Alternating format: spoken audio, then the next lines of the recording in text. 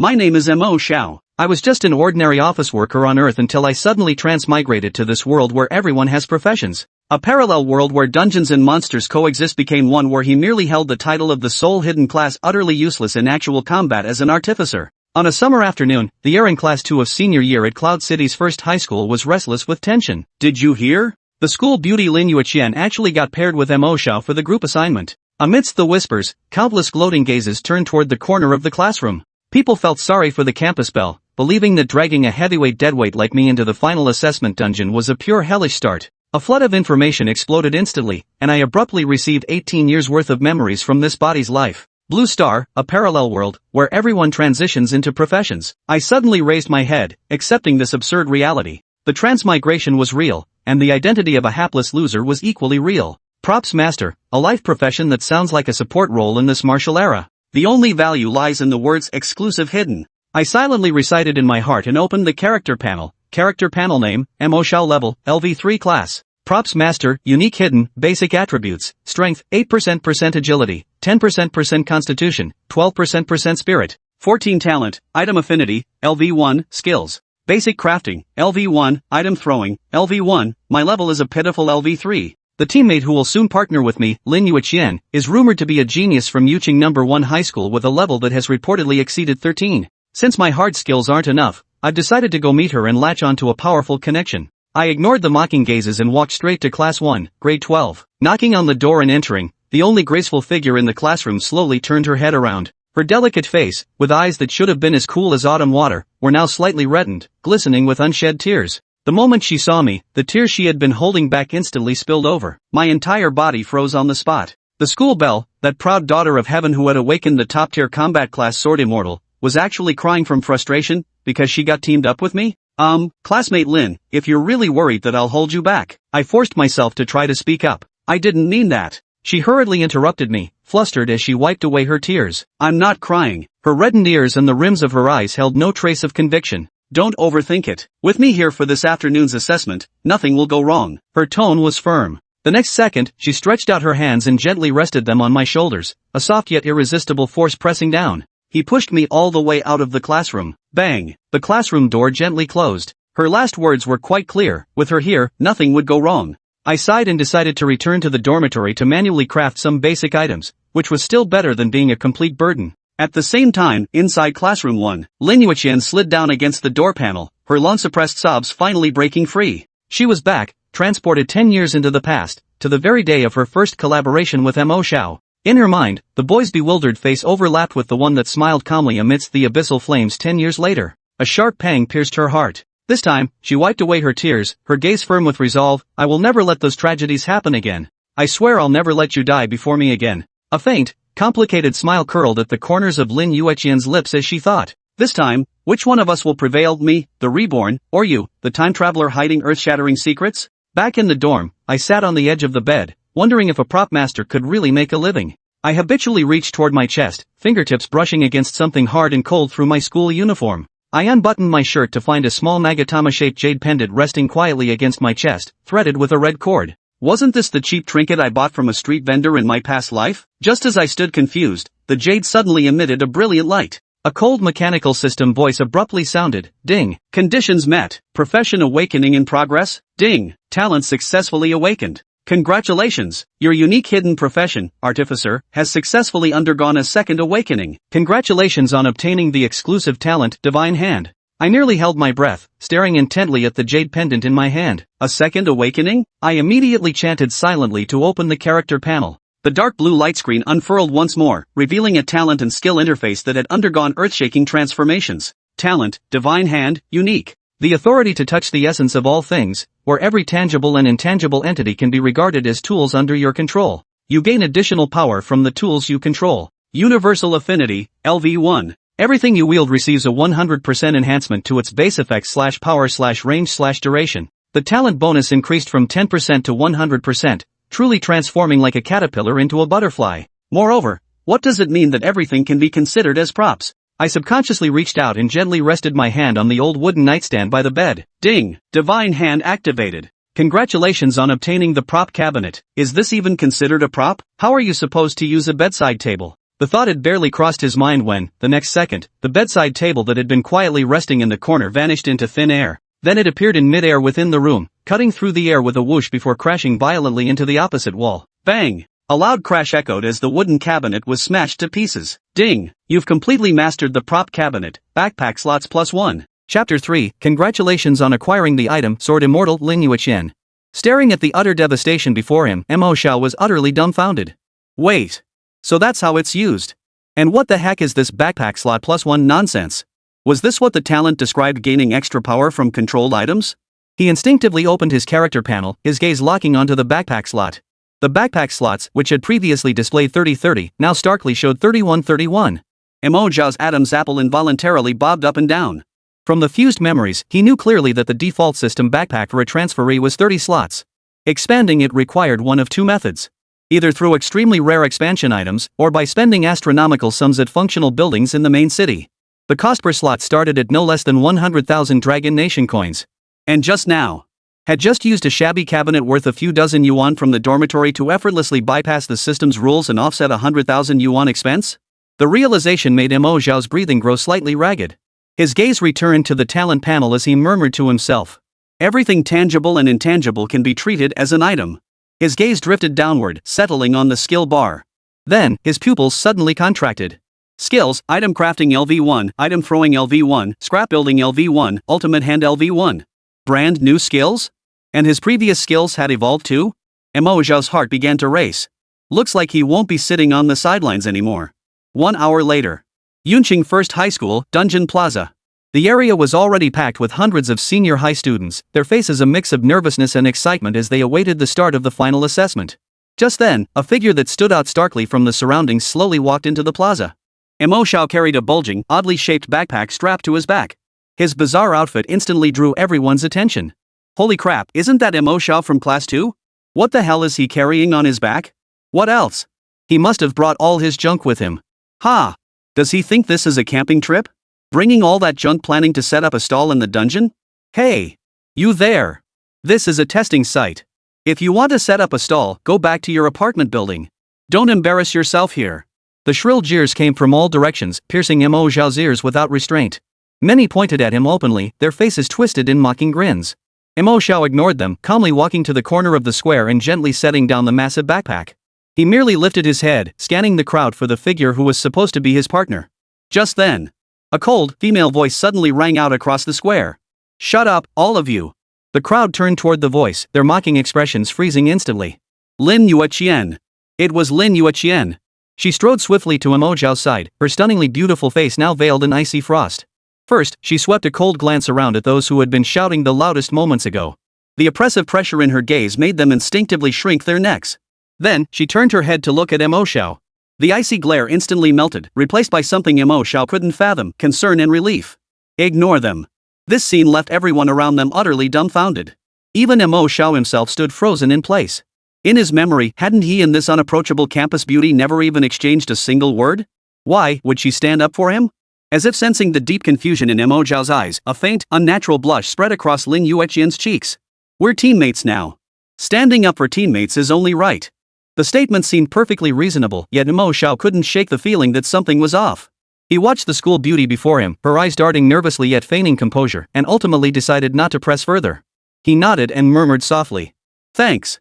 I'll do my best not to hold anyone back during this assessment. Hearing this, a genuine smile finally blossomed on Lin Yueqian's face. Her eyes sparkled with a tenderness Mo Xiao couldn't quite decipher. I believe in you. Just then, a commanding voice boomed across the square through the loudspeaker system. The assessment is about to begin. All candidates, prepare yourselves. At the school teacher's command, light began to warp and air violently rippled in the open space at the square's center. A massive, elliptical portal, shimmering with an eerie blue glow, tore open the fabric of space and slowly took shape. The dungeon gate opened. Expressions of nervousness or anticipation flashed across every student's face as they began streaming through the portal in single file. Seeing the unmistakable shock and curiosity in Mo Xiao's eyes, Lin Yueqian's smile grew even wider. Ignoring the complex gazes around them, she reached out and seized his wrist before Mo Xiao could react. The warm sensation from her touch sent a jolt through his body, making Mo Xiao stiffen. Before he could react, she pulled him along with the flow of people, stepping into the warped portal of light. A blinding flash of white light erupted, and Mo Xiao felt his vision blur as the surrounding clamor instantly faded away. Ding! You have entered the trial instance, trial planes. As the system notification echoed in his mind, Mo Xiao slowly opened his eyes to find himself standing upon an endless, verdant plain. A surge of uncontrollable excitement flashed through his eyes. This was the instance? As he surveyed his surroundings, flashes of white light flickered continuously around him. One by one, figures materialized out of thin air. Soon, the entire plain was filled with students participating in the assessment. Clearly, this final assessment had placed everyone into the same instance. Lin Yueqian, standing nearby, quietly observed the ecstatic expression on Mo Xiao's face, her smile growing more pronounced.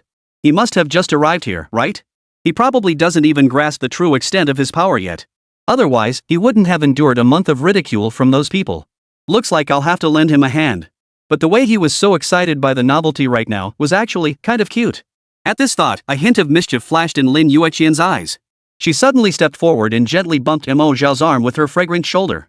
This sudden, suggestive gesture instantly drew the gaze of everyone on the plane. Countless eyes widened instantly, as if the air across the entire plane had frozen solid. Mo Xiao jolted in fright. He could distinctly feel the stares filled with jealousy and murderous intent piercing him like tangible blades. If looks could kill, he had no doubt he would have been reduced to ashes hundreds of times over by now. Lin Yueqian, however, seemed oblivious to the seething hostility around them. Instead, she leaned in closer. Turning her head, she murmured softly in a voice only the two of them could hear. Do your best. This time, it's your chance to prove yourself to everyone. Before Mo Xiao could utter a word in response, she made a move that sent shockwaves through the entire crowd. Lin Yueqian reached out her slender, pale hand and took Mo Xiao's palm in hers. Boom! In that instant, the entire trial plane seemed on the verge of erupting. The shouts and curses rose and fell, instantly filling the entire dungeon space. Mo Xiao, however, stood completely frozen in place. He wasn't stunned by Lin Yueqian's audacious move. Nor because he had become the public enemy of every male student in the school. Rather, it was because the instant Lin Yueqian's hand closed around his, a cold, familiar system notification tone exploded in his mind. Ding! Divine hand triggered. Congratulations on acquiring the item, Sword Immortal Lin Yueqian. Chapter 4, The Dungeon Begins. Mo Xiao's brain completely shut down in that instant. What the hell? An item? Sword Immortal Lin Yueqian? He lowered his gaze, his eyes fixating stiffly on the two intertwined hands. That warm, soft touch now felt like it was connected to some unspeakable forbidden object, setting off alarms in every nerve ending. He snapped his head up again, staring at the radiant school beauty before him. Was his divine hand talent just a bit too absurd? Could it even perceive a living person as a mere tool? But, how exactly was this thing supposed to be used? Could it really be what he imagined, treating this school beauty's thigh like some kind of human weapon, grabbing it and smashing it into a monster's face? Using the top genius and most beautiful girl of Yunqing First High as a brick? That thought was downright terrifying. Or was it some kind of censorship-busting concept? If the boys outside, whose eyes were practically shooting flames, found out about this idea, he'd probably be torn apart on the spot. Just as Mo Xiao's expression grew increasingly bizarre from the absurdity of his thoughts, Lin Yueqian was also carefully observing his face. When she saw the unmistakable look of utter shock on his face, the weight that had been hanging over her heart finally slipped away. Sure enough. Exactly the same as in her previous life. Mo Xiao's profession underwent that crucial second awakening today. A barely perceptible smile flickered in the depths of her eyes. Pushing aside the whirlwind of thoughts in her mind, Lin Yueqian leaned closer, her warm breath nearly brushing against Mo Xiao's earlobe. What is it? Her voice carried a hint of playful languor.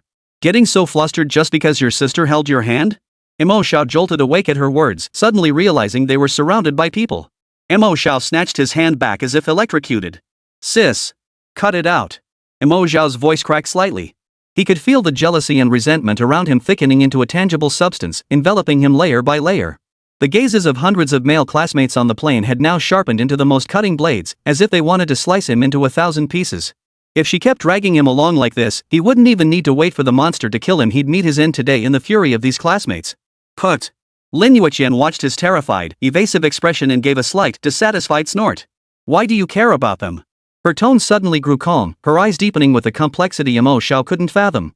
In this world, it's enough to just be yourself. No sooner had Lin Yueqian finished speaking than a cold, emotionless mechanical voice abruptly echoed across the entire trial planes. Instance officially activated. Mission objective, survive for 1 hour on the trial planes while hunting as many monsters as possible to earn points. Final scores will be determined by points ranking at the conclusion of the assessment. First wave of monsters deployed. Boom! As the system alert faded, the vast plains ahead suddenly trembled violently. Hundreds of beams of light plummeted from the sky, crashing violently into the ground and sending clouds of dust skyward. Amidst the blinding flashes, space seemed to tear open in jagged, monstrous rifts, radiating heart-stopping energy fluctuations. Wah! In the next instant, accompanied by waves of vicious howls, giant wolves the size of adult bulls materialized before all the students. These beasts were covered in jet-black fur, each exceeding 3 meters in length. Their muscles were twisted and knotted like cast iron, and sharp fangs protruded from their jaws, glinting with a chilling, menacing light. In their crimson, beastly eyes burned flames of bloodlust and savagery. A deafening howl instantly pierced the heavens. Name, Black Wind Wolf. Rank, White. Level, LV3. HP, 250. MP, 60. Strength, 10. Agility, 18. Spirit, 6. Constitution, 25. Skill, Bite. Staring at the monsters surging forth like a tidal wave before him, Mo Xiao couldn't help but swallow hard. A chill shot up his spine from the soles of his feet to the top of his head. Was this the kind of monster humans in this world had to face every single day? Their monstrous forms, terrifying presence, and the bloodthirsty aura assaulting his senses all screamed that this was no game. This was a real, deadly war. No wonder they call this an apocalyptic era. Seeing the fleeting tension flash across Mo Xiao's face, a faint smile curved the corners of Lin Yueqian's lips. She stepped forward, shielding Mo Xiao firmly behind her. Scared? She glanced back with a smile, her voice tinged with teasing. Don't worry. With me here, you won't get hurt. All you need to do is support me from behind. Mo Xiao's lips curled slightly at the teasing tone. He hadn't come here today to be a mere bystander. He'd spent an hour painstakingly crafting items in the dorm, stuffing his backpack to the brim all for this very moment. Just as he opened his backpack interface to prepare for battle, he suddenly noticed an unfamiliar option had appeared beside his inventory slots. Special item? What was this? Mo Xiao's heart skipped a beat as he instinctively clicked on the option. Buzz. A brand new light screen instantly unfolded before his eyes. Special item, Sword Immortal Lin Yueqian. Use? Upon use, this special item will be fully defined as an item, triggering all your item-related abilities for 1 hour. During use, you may directly activate all skills of this item. Skill cooldowns are calculated independently, and mana consumption may be freely allocated between the item and the user. Skill list: Sword Riding Technique /LV2, Cloud Body Wind Form LV1, Sword Chi Frost LV1, Streaming Light Sword Shadow LV1. Special command, Throw. Mo Xiao's expression froze completely as he stared at the brand new interface before him. Special command? Throw? Wait. They actually intend to hurl her like a brick? Wah! The deafening howls of wolves grew increasingly piercing as the pack drew nearer, instantly snapping Mo Xiao's mind from the absurd panel information back to reality. As he watched the pack of black wind wolves begin to move their limbs, slowly advancing toward the student army, his heart skipped a beat uncontrollably. Lin Yueqian, standing before him, saw Mo Xiao's dazed expression, his face still tinged with bewilderment. At that moment, she felt something gently stir within her heart. How wonderful. He had reverted to being that boy who needed her protection. Unlike 10 years later, when he stubbornly stood in front of her. Only now, through the eyes of a reborn soul tempered by a decade of blood and fire, Mo Xiao's current state held not a shred of ridicule. Instead, it radiated an indescribable charm. She suppressed the surging emotions within her, a gentle smile curving her lips one she herself hadn't even noticed as she reassured him once more. Don't worry. Just like any other support class, give me a few support items to use. Participating will earn you points. Leave the monster slaying to me. Seeing Lin Yueqian already poised to act. Chapter 5, The Power of the Sword Immortal Item. Ding. Special item, Sword Immortal Lin Yueqian, successfully activated. Duration, 1 hour. This item now activates your innate talents and skill effects. As the system notification faded, Mo Xiao felt an inexplicably profound connection form between himself and the graceful figure ahead.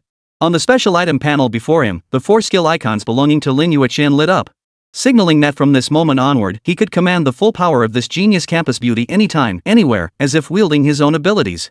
However, Mo Xiao's gaze only lingered briefly on those 4 dazzling skill icons before swiftly shifting away. Watching Lin Yueqian already wielding her long sword and charging headlong into the wolf pack, he drew a deep breath, planted his feet firmly, quickly closing the gap behind her. His right hand darted into the bulging backpack slung across his back. The next moment, several bottles and jars of varying materials, filled with multicolored liquids, appeared in his hands. Without a moment's hesitation, Mo Xiao flickered his wrist violently. The bottles and jars shot out like cannonballs, whistling sharply as they flew straight toward Lin Yueqian's back.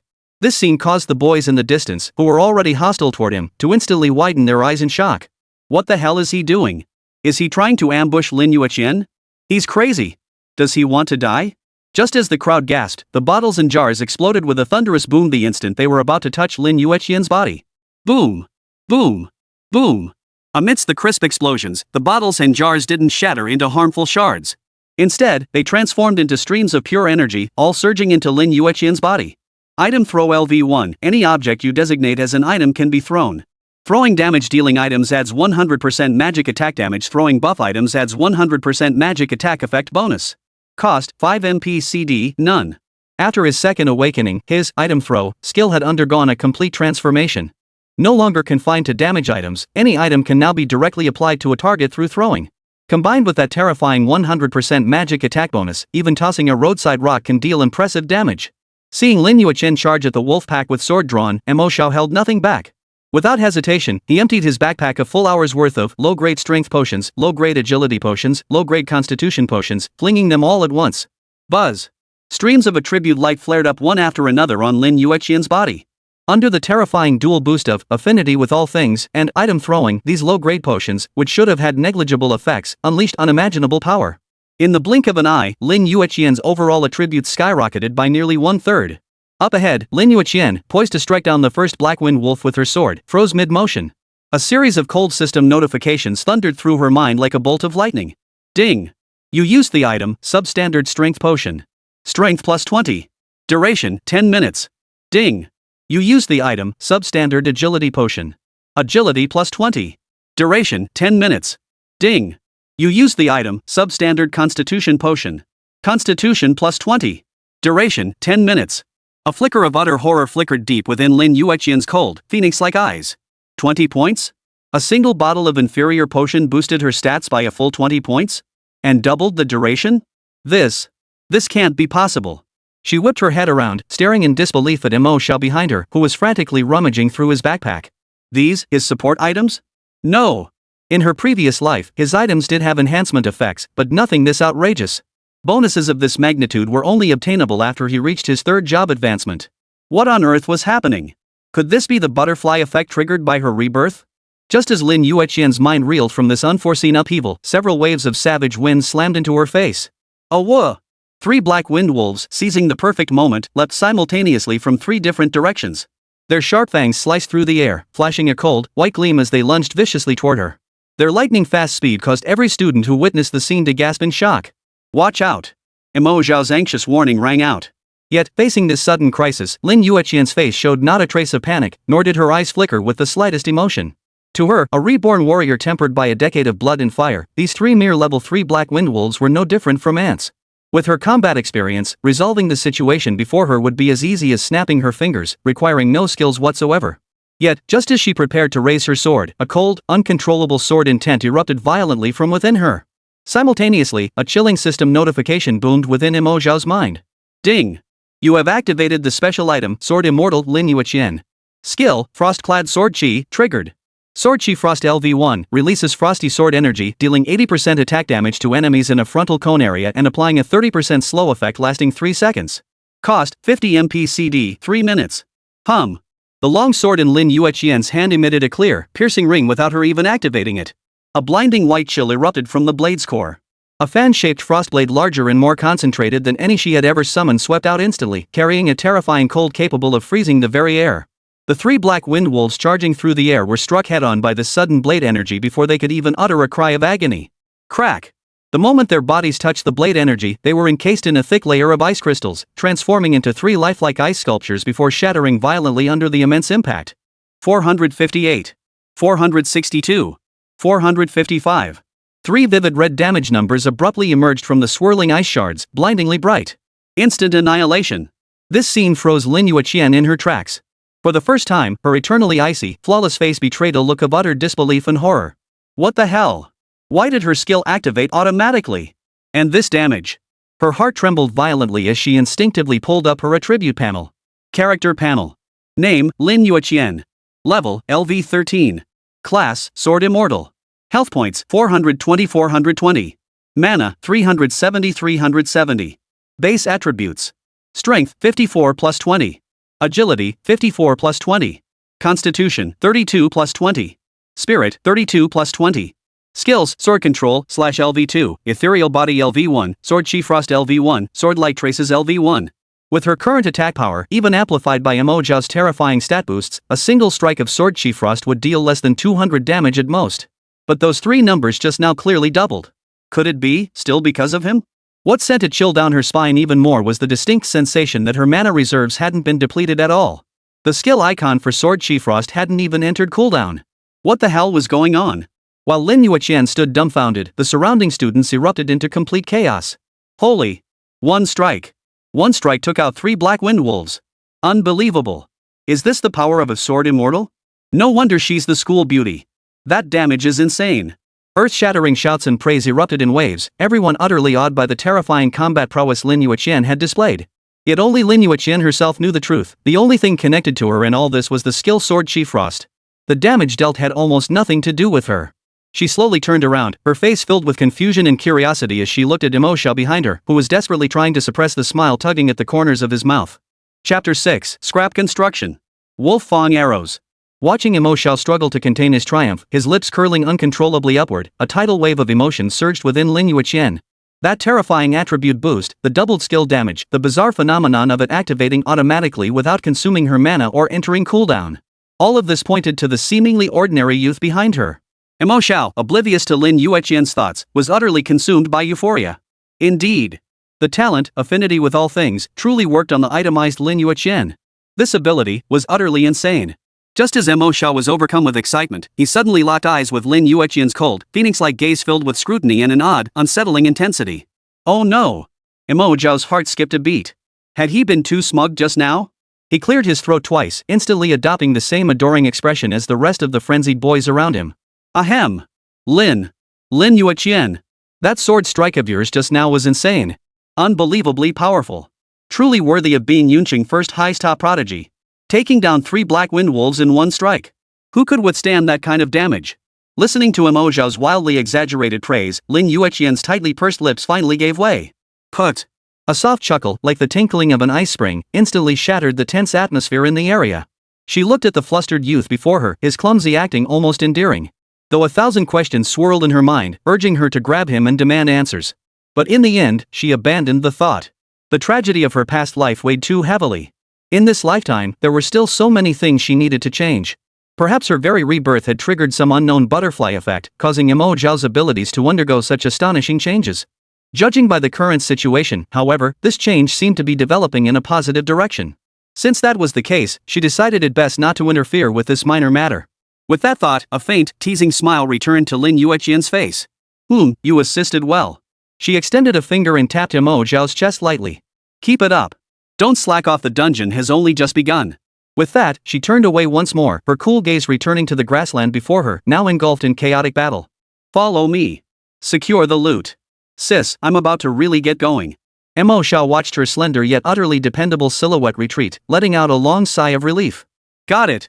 He responded promptly, taking 3 steps in 2 as he sprinted toward the spot where the 3 black wind wolves had been instantly slain. On the ground, amidst the shattered ice crystals, several faintly glowing items lay still. Ding! You have obtained Black Wind Wolf Fangs 2. Ding! You have obtained Black Wind Wolf Eye X1. Ding! You have obtained Copper Coins X15. Mo Xiao swiftly gathered the spoils and hurried after the others. As Lin Yueqian charged back into the fray, the entire trial plains erupted into utter chaos. Charge! For higher points. Amidst deafening battle cries, hundreds of students charged like tigers descending a mountain, colliding fiercely with the dark, swarming pack of wolves. Blades flashed, magic roared. For a moment, the entire plain echoed with the intertwined roars of monsters and the shouts of students, blood and dust flying everywhere. Lin Yueqian's figure stood out vividly amidst the chaos. Like a butterfly flitting through flowers, she darted nimbly through the wolf pack. Each swing of her long sword unleashed a fierce blade of light, precisely reaping the lives of the black wind wolves. Yet amidst this chaos, Mo Xiao did not retreat to the rear like other support class players. As an item master, he lacked class-specific gear, but conversely, he could ignore all class restrictions and wield any equipment. After his second awakening, he had already devised his combat strategy in the dormitory. Following closely behind Lin Yueqian, he flipped his wrist, and a longbow crafted entirely from ordinary wood seemingly unremarkable appeared in his hands. Novice longbow. Grade, white. Attack, 5-8. Yes, it was a bow. After testing, he discovered that all his shots were automatically treated as using item throw. An arrow's the most basic consumable item, he could conjure them anytime. If this world had firearms, he'd be unstoppable. Just then, a black wind wolf far more massive than its kin darted past Lin Yueqian's sword's edge. Its crimson eyes locked onto her as it accelerated, snapping its jaws wide open in a lunging attack. Mo Xiao's eyes narrowed. Almost instantly, he drew his bow and aimed at the black wind wolf. Yet, he did not release the arrow immediately. A faint blue glow quietly ignited at the tip of his right finger, which rested on the bowstring. In the next instant, with a thought, he coated the plain iron arrowhead with a freshly picked, black wind wolf fang. Hum. The blue light flickered and vanished, and the sharp wolf fang disappeared into thin air, seamlessly merging into the arrowhead. The once ordinary arrowhead instantly gained a sinister, ghostly white edge. Simultaneously, a system notification sounded in Mo Xiao's mind. Ding! Crafting with leftover materials successful. This arrow now has an additional plus 20 attack power. Only 20 attack points. Mo Xiao couldn't help but click his tongue. It seemed the base tier Blackwind Wolf Fang's material quality was simply too low. This was precisely the other brand new skill he had awakened. Scrap Crafting LV1 combines 82 items to enhance their attributes based on the item's properties. Cost, none. Cooldown, none. Before he could think further, the Black Wind Wolf was already within striking distance. Mo Xiao's eyes narrowed instantly as the taut bowstring snapped back. Whoosh! Accompanied by a piercing whistle, the modified arrow shot forth like a cannonball, instantly slicing through the sky and leaving a faint white trail in its wake. Thud! The arrow struck the Black Wind Wolf's flank with pinpoint accuracy. The immense force even sent its massive body staggering. 172. 68. 2 crimson and 1 dark green damage numbers floated almost simultaneously above the Black Wind Wolf's head. Lin Yueqian, who was just slicing through another Black Wind Wolf's throat, caught this scene out of the corner of her eye. A flash of intense brilliance suddenly lit up her cold, phoenix-like eyes. Such high damage. She recognized clearly that this Black Wind Wolf was a higher level than the 3 she had just instantly killed, reaching LV5. Had it not been for that, Mo Xiao's arrow would likely have instantly killed it. This guy was indeed far stronger than in her previous life. An inexplicable competitive spirit quietly rose within Lin Yueqian's heart. How could she, a reborn Sword Immortal, be outdone by this guy? With that thought, her long sword flashed with light, its blade pointing straight at the Black Wind Wolf, now on its last legs. Yet, just as the tip was about to touch the wolf's body, whoosh! A jet-black dagger sliced through the air with a speed and precision even more devious and swift than Mo Xiao's arrows. Thud! The dagger plunged precisely into the Black Wind Wolf's eye socket, piercing through the back of its skull and spurting a spray of scalding blood. 189. The final crimson damage number floated above the Black Wind Wolf's head. Its massive body stiffened violently before collapsing lifelessly to the ground, its last breath gone. Lin Yueqian's sword missed its mark. Both she and Mo Xiao, standing nearby, froze in place, their movements halted. Stealing the kill? Right in front of both of them? Almost instinctively, both turned to look in the direction the dagger had flown. A figure slowly emerged from the chaotic fray. Clad in ornate leather armor and wielding twin daggers, the intruder wore a smug, cold smile. The instant that face came into view, Lin Yueqian's icy phoenix eyes instantly froze over with frost, her brows furrowing tightly. Xiao Fan? That persistent ghost again. Chapter 7, The Twist. Xiao Fan's ambush. Watching the elegantly dressed youth approach with a smug, cold smile, Mo Xiao's brows furrowed deeply. Xiao Fan? The name rang a bell. From the fused memories, he knew this guy was the scion of some prominent family in Yunqing, rich and powerful, with exceptional natural talent. He'd transferred into a formidable combat class called the Shadowblade Apostle. At school, he was always the center of attention, treated like a star. All he knew was that this guy had been relentlessly pursuing Lin Yueqian, to the point where it was common knowledge. Unfortunately, he had never succeeded. Yet, such a prodigy and the original host and overlooked nobody should have been two parallel lines that never intersected. Logically, he shouldn't have known him at all.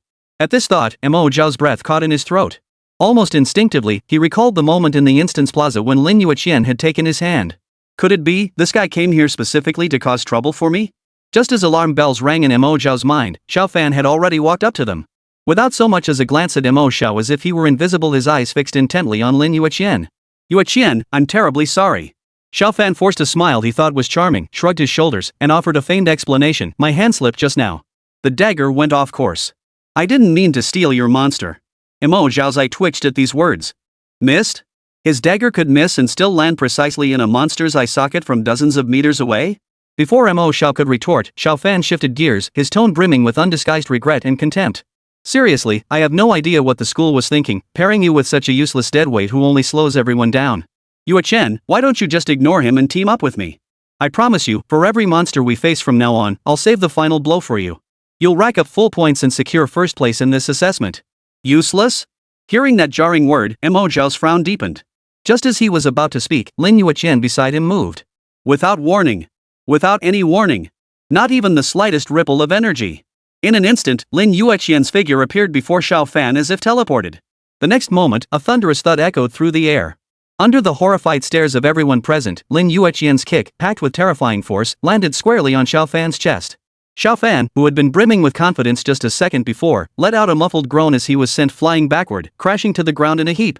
Before he could even process the excruciating pain, a cold blade's edge sliced through the air with a piercing shriek, arriving in an instant. Clang! A shrill clang of metal on metal erupted. Lin Yueqian's long sword transformed into a cold streak of light, plunging downward with deadly force. The razor-sharp tip grazed Xiao Fan's carotid artery before driving viciously into the ground beside him. Xiao Fan froze solid. He could feel the bone-chilling cold radiating from the blade, stinging the skin on his neck in waves of pain. A bone-chilling intent to kill washed over him like a tidal wave, completely engulfing him. He looked up in terror, meeting Lin Yueqian's icy phoenix eyes, devoid of even a shred of emotion. I have no interest in you whatsoever. And you have no right to judge whether Mo Xiao is a failure. Lin Yueqian looked down on him from above, her icy voice devoid of any emotion. If it weren't for the fact that you didn't do anything too outrageous this time, this sword would have already severed your head. Get the hell out of my sight. Dead silence. The entire instance fell into a deathly silence. Every pair of eyes was fixed on the elegantly dressed youth lying sprawled on the ground, a long sword lodged beside his neck. That was Xiao Fan, the young master of the Xiao family of Yunqing, a prodigy who had awakened the powerful combat class, Shadowblade Apostle. Now, he lay crushed beneath Lin Yueqian's foot, crushed as easily as an insect. Xiao Fan's pupils contracted violently. He felt the bone-chilling cold radiating from the sharp blade at his throat and the undisguised, icy killing intent in Lin Yueqian's eyes. An unprecedented wave of fear and humiliation instantly spread through his entire body like a venomous snake. You! Before Xiao Fan could utter another word, Lin Yueqian had already withdrawn her sword. She didn't spare him another glance, as if even one more look would be an insult to herself. Without waiting for anyone else's reaction, Lin Yueqian grabbed Mo Xiao by the arm and prepared to lead him away from the crowd, heading deeper into the dungeon to farm monsters. Let's go. The warm touch returned to his wrist. Mo Xiao stumbled a few steps before catching up to Lin Yueqian's pace. Just as he opened his mouth to offer comfort, Lin Yueqian's voice cut through the air, cold as ice. Don't worry. Once we're out of this dungeon, I'll kill this pest immediately. Lin Yueqian's heart was now boiling with murderous intent. Having just been reborn, she'd been so preoccupied with caring for Mo Xiao that she'd forgotten about that beast, Xiao Fan. In her previous life, it was this very man. At first, he'd merely targeted them out of jealousy, using underhanded tactics to sabotage them. Back then, though she despised him, she spared him out of schoolmate loyalty, never striking a fatal blow but only teaching him lesson after lesson. Yet she never imagined that this so-called mercy would be repaid with an even more excruciating betrayal later on. At the most critical juncture of the war between humanity and the Abyss, it was this very man whose mind had long been twisted by jealousy who willingly defected to the Abyss, becoming a traitor to humanity. Leveraging his family's influence and intimate knowledge of Yun City's defenses, he breached the Abyss forces' lines, causing the outer defenses to collapse in an instant. In that battle, countless comrades perished, their blood flowing like rivers. Had Mo Xiao not sacrificed herself to activate that forbidden artifact in the final moments, even she herself might have fallen to the endless horde of Abyss monsters. Recalling that horrific scene of mountains of corpses and seas of blood, remembering Mo Xiao's figure fading away in her embrace, a flash of crimson flickered deep within Lin Yueqian's eyes. This lifetime, she would never again give this scourge any chance to grow. Had she not feared startling Mo Xiao beside her, that sword thrust moments ago would not have been driven into the ground, it would have pierced Xiao Fan's skull clean through. Feeling the surging killing intent emanating from the school beauty before him, Mo Xiao couldn't help but swallow hard. Was this what murderous intent felt like? Did the campus beauty truly despise this guy this much? But he quickly snapped out of it, a complex realization dawning within him. Right. This was a post-apocalyptic world where death lurked at every turn. Having already incurred such enmity, given Xiao Fan's temperament, he would surely pursue this to the bitter end. Therefore, before the other grew stronger, eliminating him completely was the most correct and rational choice. Mercy here would only lead to one's own demise. At that moment, Lin Yueqian seemed to realize her words had been a bit harsh. And seeing the pensive expression on Mo Xiao's face, her heart softened. She was about to open her mouth to explain something. But then, whoosh! A piercing whistle, sharper and more violent than before, suddenly erupted from behind. This time, the target was aimed squarely at Mo Xiao's back. Lin Yueqian, who had just turned around, witnessed the scene. Her cold, phoenix-like eyes narrowed sharply. It was still that same jet-black dagger. Only this time, it was shrouded in an ominous shadow energy. Clearly Xiao Fan had activated his skill. Mo Xiao, watch out! Lin Yueqian cried out in alarm. Just as she prepared to step forward and block the dagger hurtling toward Mo Xiao, a sudden twist occurred. The dagger, carrying the scent of death and moving at extreme speed, halted abruptly and without warning, just inches from Mo Xiao's back. The next instant, under Lin Yueqian's stunned gaze, the lethal dagger fell gently into Mo Xiao's outstretched palm, as docile as a pet. Ultimate Hand LV1 grasps and manipulates all items within 3 meters. Grabbed items become unselectable. Xiao Fan's eyes widened in utter disbelief. How could this be possible? This was his own skill. Why could Mo Xiao grasp his skill in his hand? Mo Xiao slowly turned, his icy gaze settling on Xiao Fan, who stood nearby, his face contorted by utter shock and rage. This is the apocalyptic world. He who kills shall be killed. Hope this guy is prepared to be killed in return. The next instant, Mo Xiao's right hand, gripping the dagger, swung violently. Whoosh! The jet-black dagger instantly reversed course, transforming into a pitch-black streak of death that tore through the air with even greater ferocity and speed than its initial strike, hurtling straight toward Xiao Fan. Thud! A dull thud of metal-piercing flesh. In an instant, the dagger pierced straight through his chest. Chapter 8: The Triggering of the Hand of God, Xiao Fan's Wrath. Thud! That dull thud of blade meeting flesh rang out so clearly, so jarringly, across the deathly silent plain. Time seemed to pause in that moment. Every pair of eyes was fixed intently on Xiao Fan. The jet-black dagger, driven by unmatched force, pierced through his chest and emerged from his back. A trail of scalding blood trickled down the blade, staining his ornate leather armor crimson. Xiao Fan's expression froze completely. The extreme shock, rage, and unwillingness ultimately dissolved into pure bewilderment and utter disbelief. He had been killed by that worthless fool? The moment this thought surfaced, the light in his eyes drained away like receding tide. His massive frame shuddered violently before crashing backward to the ground. Thud! The heavy thud of his landing reverberated like thunder in everyone's hearts. Ah! He's dead. Xiao Fan's been killed. They've lost their minds. They've actually killed someone in the trial dungeon. The deathly silence shattered instantly, replaced by waves of screams and gasps. The already chaotic battlefield plunged into even greater panic. All the students stared at Mo Xiao and Lin Yueqian standing side by side as if they had seen ghosts, their faces frozen in horror, as though they were witnessing 2 demons crawling out of hell. Yet amidst the uproar, Lin Yueqian didn't even glance at the corpse on the ground. Instead, a hint of undisguised admiration flickered in her cold, phoenix-like eyes as they settled on Mo Xiao. Not bad, she murmured, a playful smile curling her lips. You actually dared to fight back. I thought you'd hesitate.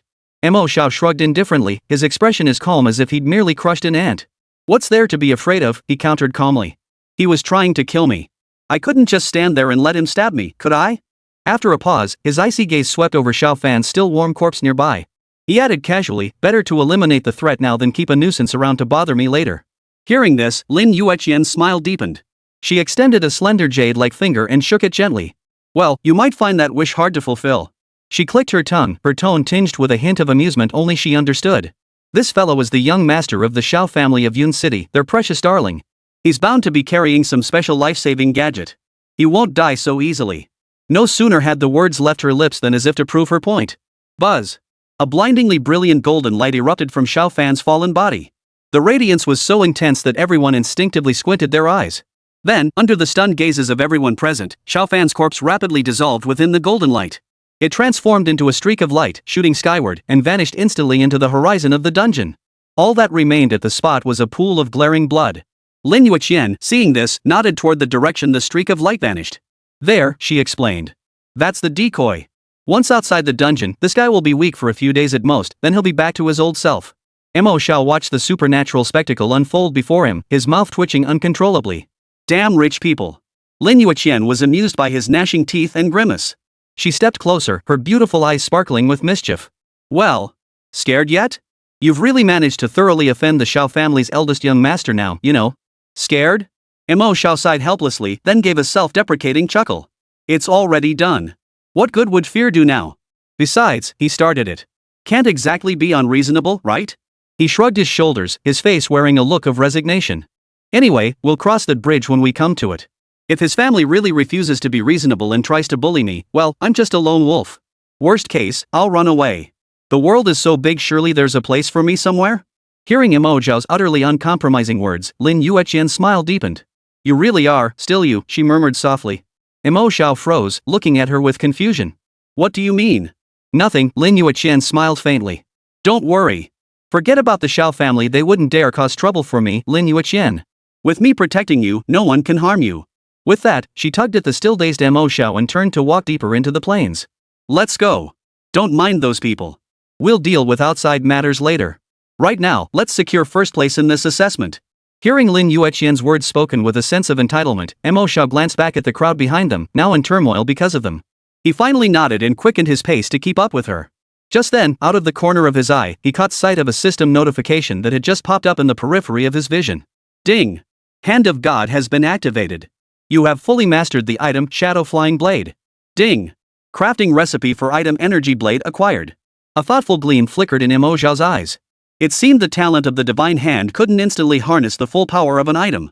Just like Xiao Fan's dagger-like skill, he had only acquired its basic crafting method, while the accompanying shadow energy and tracking effects remained beyond his grasp. But why hadn't any of the potions he'd thrown or arrows he'd shot triggered this effect before? Why only Xiao Fan's dagger? Was this also chance-based? Or could it be that only items of a certain grade could be analyzed by divine hand? Never mind. Mo Xiao shook his head, unwilling to dwell on it further. When you reach the foot of the mountain, a path will appear. Overthinking it was useless. Trying it a few more times was far more practical. With a flick of his thoughts, he directly accessed his most fundamental class skill. Item crafting. The next moment, a brand new option appeared in his skill list: Energy Blades.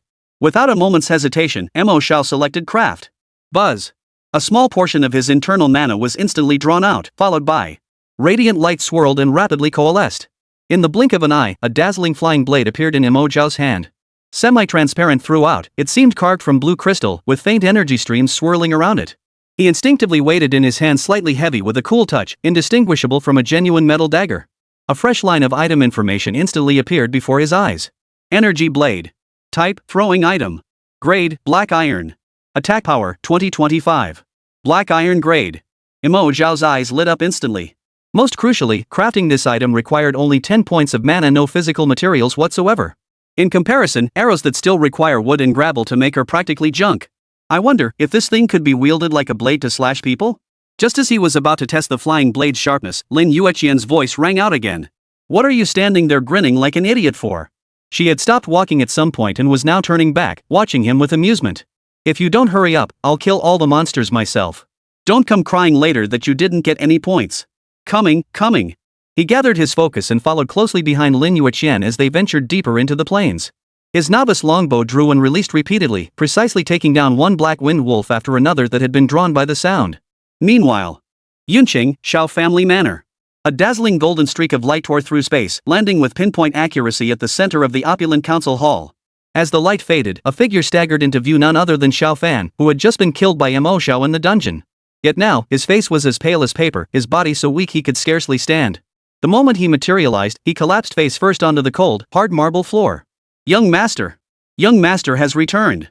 The servants stationed around him, after a moment of stunned silence, instantly descended into chaos. Some scrambled forward, frantically catching Xiao Fan before he hit the floor. Others, however, fled as if seeing a ghost, scrambling and crawling toward the depths of the estate toward the master's meditation chamber. Xiao Fan, supported by the servants, was now weakly settled onto the sofa carved from a single block of 1,000-year-old cold jade. He gasped for breath in ragged heaves. The excruciating pain from the dagger piercing his chest seemed etched deep into his nerves. Each breath tugged at the wound, sending waves of agonizing, heart-wrenching stabs through him. Yet more unbearable than the physical agony was the bone-deep humiliation and seething jealousy. He, Xiao Fan, the pride of the Xiao family of Yunqing, the prodigy who awakened the formidable combat class, Shadowblade Apostle. Yet he had been countered and killed in a single move by that school-famous good-for-nothing, right before everyone's eyes, right before Lin Yueqian. The memory of Mo Xiao's cold, indifferent gaze, the contemptuous look Lin Yueqian had cast upon him like he was trash, and uncontrollable rage erupted like a volcano. Mo Xiao. Xiao Fan's eyes instantly turned bloodshot crimson, filled with menacing red veins. His handsome features contorted beyond recognition in the grip of extreme fury. You actually dared to try and kill me. I will make you die. I will make sure you have no place to be buried. Lin Yueqian. Lin Yueqian is mine. Only mine. The frenzied roar within his heart caused his entire body to tremble violently with agitation. Just as he was drowning in this boundless hatred and resentment, the magatama-shaped pendant he had worn since childhood suddenly, without warning, glowed with a sinister, deep, and eerie black light. Had Mo Xiao been present, he would have been horrified to discover that this pendant's shape was identical to the magatama that had triggered his second awakening. The only difference lay in the patterns etched upon it, inverted and not the warm, lustrous gold, but a pitch-black hue that seemed to devour all light. The black light flickered and vanished. Immediately after, a voice unlike the cold, mechanical system prompts of the past, an ancient, icy, eerie sound as if from the depths of the netherworld suddenly echoed in his mind. Do you wish to control the future? Chapter 9, Elite Monster. Howling Moon Silver Wolf. As Lin Yueqian and Mo Xiao's figures receded into the distance, the clamor of the plain which had erupted into chaos following Xiao Fan's death gradually faded into the sound of the wind. The two moved through the knee-high grassland, one ahead and one behind. Mo Xiao had long since stowed his novice longbow, replacing it with a translucent flying blade forged from pure energy. Whoosh! With a flick of his wrist, the blade shot from his hand, tracing an imperceptibly faint blue arc through the air. Thud! Not far away, a black winged wolf that had just poked its head out of the grass had a bloody hole instantly appear between its eyes. Before it could even utter a cry of pain, it collapsed lifelessly to the ground. The blade executed a graceful spiral in the air before obediently returning to Mo Xiao's hand. Ding! You have slain Black Wind Wolf LV4. Ding! You obtained Black Wind Wolf Hide X1. Ding! You obtained Copper Coins X5. The entire sequence unfolded with fluid precision, cleaner and more efficient than using a bow and arrow. The team's points skyrocketed like a rocket under their efficient hunting. Soon, their names quietly appeared at the top of the leaderboard, leaving the second-place team far behind. Team points 128, current rank 1. Personal points Mo Xiao 32, current rank 8. Individual points Lin Yueqian 96, current rank 1. Even on the individual leaderboard, Mo Xiao and Lin Yueqian both broke into the top 10, drawing stunned gasps from the remaining students. After walking for an unknown length of time, Lin Yueqian suddenly halted her steps ahead. She turned back, watching Mo Xiao behind her, who was enthusiastically reaping black wind wolves with his flying blades, a hint of amused curiosity still playing on his face. A faint smile touched the corners of her own lips. "Alright, this is it," she said with a hint of amusement. "This is a pretty good spot for grinding, you know." Mo Xiao's breathing was slightly labored. He recalled his flying blades, wiped the sweat from his brow, and surveyed the surroundings. It seemed like an ordinary grassy field, nothing special except for the grass being a bit thicker than elsewhere. He walked slowly over to Lin Yueqian's side, pulled a blue mana potion from his backpack, and without a second thought, tossed it at their feet. Clang! The bottle shattered upon impact. A soft blue halo radiated outward from the pair, spreading rapidly. Mo Xiao felt a cool surge of energy flood his body. His nearly depleted mana reserves instantly recovered significantly. Ding! You used basic mana potion, restoring 50 mana points. Lin Yueqian, equally enveloped by the glow, felt her magic power rising within her. A fleeting, indescribable emotion once again flickered in her cold, phoenix-like eyes. This ability to transform a single target recovery item into a group effect. Mo Xiao from her past life had never demonstrated such a feat. So, is there something special about this place? Mo Xiao, having regained some mana, asked curiously. Lin Yueqian's smile deepened, tinged with a hint of mystery. Though it's an assessment instance, it still features elite monsters and bosses. And this very spot is one of the fixed spawn points for elite monsters on this plane. She raised her hand, glancing up at the dungeon's ethereal sky as if calculating something. Judging by the time since we entered and the distance we've covered, the first wave of elite monsters should be about to spawn. As if to confirm her words. The very last syllable of Lin Yueqian's sentence had barely left her lips. A grand, icy system notification echoed throughout the entire instant space. Announcement. Phase 1 of the dungeon has concluded. Phase 2, Elite Hunt has commenced. Warning. 3 elite-level monsters, Howling Moon Silver Wolves, have spawned on the trial planes. Candidates are advised to proceed with caution. Buzz. Accompanying the announcement, the open ground before them suddenly warped. 3 agile figures, nearly twice the size of ordinary Blackwind wolves, slowly coalesced within the warped light. Their bodies were covered in silver fur as pure as moonlight, their limbs thick and powerful. Within their crimson wolf eyes burned a light far more savage and bloodthirsty than that of Blackwind wolves. A clear monster panel appeared before Mo Xiao's eyes. Name, Howling Moon Silver Wolf Elite. Tier, Bronze. Level, LV10. HP, 1500-1500. MP, 500-500. Strength, 80. Agility, 95. Spirit, 50. Constitution, 70. Skills, Silver Claw LV2, Moonlight Roar LV1. Talent, none. As she surveyed the 3 elite-level giant wolves, a sharp gleam flashed across Lin Yueqian's icy phoenix-like eyes. Her entire aura underwent a dramatic transformation in that instant. The trace of laziness and mockery vanished without a trace, replaced by a sharpness and resolve as piercing as a drawn sword. Let's move. These 3 elite beasts are ours alone. Hearing this, Mo Xiao immediately responded, got it. The energy blade in his hand began spinning rapidly. As if sensing Mo Xiao's need, the familiar skill description for the throwing item materialized once more in his mind. This time, however, a new line of golden text appeared beneath the original description. Special effect, by paying a certain cost when throwing, activate the item's latent potential to unleash effects far exceeding its base stats. Pay a certain cost? Mo Xiao's eyebrows arched slightly. What did that mean? Increased mana cost? Or, would it consume health points? Before he could ponder further, the howls of the other 2 Howling Moon Silver Wolves echoed close at hand. Never mind. Just try it and see. Mo Xiao made his decision instantly perfect, he'd use these elite monsters as test subjects. With a flick of his thoughts, he activated the item crafting skill once more. Another chunk of mana drained away as a second translucent energy blade materialized out of thin air. The next moment, he unleashed another skill without hesitation. Scrap construction. The two identical energy blades collided violently in his palm, instantly merging into a single, even more dazzling beam of light. As the light faded, a slightly larger blade with even more dazzling currents of light on its surface hovered silently. It worked! Mo Xiao's heart leapt with joy as he swiftly scanned the attributes of this brand new item. Its grade remained unchanged, still black iron. But its attack power had simply and brutally doubled. Energy flying blade set. Type, throwing item. Grade, black iron. Attack power, 40-50. That was more than enough. Mo Xiao took a deep breath, his gaze locked firmly on the howling silver wolf charging straight at him from the front. He tensed the muscles in his arms, simultaneously activating the item throw skill and its brand new special effect. Buzz. Nearly a third of his mana reserves were instantly drained, like a dam bursting. The composite throwing blades in his hand erupted with an unprecedented blinding blue light, nearly dyeing his entire arm blue. Whoosh! It was no longer the sound of cutting through the air, but a piercing, ear-splitting sonic boom. The blue streak of light tore through the air at a speed almost imperceptible to the naked eye, leaving behind a lingering white shockwave in midair. Fast. It was several times faster than any previous throw. Lin Yueqian, poised to meet the attack with her sword, saw only a flash of blue light before it vanished. The next second. Thud. That flying blade, with terrifying speed despite being launched later, pierced straight through the howling silver wolf's hard skull. Awah! A piercing, agonized howl erupted from the howling moon silver wolf's jaws. An exaggeratedly bright red damage number exploded above its head. 672. As this massive damage figure appeared, the combination flying blade that delivered the fatal strike seemed to exhaust all its energy. With a crisp, mournful whine, it shattered into countless fragments, scattering into a shower of light points that vanished into the air. Seeing the terrifying damage suddenly displayed above the howling moon silver wolf's head, Lin Yueqian's cold, phoenix-like eyes suddenly narrowed. For the first time, a look of shock and utter bewilderment flickered across her icy features. Nearly 700 points of damage? How could that be possible? She had seen clearly that Mo Xiao's level was still stuck at LV3.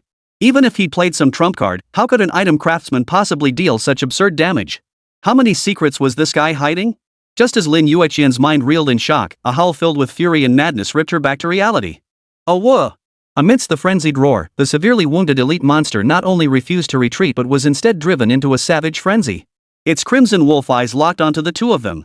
The next instant, it transformed into a silver blur, charging straight toward Lin Yueqian, the closest target. Mo Xiao had no time to think. Ultimate hand activated instantly. A deep blue glow instantly flared in his palm. Without hesitation, he reached out and grabbed at the air toward Lin Yueqian. If Ultimate Hand seized Lin Yueqian, even if she couldn't be moved, it would render her unselectable. Yet, just as that indigo blow was about to touch Lin Yueqian moved. Her figure flickered slightly as she executed an arcane footwork, gliding effortlessly to the side with two graceful steps. Those two steps. The silver howling moon wolf's claws, carrying a savage wind, swept past her hem by a hair's breadth, slamming heavily into empty air. Boom! A dull thud echoed as grass clippings and dirt scattered wildly. Lin Yueqian effortlessly evaded the deadly strike. Meanwhile, Mo Xiao's already activated ultimate hand technique, caught off guard by this sudden turn of events, completely lost its target. The shimmering indigo light shot past Lin Yueqian's silhouette, striking the howling silver wolf that had just missed its attack with pinpoint accuracy. The light flashed and vanished, sinking into the howling moon silver wolf's massive body. Mo Xiao froze in shock. What the hell? Just as he thought the skill had failed, a cold, mechanical system notification suddenly exploded in his mind. Ding! Special item Howling Moon Silver Wolf Elite detected. Use? Chapter 10, Monsters as Items? Mo Xiao's brain completely shut down in that instant. What the hell? Monsters can be treated as items? This was exactly the same logic he used to turn Lin Yueqian into a special item. Had his talent become so absurd that he could now directly recruit even hostile monsters as his own? Just as Mo Xiao froze in shock at this unfathomable system prompt, the unscathed Howling Moon Silver Wolf charged toward him with a savage roar. A wave of blood-curdling wind swept over him. Those razor-sharp claws rapidly enlarged in his pupils. Snap out of it! A sharp, urgent cry exploded beside his ear. Immediately afterward, a gentle yet unyielding force slammed into his shoulder from the side. Mo Xiao staggered, his entire body shoved back 2 steps. Boom! Almost the instant he moved from his spot, the howling silver wolf's sharp claws slammed down where he had stood, instantly tearing 3 deep gashes into the ground. Dirt and grass clippings flew everywhere. Mo Xiao finally snapped back to his senses, a cold sweat instantly beating on his back. Sorry, I zoned out. He apologized instinctively, his footsteps quickening as he hurried to keep pace behind Lin Yueqian, pulling distance between them. His gaze, however, remained fixed on the system prompt still hovering in his field of vision. Without a moment's hesitation, Mo Xiao issued the command in his mind. Activate. The instant his thought fell, the howling silver wolf, severely wounded by his flying blade and poised to strike again, suddenly froze in mid-air. A fleeting, almost human struggle and bewilderment flashed through its crimson wolf eyes, as if some invisible force was invading its will. Yet the next second, a cold system prompt sent Mo Xiao's heart sinking. Ding. Target is resisting. Requires 500 mana points. Your mana is insufficient. Use failed. As expected, it wasn't that simple. Just as Mo Xiao silently lamented the missed opportunity, Lin Yueqian beside him keenly seized upon that fleeting opening. Perfect timing. She cried out sharply, launching herself forward like an arrow released from its string. A brilliant sword glow suddenly erupted from the novice longsword in her hand. Sword control technique, slash. Hum. The air itself seemed to tear apart from the strike. A half-moon-shaped blade of condensed energy, razor-sharp and unstoppable, whistled through the air, striking with pinpoint accuracy the neck of the howling silver wolf, now frozen in place. Splatter. Blood spattered. A blindingly crimson critical hit damage number erupted. 715. The howling moon silver wolf's health bar instantly plummeted by a significant chunk. Mo Xiao's pupils suddenly contracted. Almost simultaneously, he reacted. He instinctively raised his hand, aiming at the elite monster now on its last legs. Through the special item Sword Immortal Lin Yueqian, he directly unleashed that skill whose power he had just witnessed. Sword control technique, slash. In an instant, a profound sensation surged through him. A streak of light, nearly identical to the sword chi Lin Yueqian had just unleashed, materialized along the trajectory of her strike late in origin, yet arriving first. The sword energy tore through the air. Another dull thud echoed. Under the gaze of Lin Yueqian's phoenix-like eyes, filled with shock and disbelief, another crimson number drifted up from the head of the howling moon silver wolf. 715. The last shred of health vanished in an instant. The elite monster's body stiffened abruptly. The savage glint in its eyes faded rapidly as its massive form crashed to the ground, kicking up a cloud of dust. Lin Yueqian stared at the unfathomable scene before her, completely frozen in place. That second crescent-shaped sword chi, appearing out of thin air, matched her own sword control technique, slash, in both trajectory and form. Yet she knew with absolute certainty that sword strike had not come from her own blade. What shook her to the core even more was that the damage dealt by Mo Xiao's sword strike was identical to the critical hit damage she had just unleashed. It was the same skill, one that shouldn't have triggered a critical hit, yet it matched the damage output of a full-power critical strike. What on earth was going on? At that moment, a series of crisp system notifications echoed in Mo Xiao's mind. Ding! You have slain the Howling Moon Silver Wolf Elite. Ding! Your level has increased. Current level, LV4. Ding! Your level has increased. Current level, LV5. Ding! All attributes +2, spirit +2, gain 10 free attribute points. A surge of warmth, far more powerful than before, instantly swept through Mo Xiao's entire body. 2 levels in a row. The flash of level-up radiance vanished in an instant, not only instantly replenishing his depleted mana and health but also sweeping away every trace of fatigue from the battle. Truly an elite monster. The experience points were shockingly generous. Mo Xiao's heart leapt with joy. Without hesitation, he immediately opened his character panel. His gaze immediately landed on the 10 precious free attribute points. Recalling the earlier failure due to insufficient mana, he promptly allocated all points to his spirit attribute. As the points were allocated, a warm surge coursed through his body. The status recovery from leveling up, combined with the attribute boost, instantly restored his nearly depleted mana to an unprecedented peak. Over 500 points. More than enough. Having completed this, Mo Xiao's gaze instantly shifted to the other, completely unharmed Howling Moon Silver Wolf. Without a word, he raised his right hand once more. Ultimate hand activated. A deep blue radiance coalesced from his palm. This time, without the slightest hesitation or deviation, he struck with pinpoint accuracy at the elite monster. Ding! Target detected, Howling Moon Silver Wolf Elite. Usage requires 500 mana. Proceed? Use. Mo Xiao silently commanded in his mind. As Mo Xiao's command fell, the Howling Moon Silver Wolf's massive body convulsed violently. Fierce struggle flashed through its crimson wolf eyes, but this time, it could not resist the invisible force.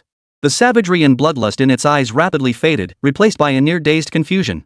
It seemed to have completely forgotten where it was and what it was meant to do. Even toward the 2 humans who had just slain its comrade, it lost all hostility. Ding! Special item Howling Moon Silver Wolf Elite successfully used. Success! A look of uncontrollable joy spread across Mo Xiao's face. However, before he could figure out how to use this freshly acquired monster item, a new system prompt sounded unexpectedly in his mind once more. Ding! 2 special items detected. Proceed with residual material construction? Hearing this prompt, Mo Xiao froze in place. 2 special items? His gaze instinctively darted between the tall, graceful figure before him and the docile, husky-like Howling Moon Silver Wolf beside her. One was Sword Immortal Lin Yueqian. The other was Howling Moon Silver Wolf Elite. So, the meaning of scrap construction was fusing the human and the wolf together? Chapter 11, Beast Girl version of the school flower. This thought exploded like a thunderclap in Mo Xiao's mind. His entire body froze. His gaze darted uncontrollably between the icy beautiful figure before him and the docile Howling Moon Silver Wolf beside her, as gentle as a destructive husky. One was the peerlessly elegant future Sword Immortal. The other, an elite-level monster he had just subdued by force. To fuse these two together? What on earth would that create? A werewolf? No, that image was almost too beautiful to contemplate. Or, what if he tried it? Once this utterly absurd notion took root, it spread like wildfire, impossible to contain. After all, the scrap construction could be dismantled any time. At worst, it would just waste some mana. As Mo Xiao wrestled internally, his expression shifting restlessly, Lin Yueqian's voice tinged with urgency jerked him back to reality. Stop spacing out. There are still 2 elite monsters left. The black wind wolves nearby are about to respawn. Hurry up and take care of this last one. Lin Yueqian spoke, her gaze settling on the last howling silver wolf as the blade in her hand once again gleamed with a sharp, icy light. Yet the moment her words faded, she keenly sensed something amiss. The howling silver wolf beside Mo Xiao seemed unnaturally still, its crimson pupils devoid of any trace of ferocity. What kind of control skill was this? Before she could ponder further, Mo Xiao suddenly raised his hand, aiming it at her. Hum. A faint blue glow flared simultaneously and without warning on both her body and the howling silver wolf. Lin Yueqian's movements froze instantly. She froze. This light. She recognized this light. In her past life, Mo Xiao had also demonstrated similar abilities, in his later years the power to combine different items to unleash unexpected, extraordinary effects. But why am I glowing all over? An extremely ominous premonition instantly surged through Lin Yueqian's mind. She whipped her head around to look at Mo Xiao. Her cold, phoenix-like eyes were filled with shock and disbelief. In that very instant, she saw the motionless Howling Moon Silver Wolf, its massive form suddenly transforming into a streak of light, hurtling straight toward her. Lin Yueqian's pupils suddenly contracted. You little brat, are you trying to fuse me with a wolf? Before she could utter a word of fury, the silver streak of light had already reached her. Under her stunned gaze, it forcefully merged into her body. The next instant, Lin Yueqian froze completely. The terrifying vision she'd imagined human and wolf fused together did not materialize. The silver stream that had forcefully merged into her body brought no tearing sensation. Instead, it spread like liquid moonlight, swiftly enveloping her entire form. The light faded. A set of wild yet exquisitely crafted silver light armor silently materialized upon Lin Yueqian. The shoulder guards were fierce wolf heads, a wolf tail-shaped sash wrapped around her waist, and even her hair now featured a pair of silver wolf ears formed from condensed light, trembling lightly with her slightest movement. Far from detracting from her inherent icy beauty, this transformation only added a touch of fierce wildness and dominance to the future Sword Immortal. Lin Yueqian was utterly stunned. She could distinctly feel the surging power within her, nearly overflowing. Before her eyes, a data panel visible only to her flashed frantically. Ding! Scrap material construction complete. Ding! Your strength plus 160, agility plus 190, spirit plus 100, constitution plus 140. Ding! You have acquired temporary skills, Silver Light Sword /LV2, Moon Sword Cry LV1. The barrage of system notifications sent shockwaves through her heart, once as still as a deep well since her rebirth. Her stats had nearly tripled. What a terrifying increase! Mo Xiao, watching Lin Yueqian's expression beside her, secretly breathed a huge sigh of relief. Thank goodness, thank goodness. It was merely an additional layer of armor, not actually transforming the campus beauty into a werewolf. Otherwise, this campus beauty would probably have sliced him in two first. But this beast girl school beauty, she really is stunning. Just then, an extremely faint, ethereal countdown suddenly appeared on Lin Yueqian's body. 3 o'clock. Sure enough, such a god-defying fusion state could only last for a very short period. Still, a mere 3 minutes of all attribute surges was already beyond extraordinary. School beauty. Mo Xiao dared not delay any longer and hurriedly called out a warning. Act now. This skill only lasts 3 minutes. The cry instantly snapped Lin Yueqian out of her profound shock. She whipped her head around, her silver glinting phoenix eyes locking onto the final, Howling Moon Silver Wolf Elite. Time was precious. She didn't even activate any skills. Her figure flickered, and in an instant, she shot forward like a silver arrow released from a bowstring, covering over 10 meters in a flash and materializing before the Howling Moon Silver Wolf. Fast. Fast beyond measure. The long sword in her hand traced 2 intersecting flashes of cold light through the air. 1288. Critical hit. 1247. Critical hit. Two blindingly crimson numbers erupted from the howling moon silver wolf's head. The elite-level monster didn't even have time to let out a howl before its massive body crashed to the ground, disintegrating into a shower of sparkling light. At that very moment, the open ground around them warped once more. 1, 2, 10. Dense swarms of black wind wolves poured forth from the spawn point, their blood-red eyes instantly locking onto Lin Yueqian, clad in silver armor. Facing a pack of wolves that would terrify any low-level adventurer, Lin Yueqian showed no sign of panic. Sword in hand, she advanced instead of retreating, charging directly into the wolf pack. The sword flashed. A charging black wind wolf was instantly beheaded. The blade swung back. Another black wind wolf's body was cleaved clean in two. At that moment, Lin Yueqian resembled an unrelenting meat grinder, transforming into a silver whirlwind of death that unleashed a bloody slaughter within the pack. One strike, one kill. Not a single black wind wolf could withstand her blade. She was unleashing utter dominance amidst the pack. The ground was carpeted with the corpses of black wind wolves, forming a gruesome, blood-soaked mat. The stench of warm blood mingled with the energy particles released as the beasts dissolved, filling the air. Mo Xiao opened her mouth, struggling for a moment before a dry gasp escaped her throat. Was this the true power of a master? Every strike a critical hit. Every strike sealed their throats. It wasn't mere attribute superiority, every strike pierced the monster's vital points with pinpoint accuracy. This understanding of combat felt almost instinctive. Looks like there really isn't much for me to do from here on out. Of course, Mo Xiao wasn't idle either. He followed closely behind Lin Yueqian like a diligent little bee, constantly bending down to pick up the copper coins and materials that spilled out densely from the ground due to the swift kills. Ding! Picked up Black Wind Wolf's Claw 1. Ding! Picked up Copper Coins 5. Ding! Picked up Black Wind Wolf Fur 1. Meanwhile, both players' scores were skyrocketing at an absurdly rapid pace. Especially Mo Xiao, he barely lifted a finger. Merely by using a support skill, his name remained firmly planted in second place on the leaderboard, leaving third place far behind. This feeling of coasting to victory was absolutely exhilarating. 3 minutes vanished in an instant amid the efficient slaughter. Just as Lin Yueqian's sword pierced the skull of the last black wind wolf closing in, the dazzling silver wolf armor adorning her body suddenly dimmed.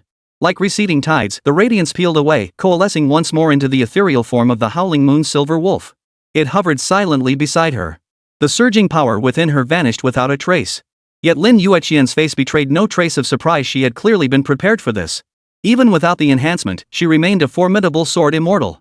Facing the remaining wolves, she still possessed the strength to fight. Just as she prepared to steady her breath and shift her attack rhythm, her body suddenly grew light. An orange-red light enveloped her entire body without warning. The light carried an irresistible, gentle force, like an invisible giant hand that instantly snatched her from the wolves' encirclement and pulled her backward at breakneck speed. In the blink of an eye, she landed several meters away, standing securely beside Mo Xiao. For the first time, genuine astonishment flickered in Lin Yueqian's phoenix-like eyes. Alongside her, the shimmering, now somewhat ethereal silhouette of the howling moon silver wolf was also pulled back by the light. Yet the very instant the howling silver wolf was pulled back by Mo Xiao, Mo Xiao barked another command, his arm swinging forward with force. Go! The howling silver wolf shot forward like a cannonball hurled from a catapult, its piercing howl echoing as it slammed into the densest pack of black wind wolves below. Chapter 12, you have fully mastered the item Howling Moon Silver Wolf. Ding! Special command issued. Throw. Ding! Item throw special effect activated. The cold, metallic system notification echoed in Mo Xiao's mind. The already somewhat ethereal silhouette of the howling moon silver wolf suddenly trembled. In the next instant, it erupted with a dazzling silver light of extreme brilliance. The blinding radiance made Lin Yueqian instinctively squint. This light wasn't mere illumination, it felt like the energy within the howling moon silver wolf had begun to rage. Within the light, a colossal wolf head, formed entirely of pure energy, surged skyward, unleashing a deafening, silent roar. In an instant, a terrifying shockwave radiated outward in a ring-shaped pattern, emanating from the wolf's head. Boom! A deafening boom erupted suddenly. The entire plane seemed to tremble violently from the impact. Centered on the landing point of the howling moon silver wolf, a visible shockwave spread out in concentric rings. Countless black wind wolves were torn to shreds the instant they touched the shockwave. No screams. No wails. All the black wind wolves within the wolf head's reach, along with the ground beneath their feet, were instantly obliterated by the terrifying energy. 588. 601. 595. Lin Yueqian felt a violent blast of air slam into her face, making her robes flutter wildly and nearly knocking her off her feet. She instinctively raised her hand to shield her face from the flying grass clippings and dirt. Her cold, phoenix-like eyes fixed intently on the area ahead, now completely shrouded in silver light and dust, her heart churning with overwhelming shock. What on earth was this? This tactic of hurling an elite monster like a bomb was something she had never heard of, never witnessed. Countless crimson damage numbers erupted like a torrential downpour from the dust, swirling densely enough to nearly obscure the sky. She could even feel the scorching sting of that destructive energy storm as it brushed past her cheek. Simultaneously, a barrage of system notifications flooded Mo Xiao's mind like a relentless screen-filling onslaught. Ding! You have killed Black-Winged Wolf. Ding! You have killed Black-Winged Wolf. Ding! You have killed Black-Winged Wolf. The notification sounds rang out dozens of times before finally ceasing. As the dust slowly settled, a massive crater over 10 meters in diameter appeared before the two. The crater was littered with the shattered corpses of black-winged wolves, and faint silver arcs of electricity still flickered across the scorched earth. At the very center of this sea of corpses and blood, the howling moon silver wolf which Mo Xiao had hurled like a cannonball lay collapsed on the ground, utterly pitiful. The silver glow on its body had completely faded. Its massive frame had shrunk significantly, its once agile limbs now sprawled limply. Its health, once in the thousands, was now reduced to a precarious sliver. A new status effect appeared beneath its name. Extreme weakness, all attributes reduced by 99%. Unable to perform any actions. Mo Xiao watched the scene unfold, his eyes devoid of pity. With a casual gesture, a brand new energy blade coalesced in his palm. Without hesitation, he flickered his wrist, sending the blade hurtling through the air in a cold arc. Thud! A faint sound. The blade pierced the howling moon silver wolf's forehead with pinpoint accuracy, draining its last shred of life. Ding! You have defeated Howling Moon Silver Wolf Elite. Ding! Your level has increased. Current level, LV6. Ding! Your level has increased. Current level, LV7. Ding! All attributes +2, spirit +2, +10 free attribute points. 2 levels up again. The flash of leveling up instantly replenished his mana, which had been depleted by over half from consecutive skill usage, restoring him to peak condition. But just as he prepared to allocate the newly gained 10 attribute points to spirit once more, a distinct system notification sounded without warning, exploding in his mind. Ding! You have fully mastered the item Howling Moon Silver Wolf. All attributes +5. Ding! You have acquired the permanent trait, Silver Moon Perception. Permanent trait? Mo Xiao's breath caught slightly. The joy that had surged from leveling up twice was instantly replaced by overwhelming confusion. Mastered the item Howling Moon Silver Wolf? He understood that part. But what the heck was this permanent trait? He instinctively opened his personal interface, his gaze darting across the screen. His talents remained unchanged, affinity with all things, and divine hand. In the skill bar, the 4 familiar class skills remained unchanged. Nothing had been added. Could it be a system glitch? Just as Mo Xiao frowned deeply, utterly perplexed, his gaze inadvertently swept to the very bottom of the panel. There, a brand new section had appeared at some point. Traits. A starkly simple entry lay there quietly, as if it had always been there. Beneath it, a line of faint silver glowing text came into sharp focus. Silver Moon Perception permanently enhances threat detection within a 10-meter radius. In darkness or moonlight, detection range expands to 20 meters, allowing vague perception of a target's vital signs and approximate strength. Mo Xiao's pupils suddenly contracted. His heart skipped a beat at that very moment. This was actually a biological instinct forcibly stripped from that Howling Moon Silver Wolf. He clearly remembered that the talent section on the Howling Moon Silver Wolf stats panel was empty. This meant that this perception ability wasn't an acquired skill, but rather an innate racial trait belonging to the Howling Moon Silver Wolf species. His innate talent, Divine Hand, had reached such an absurd level? Not only could it transform living beings into tools, but after using and destroying that tool, it could absorb its most fundamental essence. Threat detection within a 10-meter radius. This was nothing short of a natural anti-ambush god-tier skill. With this ability, any assassin attempting to get close to him would be nothing but a pipe dream. Mo Xiao's mind was churning with shockwaves, while Lin Yueqian beside him still hadn't recovered from the earth-shattering blow moments ago. Gazing at the charred crater over 10 meters wide before her, feeling the lingering fury in the air, her cold, phoenix-like eyes held an indescribable shock. Even in her past life, she had never witnessed such a ruthless and unrestrained method of attack. Treating a living elite monster as a disposable consumable, detonating its entire life force and energy to unleash an area of effect devastating strike. This completely surpassed her understanding of the profession of item master. How did this guy manage it? She slowly turned her head, her gaze settling on Mo Xiao with a complex mix of emotions. The youth had his head bowed, seemingly examining his attribute panel.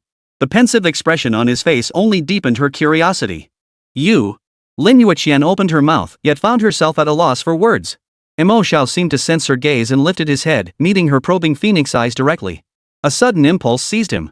Without hesitation, he allocated all 10 newly acquired free attribute points to his spirit once more.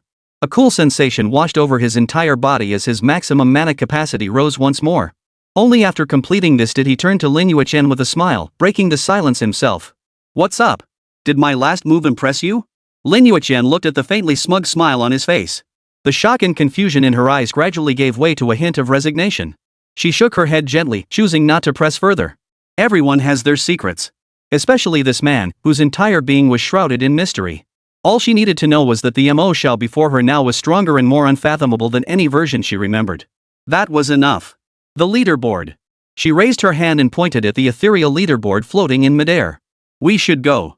Staying in one place too long makes us easy to spot for other teams. Mo Xiao looked up at the words. Team points 1892, current rank 1. Team points Mo Xiao 786, current rank 2. Individual points Lin Yueqian 1106, current rank 1. That single silver wolf bomb had instantly cleared away countless black wind wolves, sending their team points skyrocketing like a roller coaster to a height that was downright intimidating. Mo Xiao, in particular, had practically coasted to victory, firmly securing the second spot on the individual leaderboard. Let's go. Mo Xiao withdrew his gaze, surveyed the scattered spoils of war, and grinned. Let's clean up the battlefield first. Chapter 13, the boss battle begins. Without a word, the pair worked in perfect sync to swiftly clear the battlefield. The massive crater was littered with the remains of black wind wolves and the loot dropped by the two elite monsters. Mo Xiao moved with practiced efficiency, bending, picking up, then gliding toward the next glowing orb, his actions fluid and seamless. In contrast to his downright simple movements, Lin Yueqian was far more graceful. With a light flick of her delicate hand, fallen items would automatically fly into her palm. Soon, an item with a faint bronze sheen caught Mo Xiao's attention. It was a tattered scroll, seemingly made from some kind of animal hide, with several large characters imprinted in archaic script. Skill book, Wolfpack Summon. Grade, Bronze. Effect, consumes mana to summon 2 black wind wolves of equal level to fight for you, lasting 5 minutes. Prerequisites, level 10, class summoner, beastmaster, or related hidden classes. A bronze grade skill book. Mo Xiao shared the scroll's attributes in the party chat, a hint of regret in his voice. This skill is decent, but unfortunately, neither of them can learn it due to class restrictions. Put it away. Lin Yueqian's cool voice echoed. Once we're outside, we can sell it or trade it for something you need. Mo Xiao nodded and casually stowed the skill book into his backpack. The instant he straightened up, an indescribable chill shot up his spine without warning, racing straight to the crown of his head. His body reacted faster than his brain could process, whipping his head sideways and backward. His gaze locked onto a low shrub like a razor's edge. What's wrong? Lin Yueqian sensed the sudden tension in his body and immediately followed his gaze with alert eyes. Mo Xiao offered no reply, merely staring intently at the thicket. The threat warning triggered by Silver Moon Perception formed a blurry image in his mind. There, indeed, was a living presence. Yet the sense of danger was so faint it was almost negligible. He moved slowly forward, parting the knee-high grass. A gray hare, trembling with fright, huddled at the base of the shrub. Its ruby-red eyes were filled with terror. Mo Xiao. He exhaled in relief, shaking his head with a wry smile. It's nothing, just a rabbit. Yet the tremor within his heart was far more intense than his expression revealed. The sensation was crystal clear. It was as if, within his range of perception, the entire world had transformed into a three-dimensional life radar map, where every flicker of movement was laid bare. He could even vaguely gauge the level of threat. This wasn't a divine skill anymore, it was downright game-breaking. At that very moment, an utterly unexpected, deathly silence descended without warning. Grass blades swaying in the wind froze. The scent of blood lingering in the air seemed to solidify. The entire world seemed to have its pause button pressed at that very moment. The next second, a cold, monumental, utterly emotionless voice rolled in from the farthest reaches of the sky, echoing through every corner of this trial plane. Ding! Newcomer Trial Phase 2 has concluded. Points tally locked. Final trial about to commence. The instant the words faded, the entire earth began to tremble violently. Boom! Boom! It wasn't an earthquake, but the sound of footsteps heavy as lead approaching from afar. Each step felt like a stomp on their very hearts. Mo Xiao and Lin Yueqian's expressions changed simultaneously. They snapped their heads up, gazing toward the edge of the plain.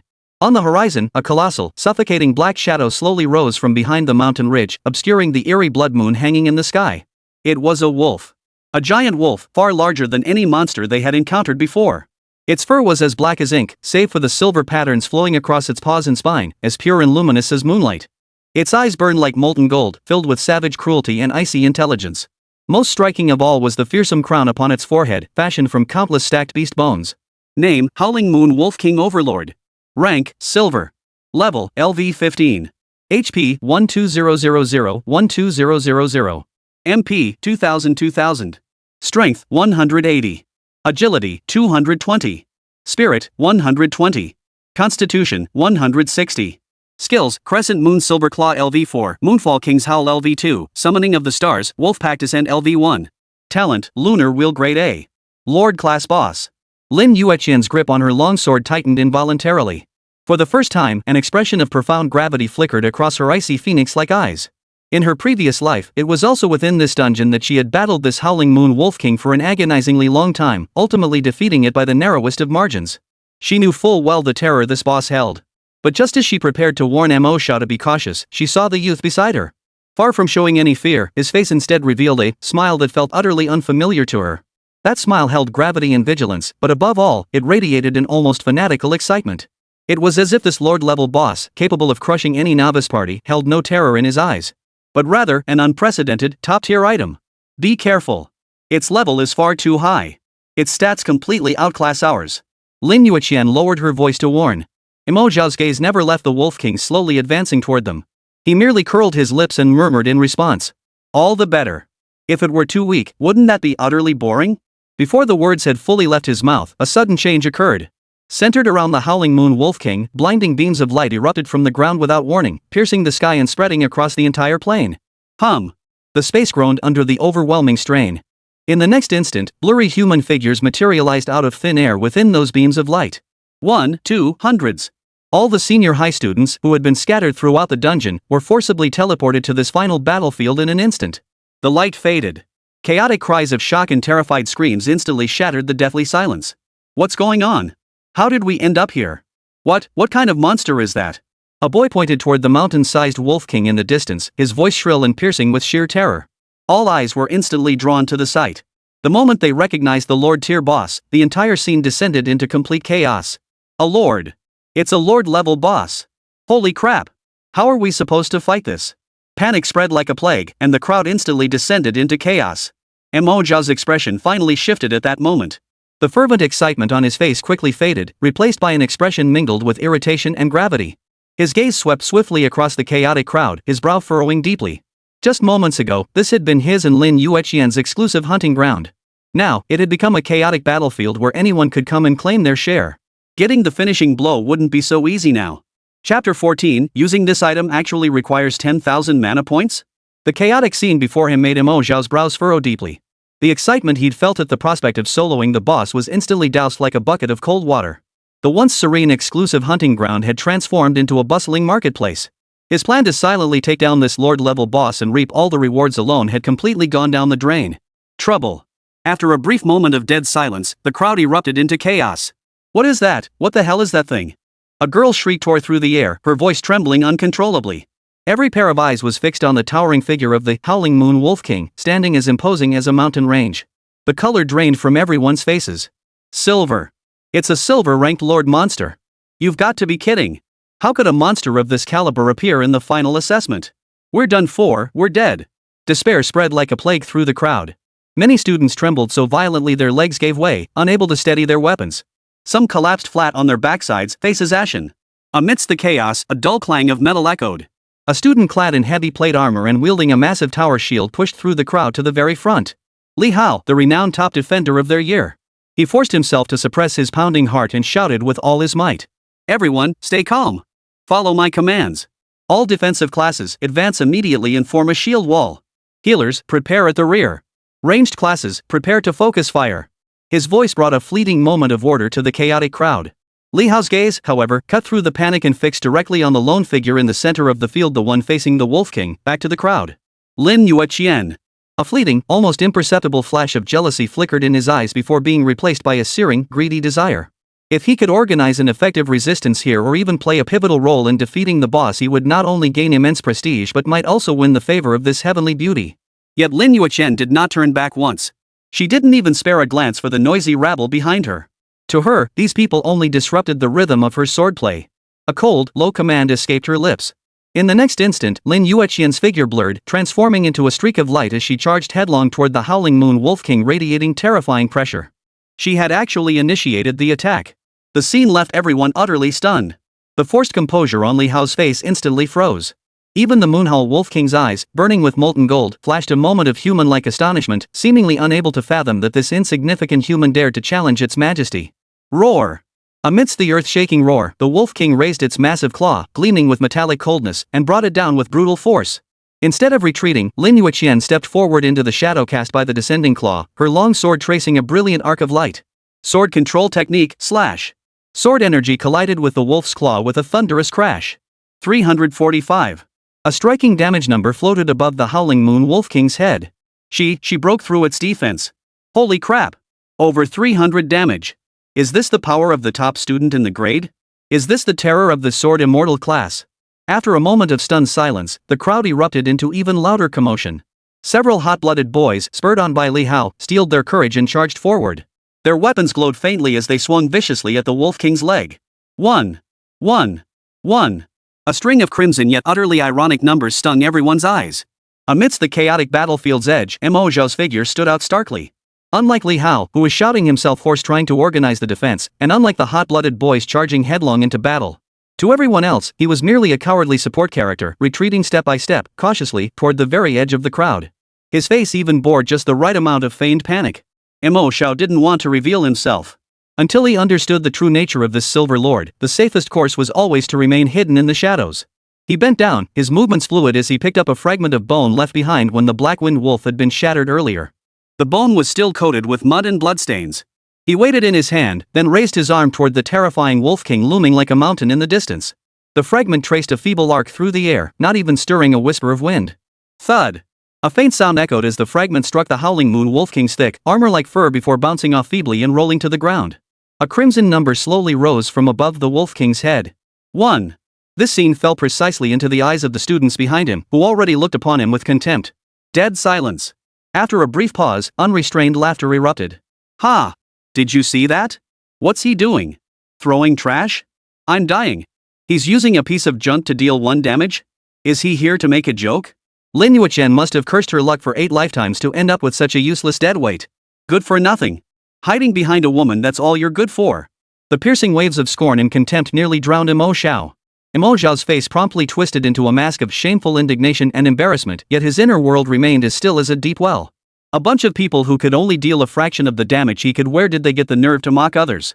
He couldn't be bothered with these noisy flies. Only he could see it in the corner of his vision. A system prompt was quietly appearing. Ding! Target Howling Moon Wolf King Overlord detected. Requires 10,000 mana points to use. Proceed? 10,000? Mo Xiao's lips twitched imperceptibly. The system really thought highly of him. Even draining every last drop of his mana wouldn't cover a fraction of the cost. Seems turning this massive beast into his own item was out of the question. Since complete control was out of reach, he'd settle for the next best option. With his mind made up, Mo Xiao reached into his backpack once more. This time, what he pulled out were not potions, but several gleaming black-winged wolf fangs he had collected earlier, along with a few razor-sharp claws. He aimed at the Wolf King, whose attention was entirely focused on Lin Yueqian's sword light. His arm swung out. Whoosh! Whoosh! Whoosh! Several streaks of dark light tore through the air, pinning themselves precisely into the howling moon Wolf King's hind legs before those mocking him could react. Empowered by the throwing skill, these fangs and claws seemed imbued with piercing properties, effortlessly tearing through the Wolf King's tough fur. 102. 98. 115. A series of damage numbers, not staggering but undeniably breaking through the defense, flashed one after another. Meanwhile, Lin Yueqian's assault from the front reached its peak intensity. Sword light cascaded like a waterfall, each strike landing precisely on the Wolf King's joints and old wounds, sending bursts of blood flying. But the Silver Lord's health pool was simply too vast. Lin Yueqian's mana depleted at a visible rate. Just as she paused between skills, sensing her mana was about to run dry, a familiar pale blue glow shot from behind, exploding precisely against her back. A bottle of low-grade mana potion. Ding! You used the item, low-grade mana potion. Mana plus 50. A warm surge flooded in, instantly replenishing her nearly depleted mana pool. Lin Yueqian's offensive didn't falter for a second, but the corner of her eye involuntarily glanced back at the silent figure tossing trash behind her. The tide of battle seemed to be turning in their favor. Li Hao, who had been watching from the sidelines, saw the Howling Moon Wolf King's health bar gradually chip away. Greed finally overcame his fear. In his eyes, the boss was running out of steam, and Lin Yueqian was merely clinging to her last breath.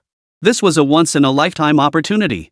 The perfect moment to claim the final kill, secure maximum glory, and perhaps even win the beauty's favor. He abruptly raised his tower shield, summoning every ounce of strength to shout at the students behind him who were equally itching for action. It's almost done for. Lin Yueqian has crippled it. Everyone, follow me. Take down this boss. The final reward belongs to all of us. His fiery words instantly ignited the passion of over a dozen young men. Charge! For glory! Kill the boss and we'll be heroes. Li Hao charged ahead, leading the students he'd stirred up, deliberately bypassing the main battlefield where Lin Yueqian stood, sweeping around the side toward the Howling Moon Wolf King's massive form. They aimed to seize the most advantageous firing position and claim the final blow. This utterly foolish maneuver instantly disrupted the meticulously maintained attack rhythm Lin Yueqian had established. Her fierce sword momentum was abruptly halted. To evade this sudden, cumbersome charge from the flank, she had to alter her original positioning, her movements freezing for an extremely brief instant. Yet for a silver-ranked Lord tier boss, that fleeting opening was more than enough. Arg! Seizing the opportunity, the Howling Moon Wolf King reared its ferocious head, unleashing a roar that shook the mountains and forests. Moonfall King's Howl. A visible crimson-hued shockwave radiated outward from its center like ripples of death, exploding in all directions. Where the sound waves passed, air twisted and ground cracked. The primary targets of this devastating force were Lin Yueqian, whose guard had slipped, and the group of students behind her blinded by greed and recklessly charging forward. The annihilating shockwave arrived in an instant. The shadow of death enveloped the entire battlefield at an unprecedented speed. The greed and fervor that had just begun to surface on Li Hao and the students behind him were swallowed whole by endless terror before they could fully bloom. Their pupils dilated to their absolute limit in an instant. No! At that critical moment, Mo Xiao, who had been silently tossing trash from the rear as if coasting through the exercise, moved. His figure shot forward like an arrow released from its string, charging ahead with no unnecessary flourish. The instant the destructive sound wave was about to strike Lin Yueqian, he extended his right hand. Ultimate hand! An invisible wave surged from Mo Xiao's palm, instantly enveloping Lin Yueqian's body and placing her in an elusive, untargetable state. Boom! Almost simultaneously, the crimson ring of the destructive sound wave descended with brutal force. As if defying the laws of physics, it passed right through Lin Yueqian's exquisite form without inflicting the slightest harm. The shockwave's momentum continued unabated, crashing violently into the spot where she had stood and the dozen students who had just charged forward behind her. Silence. Dead silence. No screams, no wails, not even a spatter of blood. Under the impact of that destructive sound wave, Li Hao and the dozen students behind him, along with the ground beneath their feet, were instantly and completely disintegrated. Torn apart into the most primordial energy particles, they dissipated into the air. As if they had never existed. Lin Yueqian froze in place. She could distinctly feel that destructive energy powerful enough to tear her apart 1,000 times over pass right through her body. Utterly unscathed. This skill ignored her? Lin Yueqian whipped her head around. Her phoenix-like eyes, usually cold and distant, were now filled with utter shock. She saw Mo Xiao, not far away, slowly lowering his right hand. A faint orange-red glow on his palm was quietly fading away. It was him. He had placed her in a special state that could evade damage. Chapter 15. This guy's not even as good as an elite monster. Dead silence. The lingering shockwaves from the destructive sonic blast still reverberated through the air. Lucky to have been farther away, Li Hao was only knocked flying by the shockwave. Now he lay sprawled on the ground, utterly disheveled. His entire body shook like a sieve, his crotch damp with a foul, musky stench. His eyes were wide, pupils reflecting the utterly obliterated clearing ahead and the ashes where his once vibrant comrades had stood. Fear, like icy seawater, engulfed him completely. He dared not entertain the slightest thought of advancing. Lin Yueqian did not glance at the fools reduced to ash. Her gaze remained fixed, unwavering, on Mo Xiao not far away. For the first time, the cold, phoenix-like eyes had shed the detached understanding of a reborn soul surveying the masses. Instead, they held an indescribable complexity and strangeness. The Mo Xiao of this lifetime was a completely different person from the clumsy, stubborn boy in her memories, the one who had silently followed behind her, offering only the most basic support with rudimentary crafting skills. The skill he'd just used to help her evade a fatal strike was utterly unfamiliar to her. The sensation felt as though her very existence had been temporarily erased from the world, rendering her impervious to any lock-on attacks. This transcended her understanding of the item master profession. This butterfly effect, is it really that powerful?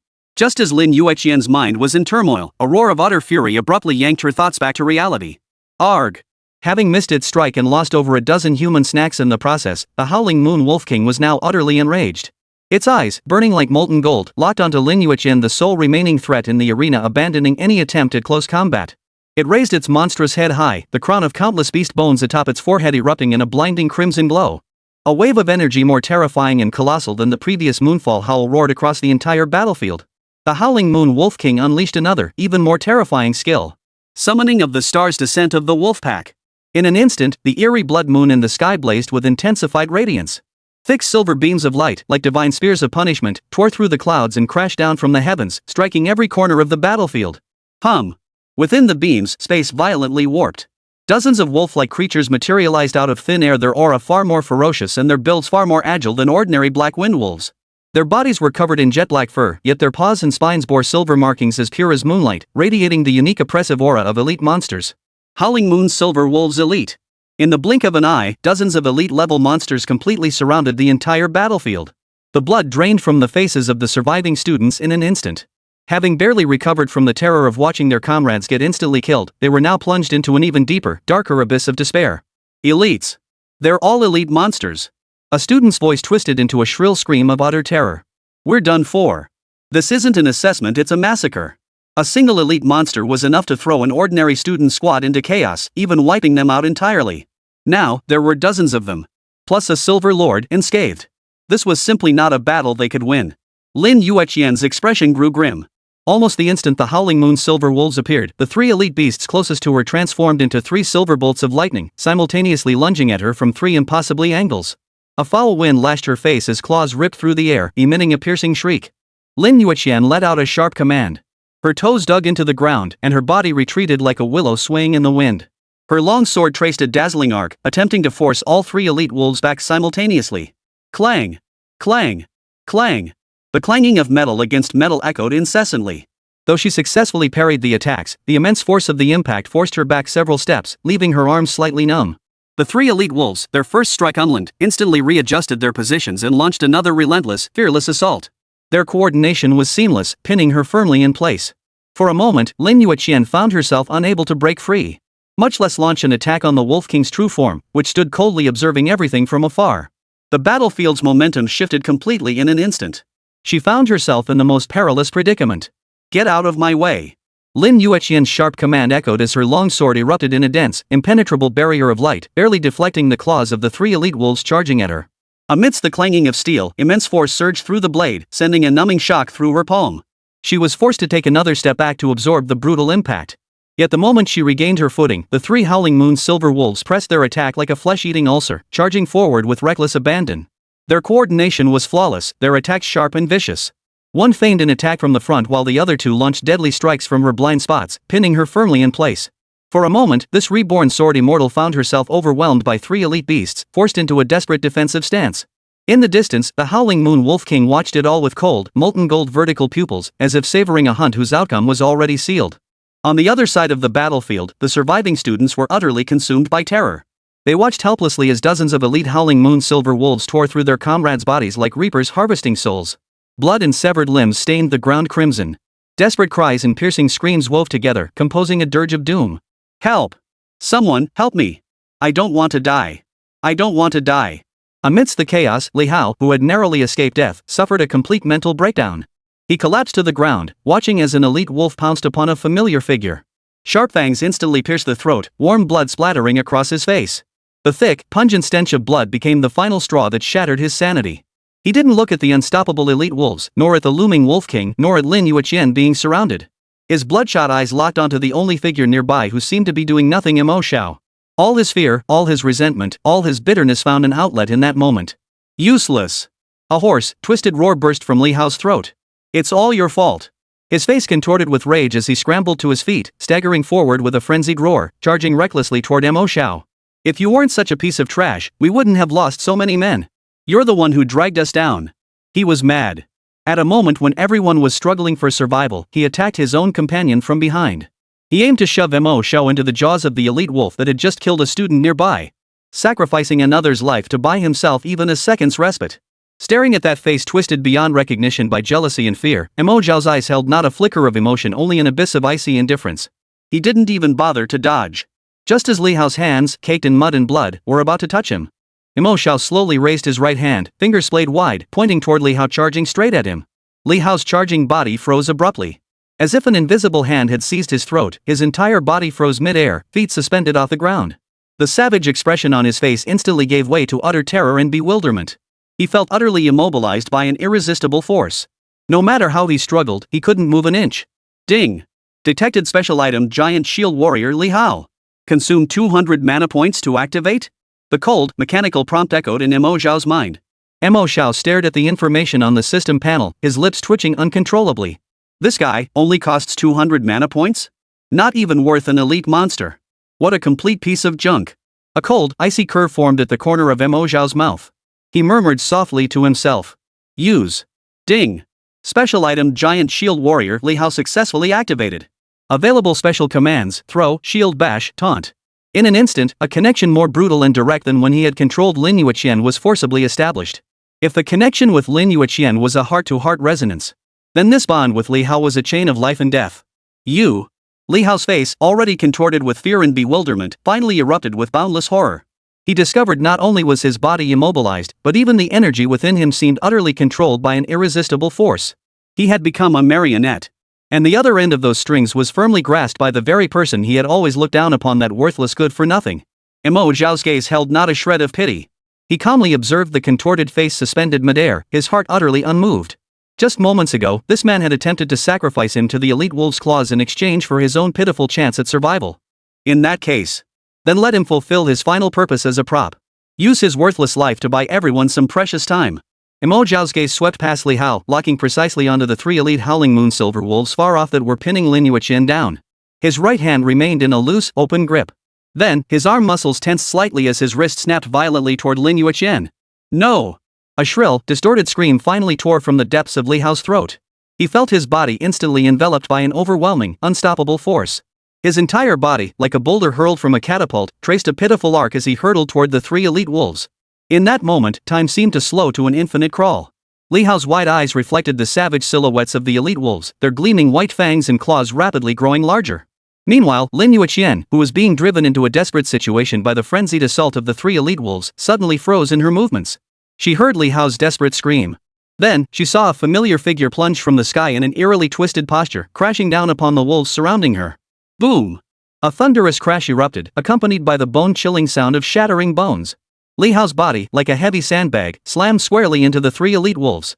The instant he hit the ground, a blinding light erupted from his body, forming a massive shield that slammed into the 3 howling moon silver wolves. 388. 388. 388.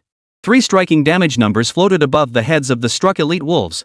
Simultaneously, all 3 howling moon silver wolves were struck with a stunning effect. This was the moment. A sharp gleam flashed in Lin Yueqian's icy phoenix-like eyes. She had no time to ponder why Mo Xiao had hurled Li Hao at her like a cannonball. Combat instinct drove her to seize this once-in-a-lifetime opening. Sword control technique, slash. Hum. Amidst the clear, piercing ring of steel, the long sword in her hand transformed into a streak of light. Swift as lightning and with pinpoint precision, it sliced through the neck of the stunned elite wolf. Splatter. Wolf blood spattered. A massive wolf head flew skyward. 899. Critical hit. The massive critical hit dealt such devastating damage that the elite howling moon silver wolf collapsed to the ground without even a final howl. With the strike landed, Lin Yueqian's movements showed no pause. Her toes lightly tapped the ground, and her form shot forward like a wisp of smoke, instantly closing in on another elite wolf that had just regained its senses. Cold energy condensed upon her long sword. It was frost-clad sword chi. This time, however, she had activated it deliberately. A fan-shaped blade aura, stark white, erupted mere inches away, striking the remaining 2 elite wolves squarely. 198. 201. Though the damage was nowhere near as devastating as when Mo Xiao had wielded it before, the accompanying slow effect instantly made the movements of the 2 elite wolves sluggish. Strike while the iron is hot. Lin Yueqian's longsword danced into a dazzling blur of light, completely enveloping the 2 slowed elite wolves. From the moment Li Hao was hurled away to Lin Yueqian countering 1 wolf and suppressing the other 2, it all happened in the blink of an eye. The tide of battle turned in an instant. Far away, the surviving students were utterly dumbfounded. Their mouths gaped open, eyes wide as saucers, as if witnessing a miracle. What just happened? Mo Xiao threw Li Hao out? And killed an elite wolf? No, it wasn't crushed to death, it was finished off by Lin Xiaohua. But that thought flickered only briefly before being drowned out by the even more mind-boggling scene unfolding before them. They stared fixedly at Mo Xiao, who stood rooted to the spot, his posture barely changing. The prop master they had always regarded as useless, a liability. Now, in their eyes, he seemed shrouded in an aura of mystery and terror. Even the lofty howling moon wolf king, whose molten gold vertical pupils had never once left Lin Yueqian, now shifted its gaze. For the first time, those piercing eyes locked onto Mo Xiao. Chapter 16, Boss Battle. Yet Mo Xiao paid no heed to the wolf king's gaze. His gaze landed precisely on the last elite wolf, still slowed by Lin Yueqian's sword chi frost and unable to recover. Now! Mo Xiao murmured to himself, his right hand which had been hanging at his side clenching imperceptibly. Ultimate hand activated. An invisible force field instantly spanned dozens of meters, firmly locking down the howling silver wolf still reeling from its daze. With the target in a dazed state, it offered almost no resistance, allowing the capture to succeed in an instant. Success! A sharp gleam flashed in Mo Xiao's eyes. Without a moment's pause, he immediately activated another skill. Scrap construction. The howling silver moon wolf, bound by an invisible force, didn't even have time to utter a cry before its massive form was instantly decomposed into the purest silver light. The next moment, that dazzling stream of light seemed to be drawn by some fatal attraction. It tore through the air and surged toward Lin Yueqian, who stood not far away. As the silver light entered her body, Lin Yueqian instantly radiated a dazzling, blinding brilliance. An aura several times more powerful than before erupted with a thunderous roar. This abrupt scene left the surviving students in the distance frozen once more. Holy crap! Is Lin Yueqian unleashing her ultimate move? What overwhelming power! What kind of skill is this? Everyone assumed this was Lin Yueqian's hidden trump card, erupting in waves of astonished gasps. Only Lin Yueqian herself knew the source of this familiar yet overpowering force. Silver radiance, like a warm tide, enveloped her entire body once more. The fierce, ethereal armor formed from the howling moon silver wolf that had vanished only moments before now covered her once more. The wolf heads on her shoulder guards grew more imposing, the wolf tail sash at her waist shimmered with radiant light, and even the pair of silver wolf ears formed from condensed light in her hair seemed to solidify, trembling slightly with each gentle breath. A surge of power, more overwhelming than before, erupted violently throughout her entire being. Ding! Scrap construction complete. Ding! Your strength plus 180, agility plus 200, spirit plus 110, constitution plus 160. System notifications echoed consecutively within her mind.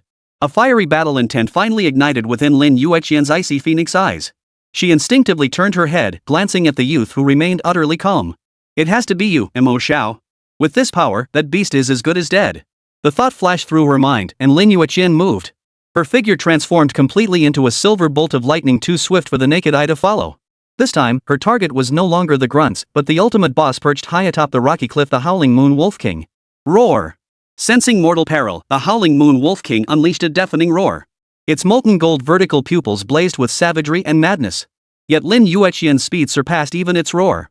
Just as the long sword in her hand was about to strike. Far away, Mo Xiao stared at the item panel before him and pressed the glowing skill icon without hesitation. Sword flash. A terrifying sword intent, utterly beyond control, erupted once more from Lin Yueqian's body. Ding! You have activated the special artifact Sword Immortal Lin Yueqian. Skill flash of sword light triggered. The long sword in Lin Yueqian's hand emitted a piercingly clear sword cry. In an instant, a single sword light fragmented into dozens, forming a dense, impenetrable net of blades like a sudden storm. It completely enveloped the massive howling moon wolf king. Each blade's shadow carried a sharpness capable of tearing through steel. Thud! Thud! Thud! The dense, rhythmic sounds of blades piercing flesh merged into a single, relentless chorus. The howling moon wolf king's tough hide proved as fragile as paper before this terrifying sword net. Bright red damage numbers erupted like a geyser from its head. 355. 361. 728. Critical hit. 349. With just one skill, the long health bar above the howling moon wolf king's head vanished by a significant chunk at a speed visible to the naked eye. Wah-ah! A piercing, agonized howl finally erupted from the howling moon wolf king's jaws, echoing across the entire plane. For the first time, pure terror flickered within its molten gold vertical pupils. The resilient health bar above its head plummeted rapidly under Lin Yueqian's assault. The entire valley fell into an eerie, deathly silence. In the distance, the expressions on the faces of the surviving students could no longer be described as mere shock. It was a blank stare mingled with bewilderment, dread, and self-doubt. A boy's longsword clattered to the ground, yet he remained oblivious, his gaze fixed intently on the two names towering atop the leaderboard. First place, Lin Yueqian, points, 3450. Second place, Mo Xiao, points, 2980. Third place, points, 720. The gaping chasm between them felt like an insurmountable barrier, separating them from those two like two entirely different worlds. Was this truly a rookie trial they could participate in? Lin Yueqian's breathing grew slightly ragged, not from exertion, but from the violent tremors within her heart. She could distinctly sense that the earlier sword flash had not originated from her own will. An unfamiliar yet perfectly harmonious force had flashed through her body, precisely activating her skill. The trajectory of that sword strike, the flow of that power, it was even more perfect, more utterly masterful than when she herself had executed it. It was Mo Xiao. The realization struck like lightning, instantly dispelling all the fog in her mind. Not only could he grant her unimaginable attribute boosts, he could even directly control her skills. Any other person would likely feel fear and resistance at being manipulated in this moment. Yet within Lin Yueqian's heart, not a shred of resistance stirred. Instead, a fiercer flame erupted within her. She didn't need to turn around to picture the calm expression on that youth's face. This bond transcending life and death, this trust requiring no words, that was precisely why they had stood shoulder to shoulder until the very end in their past life. In this life, his talent had become even more astonishing. This is good. This was very good indeed. The silver glinting phoenix eyes of Lin Yueqian burned with surging battle intent. Without a moment's hesitation, she actively responded to that unseen connection, opening a part of her mind completely toward Mo Xiao. Come on. Let us slay this beast together. The howling moon wolf king tore free from excruciating agony. Raging fury utterly overwhelmed its fear. It let out a savage howl to the heavens, its body beginning to gather a dark crimson energy of destruction. But Lin Yueqian's actions were faster. Without hesitation, she leaned forward slightly, her long sword tracing a clean, swift arc through the air. Sword control technique, slash. At the very instant the blade sliced through the air. Far away, Mo Xiao's eyes narrowed slightly. Almost instinctively, the moment Lin Yueqian moved, a thought flashed through his mind, and the skill that had just cooled down was immediately activated. Sword Chi Frost. Hum. A bone-chilling white aura erupted without warning from the tip of Lin Yueqian's blade. What had been a simple physical slash was instantly enveloped in a layer of frost cold enough to freeze the soul. The slash and the sword chi, two entirely different skills, were seamlessly fused together in that instant by an invisible force. 1 + 1 produced a terrifying effect far greater than 2. The frost-infused slash, like the scythe of death itself, sliced with pinpoint accuracy across the neck of the Howling Moon Wolf King as it gathered its strength. 1788. Critical hit. 894. Frost damage. Massive damage numbers flashed once more, interrupting the Howling Moon Wolf King's roar mid-bellow, transforming it into a shrill, distorted howl of agony. Blood mingled with ice shards gushed from the massive wound in its neck. But it wasn't over. Lin Yueqian's figure showed no sign of slowing. As sword control slash descended, she flipped her wrist, sweeping the blade upward in a swift follow-up normal attack. Just as the strike was about to connect, Mo Xiao's intent descended once more. Sword light. Swish. Lin Yueqian's form abruptly split into 3 blurred afterimages. 3 sword lights, each containing extreme sharpness, simultaneously stabbed toward the vital abdomen of the Howling Moon Wolf King from 3 extremely angles. 1 skill before, 1 after. 1 active, 1 passive. The gap between them was less than a tenth of a second, as if 2 souls resided within Lin Yueqian's body. One spearheaded the assault, while the other flawlessly delivered finishing blows and seamless transitions. This terrifying dual casting suppression doubled her attack frequency. The Howling Moon Wolf King was utterly stunned. Despite its formidable strength and skills, it found not a single opening to counterattack amidst this relentless, flawless barrage. Every time it attempted to gather energy, a perfectly timed sword chi frost would interrupt it, its slowing effect dragging its movements through mud. Every time it tried to create distance, Lin Yueqian's wind body cloud form followed like a shadow, leaving it nowhere to flee. Wails echoed relentlessly through the valley, growing ever more shrill and feeble. The Howling Moon Wolf King's massive form was now covered in sword wounds deep enough to expose bone. Icy crystals glistened white on its wounds, steadily eroding its vitality. The once despair-inducing health bar above its head now plummeted at a visible rate. 30%. 20%. 10%. When its health dipped below the final threshold, the Howling Moon Wolf King's wail abruptly ceased. The last flicker of fear burned away completely within its molten gold vertical pupils, replaced by a madness and resolve that threatened to destroy everything. Every silver white hair on its body stood on end like steel needles. A far more terrifying and concentrated destructive energy than before coalesced into a dark crimson vortex, gathering frantically within its gaping maw. The air crackled under the unbearable strain, and even the light itself warped. This was its final trump card. A suicidal last stand. Watch out. Lin Yueqian's silver flashed phoenix eyes narrowed sharply, instantly recognizing the lethal threat of this energy. In her current state, taking this blow head-on would leave her either dead or gravely injured. She was about to pull back and retreat, seeking temporary cover from the onslaught. A soft yet irresistible orange-red glow enveloped her entire body in an instant, faster than her reaction. Ultimate hand. Mo Xiao's movements were always one step ahead of danger. Lin Yueqian felt her body grow light as an invisible force pulled her backward, simultaneously plunging her into a peculiar state of ethereal detachment. Once more, she became the one who could never be chosen. And in that very instant. Roar! The Howling Moon Wolf King let out the final roar of his life. The Dark Moon Energy Cannon, channeling every ounce of its life and power, blasted forth like a beam of destruction tearing through the night sky. Its speed was extreme, causing ripples to form in the surrounding space. Under the horrified stares of all the students in the distance, the energy cannon capable of instantly annihilating any current stage professional pierced straight through Lin Yueqian's slightly ethereal form. No explosion. No damage. It was as if it had passed through a phantom that never existed. The energy cannon finally slammed into the distant mountain wall with a deafening roar, causing the entire valley to tremble violently. Strike while the iron is hot. In the brief moment the Howling Moon Wolf King was immobilized after unleashing his ultimate skill. Mo Xiao and Lin Yueqian, needing no words, shared a bond transcending life and death. Their minds connected in that very instant. Sword control technique, / Lin Yueqian proactively activated the skill. Mo Xiao, in turn, channeled that intent through their profound, mystical connection, triggering it once more. Hum. Two identical sword lights erupted simultaneously from the long sword in Lin Yueqian's grasp.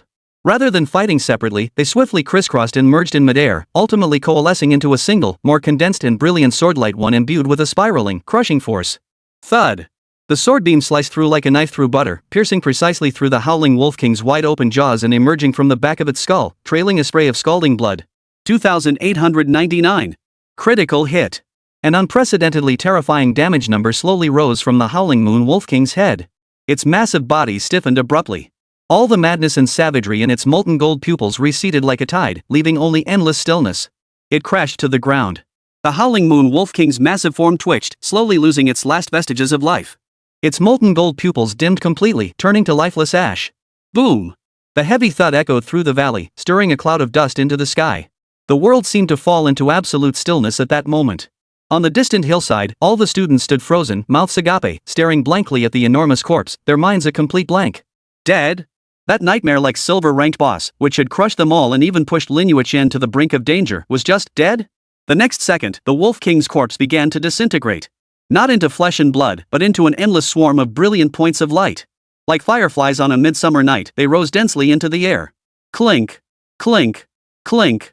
Amidst the crisp explosions, a handful of radiant loot burst forth from the very center of the light points, scattering across the ground. Copper coins, materials, and 2 pieces of equipment gleaming with bronze and silver hues lay quietly on the ground, exuding an enticing aura. Chapter 17, Wolf Soul. Whoosh! The dazzling silver wolf armor adorning Lin Yueqian suddenly dimmed. Like receding tide, the radiance peeled away, coalescing once more into the ethereal form of the Howling Moon Silver Wolf, which now hovered silently beside her. The surging power within her vanished without a trace. Lin Yueqian breathed lightly, fine beads of sweat forming on her fair forehead, yet her cold, phoenix-like eyes shone with astonishing brilliance. She did not glance at the spoils scattered across the ground. Instead, she turned immediately, her gaze sweeping past the massive corpse of the Wolf King to lock firmly on the youth who had stood at the rear throughout the entire battle. Yet, she discovered that Mo Xiao's gaze was not on her at all. He stood utterly still, staring fixedly at the spot where the Howling Moon Wolf King's corpse had vanished, his eyes holding a trace of astonishment and intense focus she had never seen before. What was there? Lin Yueqian followed his gaze but saw only countless specks of light, the Wolf King's corpse slowly dissolving into the air. This was the natural phenomenon following a demonic creature's demise. Yet Mo Xiao's expression suggested he saw something entirely different within those specks of light. At that very moment, in Mo Xiao's eyes, the countless specks of light that should have completely dissipated did not vanish entirely. As if drawn by some invisible force, they swirled and gathered midair, eventually coalescing into a fist-sized, moonlight-glowing, wolf-shaped soul. This scene seemed visible only to Mo Xiao in all of creation. Even the reborn Sword Immortal nearby remained utterly oblivious. The spirit was a miniature version of the Howling Moon Silver Wolf, curled up as if asleep. Its entire being radiated a pure and sacred aura, starkly contrasting the savage ferocity of the Wolf King before. It resembled an artwork carved from the purest moonlight itself. The instant the wolf's soul took shape, its radiance began to waver, as if it might vanish entirely into the heavens and earth at any moment. Almost instinctively, a warning bell rang loudly in Mo Xiao's heart. Before he could even process what was happening, his body reacted first. Ultimate Hand. An invisible giant hand instantly spanned dozens of meters. Just before the wolf spirit could vanish completely, it was seized with pinpoint accuracy and yanked backward with brutal force. Whoosh! The soft moonlight transformed into an invisible streak of light, vanishing in an instant into Mo Xiao's right hand as it reached into his backpack. Ding!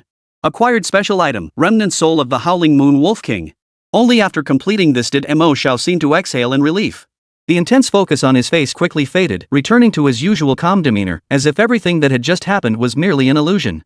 He lifted his head, meeting Lin Yueqian's phoenix-like eyes filled with curiosity and confusion. What were you looking at just now? Lin Yueqian's voice carried a barely perceptible hoarseness, clearly indicating that the intense battle had taken a significant toll on her as well. Nothing. Mo Xiao nonchalantly withdrew his hand from his backpack. Just thinking that the loot from this boss should be worth a pretty penny. His answer was perfectly reasonable, leaving no room for criticism. Lin Yueqian's delicate brows furrowed slightly. She couldn't shake the feeling that something more was at play. Mo Xiao's gaze earlier had been anything but that of someone looking at ordinary loot. But in the end, she chose not to press further. This incarnation of Mo Xiao harbored too many secrets she couldn't fathom. She chose to trust him. Just as she had done countless times in her past life. Mo Xiao laughed outright. And with a casual step, he deflected Lin Yueqian's probing question. The boss is taken care of. Why dwell on that? Let's divide the spoils first. His words successfully pulled all of Lin Yueqian's thoughts back to reality. Her gaze shifted from Mo Xiao to the chaotic ground where the Howling Moon Wolf King's corpse had vanished. There, lying quietly, were several items that glowed with a faint light. Amidst the scattered wolf corpses and debris, the glow of those two pieces of equipment stood out distinctly. One gleamed with an ancient bronze hue. The other emitted a pure, soft silver glow. Not far away, the surviving students swallowed hard, their Adam's apples involuntarily bobbing. Their eyes instantly filled with an uncontrollable greed. Bronze-grade equipment. And even a piece of silver-grade gear. At this stage where everyone still wears the basic white starter gear, any piece of equipment with a rank can completely transform a person's strength. A few bold boys found their bodies beginning to inch forward uncontrollably. But the moment their feet moved, they met Lin Yueqian's icy, emotionless phoenix eyes. That gaze felt like a bucket of ice water dumped over their heads, instantly dousing every last flame of greed in their hearts, leaving only bone-chilling cold and fear. Everyone froze instantly, daring not to make a single move. Mo Xiao strode forward, squatting down as if no one else existed, and began sorting through the spoils. The Wolf King hadn't dropped much, but every item was invaluable. Besides a pile of the Wolf King's claws, fur, and other materials, there were two pieces of equipment. Bronze bracers. Windchaser boots silver grade. The Windchaser boots boasted exceptional stats, significantly boosting agility and movement speed as if tailor-made for a high mobility class like the Sword Immortal. Lin Yueqian gazed at the boots and spoke almost instinctively. You can keep these things. Her voice was calm, as if stating an established fact. In her heart, winning this battle indeed, even standing here, was entirely Mo Xiao's doing. From the attribute boosts to the extraordinary skill execution, culminating in the final fusion transformation. She was merely a tool in his hands honed to perfection and utilized to its utmost potential. Yet Mo Xiao didn't even lift his head. He picked up the pair of Windchaser boots, glowing with silver light, glanced at their stats, then tossed them behind him toward Lin Yueqian as if discarding a hot potato. What nonsense are you spouting? You've been soloing this boss the entire time. I've been coasting along. Lin Yueqian instinctively caught the boots, their cool touch sending a jolt through her body as she froze in shock. Mo Xiao had already risen to his feet, swiftly scooping up the materials and copper coins from the ground into his backpack while continuing to chuckle in that self-assured tone. If it weren't for you, our ace, holding the front line, forget about second place, I'd be lucky to even pass this mock exam. He stuffed the last Wolf King's claw into his backpack, clapped his hands, and wore a satisfied smile. These materials are all I need. The gear is yours. Chapter 18, Dungeon ended, Troublemaking Xiao family. Lin Yueqian instinctively reached out to catch the pair of boots, their cool touch sending a jolt through her body. She froze in place. Mo Xiao had already risen to his feet, swiftly scooping up the materials and copper coins from the ground into his backpack while continuing to speak with that same matter-of-fact tone, a smile on his lips. If it weren't for you, the great expert, leading the charge, forget about second place, I'd be lucky to even pass this mock exam. He stuffed the last Wolf King's claw into his backpack, clapped his hands, and wore a satisfied smile. These materials are all I need. The gear is yours. The words had barely left his mouth when a cold, booming system notification echoed through the minds of every survivor in the valley without warning. Ding! Trial planes instance cleared. Settlement in progress. Settlement complete, initiating teleportation. In the next instant, an overwhelming white light abruptly engulfed the entire world. Lin Yueqian felt a momentary blur before her eyes, the solid ground beneath her feet vanishing instantly, replaced by a slight sensation of weightlessness. When her vision cleared, the surroundings had changed beyond recognition. The blood-soaked valley vanished, replaced by the vast central plaza of the academy. The square was bustling with voices, and a massive, translucent light screen hovered mid-air. Upon the screen, rows of golden names and numbers scrolled rapidly, constantly updating. It was the real-time ranking board for this mock exam. Almost the moment they appeared, two dazzling golden beams of light descended from the sky, precisely enveloping Mo Xiao and Lin Yueqian. Ding! Congratulations on earning 15,000 experience points for clearing the stage. Ding! Congratulations on achieving an S-rank completion evaluation, granting an additional plus 200% EXP. A tsunami of experience points surged into his body. Mo Xiao felt a warm current sweep through his entire body, every inch of flesh and every cell rejoicing. Ding! Congratulations on advancing to level 8. Ding! Congratulations on reaching level 9. Ding! Congratulations on reaching level 10. Ding! Congratulations on reaching level 11. A series of level-up notifications exploded in his mind like the most beautiful symphony. Meanwhile, Lin Yueqian was equally enveloped in a blazing golden light. Ding! Congratulations on reaching level 15. Ding! Congratulations on reaching level 16. As the glow faded, the two figures instantly drew the attention of everyone in the square. Look! It's Lin Yueqian, the school beauty. She's out too. No wonder she's our #1 genius at first high clearing it this fast. Praise and gasps echoed throughout the crowd. All eyes instantly focused on the very top of the massive light screen. First place, Lin Yueqian, points, 5450. Whoa, over 5,000 points. Holy crap, how many monsters did she slay? Unbelievable. That score is light years ahead. Yet amidst the collective gasps, an untimely shriek filled with utter shock suddenly pierced the noisy square. The second place. Look who's in second place. All eyes instinctively followed the direction of the person's finger, shifting to the second row of the leaderboard. Second place, Mo Xiao, points, 3980. The entire square instantly fell into dead silence. You could hear a pin drop. Everyone seemed frozen in place, eyes wide and fixed on that name as if their own eyes were playing tricks on them. Mo Xiao? That useless prop master known throughout the entire school? 3,980 points? After a brief, deathly silence, the room erupted like a volcano. Did I see that right? Mo Xiao? That prop master? No way. His score is only slightly lower than Lin, the school beauty. Cheating. He must have cheated. How could a prop master possibly score that high? Doubt, curses, and roars of disbelief instantly engulfed Mo Xiao.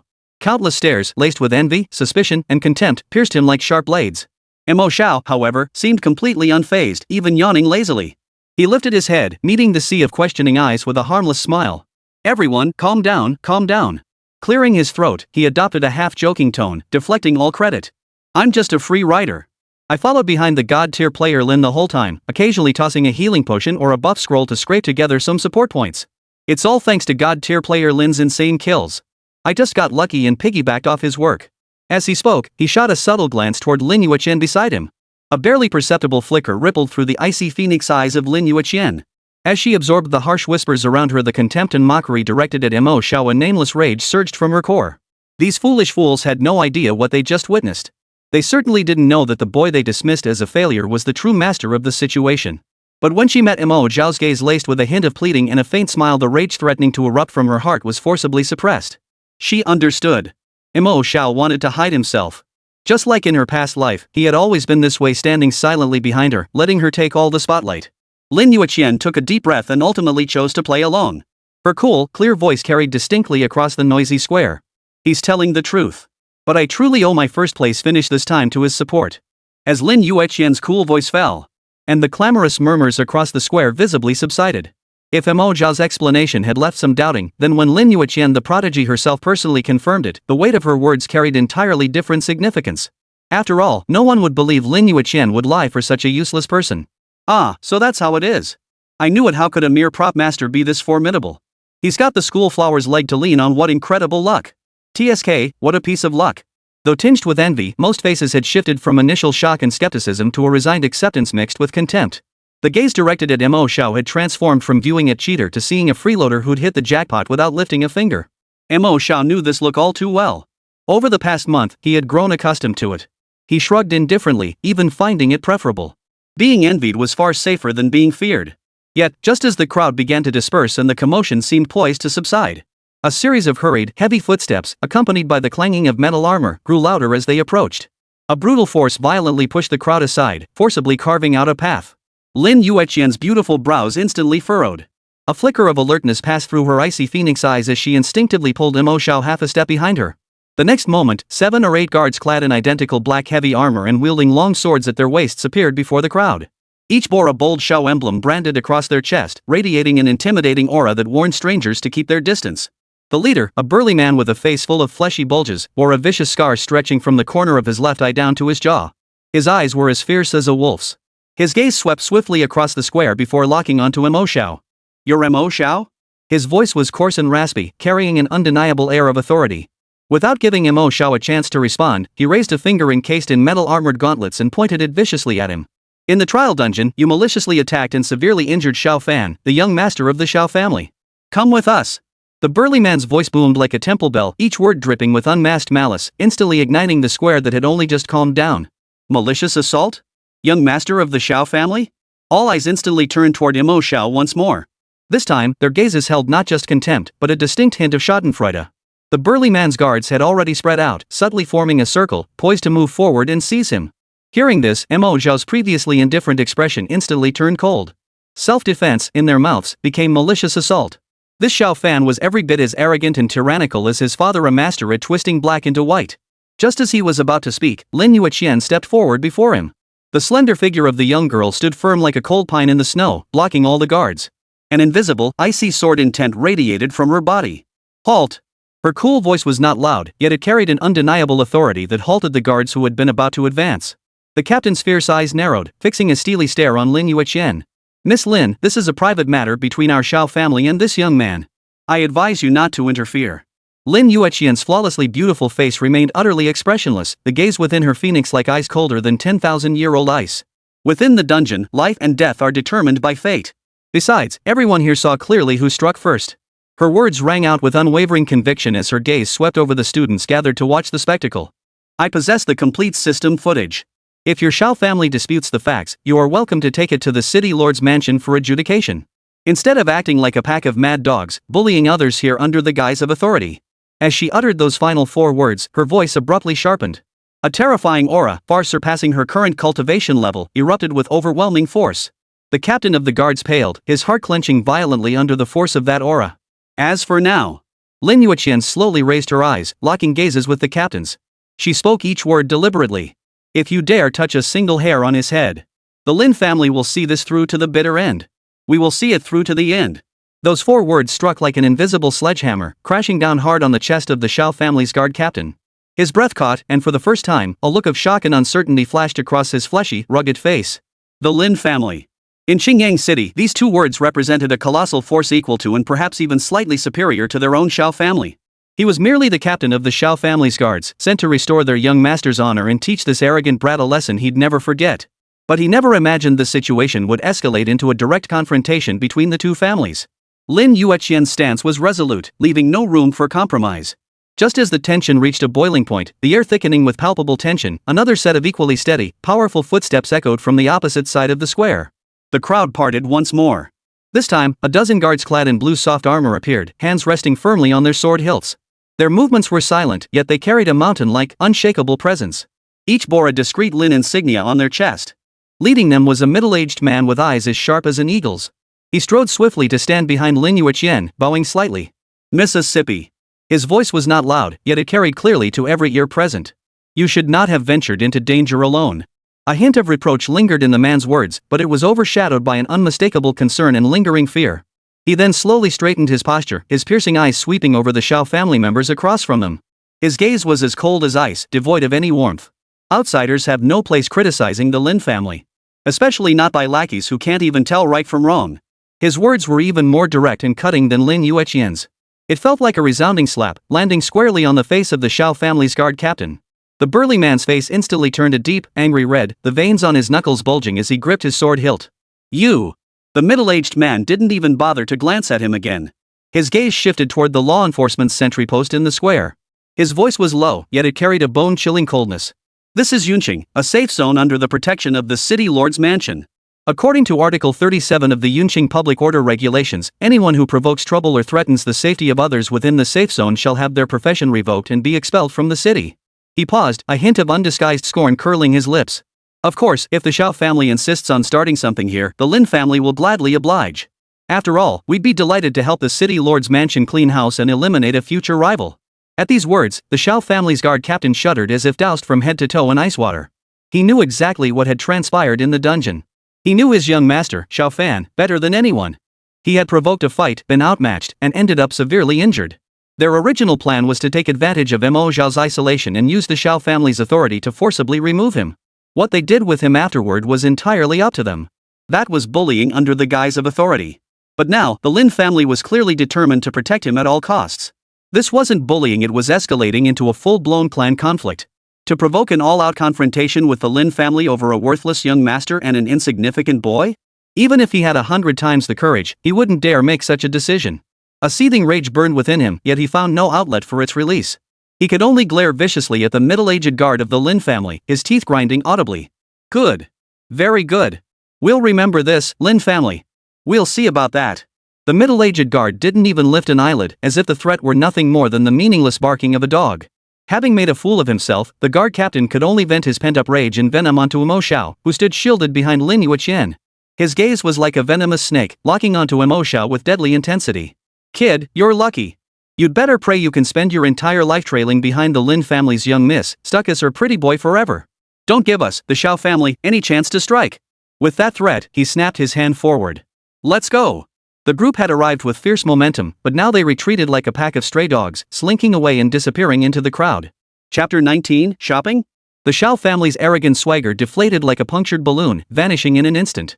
They had arrived with such ferocity, yet now they dared not even glance back as they vanished into the crowd at the far end of the square. The air around them seemed to grow fresher as a result. Mo Xiao's taut nerves finally relaxed. He exhaled a long, heavy breath, the weight in his chest lifting with it. He turned to face the figure before him, a form that was both delicate and dependable. "Lin, today. I really appreciate what you did." This gratitude felt more sincere than any he had ever expressed before. Without Lin Yueqian and the backing of the Lin family, he knew exactly what he would have faced. It would have been far more than mere physical pain. Lin Yueqian slowly turned around. The icy aura that had previously kept others at arm's length now melted away like spring snow. A faint, mischievous curve lifted the corners of her lips. Her cool, phoenix-like eyes now held a hint of playful amusement. She took a small step forward, drawing slightly closer, and a faint, delicate fragrance drifted into Mo Xiao's nostrils. "Is a verbal thank you all you're offering?" Her voice was hushed, trailing off lazily like a kitten's claws, scratching lightly yet insistently at the tip of his heart. Not a shred of sincerity. Mo Xiao froze completely. He stared blankly at the girl before him, her smile radiant and charming, his mind momentarily short-circuiting. This was the same ice-cold sword immortal who'd radiated an aura powerful enough to freeze the air just moments ago? The shift in atmosphere was a bit too abrupt. But even more exaggerated than his reaction were the Lin family guards standing nearby. Led by the sharp-eyed middle-aged man, every guard seemed frozen in place as if struck by a spell. Eyes wide, mouths slightly agape, they were utterly petrified. Their gazes darted back and forth between Lin Yueqian and Mo Xiao, filled with disbelief and horror. It was as if they'd witnessed their own eternal iceberg suddenly bloom into a vibrant, luscious flower under the scorching summer sun. This sight stunned them even more than their earlier confrontation with the Xiao family. Mo Xiao swallowed hard, feeling a chill run down the back of his neck. He carefully chose his words, tentatively asking, "So, what do you want?" Lin Yueqian seemed quite pleased with his flustered state, the amusement in her eyes deepening. She extended a slender finger, gently smoothing a strand of hair that had been blown askew by the wind, her movement elegant and effortless. Let me think." She feigned deep thought, then her eyes lit up. "Come shopping with me. We can handle all the loot and gear from this dungeon run." She tilted her head, her clear gaze fixed on Mo Xiao. "What do you say? Can you do it?" As Lin Yueqian's words fell, Mo Xiao suddenly felt that prickling sensation on his back surge over him like a tidal wave once more. This time, the sensation was even more intense, more bone-chilling. If before it had merely been the envious, jealous, resentful stares of his classmates, now, those gazes had evolved into tangible blades, stabbing into him one by one. The source of these knives lay in the group of stone statues standing behind the young lady before him. Especially the lead middle-aged bodyguard, his gaze was no longer sharp, but vicious. His hand gripped the sword hilt so tightly that his knuckles turned white, as if he might lose control at any moment, draw his blade, and take the law into his own hands. Mo Xiao felt like crying without tears. He desperately wanted to say, "Young lady, this isn't gratitude, it's clearly demanding I repay you with my life." To agree or not to agree, it seemed to become a life or death choice. Except, and he had no doubt the guards behind him would chop him into mincemeat on the spot. But if he refused? Mo Xiao stole a glance at the smiling girl before him. Though she appeared harmless now, the bone-chilling aura that had frozen the air moments ago was still fresh in his memory. Refusing her would likely be no better than being chopped to pieces by the guards. It was a dead end. Lin Yueqian, of course, took in every flustered and conflicted expression on his face, the sly curve of her lips growing more pronounced. She let out a soft laugh, the sound crisp and pleasant, yet it made Mo Xiao's heart leap once more. Then, she turned away. The face that had been as warm as spring breeze a moment before turned abruptly cold the instant it faced the guards. "You may leave now. I'll handle the loot from this instance run myself and return home on my own." The middle-aged guard, sharp as an eagle, froze at her words, instinctively opening his mouth to speak. "Miss, your safety." Before he could finish, Lin Yueqian's gaze pierced him like two unsheathed blades. The guard's remaining words instantly choked in his throat, unable to utter a single syllable. The other guards behind him dared not even breathe heavily, all lowering their heads, unable to meet that terrifying gaze. Under that piercing stare, they could only bow awkwardly and salute. "Yes, Mississippi." Then, the imposing guards swiftly retreated like a receding tide. As their figures vanished at the far end of the square, Lin Yueqian turned once more. That icy beautiful face now bore the faint smile that sent Mo Xiao's heart racing. Alright, now no one will disturb us. Her tone was light and carefree, as if she'd accomplished something trivial. Let's go. Mo Xiao gazed into her clear, piercing eyes that seemed to see straight through him, a whirlwind of emotion surging within him. In the end, all he could muster was a bitter smile. What else could he say? The young lady had already set the stage. As her sole audience, he seemed to have no choice but to follow along. Though he couldn't fathom why this favored daughter of heaven had taken such a special interest in him, it didn't seem like a bad thing for now. After all, had she not intervened in this instance, he would likely have paid a heavy price to resolve matters with the Xiao family so smoothly. Adopting a when in Rome, do as the Romans do attitude, Mo Xiao followed Lin Yueqian's footsteps as they walked side by side out of the instance plaza. Guided by Lin Yueqian, they traversed several bustling streets until they reached an even more vibrant and noisy district. This was the exclusive marketplace for professionals. Unlike ordinary commercial streets, the air here was thick with a tangy blend of herbs, metal, and a faint hint of blood. Street stalls of every kind lined both sides of the road. Most stall owners radiated a rugged aura, clad in a motley assortment of gear, clearly adventurers fresh from dungeons or wilderness expeditions. The goods they peddled were truly bizarre. Gleaming gear shimmers with multicolored auras, materials radiate strange energies, and rare monster parts lie scattered among the wares. The clamor of vendors' cries and the fierce clamor of haggling rose and fell in waves, composing a symphony unique to the working class. Mo Xiao followed half a step behind Lin Yueqian, his eyes barely able to take it all in. He curiously surveyed everything around him, like a country boy seeing the city for the first time. As a time traveler, he had only ever encountered such fantastical scenes in games and novels. The original owner of this body, however, was a penniless soul struggling to make ends meet. The number of times he'd visited such a place could be counted on one hand, and each visit had been rushed and hurried, leaving no room for appreciation. This novel and vivid experience allowed Mo Xiao to momentarily forget the pressure brought by the young lady beside him. Lin Yueqian seemed to sense his state of mind and slowed her pace to walk beside him. She turned her head, observing Mo Xiao's wide-eyed wonder, a fleeting trace of nostalgia and tenderness flickering deep in her eyes. Is there anything you'd like to buy? Her voice was soft, carrying a hint of gentle guidance. Mo Xiao instinctively reached into his pocket, then scratched his head awkwardly. Nothing, really. Besides, I don't have any money. I probably couldn't afford even the cheapest thing here. He was telling the truth, all his money combined would barely buy the cheapest potion here. Hearing this expected answer, Lin Yueqian's smile only deepened. I can lend you some money first. She looked at Mo Xiao like an older sister offering gentle guidance. Besides, how could you possibly be broke? Don't forget, the props you make are twice as effective as regular ones, sometimes even more. I really felt that difference in this dungeon run. Exactly. His talents, affinity with all things, and divine hand, combined with his class skill, item crafting, produced items whose effect values were directly doubled. This wasn't just a bonus when he used them himself, it was an inherent property of the items themselves. A standard power, small explosion scroll, sells for about 50 copper coins on the market, dealing 100 points of area damage. But his version deals 200 damage. Such an exceptional item with unmatched performance would likely sell like hotcakes for 100 copper coins, even at that price, among adventurers desperate for combat power. If he raised the price by 50 to 60% to 80 copper coins, it would become a hard-to-find commodity in high demand. And this is merely the most basic item. If he crafted more advanced, rarer items, wouldn't the profits skyrocket? Seeing Mo Xiao's eyes light up with startling intensity, Lin Yueqian's smile grew even softer, tinged with a knowing understanding that had seen it all. But, she continued, I think it's best you don't think about setting up a stall just yet. Don't forget, this dungeon assessment is merely an appetizer. In 10 days, the fate-deciding college entrance exams begin. Your top priority should be strengthening yourself. Lin Yueqian's tone was calm, yet it sent a sudden chill through Mo Xiao's heart. Right. The college entrance exam. The Gokao in this world was 100 times more brutal than the one in her past life. That was the true battlefield that determined one's future social standing and even life or death. Compared to that, earning this small amount of money did seem like a waste of time. Mo Xiao scratched his head awkwardly upon hearing this. The young lady is correct. But, getting stronger isn't that easy. I'm just a prop master. Fighting monsters and leveling up? That's still way too hard for me. Chapter 20, Why do you still want to team up with me? Hearing Mo Xiao's words of weakness, a hint of resignation flashed through Lin Yueqian's clear, phoenix-like eyes. That look seemed to say, keep pretending. Monster slaying and leveling up are too hard? If someone else had said that, she might have believed it. But coming from him, it only amused her. Did he really think she hadn't seen how many monsters he'd slain in dungeons? Yet she understood clearly that the Mo Xiao before her remained guarded and distrustful toward her. He was still hiding something. Lin Yueqian didn't bother to call him out on it.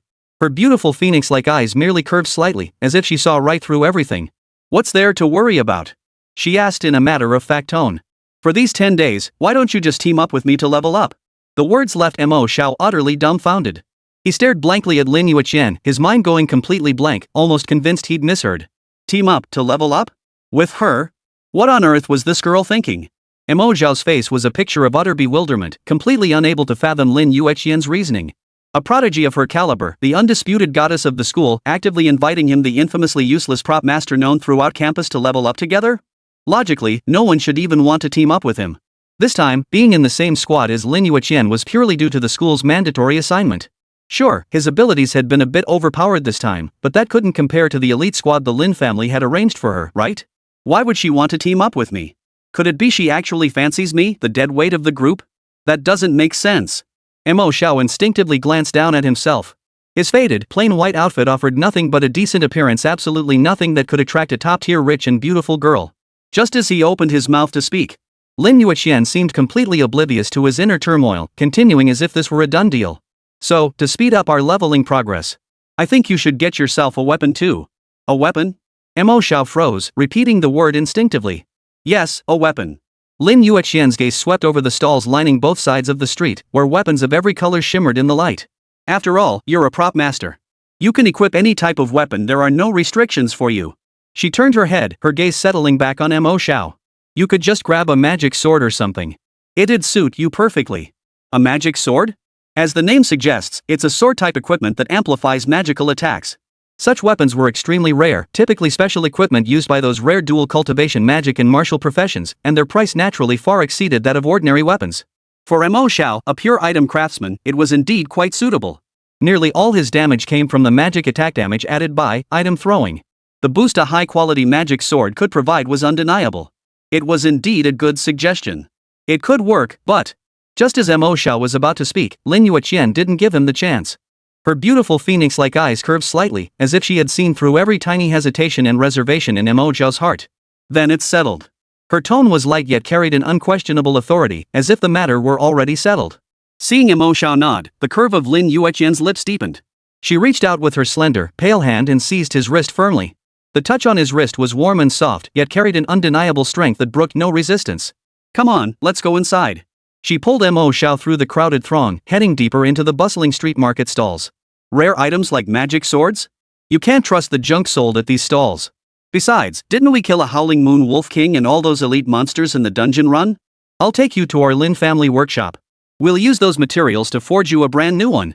Mo Xiao's steps halted abruptly as he tried to pull his wrist free. This is impossible. It's far too valuable. Just as he was about to refuse, Lin Yueqian cut him off again with decisive brevity. What's wrong with that? She turned her head, her clear phoenix-like eyes fixed firmly on Mo Xiao, her gaze carrying a hint of self-evident certainty. Didn't you give me a pair of silver-grade boots? I'm returning a silver-grade weapon equal exchange. It's perfectly reasonable. Without waiting for Mo Xiao to protest, she tightened her grip on his arm and practically dragged him forward. Passing adventurers exchanged complex glances, a mix of shock, envy, and jealousy. The Lin family's eldest daughter, that unattainable flower, was actually publicly tugging and pulling with a boy? And that boy was clad in shabby, low-tier gear? What on earth was going on in this world? Mo Xiao felt his scalp tingle under the piercing stares, and eventually gave up resisting, letting Lin Yueqian drag him away. Soon, under Lin Yueqian's persistent tugging, they arrived before a sprawling, rustic-style building. The signboard above the entrance bore 4 characters carved in bold, flowing calligraphy, 100 Forge Workshop. Inside the workshop, waves of heat rolled out, the clanging of metal never ceasing. The air was thick with the unique scent of metal and fire.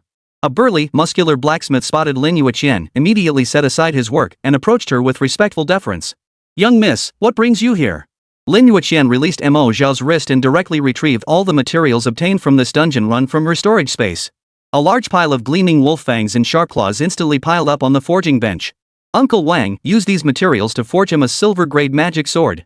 The blacksmith, known as Uncle Wang, fixed his gaze on the materials, his eyes instantly brightening. Whoa, fangs and claws from the Howling Moon Wolf King and the Howling Moon Silver Wolf? He picked up a Wolf King Fong, its icy glint catching his attention. After a moment of careful examination, he couldn't help but praise. These are truly exceptional materials. Rest assured, young lady. I'll forge the finest sword for this young man. Lin Yueqian once again ignored Mo Xiao's helpless expression beside her and nodded directly to the blacksmith. Then we'll trouble Uncle Wang. Seeing Uncle Wang already enthusiastically tossing the materials into the roaring forge, Mo Xiao knew it was too late to say anything now. He could only sigh helplessly, finding a stone stool nearby to sit on as he waited quietly for his new weapon to emerge. The searing flames licked at the fang of the Howling Moon Wolf King. The hard material gradually began to melt under the intense heat, shimmering with a silvery white glow. As he watched the wolf fang melt away, Mo Xiao's thoughts drifted elsewhere. Suddenly, he remembered that his backpack still contained a special item obtained from a dungeon run one he hadn't had time to examine yet. With a flick of his thoughts, Mo Xiao silently opened his backpack interface. Within that consciousness space unique to him, a phantom-like, curled-up little wolf floated quietly. Its entire body radiated a soft moonlight, as if it might dissipate at any moment, yet it was held firmly in place by some invisible force. A message appeared. Remnant Soul of the Howling Moon Wolf King. Type, Special Item. Effect, contains a portion of the Howling Moon Wolf King's power. Can be thrown to detonate or used as residual material in crafting to grant additional attributes to items. Special, upon use, mastery is guaranteed, granting a portion of the Howling Moon Silver Wolf's power. Mo Xiao's breath caught slightly upon reading the final line. Guaranteed mastery? His heart skipped a beat. This was entirely different from ordinary items. It was practically like gaining complete control over a monster, albeit a weakened, residual soul. Still, it was the Moonhowl Wolf King, a lord-level being. Even a fragmentary soul, even a fraction of its power, would undoubtedly provide a significant boost to his current state. As Mo Xiao was deep in thought, Lin Yueqian's voice reached his ears, cool and clear, yet tinged with a hint of resignation. What are you thinking about? So engrossed?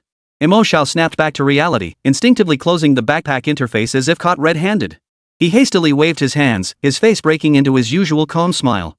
Nothing, really. Just thinking about how I'll make money by setting up a stall in the future. The excuse felt rather flimsy, even to his own ears. A flicker of resignation passed through Lin Yueqian's clear, phoenix-like eyes. She clearly didn't believe him, yet she didn't press further. She merely lifted her smooth chin and gestured toward the forging bench. Your weapon is ready. Go take a look. Mo Xiao blinked, slightly surprised. So fast? He had assumed that master-level forging would require days or nights of meticulous craftsmanship, just like real-world artisans. He hadn't expected it to take no more than 10 minutes. He hurried forward, his gaze instantly drawn to the long sword on the forge. The blade was slender and sleek, radiating a unique silver-gray hue, as if moonlight itself had been forged into its core.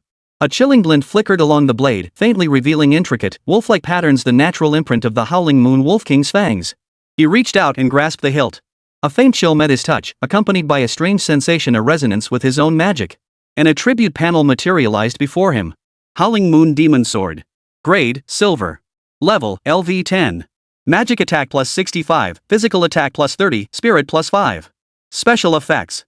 Moon Slash slashes forth a beam of moonlight, dealing 150% magic damage to enemies. Moon Howl emits a sword cry, granting a 20% spirit boost for 3 minutes. Gazing at the attribute panel that appeared before him, Mo Xiao couldn't help but marvel inwardly. Truly the work of a renowned master from the main city. These stats were nothing short of luxurious.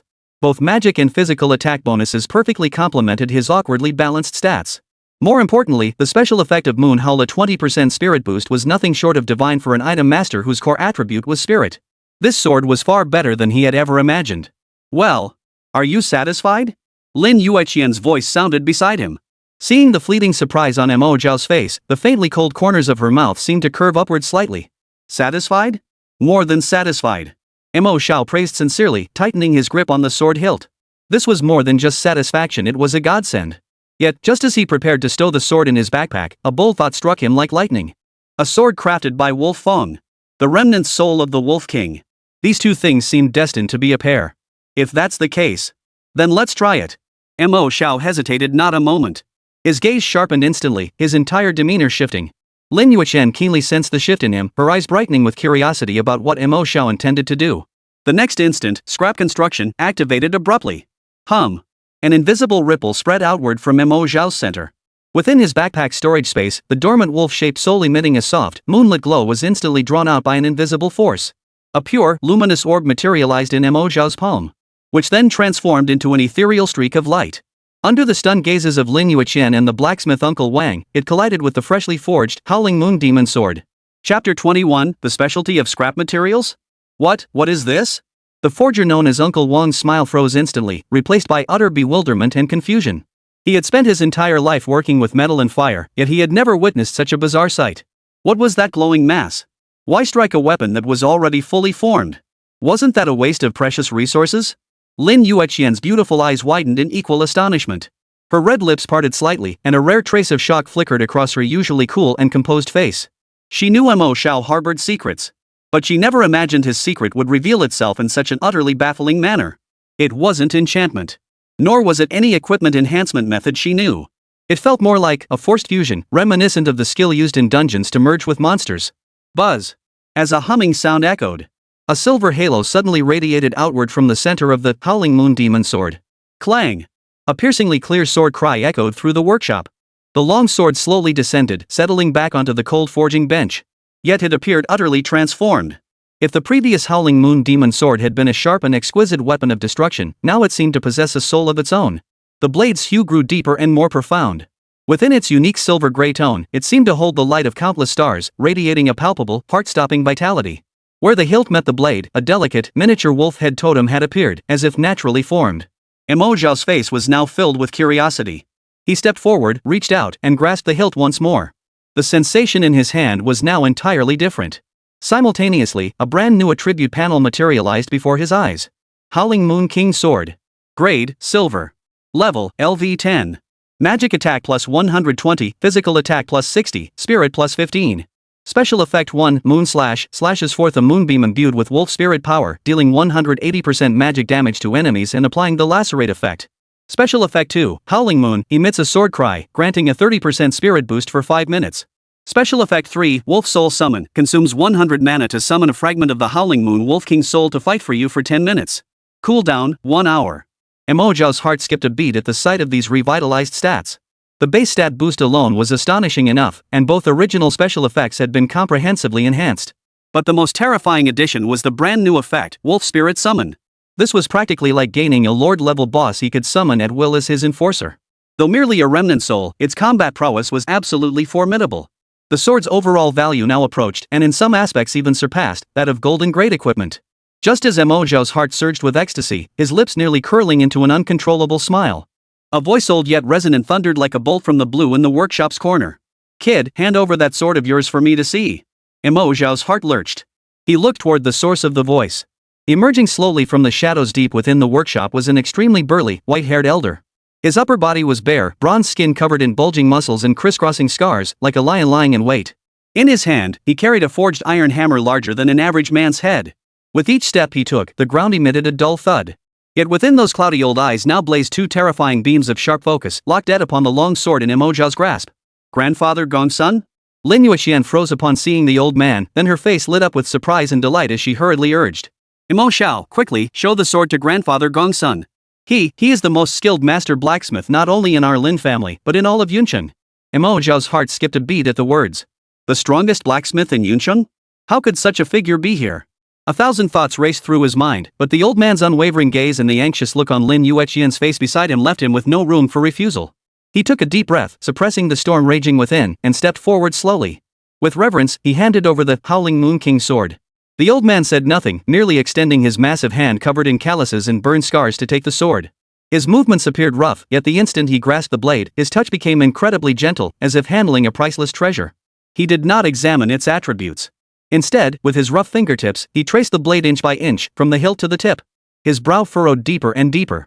His initial astonishment gave way to confusion, which finally solidified into an expression of utter disbelief, as if he'd seen a ghost. "Impossible, this can't be." The old man muttered to himself, raising the sword to his eyes until his piercing gaze nearly touched the blade. Two entirely different items and pieces of equipment, fused together directly? Not enchanted, not inlaid, but fused into a perfect whole. Such a forging technique unheard of, unseen. Suddenly, he snapped his head up. Those piercing eyes, capable of seeing straight through a person's soul, locked onto Mo Xiao like a hawk's gaze. The overwhelming aura of a supreme master crashed down upon Mo Xiao. "Young man." The old man's voice was deep and resonant, each word like a heavy hammer striking Mo Xiao's heart. "What is your profession? Why, could you defy the ironclad rules of equipment forging and forcibly graft an external object onto a fully formed piece of gear?" Hearing this, Mo Xiao glanced at Lin Yueqian.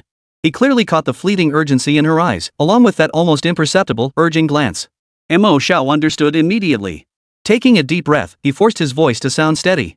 He addressed the imposing white-haired elder before him with respectful deference. "Senior, I am an item craftsman. I possess a skill called scrap construction, which allows me to combine different props to unlock their unique abilities." "Scrap construction?" The old man chewed on the 4 words, his brow furrowing deeper. He tapped the brand new Howling Moon King sword in his hand with his knuckles, a look of puzzlement on his face. The blade emitted a clear, resonant hum, as if answering his question. Can this skill be used between pieces of equipment? With a casual flick of his wrist, an invisible ripple rippled through the air. With a crisp metallic clang, two ancient-looking swords, each gleaming with a bronze sheen, materialized before him, hovering motionless. If it can, give it a try. The old man's gaze refocused on Mo Xiao. The suffocating pressure seemed to dissipate slightly, replaced by an almost fanatical curiosity. Don't worry. If you can make me understand the secrets behind this, I'll cover all your gear from now on. At these words, Mo Xiao's heart skipped a beat. Beside him, Lin Yueqian couldn't help but widen her beautiful phoenix-like eyes in astonishment. She understood the weight of that promise better than anyone. Hearing this, Mo Xiao didn't even need Lin Yueqian to urge him further. He stepped forward directly, focusing his mind on the two suspended bronze swords. Activate. Scrap construction. Hum. A blue radiance, even brighter than before, surged from Mo Xiao's palms. Like chains, it bound the two swords tightly. The swords trembled violently, as if an invisible giant hand were forcibly kneading and squeezing them. Amidst the shrill screech of metal grinding, the blue light suddenly intensified. The light faded. The two swords that had been suspended in the air vanished without a trace. In their place now lay a broad, double-handed greatsword with a thicker blade, suspended motionless in midair. It was done. Mo Xiao gazed at the greatsword, a peculiar feeling stirring within him. He scratched his head awkwardly, looking every bit like a student who'd done something wrong. Well, this scrap construction is actually more about luck. If the item's properties aren't very distinct, it's hard to predict what it'll turn into after fusion. Hearing this, the old man narrowed his cloudy eyes slightly, yet he didn't immediately reach for the brand new greatsword. Instead, he extended his rough knuckles and tapped lightly on the blade of the greatsword suspended midair. Clang! A deep, resonant echo rippled out, far less crystalline than the Moonhowl King sword, yet radiating a simple, unadorned solidity. With a casual flick of his wrist, the greatsword landed in his palm. He gave it a casual glance before tossing it onto the nearby forging bench with a loud clang. Oh! The old man's eyebrows shot up, his voice tinged with unexpected delight. The attributes added directly? Though it's merely the simplest form of stacking, yielding no qualitative change, achieving this level is already quite impressive. His sharp gaze returned to Mo Xiao. Young man, can this sword still utilize your skill to fuse another piece of equipment into it? Mo Xiao instinctively shook his head. A hint of embarrassment and helplessness flashed across his face as he scratched his head. Senior, my skill is only at level 1 right now. At most, it can fuse two items together. He paused, then added with a hint of uncertain speculation. Perhaps, once the skill level increases, it might be able to fuse more items. Is that so? The old man murmured to himself. Yet his terrifying eyes suddenly blazed with two brilliant flashes of insight. This truly is a divine skill. A skill that ignores equipment tiers and forging rules, forcibly merging multiple pieces of gear into one. Even if it only simply stacked attributes, its growth potential was terrifying. No wonder that haughty girl, Yueqian, values this young man so highly, even going so far as to pull strings and personally bring him here for custom gear. So that's how it is. This kid is definitely worth investing in. A truly unique profession, it lives up to its reputation. Ha ha ha ha. As the old man grasped it all, he suddenly burst into a hearty, resonant laugh that shook the entire workshop. The suffocating pressure he had exuded moments before vanished instantly. Looking at the flustered youth before him, the old man's eyes brimmed with admiration. Mo Xiao felt a bit uneasy under his laughter, but he still mustered his courage and respectfully bowed his hands toward the old man. Elder, I beg you to keep my professional abilities confidential. Of course. The old man waved his hand dismissively, seemingly unconcerned. If word of your abilities got out, the entire city of Yunqing, no, the whole of Dragon Nation would be after you. I'm not that gossipy. The look he gave Mo Xiao now was like gazing upon a flawless, unpolished jade, a true masterpiece waiting to be carved. Young man. He tapped the ground lightly with his massive hammer, producing a dull thud. Once you've leveled up that scrap construction skill, remember to come back here. I want to see for myself. What the hell happens when you fuse 3 or even 4 pieces of gear together? Mo Xiao nodded repeatedly, his face brimming with sincerity. I will. As long as it could cover all his gear, he wouldn't mind coming back for a few demonstrations. He'd gladly stay here doing odd jobs every day if needed. Chapter 22, New Traits, Xiao Fan's Anomalies. After leaving the 100 Forge workshop, Mo Xiao's emotions remained unsettled for a long time. Head bowed, his fingers traced the intricate wolf head totem on the hilt of the Howling Moon King sword over and over. He couldn't help but grin, the joy welling up inside him nearly spilling over his lips. So happy? Lin Yueqian's voice drifted over, tinged with amusement. It was cool and clear, yet carried a hint of teasing. Mo Xiao nodded without hesitation, his eyes still sparkling with excitement as he lifted his head. Of course. It's Master Gongsun, the strongest blacksmith in Yunqing. He personally promised to handle all my equipment from now on. Just think of all the money I'll save. For someone as penny-pinching as him, this felt more tangible than being gifted a golden piece of gear outright. Lin Yueqian watched his money-obsessed expression and pouted slightly, feigning displeasure. I was the one who took you there. Aren't you going to thank me? She suddenly took a step closer, her coldly beautiful face suddenly looming large in Mo Xiao's field of vision. A faint, refreshing fragrance, like the crisp air after a snowfall, unexpectedly filled his nostrils. Mo Xiao froze completely. His brain completely shut down in that moment. This aloof, domineering young lady who regarded everything as insignificant, was actually acting coy with him? Seeing Mo Xiao's near-terrified expression, a triumphant smile flickered deep in Lin Yueqian's eyes. She chuckled softly, taking a half-step back to re-establish distance. Look how scared you are. Alright, just kidding. Her tone returned to its usual cool detachment, as if the playful girl moments ago had been nothing but a mirage. The final exams are over. Tomorrow we'll announce the results and distribute the rewards, then begin the final preparations before the college entrance exams. Her tone shifted abruptly, her gaze turning serious once more. As your repayment to me, accompany me to level up tomorrow afternoon. I'm very satisfied with your support skills. Ha! Mo Xiao froze, about to speak, but Lin Yueqian didn't give him a chance. She turned and walked away, leaving only a final, unquestionable statement. You have no right to refuse. See you at school tomorrow. The girl's figure quickly blended into the crowd and vanished. Mo Xiao stood dumbstruck in place, unable to snap out of it for a long while. He sighed helplessly. But then he thought, maybe this was for the best. Having a powerhouse guide him through leveling up was far safer and more efficient than venturing into the wilderness alone, constantly on edge. With this thought, Mo Xiao's mood lifted again. Following the route etched in his memory, he returned to his small, dilapidated rental in the old city district. The room was cramped and dimly lit. When the silver-glinting, howling Moon King sword was casually placed on the peeling wooden table, the entire room seemed to appear even more dilapidated.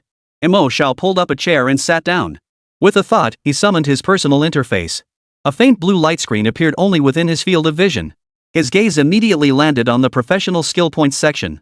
Professional skill points, 13. Still not enough. To upgrade the divine skill scrap construction to LV2, at least 20 skill points are required. Looks like I'll have to wait until tomorrow to grind some more experience points with that young lady. Mo Xiao sheathed the long sword, which still glowed with a faint radiance, yet his gaze remained fixed upon its blade. His gaze shifted to his personal interface.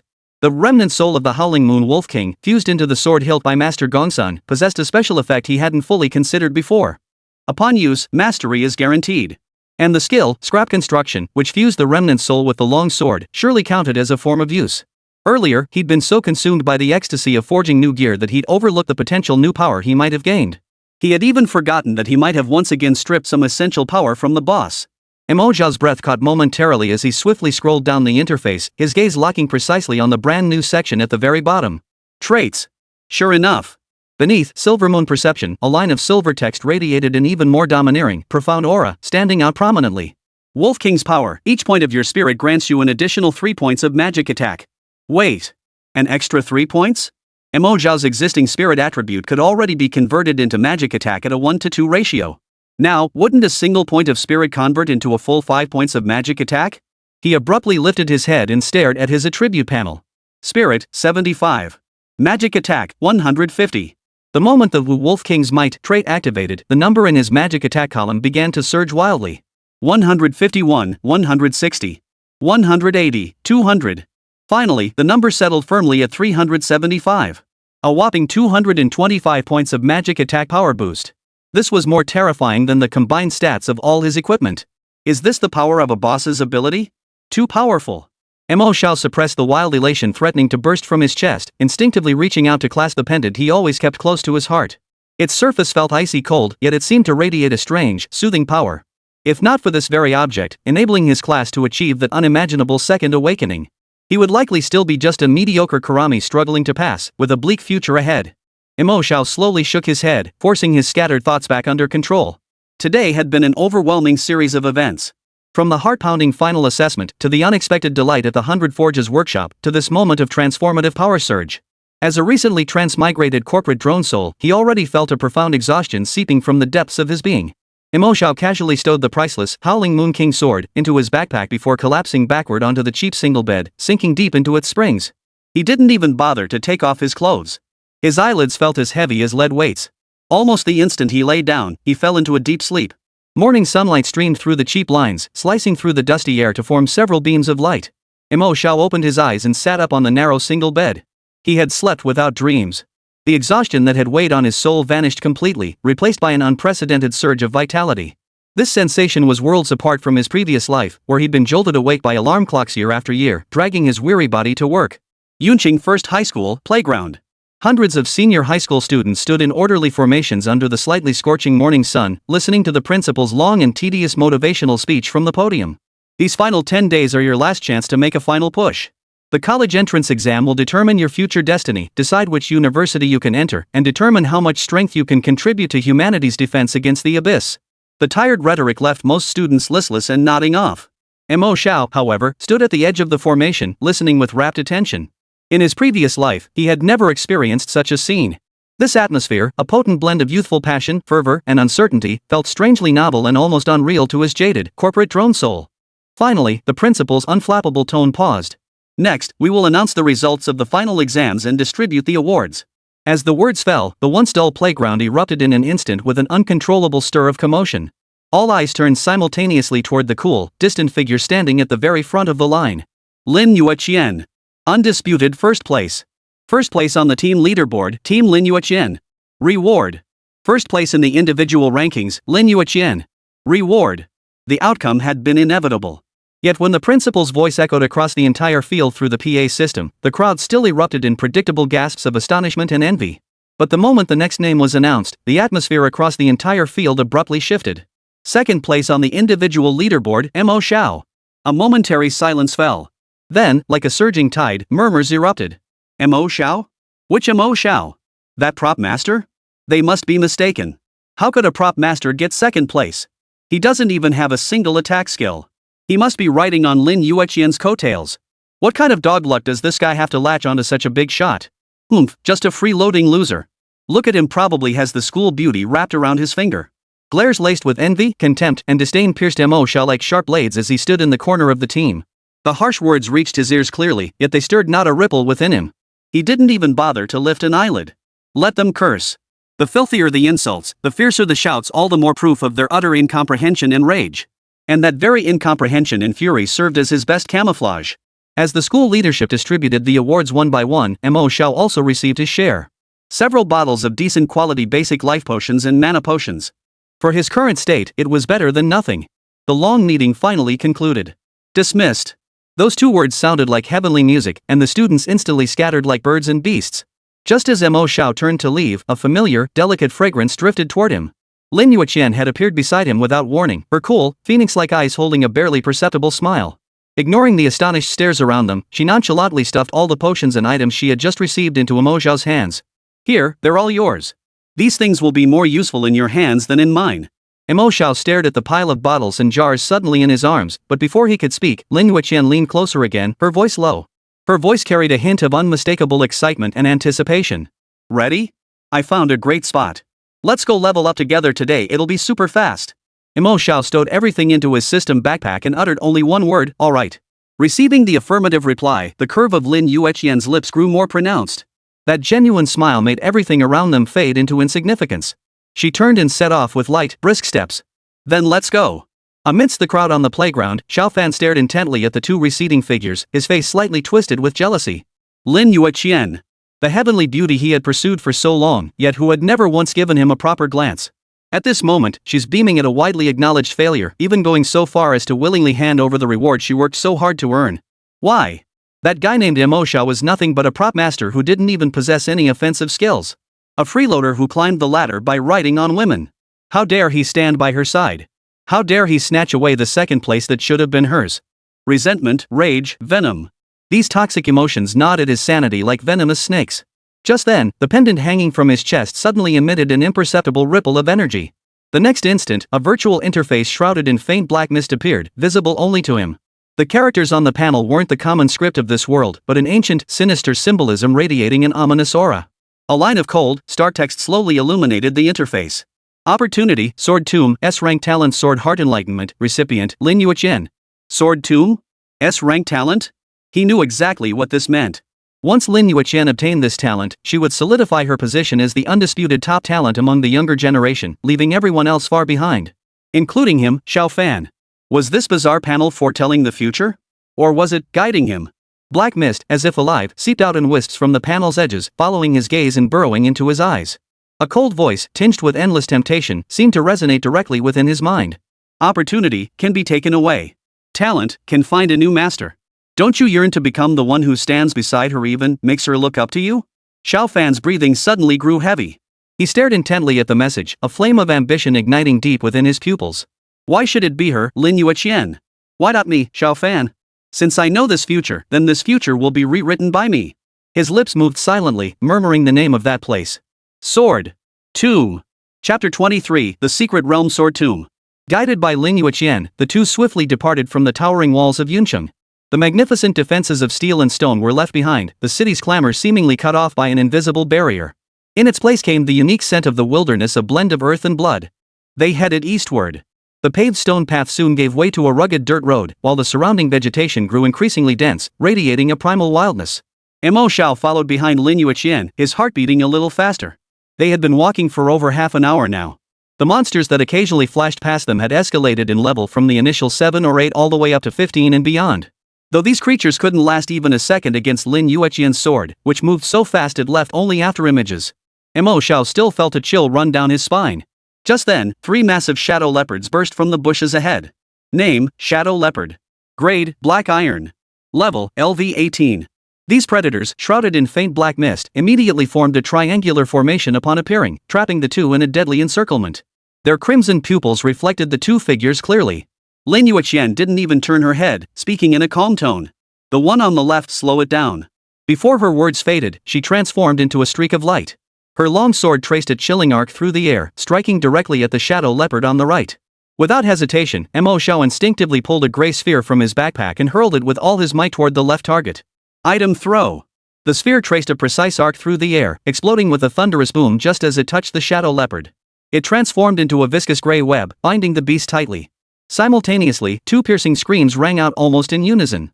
Lin Yueqian's figure materialized ghost-like behind the last shadow panther. Her long sword slid back into its scabbard with a crisp click. 3 level 18 black iron monsters, from their appearance to their instant annihilation, the entire sequence took less than 3 seconds. Their coordination was so seamless it seemed rehearsed 1,000 times over.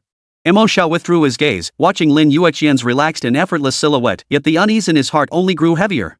After walking for another 10 minutes, when a level 21 giant rock bear crashed to the ground beneath Lin Yueqian's sword, a flash of golden light erupted from Mo Xiao's body as he leveled up. He couldn't hold back any longer. Quickening his pace, he caught up to Lin Yueqian, a hint of unmistakable panic visible on his face. Where exactly are we going? The monsters around here are almost all over level 20, and I'm only, level 12. Mo Xiao's voice tightened slightly. Even if there's some special dungeon at my level, I probably won't even be able to get in, right? Hearing his anxious question, Lin Yueqian finally halted her steps. She turned around, her usually cool phoenix-like eyes now twinkling with a hint of mischief. Don't worry, she murmured soothingly. The place we're going is a secret realm, no level restrictions. Anyone can enter. Noticing Mo Xiao still looked uneasy, she added. The monsters inside aren't particularly strong. Don't be fooled by their high levels. I've done my homework and already know all their weaknesses. With me there won't be any problems.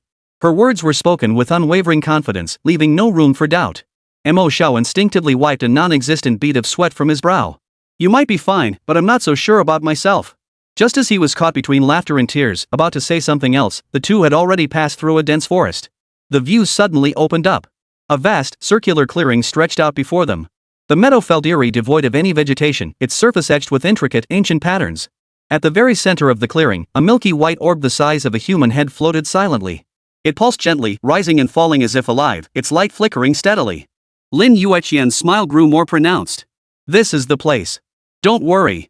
She turned her head to look at Mo Xiao's still tense face, a fleeting, inexplicable tenderness flickering in her eyes.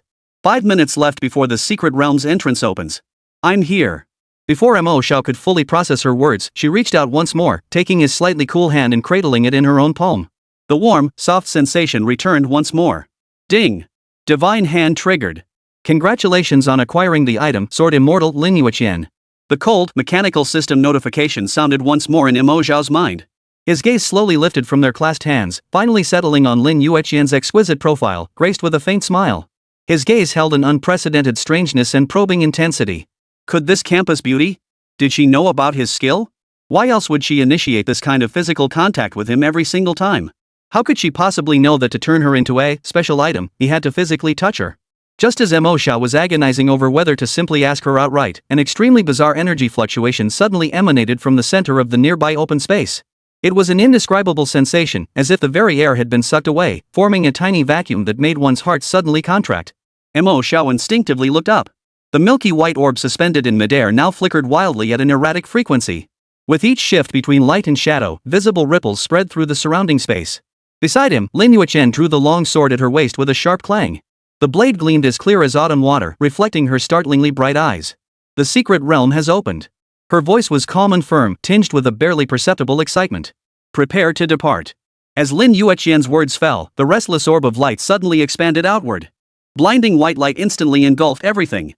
Within a single second, the human head-sized orb transformed into a 3-meter-tall elliptical portal, its edges flowing with dazzling radiance. An ancient, mysterious aura surged forth from beyond the threshold. Lin Yueqian's eyes flashed brightly. She grabbed Mo Xiao's wrist with such force that he couldn't resist. Let's go! Without waiting for Mo Xiao to react, she pulled him toward the radiant portal. A powerful sensation of weightlessness instantly enveloped Mo Xiao's entire body. The world before his eyes seemed tossed into a high-speed spinning washing machine. All colors and lines were shattered, stretched, and ultimately swirled into a chaotic vortex. This sensation lasted less than a second. When solid ground touched his feet again, the surroundings had undergone a complete transformation. They were no longer in the dense forest. Instead, they now stood in a desolate, lifeless gray valley. The air carried a cold, metallic scent, a mix of rust and dust. But what sent chills down Mo Xiao's spine was the valley floor. As far as the eye could see, the entire valley was densely packed with all manner of long swords. Some blades were broken, others rusted and stained, while a few still glinted with a faint, cold light. They resembled silent tombstones, forming an endless steel graveyard stretching to the horizon. At that moment, the cold, metallic chime of the system alert echoed in both their minds. Ding! You have arrived at the special secret realm sword tomb. Hearing the system notification, Lin Yueqian's shoulders, which had been tense the entire time, finally relaxed completely. She exhaled a long breath, as if shedding a 1,000-pound burden. Turning to Mo Xiao, a radiant smile blossomed across her face. The joy welling up from her heart nearly overflowed from her clear, bright eyes. Let's go! Let's start leveling up! Though Mo Xiao remained utterly baffled by everything unfolding before him, the term leveling up was something he understood.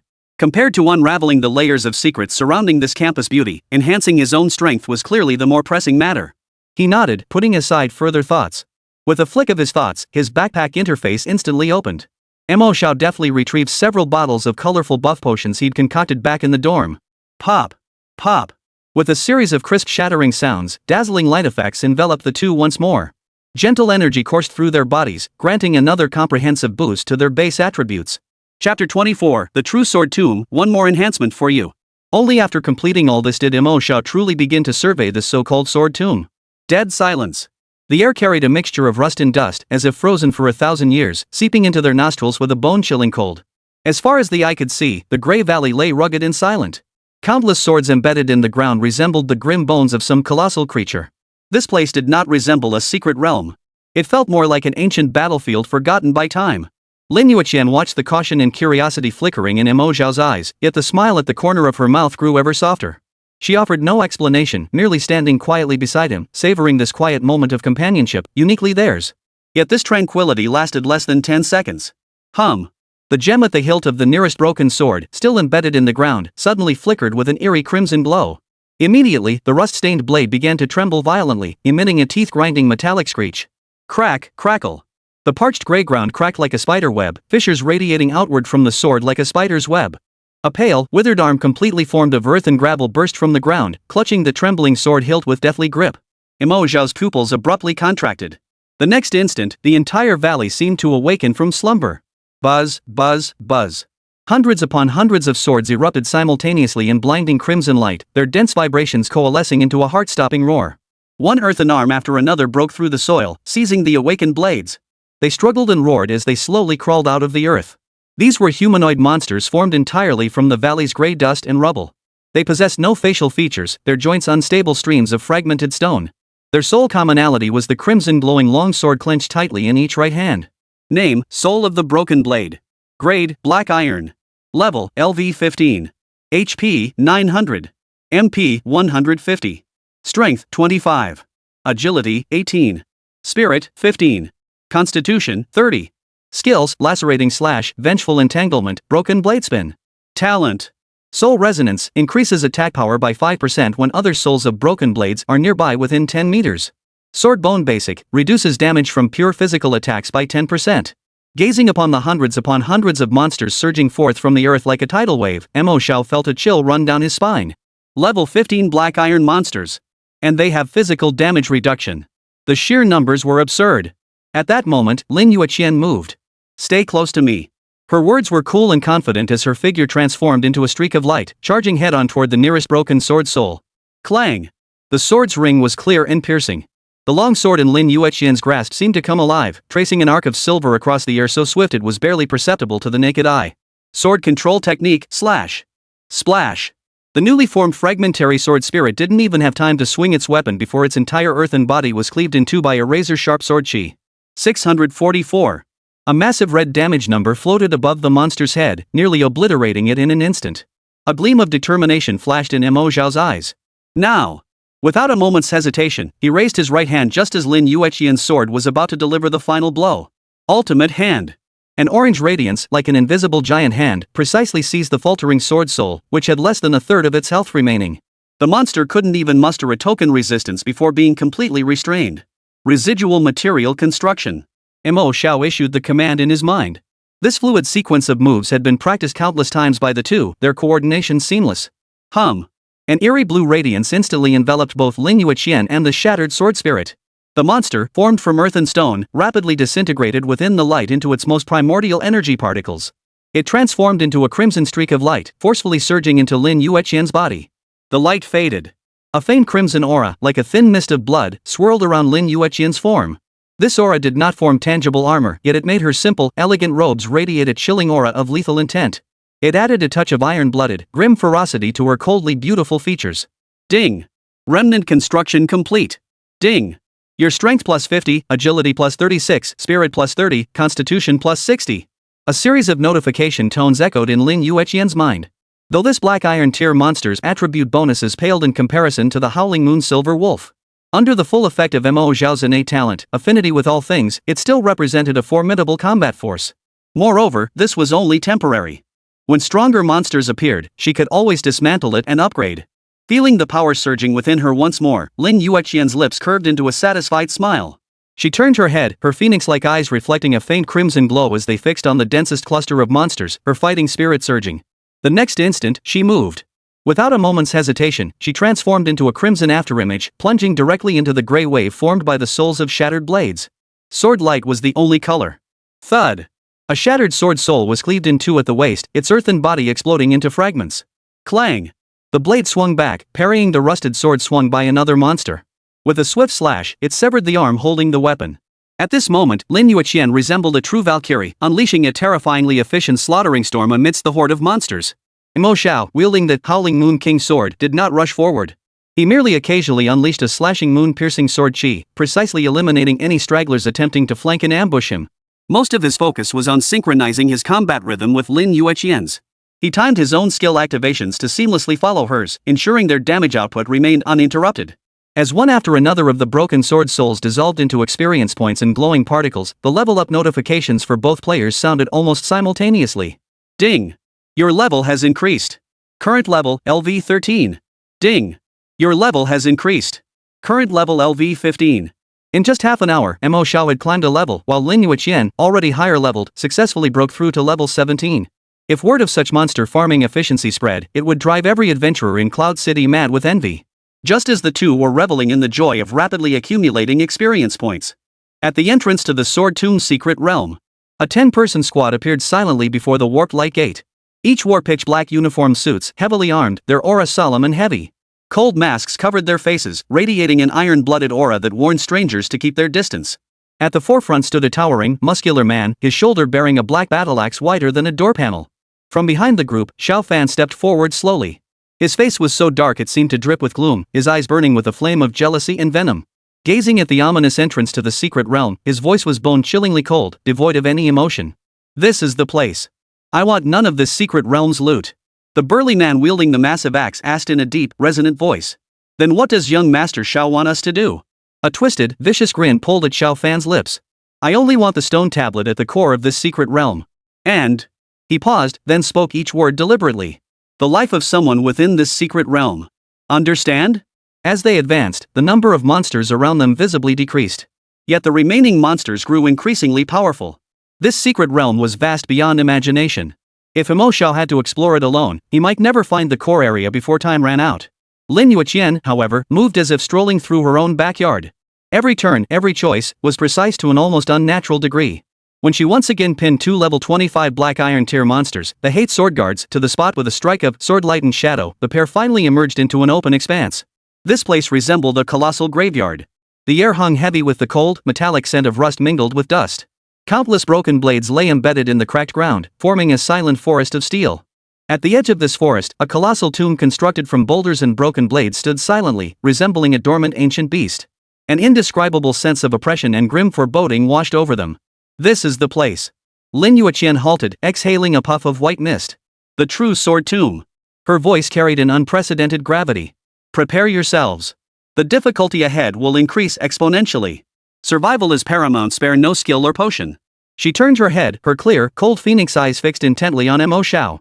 If you truly can't hold them back, summon the wolf spirit bound to your Howling Moon King sword. Don't hesitate. Mo Xiao nodded, committing her words to memory. His gaze swept past Lin Yueqian's shoulder toward the ominous sword tomb, yet his heart remained strangely calm. For he knew the woman beside him understood what lay ahead far better than he did. In that case, Mo Xiao suddenly spoke, a mysterious smile playing on his lips. Then I'll just enhance it for you a bit more. With that, he opened his backpack and pulled out a crude-looking two-handed greatsword, its blade covered in nicks and chips. This bronze-tier equipment had dropped from the 2 hate sword guards he'd just slain, boasting quite decent stats. Give me your sword. Lin Yueqian paused slightly but handed over the Qingfeng longsword that had accompanied her for so long without hesitation. Mo Xiao caught the long sword with one hand while cradling the heavy greatsword in the other. Scrap construction activated. Both blades simultaneously glowed with a deep blue radiance. The rugged greatsword rapidly disintegrated within the glow, transforming into countless pitch-black specks of light. Like a swarm of startled fireflies, they swirled and surged toward the slender novice sword. The specks continuously merged. Deep, intricate dark patterns began to emerge on the once plain blade. The hilt grew heavier, while the guard gained a menacing, angular edge. The light faded. A brand new longsword now hovered silently in Mo Xiao's palm. It embodied both the original blade's ethereal grace and the newly infused dominance, its edge flickering with a heart-stopping cold gleam. Lin Yueqian's breath caught almost imperceptibly for a moment upon seeing the sword. She took the sword. An attribute panel far more terrifying than before instantly unfolded before her eyes.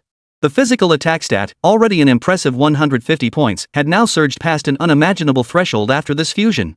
Physical attack, 400. Not only that. Even the special effects skill attached to the previous two-handed greatsword was fully inherited.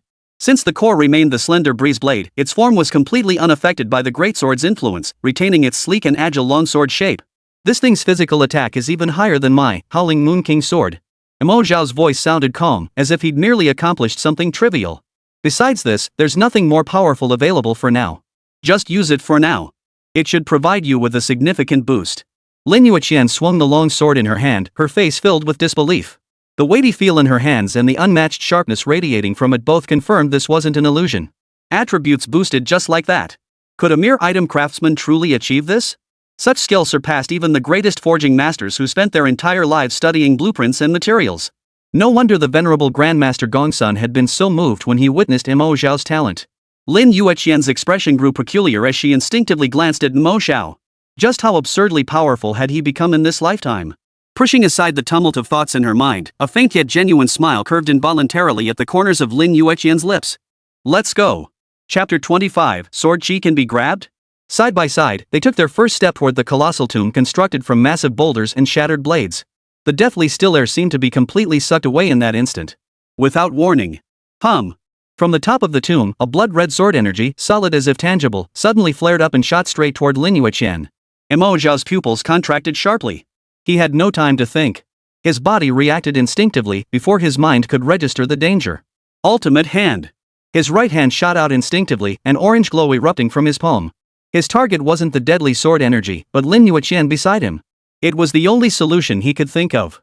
Grab her, rendering her unable to be targeted, just as before. Yet, in the very instant his hand reached out, Lin Yueqian moved.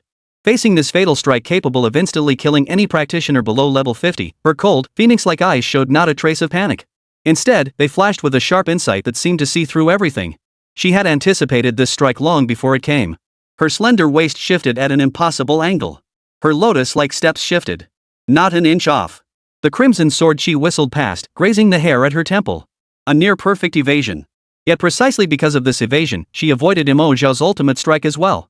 And with that single missed strike, the blood-red sword energy capable of slaying countless professionals collided without flourish with that seemingly fragile orange light hand. The earth-shattering energy collision anticipated did not occur. Nor did Mo Xiao's palm get pierced by the sword chi in a bloody spectacle. The moment the orange-red light hand touched the crimson sword energy, its fingers abruptly clenched. Like an iron vice, it clamped down on the ferocious sword energy, trapping it firmly within its grasp. The terrifying might contained within the sword energy was instantly snuffed out like a spark extinguished, rendered utterly powerless. The light retracted inward. A crisp system notification suddenly rang out in Mo Xiao's mind. Ding! Divine hand triggered. Congratulations on obtaining the special item, Resentment Sword Chi Consumable. Silence. Dead silence. Both Mo Xiao and Lin Yueqian stood frozen in place, as if struck by a petrification spell. Their minds had completely shut down in that moment, plunging into a blank void of utter bewilderment. Mo Xiao slowly opened his right hand. A blood-red rhombic crystal, as if carved from the purest ruby, lay quietly in his palm. Within the crystal, a wisp of crimson mist seemed trapped, swirling and struggling, emanating an ominous yet powerful aura. Lin Yueqian's beautiful eyes were already filled with disbelief and shock. She stared fixedly at the crimson crystal in Mo Xiao's hand, the turmoil within her heart 100 times more intense than when she had first seen that 400 physical attack sword. A tidal wave of emotion threatened to shatter the defenses she had built over 2 lifetimes. Impossible. In her previous life, she had also set foot within this sword tomb. The resentful sword energy here was forged from the indomitable will and boundless killing intent left behind by the tomb's master of pure, unadulterated energy attack. Faced with such an assault, practitioners had only 2 choices. Either endure it with formidable defenses or vast health reserves, or rely on extraordinary agility and foresight to evade. Beyond these, there was no third possibility. Caught? And turn it into an item? This was utterly unheard of, transcending her entire understanding of the world's occupational systems. Could it be? A preposterous yet singular thought began to take root in Lin Yueqian's mind. Could it be that in Mo Xiao's skill classification, even an attack composed purely of energy fell under the category of props? Mo Xiao finally snapped out of his profound shock. He stared down at the unexpected trophy in his palm, then glanced at his unscathed right hand, his mind equally churning. He murmured softly, less a question than a confirmation of this earth-shattering revelation. This thing can be grabbed? This discovery exploded like a thunderclap within his mind. A gateway to a new world slowly opened before him, accompanied by the appearance of this blood-red crystal. At that very moment, the colossal sword mound began to tremble violently. Dust and debris cascaded down from the vaulted ceiling, as if this ancient tomb, dormant for centuries, was about to collapse in its final moments. Mo Xiao and Lin Yueqian steadied themselves almost simultaneously, their gazes darting toward the source of the tremors. The colossal tomb, built from countless discarded swords. At its apex, blood-red malevolent energy gathered at an unprecedented speed, coalescing into a crimson vortex visible to the naked eye. A crushing pressure, 100 times more intense than any previous blade of resentment, swept over them like a tidal wave, so heavy it nearly stole their breath. Mo Xiao instinctively clenched the rhombic crystal tightly in his palm. Its icy, hard touch slightly calmed his chaotic thoughts. He distinctly sensed that the heart-stopping pressure was locked onto him. Or rather, it was locked onto this trophy in his hand. Crack! A sharp crack echoed as a massive fissure spread across the tomb's summit. A monstrous armored gauntlet, gleaming with metallic and blood-red hues, burst forth from the fissure and slammed down onto the pile of swords within the tomb. Then, a figure slowly, inch by inch, rose from the tomb. This humanoid creature was far more solid than any of the blood-red specters encountered before. It wore a blood-red suit of heavy armor, tattered yet still radiating a sense of grandeur. Between the cracks of the armor flowed a viscous, blood-red light that seemed to never dry. In its hand, it gripped a massive broken sword over 2 meters long. The blade was riddled with nicks, yet radiated a terrifying edge capable of cleaving mountains. As it rose, a pale golden system panel materialized clearly above its head. Name, Sword Tomb Guardian Elite. Rarity, Silver. Level, LV 30. HP, 15,000. Mana, 5,000. Strength, 180. Agility, 80. Stamina, 150. Spirit, 100. Skills, Vengeful/LV 5, Crimson Charge LV 4, 10,000 Swords Converge LV 3. Talent, Swordmaster's Resentment. All attacks deal additional resentment damage, inflicting extra damage on living targets. Level 30. Silver Tier Elite. This was completely beyond what they could handle at their current stage. Forget fighting, they wouldn't even survive a single blow. Beneath the Guardian's hollow helmet, two crimson flames of soulfire flared suddenly. Its gaze swept past Lin Yueqian, mere inches away, locking onto Mo Xiao behind her. More accurately, it locked onto the blood-red crystal in Mo Xiao's hand, a crystallization of its own sword energy. Roar! An intangible roar, not carried through the air, but exploding directly within the depths of both their souls. The fury and savagery contained within that roar threatened to shatter one's consciousness. It raged. Furious that its power had been stolen by an insignificant being. Lin Yueqian snapped out of her shock in an instant. She stared at the terrifying guardian, yet not a trace of fear marred her exquisite features. The soul-shredding roar failed to move her in the slightest. Her cool gaze shifted away from the colossal sword-tuned guardian and landed on Mo Xiao beside her. Her voice rang out with unusual clarity in the trembling tune chamber, tinged with an almost unnerving calm. Mo Xiao, how long is the cooldown on that skill? Does it consume much energy? Mo Xiao, still reeling from the mental assault that made his temples throb, froze at the question. He instinctively glanced at his right hand, which had just grasped the blood-red crystal, then answered honestly. No cooldown. No mana cost. It can be used continuously. Hearing this, a flicker of unexpected light danced in Lin Yueqian's eyes, as clear as autumn water. Her willow brows lifted imperceptibly. This guy had grown even more remarkably than she remembered. Very well. Lin Yueqian's tone turned resolute. Stay close to me later.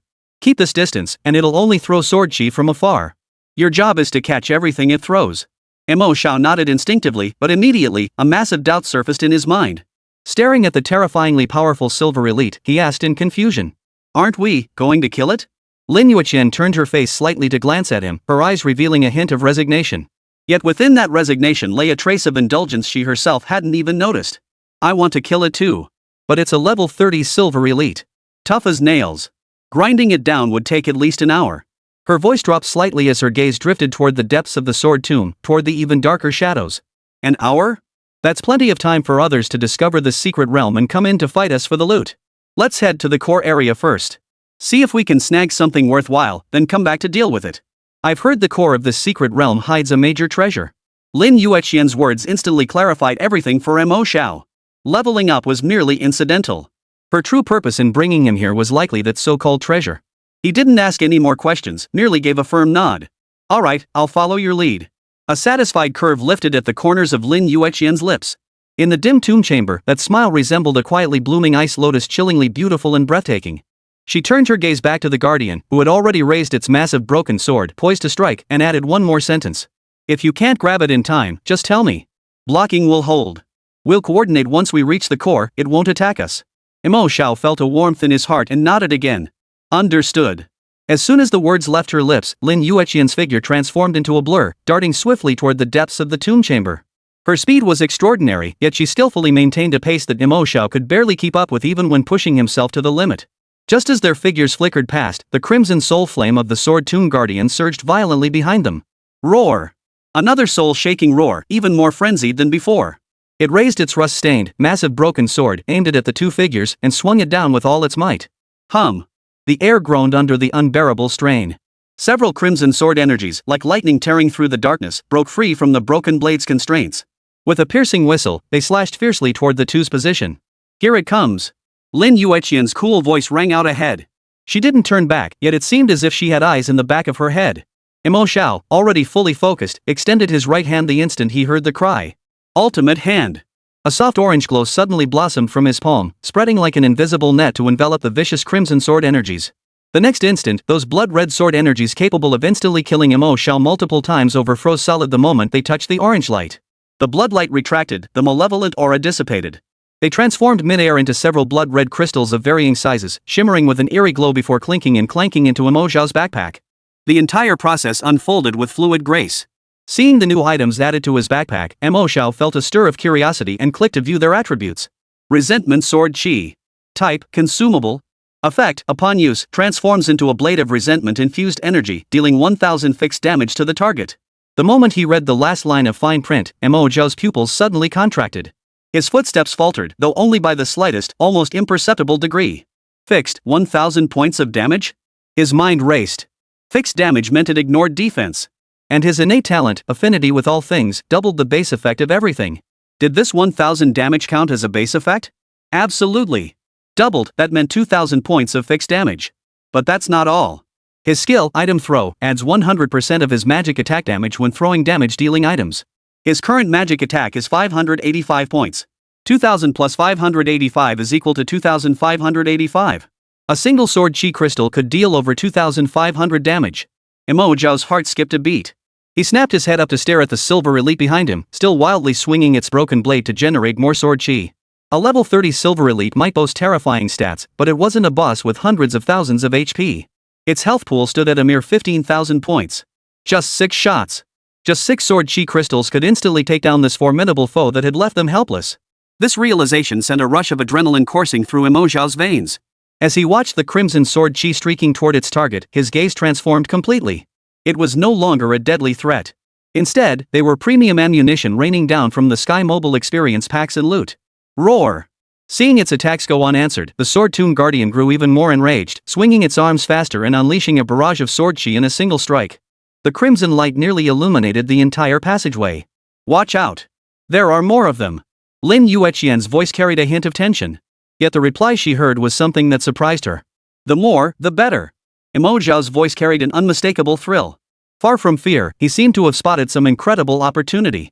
His hands spread wide, the glow of the ultimate hand expanding to cover a wider area. The clinking and clanking sounds echoed incessantly, like wind chimes ringing. Every single sword chi streaking toward them froze mid-air, crystallized, then transformed into streaks of light, obediently flying into his backpack. Lin Yueqian, clearing the path ahead, heard the continuous, crisp sounds behind her. She turned her head, glancing at Mo Xiao with a hint of confusion. Her glance caught the unmistakable look of unbridled excitement on Mo Xiao's face. In his previous life, whenever Mo Xiao devised some bizarre yet remarkably effective tactic, his face would light up just like this. This guy. A flicker of amusement and curiosity, unnoticed even by herself, flickered in Lin Yueqian's cool, clear eyes. What devilish scheme had he concocted now? Chapter 26, Terrifying Sword Chi. Instant kill. As the two pressed deeper into the tomb chamber, the surroundings grew increasingly gloomy. Light was swallowed by impenetrable darkness, while the cold, rusty, dusty air felt thick enough to freeze. Behind them, the Sword Tomb Guardian continued its relentless roar and pursuit, unleashing a torrent of crimson sword chi across the sky. Mo Xiao effortlessly absorbed every incoming blade of energy into his bag while distinctly sensing the oppressive aura emanating from the silver elite growing heavier with each passing step. He asked aloud. How much longer until we reach it? Lin Yueqian's voice came from ahead, carrying a barely perceptible breathlessness, yet her tone remained precise and composed. At most another 2.5 minutes until we reach the core burial chamber. What's wrong? If you can't hold on, I'll take over bearing the pressure. However, upon hearing this, Mo Xiao abruptly halted his steps. This abrupt action startled Lin Yueqian, who was moving at high speed. She instinctively turned to look at him, her stunning face filled with confusion. Mo Xiao? She was about to warn him that the terrifying guardian was now less than 100 meters away. Stopping now would be tantamount to suicide. Mo Xiao didn't look at her. His gaze was fixed firmly on the massive figure roaring toward them from behind. Since we only have 2.5 minutes left. He slowly raised his right hand, a smile spreading across his face, one Lin Yueqian recognized all too well, the smile of a hunter who had locked onto his prey. Then let's just get it over with. Before the words had fully left his mouth, Lin Yueqian saw a blinding crimson light suddenly flare from his empty hand. 6 newly acquired resentment sword energy crystals were clasped between his fingers, like 6 burning crimson stars, radiating an aura even more vicious than the guardian itself. The next instant, Mo Xiao swung his arm with a fierce motion. Item throw. Whoosh. Whoosh. Whoosh. 6 crimson streaks shot from his hand, tracing piercing arcs through the air. With a fury far surpassing their initial assault, they whistled back along their path, hurtling straight toward the Sword Tomb Guardian. Lin Yueqian's pupils contracted to pinpricks in that instant. The Sword Tomb Guardian seemed to sense the deadly threat as well. Beneath its hollow helmet, 2 flickering flames of soul fire beat wildly. Instinctively, it raised its massive broken sword, attempting to block the attack. But it was too late. Boom! 6 crimson sword energies struck its massive, sturdy form with pinpoint accuracy, almost simultaneously. Amidst the deafening roar, a soul-piercing wail of agony pierced the air. 2,585. 2,585. 2,585. 6 terrifying crimson damage numbers exploded like fireworks above the Guardian's head. That impenetrable crimson heavy armor proved as fragile as paper against the devastating fixed damage. Dense cracks radiated outward from the impact points, instantly spreading across its entire body. The massive form froze for only an instant before crashing backward to the ground. Its heavy body slammed into the ground, kicking up a cloud of dust. The world fell silent in that moment. Immediately, 2 dazzling golden pillars of light descended from the heavens, enveloping the 2 figures frozen in place. A torrent of experience points surged into their bodies like a raging flood. Ding! You have defeated the Silver Tier Elite, Sword Tomb Guardian. Ding! Your level has increased. Current level, LV14. Ding! Your level has increased. Current level, LV15. A series of system notifications rang out in Mo Xiao's mind like the most beautiful melody. 2 levels in a row. Beside him, Lin Yueqian's body also glowed with the light of leveling up, leaping directly from level 17 to level 18. She was now just one step away from level 19. Dust swirled thickly. Lin Yueqian stood frozen in place, her cold, phoenix-like eyes still filled with disbelief. Her mind was still frozen on the moment Mo Xiao had flicked his wrist, sending 6 crimson streaks of light flying. So, captured sword energy could actually be hurled again. Just how many unimaginable techniques did this man possess that she had never known in her past life? For the first time, Lin Yueqian felt a flicker of doubt about her memories of rebirth. This incarnation of Mo Xiao seemed to be growing wildly along a trajectory she couldn't begin to comprehend. Just as her mind was in turmoil, Mo Xiao snapped out of the euphoria of his rapid leveling. He glanced at the scattered orbs of light erupting from the collapsed colossus, hesitating not a moment. With a flick of his thoughts. Ultimate hand. The orange glow flared once more, like an invisible giant hand gently sweeping across the ground. The loot, each gleaming with its own distinct light, was instantly drawn by an invisible force. Streams of light raced toward his backpack, vying to be the first inside. Ding! You have obtained 325 gold coins. Ding! You have obtained silver-grade equipment bloodslaughter breastplate. Ding! You have obtained broken sword fragments X3. Only after completing all this did Mo Xiao clap his hands in satisfaction, turning around with a look of joyful fulfillment. Struck gold. A silver-grade chestplate, its stats must be top-notch. Perfect timing. His words trailed off mid-sentence as he caught Lin Yueqian staring at him with an extremely peculiar expression. What's wrong? Mo Xiao felt a chill run down his spine under her gaze. Lin Yueqian didn't answer, merely shaking her head gently. Yet the charming curve at the corner of her mouth refused to fade. I just suddenly feel like I understand you less and less. Her voice was soft, yet it felt like a feather gently tickling the tip of Mo Xiao's heart. I thought this time in the secret realm, I'd be the one guiding you through the levels, protecting you. Lin Yueqian took 2 steps forward, coming to a halt before Mo Xiao. Her clear, water-like eyes fixed on him with earnest intensity. But now it seems, it won't be long before it's your turn to protect me. Mo Xiao instinctively scratched his head, feeling a bit embarrassed. This is all thanks to you. If you hadn't anticipated the situation and held the line, I wouldn't have even gotten the chance to fake an accident, let alone snag this insane item. Hearing his words, Lin Yueqian could no longer hold back and covered her mouth with a soft giggle. The crisp laughter echoed through the deathly quiet tomb chamber, diluting the heavy, grim atmosphere. Alright, there's no need to be so formal between us. She composed herself, her expression turning serious once more. We'll discuss the spoils once we're out of the secret realm. We need to hurry to the core tomb chamber before things get complicated. Mo Xiao nodded firmly. He understood that the true objective of this journey had always been the big treasure mentioned by Lin Yueqian. Putting aside thoughts of dividing the spoils, he flipped his right hand, pinching several more blood-red crystals between his fingers for future use before following Lin Yueqian's lead.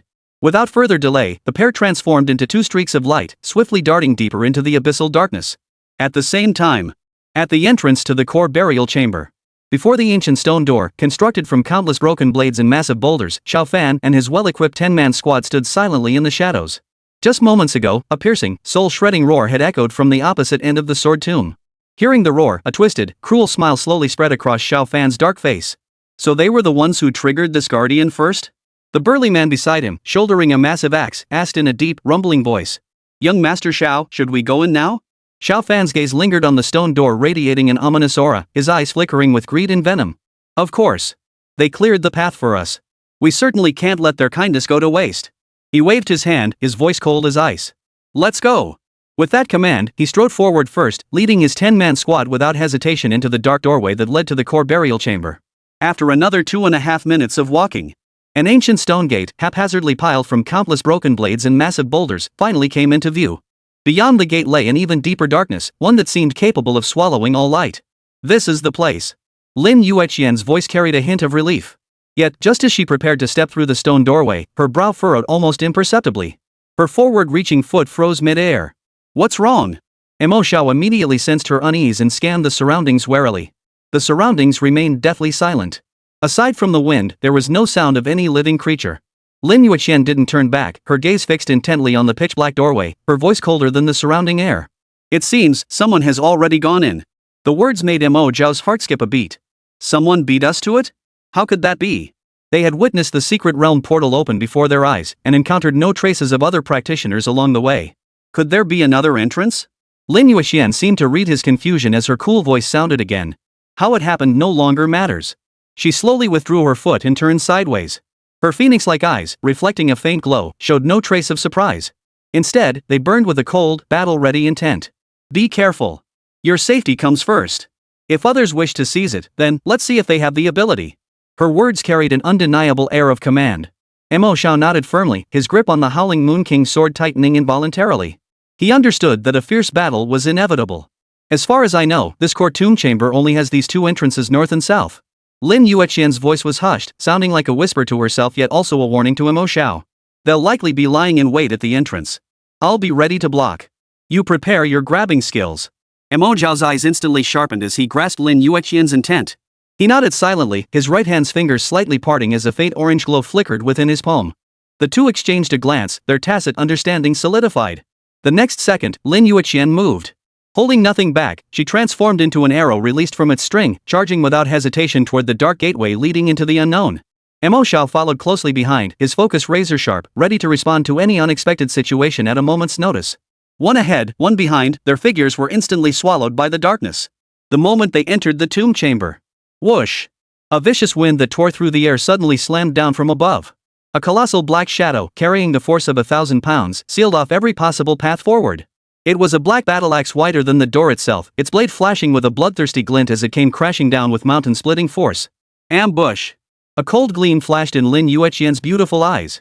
Facing this deadly strike capable of cleaving a person in two, she did not flinch. She did not even retreat a single step. Clang! A shrill clang of metal echoed through the sealed tomb chamber. The long sword in Lin Yueqian's hand, striking later yet arriving first, met the axe at an almost imperceptibly precise angle, striking the weakest point where the blade joined the handle. A burst of skillful force erupted in an instant. The ambusher felt an overwhelming, unstoppable force surge through the axe handle. A searing pain shot through his palm, his fingers went numb, and the heavy axe slipped uncontrollably from his grasp. Clang! The axe slammed heavily onto the hard stone ground, echoing with a thunderous clang. The ambusher, concealed in the shadows, was clearly stunned by this masterful strike, frozen in place for a moment. Block! Disarm! Such supreme combat techniques, existing only in theory, were executed with such effortless ease by a girl barely 15 or 16. Now! The moment the burly man was stunned by Lin Yueqian's masterful technique, Mo Xiao moved. Without a moment's hesitation, his right hand already poised for this moment slashed forward with deadly precision. Ultimate hand! An indigo blow, like an invisible giant hand, instantly enveloped the massive black axe lying on the ground. Hum! The axe emitted a faint tremor before vanishing from its original spot the next second, disappearing directly into Mo Xiao's backpack. Meanwhile, the burly man's mind went completely blank. He instinctively looked at his empty hands. The searing pain and numbness radiating from his palms paled in comparison to the overwhelming shock of his utterly shattered worldview. His weapon just vanished like that? But before he could recover from the shock of that miraculous strike. Whoosh! A piercing whistle cut through the air. A crimson crystal transformed into a scarlet streak of light, tracing a path of death through the dim tomb chamber as it instantly tore through the brief distance between the two men. Bloodlight rapidly expanded within the burly man's pupils. Before he could react, the streak of light struck his chest with pinpoint accuracy. Thud! 2,585. A staggering damage number floated menacingly above his head. His high-quality chest armor proved as thin as paper against this terrifying, defense-ignoring damage, instantly pierced through. The burly man's face froze in utter terror and bewilderment. He looked down, staring in disbelief at the gaping hole piercing through his chest, life force draining away like a floodgate had opened. Life was extinguished. You. He managed only a single syllable before collapsing backward, crashing heavily to the ground, utterly silent. Instant kill. Clean and decisive. Lin Yueqian turned her face, a faint smile flickering in her cold, phoenix-like eyes. You certainly are decisive in killing.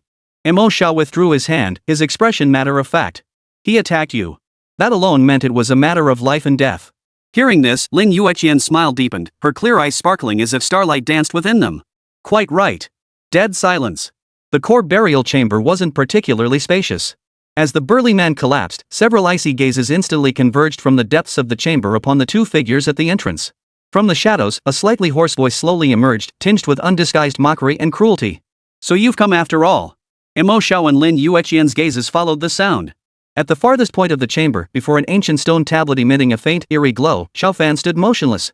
His palm pressed against the cold stone, while strands of faint, imperceptible black mist slowly seeped from his arm and into the monument. Beside him, 9 other practitioners clad in identical black armor stood in a straight line, their auras heavy and focused. Like a cold, iron wall, they formed a protective barrier, shielding him completely. A sickly, twisted smile played on Xiao Fan's face as he gazed at Lin Yueqian. The unmasked possessiveness and jealousy in his eyes were almost tangible. "Yueqian, I'm giving you a chance." His voice echoed through the empty tomb chamber, dripping with condescension. "Just come to me now. I'll spare your lives." He paused, his greedy gaze sweeping over the stone steel beside him, the curve of his lips growing more savage. "Even the steel I could let you have it. Otherwise." His voice turned icy cold, filled with murderous intent. "Don't blame me for leaving you here forever." Chapter 27, Xiao Fan's Scheme. Xiao Fan's voice echoed through the deathly silent tomb chamber like a poison-tipped blade, dripping with nauseating condescension and arrogance. Lin Yueqian's icy phoenix eyes showed not a ripple of emotion, not even a trace of disgust. It was as if she were watching a clown performing a ridiculous one-man show. Her crimson lips parted, uttering words as cold as ice. "Delusional." The moment the words fell, she moved. Without the slightest warning. Her entire form transformed into a swift, crystalline shadow. The long sword in her hand swept up a chilling glint of cold steel, striking true and direct aim squarely at Xiao Fan, deep within the tomb chamber. To catch the thief, first catch the king. From the very beginning, her target had been only one. At the very instant Lin Yueqian charged forward, several blinding crimson lights suddenly flared before Mo Xiao. The resentment-infused sword energy crystals he had just acquired were now clenched between his fingers without hesitation. Item throw. Whoosh. Whoosh. Whoosh. Several crimson streaks of light tore through the gloom. Like venomous snakes seeking their prey, they shot toward the 9 black-armored professionals guarding Xiao Fan in front of him, following a devious and bizarre trajectory. Seeing Lin Yueqian move, those black-armored guards had already heightened their vigilance to the utmost, preparing to form a defensive formation. Yet they could never have imagined that the true killing blow would come from the silent artifact master. And it came with such blinding speed and overwhelming ferocity. Under the terrifying boost of affinity with all things, the speed and coverage of these swords she far surpassed anything unleashed by the Guardian before. Splatter! Splatter! Splatter! Blood spattered in flashes. There was no time for any effective dodging or blocking. The 5 black-armored guards charging at the forefront stiffened abruptly. Their eyes still held traces of bewilderment and disbelief. 2,585. 2,585. 2,585. 2,585. 2,585. 5 crimson damage numbers rose uniformly above their heads, as if mocking the utter futility of their fine armor. The next instant, 5 bodies fell straight backward, crashing onto the cold stone slab with a series of dull thuds. Just one wave of throwing. 5 kills. The remaining 4 guards stood frozen, their minds blank. Staring at the gaping holes piercing through their comrades' chests, a chill shot from the soles of their feet straight to the crown of their heads. What kind of damage was this? Could a prop master deal damage like this? The leader of the black-armored guards, his face drained of color, finally snapped out of his shock at the sickening damage numbers and let out a terrified howl. "Kill that prop master first. His attack power is too high."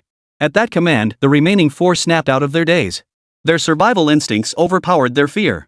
They abandoned their pursuit of Lin Yueqian, instead charging at Mo Xiao with all their might, roaring as they closed in.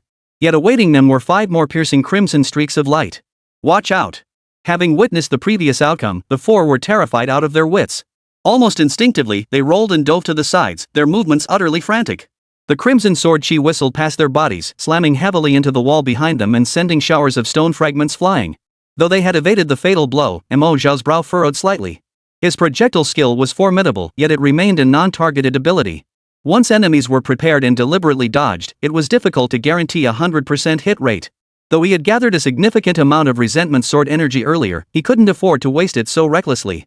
After just these 2 waves of attacks, only 5 resentment sword energies remained in his backpack. Not far away, Lin Yueqian, charging forward at high speed, also noticed Mo Xiao's situation. A flicker of concern crossed her cold, phoenix-like eyes, yet her pace didn't falter. If anything, it quickened. She did not turn back to aid Mo Xiao. Because she trusted him. More than that, she understood that the swiftest way to end this battle was to sever the head of that venomous serpent. Once Xiao Fan was dealt with, these mercenaries, deprived of their leader, would lose all will to fight. Before her, the face that should have been twisted with rage and horror at the brutal deaths of his guards showed not a trace of panic. Xiao Fan watched the elegant figure charging toward him, its gaze brimming with boundless killing intent. A slow, deliberate smile spread across his lips. It was no ordinary smile. It held the twisted satisfaction of a scheme succeeding, mixed with cruel mockery at his prey walking straight into the trap. It was as if everything unfolding before him was playing out precisely according to the script he had written. A sudden flash of caution flickered in Lin Yueqian's cold, phoenix-like eyes. Something was off. Yet her attack was already launched. The blade gleamed with icy light, poised to strike down her opponent in one blow. There was no turning back. Just as the tip of the sword, carrying terrifying physical force, was about to touch Xiao Fan's throat, Xiao Fan moved. He neither blocked nor dodged. Instead, he crouched down abruptly in an extremely peculiar posture. The movement was simple, yet lethally effective. Lin Yueqian's razor-sharp strike, capable of instantly eliminating any fragile class of equal level, lost its target in an instant. The blade's edge grazed Xiao Fan's scalp, missing him by a hair's breadth. Then, it plunged heavily into the ancient, massive stone steel behind him. Clang! A dull clang of metal striking stone echoed. The expected shower of stone fragments never materialized. Instead, a visible crimson ripple spread from the point of impact. The entire steel began to hum, intricate mystic runes swirling ceaselessly across its surface. Lin Yueqian's brows knitted tightly at that moment. An ominous foreboding instantly enveloped her heart. This guy. He actually knew the true method to activate the stone tablet? As a reincarnated soul, her knowledge of this secret realm far surpassed that of ordinary people. In her previous life, she had also set foot in this place. This stone tablet, known as the Sword Heartstone, possessed two entirely distinct activation methods. The first method was akin to opening a treasure chest by touching it and activating it through the world system. That method yielded nothing more than a decent golden grade weapon. The other method, hidden within secret lore. This requires a practitioner possessing S-rank sword talent to strike the stone monument with all their might. Only then can the true opportunity sealed within be fully awakened. If one could then cleave the stone tablet, they would gain an S-rank talent capable of driving all sword-wielding practitioners mad with desire. Sword Heart Enlightenment. This secret was known to almost no one except the recipient himself. How could Xiao Fan possibly know? Just as Lin Yueqian's mind reeled in shock, Xiao Fan's uncontrollable, almost maniacal laughter erupted from behind her. Thanks for the help. This talent is mine now. Before the words faded, a cold gleam flashed in Xiao Fan's hands. Two daggers, tempered with an eerie green glow, materialized out of thin air. Like the fangs of venomous snakes, they struck viciously at her chest, exploiting the moment when Lin Yueqian's old strength had just faded and her new strength had yet to surge. How fast? Lin Yueqian's pupils contracted. Before her mind could process it, her body's primal combat instincts reacted first. Twisting her waist, she swept her long sword horizontally, transforming it into a silver barrier that narrowly blocked the attack before her. Clang! The dagger collided with the sword. A terrifying force, far beyond what Lin Yueqian had anticipated, surged violently along the blade. Her palm trembled violently, numbing her entire arm instantly. An overwhelming force pushed her backward. Clang! Clang! Clang! Lin Yueqian stumbled back over a dozen paces before barely regaining her footing. For the first time, a look of disbelief and astonishment flashed across her usually cool and composed face. What immense power! How could this guy's attributes be this high? Xiao Fan landed his strike but did not pursue. His greedy gaze locked onto the humming stone steel. He spun, brandishing his twin daggers, poised to bring them crashing down upon the monument. He was about to claim the fruits of his victory. But at that very moment, a low shout, laced with icy killing intent, suddenly rang out from the other side. Xiao Fan! Hearing that voice, Xiao Fan's heart lurched violently. Instinctively, he turned his gaze toward the sound. The next instant, a blood-red streak of light, one he knew all too well, rapidly expanded within his pupils. It was that terrifying artifact that had instantly slaughtered all his guards. Terrified out of his wits, Xiao Fan's confident smile froze on his face. Almost instinctively, he threw himself awkwardly to the side, rolling and dodging. In that very instant of evasion, a faint orange glow, as ghostly as a phantom, silently descended upon the massive stone steel. Ultimate hand! Hum! The sword heart steel, seemingly fused with the ground and heavy as lead, groaned under the unbearable weight. Then, before the horrified stares of all present, the steel shattered into pieces, and within the palm-like orange glow, a golden sword aura now shone. Ding! Congratulations on obtaining a special item. Ownerless Sword Intent. Unclaimed Sword Intent, upon use, grants a sword-type class user an S-rank talent Sword Heart Enlightenment. Chapter 28, New Trait, Sword Master. Time seemed to pause at that very moment. The entire core burial chamber fell into a deathly silence. The ancient stone tablet bearing the S-rank talent crumbled into dust before everyone's eyes. The golden radiance that should have belonged to the victor now hovered quietly in Mo Xiao's palm. Not to mention Xiao Fan, who had come so close to success. Even Mo Xiao himself, the instigator of it all, was utterly dumbfounded. He stared blankly at the swirling golden sword aura in his palm, then glanced down at the baffling notification in his system log. Ding! Congratulations on obtaining a special item. Ownerless Sword Intent. Ownerless Sword Intent, upon use, grants one sword-based class an S-rank talent Sword Heart Enlightenment. Wait. What the hell is this? How did I pull off an S-rank talent? Mo Xiao's brain froze. Why can talents even be captured? Aren't talents supposed to be intangible, conceptual entities? Why did they turn into an item recognizable by the ultimate hand? In that moment, Mo Xiao felt an unfamiliar sense of bewilderment toward his own golden finger for the very first time. Unfortunately, the description clearly stated that this talent could only be used by sword-wielding classes. Otherwise, Mo Xiao would have insisted on equipping it for himself first. Just as his mind drifted, a roar suppressed to the extreme, as if forced from the depths of his throat, shattered the dead silence. Damn it! Xiaofan scrambled to his feet from the ground, eyes bloodshot, his gaze fixed on the blinding golden light in Mo Xiao's palm. His facial muscles twitched violently with fury. It's you again. Mo Xiao. You ruined my plans again. His once handsome face was now twisted beyond recognition, jealousy and venom nearly spilling from his eyes. That talent is mine. Give it back. Before the words had fully left his mouth, Xiaofan lunged at Mo Xiao like a maddened tiger whose cub had been snatched away, heedless of consequence. His target wasn't Mo Xiao himself, but that unclaimed sword intent shrouded in orange light. Seeing Xiaofan charging like a madman, Mo Xiao's pupils suddenly contracted.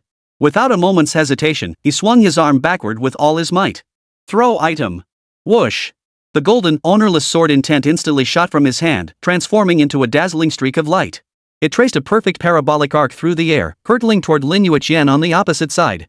Lin Yueqian, who was steadying herself and adjusting her breathing, froze slightly upon seeing the golden light hurtling straight toward her.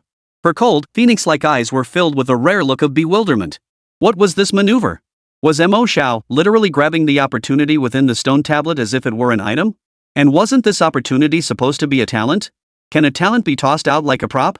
The knowledge accumulated over 2 lifetimes past and present was violently shattered in that instant. In the brief instant of Lin Yueqian's shock, the golden sword intent had already flown before her.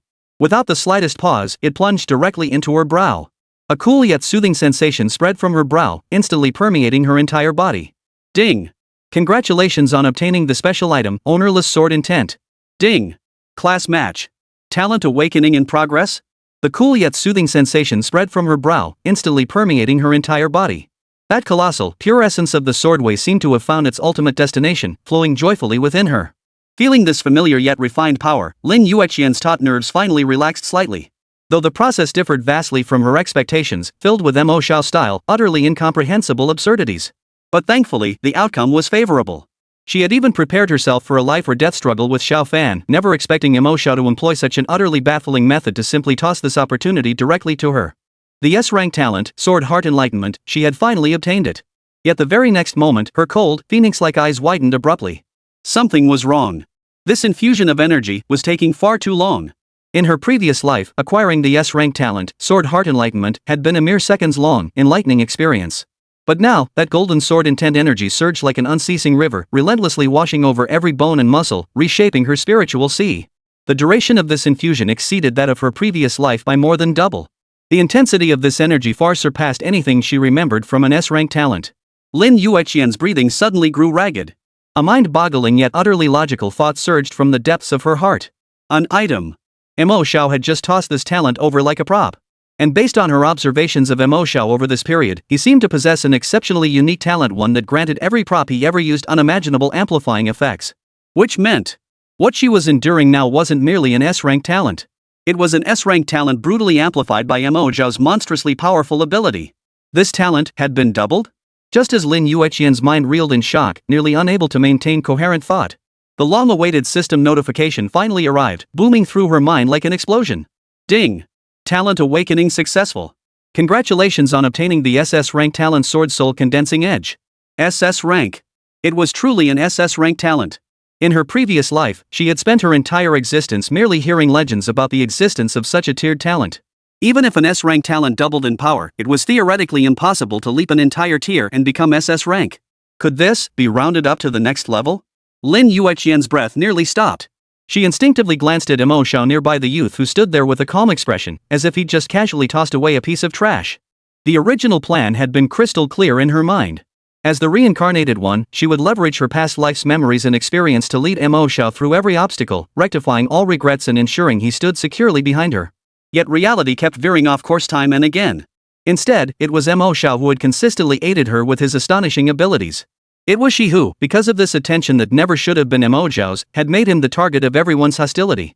Lin Yueqian's gaze drifted unconsciously past Mo Xiao, landing on Xiaofan across the room. His eyes were bloodshot, fixed intently on Mo Xiao. The unmasked venom and murderous intent were almost tangible. A sharp, stabbing pain suddenly pierced Lin Yueqian's heart. I seem to have messed things up again. As Lin Yueqian was engulfed by a tidal wave of guilt and profound emotion, and Mo Xiao on the other side was equally stunned. He had only intended to offload this hot potato as quickly as possible, avoiding direct confrontation with the madman Xiao Fan.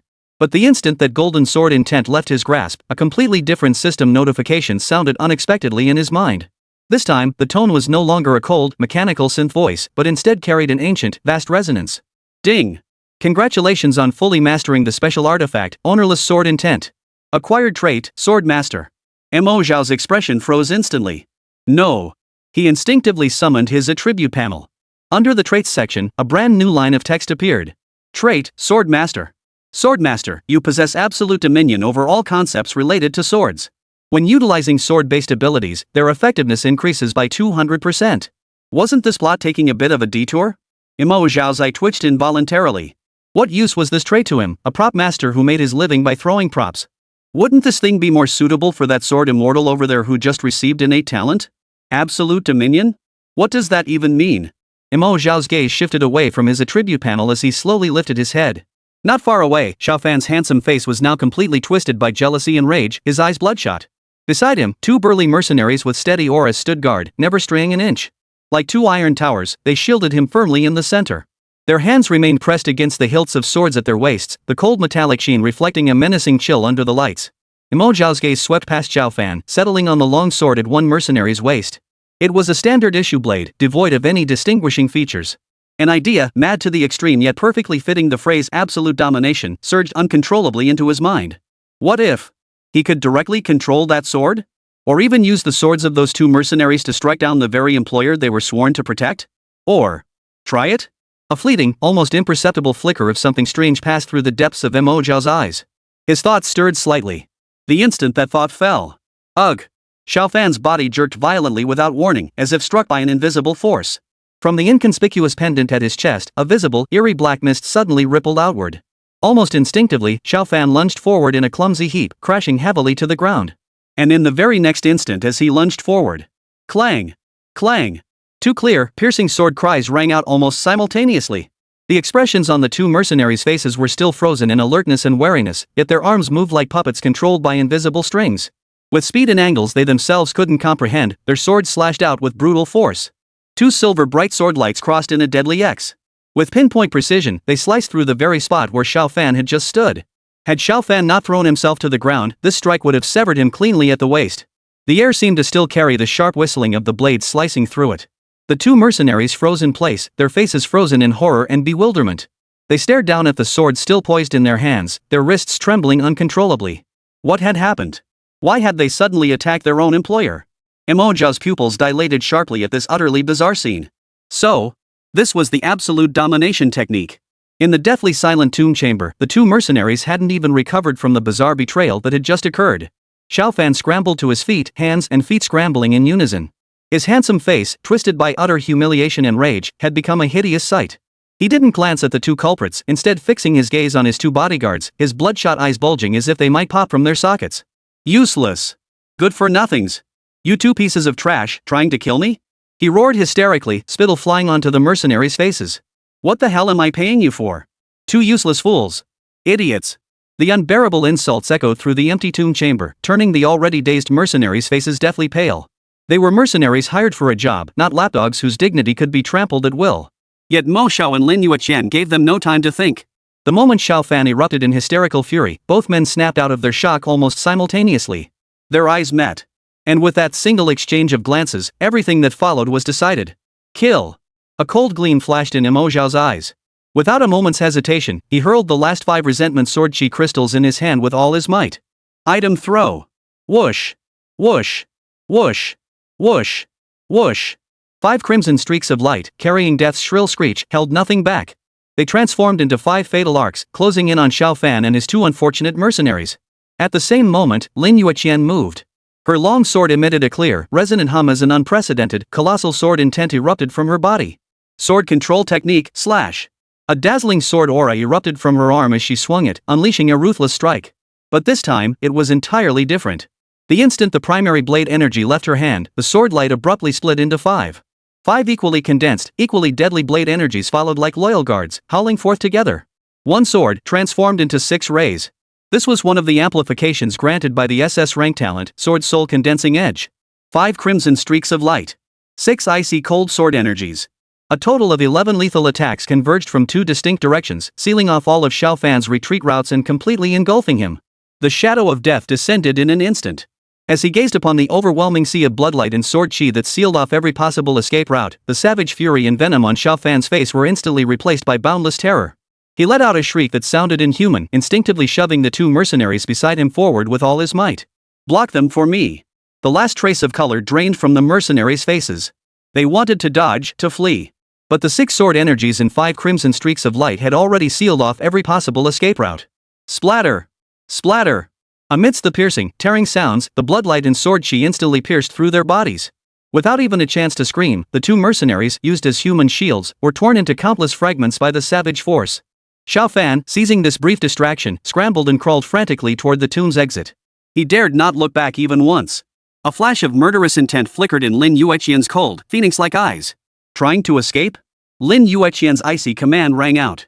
A gust of wind rippled beneath her feet as she prepared to activate Cloud Body Wind Form to pursue. Yet, in the very instant before her teleportation, Xiao Fan, fleeing desperately, suddenly pulled a simple scroll radiating spatial fluctuations from his robe and crushed it without hesitation. Directional Teleportation Scroll. Mo Xiao. Lin Yueqian. I remember you both. I will never let you off the hook. Amidst a roar filled with utter venom, a silver portal instantly swallowed him whole. Space tore apart violently, forming a twisted vortex. In the final moment before his complete disappearance, Xiao Fan's face twisted by terror glared through the vortex, fixed on Mo Xiao and Lin Yueqian. His eyes held no trace of arrogance or conceit. Only an abyssal, searing hatred and an unyielding, murderous intent remained. The next second, the light dissipated. Xiao Fan's figure vanished without a trace, along with his venomous gaze. Chapter 29, Another Opportunity? The silver light gate dissipated, yet Xiao Fan's venomous curse seemed to linger, echoing through the deathly silent tomb chamber. The last 2 mercenaries collapsed completely. They stared blankly at the devastation spread across the floor, at the mangled remains of their comrade torn apart, then glanced fearfully at the 2 killing gods not far away. They scrambled away, rolling and crawling. They didn't even bother to pick up the weapons scattered on the ground. With their last ounce of strength, they turned and fled frantically toward the dark entrance they had come through, their figures quickly disappearing into the darkness. The entire core tomb chamber finally fell completely silent. The thick scent of blood mingled with the dusty odor of crushed stone, stinging their nostrils. Mo Xiao exhaled a long, heavy breath. His taut nerves finally relaxed, and an indescribable wave of exhaustion instantly washed over his entire body. He stared at his empty hands. The last few resentment sword energy crystals in his backpack were now completely depleted. Mo Xiao clicked his tongue in regret. He had intended to save a few as a trump card, but alas. Lin Yueqian approached slowly. The aloof, icy aura that usually kept others at arm's length had vanished without a trace.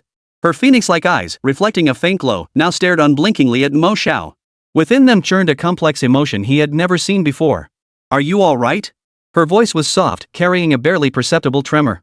Mo Xiao tugged at the corner of his mouth. "Me? What could possibly be wrong with me? I just tossed a few props aside. I'm perfectly fine." He lifted his gaze, studying the girl before him. "But you clearly got a new talent. Why don't you look happy at all?" At the question, Lin Yueqian's eyes darkened slightly. Her long lashes lowered, concealing the emotion within her gaze. She pressed her lips tightly together, as if wrestling with something. After a moment, she lifted her head again, her clear eyes filled with self-reproach. "I'm sorry." Mo Xiao's smile froze on his face. He stared at Lin Yueqian, who stood before him with her head bowed, looking like a schoolgirl who'd done something wrong. He wondered if he'd misheard her. Lin Yueqian looked at him, speaking each word with utmost sincerity. "If it weren't for me, you wouldn't have been targeted by a petty villain like Xiao Fan.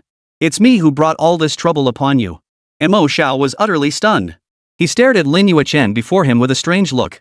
Her coldly beautiful face was now filled with an apology and vulnerability that didn't belong to her.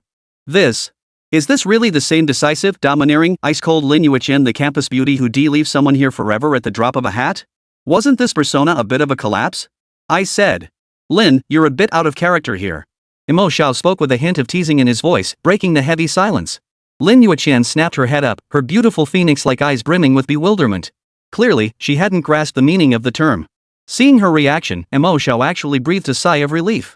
He certainly didn't want to see this future Sword Immortal fall into a spiral of self-doubt over such a minor incident. "I've already decided to latch onto your golden leg.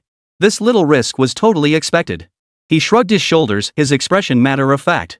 If I couldn't handle even this much trouble, I wouldn't have come out with you today, right? Lin Yueqian stared blankly at him, at the self-assured certainty in his eyes.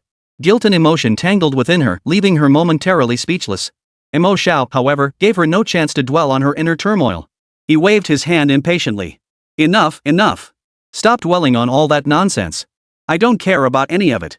Why are you wasting your energy fretting over it? Mo Xiao shifted his tone, genuine curiosity and anticipation lighting up his face. Quick, tell me what exactly did that talent of yours do just now? Seeing Mo Xiao's face brimming with genuine curiosity, Lin Yueqian froze for a moment. Then, the corners of her lips, which had been tightly drawn, slowly lifted into the faintest of smiles. That smile, like ice and snow melting, instantly dispelled the last trace of gloom from her brow. Yes, he was still him. Though this lifetime had taken many unexpected turns due to her rebirth, Mo Xiao had never changed. With this realization, the last vestiges of guilt and unease in Lin Yueqian's heart vanished completely. In their past life, his closeness to her hadn't brought him mortal danger. Now, with her protection in this life, there would be no trouble at all. Lin Yueqian finally smiled genuinely, her phoenix-like eyes reigniting with confidence and brilliance. I should be thanking you for this. Without your intervention, this talent would likely have been snatched away by that petty villain, Xiaofan. She looked at Mo Xiao, her tone tinged with relief and gratitude. It's an SS grade talent called Sword Soul Condensing Edge. What? Before Lin Yueqian could continue, Mo Xiao blurted out in shock. SS grade talent? Shouldn't it be the S-rank talent, Sword Heart Enlightenment? When I caught that sword intent with ultimate hand, the system prompt described it exactly like that. Mid-sentence, Mo Xiao's voice abruptly halted. His eyes widened suddenly, as if a bolt of lightning had cleaved through the fog in his mind, instantly connecting all the scattered clues. Mo Xiao sucked in a sharp breath, suddenly understanding. Seeing his expression, the amusement in Lin Yueqian's eyes deepened, tinged with a hint of slyness and satisfaction. Figured it out? She tilted her head slightly, like a fox finally waiting for its prey to fall into the trap.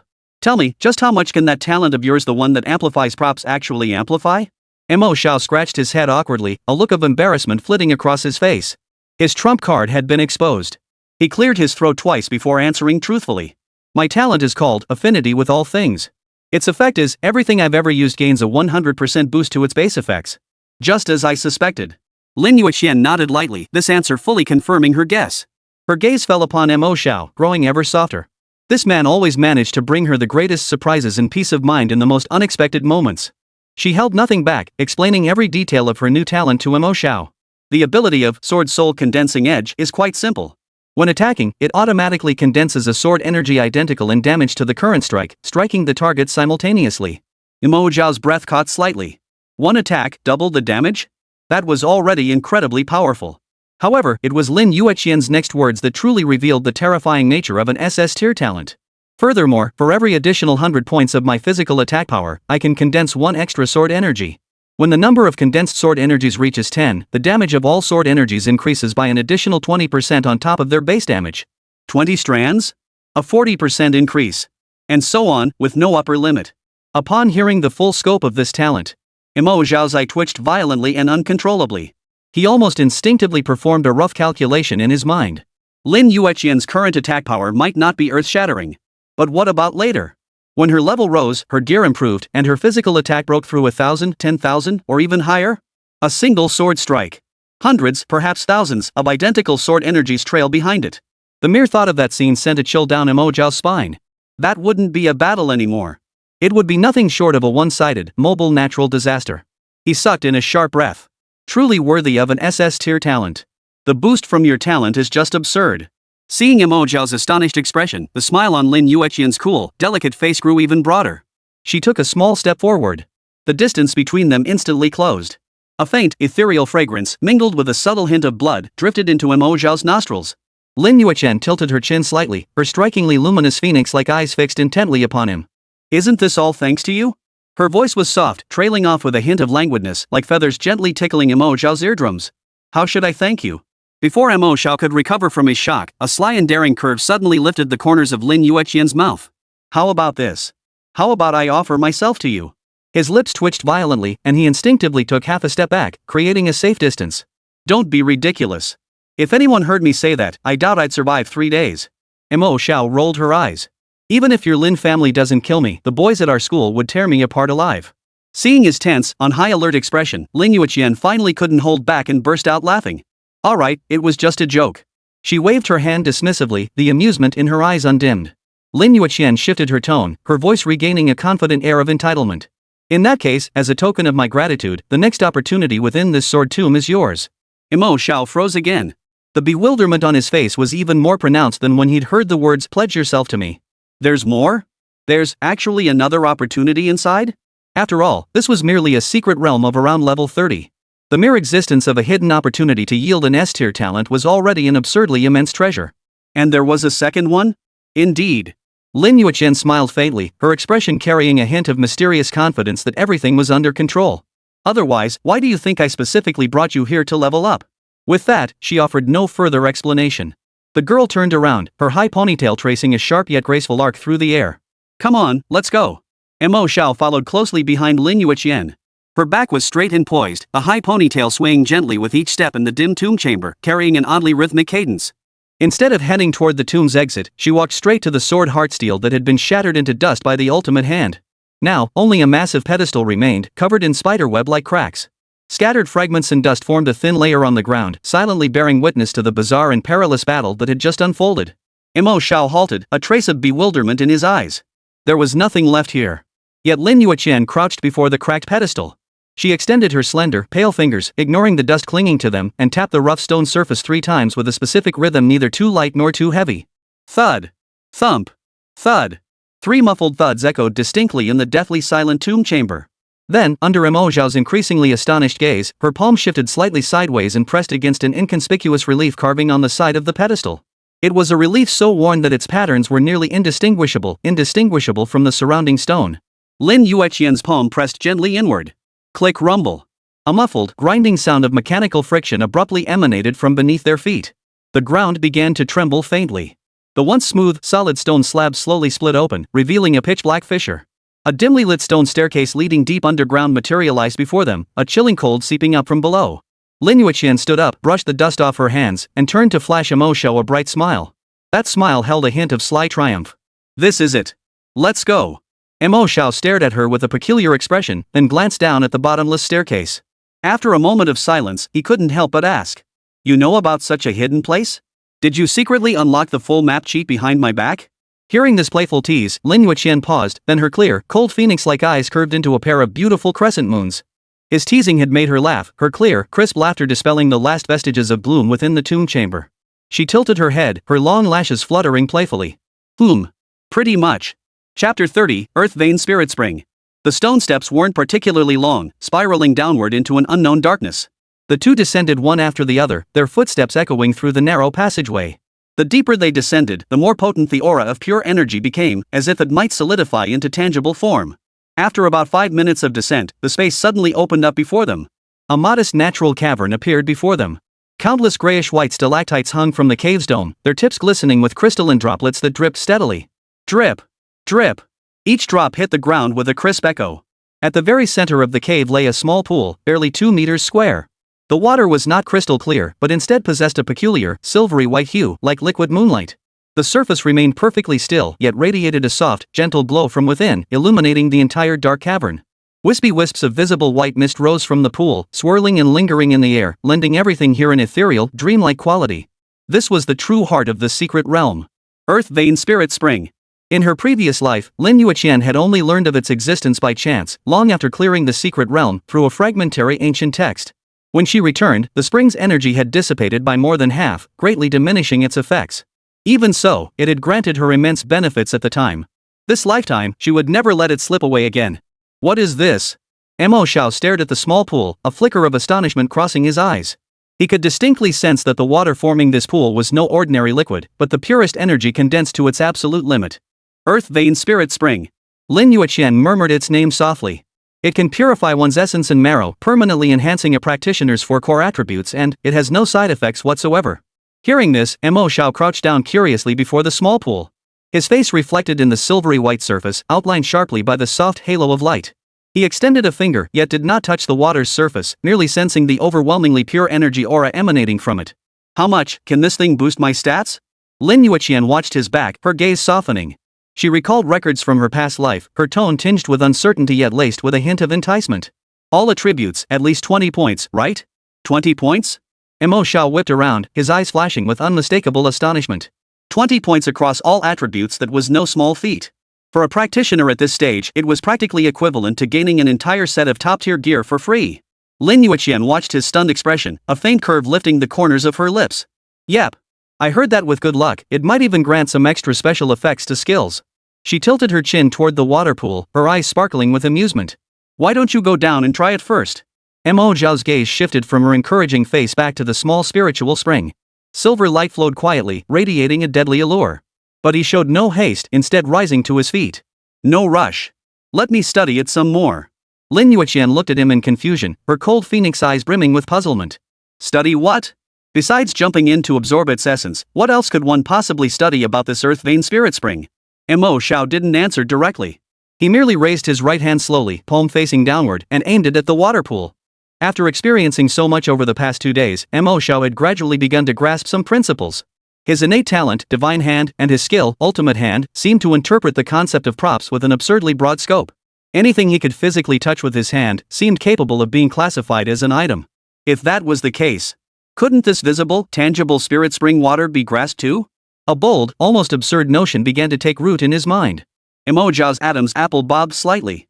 He licked his slightly parched lips, silently repeating to himself. Ultimate hand. An invisible force field instantly spread from his palms, silently probing into the silvery white spring water. Lin Yueqian watched his movements in astonishment, utterly baffled by his intentions. The next moment, a scene that left her speechless unfolded. The perfectly still surface of the spring water suddenly rippled outward in concentric circles. Immediately after, a fist-sized mass of silvery liquid, as if held aloft by an invisible giant hand, slowly rose from the pool and hovered midair. Finally, it drifted lightly into Mo Xiao's palm. The silver liquid shifted shapes continuously within his hand, yet not a single drop spilled, resembling a living sphere formed from liquid moonlight. Simultaneously, a cold system notification sounded abruptly in Mo Xiao's mind. Ding! Congratulations on obtaining the special item Earth Vein Spirit Spring. Holy crap! This is incredible!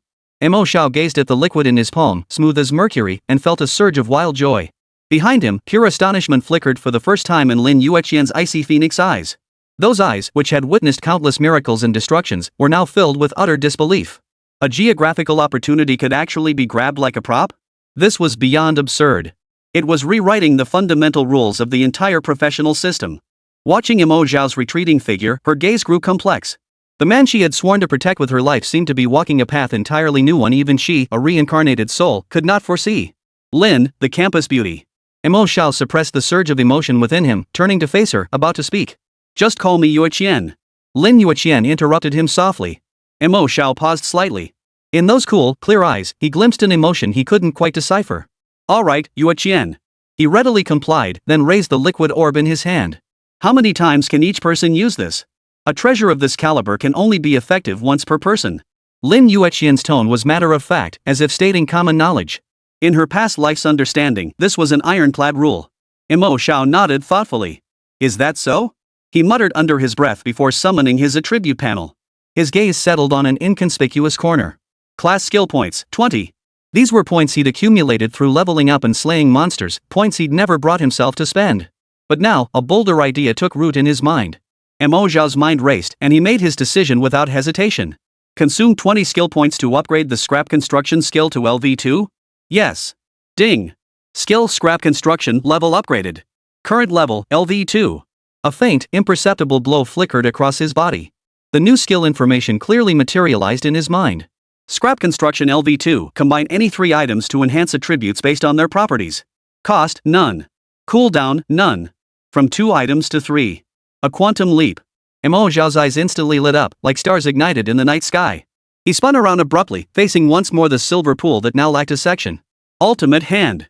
The invisible force field descended once more. Lin Yueqian watched helplessly as one cluster. Then another.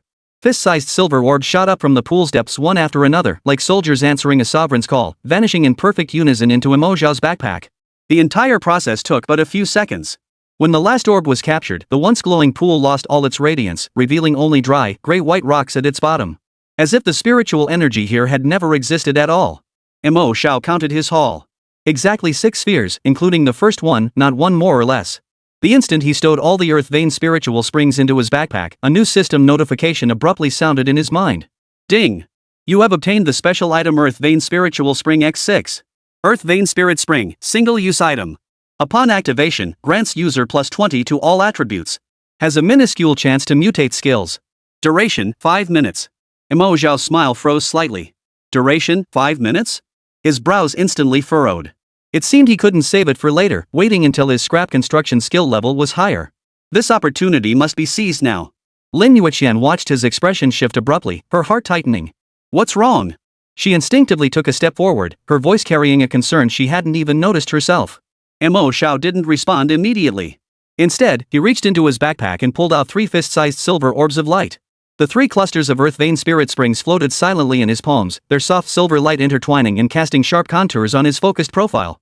Lin Yueqian watched his actions, her eyes filled with confusion. In her understanding, such rare treasures could only be used directly, there was no other way. What are you doing? For the first time, a palpable trace of bewilderment tinged her usually cool voice. Mo Xiao lifted his eyes to meet her searching gaze, a mysterious curve playing at the corners of his mouth. Conducting an experiment. He murmured softly. Don't worry, nothing will go to waste. Before the words had fully left his lips, his mind stirred, and residual material construction activated silently. Lin Yueqian's pupils suddenly contracted.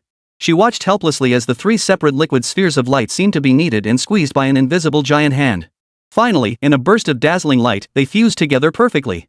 The light faded. A new sphere, larger than any of the previous ones, its light more solid and brilliant, now floated silently in Mo Xiao's palm. Ding! Triple Earth Vein Spirit Spring, single-use item. Upon activation, grants user +60 to all attributes and has a high chance of mutating skills. Duration, 5 minutes. Mo Xiao raised an eyebrow at the new item description. It was indeed a straightforward, brute force stat boost. However, the shift from extremely low probability to high probability for skill mutation represented a true qualitative leap. 60 points across all attributes was far more appealing than a mere 20. Without hesitation, he immediately retrieved the remaining 3 Earth Vein Spirit Springs from his backpack and repeated the process. The second, Triple Earth Vein Spirit Spring, soon appeared in his other hand. Time waits for no one. Mo Xiao glanced at the glowing orb in his palm and activated another skill without hesitation. Item throw. However, his target was not someone else. It was himself.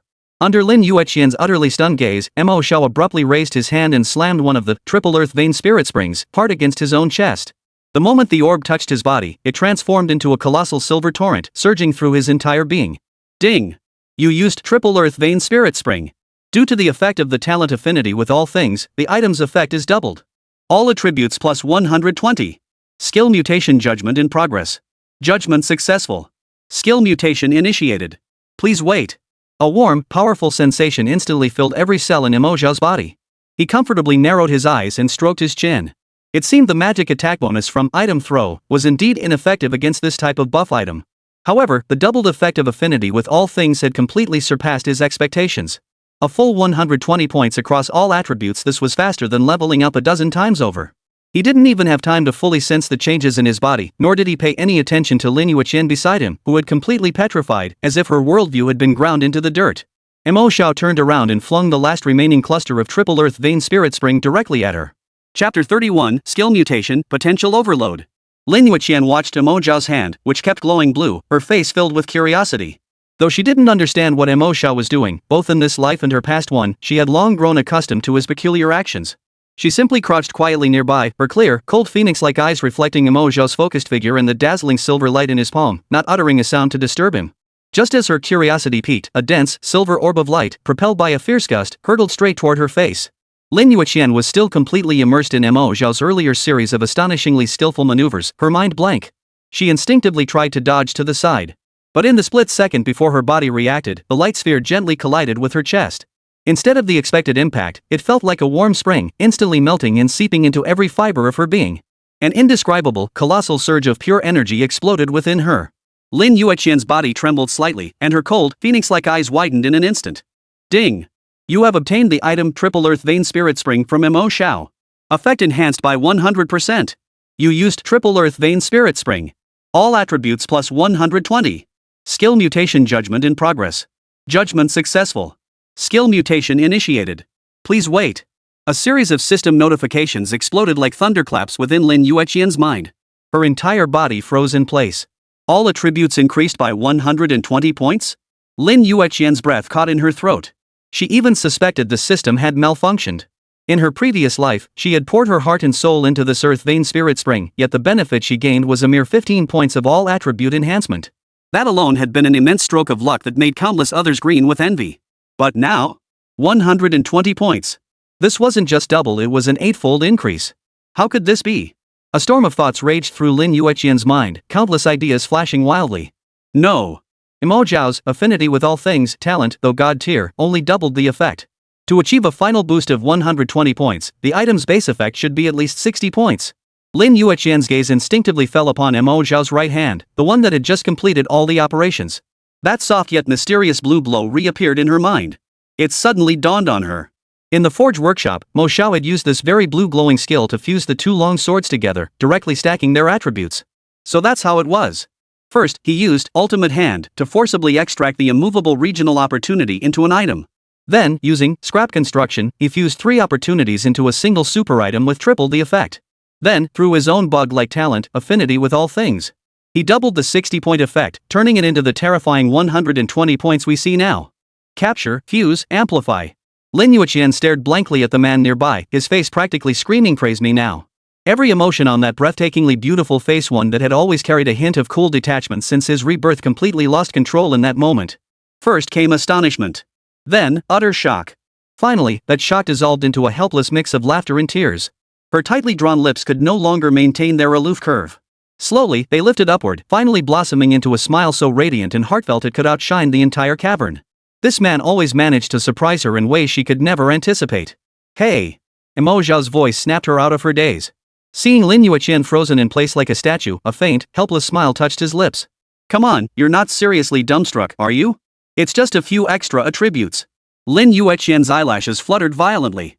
Her mouth opened, but her throat felt blocked, unable to utter a single word. She simply stared at him, her bright eyes glistening with something crystalline. The vivid memory of him dying to protect her in her past life still lingered.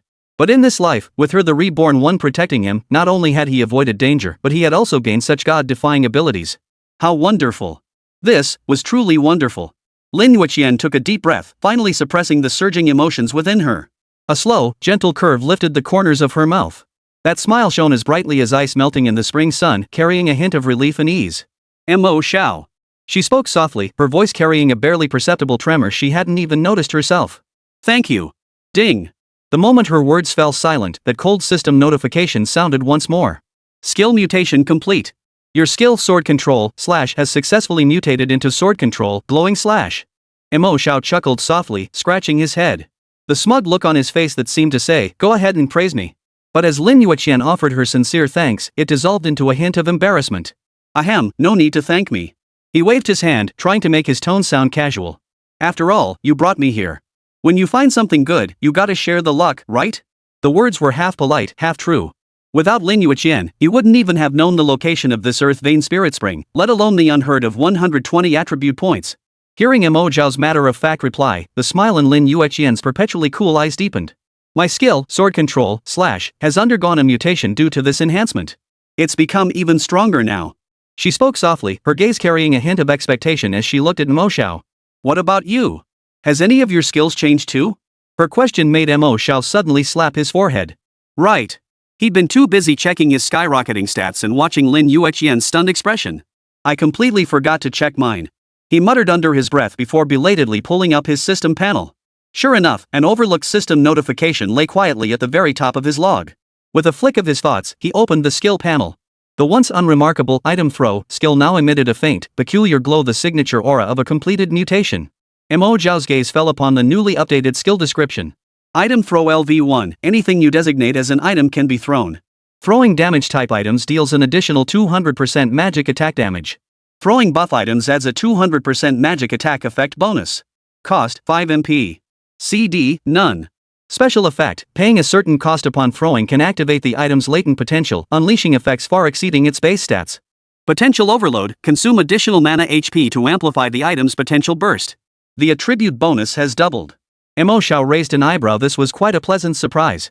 But his attention was quickly drawn to the final, entirely new suffix. But, what the hell is this potential overload? He rubbed his chin, his eyes sparkling with intense curiosity. Sacrifice extra mana or health? Amplify potential bursts? The description alone hinted at all sorts of trouble. He scanned his surroundings, his gaze sweeping across the damp floor of the cavern. Soon, he spotted a fist-sized stone that had broken off the rock wall. Mo Xiao walked over, bent down, and picked up the rough stone, weighing it in his hand. By conventional logic, even if a common stone activated its potential, it would at most gain slightly increased impact force when thrown, exploding upon hitting a monster to inflict some extra shattering damage. But now, there was an added effect, potential overload. Would the outcome still be the same? Mo Xiao clenched the stone in his hand, its rough texture clearly transmitted to his palm. He drew a deep breath, his thoughts focused. Potential overload. Almost the instant he murmured the words, a terrifying suction force erupted from the stone in his hand. Mo Xiao's expression shifted slightly. He could clearly see within himself the magical energy that should have flowed steadily now surged like a burst dam, finding an outlet and rushing madly toward the unremarkable stone at an astonishing speed. The sensation of being drained was far more overwhelming than he had imagined. Mo Xiao's expression instantly grew grave. He distinctly sensed the magic power on his system panel plummeting at a visible rate. 50 MP. 70 MP. 100 MP. This was no longer mere consumption, it was outright plunder. In just 1 second, nearly 1/3 of his over 500 mana points were drained away. This rate of consumption is simply too rapid. Precisely controlling the intensity of this force's eruption would prove no easy feat. The thought barely formed before his mana reserves hit zero. He couldn't wait any longer. Mo Xiao's pupils contracted slightly. His arm muscles tensed instantly as he hurled the stone in his hand with all his might toward the cavern wall deep within the cave. The moment it left his hand, the unremarkable stone seemed to ignite instantly. A dense, almost tangible blue aura swirled around it, tearing through the cavern's dim air and transforming into a blinding streak of light. No sound. Only an extreme light, moving at a speed beyond the limits of visual perception, shot straight ahead. The next second. The instant the stone struck the rock wall ahead, a deafening roar erupted violently throughout the entire cavern. Boom! Violent shockwaves, carrying shards of rock and mist, surged back with fury. Lin Yueqian instinctively raised her arms to shield herself, her cold eyes reflecting the blinding light ahead. The entire cavern shook violently as fragments of stalactites rained down from the ceiling. Dust filled the air. When the light finally faded, Mo Xiao couldn't help but gasp. Dozens of meters ahead, a massive crater over 3 meters in diameter gaped in the solid rock wall. Its edges were smooth as glass, while the center was charred black, as if instantly melted by some terrifying heat, still wisps of blue smoke rising from it. This level of destruction. This couldn't possibly be caused by a mere rock. It looked as though a low-yield cruise missile had struck it head-on. This lethality, it's been amplified at least tenfold. Mo Xiao stared at his empty mana bar, then glanced at his palm, his Adam's apple involuntarily bobbed. Potential overload. Truly absurd. And this was merely a broken stone picked up at random. If it were the resentment-infused sword chi I hurled earlier, amplified by potential overload, the sheer power would likely leap over a dozen levels, instantly obliterating a boss, wouldn't it? Just as his mind raced with excitement, a voice beside him erupted with utter shock, bordering on disbelief.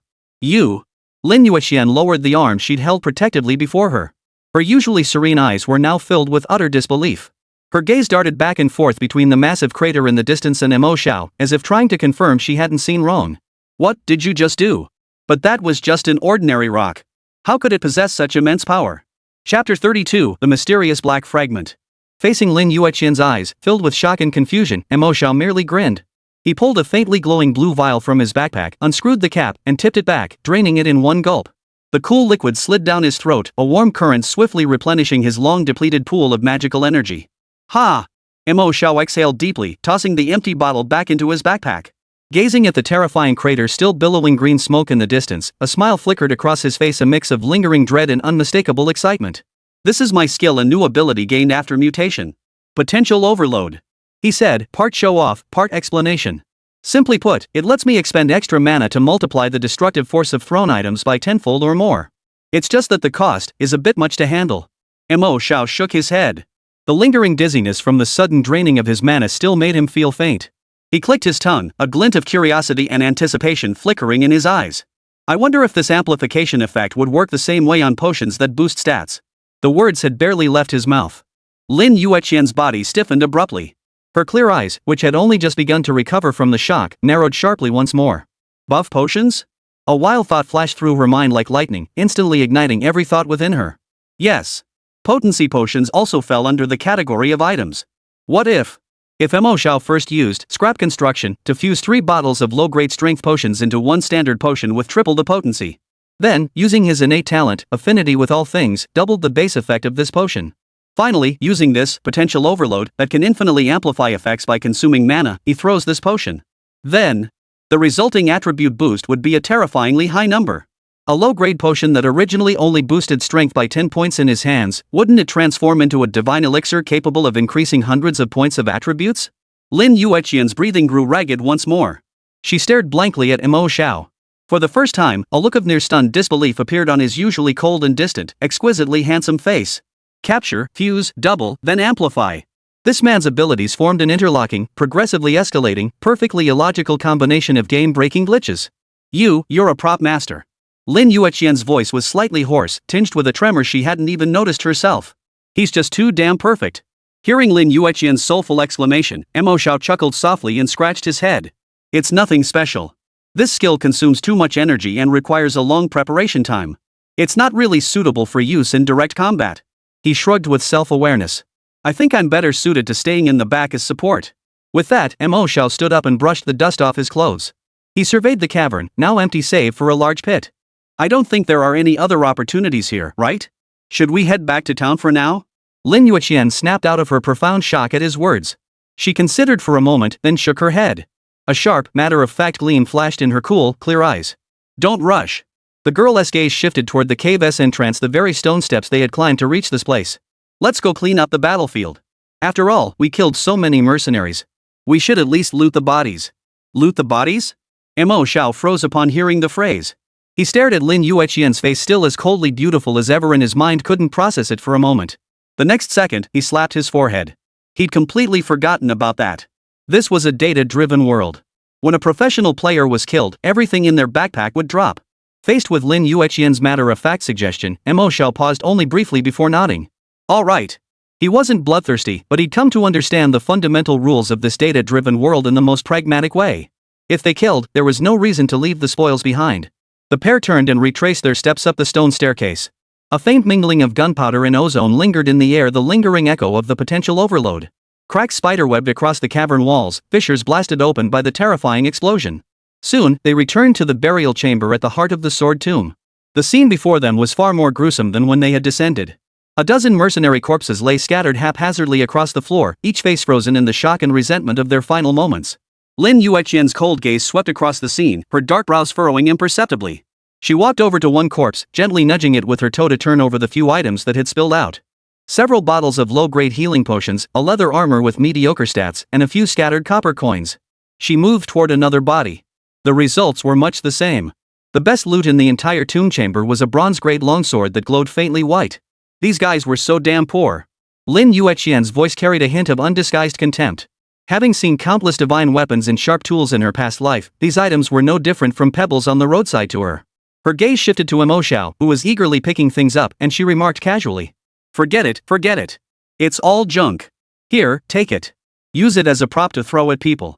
Hearing this, Mo Xiao's hands didn't pause for a moment. Instead, he chuckled. Miss Lin may look down on them, but to me, this is a fortune. He carefully tucked a bottle of low-grade mana potion into his backpack, a genuine smile lighting up his face. Even a mosquito is meat. Selling these items to the shop, keeping the potions for himself, and saving up copper coins all were tangible resources. For an item master who had just shed the label of useless and was now penniless, nothing felt more tangible than this. Lin Yueqian watched him, his expression as earnest as if he were picking up gold. Unconsciously, a hint of warmth she hadn't even noticed herself flickered in her cold, clear eyes. This man always seemed to be like this. No matter the circumstances, he always found reasons to be content.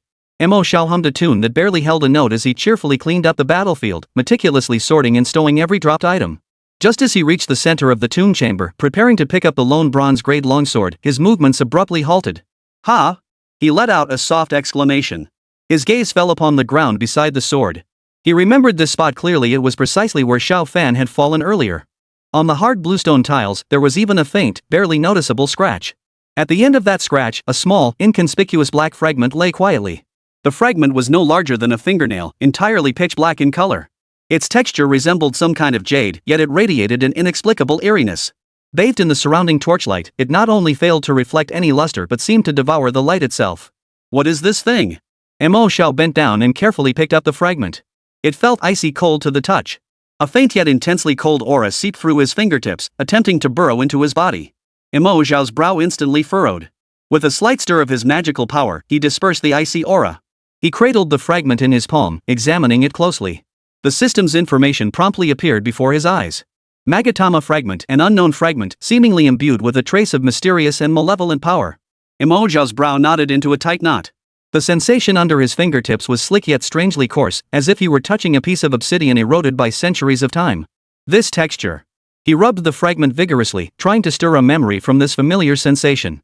So familiar. As if he had touched it just moments ago. Yet the fragments of memory sank like stones into the deep sea, impossible to retrieve no matter how hard he tried.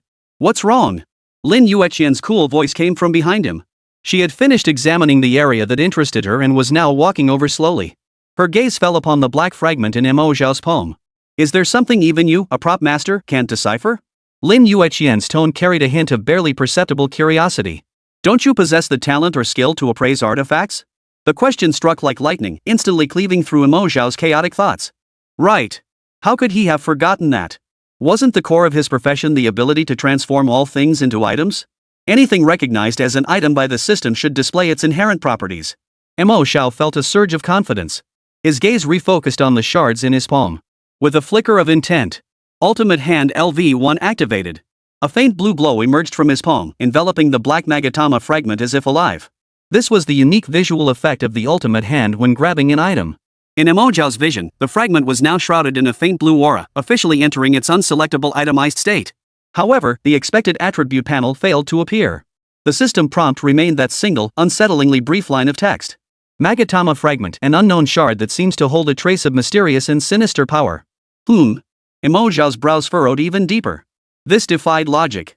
The Ultimate Hand was the very foundation of his existence as an artifact master, possessing immense authority and never faltering. Any item it grasped and identified was invariably imbued with the prop attribute. Yet today, it had failed on this tiny fragment. A thread of caution rose within Mo Xiao. He didn't give up, instead attempting another skill. Since the Ultimate Hand couldn't analyze it, he'd try item throw instead. If the system could recognize it as a target for throwing, it would at least indicate that, at a fundamental level, it was acknowledged as an item. He assumed a throwing stance, his mind locked onto the fragment in his palm. Skill can be activated. But beyond that, no new information popped up. Tisk. Mo Xiao clicked his tongue and withdrew the skill. What a strange thing. Can't figure it out. He twirled the cold shard between his fingertips before carefully tucking it away in a corner of his backpack. Ah well, I'll keep it for now. Something tells me this thing isn't ordinary. Maybe I'll figure it out later. Lin Yueqian watched him complete these actions in silence. Her clear eyes held not a ripple of emotion, nor did she offer any words to influence his choice. She merely nodded gently, as if whatever Mo Xiao decided was only natural. Soon, the two had gathered every last valuable copper coin scattered across the battlefield. This trip to the Sword Tomb had yielded far more than they'd anticipated. Mo Xiao opened his attribute panel, and the smile on his lips could no longer be contained. Name: Mo Xiao. Level: LV 16 21% 100%. Meanwhile, Lin Yueqian's aura had solidified several degrees, with faint streams of light now swirling around her. Name: Lin Yueqian. Level: LV 19 1% 100%. Most astonishing was the surge in their attributes. Since entering the Sword Tomb, excluding attribute points gained from leveling up, their 4 core attributes had skyrocketed by a staggering 120 points. Keep in mind, this was merely the early stage. For any practitioner, such an increase was nothing short of a complete transformation. Lin Yueqian felt the surging power within her body. The nerves that had been taut from the memories of her past life found a momentary respite in this instant. Power. Only with sufficient power could the seeds of all tragedy be utterly crushed in their infancy. Let's return to the city. She murmured softly, her tone carrying a hint of lightness she hadn't even noticed herself. Mo Xiao nodded, weighing the strange black Magatama fragment between his fingertips before finally tucking it away in the most inconspicuous corner of his backpack. He lifted his head, gazing at the towering silhouette of Yuncheng. All right. Once the decision to return was made, they wasted no further time. The distorted light barrier at the exit of the Sword Tomb slowly closed behind them, sealing off the realm of death and desolation. Familiar sunlight spilled down from above, carrying a warm and tangible scent that dispelled the last lingering chill of sword energy clinging to their bodies. Lin Yueqian felt the surging new power within her. In her cold, phoenix-like eyes, a barely perceptible relaxation finally rippled. This feeling of everything being under control, it felt truly good. Perfect timing, my scrap construction skill just leveled up to tier 2. He added casually, as if suddenly remembering something. Once we return, I'll pay another visit to the workshop. Didn't Master Gongsun want to see what happens when the 3 artifacts are fused together? At those words, Lin Yueqian's clear phoenix-like eyes instantly brightened, more dazzling than the midday sun. Right. Didn't you already manage to fuse 3 pieces of equipment simultaneously back in the sword tomb? If Grandpa Gongsun saw this, he'd be thrilled. She could already picture the master blacksmith's animated expression, his beard quivering with excitement, and a faint smile involuntarily touched her lips. Mo Xiao watched her rare display of liveliness and merely smiled. It's really just a simple stacking of attributes. Nothing too special. His words sounded like modesty, but Lin Yueqian heard another meaning between the lines. Her footsteps halted as she turned her head, her beautiful phoenix-like eyes fixed intently on Mo Xiao. This scrap construction technique, doesn't it allow any items to be stacked together? Her voice was soft, yet carried an undeniable hint of probing. Have you ever considered fusing equipment with those other, more specialized items? Mo Xiao blinked, seemingly taken aback by her directness. He instinctively raised the hand gripping the Howling Moon King sword. Isn't this sword already fused with a wolf spirit? He gazed at the lifelike wolf head totem on the hilt, a flicker of contemplation in his eyes. We'll test it out at Master Gongsuen's workshop later. Perhaps. Mo Xiao's gaze shifted to Lin Yueqian. His tone changed abruptly as a meaningful smile spread across his face. Perhaps. I could enchant your equipment too? Chapter 33, Solidifying the Remnants? Enchanting? Lin Yueqian's footsteps halted abruptly. A flicker of unmistakable astonishment flashed across her clear, phoenix-like eyes. Then, that astonishment dissolved into an unmistakable glow of anticipation. She stared at the faintly amused smile on Mo Xiao's face, her heart skipping a beat for no apparent reason. Fusing equipment with those special effect items together. This was far more than mere enchantment. It was akin to creating rules out of thin air. Lin Yueqian took a deep breath, forcing down the surging thoughts in her heart. Yet, a captivating blush spread across her coldly beautiful face, beyond her control. All right. Her soft reply carried a barely perceptible urgency, one she hadn't even noticed herself. The fading sunlight bathed the towering silhouette of Yunqing in a warm orange glow. The evening breeze swept by, carrying a hint of coolness after the day's heat had dissipated. Walking one behind the other along the stone path back, their shadows stretched long behind them. The tremendous growth gained from their journey to Sword Tomb finally allowed Lin Yueqian's long tense nerves to relax genuinely. She even felt the very air around her grow lighter. As darkness fully enveloped the sky, lights began to flicker on in the distant city of Yunqing, resembling a fallen starry river descending to earth. Mo Xiao glanced at the sky and suggested, "It's getting late. Let's head back and rest for today. We can visit the workshop tomorrow." Yet, no sooner had the words left his lips than his arm was tugged by a warm, soft little hand. Lin Yueqian's voice, leaving no room for argument, sounded beside him, carrying an air of unquestionable resolve. No. What must be done today, must be done today. Without further discussion, she grabbed Mo Xiao's arm and strode purposefully toward the bustling artisan district at the heart of Yunqing. Caught off guard by her sudden tug, Mo Xiao froze momentarily. He looked at the girl's profile, which was etched with impatience, and couldn't help but let out a wry smile. He understood perfectly well that Lin Yueqian was eager to witness the effects of upgrading, scrap construction, to level 2 with her own eyes. She was even more eager to give her own equipment a transformative upgrade. Soon, under Lin Yueqian's almost forceful tugging, the two of them burst back into that familiar, heat-radiating 100 Forge workshop. Grandpa Gongsun! Grandpa Gongsun! Come out quickly! Lin Yueqian's clear voice echoed through the workshop, tinged with the unique excitement and urgency of a young girl. Zhao's skill level has reached level 2. A Xiao? Mo Xiao, who was being tugged along and stumbled slightly, heard the name and his expression turned slightly peculiar. Had we become that familiar already? Just as Mo Xiao froze in thought, a burly figure emerged from the inner workshop, accompanied by a hearty laugh. Ah, it's you, Moon Shallow. Master Gongsun wiped sweat from his brow, his bare upper body bulging with muscles like cast iron. His cloudy yet piercing gaze settled on the pair as he grinned widely. Well, you're here already? I thought you lot would take at least a few more days. Mo Xiao scratched his head, snapping out of the daze caused by the unexpected Xiao, a sheepish smile spreading across his face. Yueqian took me to grind levels. Skill points come faster that way. That's great. That's great. Master Gongsun nodded with satisfaction, slapping Mo Xiao's shoulder twice with his massive hand, sending the young man stumbling backward. Oh. Master Gongsun seemed to remember something, turning to pick up a greatsword from the forging bench beside him. It was the very weapon Mo Xiao had forged by fusing 2 bronze longswords. Only now, the sword seemed slightly different. You youngster fused this sword together, but I've tweaked it a bit for you. Master Gongsun handed the sword over, his tone tinged with surprise and admiration. Even though it's only bronze grade at its core, the materials needed to enhance it surpass those required for ordinary silver equipment. I must say, your scrap forging skill is truly remarkable. Mo Xiao took the greatsword. It felt considerably heavier in his hands than before, its blade now radiating a subdued metallic sheen. Master Gongsuen's rugged face was filled with admiration for something beyond his comprehension. I tried it myself, attempting to fuse two identical swords together. Didn't work a damn bit. This skill of yours is truly enviable. His fan-like hand smacked Mo Xiao's back again, producing a dull thud. Mo Xiao staggered from the blow, managing only an awkward smile. You flatter me. Master Gongsun waved his hand dismissively, clearly unconcerned with his modesty. The master blacksmith's attention was now entirely captivated by the potential of the scrap construction skill. The gleam in his eyes burned hotter than the flames within his forge. Without further comment, Master Gongsun turned and walked toward a rack laden with weapons deep within the workshop. Moments later, he returned carrying a wildly shaped one-handed battle axe. The axe glowed with a silvery white radiance, its blade shrouded in a faint chill, clearly a high-quality silver-grade weapon. He slammed the axe down hard onto the forge, producing a deep, resonant thud. According to your description, this skill should be able to fuse any equipment together, correct? Master Gongsun's gaze swept over Mo Xiao's face, carrying an unmistakable mix of scrutiny and expectation. Let's try it. A sword and an axe, can they be fused together? Mo Xiao blinked at the request. To him, it really made no difference. The instructions for scrap construction were blunt and straightforward, mentioning only 3 items. There were no restrictions whatsoever on the item's rarity, type, or even whether they were equipment. Mo Xiao nodded slightly, reaching out to grasp the bronze greatsword on the forging table. A blue glow began to gather in his palm. He was about to grab the silver battle axe as well, ready to activate the skill. But the instant his fingertips were about to touch the blade, his motion abruptly halted. Ha! A faint, astonished gasp escaped his lips. Master Gongsun's gaze was razor-sharp, instantly catching the fleeting shock on his face.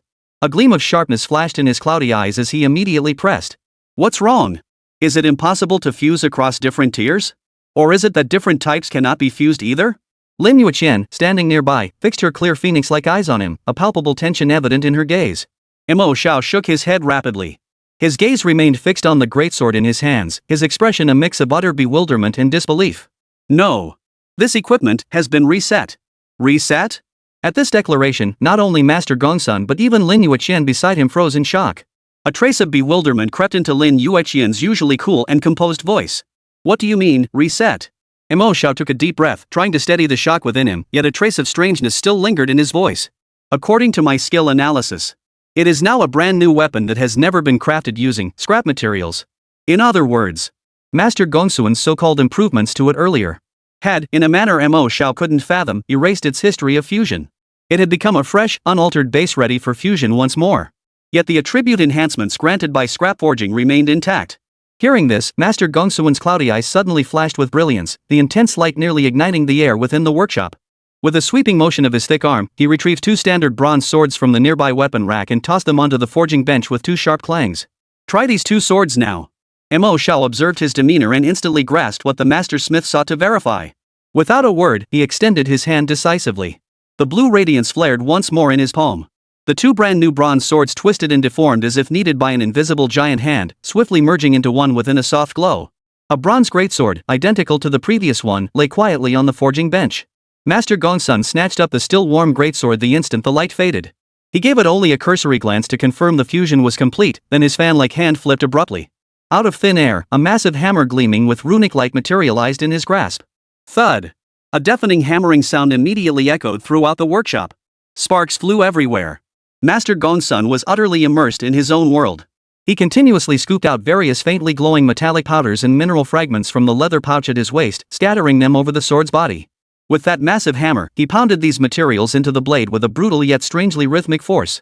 The entire modification process was brutal and swift. Soon, the hammering abruptly ceased. Master Gongsun presented the slightly altered greatsword, its blade now seemingly thicker and heavier, back to Mo Xiao, his voice hoarse with excitement. Take a look. See if it's been reset this time. Mo Xiao took the greatsword. The sensation in his hands felt heavier than before. The instant his fingertips touched the hilt, that familiar system prompt flashed through his mind once more. His eyes lit up for the 3rd time. It's been reset too. No. A more precise word flashed through Mo Xiao's mind. Gazing at the greatsword in his hand, a weapon modified by external forces yet restored to its base identity under the scrap construction ruling, he spoke in a deep voice. This should be called scrap solidification. Solidification? Master Gongsun chewed on the word, the ecstatic expression on his face impossible to conceal any longer. Ha ha ha ha. Solidification. Well said. That's it, solidification. He slapped his thigh in excitement, making the entire workshop seem to tremble. Quick! This time, fuse these 2 solidified greatswords together. He pointed to the one in Mo Xiao's hand and the first greatsword that had been solidified earlier. Without a word, Mo Xiao immediately obeyed. He extended both hands, gripping one solidified greatsword in each, and directly activated scrap construction. The familiar blue light flared once more, but this time, the fusion process underwent a significant change. The light no longer flickered and vanished as before. Instead, it became viscous and sluggish, like syrup being stirred in water. The two greatswords merged at a painfully slow pace visible to the naked eye, gradually permeating and intertwining with each other. The entire process was countless times slower than before. This was clearly the drawback of attempting fusion after multiple prior merges of artifacts. Yet Mo Xiao's movements did not cease. As the two greatswords laboriously merged, his gaze sharpened, fixing directly on the solitary silver battle-axe upon the forge. Ultimate hand activated. The battle-axe was drawn by an invisible force, rising slowly through the air before Mo Xiao pressed it directly into the swirling blue light of the fusion. Another wave of softer blue light flickered as the silver battle-axe began to warp and distort, gradually merging into the giant sword taking shape. Time ticked by second. The workshop fell silent, broken only by the low hum of magical light. After about 5 minutes, the dazzling blue light finally began to fade, eventually extinguishing completely. The silver battle-axe vanished. In its place stood a massive sword, its form thicker and more menacing. It retained the form of a sword, yet its width had nearly doubled. A piercing silver glow emanated from the blade, shrouded in a wisp of icy coldness. This sword had clearly inherited the rank of the silver battle-axe, becoming a true silver-grade equipment piece. It worked! Master Gongsuan's eyes flashed with wild delight. He could barely contain his eagerness as he reached out to grasp the masterpiece that embodied his theoretical knowledge and Mo Xiao's mystical skills. Yet, the instant his rough hand grasped the hilt, the smile on his face suddenly froze. Immediately, his two thick eyebrows knitted tightly together. Chapter 34: The Flaw in Residual Material Solidification. The scorching air within the workshop seemed to freeze solid in that instant. The blazing ecstasy that had just ignited froze on Master Gongsuan's rugged face. His brows, knotted like the gnarled roots of an ancient tree, twisted into a tight knot as his gaze fixed intently on the monstrously shaped greatsword in his hands. Mo Xiao's heart sank abruptly. He swallowed unconsciously, his palms breaking out in a fine sheen of sweat. In theory, the judgment for scrap construction was simple and brutal. Any item could be fused. But this? Utilizing Master Gongsuan's forging techniques to perform residual material solidification on the fusion product, then subjecting it to secondary, even tertiary fusions. This near-exploitative behavior could trigger some unknown underlying rule, leading to unforeseen catastrophic consequences? Beside him, Lin Yueqian's phoenix-like eyes, which had just been sparkling with dazzling brilliance, now narrowed sharply. A palpable urgency crept into her cool, clear voice. Grandmaster Gongsun, what's wrong? Is there a problem with the attributes? Master Gongsun slowly raised his head. His face, darkened by the forge's flames, a hallmark of a blacksmith, was etched with profound complexity. He exhaled a long, heavy breath and set the heavy greatsword back onto the forge with a clang. The attributes are fine. He shook his head, his thick fingers lightly tracing the silver glinting blade. Not just fine, it's downright perfect. The properties of two solidified greatswords, the properties of a silver battle-axe, even the battle-axe's inherent frost effect, all stacked together without a single flaw. Hearing this, Mo Xiao and Lin Yueqian's hearts, which had been hanging in suspense, finally relaxed a little. But Master Gongsuan's next words poured cold water over them like a bucket dumped from above. But he gave a bitter smile and shook his head. To achieve the effect of residual material solidification through my improved method, enabling a secondary fusion of the combined equipment, it's not worth the cost. Why? Lin Yueqian's delicate brows furrowed slightly, her cool eyes brimming with confusion. In her view, this was a perfect pathway to infinitely stacking attributes. How could it be counterproductive? Master Gongsun didn't respond directly. He raised his thick arm, his finger lightly tapping the air. A pale golden light screen unfolded before him like a scroll, displaying rows upon rows of densely packed text and icons. It was the unique material inventory interface of a blacksmith. Here. He pushed the light screen toward Mo Xiao and Lin Yueqian. These are the materials required for the next residual material solidification of this sword. Both pairs of eyes immediately fixed upon the light screen. The next second, Mo Xiao couldn't help but gasp. Stellar iron ore 3 units. Deep sea sunken silver 5 units. Dragon blood crystal 1 piece. Eye of the storm core fragment 1. Each material listed on the light screen radiated an aura of extreme rarity. Mo Xiao had never even heard of these items, let alone seen them. Yet the mere sight of their icons, shimmering with golden or even dark golden hues, made it clear they were no ordinary items. A hint of astonishment flickered across Lin Yueqian's flawlessly beautiful face, usually veiled in cool detachment. With her knowledge from a past life, she recognized these materials instantly. Any single one of them would be enough to drive a top-tier guild to exhaust its resources in pursuit. And now, they were merely consumables used to solidify a silver-grade piece of equipment. These materials. Lin Yueqian's voice cracked slightly. If sold, the gold coins obtained could likely buy 2 gold-grade equipment pieces outright. Mo Xiao tugged at the corner of his mouth in resignation, revealing a bitter smile that said, I knew it. I knew it. A bug this game breaking couldn't possibly come without a price. The fundamental rules of the world ultimately maintain balance. Yet, Master Gongsun, observing the faint disappointment in their expressions, suddenly burst into hearty laughter. With a wave of his fan-like hand, he dismissed the expensive materials list. Then, he picked up the greatsword that Mo Xiao had initially fused, the very first one he had ever solidified. Well, that's not entirely accurate. Master Gongsun toyed with the blade, his cloudy eyes flashing with the unique brilliance of a true professional. The high cost of multiple fusions doesn't mean the method itself is worthless. Quite the opposite, its value is even greater than I imagined. He raised the greatsword infused with the wolf spirit high, his voice brimming with uncontrollable excitement. This sword, I tell you. If my calculations are correct, it has undergone 5 fusion processes in total. It's undergone 5 fusions, yet the materials required to solidify it are far less than its current value. This deal is a steal. An absolute steal. He slapped his thigh hard, his eyes burning with intensity as he fixed them on Mo Xiao. Kid, do you realize what this means? As long as we don't get greedy later, and don't try to forcefully pile dozens or even hundreds of junk items together to create a divine artifact. Focus on quality instead. Put your talent to use on truly precious gear. Its value will be beyond measure. Master Gongsun grew increasingly animated as he spoke, spittle flying from his mouth. Just imagine if you ever acquire a crimson grade or even prismatic grade piece of gear with insane stats, would you dare just walk into any blacksmith's shop to enhance it? If the enhancement fails, the equipment shatters instantly. But with your method first using scrap solidification, then scrap construction to fuse other gear, though it consumes a lot, it's 100% guaranteed to succeed. This is 10,000 times safer than any blacksmith's enhancement. His gaze finally settled on the monstrous greatsword fused with the silver battle axe. Not to mention, it can seamlessly fuse gear with low grades but exceptionally powerful traits into high-tier equipment without occupying any slots. Young man. Master Gongsun stared at Mo Xiao, his rugged face etched with shock and fervor. This skill of yours isn't some mere support ability. This is god tier. Master Gongsun's heavy breathing echoed clearly in the scorching air. His face, darkened by furnace smoke, twisted into an expression bordering on madness, a blend of fervor and awe. Mo Xiao watched him like this, a twitch involuntarily playing at the corner of his mouth. Beside him, Lin Yueqian's phoenix-like eyes, usually as cold and frosty as ice, now rippled with unquenchable waves. Her gaze upon Mo Xiao was complex beyond words. Just as this feverish atmosphere was about to reach its peak, Master Gongsun's eyes suddenly sharpened, as if he'd grasped some crucial insight. The sky-high excitement was abruptly suppressed by several degrees. Ah, yes. His rough, hoarse voice sounded, tinged with a cautious probing even he himself hadn't noticed. This skill of yours, after it's constructed, can it be dismantled again? Lin Yueqian shook her head almost without hesitation. A look of absolute certainty spread across her flawlessly beautiful face. Absolutely not. Her voice was cool and decisive, carrying an unquestionable logic. If it could be freely dismantled after fusion, wouldn't that make it invincible? Just prepare the right materials, add whatever attributes you need, then take it apart after clearing the dungeon and swap it out for another set. That's impossible, no matter how you look at it. Master Gongsun nodded emphatically upon hearing this, his fervor fading slightly as it gave way to rational contemplation. True.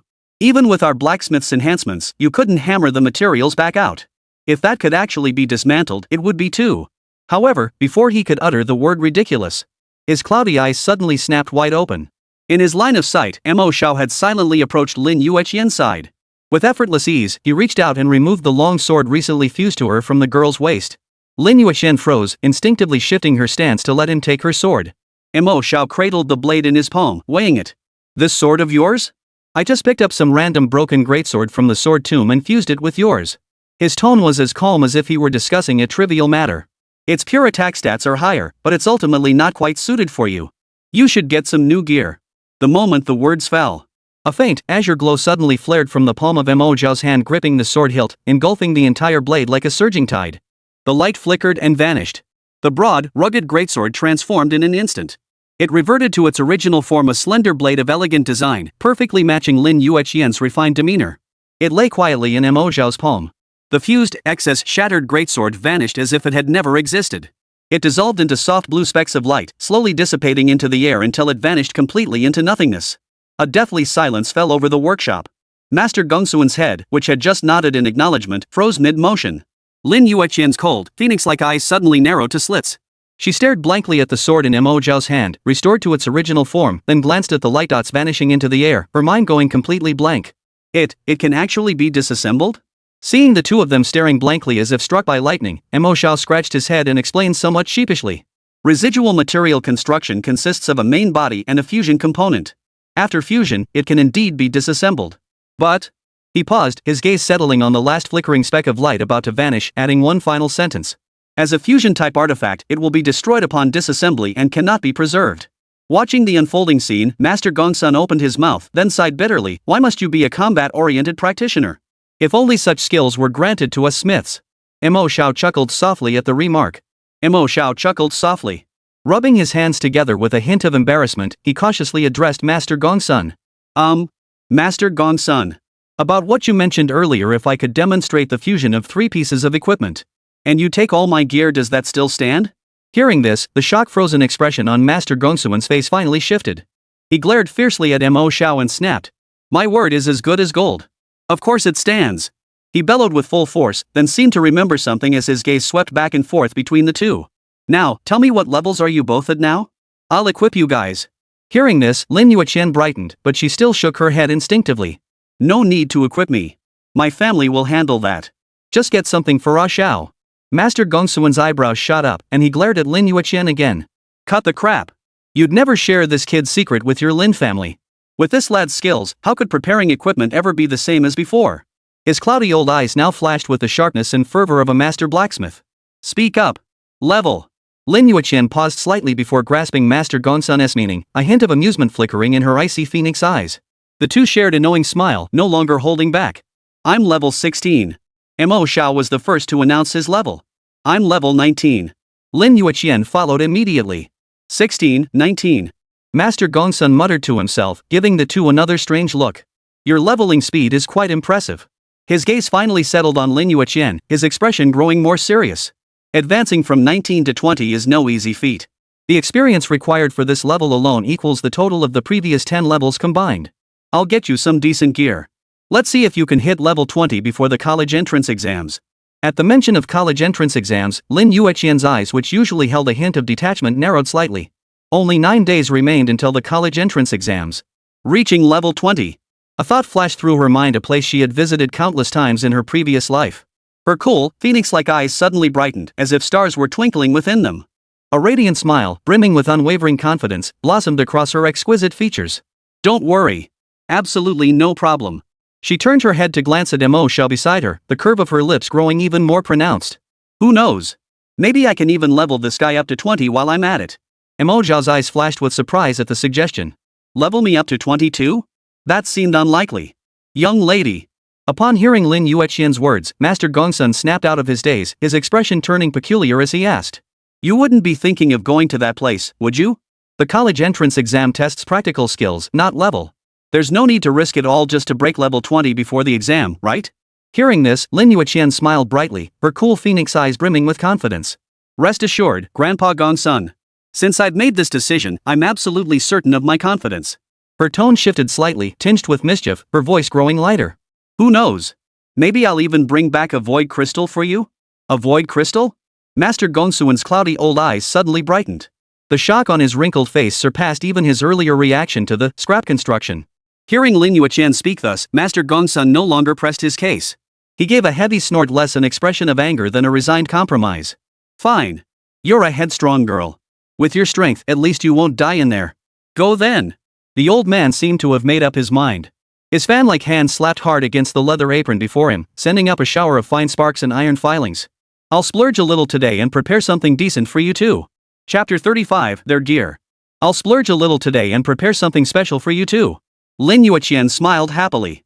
Then we'll be in your debt, Grandpa Gongsun. Master Gongsun waved his hand impatiently in response, then beckoned to the two, signaling them to follow. He turned first, leading them deeper into the workshop.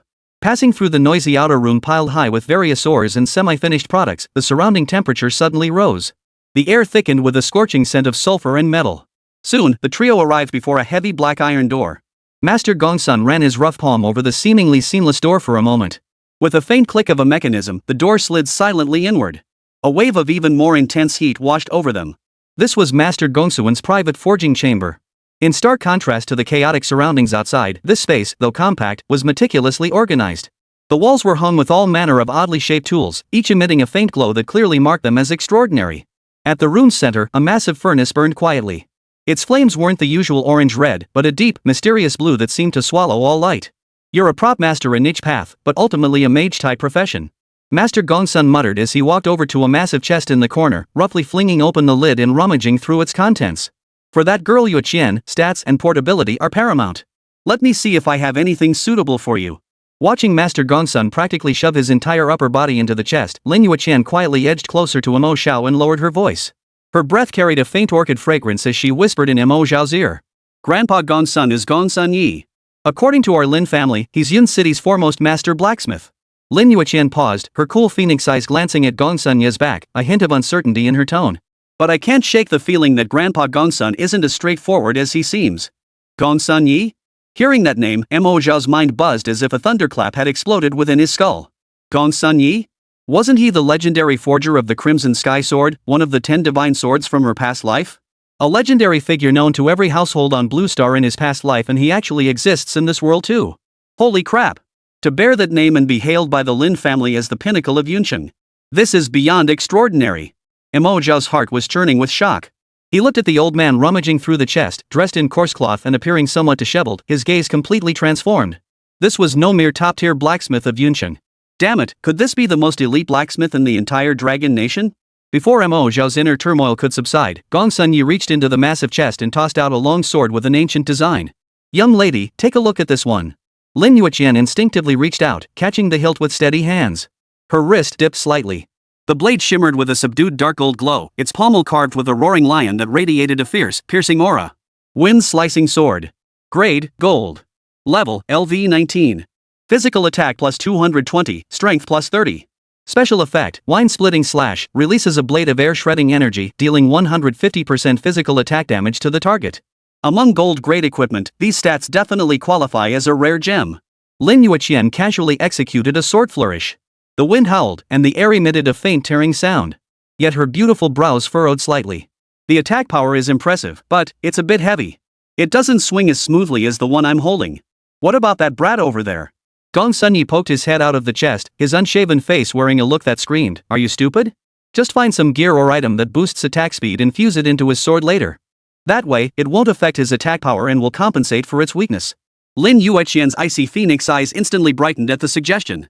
Only then did she grasp what Grandpa Gongsun meant by a different kind of preparation. In the past, choosing gear always meant making difficult trade-offs between attributes. Pursuing peak attack power meant sacrificing speed or defense. Seeking well-rounded stats often meant settling for mediocrity.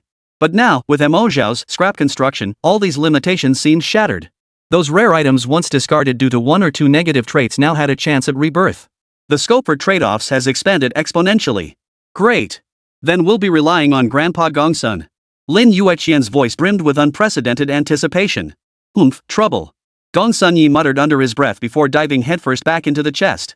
A few minutes later, he clattered out a full set of golden-hued gear. A heavy set of Lion King roar armor, a pair of sturdy Earthshaker boots, and a set of Rockbreaker gauntlets gleaming with metallic coldness. Each piece was a golden tier item boasting astonishing stats. But without exception, these pieces sacrificed agility to achieve extreme physical attack and defense. For an ordinary swordsman, wearing them would likely make movement difficult, let alone combat. Lin Yueqian's gaze, however, fell directly upon Mo Xiao. Mo Xiao understood immediately and stepped forward. He first picked up a pair of lightweight Windrunner's boots, a silver-grade item that increased agility. Scrap forging. Mo Xiao murmured softly, a faint blue glow emanating from his fingertips. The Windrunner's boots and the heavy Earthshaker's boots slowly drew closer in his hands, eventually merging into one. As the glow faded, the Earthshaker boots' form remained largely unchanged, yet their surface now shimmered with a faint azure radiance. Their once heavy texture had noticeably lightened. Next, Mo Xiao fused several wind attribute materials into the armor and gauntlets one by one. With each flash of blue light, the once heavy golden armor set grew lighter and more agile, even seeming to carry a faint whistling sound. After Mo Xiao fused the final pair of agility-focused wind spirit greaves into the Lion King roar leg armor, he lifted his head and looked at Gongsun Yi. "Master Gongsun, shouldn't we fuse the third item as well?" Gongsun Yi shook his head, a flicker of shrewdness passing through his cloudy eyes. "Leave one slot empty. I'll prepare some special ores and items for you. When the battle comes, you can assemble them on the fly based on the enemy you face. Adapting on the fly will be safer." Mo Xiao's heart stirred as he instantly grasped Gongsun Yi's deeper meaning. This was the true mindset of a master, always leaving a contingency plan for the unknown dangers ahead. Lin Yueqian, seeing this, couldn't wait any longer and donned the entire set of brand new gear. Golden heavy armor covered her slender frame, yet instead of appearing bulky, it accentuated a unique beauty, one radiating power and a spirited, heroic grace. She leapt lightly, her movements agile and swift, landing without a sound, no trace of the sluggishness one might expect from heavy armor. This feels like wearing two sets of gear at once. Lin Yueqian's face glowed with excitement. Feeling the surging power within her body and the uncompromised lightness, she couldn't help but look at Mo Xiao. Xiao, your ability is just too powerful. It's nothing special. Mo Xiao scratched his head, offering an embarrassed smile. His gaze then shifted expectantly toward Gongsun Yi. Master Gongsun, what about mine? Gongsun Yi stroked his steel needle beard, his gaze sweeping over Mo Xiao. Hand over that Howling Moon King sword of yours. The old man extended his fan-like hand. Didn't you say this sword had fused with some wolf spirit? Let me see if I can work some magic on it again. Gongsun Yi thrust out his palm-sized hand and snatched the Moonhowl King sword from Mo Xiao's grasp. His cloudy eyes gave it a cursory glance before he clicked his tongue in dissatisfaction. Tisk. A disdainful snort escaped from beneath his steel needle beard. What a piece of junk. Such a fine wolf soul fused into this pile of scrap metal? If I'd known you had that absurd ability to build from scrap, I'd never have let my good-for-nothing disciple mess with you. The old man weighed the sword in his hand, as though it were not a silver-grade weapon but a cumbersome scrap of iron. The materials are already set now. All I can do is patch it up for you. Make do with it. With that, he turned away from the two, disappearing into the depths of the forge room piled high with ore and tools, leaving Mo Xiao with only the broad yet somewhat desolate silhouette of his back. The clanging of metal soon filled the air, sometimes dull and heavy, other times sharp and crisp. Lin Yueqian stood nearby, her agile form swinging her arms as she adapted to the surging power of her new gear. Yet her gaze kept drifting involuntarily toward the forge where the sounds originated. Time dragged on in anticipation, stretching well over half an hour. Only then did Gongsun Yi emerge, his face thick with impatience, casually tossing over a set of gear that emitted a faint, eerie glow. It was a deep blue cloth armor, its edges embroidered with silver magical patterns. Under the dim light, those patterns seemed to flow like living creatures. Mo Xiao caught the gear, feeling its smooth warmth in his hands, not a trace of metal's coldness. The moment he donned the entire set of the deep-sea chanting robe, an unprecedented torrent of magical power instantly flooded his entire being.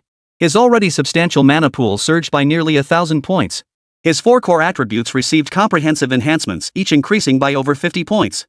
Mo Xiao could distinctly feel his mental energy transform into tangible tendrils, extending outward to envelop his surroundings. The contours of the entire world became sharper and clearer within his perception. This was extraordinary power. This was the realm only true masters could reach.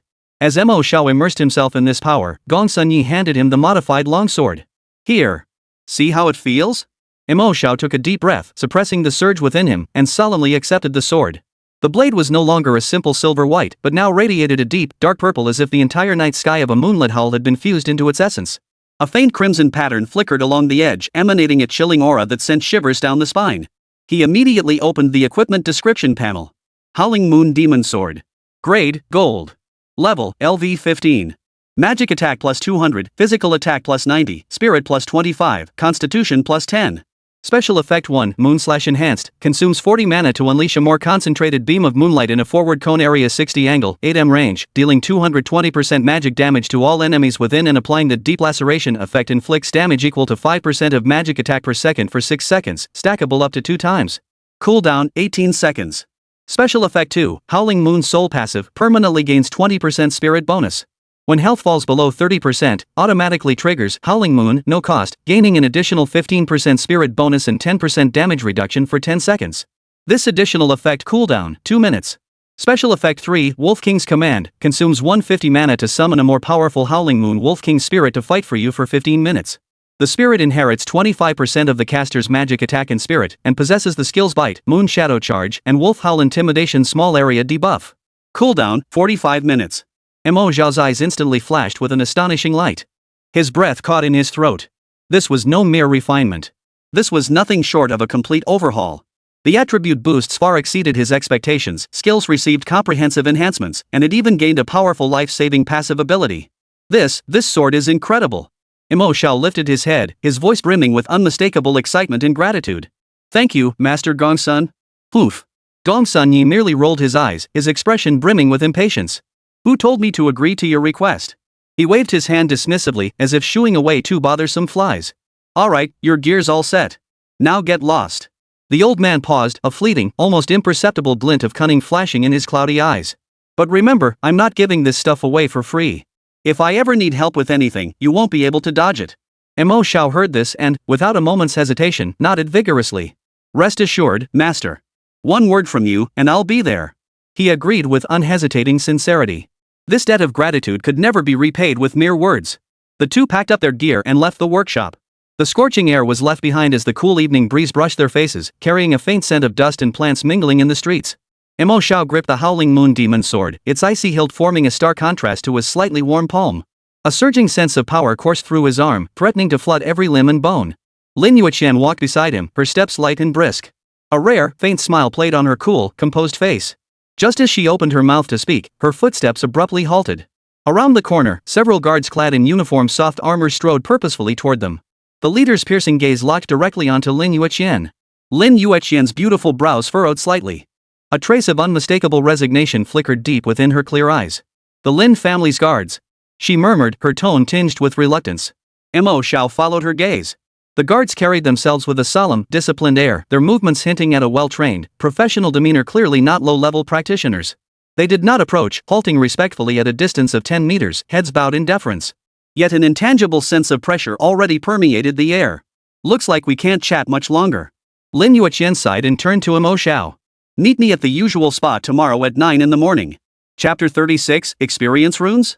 9 a.m. tomorrow, same place. Her words were brief and direct, without a trace of hesitation. Without lingering, she quickened her pace toward the guards, seemingly unwilling to let them get too close and cause unnecessary trouble for Mo Xiao. All right. Mo Xiao nodded, watching her retreating figure. Lin Yueqian exchanged a few low words with the lead guard before swiftly disappearing around the corner, surrounded by her entourage. Not once did she glance back throughout the entire process. The surroundings instantly returned to their previous tranquility, as if the group had never been there at all. Mo Xiao stood rooted to the spot, fingering the hilt of his sword, lost in thought. He shook his head, pushing aside these distracting thoughts, and turned to walk toward his rented room. As night deepened, the gas lamps lining the street flickered with faint, yellowish light. Mo Xiao's shadow stretched long behind him, the dark purple blade in his hand reflecting an eerie, deep sheen under the lamplight. Returning to the familiar, slightly dilapidated alleyway, he pushed open the creaking wooden door. The cramped rental room and the golden-gray divine weapon in his hand created a strange and jarring contrast. He leaned the Moonhull Demon sword gently against the headboard and sat down. Opening his attribute panel, his gaze slowly scanned across it. Name, Mo Xiao. Level, LV16. Class, Item Master Unique Hidden. Health points HP, 1500. Magic points MP, 2250 2250. Base attributes. Strength, 146. Agility, 148. Constitution, 160 Howling Moon Demon Sword plus 10. Spirit, 295 Howling Moon Demon Sword plus 25, passive plus 20%. Magic attack, 1475 Howling Moon Demon Sword plus 200, spirit attribute bonus. Physical attack, 382 Howling Moon Demon Sword plus 90. Class skill points, 0. Free attribute points, 0. Talents, affinity with all things LV1, divine hand. Skills, item crafting LV1, item throwing LV1, ultimate hand LV1, scrap construction LV2. Spirit attribute, boosted by the passive effect of Howling Moon Soul, approached the 300 mark. Meanwhile, the magical attack power has reached a truly staggering figure. And this was merely from switching weapons. Mo Xiao could distinctly feel his mental energy surging to several times its previous level. He clenched his fist, feeling the surging power within him. The path to becoming stronger had only just begun. The next morning, the sky was barely breaking dawn. Mo Xiao was already up. He bundled up the useless white grade and black iron gear from his backpack and headed straight for the free trade market in the eastern district of Cloud City. The early morning market was far less bustling than daytime, yet it still bustled with adventurers, mostly solo travelers or small squads like him, preparing to venture beyond the city walls. The air carried the scent of toasted bread and the crisp clang of metal clashing. Mo Xiao navigated his way to a well-known buying shop called Treasure Pavilion. After selling all his miscellaneous gear at a fair price, he used the gold coins to stock up on large quantities of restoration potions and attribute elixirs, along with various basic supplies. Only after completing these tasks did he leisurely make his way toward the agreed-upon location. The towering city gates of Yunqing bustled with a constant stream of people. Mo Xiao found an inconspicuous spot, leaning quietly against the cold city wall, waiting for Lin Yueqian's arrival. Time ticked by, and the agreed-upon time of 9 o'clock had long passed. Just as Mo Xiao began to think she might not come, a familiar voice tinged with apology sounded beside him. Sorry to keep you waiting. Lin Yueqian appeared beside him, a thin sheen of sweat glistening on her forehead, her breath slightly hurried. She had changed into a form-fitting leather armor more conducive to movement today, which perfectly accentuated her graceful figure. Her long hair was simply pulled back into a high ponytail, giving her a dashing and spirited look. My family was driving me crazy. It took forever to slip out. She puffed out her cheeks slightly, her tone tinged with a hint of girlish complaint and playful innocence. Let's go. Mo Xiao watched her like this, a hint of surprise involuntarily flickering in his eyes. The school beauty who was regarded as an iceberg or snow lotus by all the boys in the school had never displayed that distant, aloof demeanor in front of him since he had arrived. This contrast only deepened the confusion in his heart. Still, he had no intention of delving deeper. Things he couldn't figure out, he simply chose not to dwell on. Besides, this experience wasn't so bad for him. You've worked hard. Mo Xiao smiled and picked up the conversation naturally. So where should we go leveling today? At the question, the relaxed expression on Lin Yueqian's face faded slightly, replaced by a seriousness Mo Xiao had never seen before. Not just today. Her voice was cool and resolute. We'll be spending most of our time there from now on. Mo Xiao was taken aback by her words. This setup, was she planning to push straight through to level 20 and transfer jobs? Then where exactly are we going? Lin Yueqian didn't answer directly. Instead, she opened her system map. A faint blue light glowed from her fingertips and a coordinate sharing request was sent to Mo Xiao's interface. Player Lin Yueqian has shared map coordinates with you. Accept? Mo Xiao selected yes. The next moment, a crimson marker flickered on his map interface, pinpointing an unknown region far beyond the reach of Cloud City. Beneath the marker, a line of startling text slowly materialized. Abyssal Tier Secret Realm Rune Ruins. Mo Xiao's pupils contracted slightly. Abyss level secret realm? This was a place players at their current stage dared not even imagine. The monsters there were routinely silver grade, or even gold grade. For two players barely reaching level 20 to venture in would be tantamount to suicide. That's right. Lin Yueqian seemed to read his thoughts, a confident curve lifting the corners of her mouth. It might be a bit dangerous, but with us working together, we'll be absolutely fine. Her tone brimmed with unquestionable certainty, and in those clear eyes, a light flickered that Mo Xiao couldn't quite decipher. Mo Xiao nodded, only half understanding. Though he couldn't fathom the source of Lin Yueqian's confidence, he chose to trust her. Satisfied with his reaction, Lin Yueqian said no more. Suddenly, she reached out and seized Mo Xiao's wrist. The delicate warmth of her touch startled him momentarily. Come on, let's go. The girl's voice carried a hint of excitement and urgency as she pulled him toward the city gates without hesitation. The gates of Yunqing slowly closed behind them, completely shutting out the clamor of the human world. The wind outside the city walls seemed to carry a bit more biting chill than within. The moment they stepped through the gate, Lin Yueqian released Mo Xiao's wrist. She turned, a mysterious smile playing on her pretty face, then flipped her delicate hand. A scroll, radiating brilliant golden light, materialized in her pale palm. Complex spatial runes swirled endlessly across its surface, radiating a heart-stopping aura of magical power. Mo Xiao's gaze was instantly drawn to it, his pupils reflecting the dazzling golden light. A directional teleportation scroll? His voice carried a hint of uncertainty. Such an item was absolutely priceless at this stage, a rare artifact that was virtually impossible to find on the market. That's right. Lin Yueqian's smile held a hint of quiet satisfaction. With this, we won't have to waste time on tedious travel. Before she could finish speaking, she tore open the scroll in her hand without hesitation. Rip. A faint sound, as if tearing through the membrane of space. The golden scroll instantly transformed into countless specks of light, enveloping both of them completely. The next moment, a blinding silver pillar of light shot skyward.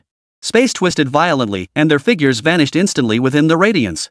Mo Xiao felt a sudden white flash before his eyes, his mind reeling for an instant as if he'd been thrust into a high-speed spinning washing machine. When his vision returned, the surroundings had undergone a complete transformation. Beneath his feet lay not the solid ground outside Yin City, but a cracked, charred wasteland. The air was thick with the acrid stench of sulfur mingled with dust. Looking up, the sky was a heavy, dark purple, no sun, no clouds. Countless arcane and eerie runes, like living entities, were imprinted upon the earth, emitting a faint glow that ultimately converged toward a massive vortex not far away. It was a colossal portal, towering 10 meters high. Deep purple light swirled within it, like the breath of a primordial beast from the abyss, radiating an ominous aura that made souls tremble. This place was clearly their destination. Mo Xiao instinctively swallowed hard, his Adam's apple rolling. Almost instinctively, he launched a probe toward the massive portal. A line of crimson data instantly appeared on his retinas. Abyssal Tier Secret Realm Rune Ruins, Level 060 Secret Realm, extremely dangerous, maximum party size 30. The moment he saw those words, Mo Xiao felt his heart skip a beat. Abyss Level Secret Realm. A level range spanning 0 to 60 meant even the lowest tier monsters here could be formidable, while the highest tier ones could likely wipe out every player at their current stage with a single sneeze. What sent a chill down his spine even more was the party size limit.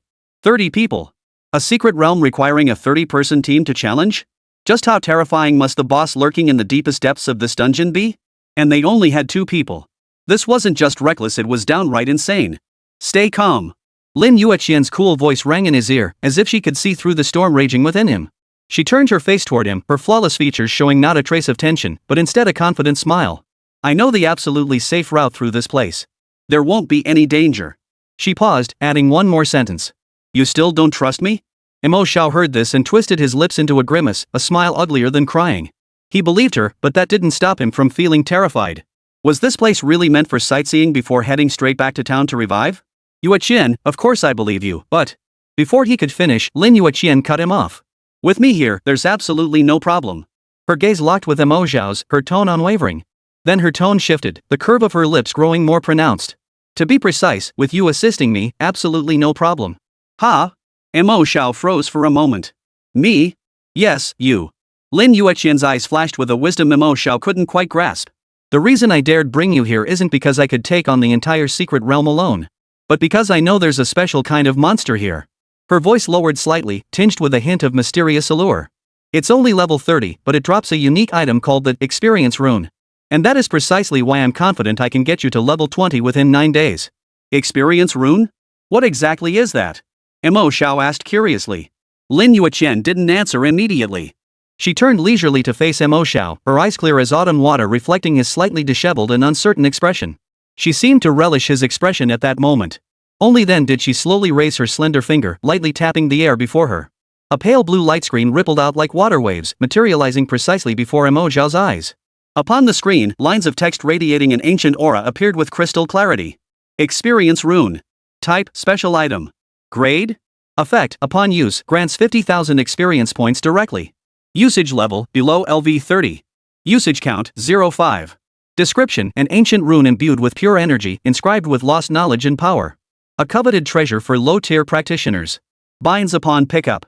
Mo Xiao's breath caught in his throat the instant he saw the words gain 50,000 experience points instantly. 50,000.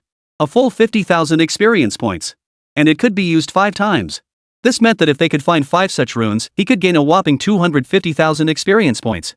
If this item could be recognized by his skills, whether it's universal affinity or scrap construction, he could maximize its potential to the fullest. Mo Xiao suppressed his excitement and exclaimed, if this item drops frequently enough and all my skills can trigger it, we could probably hit level 20 in just 2 or 3 days. Hearing this, Lin Yueqian's smile deepened. Her bright eyes curved into beautiful crescent moons, as if she had already seen through Mo Xiao's calculations. So you understand what I mean. Her voice was soft, yet carried an undeniable magic. If it truly works, 5 consecutive triple-stacked experience runes combined with your affinity with all things. Lin Yueqian paused deliberately, extending her slender fingers to gesture an exaggerated number before Mo Xiao's eyes. That's a whopping 1.5 million experience points. Chapter 37, Rune Ruins. 1,500,000 experience points. The number struck Mo Xiao like a bolt of lightning, exploding in his mind. His entire body froze, his heart pounding wildly in his chest, nearly bursting through his throat. The fear he'd felt toward the abyss-level secret realm, the dread at the 30-person team limit all washed away instantly in the face of this 1.5 million experience. All that remained was a near-maddening greed and burning desire. This wasn't just a simple level up. This was rocket fuel. He took a deep breath, forcing down the surging excitement within him, his eyes burning as he looked at Lin Yueqian. The drop rate for these experience runes must be incredibly low, right? That was the crucial question. No matter how tempting the promise, it meant nothing if it couldn't be claimed. Lin Yueqian merely shook her head confidently, her cool phoenix eyes flashing with a look that said everything was under control. Don't worry. Don't worry about the drop rate. She teased him with a hint, not explaining directly. Instead, she extended her slender fingers and tapped lightly on her interface. A party invitation instantly appeared before Mo Xiao's eyes. Player Lin Yueqian invites you to join a party. Accept? Mo Xiao didn't hesitate for a moment and immediately accepted. Let's go. A captivating curve lifted the corners of Lin Yueqian's lips as she turned first, striding toward the enormous purple vortex that radiated an ominous aura. Against the backdrop of the barren land, her figure appeared resolute and unwavering. Mo Xiao gripped the howling moon demon's sword in his hand and followed closely behind. The moment both stepped into the portal, where deep purple light swirled, the surrounding space abruptly twisted. An irresistible pulling force swept over them, transforming the scenery into a chaotic swirl of colors, a surreal, kaleidoscopic chaos. This dizzying sensation lasted but a fleeting instant. The next moment, the sensation of solid ground returned beneath their feet. Mo Xiao snapped his eyes open. An ancient, decaying scent, mingled with a faint, metallic tang of energy, instantly filled his nostrils. They seemed to be in a vast underground chamber, their heads beneath a dark dome stretching endlessly upward. All around lay magnificent ruins. Giant stone pillars lay shattered and crooked, collapsed walls crisscrossed with spiderweb-like cracks, and the stone floor beneath their feet was already broken beyond repair. The sole source of light within the entire space emanated from the runes engraved into every corner of the ruins. Those runes seemed alive, flickering with light in shades of pale blue, dark purple, and crimson. They flowed slowly across the stone walls and floor like luminous streams, eventually merging into the darkness in the distance. The silence was terrifying, broken only by the amplified echoes of their breaths in the vast emptiness. This is the rune ruins? Mo Xiao's voice carried a hint of uncontrollable awe.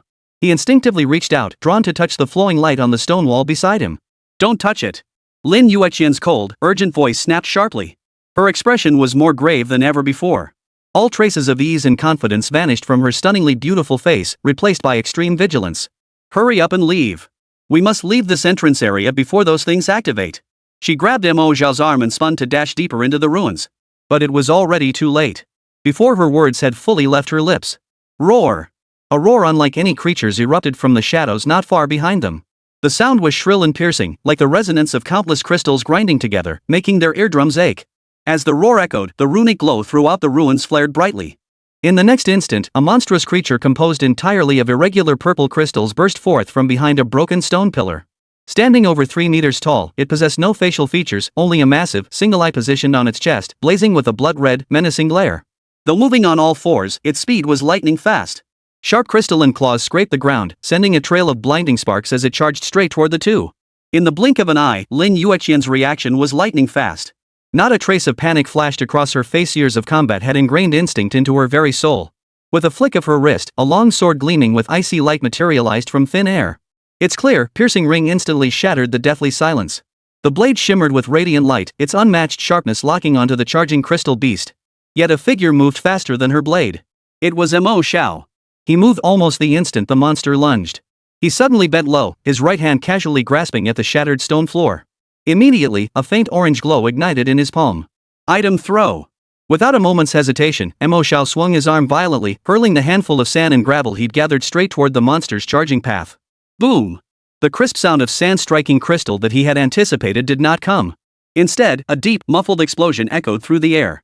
The seemingly ordinary handful of sand, the instant it left his hand, seemed to be infused with some mysterious catalyst, exploding violently. A thick, dark gray cloud of smoke surged forth like a burst dam, instantly engulfing the entire space before them. The churning dust obscured the sky and blocked out the sun. Not only was the crystal beast's form obscured, but even the broken stone pillar mere inches away was completely swallowed. The colors of the entire world seemed forcibly stripped away in that instant, leaving only pitch-black chaos where one couldn't see their hand in front of their face. Roar! From deep within the smoke came the monster's low growl, tinged with confusion and anger. But having lost its target, it could only frantically claw at the ground in place, venting its unchecked fury. Lin Yueqian's hand gripping the sword hilt froze mid-air, her cold phoenix eyes filled with utter disbelief. For a split second, she was completely lost. What was this? A thief's smoke bomb? Or some kind of special alchemical device? What are you standing there for? Run! A warm, strong hand suddenly seized her wrist, snapping her back to reality from her shock. Mo Xiao gave her no time to think, yanking her around and sprinting toward the opposite end of the ruins. Lin Yueqian instinctively followed his footsteps, a howling wind in her ears and the monster's roar growing fainter behind them. They dashed through the tangled ruins for nearly 100 meters, only stopping to hide behind a relatively intact wall once they were certain they'd completely lost the monster.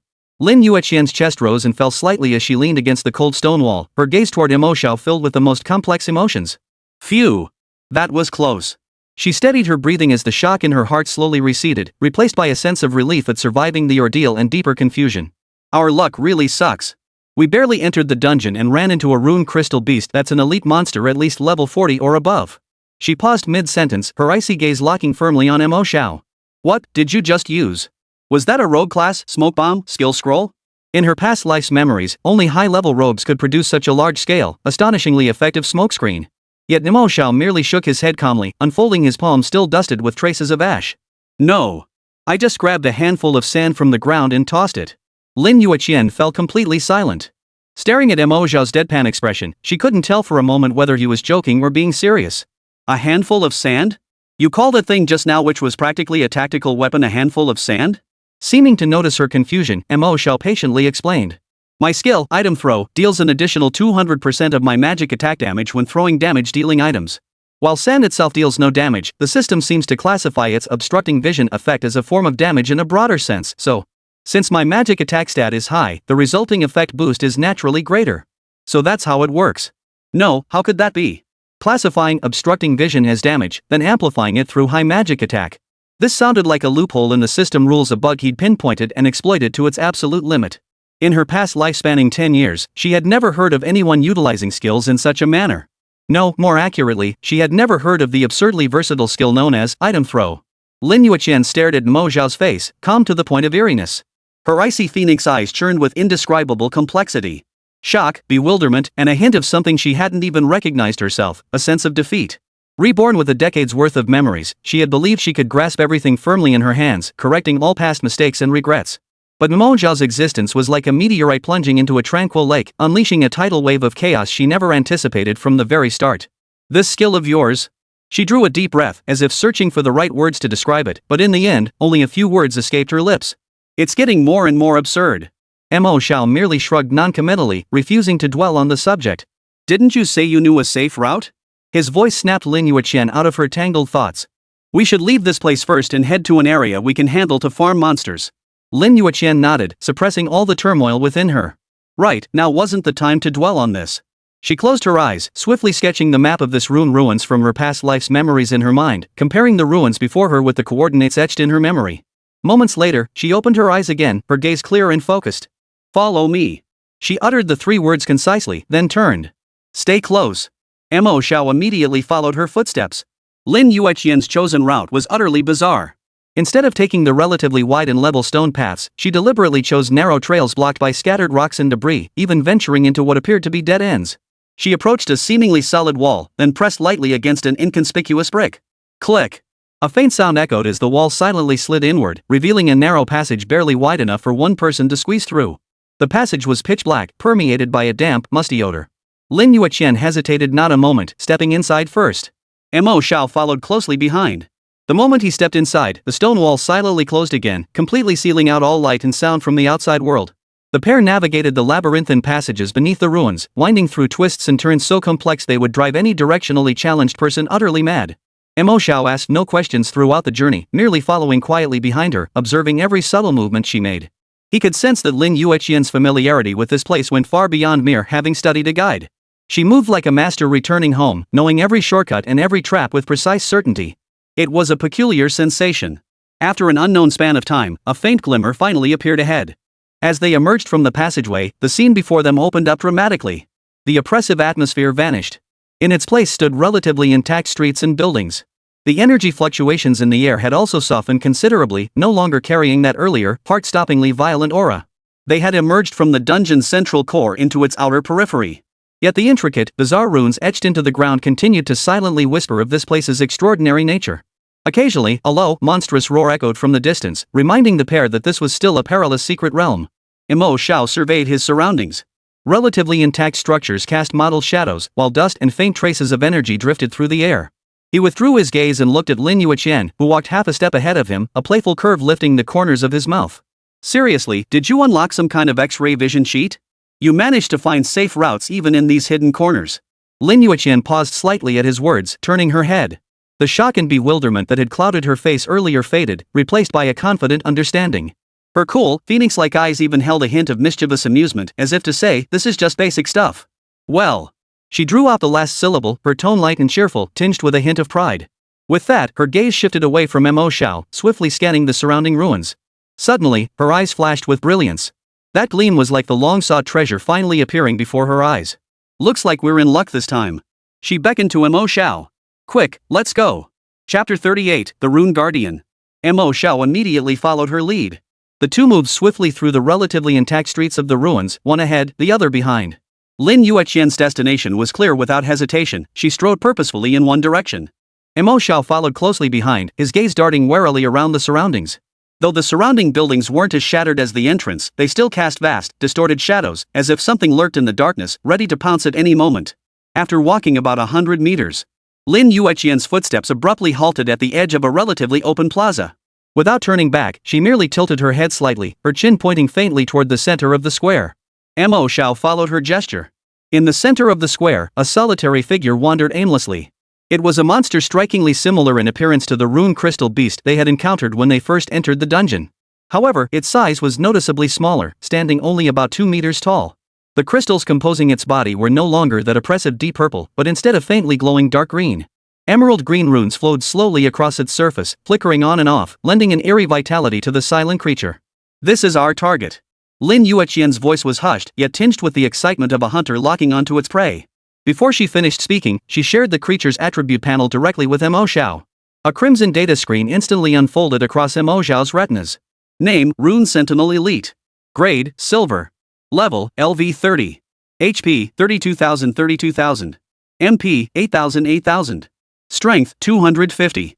Agility, 180. Spirit, 150. Constitution, 300. Skills, Rune Smash, Green Beam, Self-Repair Weak. Talent, Rune Body, reduces magical damage taken by 20%. Mo Xiao's pupils suddenly contracted. Level 30. An elite monster. 8,000 hit points, plus those terrifyingly high strength and constitution stats. If anyone else of their level saw this creature, they'd likely turn tail and run at first sight.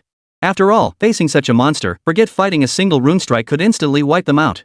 Lin Yueqian seemed utterly oblivious to Mo Xiao's horrified expression, maintaining her usual confident demeanor. Sure, it's an elite monster, but if we both put in the effort, we can handle it. Her tone was as matter-of-fact as if discussing something trivial. Plus, an elite-level rune sentinel always drops an experience rune. She paused before adding. Of course, this rune also houses a far more powerful boss, a level 55 gold tier rune lord. That beast drops even higher grade brilliant experience runes. But honestly, that kind of thing is way beyond what we can handle right now. Mo Xiao's Adam's apple bobbed as he forced down the shock rising in his chest. He latched onto the most crucial detail. Guaranteed drop. His gaze sharpened once more as he turned to Lin Yueqian. What if it's not an elite level boss? Then it's only 5%. Lin Yueqian's reply was crisp and decisive. Purely based on looks. She turned her head, her clear phoenix eyes sparkling with a sly gleam, as if she had already seen through Mo Xiao's calculations. But don't worry. We only need 30 experience runes. 9 days is plenty of time to farm them. 9 days, 30 experience runes.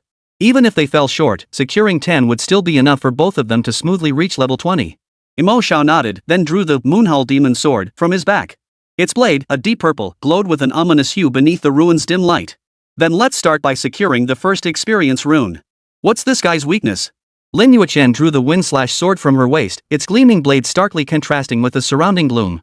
A confident smile curved her lips. This is a rune ruin.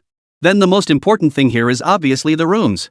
Before the words had fully left her mouth, Lin Yueqian's figure had already moved. Her pale wrist flickered lightly, and a clear, piercing sword cry suddenly rang out. Sword control technique, flowing light slash.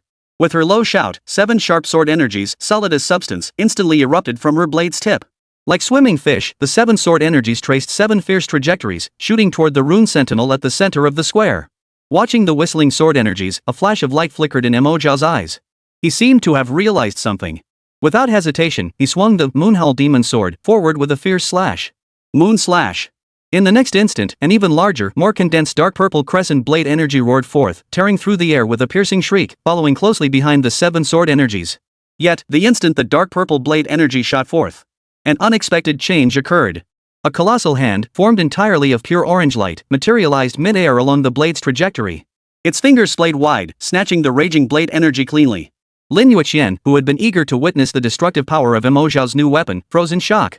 For that orange giant hand was none other than Mo Xiao's own skill. Ultimate hand.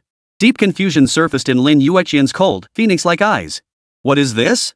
Mo Xiao didn't respond. His face was now consumed by uncontrollable excitement and fervor.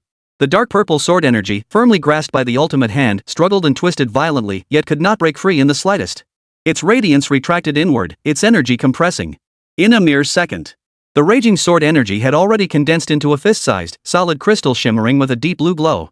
Mo Xiao licked his dry lips, his gaze burning as he stared at the crystal in his hand. Let me try. Can I take this guy down instantly? Hearing this, Lin Yueqian froze for a moment. Her heart skipped a beat. Then, all the confusion in her clear eyes vanished instantly, replaced by a horrified realization. She instantly understood. Mo Xiao was about to activate the special effect of his skill. Potential overload. A faint smile curved Mo Xiao's lips.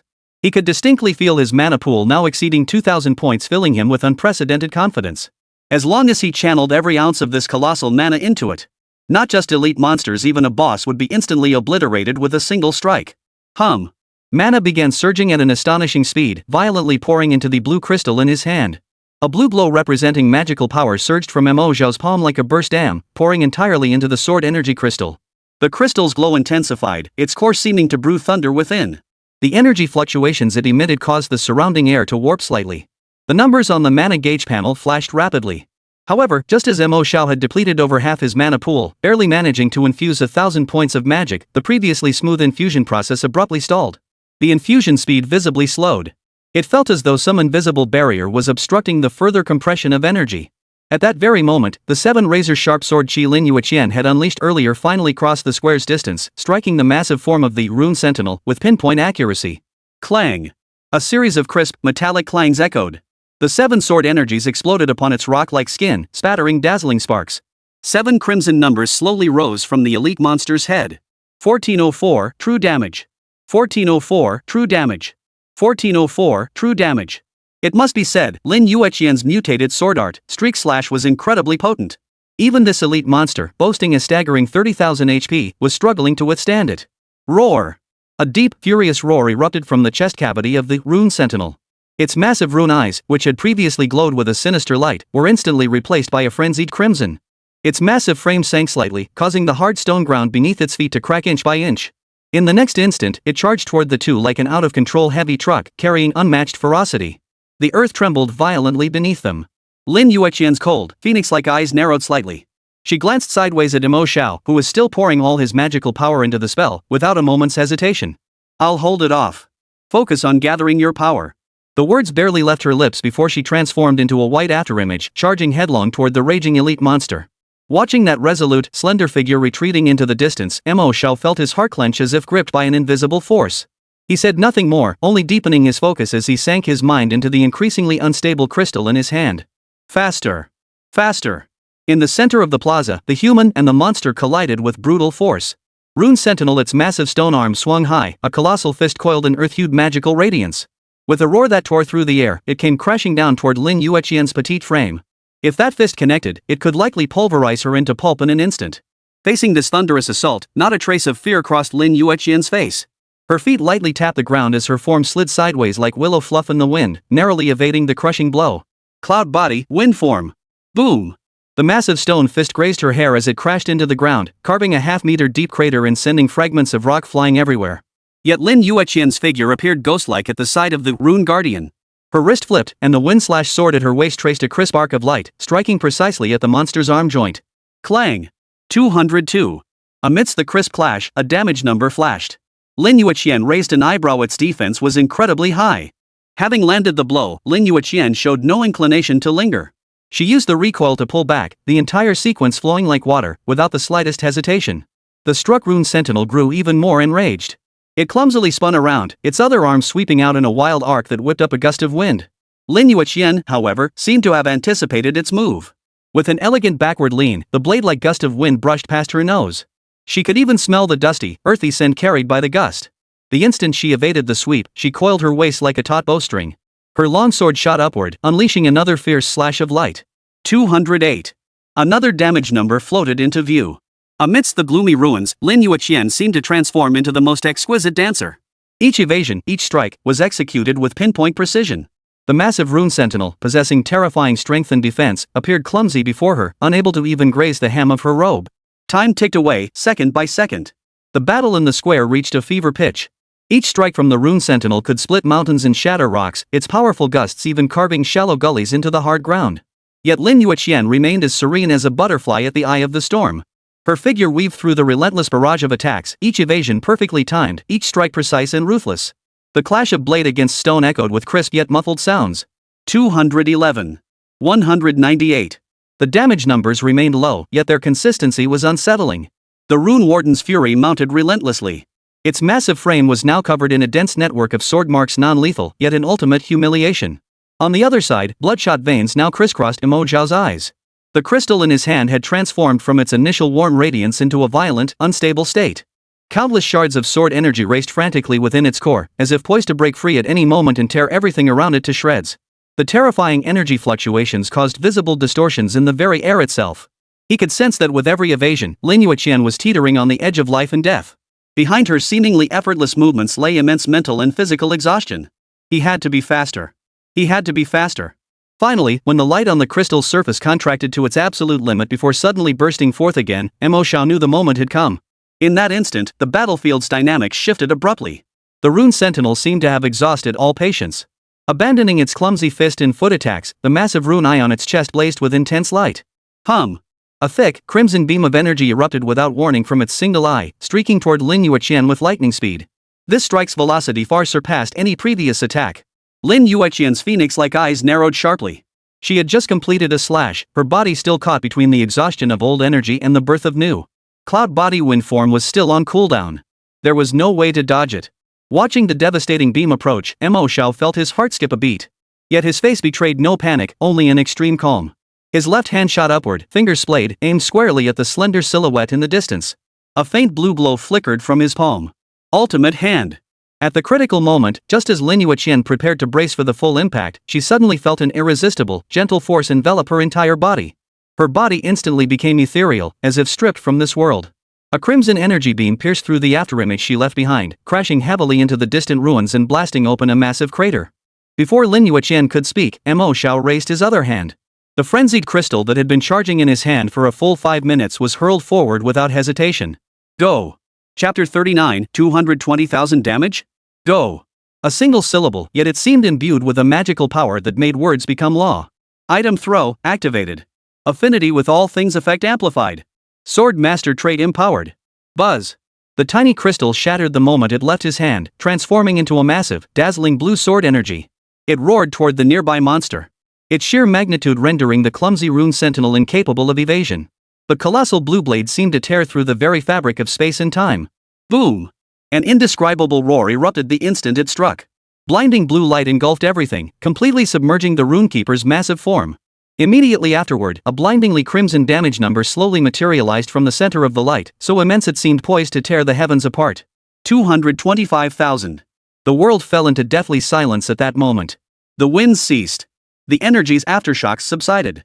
Only that terrifying number remained suspended in midair, declaring an impossible truth. Lin Yueqian's usually serene phoenix-like eyes nearly popped from their sockets. Her red lips parted slightly, yet a cold breath caught in her throat, refusing to be drawn in. 222,500? The number struck her heart like an invisible sledgehammer, shattering all the combat knowledge she had accumulated over 10 years in her previous life. She whipped her head around, her gaze locking onto the panting youth not far away. You? Her voice carried a barely perceptible tremor. You must be cheating. Hearing this accusation, laced with shock and utter disbelief, Mo Xiao himself was utterly dumbfounded. He stared blankly at his right hand, the one that had just unleashed that sword chi, then glanced at the battlefield in the distance, now nearly flattened to the ground. Apart from casually tossing a pebble off campus last time to test the additional damage from item throw, he truly hadn't realized that under the combined effects of affinity with all things, the swordmaster trait, and channeling all his mana to trigger potential overload, this strike could reach such absurd levels of power. He scratched his head awkwardly, a slightly innocent smile spreading across his face. Seems I might have gone a bit overboard. Lin Yueqian watched him, her heart still churning with the shock of what had just happened. She drew a deep breath, her heaving chest finally settling into a steadier rhythm. The initial shock in her beautiful phoenix-like eyes gradually faded, replaced by an unprecedented brilliance. A faint smile curved her lips into a breathtaking arc as she walked slowly toward Mo Xiao and teased. Looks like it's my turn to cling to your coattails now. She extended her slender fingers and gently tapped Mo Xiao's arm, her eyes sparkling with excitement. Hey, since you're so skilled, maybe we could actually consider taking on that boss that drops high-level experience runes. At the mention of high-level experience runes, Mo Xiao's eyes lit up too. He stroked his chin thoughtfully, then turned to Lin Yueqian with a mysterious smile. Come closer. Let's top off our mana first. Without a hint of suspicion, Lin Yueqian obediently moved a few steps closer. Mo Xiao pulled out a bottle of the most basic mana potion from his backpack. The deep blue liquid swayed gently inside the bottle. However, he didn't toss the bottle immediately. Instead, an eerie crimson glow suddenly flared from the palm of his left hand, which held the vial. The next second, the numbers on Mo Xiao's health bar began to slowly decrease. HP 1500 1500. HP 1450 1500. HP 1400 1500. So it was. A knowing smile curved Mo Xiao's lips. The special effect of item throw, potential overload, exacted a toll that extended beyond mere mana. Life points could also serve as fuel. He hadn't poured in too much, stopping after consuming just 100 HP points. The once ordinary blue potion bottle now glowed faintly, its contents bubbling like boiling liquid, pulsing with an unsettling energy. Mo Xiao raised his hand and casually tossed the overloaded vial toward the open space between them. Crash! A crisp shattering sound echoed. Instead of shattering into shards like ordinary glass upon impact, the overloaded vial instantly transformed into a dense, almost tangible azure halo. The halo erupted violently, transforming into a visible wave of energy that instantly engulfed Mo Xiao and Lin Yueqian's bodies. A surge of magic far gentler than ordinary potions, yet 1,000 times more potent, poured into their nearly depleted mana pools like long-awaited rain after a drought. Lin Yueqian felt as though her body were immersed in the purest energy hot spring, every cell rejoicing. The next instant, two nearly identical blue healing numbers slowly materialized above their heads. Plus 5,300. Plus 5,300.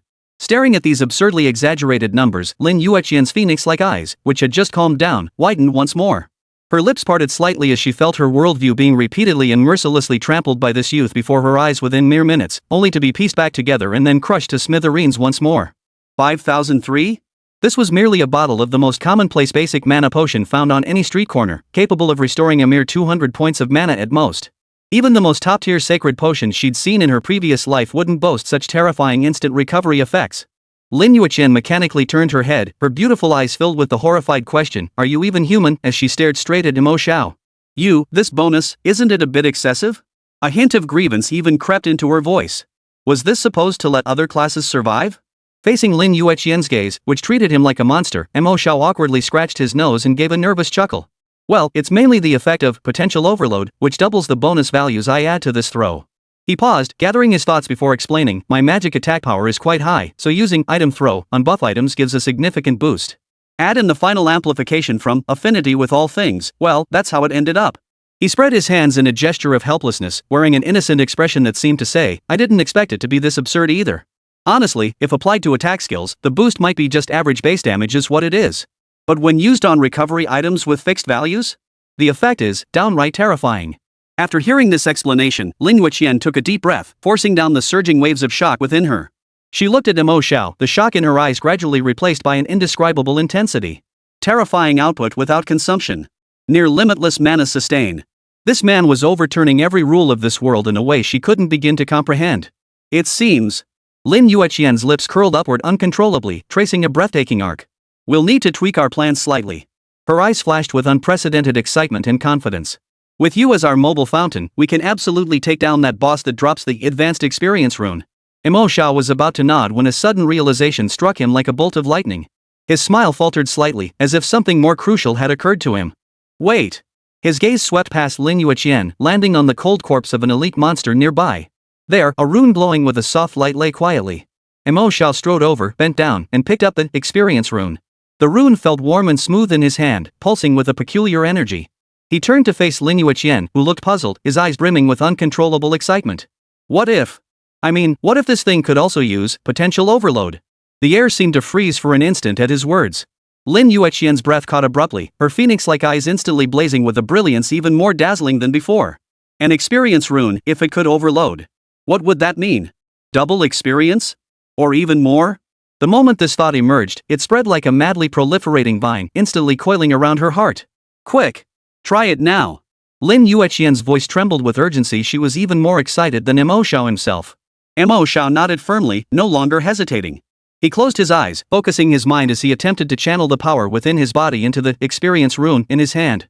He could feel the power of potential overload being mobilized, that familiar sensation of burning mana beginning to surface. Yet the moment that power touched the experience rune, it seemed to collide with an invisible wall, unable to penetrate no matter how hard it tried. Just as he prepared to increase his input, a cold system notification sounded directly in his mind. Ding! This item possesses no additional potential and cannot be overloaded. Mo Xiao slowly opened his eyes, the light in them fading. He sighed in disappointment, shaking his head helplessly at Lin Yueqian. As expected, I was overthinking it. Chapter 40, Combined Sword Chi. Instant kill. Seeing Mo Xiao's utterly dejected expression, Lin Yueqian froze for a moment. Then, a hint of suppressed amusement flickered in her cold, phoenix-like eyes.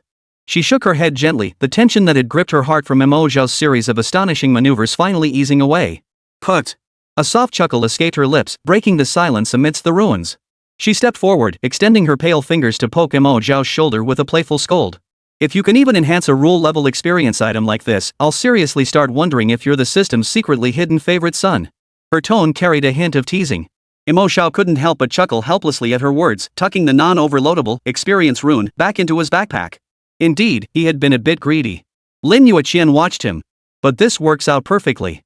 With your terrifying damage output and no sustain issues, we don't need to tread so carefully anymore. We can just steamroll our way through. She scanned the rune monsters lurking in the shadows around them. Unless we encounter elite monsters of gold rank or higher, nothing in this outer perimeter should stand in our way.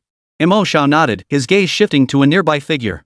A slightly smaller, ordinary rune guard was patrolling the ruined streets with heavy, deliberate steps. Then let's not waste any more time. Mo Xiao's gaze sharpened once more as he turned to Lin Yueqian, a hint of eager anticipation curling his lips. Let's start leveling up. Lin Yueqian responded with a crisp affirmation, her wind/sword already drawn from its scabbard at her waist as she assumed a defensive stance. However, Mo Xiao did not draw his dark purple, howling moon demon sword. Instead, he bent down and casually picked up a fist-sized fragment of rock from the ground. The stone's surface was rough and covered in dust, the most inconspicuous object in this ruin. Lin Yueqian watched his movements, a flicker of confusion crossing her eyes. Yet she asked no questions, merely waiting quietly. Mo Xiao weighed the stone in his hand, drew his arm back, and tensed his muscles. The next second, he hurled the stone forward with all his might. Throw item. No dazzling light, no terrifying energy fluctuations. The unremarkable stone transformed into a gray shadow, cutting through the air with a sharp whistle as it struck the head of the rune guardian, with pinpoint accuracy. Thud. A dull thud echoed. The nearly 2-meter-tall rune monster, composed of solid rock, shook violently. Then, to Lin Yueqian's disbelief, the creature's head exploded like it had been struck squarely by a battering ram. Countless fragments of stone mixed with green energy sparks scattered wildly. A damage number, equally crimson yet significantly smaller than before, slowly rose from above its shattered body. 2,868. Lin Yueqian's phoenix-like eyes widened slightly, and her rosy lips parted unconsciously. She stared fixedly at the crimson number drifting from the rune guardian's remains, her mind blank for a fleeting moment. Nearly 3,000 damage. With a broken stone picked up at random. Was this even possible? No, it wasn't. She clearly remembered reaching level 19, wielding a silver-grade longsword, and unleashing her core single-target skill, Sword Art, Flowing Light Slash. Without the talent sword soul sharpening, she'd only dealt a little over 1,000 damage. But Mo Xiao? He merely tossed a stone. A rock that didn't even qualify as base-grade true junk. Lin Yueqian's gaze slowly shifted from the monster's shattered remains in the distance back to Mo Xiao. He still held the throwing posture, his arm lines fluid and powerful. His profile, silhouetted against the shadows of the ruins, appeared remarkably composed. As if that earth-shattering strike had been as casual for him as tossing away a scrap of paper. You. Lin Yueqian's throat moved, yet she found herself momentarily at a loss for words. Awe? Astonishment? Or sheer absurdity? It felt like all of the above. Mo Xiao seemed to sense her speechlessness. He lowered his arm, turned his head, and met her gaze eyes brimming with complex emotions. He offered no explanation, merely offering a faint smile. The next moment, he extended his right hand, fingers splayed, and gently clenched toward another pile of rubble nearby. Ultimate hand. An invisible ripple spread outward from Mo Xiao's right hand.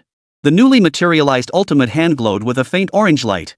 This time, its target wasn't a solitary stone fragment. Like an invisible giant hand, it swept out with a sudden grab. In an instant, over a dozen stones of varying sizes were snatched from the unremarkable pile before him. Suspended midair, they were tightly bound together by an invisible force, forming a deadly stone projectile. Lin Yueqian's beautiful eyes narrowed slightly. She instinctively assumed Mo Xiao merely wanted to conserve energy by avoiding repeated trips to gather ammunition. After all, even when throwing stones, tossing them one by one was too cumbersome. However, Mo Xiao's subsequent actions completely overturned her understanding. He made no attempt to aim, nor did he intend to throw them individually. Instead, he gripped the handful of stone projectiles with his ultimate hand, pulling his arm back in an exaggerated arc before flinging it forward with a sudden jerk. The motion was clean and decisive, like splashing a basin of cold water. Prop throw. Boom. Contrary to expectations, no individual stones flew out. Instead, the dozen or so fragments transformed the instant they left his hand into an impenetrable gray barrage of death, a massive caliber shotgun blast roaring through the air. The terrifying gray barrage instantly engulfed the 3 rune guards, loitering ahead on the street.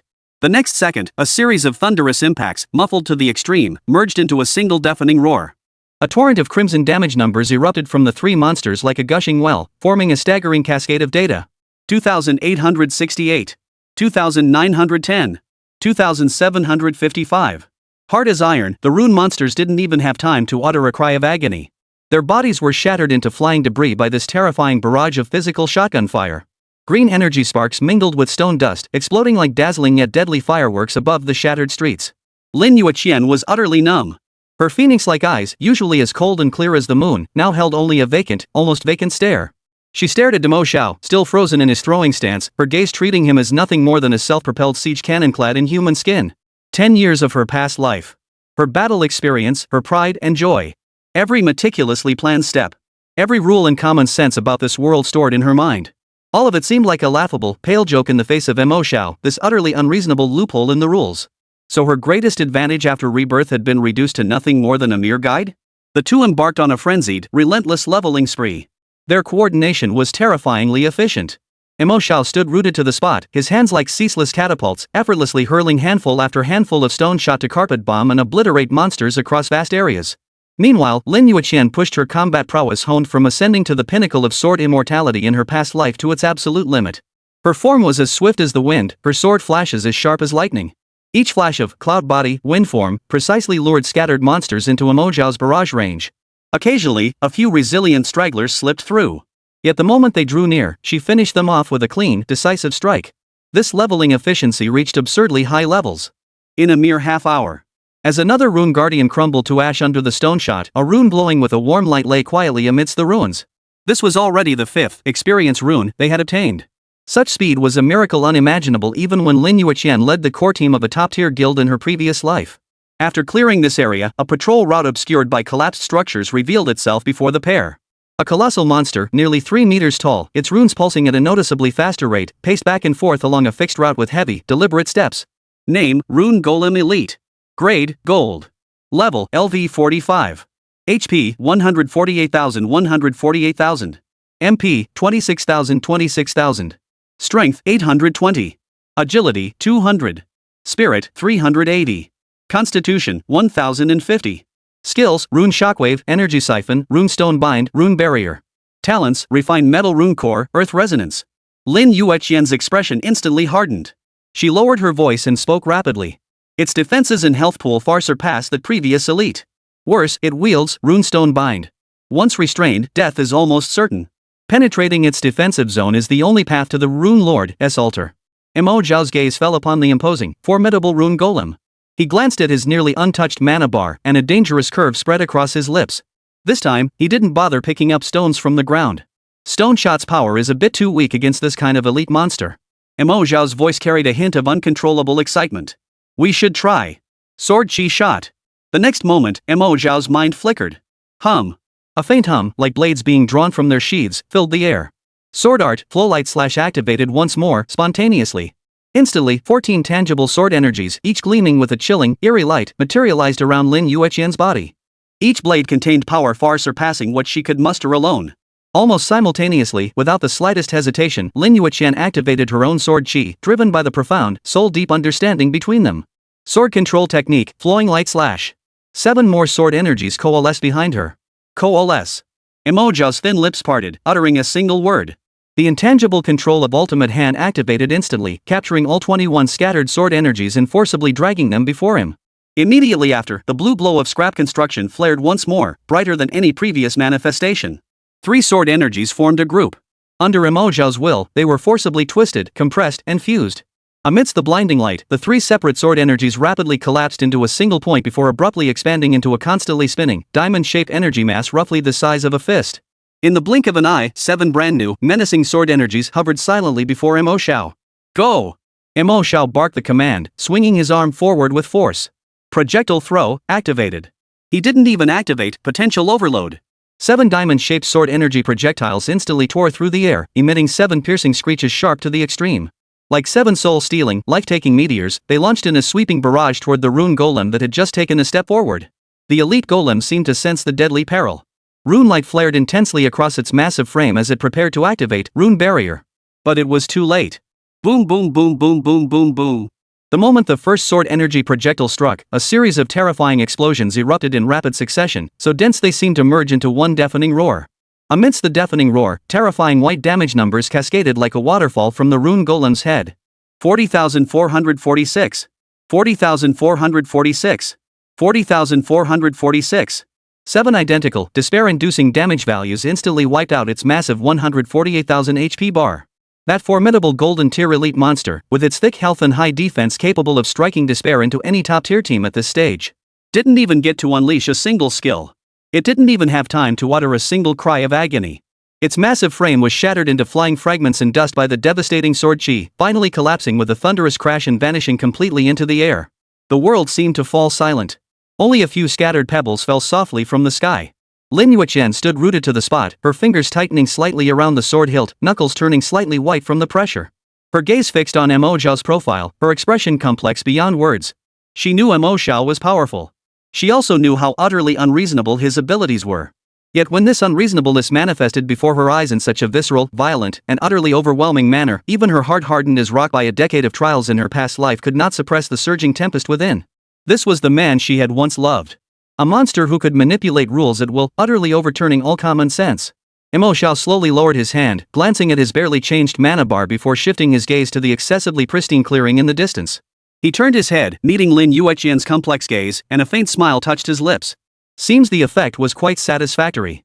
Chapter 41, Rune Lord.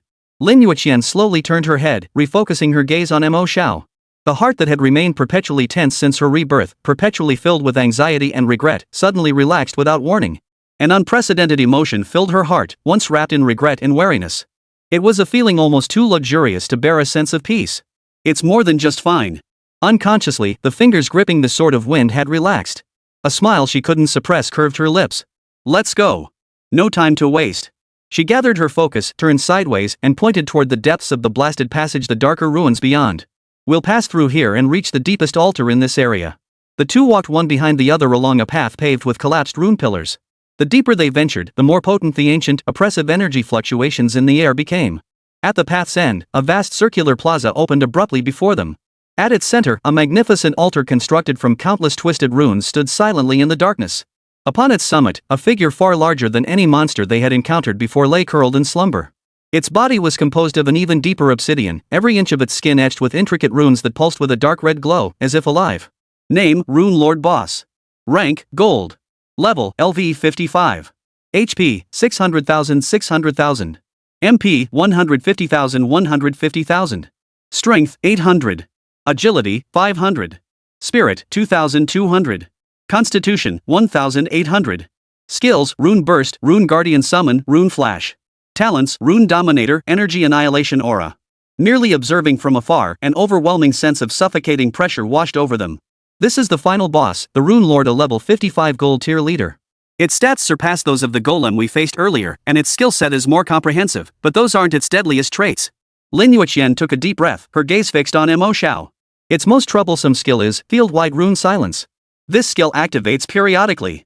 Once triggered, it forcibly disables all our active skills for a full 30 seconds. For any skill-dependent class, those 30 seconds are a death sentence. She detailed the skill's terrifying nature, trying to make Mo Xiao understand the severity of the challenge they were about to face. Yet, after hearing her explanation, Mo Xiao's expression didn't carry the gravity she'd anticipated.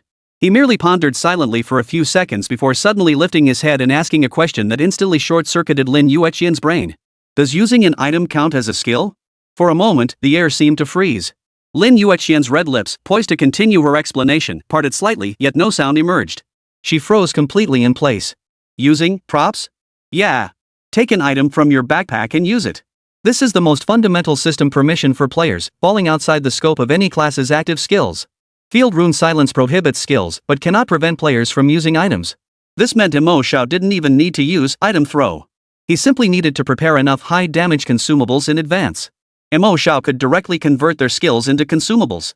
As long as he stockpiled enough skills before the assault, that 30-second window was practically meaningless. The boss's most core, most unbeatable wipe mechanism might be completely ineffective.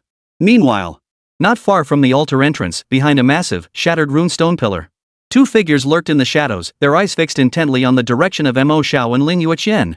One of them was none other than Xiao Fan. Beside him stood a slender, dark-clad man whose aura radiated an eerie chill. Young Master Xiao, are you certain the intelligence is accurate? The dark-clad man frowned, his voice lowered, tinged with a barely perceptible hint of doubt. That Rune Lord is a level 55 gold tier boss. With just those two kids who aren't even level 20? They're not even worthy of scratching the boss's back. How could they possibly drop a brilliant experience rune? Xiao Fan ignored his doubt. His gaze was fixed on the pitch-black magatama clutched tightly against his chest, its eerie black glow intensifying. His eyes burned with a fanatical, almost obsessive fervor. "Shut up. You only need to follow orders." His voice trembled slightly with excitement, his eyes blazing with a fire fueled by greed and jealousy. "The Radiant Experience rune is merely an appetizer. My true target is the Rune Heart, an item that only drops upon the first kill of a Rune Lord." As if sensing its master's desire, the jet-black magatama's eerie glow flared suddenly. A fleeting, illusory vision flashed through Xiao Fan's mind. In the vision, Mo Xiao lay crushed beneath his heel, utterly defeated. Beside him, Lin Yueqian, the woman he longed for day and night, nestled close, her eyes brimming with adoration. Intense jealousy and possessiveness boiled over into murderous intent. What he wanted was more than just the treasure. He would seize everything Mo Xiao possessed. Just as Xiao Fan was lost in his fantasy, Mo Xiao, who was about to step into the altar area, suddenly halted. Almost simultaneously, Lin Yueqian beside him froze as well, the sword intent surrounding her subtly sharpening. A faint yet unmistakable sense of being watched, accompanied by a thread of icy killing intent, emanated from the shadows behind them. That killing intent was concealed exceptionally well, nearly blending into the oppressive energy fluctuations of the surrounding environment. Any ordinary practitioner would likely have failed to detect it. Unfortunately for them, they faced Mo Xiao, a freak of nature with extraordinary perception. And another who, armed with peak combat instincts, had carved a path through mountains of corpses and seas of blood countless times as a reborn Sword Immortal. The two exchanged a knowing glance, understanding everything without words. "There's a rat. Well hidden." Lin Yueqian's voice was hushed to a whisper, audible only to the two of them. Mo Xiao's lips curved into a playful smile. Far from showing any caution, he deliberately raised his voice as if completely unaware. His tone brimmed with innocent, eager anticipation. "Hurry up, Yueqian. Take down this big guy, and maybe we can both hit level 20. I'm dead set on getting that Radiant Experience rune." Every word of this exchange reached the shadows behind the stone pillar. Poof. Xiao Fan heard these childish declarations and instantly wore a sneer of utter contempt. Two fools, still thinking about leveling up when death is upon them. He exchanged a knowing glance with the black-clad man beside him, issuing his command. "We'll wait here. Let them wear down the boss first. Once they're both weakened, we'll step in to finish them off. Remember, the man must die. As for the woman..." Xiao Fan licked his lips, a lecherous gleam flashing in his eyes. "We want her alive." The black-clad man nodded, suppressing his aura until he stood still as a statue, completely blending into the darkness. Before the altar, Mo Xiao and Lin Yueqian hesitated no longer, resolutely stepping onto the vast circular plaza. Boom! The moment they stepped forward, the entire plaza shook violently. The magnificent altar, constructed from countless twisted runes, erupted with a blinding crimson glow. The colossal form of the Rune Lord, slumbering atop the altar, abruptly stretched and unfolded. A colossal rune eye, seemingly forged from molten lava and obsidian, snapped open, instantly locking onto the two minuscule figures at the plaza's center. A terrifying pressure, like a tangible tidal wave, swept over them. Every speck of dust in the air seemed to freeze solid. Yet Mo Xiao, facing this terrifying pressure head-on, did not fix his gaze entirely on the awakening boss. His peripheral vision, tinged with a cold, predatory smile as if surveying caged prey, swept lightly over the shadow where Xiao Fan hid. Before the Rune Lord awoke, Mo Xiao's footsteps halted without warning. Without turning his head, he sent a barely perceptible, almost imperceptible signal to Lin Yueqian with the corner of his eye. Lin Yueqian's icy phoenix eyes flickered imperceptibly, instantly understanding. The unspoken understanding between them was displayed to perfection in that moment. Contrary to Xiao Fan's expectations, they did not charge recklessly toward the altar. Instead, like two lost novices, they cautiously retreated to a complex shadow zone formed by collapsed stone walls on the flank. That area was precisely the absolute blind spot, hidden from view by the stone pillar where Xiao Fan was concealed. What the hell are they playing at? Behind the stone pillar, Xiao Fan's brows knitted tightly, a flicker of impatience crossing his eyes. The lean man beside him shared the same look of confusion but said nothing more. Under the cover of shadows, Mo Xiao and Lin Yueqian sprang into action. Without a word between them, their movements flowed with the precision of 1,000 rehearsals. Hum. Lin Yueqian's pale hand rose lightly, the tip of the wind-slicing sword trembling faintly. Accompanied by a clear, piercing sword cry, a dense, menacing sword aura solidified before her, tangible as if it had materialized from thin air. Sword control technique, flowing light slash.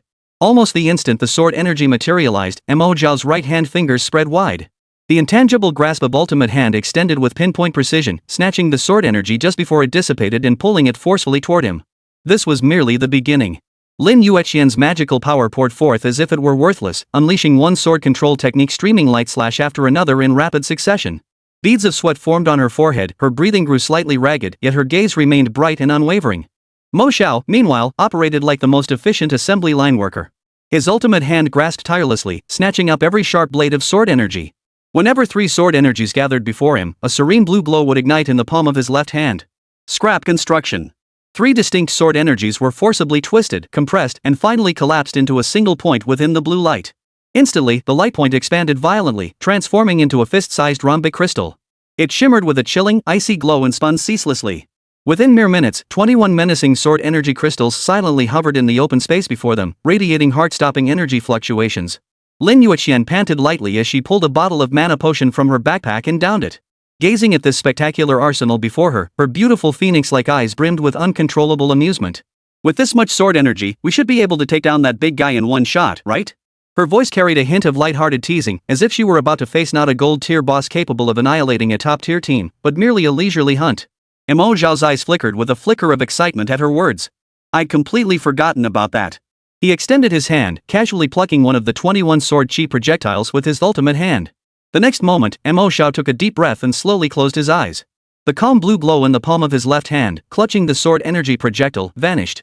In its place emerged an eerie, blazing crimson radiance. Potential overload. Activate. Buzz. Mo Xiao's mana gauge began plummeting at a visible rate. MP 2250-2250. MP 1520-2250. MP 800-2250. MP 02250. In mere minutes, his extraordinary mana pool was completely drained. But it wasn't over yet. The instant his mana hit 0, Mo Xiao's health began to plummet. Scarlet numbers flashed relentlessly as his complexion visibly drained of color.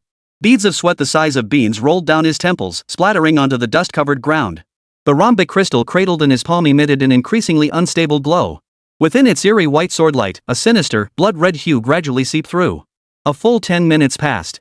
When Mo Xiao's health bar barely hovered at HP 500-1500, he abruptly snapped his eyes open and cut off the energy infusion. He rubbed his hands together excitedly, staring at the super cannonball in his palm that had completely transformed. It was no longer a simple rhombus, but had transformed into a dark red energy sphere radiating an aura of destruction, its interior seemingly filled with countless crimson lightning bolts darting about. Lin Yueqian watched him silently, saying nothing, only silently handing him a bottle of top-tier recovery potion. Mo Xiao took the potion and downed it in one gulp, his pallid complexion regaining a hint of color. He glanced at Lin Yueqian and cracked a smile. Let's go. Chapter 42, 1,700,000 damage? From the shadows behind the stone pillar, Xiao Fan's patience was being worn away bit by bit. The black-clad man beside him stood like a lifeless statue, blending perfectly into the darkness. What the hell are they playing at? Xiao Fan's brows knitted tightly together, a flicker of impatience and irritation flashing in his eyes. Those two had been hiding in that blind spot for over 10 minutes now, yet not a single sound had come from within. Were they scared? The thought barely formed before he dismissed it. What good would fear do? This was a one-way street. If they intended to challenge the Rune Lord, they'd have to emerge from that shadow. Intense jealousy and greed gnawed at his heart like venomous snakes. He clenched the pitch-black magatama against his chest, suppressing all distracting thoughts. He would wait. He would wait until those two fools were worn down to their last breath by the boss, until they reached their most desperate moment. Just then, two figures finally emerged, unhurried, from the intricate shadows cast by the collapsed stone walls. Xiao Fan's spirit surged instantly. He saw that Mo Xiao and Lin Yueqian's faces bore not a trace of pre-battle tension, but instead carried an almost leisurely composure.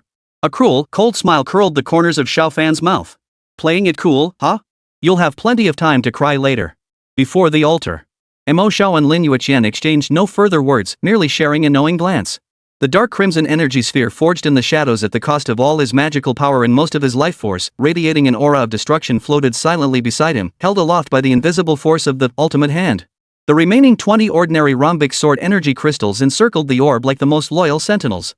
Lin Yueqian stepped forward, her cold profile devoid of any unnecessary expression. She stepped forward to position herself in front of Mo Xiao, shielding most of his form behind her body. Both sets of footsteps simultaneously stepped onto the vast circular plaza. Boom! The instant they stepped in, the entire plaza shook violently. The magnificent altar, constructed from countless twisted runes, erupted with a blinding, crimson glow. The colossal form of the Rune Lord, slumbering atop the altar, abruptly stretched and unfolded.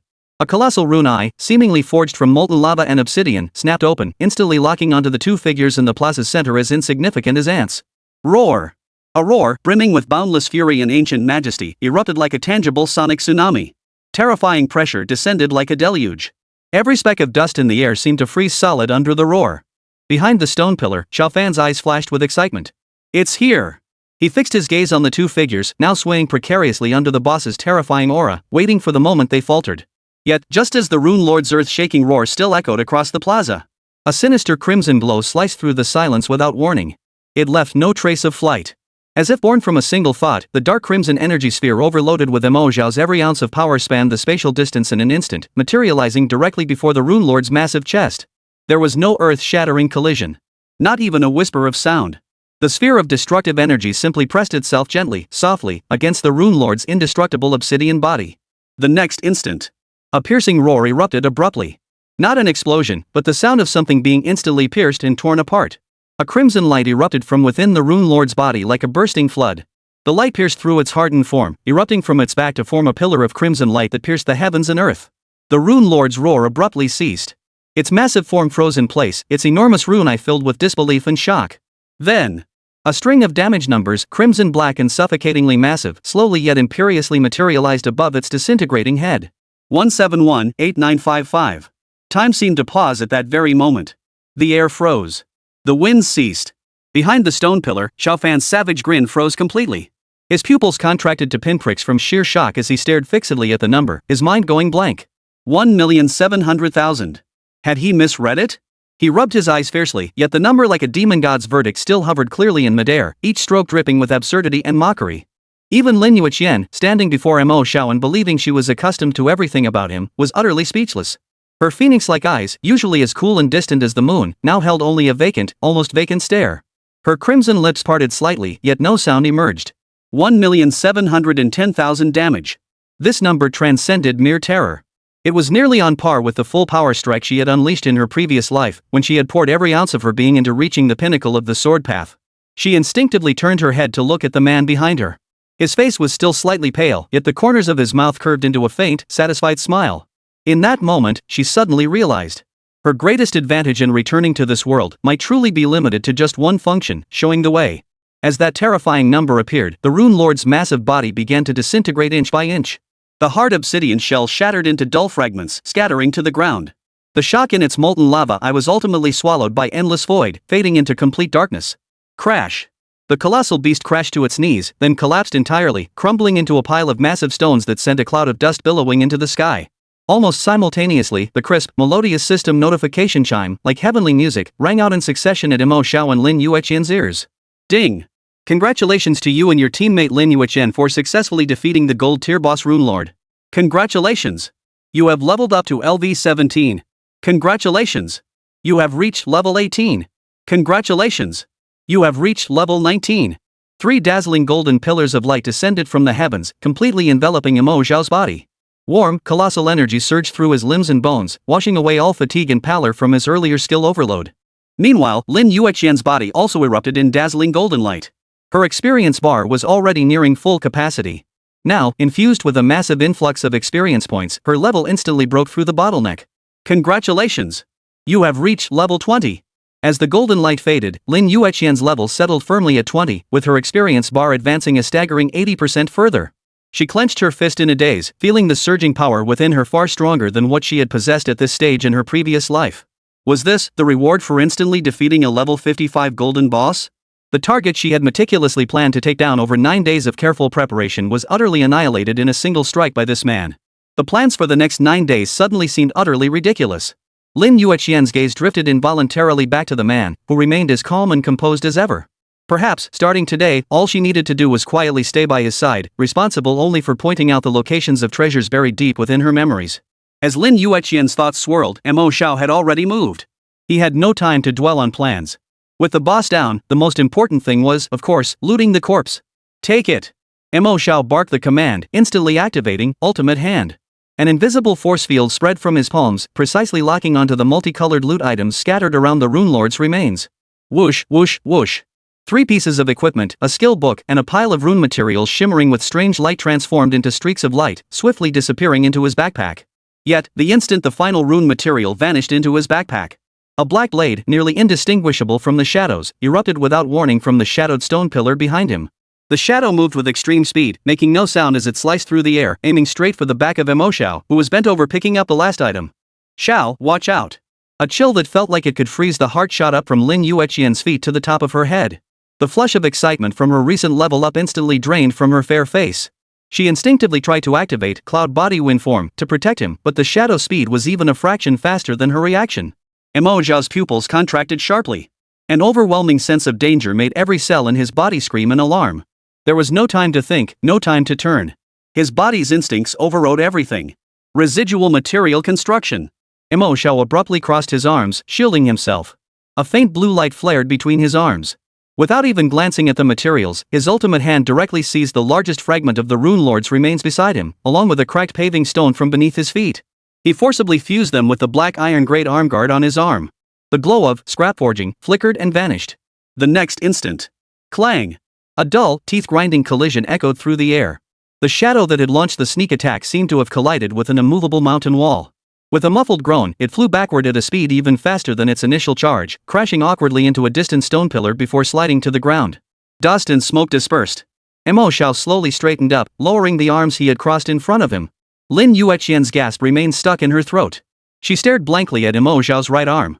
Gone was the silver armguard that had once adorned it. In its place now sat a massive, grotesque, and rough-hewn armguard forged from obsidian and runes. Directly in front of the armguard, a complete, massive rune-inscribed hand had been fused onto it, radiating a primal, savage power. It was the very arm of that Rune Lord from earlier. Thud! A heavy, muffled thud echoed, as if a giant hammer had struck the ground with full force.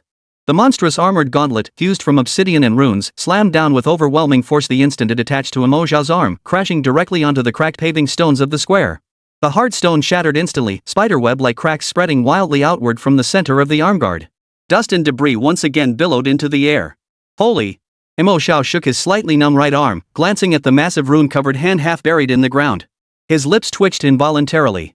This thing was way too heavy after being pieced together with scrap construction. Even with his current strength stat of 146 points, lifting it felt incredibly taxing. Still, the price paid was steep, but the defensive effect it provided was astonishingly good. Without a moment's hesitation, Mo Xiao silently murmured, "Dismiss." The massive armored gauntlet, brimming with savage, primal beauty, instantly dissolved into specks of blue light, vanishing into the air. Almost the instant the armor vanished. Mo Xiao didn't even glance toward where the ambusher had fallen. As if eyes had grown on his back, he swung his hands violently. Two blood-red runes, already clasped between his fingers, flared with blinding light. Throw item. Whoosh! Whoosh! Two blood-red sword chi, condensed to their absolute limit, shot from his hands. They tore through the murky air with a sharp whistling sound, flying with pinpoint accuracy toward the ruins of the stone pillar that the dark shadow had crashed into earlier. The motion was fluid and swift, leaving no time for anyone to react. From releasing the armor to launching the counterattack, the entire sequence took less than half a second. Lin Yueqian was still reeling from that unfathomable defensive maneuver when this sudden, ruthlessly fierce counterattack made her pupils contract in shock once more. The next instant. Boom! The ruins were struck by a crimson sword chi, sending fragments of rock and dust skyward. Two terrifying numbers, crimson enough to seem as if they might bleed, abruptly appeared at the explosion's epicenter. 40,446. 40,446. Instant kill. A complete and utter one-hit kill. Such terrifying damage figures not even a fragile assassin type class could withstand them. Even a defense-specialized second-class tank couldn't possibly survive it. Dust slowly settled. Amidst the ruins, the dark figure lay utterly still, its body shattered as if struck by heavy artillery. Dead. Dead as a doornail. Yet Mo Xiao's gaze did not linger on the corpse for even a second. He turned slowly, his jet-black eyes piercing through the swirling dust to lock precisely on a row of intact stone pillars on the opposite side of the square. There, nothing stood. Yet Mo Xiao's gaze, like two razor-sharp blades, remained fixed upon that shadow. A bone-chilling intent to kill slowly rose from his body. His face, usually bearing a trace of detached calm, now held only a grim, icy chill. I don't care who you are. Get your ass out here. Chapter 43, Xiao Fan's Terror. In the shadow of the stone pillar, Xiao Fan's legs trembled violently beyond his control, barely able to support his own weight. A bone-chilling cold shot up from his tailbone to the crown of his head, leaving his mind blank and buzzing. 1,700,000. That terrifying figure, crimson black as blood, burned like an indelible brand into his retinas. His pride in his talent and profession, his family lineage he treasured like a precious jewel, his meticulously planned schemes all became a complete and utter joke in the face of that number. Fear, like an invisible tide, instantly flooded the heart filled with jealousy and arrogance. At that very moment, a cold, slender figure moved. Lin Yueqian's form glided like a weightless wisp of blue smoke, silently sliding to the opposite side of the square, forming a perfect pincer angle with Mo Xiao. The sword of winds in her hand slowly extended before her, its gleaming blade locking onto the stone pillar from afar. The palpable intent of the sword completely sealed off every possible escape route for Xiao Fan. Her face bore no expression. "Come out." Mo Xiao's voice rang out again. "Or I'll tear you down along with that pillar." As his words fell, an ordinary rhombus-shaped sword energy crystal silently hovered in his palm.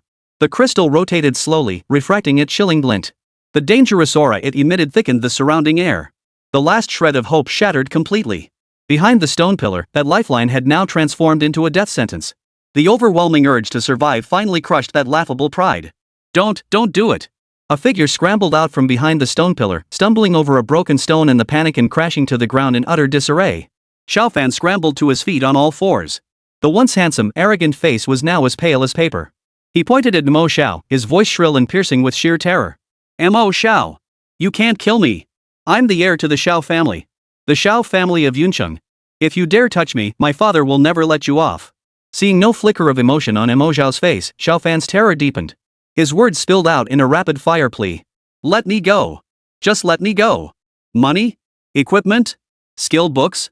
Name your price, I'll give you anything. I have everything." Mo Xiao stared at the man before him, all bark and no bite, a pathetic spectacle, and finally, a hint of undisguised mockery curled his lips. His gaze was like that of someone observing a mere clown. Lin Yueqian stared at the man before her, her expression growing colder by the second. Xiao Fan. That name, that face, even across lifetimes, remained an indelible poisonous thorn in her memory. In her past life, it was this very man whose sickening jealousy had driven him to repeatedly sabotage them in the shadows, creating endless troubles and crises. His attempt to kill Mo Xiao just 2 days ago had already filled Lin Yueqian with fury. Had Mo Xiao's abilities in this life not far surpassed those of his previous one, he would likely have perished in that ambush. Now, he had gone even further, directly dispatching assassins. An unprecedented, bone-chilling killing intent erupted from Lin Yueqian's body. She remained silent. Yet the sword of winds, poised to strike Xiao Fan from afar, suddenly blazed with a chill several times more intense than before. This time, she would absolutely not let him escape. More terrifying than Mo Xiao's faintly mocking aura was this pure, unadulterated will, a desire to erase him completely from existence. Faced with the icy killing intent radiating from both of them, Xiao Fan's heart filled with terror. Mo Xiao! Mo Xiao! Listen to me! Xiao Fan's voice cracked with a hint of desperation. The assassin. I can explain. It was my fault, I was blinded by jealousy. I just envied you so much. I couldn't stand seeing Lin Yueqian treat you so well. He spilled his dark thoughts incoherently, desperately trying to earn a shred of pity. I'll give you all my gear. I even have a gold-grade skill book. It's all yours. Just spare my life. Jealousy? Mo Xiao savored the word with a hint of amusement. So jealousy justifies hiring someone to kill someone? No. A dry rasp escaped Xiao Fan's throat. He shook his head frantically, trying to defend himself, only to find his words utterly feeble and futile. Mo Xiao gave him no chance to speak further. As the dozen diamond-shaped sword energy crystals behind Mo Xiao suddenly flared to life. And as he watched the sword energy flare once more behind Mo Xiao, Xiao Fan's last psychological defense crumbled completely in that instant. His legs buckled beneath him, and he collapsed to the ground like a pile of rotten mud. A warm liquid swiftly spread beneath him, filling the thick air with an overpowering, pungent stench. Mo Xiao's eyebrow lifted imperceptibly, his eyes flashing with undisguised disgust. He raised his hand, ready to finish off this worthless wreck before him, stripped of all dignity. This one, let me kill him. A cold, resolute voice cut through the air. It was Lin Yueqian. Before the words had fully faded, her figure had already transformed into a gust of wind, vanishing from her original spot in an instant. Cloud body, wind form. The next moment, she materialized behind Xiao Fan like a ghostly apparition. Her speed was so extreme it left a faint afterimage in the air. Mo Xiao's raised hand paused slightly as he looked at Lin Yueqian with surprise. Her silhouette now radiated a heart-stopping resolve and icy coldness he had never witnessed before. The hatred radiating from her was so intense it seemed almost tangible, far exceeding the anger one would expect from a single assassination attempt. Though he couldn't quite fathom why Lin Yueqian hated this man so intensely, since she wished to handle it herself, Mo Xiao was more than happy to stand aside. He withdrew the sword energy crystal from his palm, folded his arms with leisurely composure, and ceded the stage entirely to Lin Yueqian. Xiao Fan, collapsed on the ground, trembled violently as the murderous intent behind him threatened to freeze his very soul. With great effort, he twisted his head to meet a pair of eyes looking down on him, cold, utterly devoid of emotion. Lin Yueqian slowly crouched down, speaking softly in a voice only the two of them could hear. Xiao Fan. In a past life, you sided with the abyss and caused the deaths of countless souls. Had it not been for you, we would never have suffered so. This lifetime, I won't give you that chance again. Every word carried the weight of a lifetime's blood and tears, endless regret, and searing hatred. Xiao Fan lay collapsed on the ground, his face a mask of bewilderment and incomprehension. The abyss? Past life? What nonsense was this woman spouting? Lin Yueqian gave him no chance to ask for clarification.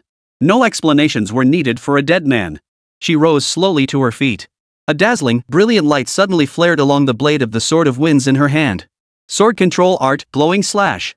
Blinding streaks of light erupted from the blade of the Sword of Wind slicing. This strike, fueled by Lin Yueqian's overwhelming hatred spanning 2 lifetimes, transformed into several razor-sharp edges that tore through the air, striking directly at Xiao Fan's life. As the deathly glow rapidly expanded within his pupils, Xiao Fan's face was etched with nothing but ashen despair. He didn't even have the courage to close his eyes. Yet, at the very instant the sword energy was about to pierce his throat, a sudden twist occurred. Thud! A muffled thud echoed, as if something had been forcibly torn apart. Xiao Fan felt a searing heat surge from his chest as a viscous, ink-black energy erupted from beneath his clothing. That massive energy radiated a nauseating stench of decay and foreboding. The moment it appeared, it acted like an invisible giant hand, effortlessly crushing Lin Yueqian's lethal sword chi powerful enough to instantly kill players of equal level into nothingness. The sword energy disintegrated, dissolving into specks of light that vanished into the air. The pitch-black mass of energy, pulsing with soul-shaking malice and greed, surged straight toward Lin Yueqian. This sudden turn of events caught everyone completely off guard. Yueqian, watch out! Mo Xiao, who had been standing by with arms crossed, paled instantly. He nearly shouted in alarm instinctively, his body, which had been poised for action, instantly tensing. Without a moment's hesitation, Mo Xiao activated Lin Yueqian's skill. Cloud Body, Wind Form. Lin Yueqian's form instantly transformed into a gust of wind, drifting backward several meters. She narrowly evaded the head-on assault of that dark energy. But the energy seemed to possess its own consciousness. After missing its target, it deftly pivoted mid-air and pursued Lin Yueqian once more. Its speed surpassed even the teleportation of Cloud Body, Wind Form. Mo Xiao's pupils abruptly contracted. His left hand shot out, fingers splayed wide, targeting Lin Yueqian as she hung precariously mid-air. Ultimate Hand. An invisible gravitational pull instantly activated, grabbing hold of Lin Yueqian's body and violently yanking her toward him. At that very instant, the dark, eerie energy collided squarely with the orange poem formed by Mo Xiao's ultimate hand. There was no earth-shattering explosion, not even a whisper of sound. The instant they collided, Mo Xiao felt an icy, bone-chilling cold surge madly through the invisible link of the ultimate hand into his arm. Simultaneously, the mysterious magatama pendant he kept close to his chest suddenly grew scorching hot. The searing heat felt as though it would burn a hole through his chest. It felt like a slumbering beast had encountered its sworn enemy. Something surged through the ultimate hand and into his body.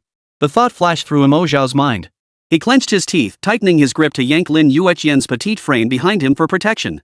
Without hesitation, his other hand shot up, unleashing the ultimate hand as well, targeting the very source of the chaos Xiao Fan. He needed to see what the hell this guy was hiding. At that very moment, Xiao Fan let out a silent roar. His mouth stretched into an exaggerated arc, veins bulging on his face as his expression twisted to the extreme, yet not a single sound escaped him.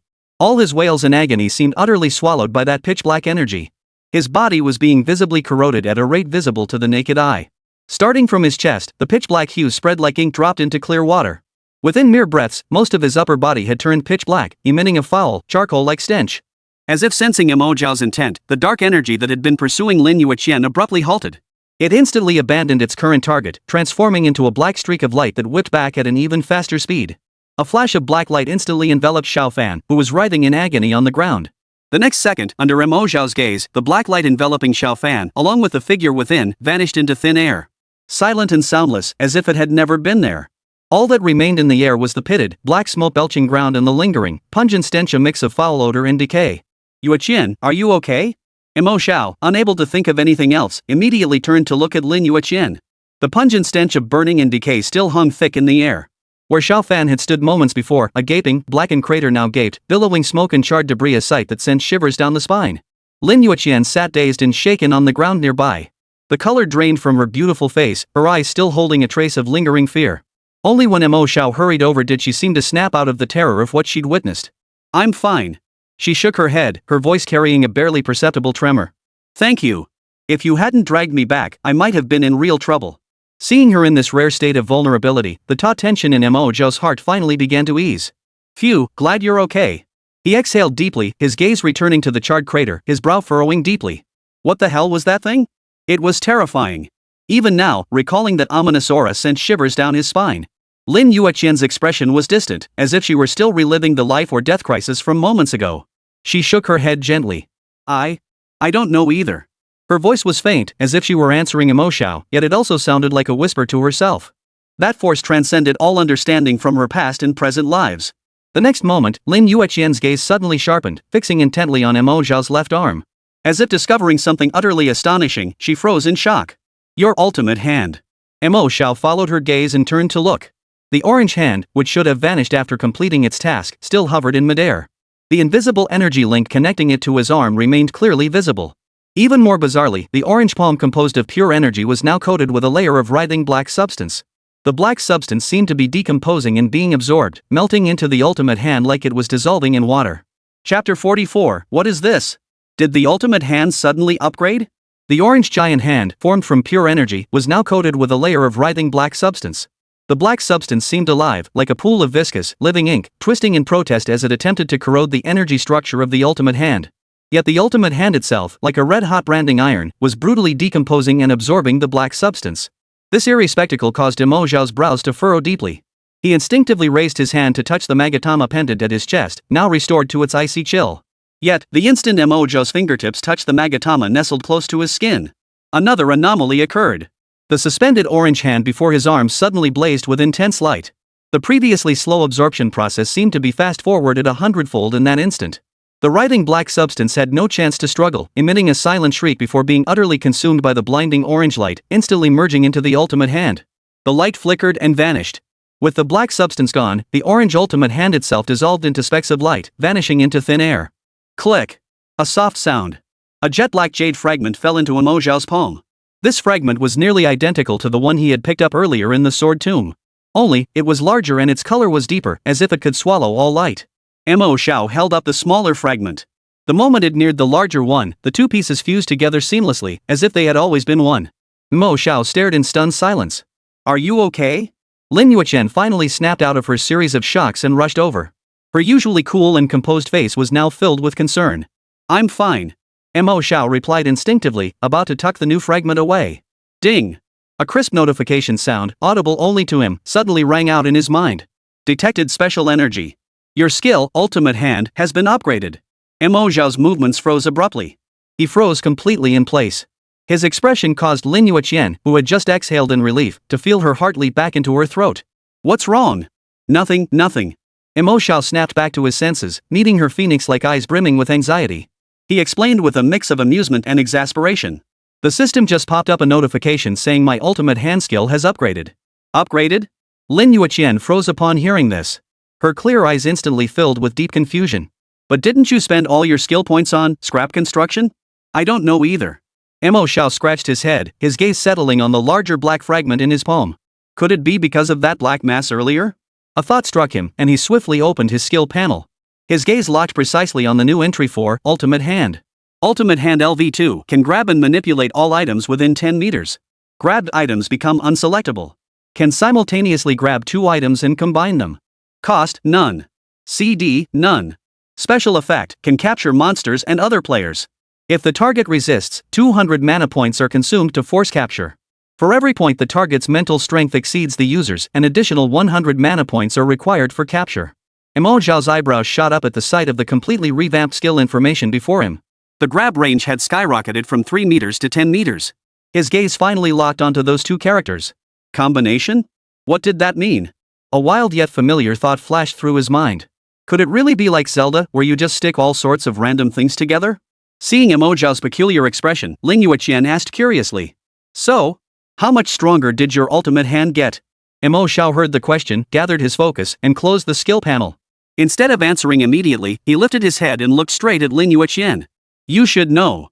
I can turn you into a special item through close contact or using the ultimate hand, then utilize your skills, right? Lin Yueqian's breath caught for a moment. Her heart skipped a beat uncontrollably.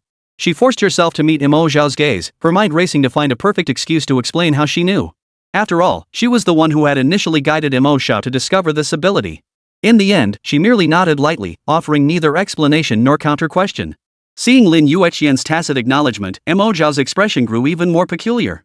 But this ability has one prerequisite. It requires the other person to be completely defenseless, offering no resistance whatsoever. As he spoke, Mo Xiao's gaze lingered for a moment on Lin Yueqian's exquisitely beautiful face, his eyes holding a complexity even he himself hadn't noticed. To trust him so completely, to willingly allow herself to be instrumentalized like this, he doubted there was another soul in all the world who could do such a thing. But after the upgrade, Mo Xiao shifted his tone, a hint of amusement curling his lips. Even if she resists, I can forcibly capture her by expending some mana. Like this.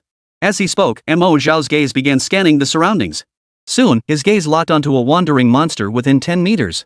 It was a golem formed from ancient rock, its surface etched with dim runes that emitted a dull scraping sound with each movement. Name, Rune Golem. Grade, Black Iron. Level, LV 15. HP, 1800. Mental, 50. Upon seeing the pitifully low spirit stat of his opponent, Mo Xiao already knew what to expect. Without hesitation, he raised his right hand. Buzz. A massive, ethereal palm radiating a soft orange glow materialized before him, snatching precisely toward the Rune Golem. The Rune Golem seemed to sense the danger, its heavy stone arms suddenly lifting in a desperate attempt to resist. Yet, against the orange palm, its struggle seemed utterly futile. The palm completely ignored its attack, clamping down and forcibly lifting it off the ground. The Rune Golem trembled violently, its runic glow flickering erratically before finally fading into complete stillness. Like a puppet stripped of all power, it hung suspended in midair, firmly restrained by the orange palm. Lin Yueqian watched this scene unfold, and a dazzling light instantly flared in her clear, phoenix-like eyes. So this is, just like when you caught that wolf in the dungeon before, right? Pretty much. Mo Xiao nodded, feeling the depleted mana within him and feeling quite pleased. Though that previous one took a heavier toll. Now, as long as the target's spirit points are lower than mine, it only requires a fixed expenditure of 200 mana points. He paused, glancing at the captured Rune Golem before adding. Monsters I capture can't attack us. Beyond that, they're either just held captive like this, used for their skills, or, well, turned into scrap for construction. Lin Yueqian gazed at the Rune Golem, suspended midair by an orange giant hand, utterly stripped of its ability to resist. A dazzling light instantly flared in her clear, phoenix-like eyes. Even just like this, it's already incredibly powerful. Her voice carried a hint of uncontrollable excitement. And now you can combine 3 items into a single scrap build. Lin Yueqian's thoughts raced, instantly grasping the most terrifying application of this skill. She took a step forward, her gaze intense as she looked at Mo Xiao. What if I captured 2 monsters with off-the-chart strength and combined them with me? Wouldn't I be able to run rampant through any monster horde? Seeing her eager expression, practically itching to charge into a mob and slaughter everything in sight, Mo Xiao nodded as if suddenly understanding. Right, I'd completely forgotten about that. Fusing her with 2 high-strength, high-stamina monsters, then having him, the magic-fueled tank, cover the skill costs. This combo would be an unstoppable, tireless meat grinder. Alright, now that all that's settled. Seeing that Mo Xiao had fully grasped the plan, Lin Yueqian's smile grew even broader. Let's take a look at the loot. She said, her face brimming with anticipation. That Rune Lord didn't just drop a brilliant experience rune, it also dropped a top-tier item, the Rune Heart. Quick, take a look. I've only heard about that thing, no idea what its actual abilities are. Mo Xiao nodded with a smile. Alright. Meanwhile, elsewhere. Meanwhile, at the Xiao residence in Yuncheng. In a pitch-black underground chamber devoid of natural light, the air suddenly twisted violently. A crimson portal ripped open the fabric of space, radiating an ominous blood-red glow. The next instant, a figure was violently hurled through the portal, crashing heavily onto the cold floor. It was Xiao Fan, carried away by that black energy. His appearance was utterly pitiful, his body covered in a layer of strange black energy fluid that clung to him like a flesh-eating ulcer, constantly writhing. His body convulsed violently beyond his control, his throat emitting incoherent gurgles. The instant Xiao Fan hit the ground, the black liquid which had seemed alive moments before suddenly froze, as if its energy source had vanished. It solidified into a layer of lifeless, black shell. Immediately afterward, the jet-black magatama pendant hanging from his chest unexpectedly oozed a single drop of thick, dark red liquid. The droplet landed on his chest, pulsing twice as if possessed by a life of its own. Then, an orange-yellow vertical pupil radiating an ominous aura abruptly opened in the center of the liquid. The eyeball rotated eerily once, surveying the pitch-black surroundings. It seemed to confirm something. The layer of black energy enveloping Xiao Fan instantly dissolved into wisps of dark mist, all of which were sucked into the orange-yellow eye. The eye blinked contentedly. The next moment, it vanished silently, disappearing from Xiao Fan's body. As the eyeball vanished, Xiao Fan abruptly opened his eyes. His eyes were filled with terror, as if he had narrowly escaped death. What happened to me? His voice was hoarse as he spoke, instinctively trying to sit up. Yet, a searing, gut-wrenching pain instantly shot through his chest, nearly knocking him unconscious again.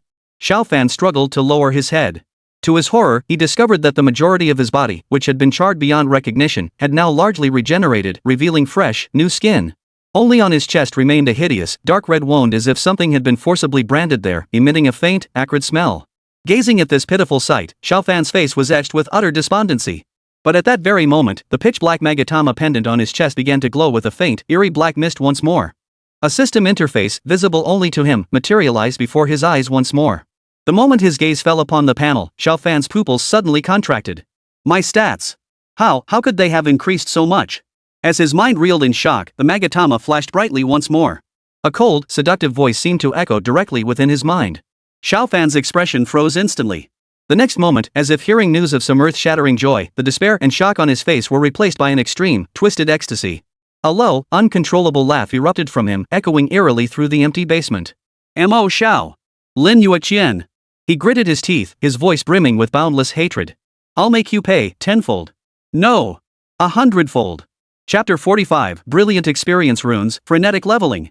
Meanwhile, within the rune ruins, Mo Xiao's gaze was fixed intently upon the brilliant rune suspended quietly in the palm of his hand. Barely larger than a palm, it radiated a crystalline golden glow. Within, countless tiny points of light seemed to flow slowly, forming intricate and ancient patterns. A pure, colossal energy aura emanated from it, causing ripples to form in the surrounding air. Radiant Experience Rune. Type, Special Consumable. Grade? Effect, upon use, instantly grants 250,000 EXP. Usage level, below LV 40. Usage restriction, maximum of 5 uses for this type of rune regardless of source. Current usage, 0.5. Description, an ancient rune imbued with immense power, inscribed with lost knowledge and strength. A coveted treasure for low-tier practitioners. Obtainable only by defeating powerful lords, and becomes account-bound upon acquisition. Mo Xiao's Adam's apple involuntarily bobbed as he read the panel description. 250,000 experience points. The numbers swelled in his pupils, nearly consuming his entire mind. What made his heart race even faster was that under his innate talent, affinity with all things, this figure of 250,000 would double. 500,000. A full 500,000 experience points. He was only level 19 now. While leveling up to 20 required a lot of experience, he couldn't resist this 500,000 experience points. Mo Xiao felt his breathing grow ragged, his hand gripping the rune turning slightly white from the excessive pressure. Beside him, Lin Yueqian quietly observed the unmistakable excitement and thrill on his face, a gentle smile unconsciously curving her lips. She had seen this item before in her past life. Unfortunately, by the time she had reached over level 60, this rune had become useless to her. That Mo Xiao could obtain it now, precisely when he needed it most, felt like a small compensation for that long-ago regret. Just as Lin Yueqian was about to speak, intending to remind Mo Xiao to examine the rune heart dropped by the Lord, Mo Xiao suddenly seemed to recall something, his eyes flickering with realization. You mean? His voice carried a hint of uncertainty as his gaze shifted between the experience rune and Lin Yueqian. If I use item throw to toss this thing out, could it let both of us gain experience at the same time? The question instantly caught the words on Lin Yueqian's tongue. Mo Xiao's mind raced. He knew potential overload couldn't be applied to experience-type items like this. Forcing it would likely just cause the rune to explode. But the area of effect boost inherent in item throw might just yield unexpected results. Hearing Mo Xiao's wildly imaginative idea, Lin Yueqian's cold, phoenix-like eyes suddenly brightened. Right. Why hadn't she thought of that? Mo Xiao's item throw wasn't merely about boosting power, it could also expand the effect range of buff-type items. The Lord within this rune relic only spawns once a month. Obtaining another Radiant Experience rune was practically impossible. But if this rune could be shared between 2 people, its value would be far more than just doubled. At this thought, even Lin Yueqian's composed demeanor faltered as her heart skipped a beat. She swallowed instinctively, her voice tinged with unmistakable anticipation. How about we try it with the ordinary experience runes we found earlier? Don't we already have 5 of them? Mo Xiao's eyes flashed with sharpness at the suggestion, and he immediately nodded. All right. Without hesitation, he opened his backpack. With a thought, 3 ordinary experience runes, emitting a faint white glow, appeared in his hand. The next moment, Mo Xiao activated the skill without hesitation. Scrap construction. Hum. A soft blue glow ignited from his palm, enveloping all 3 ordinary experience runes. The light on the rune's surfaces began to flicker violently. The 3 seemed to be forcibly fused together by an invisible force, merging and permeating each other. Seconds later, the light faded. A new rune, slightly larger than before and radiating a more concentrated glow, lay quietly in his palm. A full 150,000 experience points. With his innate talent boosting it, that was 300,000. Spending 300,000 experience points on a single attempt was no small gamble. Mo Xiao forced down the surging excitement in his heart and turned to look at Lin Yueqian. Come closer. Without a moment's hesitation, Lin Yueqian stepped forward, drawing close to Mo Xiao. The faint, cool fragrance that seemed to linger around the girl instantly filled Mo Xiao's nostrils. The distance between them was now so close that Mo Xiao could clearly see her long, curled lashes and his own slightly nervous reflection in her eyes, as clear as autumn water. Mo Xiao's cheeks flushed slightly, but he had no time to dwell on it. He drew a deep breath, his gaze suddenly sharpening. Throw item. Activate. With a flick of his wrist, Mo Xiao hurled the freshly crafted triple experience rune straight toward the ground between them. A deep, muffled explosion erupted beneath their feet. The triple experience rune Mo Xiao had hurled instantly transformed into a swirling cascade of pure white light particles upon touching the ground. The points of light seemed drawn by some force, coalescing into a visible vortex of energy that surged madly into Mo Xiao and Lin Yueqian's bodies. The next instant, two distinctly different system notification tones sounded almost simultaneously in their respective ears. Ding! You have used the triple experience rune. Experience points gained, 300,000. Ding! You have used the triple experience rune. Experience points gained, 300,000. Buzz! Buzz! Before the pair could recover from this immense surprise, two dazzling beams of golden light shot skyward from their bodies in quick succession. Mo Xiao's level instantly jumped from LV19 to LV21. Lin Yueqian, who was already one level above him, surged 3 levels in one go, reaching LV23. Feeling the surging new power within him, Mo Xiao's eyes blazed with uncontrollable ecstasy. It really worked! It actually worked! Beside him, Lin Yueqian could no longer maintain her signature cool composure. Her beautiful phoenix-like eyes widened in astonishment, her rosy lips parted slightly, her face etched with utter disbelief. Gazing at the youth beside her, his cheeks flushed with excitement, a tidal wave of emotion surged within her heart. In his past life, Mo Xiao had been equally talented, but his abilities leaned more toward steady craftsmanship and support. But this life sim. Whether it was the ingenious concept of scrap construction or the miraculous transformation of the mundane into the extraordinary through prop throwing, he displayed a creativity and destructive power bordering on the unreasonable. This wasn't just strong, it was downright monstrous. This is incredible. Mo Xiao pumped his fist excitedly, eager to open his backpack again and replicate the process on the radiant experience rune dropped by the Lord. But as he pulled out the rune, radiating dazzling light, his movements suddenly froze. His brow furrowed slightly, as if he'd detected something amiss. Strange. Mo Xiao held the dazzling rune close to his eyes, examining it closely. He noticed an extremely tiny, almost imperceptible number 15 seemed to have appeared on the rune's iridescent surface. Yueqian, take a look at this. Mo Xiao handed the rune over. The number of uses for these experience runes seems to be shared? Lin Yueqian froze upon hearing this, quickly snatching the rune to examine it closely. Sure enough, within the item description of the dazzling rune, a line of small text was clearly marked. Usage count, 15.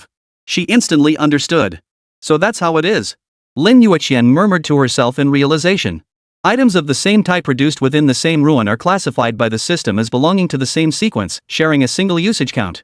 This piece of knowledge is so obscure, I never even knew about it. In her previous life, she had never heard of anyone like Mo Xiao, who could expand the effect of an experience rune to allow two people to use it simultaneously. Naturally, she could never have uncovered this hidden mechanism. Mo Xiao stared at the brilliant rune in his hand, a resolute gleam flashing in his eyes. In that case, there's no point in waiting any longer. He turned to Lin Yueqian, a bold curve lifting the corners of his mouth. Don't we still have 2 ordinary experience runes left in our backpacks? Let's combine them with this brilliant rune and use them all at once. This rune lord only respawns once a month. By the time we return next, this little bit of experience might not even matter anymore. Upon hearing Mo Xiao's suggestion, Lin Yueqian pondered for only a second before nodding immediately. You're right. Her eyes brimmed with approval and trust. A month is more than enough time for us to reach level 40 or higher. By then, there will be higher tier experience items available. There's no need to waste this opportunity to strengthen ourselves now just for the sake of some uncertain chance. Agreed. With Lin Yueqian's affirmation, Mo Xiao felt no further hesitation.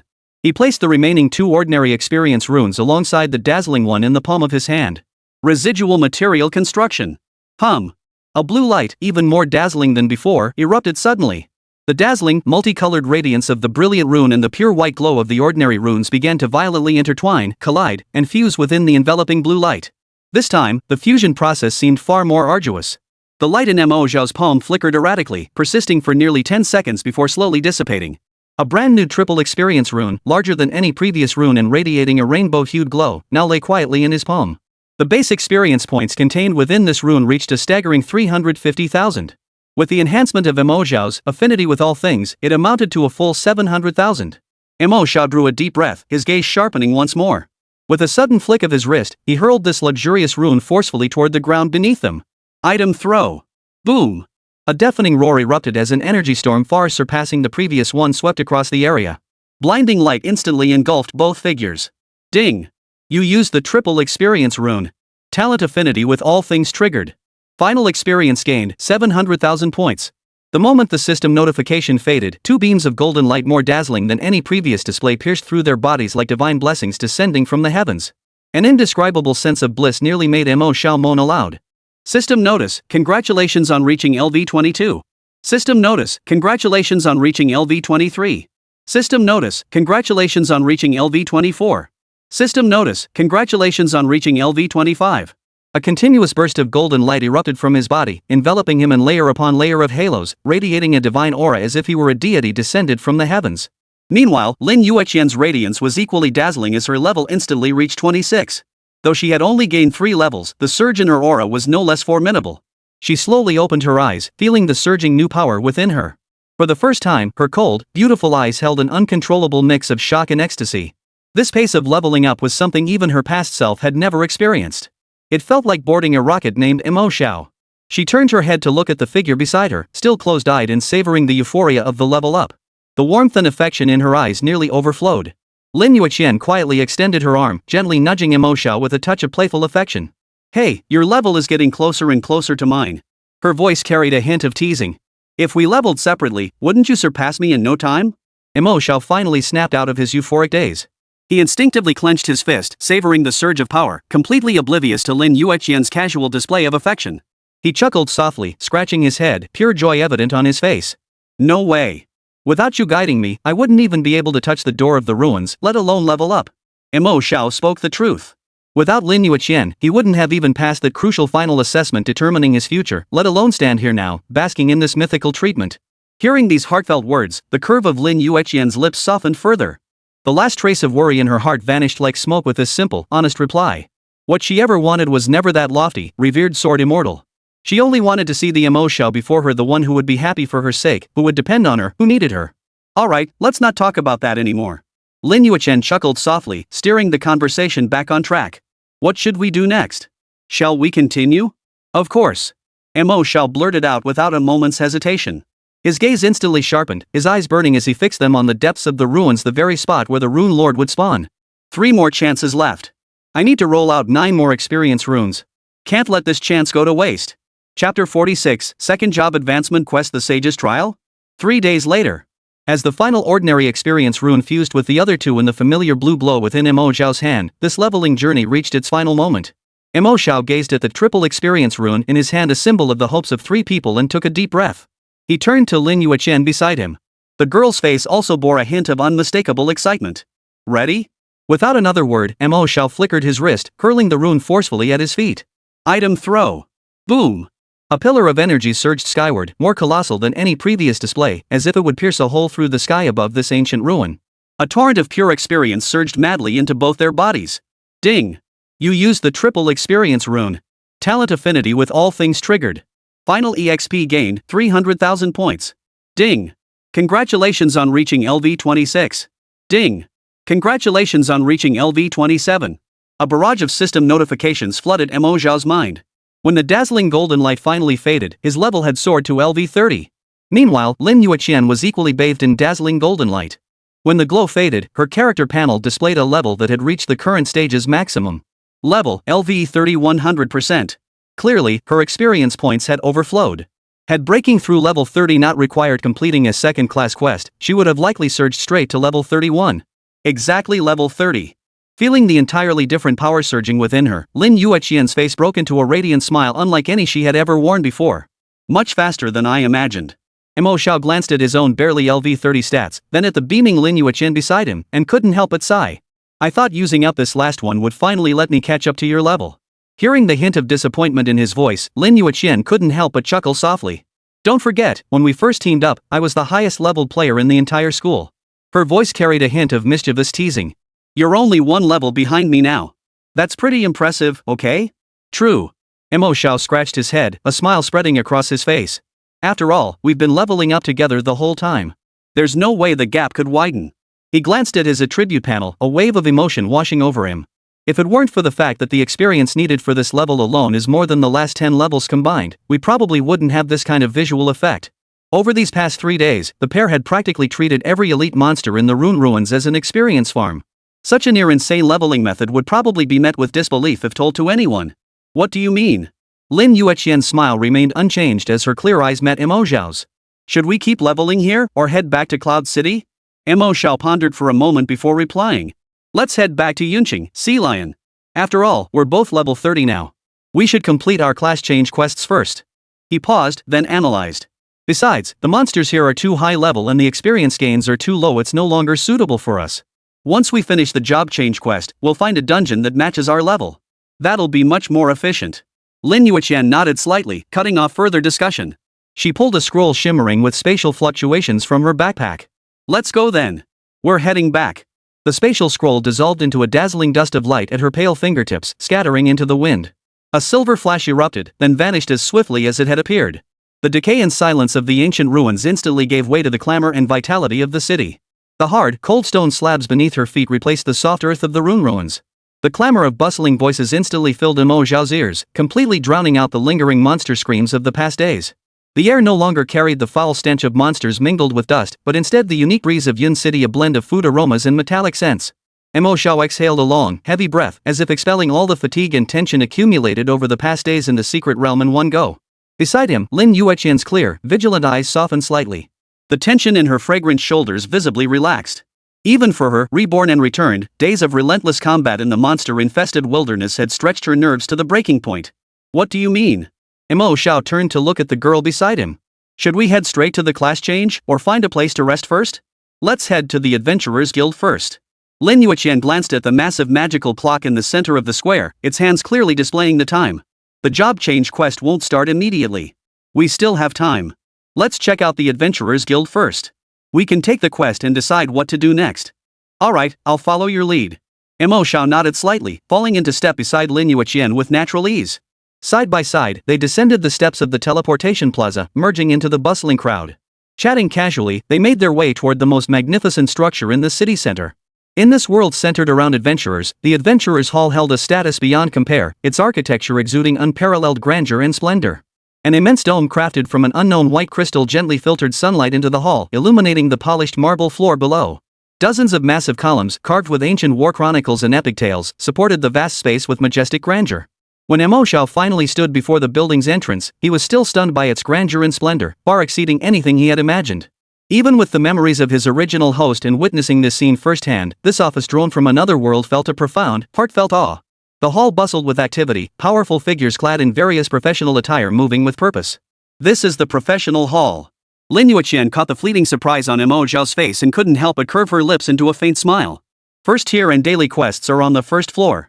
For our level 32nd tier quest, we should be heading to. Before she could finish her sentence. Boom! A pillar of energy, black as ink, erupted skyward without warning from a corner of the hall. A chilling, malevolent aura, one that made souls tremble, instantly engulfed the entire hall. The once bustling hall fell silent as if someone had pressed mute, frozen in an instant. Every pair of eyes turned in horror toward the towering black beam. Mo Xiao's pupils abruptly contracted.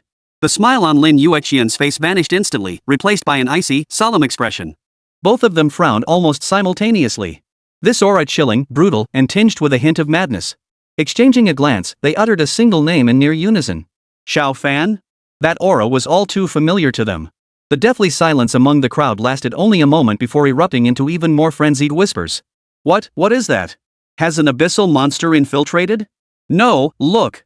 That's the ascension light of a second stage transformation. You've got to be kidding. A black ascension light? Mine was golden when I changed jobs. Wait, look at the figure beneath that beam of light. Isn't that the young master from the Xiao family? A voice rang out, instantly capturing everyone's attention. Xiao Fan? Didn't he just awaken as a professional this year? How could he possibly reach his second job advancement so quickly? Holy crap, that aura. What class did he awaken? Whoa, no way. I thought the undisputed strongest rookie this year was Lin Yueqian, the young miss of the Lin family? Exactly. But even Miss Lin couldn't have leveled up to 30 this fast, right? Listening to the murmurs around them, Mo Xiao and Lin Yueqian's brows furrowed even deeper. What's going on with this guy? He was clearly on the brink of death, consumed by that black energy. How did he manage to complete his class change before us? Could it be that the power not only failed to kill him but actually made him stronger? Just as Mo Xiao was consumed by confusion, the figure within the black pillar of light suddenly turned its head, its gaze locking precisely onto their location. The moment he saw the two of them, Xiao Fan's body visibly trembled violently. The face hidden within the black light seemed twisted by extreme terror. The next second, without a moment's hesitation, he moved, enveloped in the lingering black mist, and dashed headlong out of the professional hall without looking back, vanishing instantly around the corner. Mo Xiao froze at the sight. What's with this guy? Did we scare him off? Lin Yueqian watched Xiao Fan's fleeing figure. A faint smile finally touched her tense, beautiful face as she covered her mouth and chuckled softly. That's for sure. Her voice carried a hint of pride. That hit you landed earlier, let alone him, even the strongest fighter in our Yin city wouldn't dare take it head on. Alright, forget about him. Lin Yueqian withdrew her gaze, her expression turning serious once more. We can't fight here in the city. Let's go pick up our job change quest first. It's at the same place he was just now. Come on. The two quickened their pace and soon arrived at the spot where Xiao Fan had been standing earlier. A shadowy blue crystal, half a person's height, stood there. A visible aura of magic flowed across its surface. Clearly, few from their cohort had reached level 30 quickly enough to trigger the second-class quest. Apart from Xiao Fan, who had fled in panic earlier, it seemed only the two of them remained in the vast hall of adventurers. Seeing Mo Xiao examining the transformation crystal with curiosity, Lin Yueqian explained. Just place your hand on it to trigger the quest. A hint of anticipation flickered in her eyes. The remaining 7 days should be enough to complete this job change quest. Will the job change quest be difficult? Mo Xiao instinctively asked as he stared at the crystal, which emitted a faint blue glow. Beside him, Lin Yueqian still wore a faint smile that hadn't fully faded, a smile born from the sight of Xiao Fan's disheveled escape. Hearing Mo Xiao's question, she almost instinctively wanted to speak. With your current strength, how could you possibly? Yet, the words froze on her lips as her clear phoenix-like eyes suddenly narrowed, and she froze entirely. The surrounding clamor of chatter seemed to be cut off at that moment, as if by an invisible barrier. She looked at Mo Xiao and spoke slowly, her voice carrying a solemnity she hadn't even noticed herself. The difficulty of a job change quest is determined by the strength and rarity of the profession. For an S-rank profession like mine, a level 30 second class change quest is roughly equivalent to a level 30 hell tier dungeon. Mo Xiao, upon hearing this, was just about to breathe a sigh of relief. After all, it was just a hell tier dungeon. With the two of them working together, it shouldn't be too much of a problem. But the next second, his expression froze. Something was wrong. A thought flashed through his mind like lightning. Lin Yueqian was an S-class profession. But his own class was unique hidden. If S-rank difficulty is hellish, then what level of difficulty would his one-of-a-kind class be? Abyss level? Or an utterly impossible, hopeless situation? Mo Xiao's Adam's apple involuntarily bobbed once. He abruptly turned to face Lin Yueqian, his eyes carrying a hint of inquiry. Lin Yueqian met his gaze and shook her head gently. For the first time, a genuine look of bewilderment flickered across her flawlessly beautiful face, usually radiating confidence and composure. I'm afraid I don't know. Mo Xiao watched the bewilderment in Lin Yueqian's eyes, and the last shred of hope in his heart vanished completely. He sighed helplessly, then let out a resigned chuckle. Never mind. We'll cross that bridge when we come to it. Why not give it a try? With that, Mo Xiao hesitated no longer. He raised his right hand and reached out toward the deep blue crystal of transformation before him. Just as his palm was about to touch the crystal's surface. Buzz! The waist-high job change crystal erupted without warning in a blindingly brilliant blue light, instantly illuminating the entire corner of the hall as bright as day. At that very moment, the pale golden magatama pendant hanging from Mo Xiao's chest glowed brightly. Nearby, Lin Yueqian, who had been watching Mo Xiao's movements intently, saw that golden light. Her pupils contracted sharply. Her body froze uncontrollably for a split second. All her thoughts, all her worries, were replaced in that instant by an indescribable shock. Her gaze locked onto Mo Xiao's chest, and within her clear phoenix-like eyes, a tidal wave of emotion surged. This magatama. Wasn't this the very jade pendant Mo Xiao had used in his final moments to unleash forbidden power, sending himself back 10 years? He actually obtained it this early? As Lin Yueqian's thoughts were torn apart by the conflicting images of past and present lives, Mo Xiao, the very epicenter of this storm, remained utterly unaware. Blinding blue light intertwined with warm golden radiance, completely engulfing his vision. In his mind, only a cold, clear system notification echoed. Ding! Second transformation quest triggered. Quest name, The Sage's Trial. Mo Xiao's pupils widened slightly. His right hand, which had just touched the job change crystal, remained suspended midair. A look of obvious confusion flashed across his face. Sage? Wasn't his class supposed to be Item Master? What does this have to do with Sage? Could it be a system glitch? Before he could ponder further, a completely different system notification sounded in his mind. Ding! New item detected. Performing data analysis. Analysis complete. Ding! New item detected, Sage's Secret Stone. Mo Xiao froze in place. The next instant, he felt the faint golden glow at his chest suddenly flare brightly. A warm, soothing current surged through his body, spreading instantly from the magatama pendant. He instinctively lowered his head. Before his eyes, the pale gold magatama, which had seemed nothing more than an ordinary ornament, now pulsed rhythmically with a warm, mysterious glow, as if it had come alive. Mo Xiao reached out with his left hand almost instinctively, gently touching the warm jade pendant. A virtual interface, visible only to him, abruptly materialized before his eyes at his touch. Item name, Sage's Secret Stone. Category, Special Quest. Grade? Description, a mystical stone imbued with the ancient wisdom and power of sages. Upon use, grants access to the exclusive class change instance, the Sage's Trial. Mo Xiao was utterly dumbfounded. His fingers still rested on the warm magatama, yet his mind had gone completely blank. The Sage's Secret Stone? A class change dungeon? This thing, wasn't it just a souvenir he'd bought for $15 at some night market stall back on Earth before his transmigration? At the time, he thought the magatama had a unique design and wore it for novelty's sake. How had it transformed into a mysterious artifact whose grade couldn't even be displayed in this world? And judging by the situation, it seemed to have formed some kind of deep bond with his unique class. Just as Mo Xiao stood there dumbfounded, Lin Yueqian's voice called out. Mo Xiao? Are you okay? Her voice carried a barely perceptible tremor, shattering the momentary dead silence. Why did you suddenly stop moving? Did something happen? A barrage of questions pulled Mo Xiao back to reality from the awe-inspiring presence of the Sage's Secret Stone. He slowly lifted his head. The blue glow of the class change crystal had completely faded from view, leaving only Lin Yueqian's concerned, beautiful face clearly reflected in his pupils. Mo Xiao steadied himself, forcing a stiff smile. Nothing. He waved his hand, trying to make his tone sound more casual. It's just this mission, it caught me a bit off guard. Is it that difficult? Lin Yueqian pressed, unconsciously taking a small step forward, instantly closing the distance between them. What kind of mission is it? Her clear, phoenix-like eyes locked onto Mo Xiao, as if trying to discern even the slightest hint of reluctance in his expression. Don't worry. Whatever it is, we'll handle it together. We'll get it done in no time.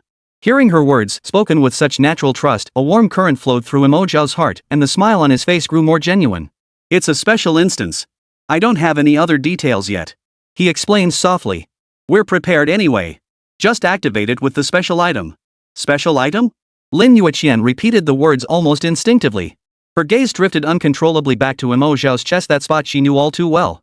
Mo Xiao noticed her gaze but didn't dwell on it, simply nodding calmly.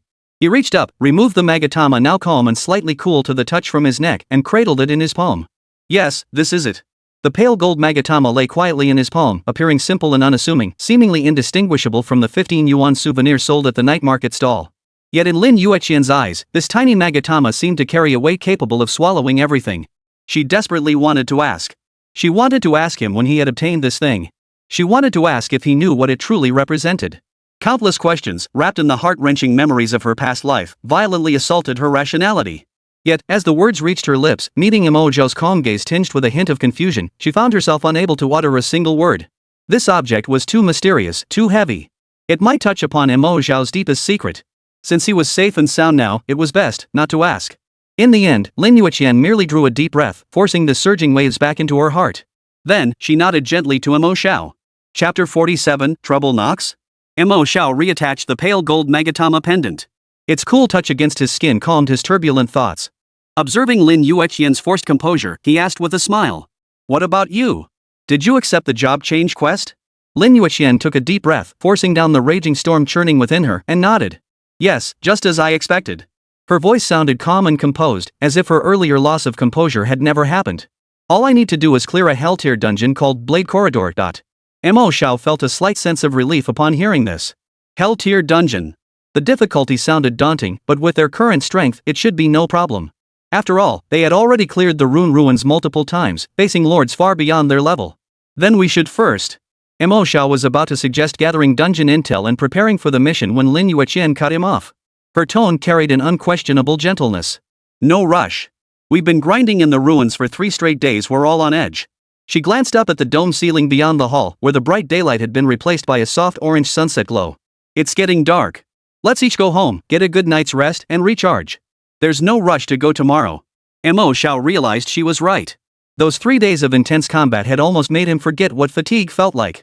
But now, reminded by Lin Yueqian, a deep weariness suddenly surged through his entire body. He nodded in agreement to Lin Yueqian's suggestion. The two parted ways at the entrance of the professional hall, blending into the bustling evening crowd. Lin Yueqian returned to her spacious, almost empty luxury home. Yet her first instinct wasn't to rest. Without even changing out of her dust-sprinkled combat attire, she dashed straight into her family's vast library. The air was thick with the unique scent of ancient parchment and ink. She didn't light the magical lamps, relying instead on her professional night vision far superior to that of ordinary people to dart swiftly between the towering shelves that reached all the way to the ceiling. Her movements carried a near-frenzied urgency. The Sage. Magatama. Time-space, taboo. She murmured to herself, her fingertips skimming over the thick tomes, stirring up fine dust. The rustling of pages became the only sound in the deathly silent space. Yet, as time ticked by, hour after hour, she had combed through nearly every relevant ancient text and document and still found nothing. The texts contained no mention of the sage or the magatama, let alone any forbidden artifact capable of reversing time and space. Absolute silence returned to the library as the last vestiges of evening glow sank beneath the horizon. The boundless darkness threatened to swallow her whole. Lin Yueqian slid down the cold bookshelf and sank to the floor. The composure she had been clinging to finally shattered. A sense of unease, deeper than anything she had known in her previous life, seized her heart. Meanwhile, Mo Xiao was entirely free of such troubles. Dragging his weary body, he returned to his humble rented room in the old city district. The air carried that familiar, slightly damp musty smell, jarringly out of place with the bustling world outside. He couldn't even be bothered to turn on the light, instead letting the neon glow seeping through the window guide him as he flopped heavily onto the creaking single bed. The springs in the mattress dug into his back, causing a dull ache, but the long-awaited sense of relaxation felt so good he almost moaned aloud. Yet, just as he closed his eyes, ready to completely empty his mind and savor this rare tranquility. Bang! Bang!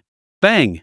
A series of brutally loud bangs, as if someone was trying to tear the door off its hinges, shattered the room's tranquility without warning.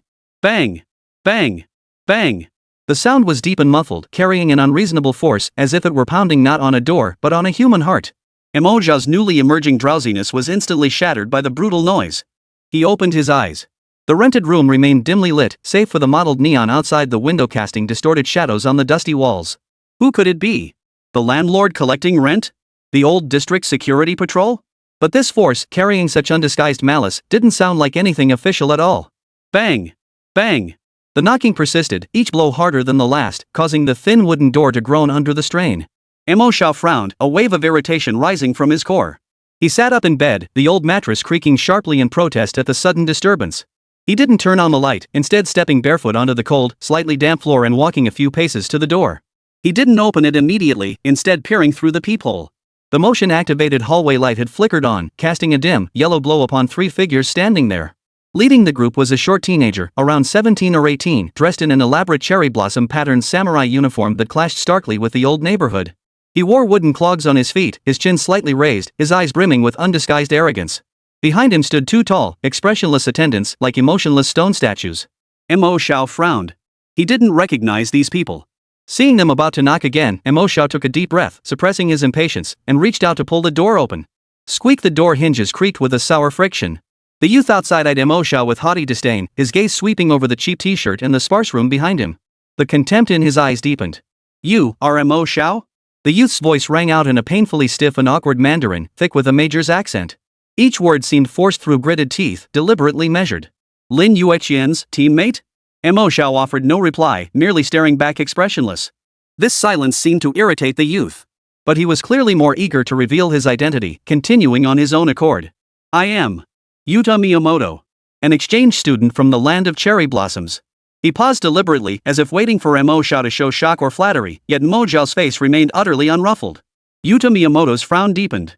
Clearing his throat, he declared in a tone of proclamation. "I am Lin Yueqian's future husband."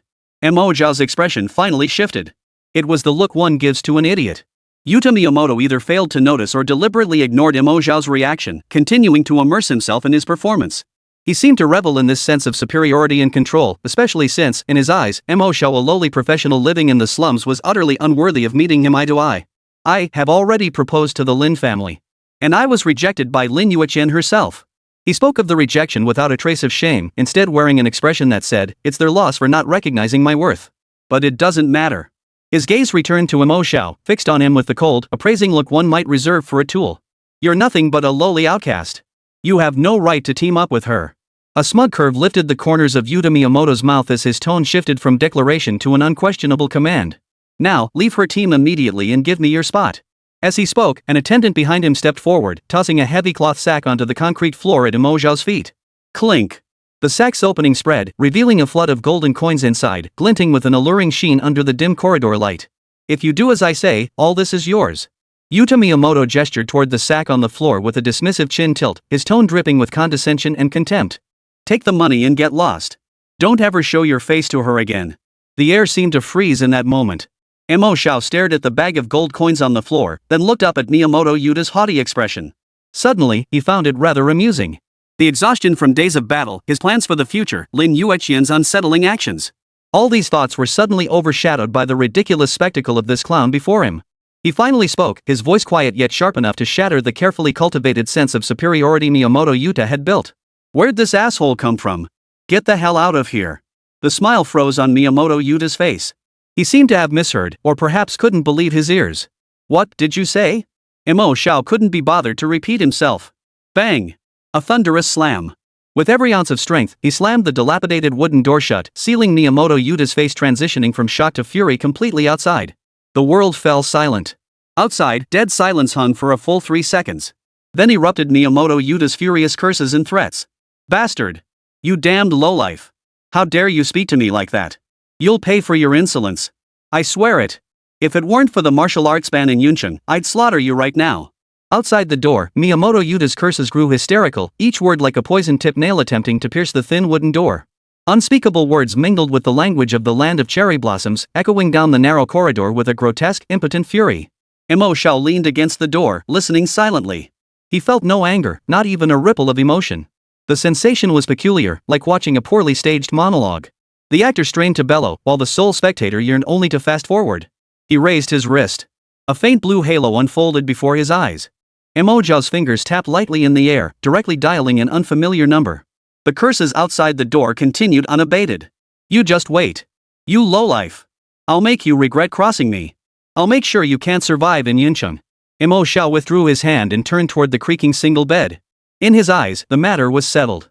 About 3 minutes later. At the end of the corridor, the sound of marching footsteps echoed in perfect unison, heavy and powerful. The clatter of metal soles striking the concrete floor instantly drowned out Yuta Miyamoto's shouts. Yuncheng City Guard. A calm, authoritative voice rang out, devoid of emotion. Immediately following, a dull thud of objects colliding echoed. Miyamoto Yuta's curses abruptly ceased, transforming into a short, startled gasp. The attendants' frantic protests mingled with the guards' unquestioning commands, only to fade into silence once more. The world fell silent once more. Thump, thump, thump. A steady knock sounded at the door. Mo Xiao sat up in bed and walked over to open the door. Outside stood a guard clad in regulation silver armor, posture rigid and eyes sharp. He saw Mo Xiao and gave a slight nod. Sir, apologies for the disturbance. The troublemakers have been taken away. Further proceedings will follow Yuncheng's public order regulations. Thank you for your cooperation. Mo Xiao nodded in return, his tone calm. Thank you for your hard work. With that, he closed the door once more, sealing out the outside world entirely. Exhaustion washed over him like a tidal wave. He collapsed onto the bed and instantly drifted into a deep sleep. The next day. 9 o'clock in the morning, Municipal Square. This bustling hub, where professionals gathered most frequently, echoed with the clamor of voices. The air carried the herbal scent of potions and the metallic tang of grinding iron. Mo Xiao yawned as he strolled leisurely through the crowd toward their meeting spot. The sun was shining brightly, banishing the gloom from the slums and making him feel utterly lethargic. Just then, a figure rushed over from a short distance away. It was Lin Yueqian. Something was off about her today. Gone was her usual cool composure. Her stunning face was etched with unmasked anxiety and worry, even her hair seemed slightly disheveled. She practically collided with Mo Xiao, grabbing his arms with surprising force. Her beautiful eyes scanned him up and down, as if inspecting a precious treasure for flaws. Are you all right? Her voice carried a barely perceptible tremor. Mo Xiao was utterly bewildered by her sudden outburst. He blinked, feeling the pressure on his arm.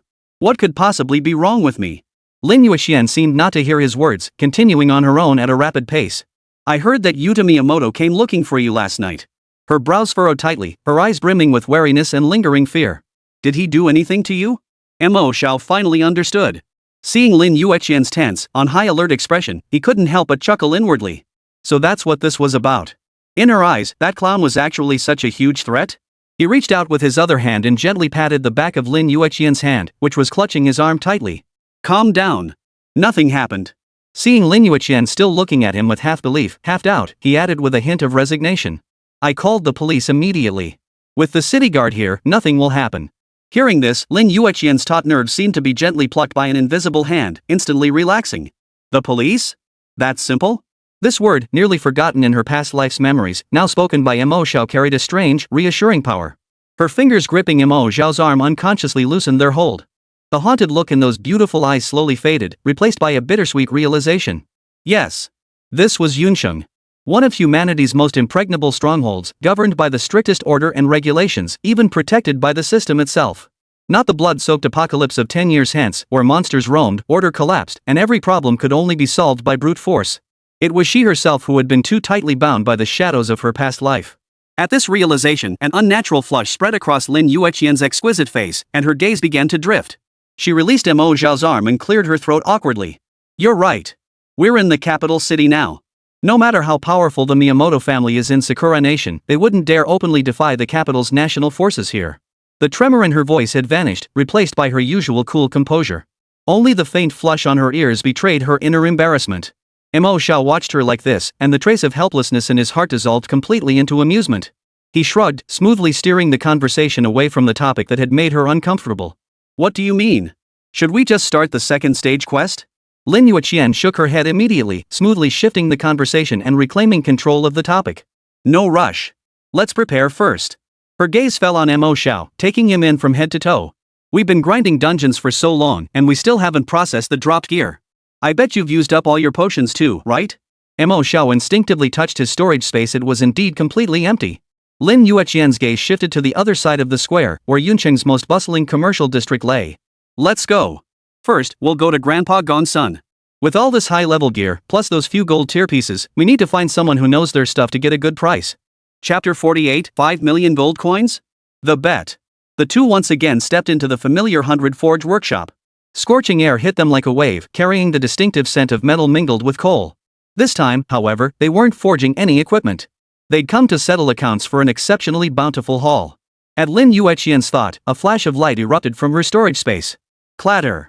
A pile of gear, varying in size and sheen, instantly formed a small mountain upon the sturdy forging bench. The steady weight of black iron, the rustic simplicity of bronze, and the bright luster of silver mingled together, creating a powerful visual impact. At the very top of the pile lay two golden tier items, quietly radiating an ominous rune glow. They resembled sovereigns surveying their subjugated soldiers below, their aura the oppressive presence of high-tier bosses seemingly lowering the workshop's temperature by several degrees. Gongsun Yi, hammering away in the inner chamber, immediately sensed this unusual aura. His burly figure emerged from the shadows, his gaze casually sweeping over the pile of gear. The next instant, his cloudy old eyes suddenly narrowed. The expression on his face shifted rapidly from casual indifference to shock, and finally solidified into an utterly thick disbelief. His gaze was fixed, utterly transfixed, upon those two golden pieces of equipment. What is this? Gongsun Yi's voice grew hoarse. He took a step forward, extending his calloused hand, yet it hovered midair, hesitating to touch. The aura of a rune lord. He snapped his head up, his sharp, hawk-like eyes locking onto the two figures before him. How did you two manage this? Each word struck like a heavy hammer, reverberating through the air. That's a level 55 golden boss. How did you manage to kill it? Rising from the 20s to the 30s in just 3 or 4 days was already beyond the realm of possibility. Now, they'd even obtained gear from the rune lord of foe he himself found troublesome. Gongsun Yi's gaze drifted slowly, finally settling on Mo Xiao. The probing intensity in his eyes nearly pierced through the man. Kid. You, the item craftsman, do you have some special trick up your sleeve we don't know about? The air froze instantly. Lin Yueqian's heart tightened, instinctively pulling Mo Xiao half a step behind her. A sweet yet mischievous smile instantly blossomed on her face, her crisp voice breaking the workshop's silence. Hee, that's our little secret. Grandpa Gongsun, you really shouldn't pry. She smoothly changed the subject, pointing to her character panel. We still have 7 days left. Xiao and I plan to tackle the second-class quest. Just handle it for us however you see fit. Gongsun Yi watched her protective demeanor, opened his mouth, but ultimately swallowed his flood of questions. He understood that every top-tier professional had their own secrets. Pressing further was a major faux pas. Very well. Gongsun Yi nodded, his cloudy eyes regaining their calm. With 7 days left, completing the second transition quest should be more than enough time. Then I won't replace your gear just yet. After your second transformation, when your attributes change drastically, I'll directly equip you with the most suitable second transformation gear. He waved his hand grandly, appearing exceptionally magnanimous. Consider this gear worth 5 million gold coins. 5 million? Mo Xiao's pupils dilated sharply in an instant. He felt his heart skip a beat, an overwhelming sense of unreality washing over him. 5 million gold coins to him, a former corporate drone in his past life, it was an almost astronomical sum. Seeing his wide-eyed expression, a barely perceptible smile curved the corners of Lin Yueqian's lips. In a voice only the two of them could hear, she softly explained. 5 million isn't even that much. That's for 2 level 55 gold tier equipment pieces, each with unique special properties. If we put them up in the auction house at the guild hall and build up the hype, we might get an even higher price. Hearing her explanation, Mo Xiao finally snapped out of his daze. He looked at Lin Yueqian beside him, her expression serene, and a strange feeling welled up in his heart once more. These intricacies he knew nothing about, she handled with effortless ease. Gong Sunyi ignored their whispered conversation and immediately ordered the workshop apprentices to collect the gear. Then, he swiftly tapped his interface panel twice. A crisp system notification sounded in Lin Yueqian's ear. I'm not the auction house, 5 million is the absolute limit I can offer. Gong Sunyi wiped his hands and declared in a gruff voice. Alright, the money's been given to the Lin family girl. You two sort out the division. He looked at the two of them, his eyes carrying a hint of an elder's expectation. The second stage quest is the simplest job change task. It shouldn't be too hard for you guys. You'll definitely finish it within 7 days. Just give it your all. Come back after you've changed jobs. I'll prepare equipment for you after the second job change. Bidding farewell to Gong Sunyi, the two walked side by side out of the workshop, its air thick with the scent of metal and kerosene. The heavy metal doors slowly closed behind them, sealing out the heat and clamor. Outside, the air carried a refreshing coolness that brushed against their faces, clearing some of the fog from Mo Xiao's mind. He turned his head to look at Lin Yueqian beside him. Mo Xiao opened his mouth, his throat dry, but he couldn't hold back. 5 million gold coins, really, transferred? Having lived 2 lifetimes, this was the first time he'd ever been directly connected to such an astronomical sum. Hearing this, Lin Yueqian turned her head, a hint of amusement flickering in her clear eyes. Instead of answering directly, she pulled up her interface and transferred all the gold coins she had just received to Mo Xiao. A series of system notification sounds rang out. Mo Xiao instinctively opened his personal interface. Beneath the lengthy list of personal details, the account balance column now displayed a string of zeros that momentarily dazzled him. Balance, 5 million gold coins. Mo Xiao instinctively held his breath. Numbers were cold, yet at this moment, they seemed to carry a scorching heat. See it? Lin Yueqian withdrew the interface, her voice carrying a matter-of-fact ease. Grandpa Gongsun may have a foul temper, but his reputation for integrity is unmatched throughout Yun City. Don't refuse it, this money is yours. Besides, I don't need this amount anyway. The help you've given me these past few days is worth far more than this. Mo Xiao fell silent. It wasn't that he didn't believe her, it was just hard to accept. In his past life, he'd been crushed like a pancake in crowded subways for a measly few thousand yuan salary, groveling to clients as daddy and bowing to bosses. Now, nearing Game Gear had earned him wealth beyond his wildest dreams. The rules of this world still felt like a jarring disconnect to him, an outsider. Lin Yueqian seemed to sense the turmoil within him and slowed her pace. Xiao. You can't view gold coins through the lens of a student or an ordinary person anymore. We are professionals now. For us professionals, gold coins are more than just money. They are resources, weapons, and necessities that allow us to survive and thrive. Lin Yueqian's words were like a cool breeze, dispersing the restless heat that had risen within Mo Xiao's heart because of that string of numbers. Mo Xiao exhaled a long breath. Shaking his slightly heavy head, he cast aside the jumbled thoughts. I understand. Mo Xiao looked at Lin Yueqian and smiled.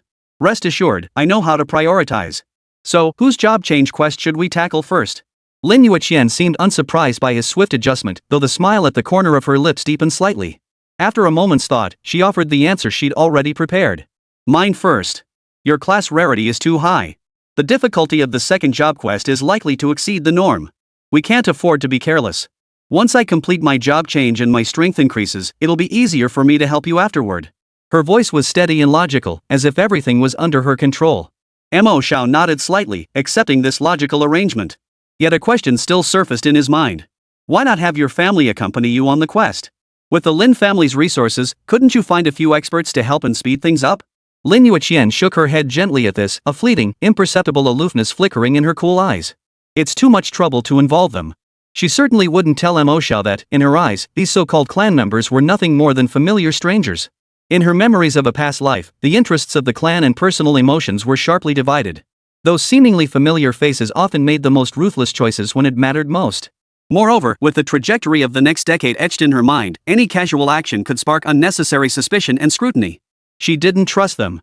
In this world, the only person she could trust completely, without reservation, was the Mo Xiao standing before her, the one who still knew nothing of what the future held. Mo Xiao keenly sensed the shift in her mood. Seeing she didn't wish to elaborate, he wisely refrained from pressing further.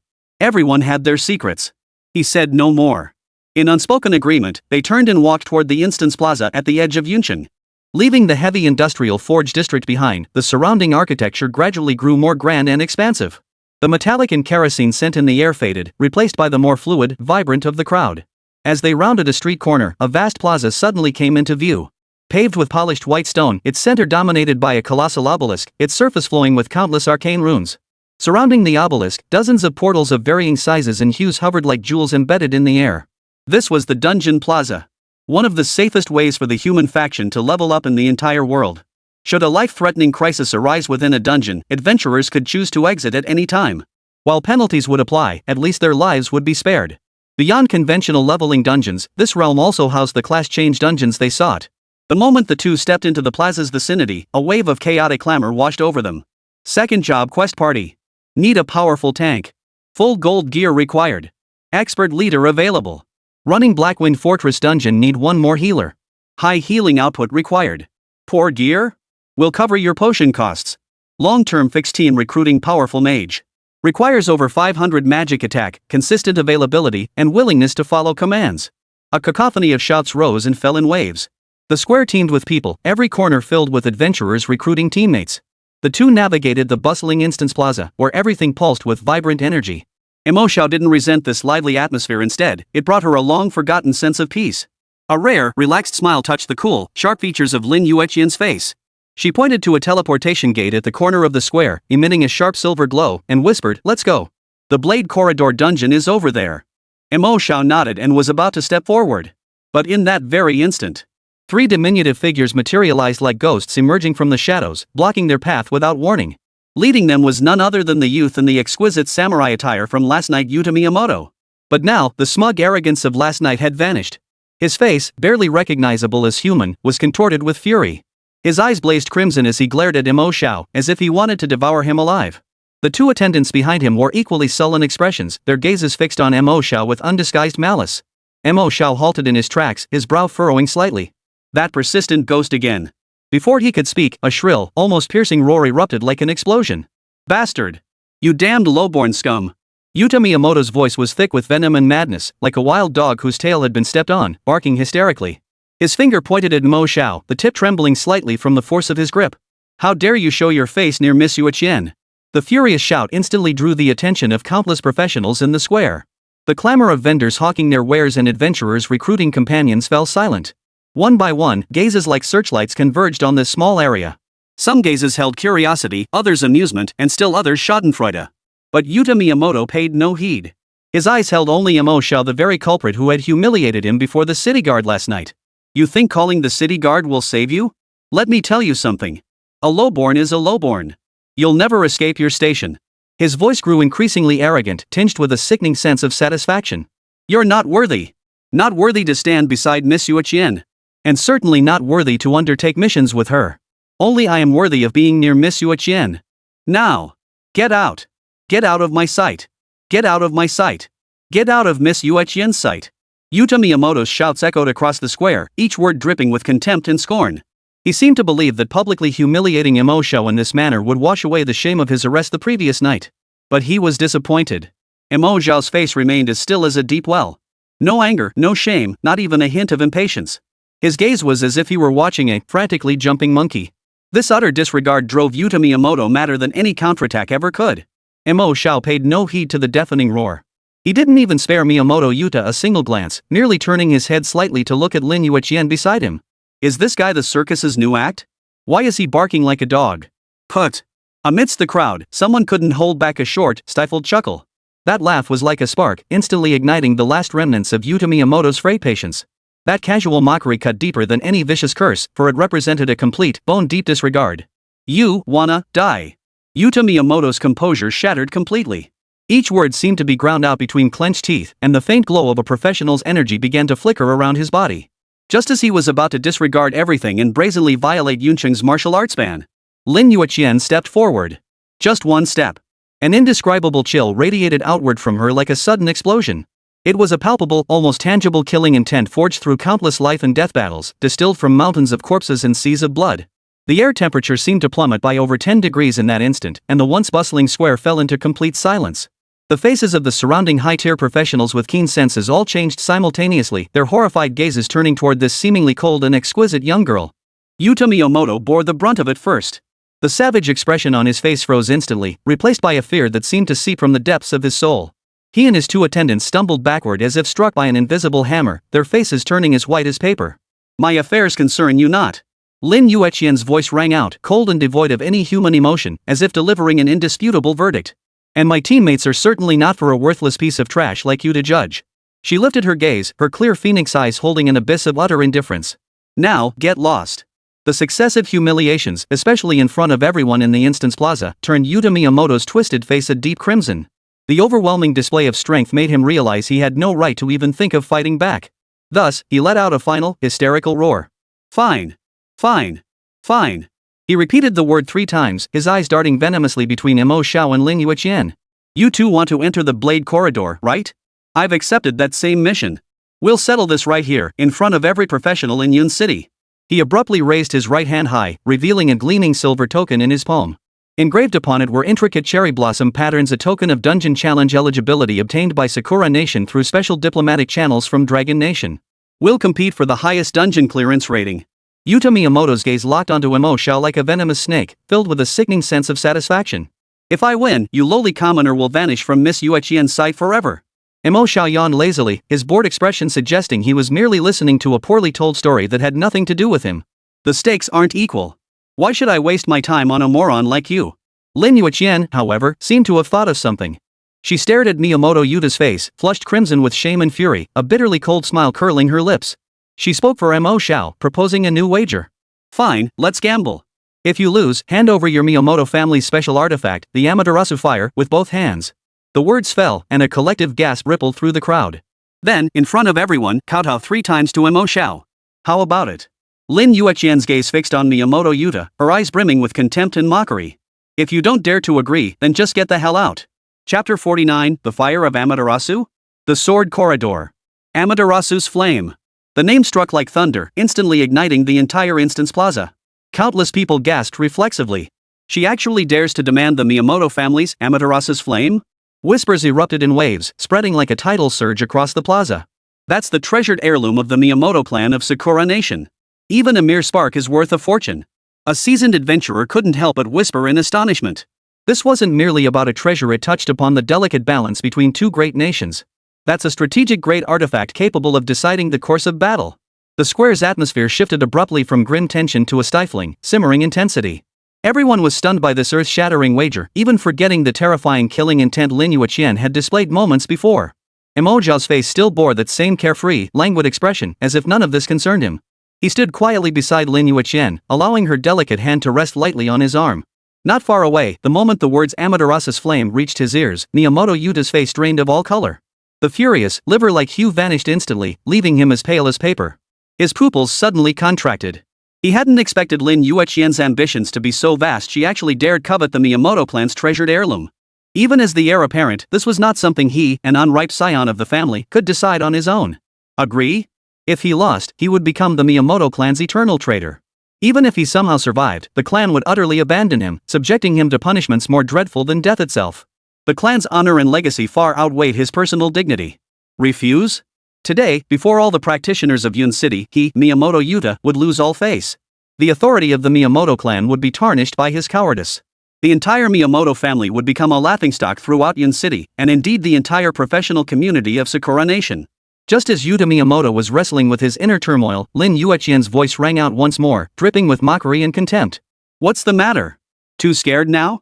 Her voice was light and airy, yet it felt like an invisible slap, stinging Miyamoto Yuta's face. She didn't even bother to glance at his pale, flushed face.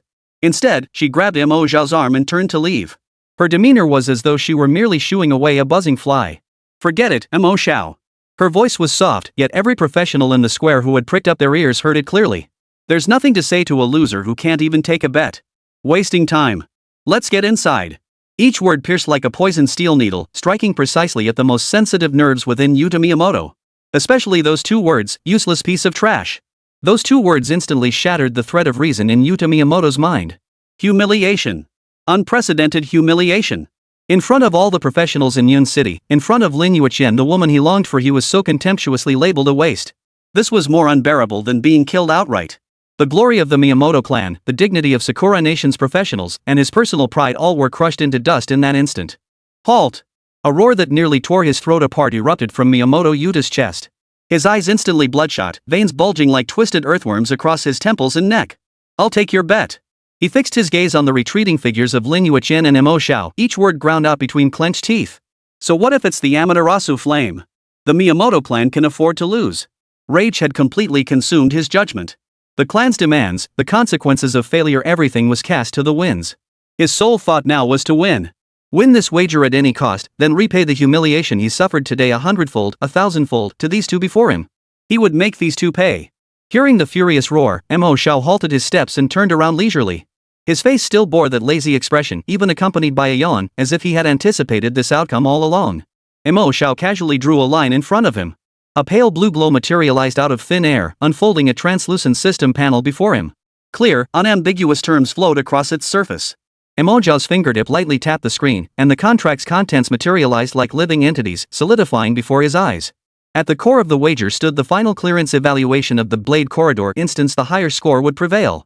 The loser would not only surrender the Miyamoto clan's treasured heirloom, the Amaterasu flame, but also kowtow 3 times before the winner in front of everyone.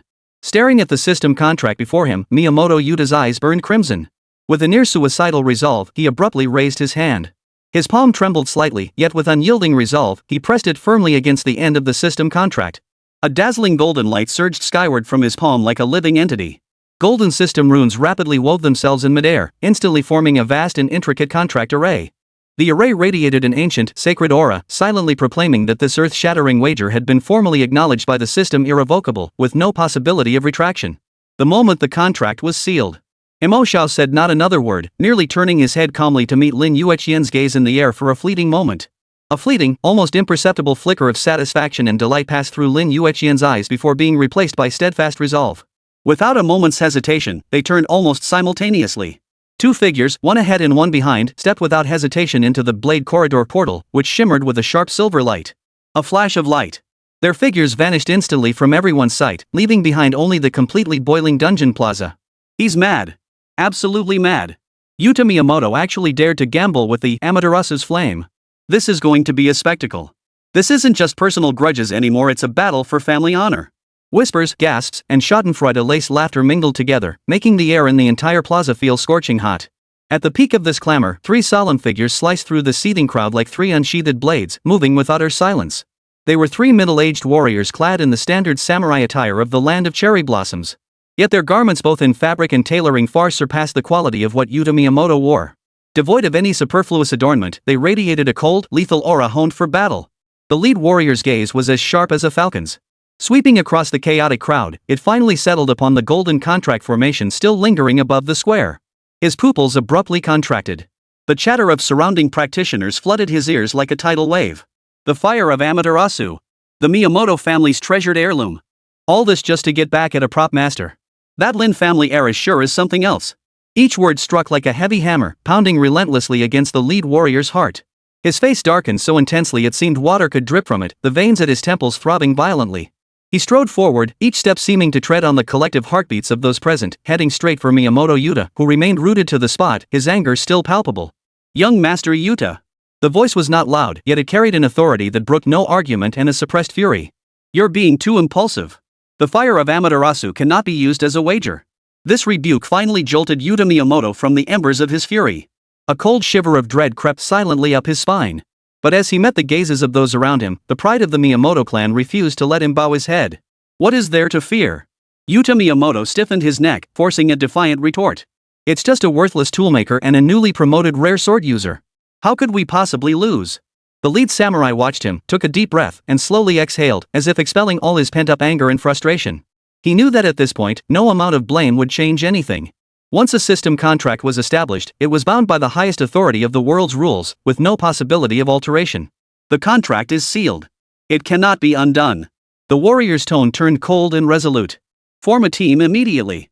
We must secure the highest possible evaluation. Hurry! He flicked his hand sharply, instantly sending a party invitation to Yuta Miyamoto and their 2 other companions. Without a moment's hesitation, all 4 accepted almost simultaneously. They had to crush through with overwhelming strength before Mo Xiao and Lin Yueqian established an irreversible clear record. The next second, this elite squad from the land of cherry blossoms transformed into 4 streaks of light, charging into the portal of the Blade Corridor. As they vanished, the atmosphere in the Instance Plaza finally reached its peak. All eyes instinctively converged on the massive light screen beside the Instance entrance. There, displayed, was the Instance Clear leaderboard. Every team that entered the Instance had their progress and evaluations displayed in real time upon it. This monumental gamble, one that would determine the prestige of great clans and the fate of national treasures, had only just begun.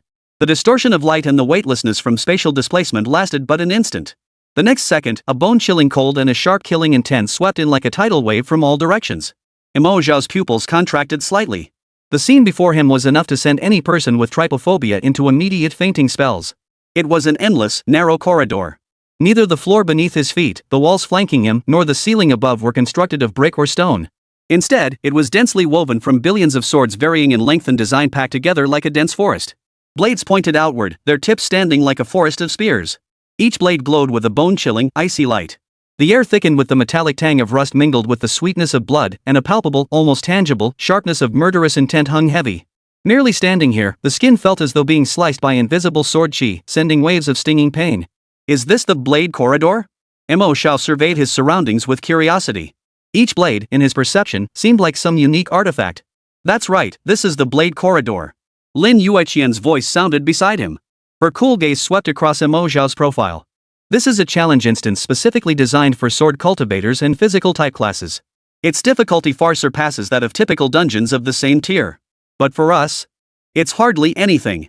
Lin Yueqian's tone remained as steady as ever. Her eyes radiated confidence. This confidence stemmed from her countless familiarizations with this dungeon in her previous life. Oh, right. Mo Xiao's thoughts quickly snapped out of the awe-inspiring surroundings. He looked at Lin Yueqian. His eyes flashed with an inquiring light. What exactly is this Amaterasu's fire you mentioned earlier? From what I overheard, the Miyamoto family seems to place great importance on it. He recalled the whispers among the professionals in the square. That uncontrollable mix of awe and schadenfreude. Lin Yueqian smiled faintly. The fire of Amaterasu is a flame unique to the gods in the mythology of Sakura Nation. Of course, knowing how well off the cherry blossom people are, once we win this time, they'll only give us a single spark. She explained. But even as a mere spark, it possesses 2 extremely rare properties. The first is eternal flame. This means it can provide an endless energy core for your artifacts, even capable of manifesting flames from nothingness. The second, and most crucial point.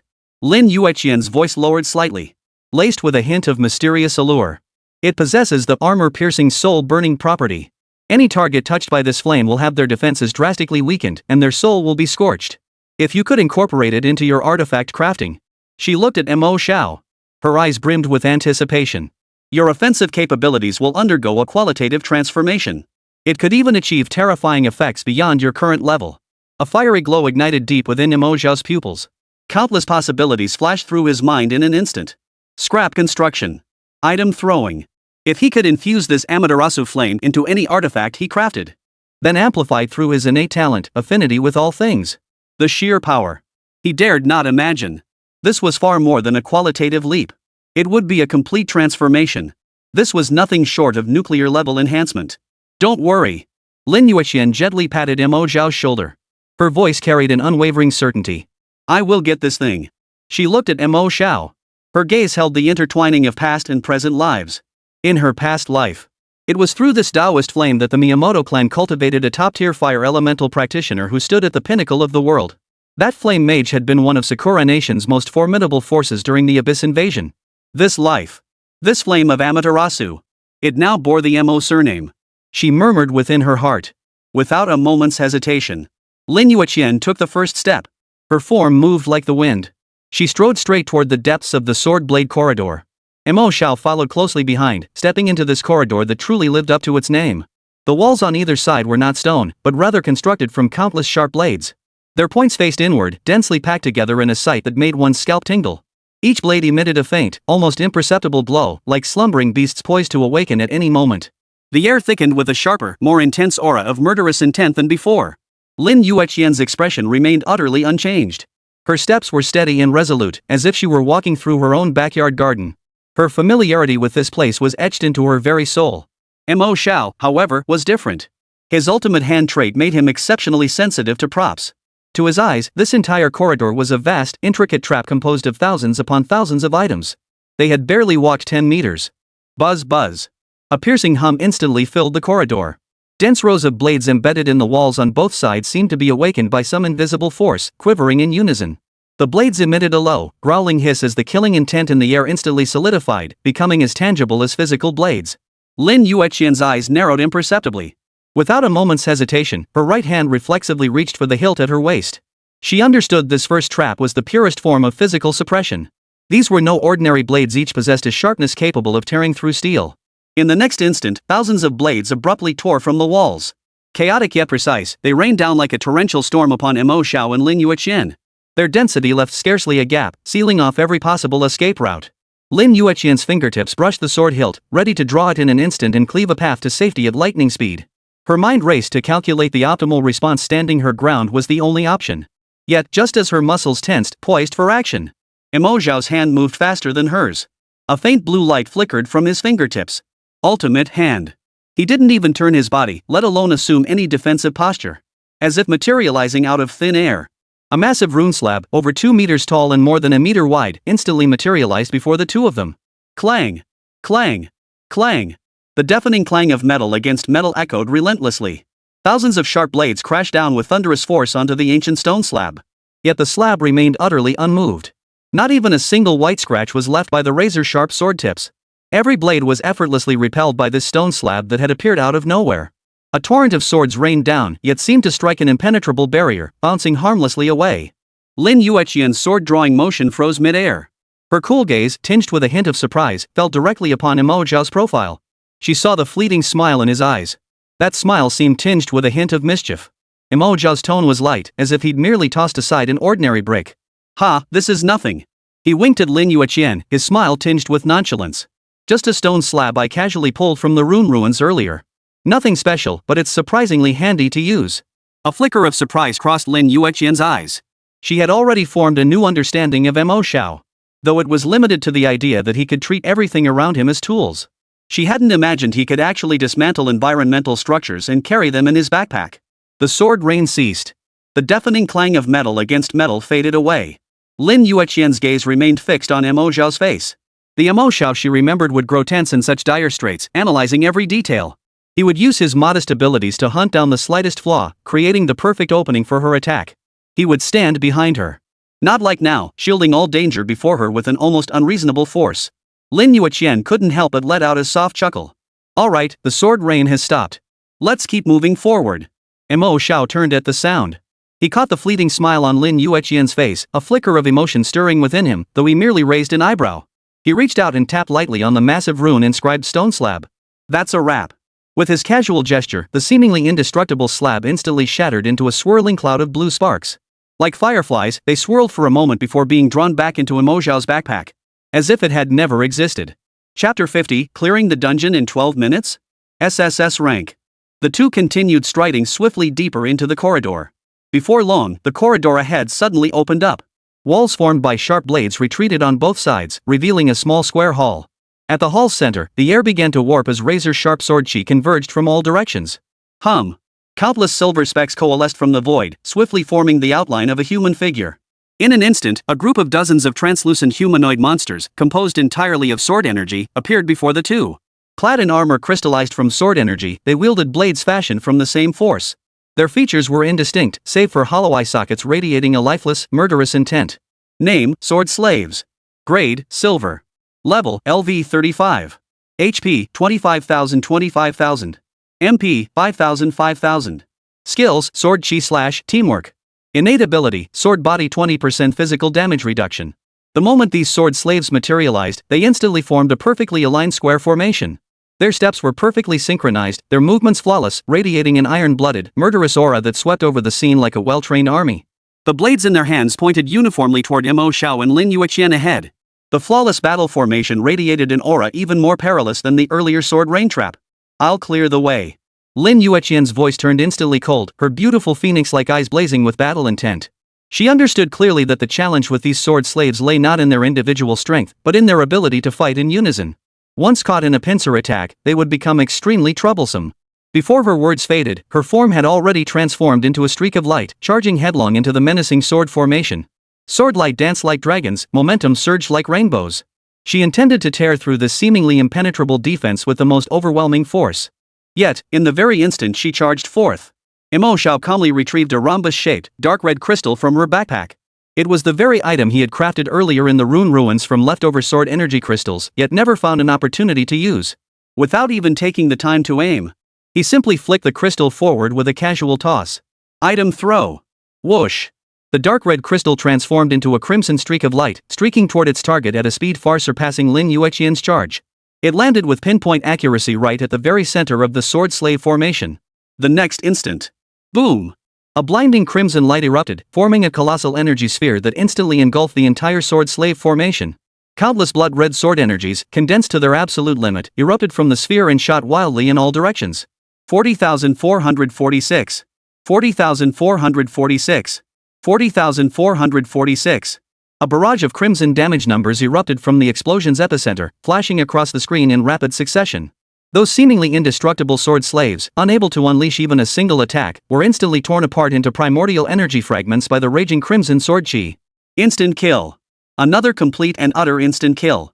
Lin Yueqian's charging figure abruptly halted mid-stride. Maintaining her sword-drawing stance, a fleeting look of bewilderment flashed across her cold, composed face. Then, that surprise dissolved into a helpless, wry smile. Gazing at the empty space before her and the glittering loot scattered across the ground, she couldn't help but smile wryly. I almost forgot yesterday's props weren't used up yet. She sheathed her sword and walked back to Mo Xiao, her tone carrying a hint of lightheartedness and teasing she hadn't even noticed herself. Alright, now that we've cleared this hurdle, it's time for my cheat code to make its entrance. Lin Yueqian winked playfully before turning and leading Mo Xiao toward a wall on the side of the hall.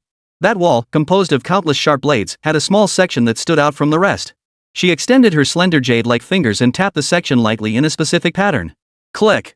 A crisp mechanical click sounded as the sword wall silently slid inward, revealing a narrow, dim passageway barely wide enough for one person to squeeze through. Mo Xiao stared at the passageway, a question forming in her mind. Going this way won't skipping the monsters behind us affect our clearance rating? Lin Yueqian turned back, her clear eyes sparkling with understanding. Don't worry. The final dungeon evaluation only considers two metrics, total completion time and efficiency in defeating the final boss. As for these minor monsters, whether you kill more or fewer has almost no impact on the rating. Mo Xiao instantly understood. So that's how it was. He hesitated no longer, his mind racing. Ultimate hand. An invisible force field activated instantly, transforming all the equipment and materials dropped by the sword slaves on the ground into streaks of light, which were completely absorbed into his backpack. Only after completing this did he follow Lin Yueqian into the deep, peculiar secret passageway. Inside the passageway, it was even narrower than the corridor outside. The sword walls on either side seemed to press in, while the blades overhead hung so low they nearly brushed against the scalp. Endless darkness surged from ahead, with only the faint outline of the path visible beneath our feet. There were no monsters here. Yet it felt more dangerous than any place infested with monsters. In her past life, Lin Yueqian had walked this path, each step as precarious as walking on thin ice. For the traps here left no trace. Whoosh! Without warning. A silver sword chi, condensed to its absolute limit, shot silently from the sword wall on the right, aiming straight for Mo Xiao's throat. Fast. So fast it didn't even disturb the air. Lin Yueqian's pupils suddenly contracted. Her body's instincts nearly triggered the activation of cloud body wind form. Yet Mo Xiao's movement was faster than her thought. He didn't even glance at the sword energy. He merely casually raised his right hand. An orange halo flashed across his palm. Ultimate hand. The terrifying sword energy, potent enough to pierce a gold-grade shield, abruptly halted less than half a meter from his throat. As if caught effortlessly in the palm of an invisible giant hand. The frenzied energy within the sword chi instantly became docile. The next second, the silver light faded. A diamond-shaped crystal, gleaming with a sharp brilliance, lay quietly in Mo Xiao's hand. Ding! You have obtained formless sword energy crystal silver grade. Mo Xiao waited briefly. Silver grade sword energy, huh? Not bad. He tossed the crystal into his backpack without a second thought. He turned his head to look at Lin Yueqian beside him, her face frozen in astonishment while still maintaining a guarded stance. What's wrong? Let's keep going. Lin Yueqian parted her red lips slightly, but in the end, it only turned into a faint, resigned chuckle. Right. How could she have forgotten again? With this man by her side, these so-called special traps were merely special props in disguise. The two continued forward. This death passageway, once filled with heart-stopping peril in her past life memories, had now completely transformed into a scenic corridor. The sharp blades that occasionally shot out from the walls, or the sword energy traps that appeared out of thin air without exception, every single one was effortlessly captured by Mo Xiao using his ultimate hand, transforming into various prop materials in his backpack. Lin Yueqian no longer bothered to maintain a guarded posture. She simply walked quietly beside Mo Xiao, watching him turn one deadly trap after another into his own spoils of war. Soon, a glimmer of light appeared at the end of the secret passage. The two emerged side by side, and the scene before them suddenly opened up. It was an incredibly grand circular hall. At its center stood a colossal throne forged from 10,000 legendary swords. Upon the throne, a colossal figure clad in ancient silver armor, towering 5 meters tall, lay in silent slumber. Merely seated there, a terrifying sword intent that commanded the world filled the entire space, thickening the air itself. Master of the Sword Gallery LV40 Gold Tier Boss. The instant the two stepped into the hall, the colossal form of the boss suddenly trembled. Roar! A roar that seemed capable of tearing souls apart thundered through the air. The entire hall shook violently, and 10,000 legendary swords upon the throne hummed in unison with a deafening roar. Yet, even as the deafening roar echoed through the chamber, Mo Xiao had already retrieved another assembled dark red crystal from his backpack. Without a moment's hesitation. Potential overload. He silently commanded. The magical energy within his body surged like a floodgate opening, violently pouring into the small crystal in his hand. 1000 MP. 1000 MP. Even his health began to plummet at a visible rate. 500 HP. 500 HP. The dark crimson crystal, infused with colossal energy, erupted with a light as deep and ominous as a black hole. Almost the instant the sword gallery master opened his eyes, Mo Xiao swung his arm. The crystal, condensed with destructive energy, transformed into an imperceptibly faint streak of light, slicing through space. No earth-shattering roar. Not even a flicker of energy collision. The streak of light merely touched lightly upon the rune-covered breastplate the sword hall master had just raised. The next instant, the sword hall master's roar abruptly ceased. The fury that had just ignited in its eyes was instantly replaced by boundless bewilderment and confusion. Then, a string of staggering, blood-red damage numbers so immense they felt hopeless slowly materialized above its head as it began to disintegrate. 2,358,840. Boom! Its massive form collapsed without completing a single movement, shattering into a sky filled with scattered points of light. Ding! Congratulations to you and your teammate Lin Yueqian for successfully defeating the gold tier boss Lord of the Sword Corridor. Calculating. Clear time evaluation. Kill efficiency evaluation. Congratulations on achieving an SSS-rank perfect evaluation. Congratulations on completing the second job advancement quest Blade Corridor. Congratulations on advancing to level 32.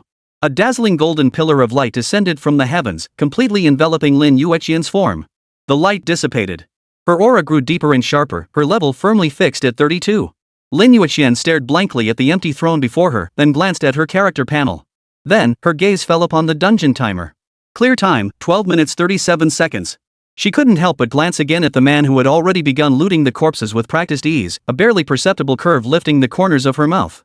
Mo Xiao tucked away the final dropped item and clapped his hands. He turned around and smiled at Lin Yueqian. Let's go. Time to collect our reward. Dungeon Plaza. Before the warped portal, the atmosphere had long shifted from initial clamor to a stifling mix of anxiety and anticipation. The eyes of the vast majority of adventurers were fixed intently on the massive instance projection screen and the entrance to the Blade Corridor, which shimmered with a sharp, silver light. News of that earth-shattering gamble had already spread throughout the entire plaza.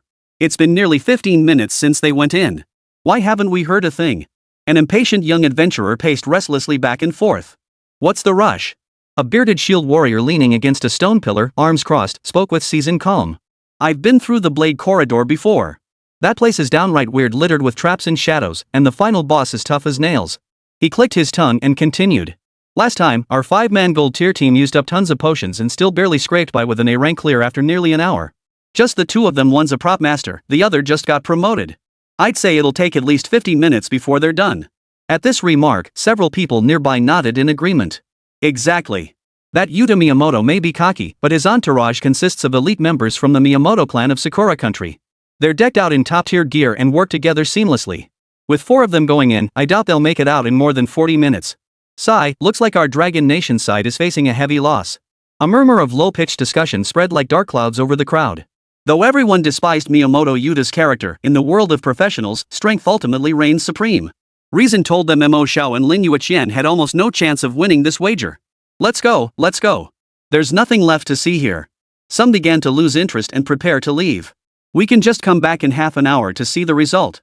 No point standing around waiting like fools. Exactly. The outcome's practically decided already. Might as well go farm a couple dungeons and earn some extra gold. An indescribable sense of defeat spread through the crowd. As Dragon Nation professionals, they desperately wanted Mo Xiao to win to crush the Cherry Blossom Nation brat into the dirt.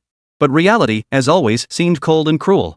Just as more and more people accepted this notion and prepared to turn away. Buzz. The Blade Corridor portal, which had remained calm and still, suddenly burst into a dazzling silver light without warning. The buzz of conversation across the square abruptly fell silent. Every movement froze as if paused, and all heads turned in unison, eyes fixed intently upon the blinding light. The light flickered. Two figures emerged from the portal, one ahead of the other, moving at a leisurely pace. It was Mo Xiao and Lin Yueqian. The entire square fell into a deathly silence. Everyone froze in shock.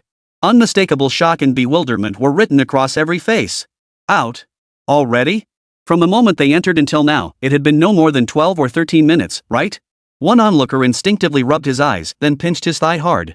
The sharp pain confirmed this wasn't an illusion. After a brief, deathly silence, a buzz of murmurs erupted from the crowd. What's going on? How could they come out so fast? Failed? They must have failed the challenge and been forcibly teleported out. I knew it. How could two people possibly win? What a huge embarrassment. Ugh. We lost. We actually lost to those cherry blossom people living the good life. A wave of defeatism, thicker than before, spread like a plague. Countless people beat their chests in frustration, their faces etched with disappointment and resentment. In their eyes, emerging so quickly could only mean one thing: failure. Yet, amidst this cacophony of frustration and despair, boom! At the center of the square, the massive dungeon clearance light screen suddenly erupted with dazzling golden light. The light was so dazzling, so blinding, it felt like a golden sun had risen over the square, instantly stinging everyone's eyes. Immediately after, a line of golden characters formed from system runes, radiating divine majesty, slowly materialized at the very top of the light screen like a miracle. Congratulations to the team of Mo Xiao and Lin Yueqian for successfully clearing the second-tier instance Blade Corridor. Clear time, 12 minutes 37 seconds. Final rating, SSS-rank perfect. Congratulations to this team for shattering the historical clear record of Blade Corridor. New record established. Upon the light screen, the previous fastest clear record 42 minutes and 18 seconds held by the Yunqing First Squad was ruthlessly erased. Replacing it was a blazing, startlingly golden number. 12 minutes and 37 seconds. SSS rank. Time seemed to freeze completely in that instant. Space itself fell into absolute, deathly silence. Across the entire instance plaza, thousands of adventurers, whether preparing to leave, beating their chests in frustration, or gloating over others' misfortune, all froze in the same stunned, ghost-staring expression. The shield warrior who had earlier declared with absolute certainty that it would take at least 50 minutes now stood with his mouth agape, jaw nearly dislocated and hanging to the floor. His massive shield clattered to the ground, but he remained utterly oblivious. A full dozen seconds passed. Holy! A roar that nearly tore through the throat erupted from some corner, like a spark igniting a barrel of gunpowder. The next second, the entire instance plaza erupted into chaos. Chapter 51, The Fire of Amaterasu, a mission no one has ever successfully completed. You gotta be kidding me. 12 minutes? SSS rank? Is this ING Blade Corridor? Not some beginner's slime playground? 2 people. They only had 2 people. Back in the day, Yunqing's top team had 5 fully geared up members who downed over a dozen top-tier potions just to barely scrape out an A rank. That item craftsman. Isn't that a useless class? How the hell did they pull this off? The dungeon plaza erupted from dead silence into deafening clamor. Doubt, shock, ecstasy, a whirlwind of emotions coalesced into a feverish roar, threatening to shatter the very dome of the plaza. The shield warrior who had earlier declared Mo Xiao and his partner would need at least 50 minutes stood frozen in place, utterly dumbfounded. The massive shield in his hands had long since slipped to the ground, smacking against his instep, yet he remained utterly oblivious. The pent-up frustration and disappointment that had gripped the crowd at the thought of their comrade's possible defeat vanished in an instant. ING awesome. Absolutely ING awesome. This is how Dragon Nation professionals should be. Screw whatever genius from Cherry Blossom Nation, they're trash compared to us. She really won. Ha ha ha. The Lin family's eldest daughter truly lives up to her name. What a stunning victory. Amidst this thunderous uproar, Mo Xiao turned his head to glance at Lin Yueqian beside him, shrugging helplessly. Seems like we might have gotten a little too loud. A radiant smile curved the corners of Lin Yueqian's cool lips. She quietly studied Mo Xiao's profile. Flashy? No. This was nowhere near enough. She would make the entire world know how exceptional the man she, Lin Yueqian, had chosen truly was. You deserve this. She murmured softly, her hand resting on Mo Xiao's arm tightening slightly without her noticing. Feeling Lin Yueqian's movement, a hint of resignation flashed in Mo Xiao's eyes. What I deserve? This young lady still hadn't realized that in others' eyes, he was nothing more than an accessory. Everything happening now belonged to her. Just as the square's atmosphere reached its peak. The portal belonging to the blade corridor once again flickered with silver light. 4 figures stumbled out of the portal. It was Yuta Miyamoto and his 3 attendants. All 4 were utterly disheveled. Their once fine samurai armor was now torn and tattered, caked in dust and dried blood. Each bore wounds, gasping for breath in heavy, ragged heaves, clear signs of a brutal, bloody battle. Yuta Miyamoto lifted his head and immediately spotted Mo Xiao and Lin Yueqian standing in scathe not far away, their clothes still immaculately neat. He froze for a moment, then a savage, triumphant grin spread across his face. "Ha, you lowly commoners! Crawling out so fast? Couldn't even beat the sword slaves in the first room? Got kicked out right away?" His voice was hoarse from exhaustion, yet it still carried that bone-deep arrogance. He thought he had it in the bag. His team had pushed themselves to the limit, even resorting to their clan's secret potions, just barely clearing the dungeon within 30 minutes. He couldn't believe these 2 could be faster than them. Yet the moment his words left his mouth, he sensed the eerie shift in the surrounding atmosphere. Instead of showing disappointment, the Dragon Nation players stared at him with pitying eyes, the kind reserved for fools or the dead. A sudden, ominous foreboding gripped Yuta Miyamoto's heart. He instinctively followed the collective gaze and looked up at the light screen in the center of the plaza. The next second, the sneer on his face froze solid. His eyes, bloodshot with rage, suddenly widened, the eyeballs nearly bulging from their sockets. Clear time, 12 minutes 37 seconds. Final rating, SSS class perfect. Those rows of golden, fiery system text pierced his pupils like the sharpest blades, piercing straight through his soul. No. Impossible. Yuta Miyamoto's lips began to tremble. In an instant, all color drained from his face, leaving him as pale as paper. It's fake. This has to be fake. The system malfunctioned. He pointed at the light screen, letting out a hysterical roar, his voice sharp and distorted from sheer terror and disbelief. The 3 samurai behind him also witnessed the miraculous completion record. The middle-aged warrior at their head jerked violently, his stern face instantly turning ashen. He was finished. Young Master Yuta was finished. This time, the Miyamoto family had lost all face before the entire city of Yunqing, indeed before the whole of Dragon Nation. The thunderous cheers that had filled the square abruptly transformed. It became a roar filled with mockery and contempt. Ha ha ha ha. That's hilarious. Who was it just now saying they had this in the bag? Still talking big, little Jap? Does your face hurt? What goes around comes around. Hurry up and honor your bet. Amidst this endless barrage of taunts, a brilliant golden pillar of light descended from the heavens, enveloping Yuta Miyamoto with pinpoint precision. That was the power of the system contract. Cold, majestic, and utterly inescapable. A translucent golden contract slowly unfolded before him, each clause radiating an aura of sacred inevitability. Lin Yueqian stepped forward. Just one step. Her cool, clear voice instantly silenced the entire hall. Yuta Miyamoto. The stakes. For simple words, yet they struck like 4 heavy hammers, crashing down on the hearts of Miyamoto Yuta and his 3 attendants. The lead middle-aged warrior's face twisted in shock. He abruptly stepped in front of Yuta Miyamoto and bowed deeply to Lin Yueqian. "Miss Lin. Young Master Yuta is young and ignorant. He committed this grave error in a moment of rashness. The fire of Amaterasu concerns the very foundation of our Miyamoto clan. We implore your mercy. We are willing to compensate you with anything else." Before he could finish, a lazy voice cut him off. "System contract. You intend to breach it?" Mo Xiao yawned, her seemingly casual eyes glancing casually at the middle-aged warrior. "Have you considered the consequences?" A simple sentence struck the middle-aged warrior like lightning, his body stiffening abruptly. Breach the system contract? That meant their professional status would be stripped by the system, all attributes and skills reset to 0, leaving them utterly useless. Such consequences were unbearable not just for him, but even the head of the Miyamoto family himself couldn't afford to face them. The last trace of color drained from the middle-aged warrior's face. He turned in despair, gazing at the utterly devastated figure of Miyamoto Yuta behind him, and dejectedly stepped aside. It's over. Everything was over. Yuta Miyamoto's entire body shook violently. Under the gaze of thousands in the arena and the crushing weight of the system contract's authority, his laughable pride was crushed into dust. Tears of humiliation slid uncontrollably from the corners of his eyes. His trembling right hand fumbled desperately within his storage space. The next moment, a fist-sized orb appeared in his palm. Its core was pure gold, yet its outer flames burned with ominous black fire. Amaterasu's flame subflame.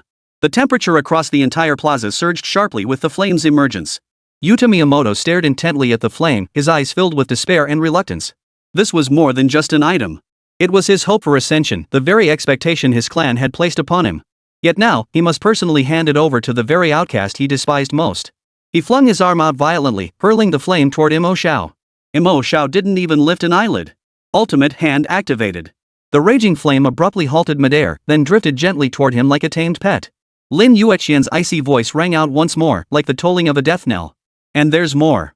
Those two words shattered the last remnants of Yuta Miyamoto's mental resolve. His body went limp. With a thud, his knee slammed onto the cold, hard stone slab. The gazes of the entire crowd pierced him like knives, slicing away at his dignity. Kneel! Kneel! Kneel! The crowd's roar surged like a torrent, completely engulfing him. Yuta Miyamoto clenched his teeth so hard his gums bled. He raised his head, his eyes filled with venomous hatred, fixing one last look upon Mo Xiao. Then, with a heavy thud, he slammed his forehead against the ground. Thud! The dull thud echoed across the square. Thud! Blood trickled down the side of his forehead. Thud! That final blow to the head, dull and humiliating, seemed not to strike the ground but to pound against everyone's heart. The entire dungeon square fell into an eerie, momentary silence. Then, like a volcano reaching its peak, it erupted with a thunderous roar. Good! Kneel well! Louder! Ha ha ha ha! This is what happens when you cross us dragon country people. Waves of mocking laughter crashed over Yuta Miyamoto and his three attendants like an invisible tidal surge, washing away the last shred of their dignity. The lead middle-aged warrior, his face ashen, forcibly helped the dazed and hollow-eyed Yuta Miyamoto to his feet. His gaze swept venomously over Mo Xiao. Then, without another word, they pushed through the crowd like stray dogs, fleeing in disarray under the contemptuous yet gleeful stares of the onlookers.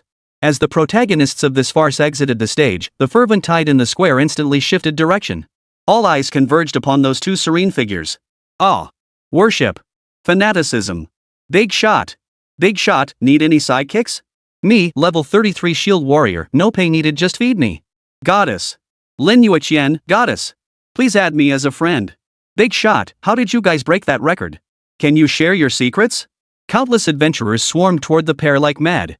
Mo Xiao's brow furrowed involuntarily. This feeling of being the center of attention made him uncomfortable all over, more unbearable than facing a golden boss. In his previous life, he'd been just another nameless office drone, most skilled at minimizing his own presence. Just as he prepared to drag Lin Yueqian away, Lin Yueqian beside him stepped forward half a pace. An invisible, icy aura quietly radiated outward from her. It wasn't murderous intent, but a detached aloofness born of superiority, an aura that brooked no intrusion.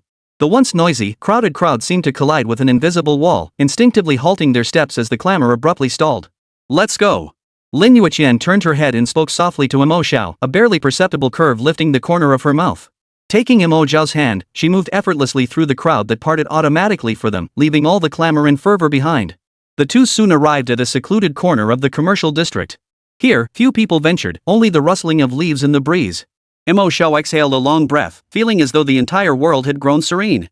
A thought flashed through his mind, and he retrieved the newly acquired prize from his backpack. Amaterasu's flame subflame. A flame the size of a fist floated silently in the palm of his hand. Its core was a pure, sun-like golden brilliance. Yet the outer flames burned with strands of ink black emanating an ominous aura.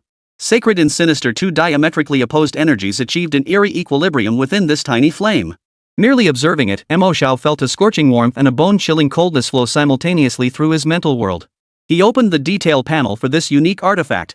Name, Amaterasu's Flame Subflame. Grade, Brilliant. Type, Single-Use Consumable. Effect 1, Eternal Flame.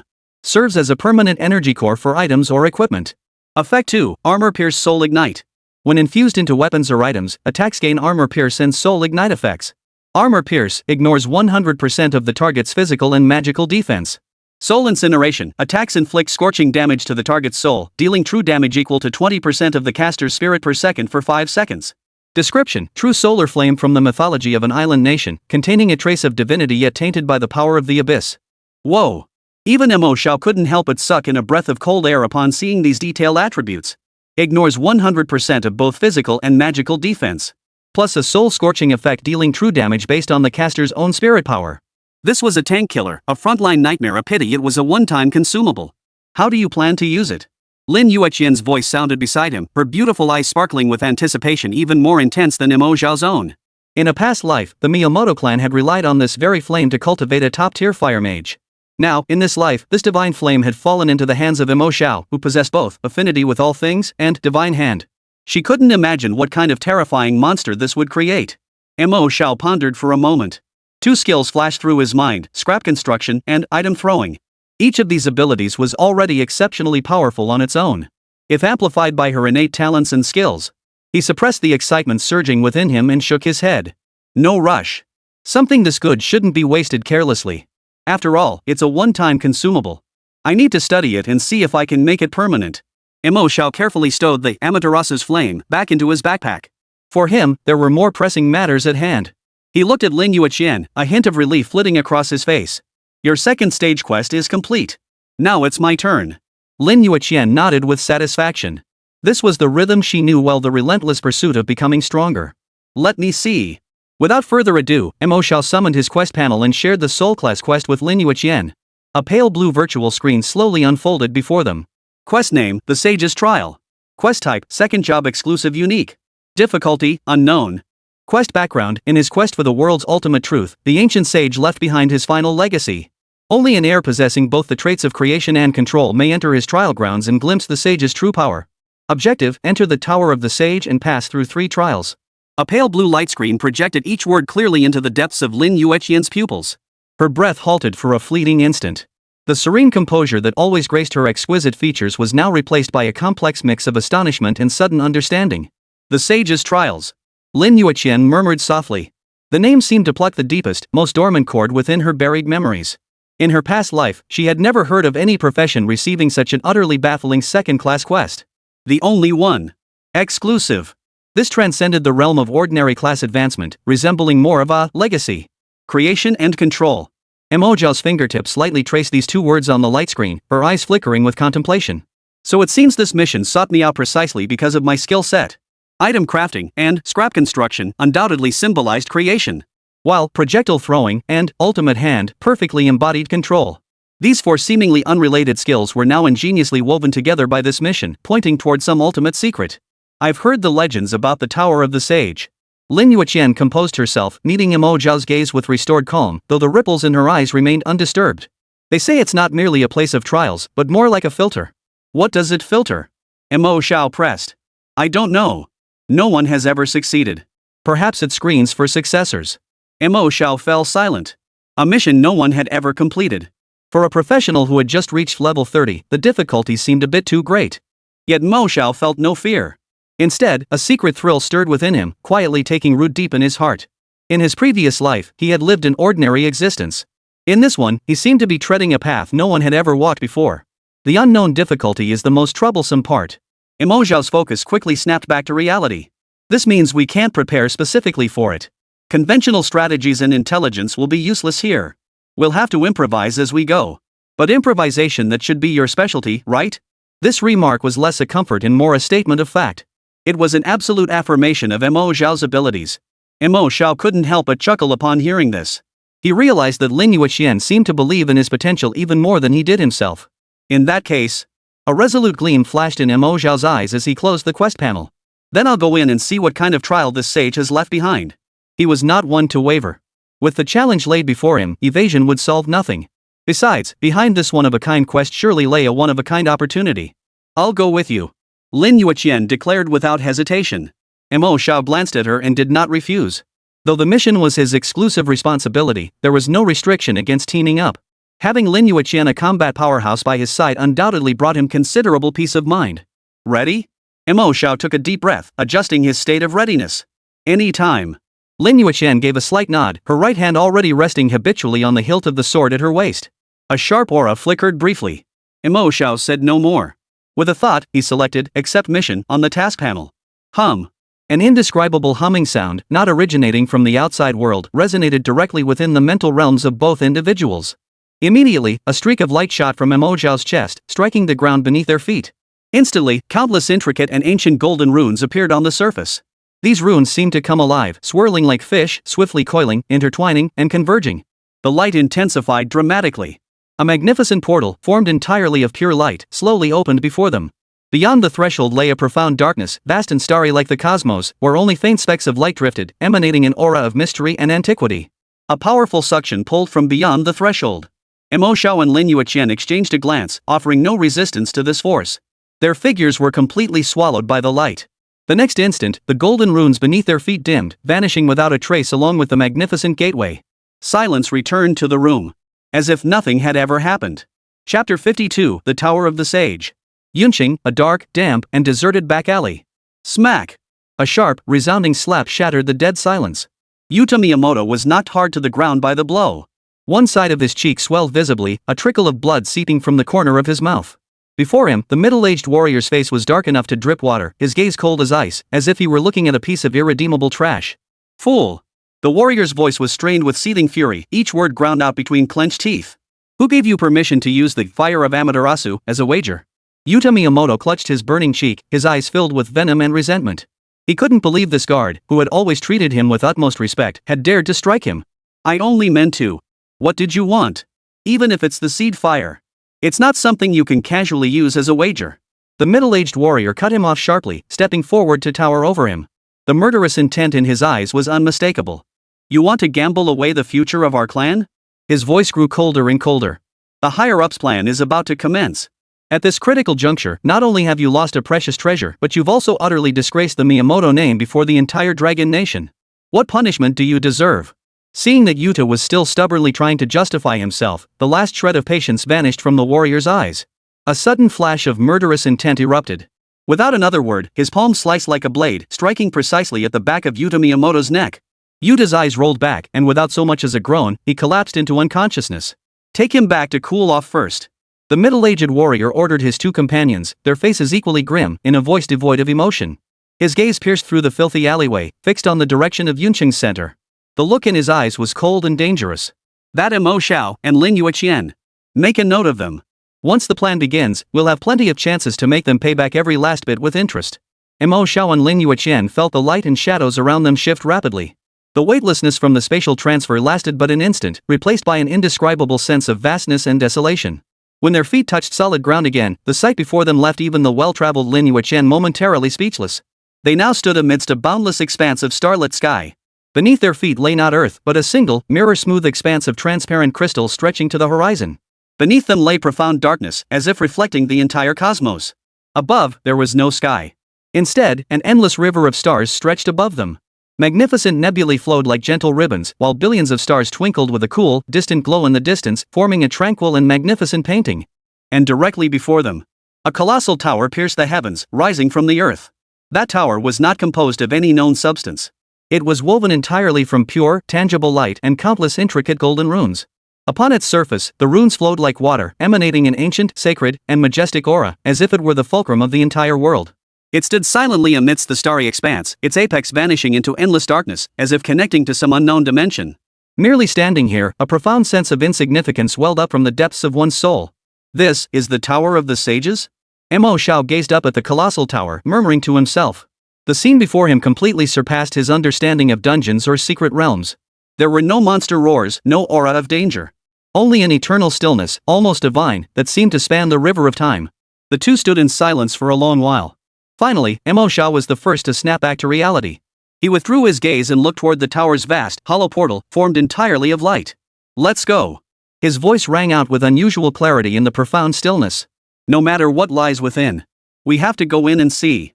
Besides, it's my second-tier instance after all. I doubt it can be that difficult.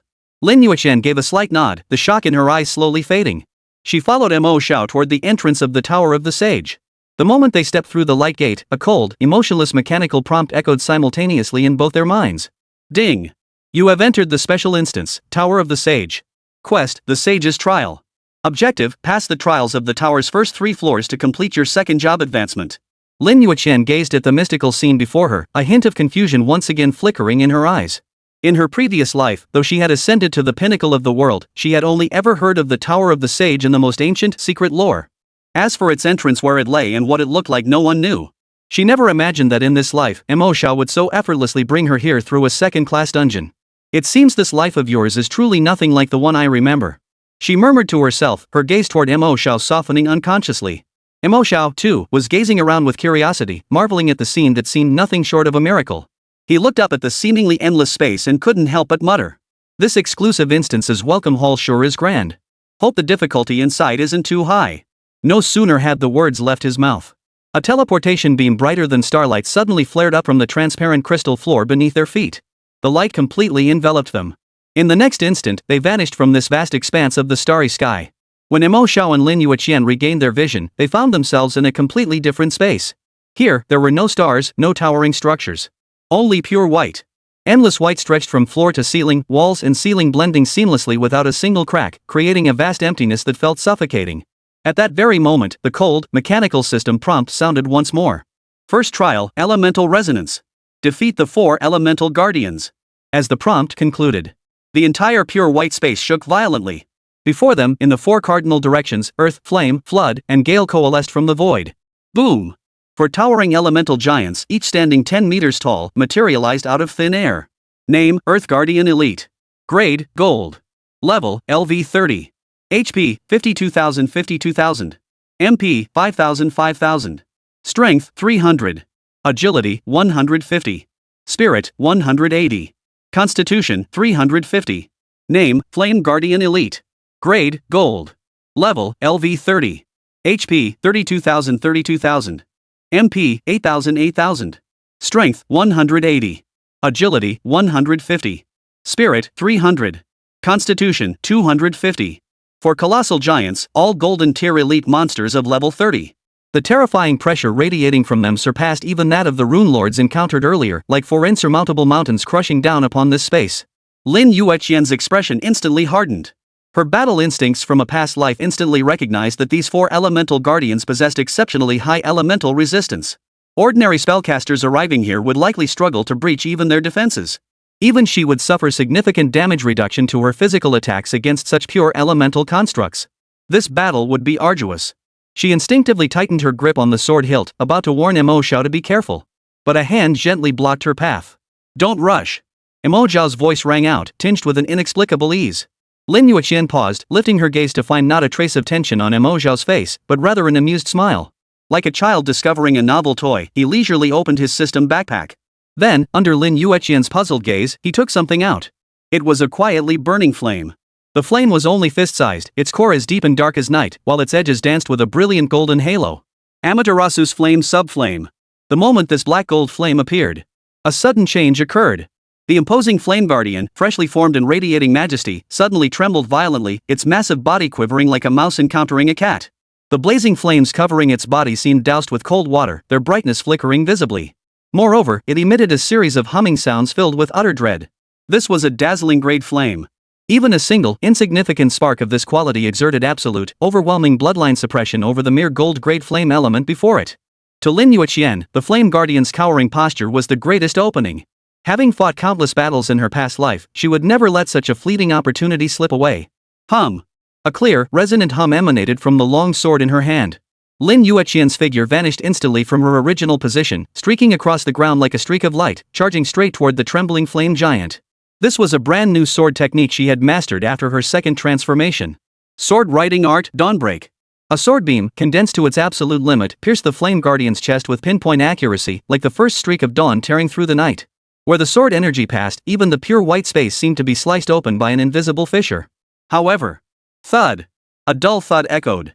The sword light sank precisely into the flame guardian's chest, forged from molten rock and searing flames. There was no explosion as expected. No damage numbers appeared. The colossal flame giant collapsed like a punctured balloon, its fiery body instantly collapsing inward before extinguishing completely. Immediately afterward, a stone block, flickering with an eerie crimson glow, was forcibly expelled from its chest, tumbling backward with a clatter. Lin Yueqian halted nearby, sword still drawn, her face frozen in utter bewilderment. Physical attack ineffective? This was no ordinary monster. They were pure elemental aggregates, no flesh, no vital points. In the split second Lin Yueqian froze. Mo Xiao moved. His reaction was almost instinctive, an instinct unique to artifact masters. Over here. He barked the command, his right hand reaching out into the void. Ultimate Hand LV2 activated. An orange glow flared from his palm as an ethereal giant hand, formed from pure energy, materialized out of thin air.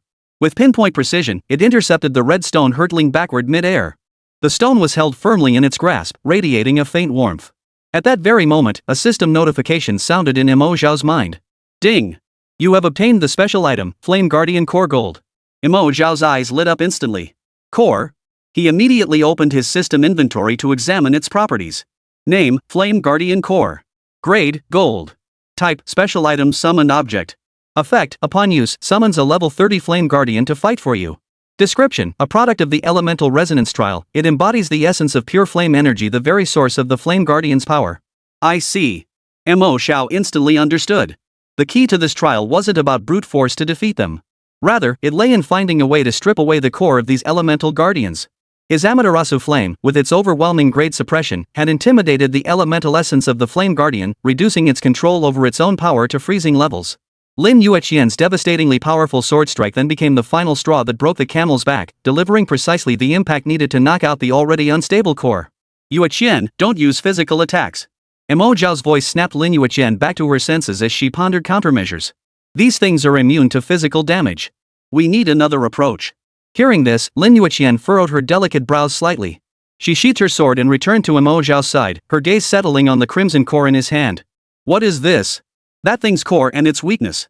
Mo Xiao gave the stone in his hand a gentle shake, a relaxed smile spreading across his face.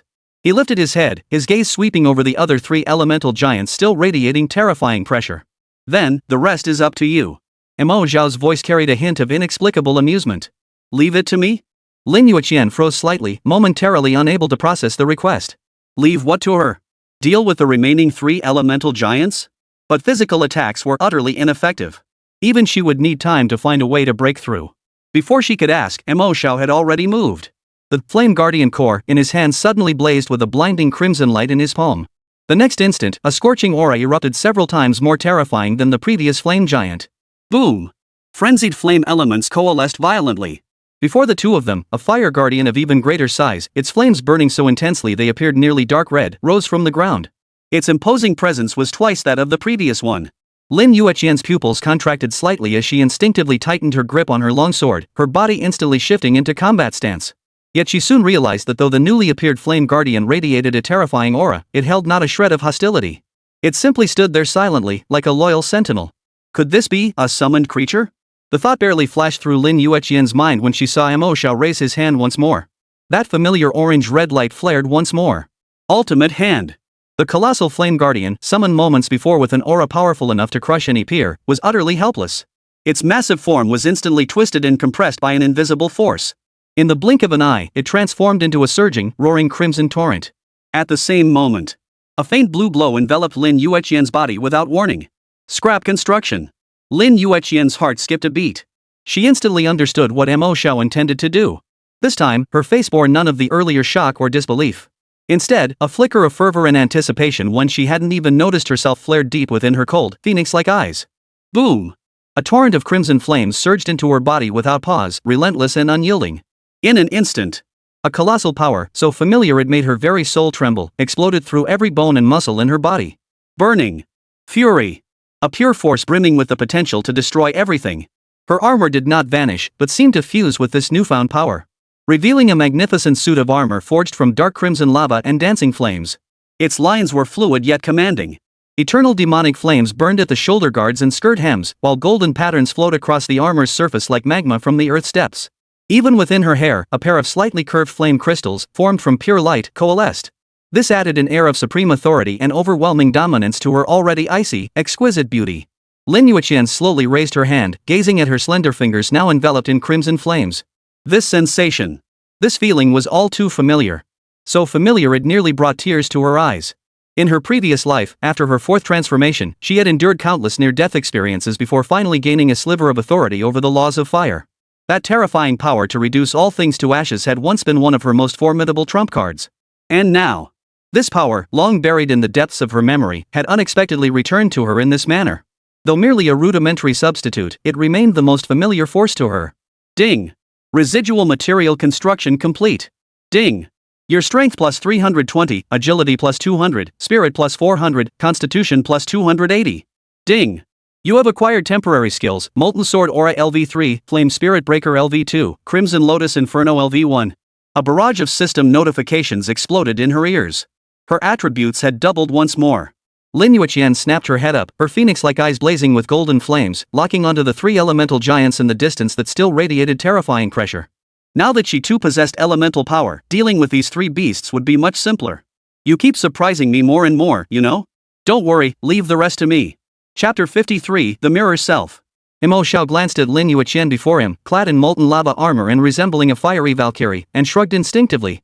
He glanced at the three elemental giants standing guard in the distance, silently calculating in his mind.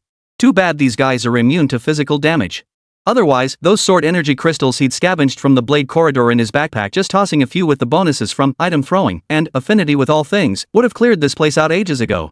No need for all this hassle. He kept these thoughts to himself, yet Lin Yueqian seemed to sense his ease and confidence as if they shared a telepathic connection. Her phoenix-like eyes, burning with golden flames, suddenly swept across to meet his. Within them, a hint of inexpressible irritation flickered. Lin Yueqian felt a pang of frustration.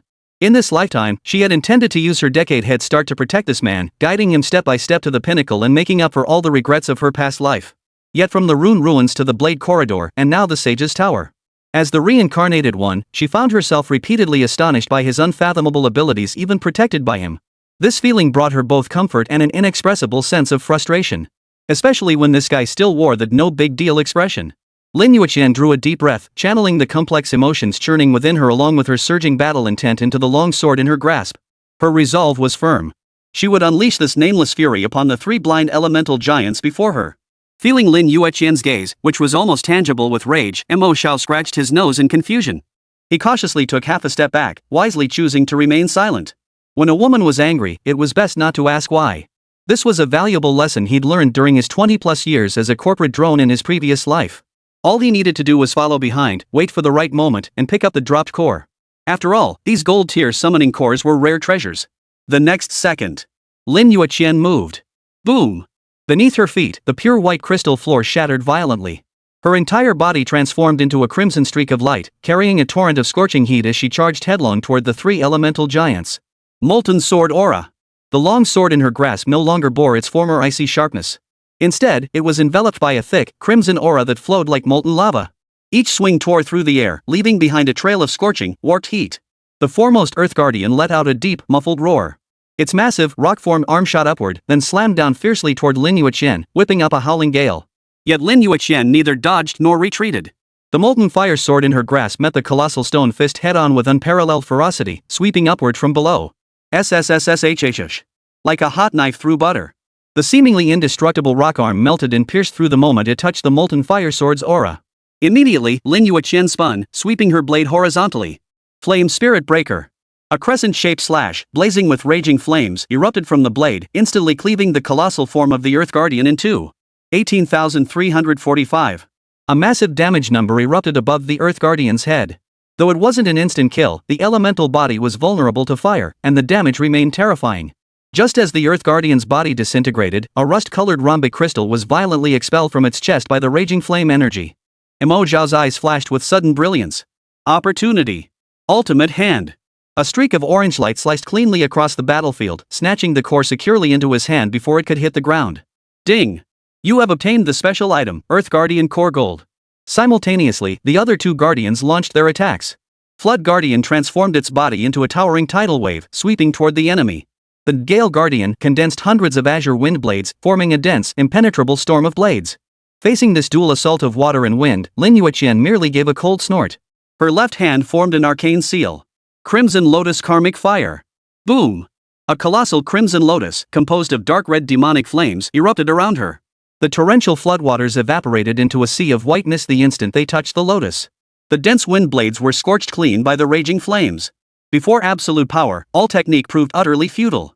Lin Yueqian, now wielding the power of flame, combined with her combat skills honed to perfection, became an unstoppable killing machine. The entire battle lasted less than 10 minutes. When the final Storm Guardian's body was reduced to ashes in the Crimson Lotus Inferno, leaving only a jade-green core caught securely by Mo Xiao.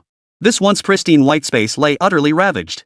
The overwhelmingly imposing lava battle armor on Lin Yueqian slowly dissipated its scorching aura. She returned to Mo Xiao's side, sword in hand. The exhilarating battle had lifted her spirits considerably, washing away any lingering frustration. This feeling is truly satisfying. Her phoenix-like eyes flickered with lingering satisfaction as she regarded the three elemental cores of varying colors in Mo Xiao's hand. Your scrap construction ability confused 3 items, right? How about making me another one? Mo Xiao shrugged helplessly at her suggestion. Miss, you wish. Once I summoned that Flame Guardian, its core was depleted. It's a one-time use item. He waved the 3 new cores in his hand. We can't waste these precious things like that. Once we get back, find a decent equipment base and fuse these cores into it as materials. That's how you get a permanent upgrade. Your current form is certainly handsome, but it's a shame it only lasts an hour. Once the time's up, it's gone. What a pity. Hearing Mo say lucky, Lin Yueqian couldn't help but smile. Mo Xiao's penny-pinching mentality, that miserly rat mentality that would split a copper coin in two to save a few cents, was all too familiar. In his previous life, he'd been exactly the same. No matter what it was, whether he needed it right away or not, his first instinct was always to hoard it. It would come in handy someday. It was precisely this habit that allowed him to pull all sorts of unexpected items from his small storage space, turning the tide of battle at critical moments. Alright, I'll listen to you. Lin Yueqian's tone softened unconsciously. She looked at Mo Xiao, her eyes brimming with an unmistakable warmth. Now that we've dealt with the 4 minor monsters on this first level, shouldn't we head to the next one? Her words had barely left her lips. Buzz. Without warning, the entire pure white space erupted with dazzling teleportation light. The light enveloped them once more. The next second, the scene before their eyes abruptly shifted. The pure white ground beneath their feet vanished, replaced by an endless, profound darkness, as if they had returned to the starry sky beyond the tower. But this time, the magnificent starry rivers were absent. Only deathly silence. And countless mirrors.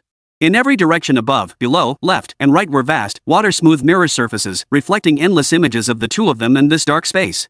This place felt like an infinitely extending cage, constructed entirely of mirrors. A cold sensation assaulted them from every direction, even the air seemed to carry the chill of the mirror surfaces. At that moment, an emotionless mechanical voice echoed through the space. Second trial, the mirrored self. Defeat all mirror image guardians. The moment the words faded, the light and shadow on the massive mirror before them twisted and distorted. 2 figures identical to them slowly emerged from the mirror's surface. Lin Yueqian's expression instantly grew grave. Clenching the long sword in her hand, she warned in a low voice. They're mirror images. They possess 60% of our strength and all our skills. Be careful. But before she could finish her warning, a sudden change occurred. Along both sides of the corridor, above and below, left and right, hundreds upon hundreds of mirrors rippled simultaneously. 1, 2, 10. In the blink of an eye, over 20 Mo Xiao and Lin Yueqian emerged from mirrors all around, surrounding them completely. Each mirror image bore a hollow, icy gaze, moving with perfect, synchronized precision, forming a spine-chilling army of reflections. This was trouble. Lin Yueqian's brows furrowed tightly as she prepared to devise a countermeasure. Mo Xiao beside her suddenly let out a soft hum. His gaze swept over the mirrored Lin Yueqian's, his sword-like eyebrows arching slightly. Interesting. Miss Lin, the campus beauty. He suddenly spoke, his tone tinged with amusement. These mirror images seem to be in the same state we were in when we first entered the tower. Lin Yueqian froze at the words, instinctively glancing at the mirror images. Sure enough. The mirror images of Lin Yueqian did not possess the overwhelmingly majestic lava battle armor fused after becoming the Flame Guardian. All they possessed was her initial state upon entering the tower. In other words, these mirror images did not possess the flame power she had just acquired. Upon noticing this detail, Lin Yueqian's taut nerves instantly relaxed. She was just about to draw her sword and charge out. Mo Xiao's voice, tinged with lazy indifference yet utterly self-assured, sounded once more. In that case, it's settled, it's you. Go! Lin Yueqian. Take them down. Lin Yueqian's foot, already stepping forward, halted abruptly. She slowly turned her head, casting a peculiar glance at Mo Xiao. Why did it feel like this guy was treating her like some summoned beast to command? Mo Xiao seemed to realize the awkwardness of his words, his expression freezing for a moment. He let out an awkward ah-ha-ha, his eyes darting around, unable to meet Lin Yueqian's half-smiling gaze. Seeing his flustered state, the slight irritation in Lin Yueqian's heart instantly vanished, replaced by amusement. She gave a light snort, withdrew her gaze, and turned her attention back to the army of mirror images. Battle intent flared in her phoenix-like eyes. Oomph. Once this lady deals with them, I'll come settle accounts with you. The moment the words left her lips, Lin Yueqian's figure transformed into a streak of light. Without a moment's hesitation, her sword flashed with a cold, piercing light, carrying a fierce intent to kill as she charged straight into the mirror image army. Wherever the blade passed, the air seemed to tear apart, emitting a piercing whistle. The 2 mirror images of Lin Yueqian at the forefront raised their swords to block almost simultaneously, their movements mirroring her own memories perfectly. Clang! The crisp clang of steel echoed through the deathly silent space. Sparks flew everywhere. In that fleeting clash, the 2 mirror images were sent reeling backward by the immense force, fine cracks appearing on the arms gripping their swords. Indeed, only 60% of her strength. Lin Yueqian's heart settled, and her attacks grew even more fierce. Yet Mo Xiao, standing nearby, felt no relief whatsoever. His gaze locked onto the motionless mirror images of Mo Xiao, his heart skipping a beat against his will. Something was wrong. Very wrong. The mirror images of Lin Yueqian had already joined the fray, yet all the mirror images of Mo Xiao remained frozen in place. Their vacant stares seemed to be calmly analyzing the battle situation. That posture, that expression, were identical to his own habitual way of thinking. A terrifying thought exploded like thunder in Mo Xiao's mind. These mirror images didn't merely replicate attributes and skills. They replicated the entire them. Yueqian, be careful. He nearly shouted the warning, his voice tinged with unprecedented urgency. Don't use sword chi type skills. Yet the warning came too late. At the center of the battlefield, Lin Yueqian forced back the enemy before her with a single strike. Her wrist flipped and a sword energy condensed to its absolute limit shot forth from her hand. Sword control art, flowing like slash. A dazzling sword light sliced through the darkness like a silver lightning bolt, striking directly at the head of a mirror image Lin Yueqian. Just as the blade was about to strike, a sudden change occurred. Not just one.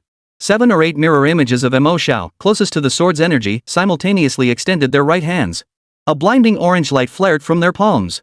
Ultimate hand. That unstoppable, steel-slicing sword energy flow froze solid mid-air. As if gripped by countless invisible hands, it was held fast, unable to move. Lin Yueqian's pupils abruptly contracted. She felt the connection between herself and that sword energy being brutally severed by an overwhelming force, just as Mo Xiao had captured her sword energy with ultimate hand earlier. Mo Xiao's heart sank to the depths. It's over. They hadn't just replicated the skill, they'd replicated his combat thinking. They knew the ultimate hand could capture projectiles, even energy form skills. Then, did they also know that skills captured by the ultimate hand could be thrown away by projectile throw? Even. A bead of cold sweat formed on Mo Xiao's temple. He dared not think further. If these mirror images could wield potential overload, then this captured sword chi would no longer be a mere skill, it would become a super bomb powerful enough to vaporize them all in an instant. Before the thought could fully form, one of the mirror images of Mo Xiao raised his other hand. An eerie crimson glow began to brew in his palm. Item throw. They were actually going to do it. Damn it. Mo Xiao cursed under his breath, hesitation vanishing instantly. His right hand darted into his backpack like lightning, snatching a cold, rough object with pinpoint accuracy. It was a dark red rune fragment, covered in cracks as if it might shatter at any moment. It was the very special item dropped after slaying the Rune Lord. In the split second before the mirror image Mo Xiao was about to hurl that sword chi, Mo Xiao crushed the rune fragment in his hand with a sharp snap. Snap. A faint, crisp sound. An intangible yet overwhelmingly dense gray wave, centered on Mo Xiao, instantly engulfed the entire pure white space. All flowing energy in the air froze solid in that instant, then vanished. All runes fell silent.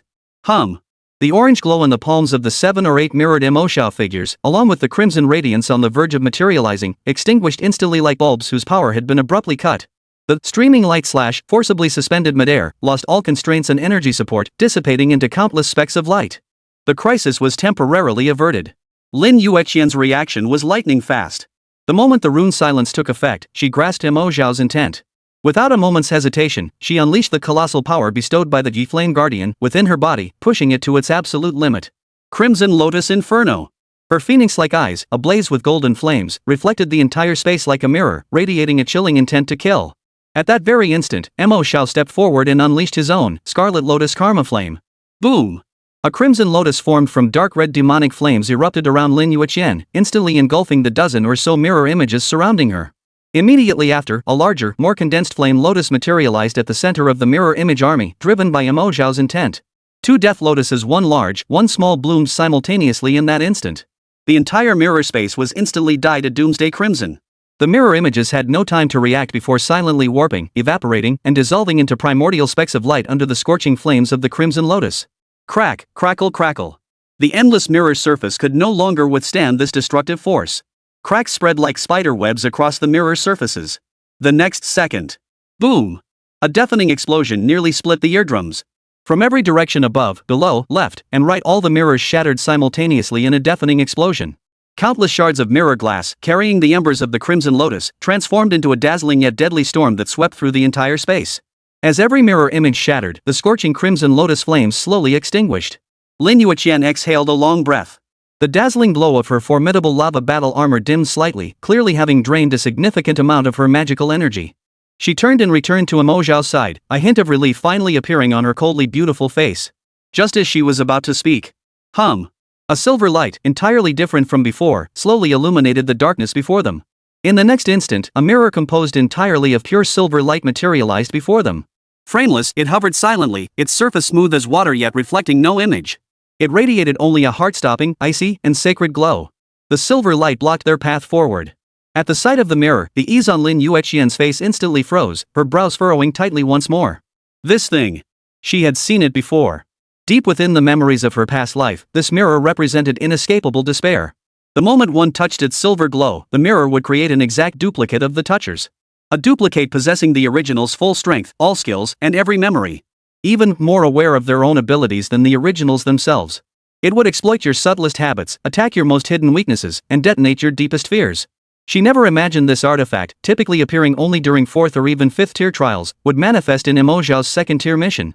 It was truly baffling. But just as Lin Yueqian prepared to accept this challenge for Mo Xiao, an orange energy hand had already seized the eerie mirror before them. Chapter 54, Job Change Quest Completed. That silver light, which had frozen Lin Yueqian's breath, was cold and sacred, like the ultimate law that judged all things. Yet, just as Lin Yueqian moved forward to trigger the mirror for Mo Xiao, an ethereal hand formed from orange energy abruptly materialized before the eerie mirror. Ultimate hand. Without hesitation, it seized the mirror radiating divine light. Lin Yueqian froze solid in place. It grabbed it? Seeing Lin Yueqian's utterly horrified expression, Mo Xiao withdrew the ultimate hand with a hint of puzzlement. The eerie silver mirror now floated docilely in his palm, its sacred radiance completely subdued, appearing no different from an ordinary artifact. What's wrong? He gave the mirror in his hand a little shake. Isn't this the reward for clearing the stage? Lin Yueqian's expression turned utterly bizarre. She drew a deep breath before barely managing to calm the storm raging within her. She recounted to Mo Xiao everything she knew from her past life about the mirror's terrifying nature, leaving nothing out. After hearing her description, Mo Xiao paused, slightly stunned. Only then did he lower his head to carefully examine the system description of the mirror in his hand. Name, Mirror of Truth damaged. Grade, Brilliant. Type, Single-use special item. Effect, reflects the true essence of all things. Creates a 100% perfect mirror image of the target, possessing all attributes, skills, memories, and habits. Description, a creation from the Tower of the Sage, seemingly imbued with some primordial law of the world. It is not merely replication, but recreation. After reading these mind-blowing attributes, Mo Xiao couldn't help but smack his lips. It seemed he had gained another formidable trump card. With a flick of his thoughts, he carefully stowed the mirror of reality into his backpack. As the mirror vanished, the invisible barrier of silver light ahead dissolved into thin air. Looks like I've passed the test. Mo Xiao clapped his hands and chuckled lightly. Let's keep moving forward. Lin Yueqian let out a soft chuckle, her laughter carrying a hint of relief and a touch of pride she hadn't even noticed herself. Your profession is truly formidable. It seems sticking with you as a teammate was absolutely the right choice. You bet. Mo Xiao raised his eyebrows smugly, then waved his hand in feigned modesty before striding ahead into the deeper darkness. Lin Yueqian followed with a smile. They hadn't taken a few steps. Light flared once more from the darkness beneath their feet, enveloping them. The familiar sensation of teleportation washed over them. When they opened their eyes once more, they found themselves seemingly entering an exceedingly sacred hall. This was no longer the pure white void or the dark mirror image. Instead, they stood within a magnificent, solemn hall radiating an aura of sacredness. The vaulted ceiling bore intricate, ancient star charts that emitted a soft glow, illuminating the entire hall as bright as day. A peculiar fragrance filled the air, calming the mind and spirit. At the very center of the hall stood a circular altar crafted from pure white jade. Upon the altar, a soft, pale golden light hovered and swirled silently. That light bore an uncanny resemblance to the glow emanating from the sage's magatama nestled against Mo Xiao's chest. Just as Mo Xiao's curiosity piqued and he prepared to step forward for a closer look, Lin Yueqian beside him suddenly let out an uncontrollable gasp. My skills. Her expression changed as she abruptly realized every skill on her character panel had turned gray. They're unusable. She instinctively reached for the hilt of the sword at her waist, only to find the blade seemed welded to its scabbard, utterly impossible to draw. An overwhelming sense of helplessness washed over her. This is an absolute safety zone. All offensive and defensive actions are impossible here. Mo Xiao instinctively explained. Yet the moment the words left his lips, he himself froze in shock. He froze in place, his eyes filled with bewilderment and confusion. How did he? Why did he know all this? Lin Yueqian, upon hearing this, also cast a puzzled glance at Mo Xiao. She was certain that even in her previous life, she had never encountered any records in ancient texts mentioning the existence of an absolute safety zone within the Tower of the Sage. Such information shouldn't be something he, entering this place for the first time, would know. Just as doubts clouded Lin Yueqian's mind, Mo Xiao spoke again. Let's go. There are no enemies on this level. We shouldn't need to fight. As he spoke, Mo Xiao instinctively raised his hand and gently clasped the cool magatama pendant at his chest. A faint, soothing warmth flowed through his fingertips, instantly calming the restlessness born of uncertainty within his heart. These sudden flashes of information in his mind felt like innate instincts unsettling, yet compelling him to trust them instinctively. This place is safe. Lin Yueqian, standing nearby, witnessed Mo Xiao's instinctive gesture. When she saw Mo Xiao grasp the magatama, the heart that had been caught in her throat from doubt miraculously settled back into place. She asked no more questions. Instead, she curiously examined every detail of this sacred hall as she stepped forward, naturally falling into step beside Mo Xiao. Together, they walked toward the altar ahead, which radiated a soft, gentle glow. Walking side by side on the mirror-smooth jade floor, their footsteps stirred not a single echo in the vast hall. It was as if the sound itself had been gently absorbed by the space. "If there's no danger, how do we get through this stage?" Lin Yueqian asked curiously. Mo Xiao's footsteps faltered. He halted before the circular altar, his gaze lingering for a moment on the suspended pale golden light. He pondered for a moment, then seemed to grasp something. "It's probably like this." Speaking, Mo Xiao gently removed the pale golden magatama pendant from his chest, his action causing Lin Yueqian's pupils to suddenly contract. Seeing this action, Lin Yueqian's heart skipped a beat. She understood the profound significance of that magatama better than anyone else in this world. But what was Mo Xiao about to do? Under the girl's gaze, a mix of tension and anticipation, Mo Xiao took a deep breath. He extended his hand, his movements gentle yet solemn, and slowly placed the magatama which held the key to the mystery of his journey through time onto the altar before him, which emitted a soft glow. The moment Mo Xiao removed the magatama, hum. A faint yet soul-piercing hum resonated throughout the sacred hall. Upon the altar, the pale golden light that had been suspended in stillness seemed drawn by some irresistible force. It suddenly erupted with a brilliance 100 times more dazzling than before. Within the radiance, countless golden runes more profound than the stars swirled, coiled, and converged like ancient beings awakened from slumber. No longer chaotic, they began to obey some supreme law, constructing a three-dimensional array so intricate it made one's scalp tingle. The entire hall trembled faintly under this force. Above the dome, the tranquil celestial map came alive as every star ignited, casting billions of gentle starlight beams that converged upon the central altar. Lin Yueqian felt an indescribable, oceanic divine pressure surge toward her from the altar. It was not hostility directed at her, but an absolute crushing of life forms at a fundamental level. Like an ant gazing up at the heavens, or a mortal catching a glimpse of divine wonders. Faced with this overwhelming pressure, even she, once a sword immortal who had stood atop the world's pinnacle, could not suppress a profound sense of insignificance. Her breath involuntarily caught in her throat. Those cold, phoenix-like eyes stared unblinkingly at the magatama in Mo Xiao's hand. She knew. What was about to unfold might utterly overturn every belief she had held across her 2 lifetimes. Yet Mo Xiao, standing at the very eye of this storm, felt no pressure whatsoever. That sacred pressure, powerful enough to make Lin Yueqian feel suffocated, melted away gently like spring snow under warm sunlight the moment it approached within 3 feet of his body. He even felt the warm jade pendant against his chest begin to glow faintly. A palpable, blood-bound yearning to return emanated from the magatama, resonating with the light atop the altar in an unprecedented harmony. Mo Xiao took a deep breath, suppressing the inexplicable stirring within his heart. His gaze grew intensely focused and serene. He extended his hand. The motion was gentle, yet carried an undeniable solemnity.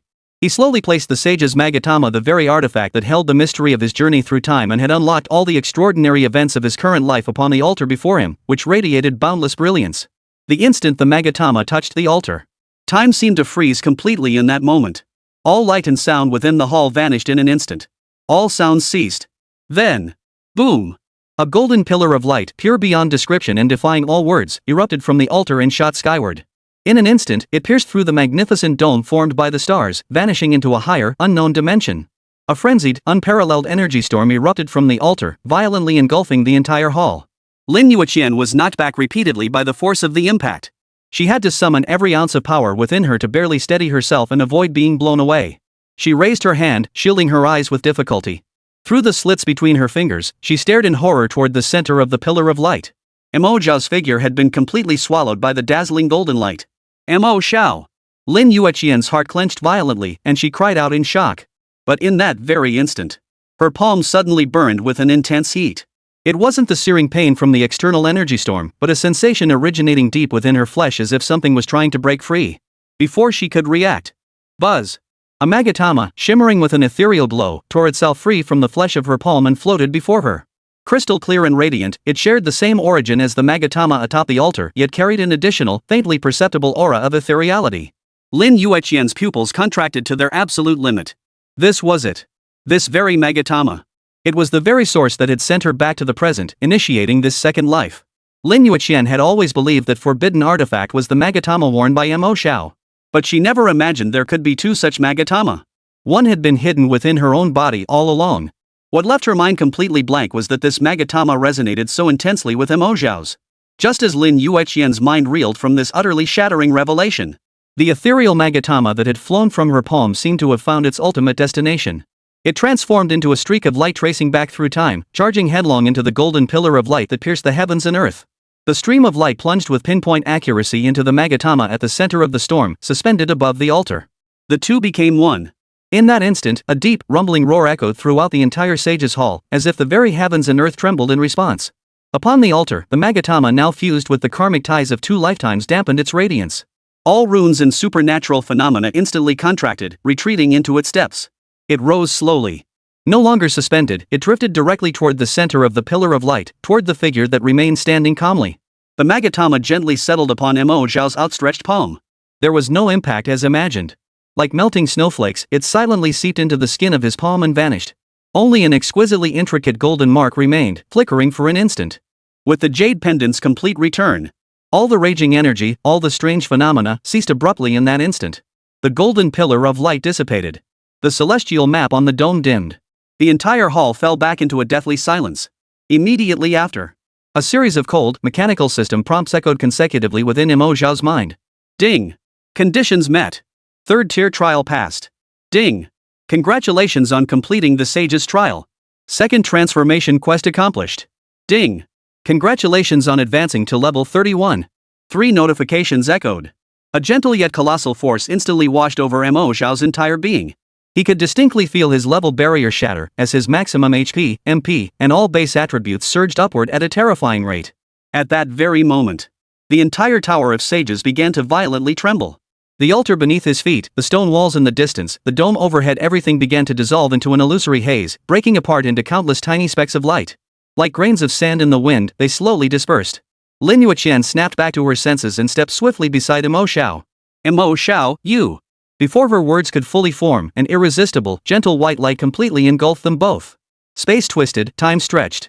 The next second, the sacred, ancient aura vanished, replaced by the familiar clamor of voices mingling with diverse scents within the Hall of Professionals. The two were suddenly teleported back to the professional hall, standing right beside the massive class change crystal. Before they could adjust to this abrupt change in surroundings. Before the surrounding adventurers, some queuing for class change, others fresh from their transitions, could even catch a glimpse of their faces. Boom! A pillar of brilliant golden light, more concentrated and dazzling than the one in the hall before, erupted from Mo Xiao's body and shot skyward. As thick as a dragon, the pillar instantly pierced the soaring dome of the Hall of Professionals, bathing the entire space in a sacred golden glow. Every movement froze in that instant. Thousands of gazes within the hall converged simultaneously upon the figure standing calmly beneath the beam of light. What is that? A trembling voice, faint as a mosquito's buzz, broke the frozen air. A single stone sent ripples across 1,000 waves. The oppressive silence exploded in an instant, and a roar of discussion surged through the hall like a flood breaking through a dam. Holy crap! A job change phenomenon? Is this the kind of commotion a second job change can cause? You've got to be kidding. When I underwent my second job advancement, the crystal merely flashed, not a sound. This pillar of light is practically piercing the heavens. I've witnessed a level 60 veteran's 3rd job advancement. Compared to this? Fireflies to the moon, not even in the same league. Hidden class. This has to be one of those legendary hidden classes. And probably the top tier kind. Amidst the clamorous chatter, countless gazes were fixed intently on the center of the gradually fading pillar of light. The light slowly dissipated. Mo Xiao's composed figure, alongside the coldly exquisite silhouette beside him, gradually came into sharp focus before the crowd. He exhaled a long breath, the very air carrying a faint golden glow, sweeping away all the fatigue and pressure accumulated within the Tower of Sages. Every cell in his body rejoiced, brimming with an unprecedented, colossal power. The sensation was utterly exhilarating. He turned his head to look at Lin Yueqian beside him, only to find her staring at him blankly. Her eyes, usually as cool and clear as autumn water, were now filled with emotions so complex they seemed to reach their very limits. Mo Xiao raised an eyebrow slightly, puzzled. Yueqian? He asked softly. What's wrong? Lin Yueqian's delicate frame trembled violently, as if awakened from a long, deep dream. The turmoil in her eyes vanished instantly, replaced by her usual cool composure and calm demeanor. Only her slightly trembling eyelashes betrayed the turmoil within. Nothing. She shook her head almost instinctively, her voice a few degrees lower than usual. Nothing. She repeated it again, as if trying to convince herself. Then, she lifted her eyes, refocusing her gaze on Mo Xiao's face. Are you okay? Mo Xiao watched her feigned composure, finding it slightly odd but not dwelling on it. He grinned, revealing 2 rows of pearly white teeth, his smile brimming with unrestrained joy and contentment. Never felt better. He flexed his muscles, feeling the relentless surge of newfound power coursing through his body, his voice tinged with wonder and awe. So this is what second transformation feels like? Chapter 55, New Skills, the Miyamoto Family's Moves. He stretched his limbs, feeling the relentless surge of fresh power coursing through his veins, his voice tinged with wonder and awe. So this is what the second transformation feels like? Mo Xiao furrowed his brow slightly, no longer paying attention to the clamor outside. With a flick of his thoughts, he immersed his attention entirely into his system interface. A virtual light screen, visible only to him, slowly unfolded before his eyes. A cascade of densely packed golden notifications flooded his entire field of vision like a waterfall. Ding! You have completed your second transformation. All attributes plus 100. Ding! Your innate talent Divine Hand has been enhanced. Ding! Scrap construction level upgraded. Current level LV3. Ding! Ultimate hand level upgraded, current level LV3. Ding! Item throwing skill level increased, current level LV2. Ding! Item crafting level increased, current level LV2. Ding! Congratulations on learning the new skill, Reverse the Heavens LV1. Ding! Congratulations on learning a new skill, Item Enhancement LV1. Mo Xiao's breath halted for a split second. All attributes surged by 100 points. While the increase was standard, it represented a significant boost to his current stats. He could distinctly feel every bone and muscle in his body being reforged by a warm, colossal force. Whether it was strength, speed, or spiritual perception, everything had ascended to a new level. His gaze swiftly scanned the upgraded old skills before finally locking onto the two brand new skill icons. Reversal of Fate LV1. Effect, upon activation, reverses all states and actions of a designated item within the past 10 seconds. Status Rewind, restores the item's status to 10 seconds prior. Cost, 1500 MP CD, 30 minutes. Action Rewind, resets the item's action sequence to 10 seconds prior. Cost, 150 MP CD, 10 seconds. Description, time, perhaps the wisest being's greatest creation. Rewind 10 seconds. Mo Xiao's heart skipped a beat, pounding wildly beyond his control. The skill's description was starkly simple, yet the possibilities it held sent a chill down his spine. A precious potion just consumed could be restored to its pre-use state. A powerful piece of equipment shattered in battle could be restored to its pristine condition. Even a scroll that had just been unleashed, causing devastating effects, could be reverted to its unactivated state. This was no ordinary skill, it was nothing short of a divine tool for undoing moves. He forced down the shock surging through him and shifted his gaze to the final new skill. Item Enhancement LV1. Effect, consumes magic power to permanently enhance a designated item, boosting its base attributes or adding special effects. Cost, 1000 MP. CD, none. Description, the essence of creation lies in transforming the ordinary into the immortal. Mo Xiao's eyes lit up instantly. This skill was practically tailor-made for a hoarder like him. His backpack still held a mountain of low-grade materials looted from dungeons useless to consume yet too valuable to discard. Now, they finally had a purpose. After all, this skill placed no limit on enhancement levels. Taking in all the skill and attribute changes at a glance, Mo Xiao exhaled a long breath of relief. Closing the system panel, a deep sense of satisfaction welled up inside him, nearly making him laugh out loud. This second job advancement had yielded far more than he'd ever imagined. Beside him, Lin Yueqian's clear eyes reflected Mo Xiao's figure, her lips curving into an almost imperceptible, tender smile. I thought it would take at least 2 or 3 days. Her voice was soft, yet carried a sense of relief and reassurance. I never imagined it would be done in a single day. Mo Xiao took a deep breath, slowly channeling the surging power into every fiber of his being, feeling an unprecedented sense of fulfillment. Indeed. He sighed thoughtfully, his gaze drifting toward the dusk settling outside the hall. The college entrance exams are just days away. What should we do next? Lin Yueqian's gaze seemed to pierce through the future. She had already mapped out everything. Let's go back and rest first. We all need time to get used to the new changes in our bodies.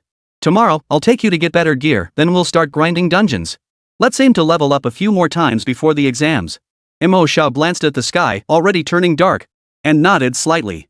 Alright, I'll take your advice. There was no need for excessive pleasantries between them. Their tacit understanding seemed etched into their very souls. After a brief exchange of pleasantries, they walked side by side out of the guild hall, their figures soon disappearing into the bustling crowd on the street. As they departed, the hall, which had been deathly quiet, suddenly came alive as if someone had pressed play, erupting into noise. Holy crap, did you guys see that golden light just now? It lit up the entire hall. I saw it. Definitely a second transition phenomenon, and the highest tier kind at that. Who could have pulled off such a terrifying second transformation? Whispers, gasps, and speculations swirled into a torrent of information. Soon, the sky-piercing golden light from Mo Xiao's second transformation, along with the system announcement from the professional hall, spread like wildfire across every major and minor professional forum and chat group in Yun City. That night, The Xiao family villa was brightly lit, yet the atmosphere was as cold as an ice cellar. Xiao Fan sat on an expensive leather sofa, his face dark enough to drip water. On the coffee table before him sat several cups of long cold da hong pao tea. Across from him, several men dressed in traditional cherry blossom nation attire sat stiffly upright. Their expressions were haughty, yet tinged with an unmistakable hint of urgency. "What brings you here?" Xiao Fan's voice held not a shred of warmth as his gaze swept over the men before him like one appraising merchandise. Leading them was none other than Miyamoto Yuta, who should have been escorted back to his homeland. Gone was the arrogance he had displayed earlier that day, replaced by a grimace twisted by humiliation and venomous resentment. He forced a smile he believed to be friendly. "Xiao Kuan. We share a common enemy." Miyamoto Yuta's gaze locked with Xiao Fan's mid-air, sparks of icy hostility flying between them. "The enemy of my enemy is my friend, isn't that right?" Xiao Fan snorted coldly at the figures before him. He hated this feeling. He had come seeking cooperation, yet his posture was lowered to the dust. The looks in their eyes were like those of people scrutinizing a dog begging for mercy. "Friends?" Xiao Fan finally spoke, his voice dripping with undisguised scorn, as if he'd just heard the funniest joke of the century. He snorted derisively. "Don't get me wrong. I may dislike that Mo Xiao. But you dogs from the land of cherry blossoms are equally disgusting in my eyes." The words landed like an invisible slap, stinging Miyamoto Yuta's face. His eye twitched violently. His face, twisted with venomous hatred, instantly turned a liver-like shade of purple. The fist hidden in his sleeve clenched so tightly his nails nearly dug into his flesh. But he held back. The icy glare from the middle-aged warrior beside him poured over him like a bucket of freezing water, dousing every last ember of his rage. Yuta Miyamoto drew a deep breath, then slowly exhaled, forcing the overwhelming humiliation back into the depths of his heart. He forced a smile uglier than crying. "Xiao Koan is correct. We were presumptuous." As he spoke, he took a heavy cloth sack and a pitch-black dagger radiating an ominous aura from the guard behind him, placing them gently on the cold tea table before him. Thud! The sack landed with a dull, heavy thud on the expensive rosewood surface. "This is a token of our sincerity." Yuta Miyamoto lowered himself further, his tone tinged with a hint of flattery. "I know you, Xiao Jun, look down on such mundane things, but this is a token of our Miyamoto family's sincerity. Beyond that, we have tremendous news we wish to share with you, Lord Xiao." Xiao Fan's gaze lingered briefly on the golden-grade Shadowfang dagger, a flicker of greed passing through his eyes before he swiftly concealed it. His patience was wearing thin. "Spit it out." Miyamoto Ryakota's smile froze, yet he immediately continued. "In 2 days. In the Weeping Valley on the eastern outskirts of Yunqing, a world boss will spawn." At those words, Xiao Fan's fingers, which had been tapping the armrest, abruptly froze. He slowly sat up straight, his piercing eyes meeting Miyamoto Yuta's for the first time with genuine intensity. "A world boss?" His voice carried a palpable note of skepticism. "Even the Dragon Nation military can't accurately predict such high-level intelligence." "How do you know?" Yuta Miyamoto finally saw a flicker of the emotion he'd been seeking on Xiao Fan's face. His taut nerves relaxed slightly, and his posture instinctively straightened a bit. "Xiao, that's none of your concern." He chuckled smugly, the characteristic arrogance of the Miyamoto family quietly returning in that moment. "We have our own channels, naturally. Our people will take care of eliminating those two scum, Mo Xiao and Lin Yueqian." Yuta Miyamoto's eyes burned with venom. "All you need to do is find a way to casually leak this information to them, luring them into the Valley of Tears. A simple gesture to eliminate two thorns in our side and cement our friendship. What do you think of this deal, Xiao?" Xiao Fan fell silent. He offered no reply, merely lifting the long-since cooled cup of da hong pao tea and taking a small sip. The bitterness of the tea spread across his tongue, yet it paled in comparison to the seething jealousy and hatred burning within him. He didn't need to verify the truth of the rumors. Because he couldn't afford to lose. He couldn't tolerate that good-for-nothing Mo Xiao continuing to exist so glaringly close to Lin Yueqian. He couldn't bear it any longer, his aura as the favored son of heaven trampled underfoot time and again by trash he'd once deemed unworthy of a glance. A long moment passed. Xiao Fan set down his teacup. "I'll take the items." He didn't look at Yuta Miyamoto, merely stating it flatly. "As for whether the matter will be resolved, that depends on my mood." A flicker of delight crossed Miyamoto Yuta's eyes as he promptly bowed. "Then we shall await Lord Zhao's favorable response." With that, he respectfully exited the villa with several samurai in tow. As the heavy doors closed softly, the opulent living room once again fell into a deathly silence. The arrogance and impatience that had graced Xiao Fan's face vanished without a trace in an instant. In its place emerged a cold, almost sickening ferocity. He slowly extended his hand, palm facing upward. Hum. A sinister, pitch-black magatama as if capable of absorbing all light materialized silently from his palm. With the jade's appearance, a virtual light screen composed of pure, twisted dark energy slowly unfolded before him. Upon the screen, lines of text, as if written in blood, flowed silently. Xiao Fan's gaze, sharp as a falcon's, scanned the information on the screen word by word. Prophecy, in 3 days, at the abandoned mine pit west of the city, a black iron-grade soul-devouring herg shall emerge.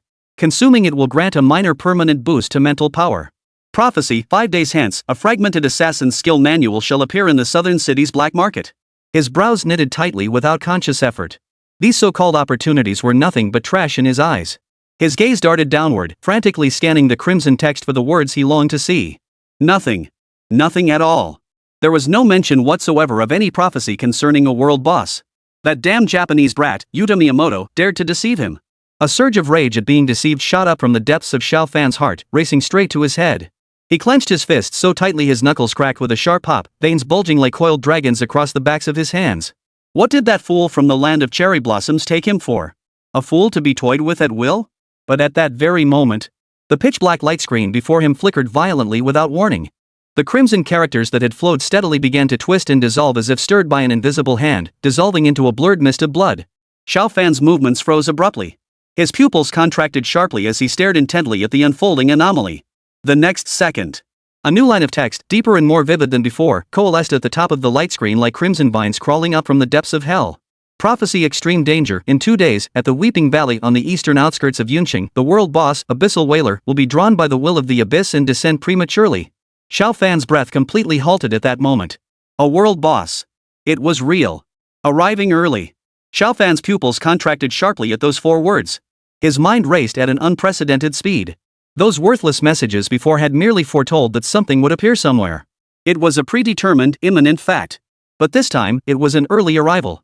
This meant that something that should not have appeared at this time or place had been forcibly summoned into this world by some external force. That bunch of cherry blossom country guys, Miyamoto, Yuta, and the rest. How could they possibly influence the future? A preposterous yet utterly chilling thought surfaced without warning from the deepest recesses of Xiao Fan's mind. No. Those useless fools possess no ability to foresee the future. What they possessed was a method to summon a world boss. A chill more intense than the one he'd felt when deceived earlier crept up his spine, shooting straight to the crown of his head. Sakura Country. The Abyss. These two seemingly unrelated words were now inextricably linked by an invisible thread through the terrifying existence of the world boss. What exactly did they possess? What were they planning to do? These questions eluded Xiao Fan's comprehension, and he had no desire to unravel them. He knew only one thing. The opportunity had arrived. A golden opportunity to crush that good-for-nothing Mo Xiao along with his pathetic dignity into dust. What a load of crap about being the pride of heaven. What a campus celebrity. In the face of the first kill reward for the world boss, those empty titles were utterly worthless. Securing the first kill of the Abyssal Whaler would return everything he'd lost and then some. Lin Yueqian's gaze, the reverence of all Yan City, even the attention of the entire Dragon Nation. All would belong to him alone. Xiao Fan slowly lifted his head, his gaze piercing through the luxurious floor-to-ceiling windows toward the distant, darkened horizon. The grimace of ferocity and coldness on his face had faded away unnoticed. In their place now burned a searing intensity, a mixture of greed and madness. He slowly clenched his fist, and the jet-black magatama vanished into his palm. As if it had never been there at all. Mo Xiao. He murmured the name softly, in a voice only he could hear. This time. I will make you understand the unbridgeable chasm that separates us. The Lin family, Lin Yueqian, she can only be mine. Meanwhile, in Mo Xiao's slightly shabby rented room. He sat at the desk, his gaze fixed on the back of his right hand. An intricate, golden magatama pattern had silently emerged at some point, blending seamlessly with his skin as if it had been there since birth. He raised his hand, his fingertips gently tracing the pattern. To the touch, it felt no different from ordinary skin. Yet Mo Xiao could distinctly sense an indescribable, warm power flowing through the pattern, forming an inseparable connection with every bone in his body and the depths of his consciousness. He truly hadn't imagined that his second transformation would involve becoming completely fused with this magatama pendant that had always hung around his neck. Mo Xiao's thoughts flickered as he opened his skill panel. New skill, item enhancement. It doesn't even mention if it might fail. Oh well, I've got reverse heaven and earth anyway. Might as well give it a shot. He hesitated barely at all. Speaking, Mo Xiao paused briefly before lightly swiping his palm across the tabletop. A fist-sized, constantly flickering jet-black flame materialized out of thin air on the tabletop. The flame burned silently, emitting neither heat nor light, like a pure black void. It was the Amaterasu's flame subflame he had won from Yuta Miyamoto. Next, he retrieved the jet-black fragment. The moment the fragment appeared, the dark flame on the table flickered slightly, as if drawn by some force. For some inexplicable reason, Mo Xiao felt that these two items might be perfectly suited to be combined. This feeling was inexplicable, yet intensely powerful. Perhaps it was an intuition born from his fusion with the magatama after his second transformation. Never mind. Let's try out the new skill first. Mo Xiao took a deep breath, hesitation gone. He extended his right hand, aiming it at the pitch-black flame. Item enhancement. Chapter 56, an opportunity that spreads throughout the city? Mo Xiao extended his right hand, aiming it at the pitch-black flame. Item enhancement. The moment the words left his lips, the intricate golden magatama mark on the back of his hand glowed faintly, almost imperceptibly. At that very moment, a cold system warning tone exploded in his mind without warning. Ding! Warning! Target item Amaterasu's flame subflame possesses excessively high quality. Enhancement failure rate 99%. Failure will permanently destroy the item. Proceed? Mo Xiao's movements paused slightly. His eyebrows lifted slightly, a flicker of surprise crossing his eyes. A 99% failure rate. It was practically a death sentence.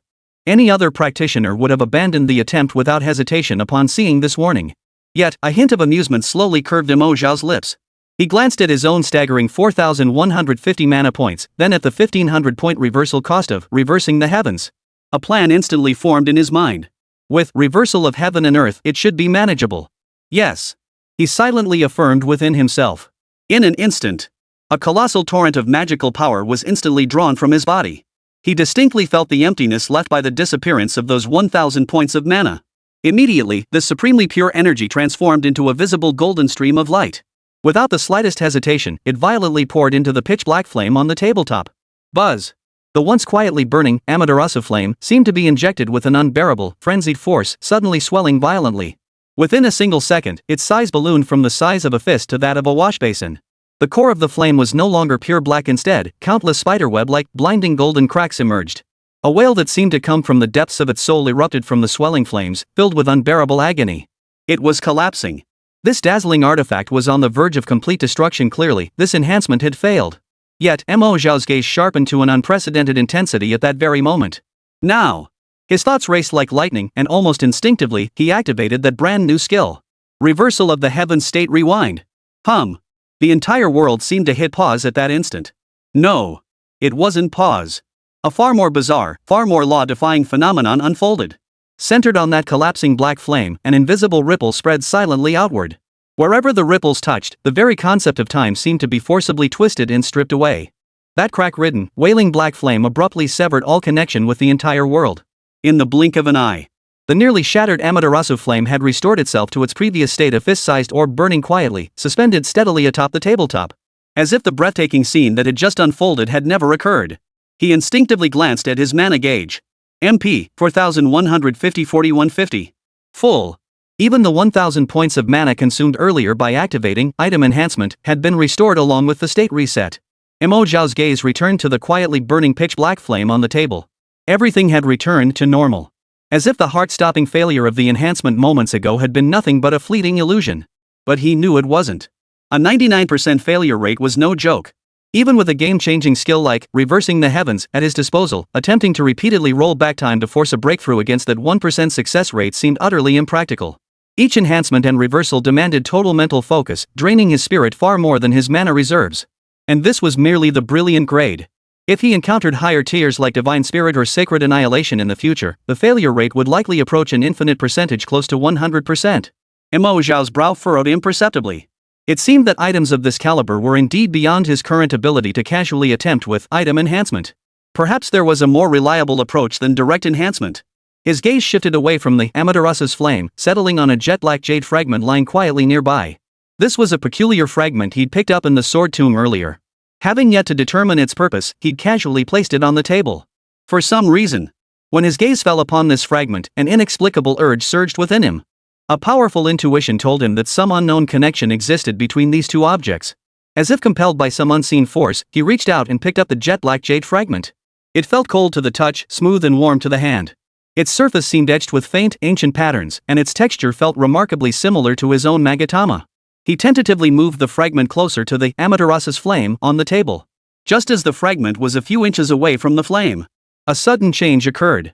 The once quietly burning black flame suddenly began to flicker violently. No longer suspended in place, it actively tilted toward the fragment, as if drawn by an invisible force. Strands of pitch-black flames separated from the main body, transforming into slender tentacles that extended relentlessly toward the fragment, radiating an intense sense of longing. Like a long-lost wanderer finally seeing the path home.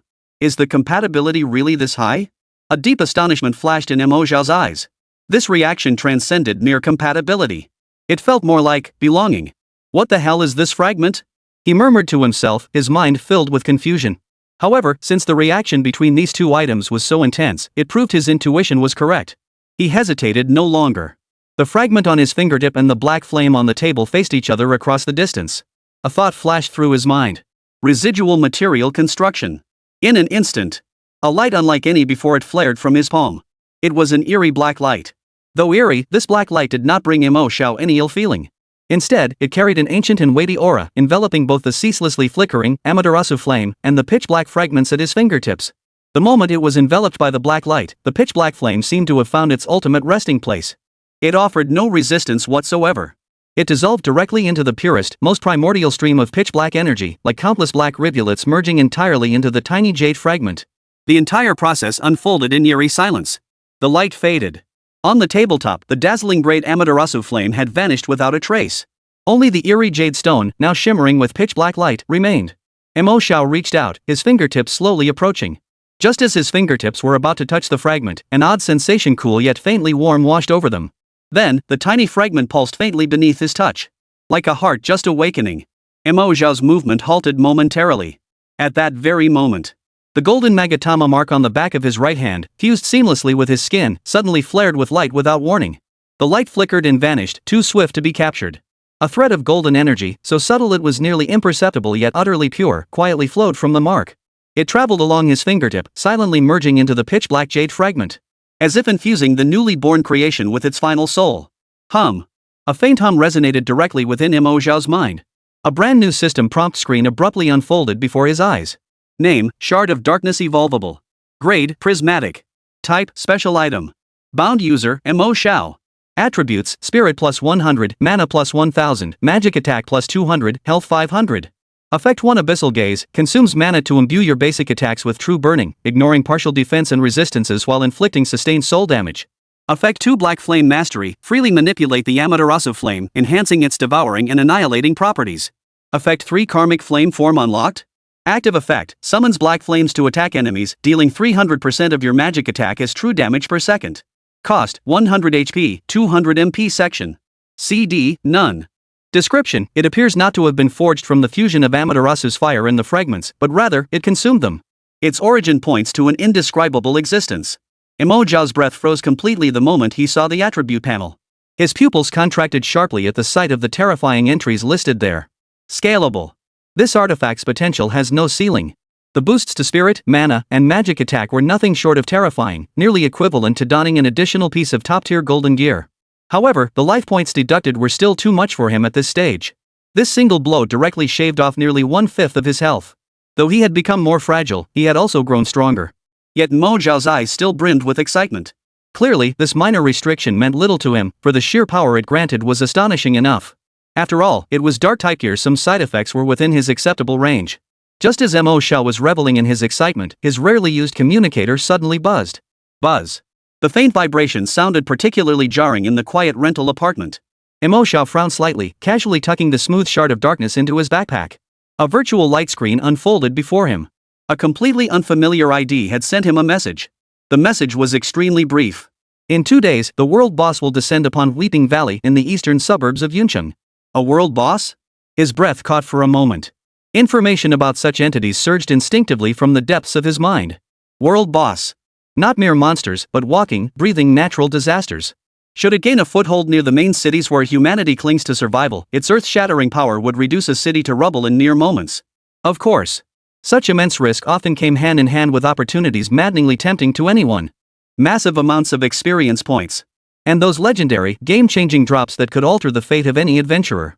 But the price one must pay to claim such rewards from these beings far exceeds anyone's imagination. This is not a challenge, but a war. A brutal war demanding hundreds, even thousands, of high-tier adventurers, a war fought with lives as cannon fodder and resources as fuel. Why would intelligence of this caliber be sent to me alone in such a sloppy manner? A trap. The thought surfaced in Mo Xiao's mind almost instantly. Who exactly? And what do they want?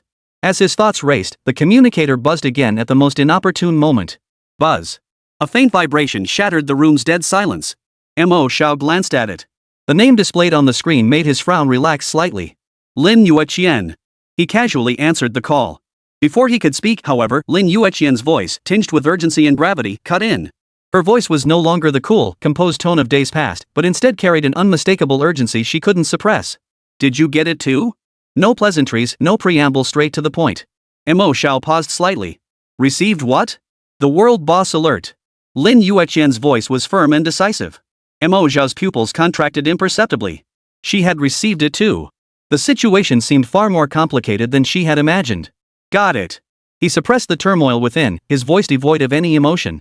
It came from an unfamiliar ID. Immediately after, Lin Yueqian's voice sounded again. It wasn't just you and me. Every single practitioner in our cohort across all of Yunqing received this exact same message at nearly the same time. Hearing this, Mo Xiao's guard actually relaxed. Instead, he let out a light chuckle. The soft chuckle caused Lin Yueqian on the other end to pause slightly, a hint of confusion creeping into her tone. What are you laughing at? I'm laughing because whoever's pulling the strings behind this has a pretty sharp mind. Too bad their brain isn't quite up to the task. Mo Xiao walked to the window and looked outside. If it was only sent to the two of us, it's 99% a trap. The goal is to lure us somewhere and set up an ambush. But now, this news has likely spread throughout every high-level professional circle in Yunqing. Mo Xiao's tone was surprisingly light. Such a large-scale, near indiscriminate dissemination of information would inevitably alert the City Lord's mansion and the Dragon Nation military immediately. By then, Weeping Valley would be completely sealed off by official forces.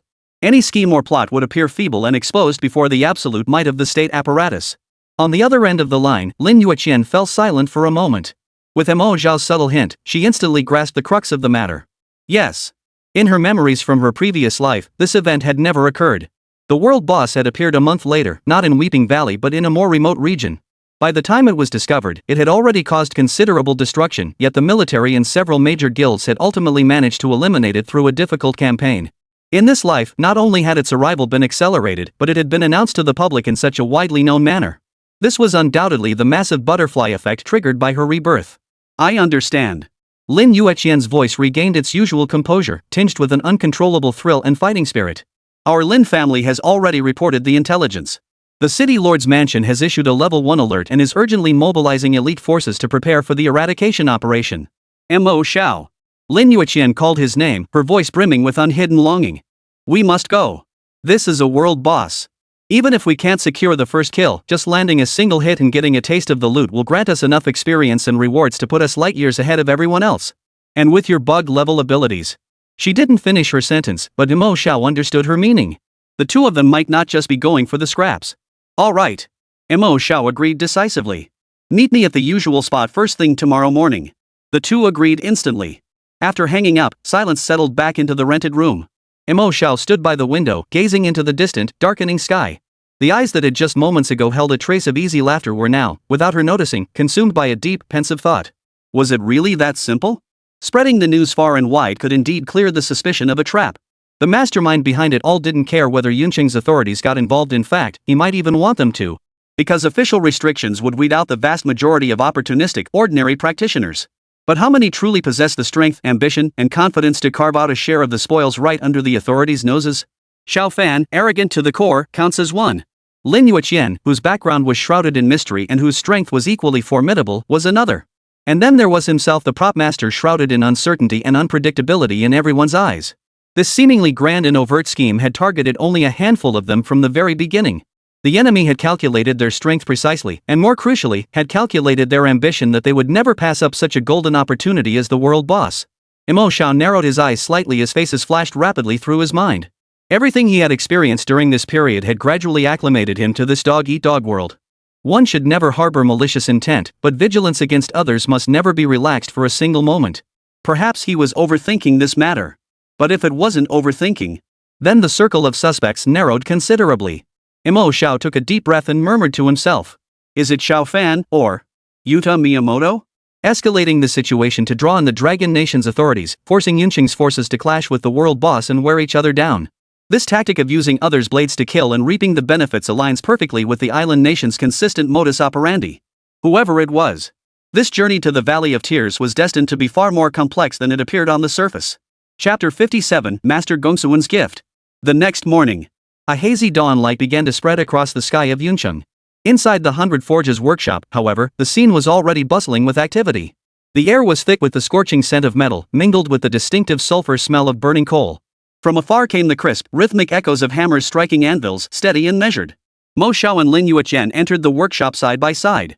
Lin Yueqian had changed into a sleek, functional outfit, her entire presence as sharp as a drawn sword, radiating an aura even more focused than the day before. And Mo Xiao, however, remained in his usual attire. Yet his aura had grown inwardly profound, like an ancient well with no bottom, its depth impossible to fathom. Deep within the workshop, a familiar figure had been waiting for quite some time. Gong Sun Yi did not swing his hammer as usual. Instead, he leaned against a massive furnace, methodically wiping his calloused hands with a grease-stained rag. His gaze swept over the two figures, and a fleeting, barely perceptible hint of approval flickered in his cloudy old eyes. "You two youngsters finally made it." He tossed the rag aside, his voice as booming as ever. Gong Sun Yi wasted no words, his thick fingers pointing toward two human-shaped iron frames nearby. "The gear's ready for you." Two brand-new sets of gear gleamed under the workshop's dim yellow light, reflecting the dazzling brilliance unique to gold-grade equipment. Lin Yueqian's set bore the name, Wind Chant Sword Dance. Forged from lightweight mithril, the armor flowed with graceful lines. Pale blue wind element magic crystals adorned the crucial joints, as if ready to take flight at any moment. Mo Xiao's was a deep blue cloth armor set named 10,000 Laws Artifice. The robes were embroidered with intricate arrays of runes using silver thread. Those runes seemed to possess a life of their own, slowly shifting under the light and emitting a heart-stopping magical fluctuation. "At your level, golden gear offers the best value for money," Gong Sun Yi explained in his deep, resonant voice. "Platinum gear above that isn't beyond this old man's reach, it's simply not worth it. You're leveling up too fast, you'd need to replace it soon enough. Pure waste." A faint smile flickered in Lin Yueqian's eyes. Mo Xiao nodded in agreement, about to pull up the interface to make the payment. "Hold on. I told you ages ago I've got your gear covered. No need to pay up front, and besides." But Gong Sun Yi's palm, as large as a fan, slammed down on Mo Xiao's shoulder. The old blacksmith's usual boisterous demeanor vanished, replaced by a rare solemnity. He turned and carefully lifted a forging hammer from the nearby weapon rack. It was a hammer that looked incredibly ancient.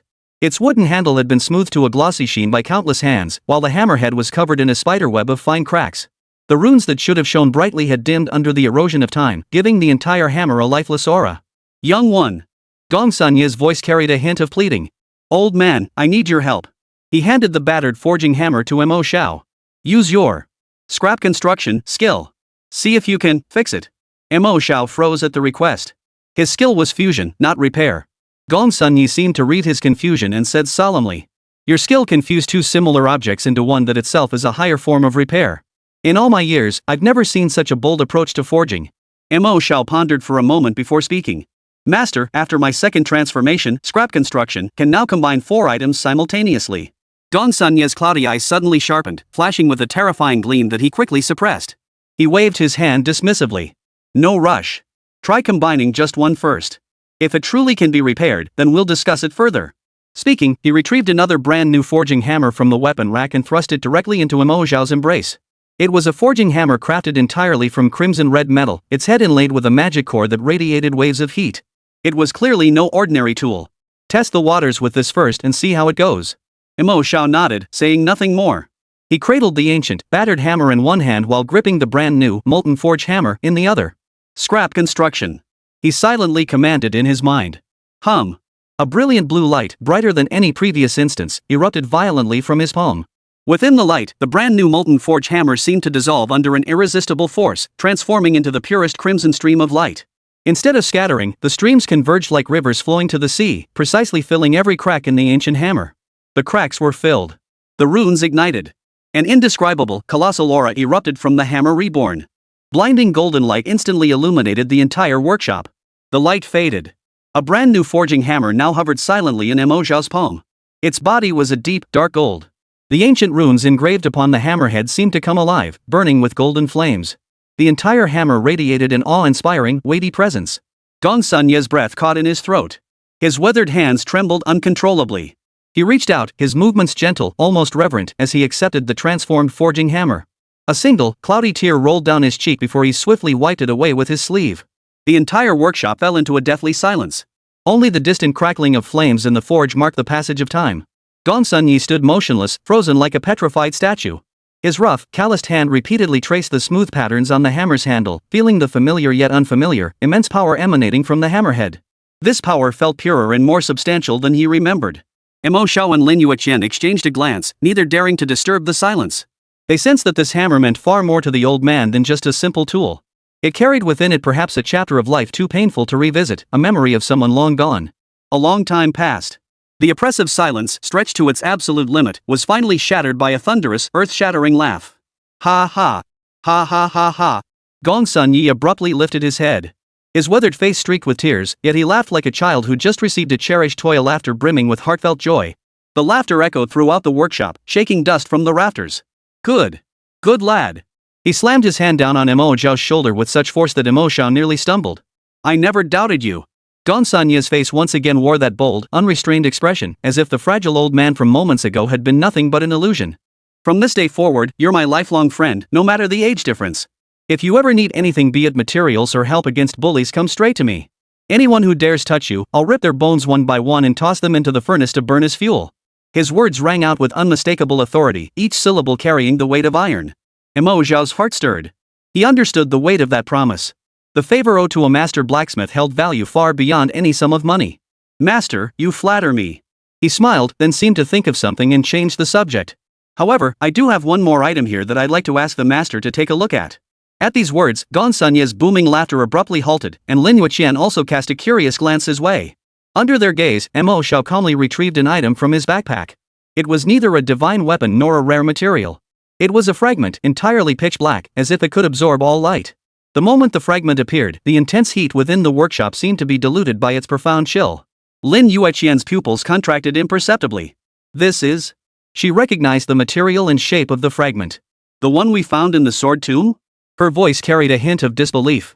That fragment had been strange enough back then, but it had never possessed the unnerving, almost living malevolence emanating from this one. It resembled a miniature black hole, radiating a heart-stopping, abyssal chill. The smile vanished completely from Gong Sun Yi's face. He did not reach out to take it, but instead slowly bent down. His cloudy old eyes fixed intently on the fragment in Mo Xiao's palm, his brow furrowing into a deep crease. As a master who had devoted his entire life to the art of forging, he could clearly sense that within this tiny fragment lay a chaotic and pure dark energy unlike anything he had ever encountered.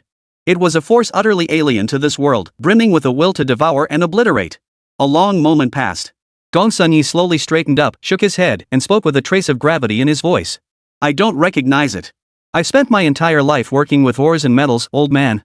I'd say I've handled 99% of the materials in this world, but this one. He paused, as if searching for the right word. This thing doesn't belong in this world. He looked at Mo Xiao, his expression growing incredibly complex. It's dangerous. Extremely dangerous.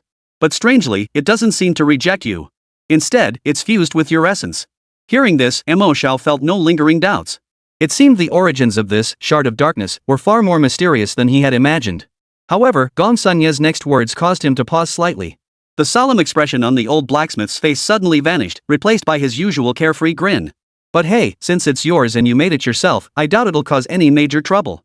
He grinned, revealing teeth yellowed by tobacco, and slapped Mo Xiao's back with his fan-like hand. Who cares what it is? If you can wield it, lad, then wield it boldly. Gong Sun Yi's palm-sized hand slammed down on Mo Xiao's back with such force it sent a jolt through his entire body. Who cares what it is? If you can use it, then use it boldly and freely.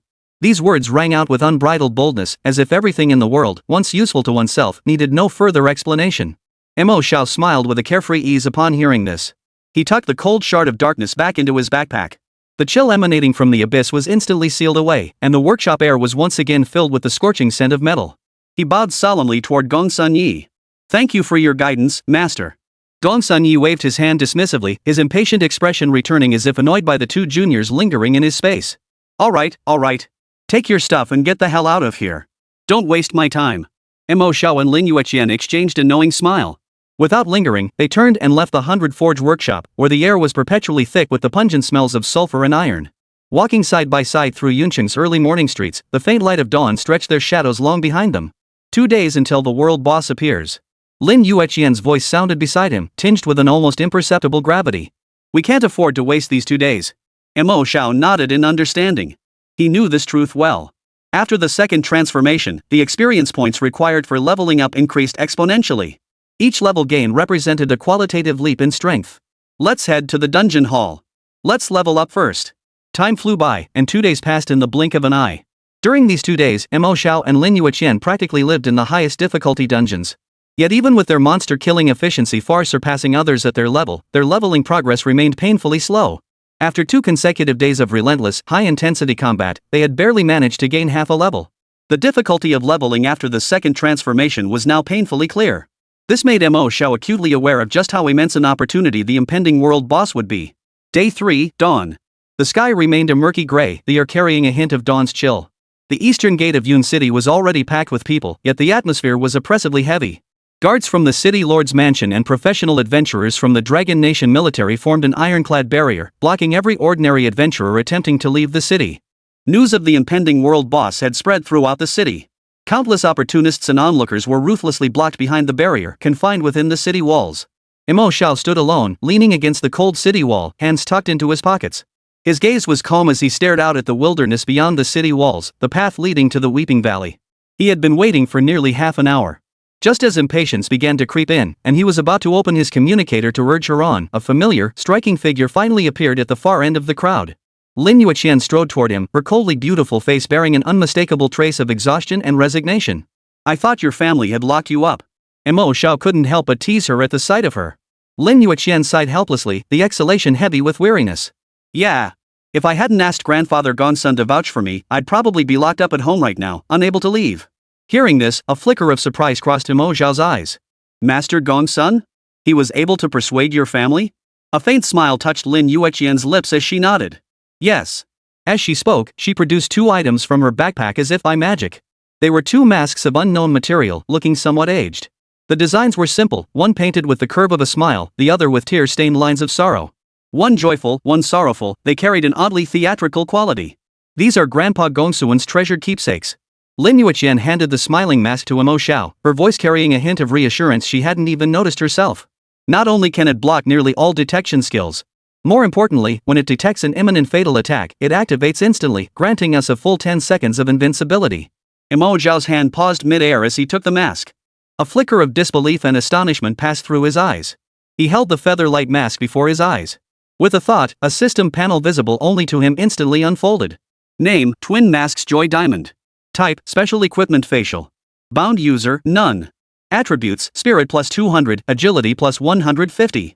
Effect 1 Camouflage, when worn, completely blocks all detection skills and items of diamond rank or lower, and allows free alteration of one's aura and displayed level. Effect 2 Final Act Passive, when the wearer is about to receive lethal damage, this effect automatically activates. The wearer gains a 10-second state of absolute invincibility, immune to all damage and negative effects during this period. Cooldown, 72 hours. Description: Life is a stage, where joy and sorrow are known only to oneself.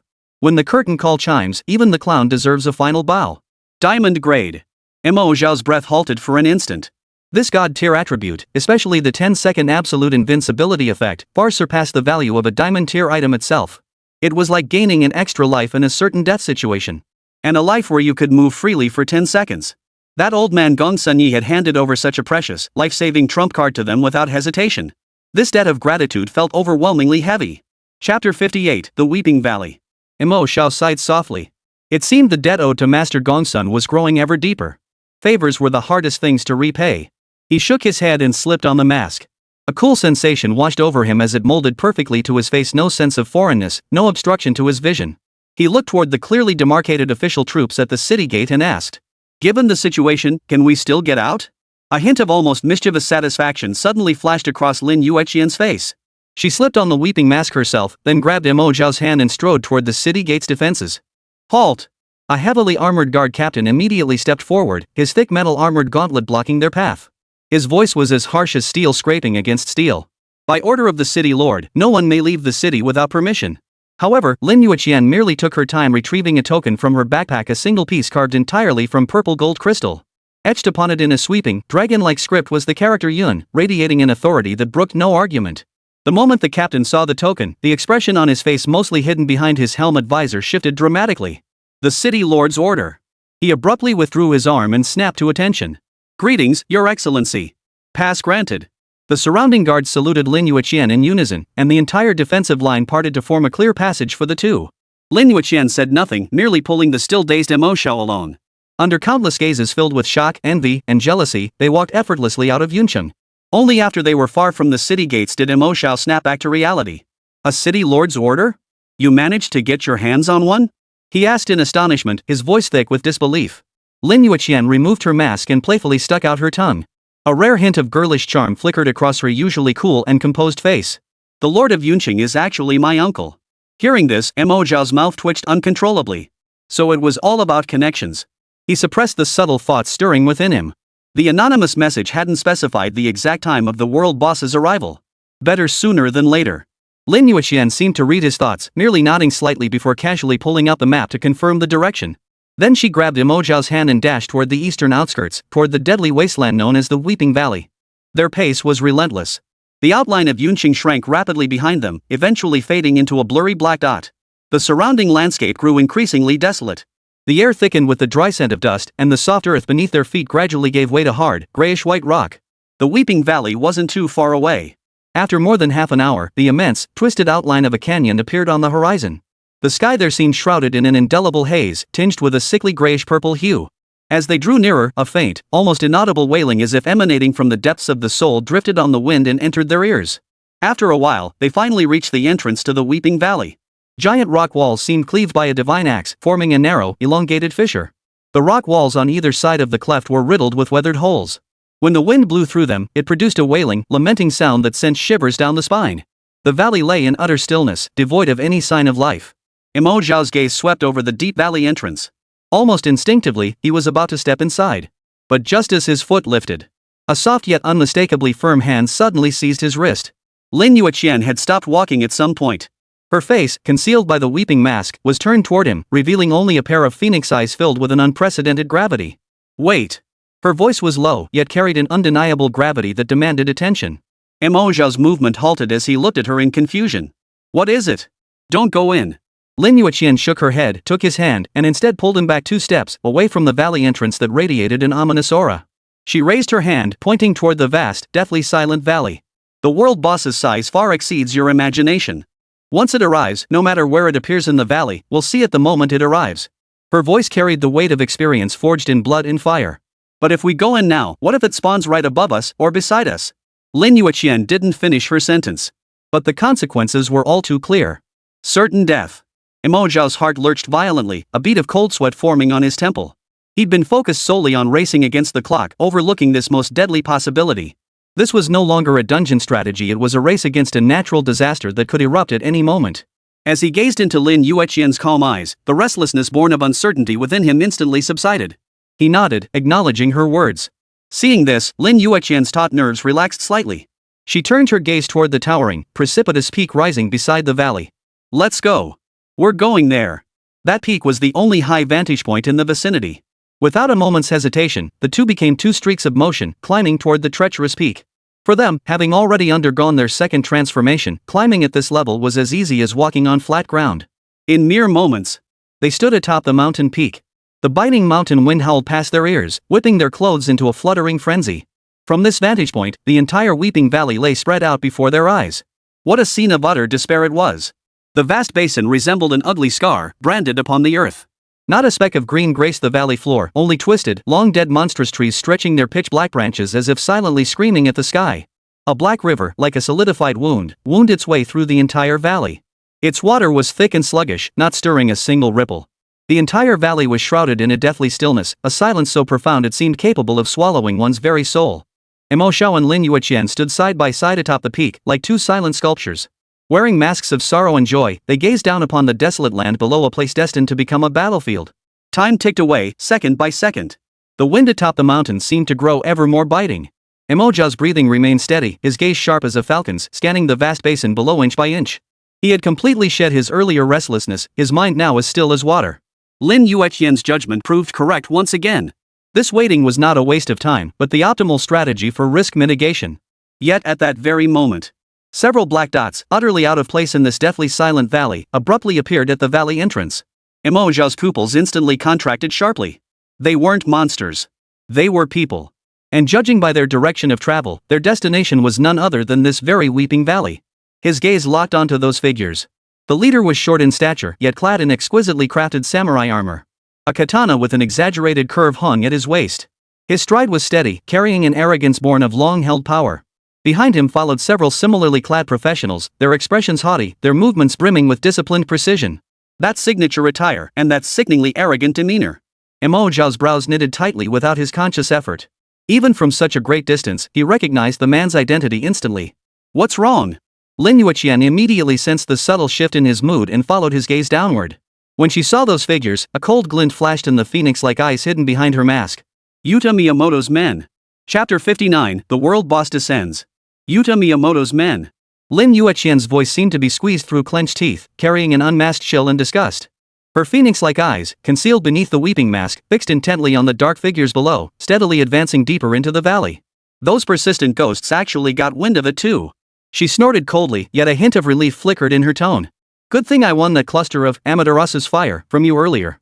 Otherwise, this world boss might have been snatched away by that bunch of scum. Mo Xiao's heart stirred slightly at her words. Lin Yueqian's words indirectly confirmed that the Amaterasu's flame held an overwhelmingly potent counter-effect against the impending world boss. Yet his thoughts did not linger on the satisfaction of his own strength. Mo Xiao's brows knitted tightly without his conscious effort. His face, masked by a smile, turned toward Lin Yueqian beside him. Within those calm eyes, a sharp and dangerous glint of contemplation flickered. These cherry blossom country bastards. His voice was soft, yet it shattered the relief in Lin Yueqian's heart like a pebble dropped into a lake. Do you think this sudden appearance of the world boss might be connected to them? Lin Yueqian's slender frame trembled violently. She whirled around to face Mo Xiao, her phoenix-like eyes brimming with disbelief and shock. Mo Xiao's conjecture struck like a thunderbolt, precisely cleaving open the greatest mystery that had haunted her heart since her rebirth. Yes. In her previous life, the arrival of the abyssal whaler had occurred a month later, and the location had been entirely different. In this life, everything had been accelerated. Everything had become unrecognizable. She had always believed this was the butterfly effect brought about by her rebirth. But Mo Xiao's words offered her another possibility, one far more terrifying, yet far more plausible. It wasn't that the world boss had arrived early on its own. But someone had forcibly summoned it here. For a split second, Lin Yueqian's breath caught in her throat. Staring into Mo Xiao's eyes still profound beneath the mask, the turmoil within her refused to subside. Her mouth opened slightly, her expression incredibly complex. It couldn't be possible. Her voice was dry, and even she could hear the uncertainty in it. This is a world boss, after all. Mo Xiao nodded slightly, his gaze returning to the desolate valley below. I hope it's not what I think it is. His words were scattered by the biting wind sweeping across the mountaintop. At that very moment, as Yuta Miyamoto and his group delved deep into the very heart of the weeping valley, upon that parched, cracked earth, a sudden, strange change occurred. An unsettling crimson glow erupted without warning from the valley's center. The light was not blinding, but rather resembled a bleeding wound, exuding a thick, ominous, and unnerving aura. The next instant, centered on that crimson glow, the surrounding space began to violently warp. Visible spiderweb-like black cracks appeared in the air. Crack! A shattering sound, utterly foreign to this world, reverberated directly within the depths of Mo Xiao and Lin Yueqian's souls. That warped expanse of space seemed utterly shattered by an invisible hand.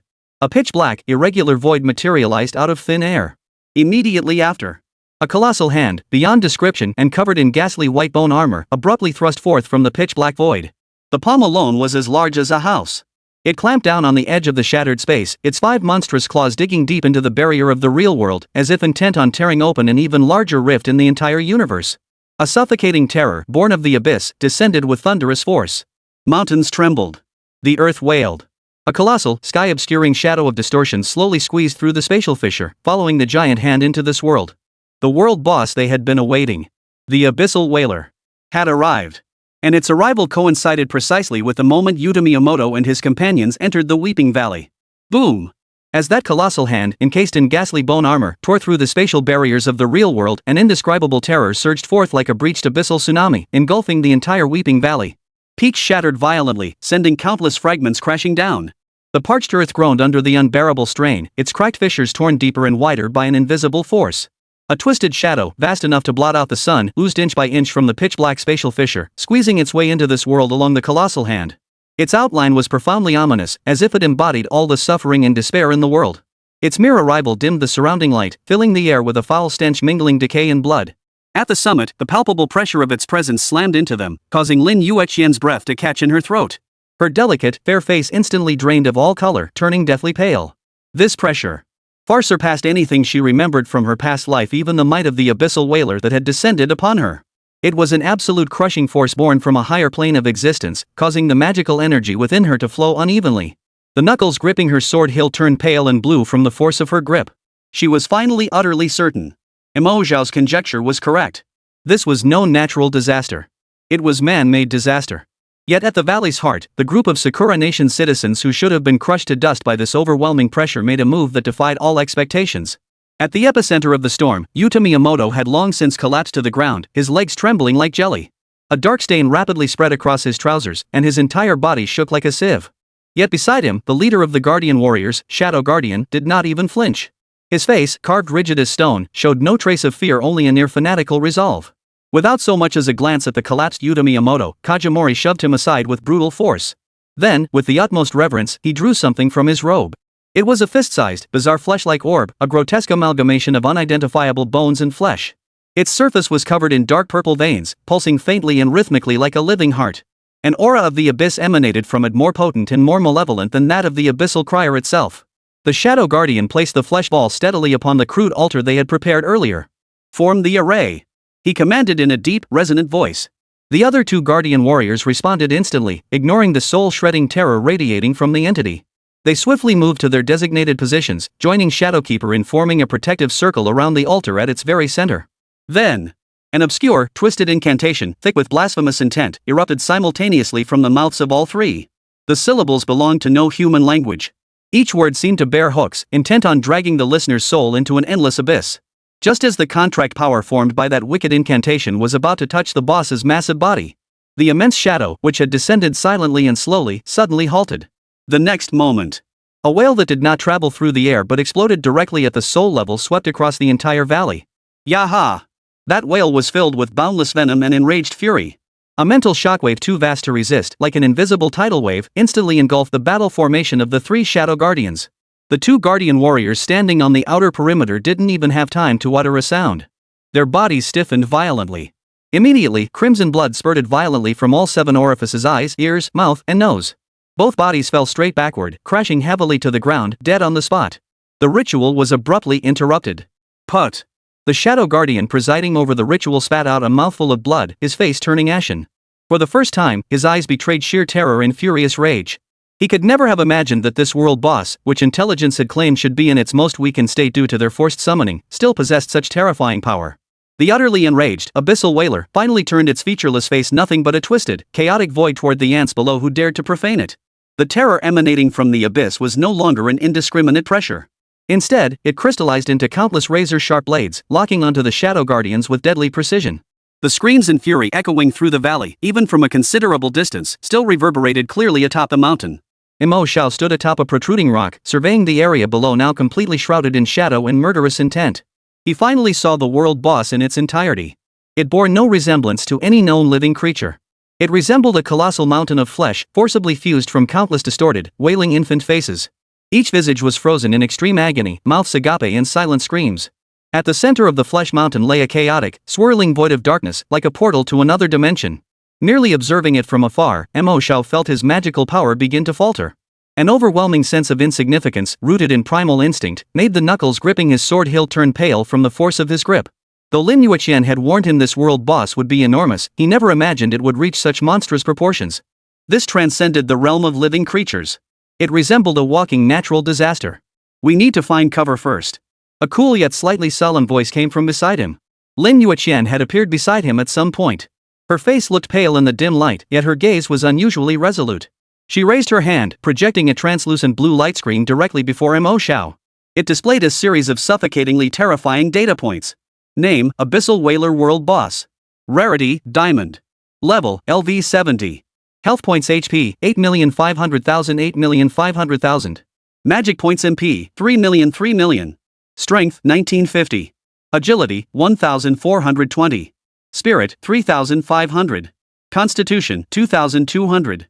Skills: Doomsday Howl, Void Collapse, Thousand Souls Rift, Abyssal Summoning, Annihilation Tide, Eternal Night Veil. Talents: Thousand Throated Body, Despair Aura, Planar Corrosion.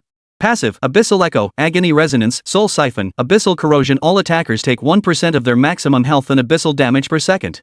Mo Xiao's pupils suddenly contracted at the sight of that staggering health bar, nearly spilling off the screen. 8,500,000. Nearly 10 million health points. What did that even mean? He instinctively glanced at his own health bar, 2,650 points. The gap between them wasn't merely a matter of magnitude, it was a crushing disparity of dimensions. Not to mention the terrifying 3,500 point mental stat and that row of skills whose names alone sent shivers down his spine. Its stats are terrifying. Lin Yueqian's voice cut through Mo Xiao's stunned silence. Charging in now? We won't just get nothing, we'll lose our lives. We'll wait for the military and Yun City's high-tier professionals to arrive before we find an opportunity to act. Mo Xiao took a deep breath, forcing down the dread in his heart. He wasn't some impulsive hothead. The situation before them had completely surpassed the limits of what their level could handle. Watching the abyssal whaler below in the valley, seemingly locked onto the surviving Shadowkeeper, as visible streams of black energy coiled toward him like tentacles, Mo Xiao nodded decisively. Let's go. He hesitated not a moment. Without lingering, the pair turned and swiftly retreated away from the valley, their figures soon disappearing into the dense forest behind them. The mountain wind howled, whipping fallen leaves across the ground. Behind the very rock they had just left, a shadowy figure, nearly indistinguishable from the darkness itself, slowly straightened its form. Silent and motionless, the figure seemed like a phantom without substance. It paused for a moment, seemingly discerning the direction the two had departed. Then, in a flash, silently, it followed. The jungle was shrouded in gloom. The two moved with astonishing speed, the shadows of trees behind them stretching rapidly before being swallowed by fresh darkness. The soul-shredding wails that periodically echoed from the Valley of Tears felt like an invisible hammer, relentlessly pounding their nerves. Lin Yueqian's breathing grew slightly ragged. Beneath her weeping mask, her cold, phoenix-like eyes remained hyper-vigilant, scanning the surroundings. Mo Xiao appeared even more composed.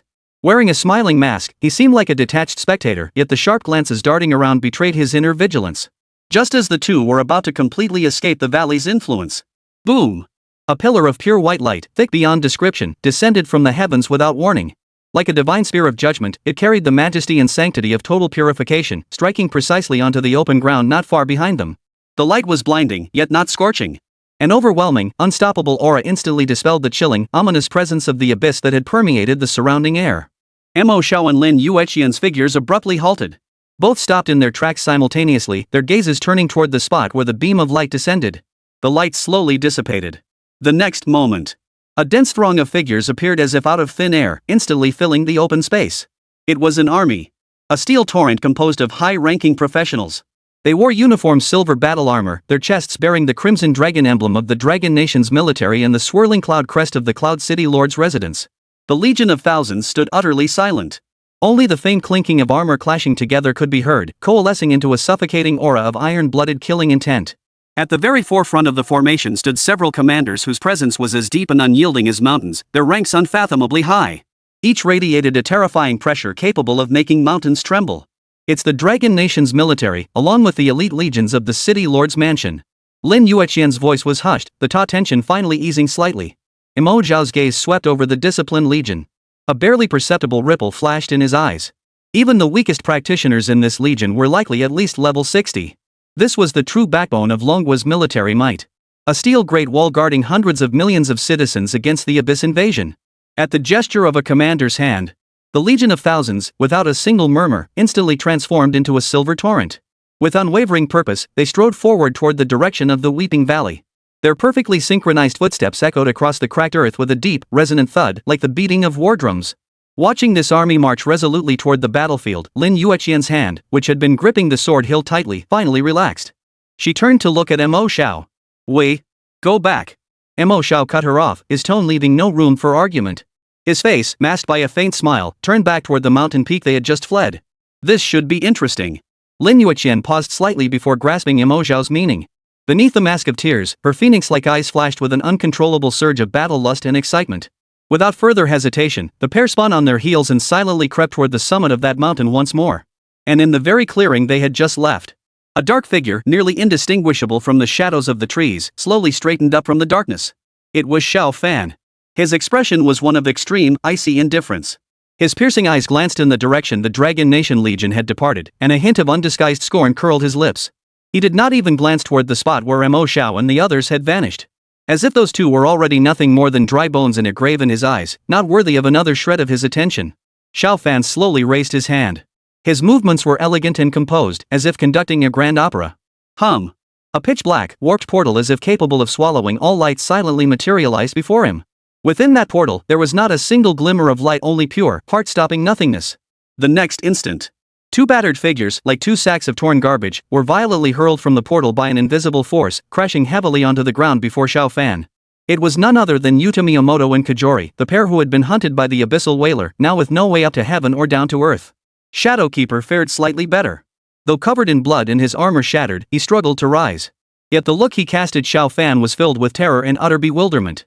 Yuta Miyamoto, however, lay utterly limp on the ground, trembling like a sieve, lacking even the courage to lift his head. Xiao Fan looked down on them from above, his gaze as if observing two insignificant insects. He casually brushed imaginary dust from his sleeves, letting out a cold, contemptuous snort. Useless trash.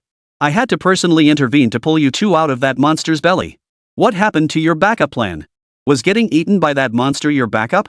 Chapter 60, The Miyamoto Family's Backup Plan. Xiao Fan's icy voice, dripping with undisguised scorn, echoed through the silent woods. Useless. Looks like this young master will have to step in personally to fish you lot out of that monster's belly. What happened to your backup plan? Did the monster just eat it whole? Lying limp on the ground, Miyamoto Yuta trembled violently at these words, curling into a ball. Only Kajori's stone-carved face flashed with a trace of humiliated color. Gritting his teeth, he ignored the tearing pain in his body and struggled to sit up. He fumbled in his robe for a bottle of crimson potion. Without a glance, he twisted off the cap and downed it in one gulp. Only after the liquid hit his throat did a faint flush return to his pallid face. Shadowkeeper gasped for breath, his voice raspy as two pieces of sandpaper rubbing together. Our backup plan has succeeded. He lifted his head, his sunken eye sockets burning with a flame that mingled frustration and madness. That abyssal core has been swallowed by it. Though the ritual failed to establish the contract immediately, the power within that core is sufficient to alter its hunting logic. A savage grin twisted the corners of Ingshou's mouth. Now, any presence nearby carrying the aura of the Amaterasu flame will drive it into absolute madness. It will stop at nothing to tear its target to shreds. Upon hearing this, Xiao Fan's dark, piercing eyes narrowed slightly, yet the mockery in their depths remained undiminished. I hope this so-called backup plan of yours doesn't screw things up again. His tone was casual, yet it carried a bone-chilling coldness. This young master went to great lengths to spread the news throughout the city, luring all these so-called elites here. Xiao Fan's gaze swept over Ingshou's head, fixing on the valley where the clamor of battle now filled the air. If this spectacle isn't spectacular enough, or if something goes wrong. He slowly withdrew his gaze, looking down condescendingly at the two figures on the ground, a cruel smile curling his lips. This young master will personally feed you to that monster. Meanwhile, Mo Xiao and Lin Yueqian had silently returned to the summit of the mountain peak they had left earlier. Deafening battle cries mingled with the monster's soul-shredding wails, like tangible waves of sound relentlessly pounding their eardrums. The air thickened with the pungent stench of blood, mingled with the acrid residue of elemental explosions. Standing side by side atop the peak, they surveyed the battlefield below, now utterly transformed into a blood-soaked meat grinder. The silver torrent formed by the Dragon Nation's military and the City Lord's forces had collided violently with the colossal abyssal fiend. Heavily armored shield warriors formed an iron defense line, their tower shields linked into a silver wall, steadfastly absorbing the impact of each monstrous swing. Behind them, the mage corps chanted majestic incantations, unleashing torrential elemental currents that exploded across the creature's colossal form like dazzling fireworks of death. Countless arrows, each tipped with razor-sharp blades, fell like a dense rain, striking with precision at every vulnerable spot on the monster's form. Priests and paladins clad in white robes stood behind the front lines, continuously radiating holy light, desperately sustaining the precarious lifeline of the warriors in the vanguard. Yet, all this proved utterly futile against the terrifying world boss. Countless distorted infant faces on the colossal flesh mountain of the abyssal wailer emitted a simultaneous, silent shriek. A visible black shockwave erupted outward. Doom's wail. The holy light shields protecting dozens of frontline shield warriors shattered instantly, as fragile as glass. Their bodies stiffened violently as crimson blood gushed simultaneously from their 7 orifices. Those resolute figures didn't even have time to utter a muffled groan before collapsing backward, their life force vanishing in an instant. A gaping breach appeared in the defensive line. Mo Xiao stood atop the mountain peak, his face concealed behind a smiling mask, revealing no emotion. Yet his pupils suddenly contracted at the brutal scene before him. This was the first time he had witnessed a true war so directly. Every fallen professional warrior ranked far above him in level. They were the elite of Cloud City, the guardians of their domain. Yet before this top-tier world boss, their lives proved as fragile as blades of grass. One by one, vibrant lives were effortlessly extinguished in the blink of an eye. This world was far more brutal than he had ever imagined. A single top-tier boss demanded that so many powerful adventurers sacrifice their lives, their very flesh and blood, to be consumed. Lin Yueqian stood beside him, her expression equally grave beneath the tear-shaped mask. Her cold, phoenix-like eyes fixed intently on the battlefield, the knuckles gripping her sword hilt turning slightly white from the force. Do you see? Her voice was low, yet carried an indescribable weight. At the very front of the formation, that general wielding the golden shield is General Wang Lai, commander of the City Lord's Guard and 82nd level paladin. The few beside him are also the military and City Lord's top combat forces. The lowest ranked among them is still above level 75. Yet even with all their combined strength, they can barely contain that monster. Mo Xiao remained silent. He had seen it clearly. He saw General Wang Lai roar as he charged forward, his sacred golden battle chi blazing like a burning meteor as he slammed into the abyssal whaler. Yet that strike, powerful enough to split mountains and shatter rocks, only caused the monster's body to sway slightly. Immediately after, a colossal tentacle, formed from countless vengeful spirits and flesh, lashed out at General Wang Lai with an aura of utter destruction. Boom! The deafening roar nearly tore everyone's eardrums apart. General Wang Lai's figure flew backward like a stone hurled from a catapult, propelled at a speed even faster than his charge. He traced a gory arc through the air before crashing heavily into the rear ranks, his fate unknown. The golden shield, symbol of Yunqing's glory, now bore spiderweb-like cracks, its radiance dimmed. The morale of the army plummeted to freezing point in that instant. Upon the mountaintop, Mo Xiao's face, concealed behind a mask of smiles, revealed no emotion. He simply watched in silence. He watched as the resolute defensive line was torn open even wider by the monster's next assault. Watching dozens of high-tier professionals turn into cold corpses amidst silent screams.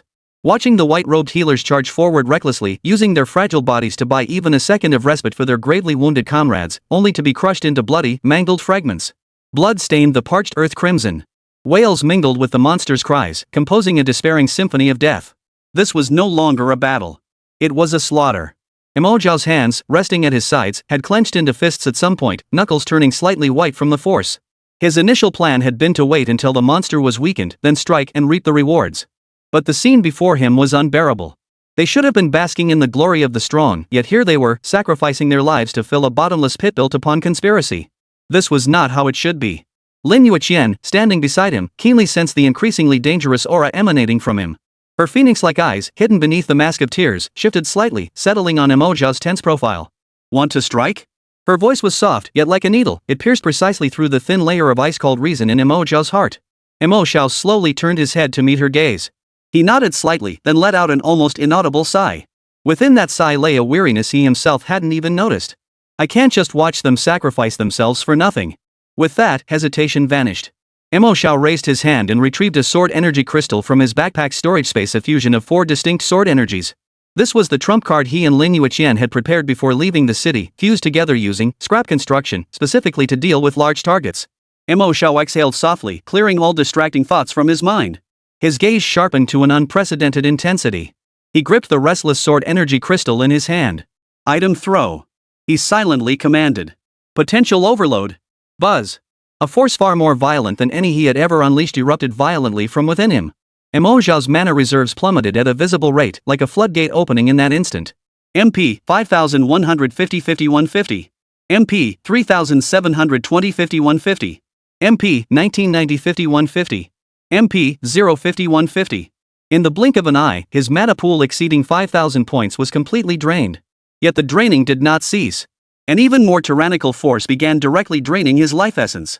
HP 2150 2150. HP 1520 HP 800 2150. HP 500 2150. A soul-shaking wave of weakness instantly engulfed his entire body. Mo Xiao's face drained of color, turning deathly pale, and his body swayed uncontrollably.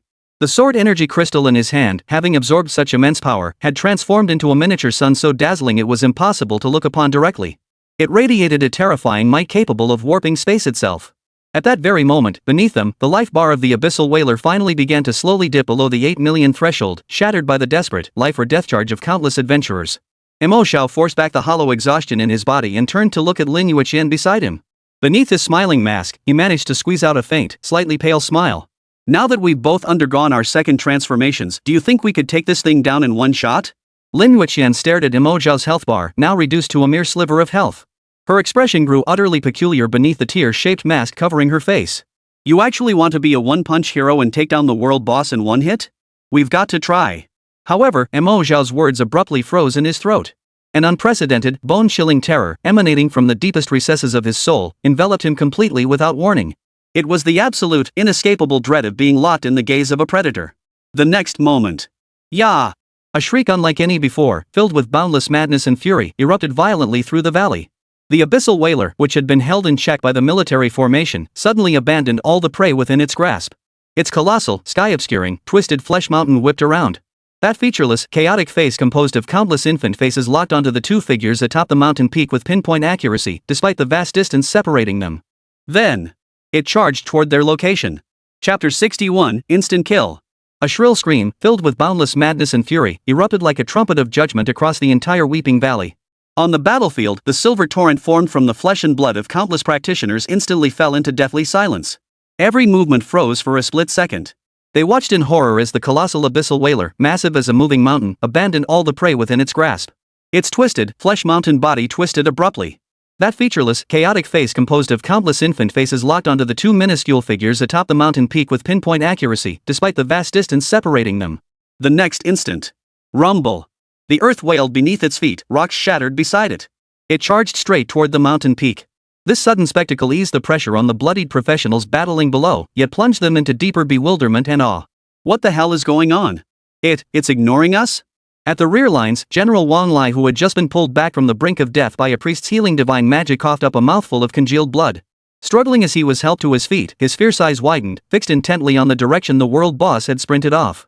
When he recognized the two figures atop the mountain peak, one wearing a mask of sorrow, the other of joy, the iron-blooded commander's brow furrowed. After a moment of confusion, Wang Lai's weathered face was instantly replaced by a surge of wild joy and resolute determination. He didn't know who those two were. He didn't know what method they had used to draw the monster's hatred so firmly toward them. But he knew this was an opportunity. An opportunity beyond compare, one that countless lives could never buy. Other practitioners are helping us divert its pressure. General Wang Lai summoned every ounce of strength within him, unleashing a thunderous roar that echoed across the battlefield. The voice was hoarse, yet carried an authority that brooked no argument. Everyone, unleash your full power. We cannot squander this chance. His thunderous roar struck like a shot of adrenaline, instantly rousing every soldier frozen in shock. Yes. The thunderous chorus of responses echoed across the heavens. The flames of hope reignited in every warrior's eyes. With a low growl, they bypassed the front and launched their fiercest assault upon the wide-open rear of the abyssal whaler.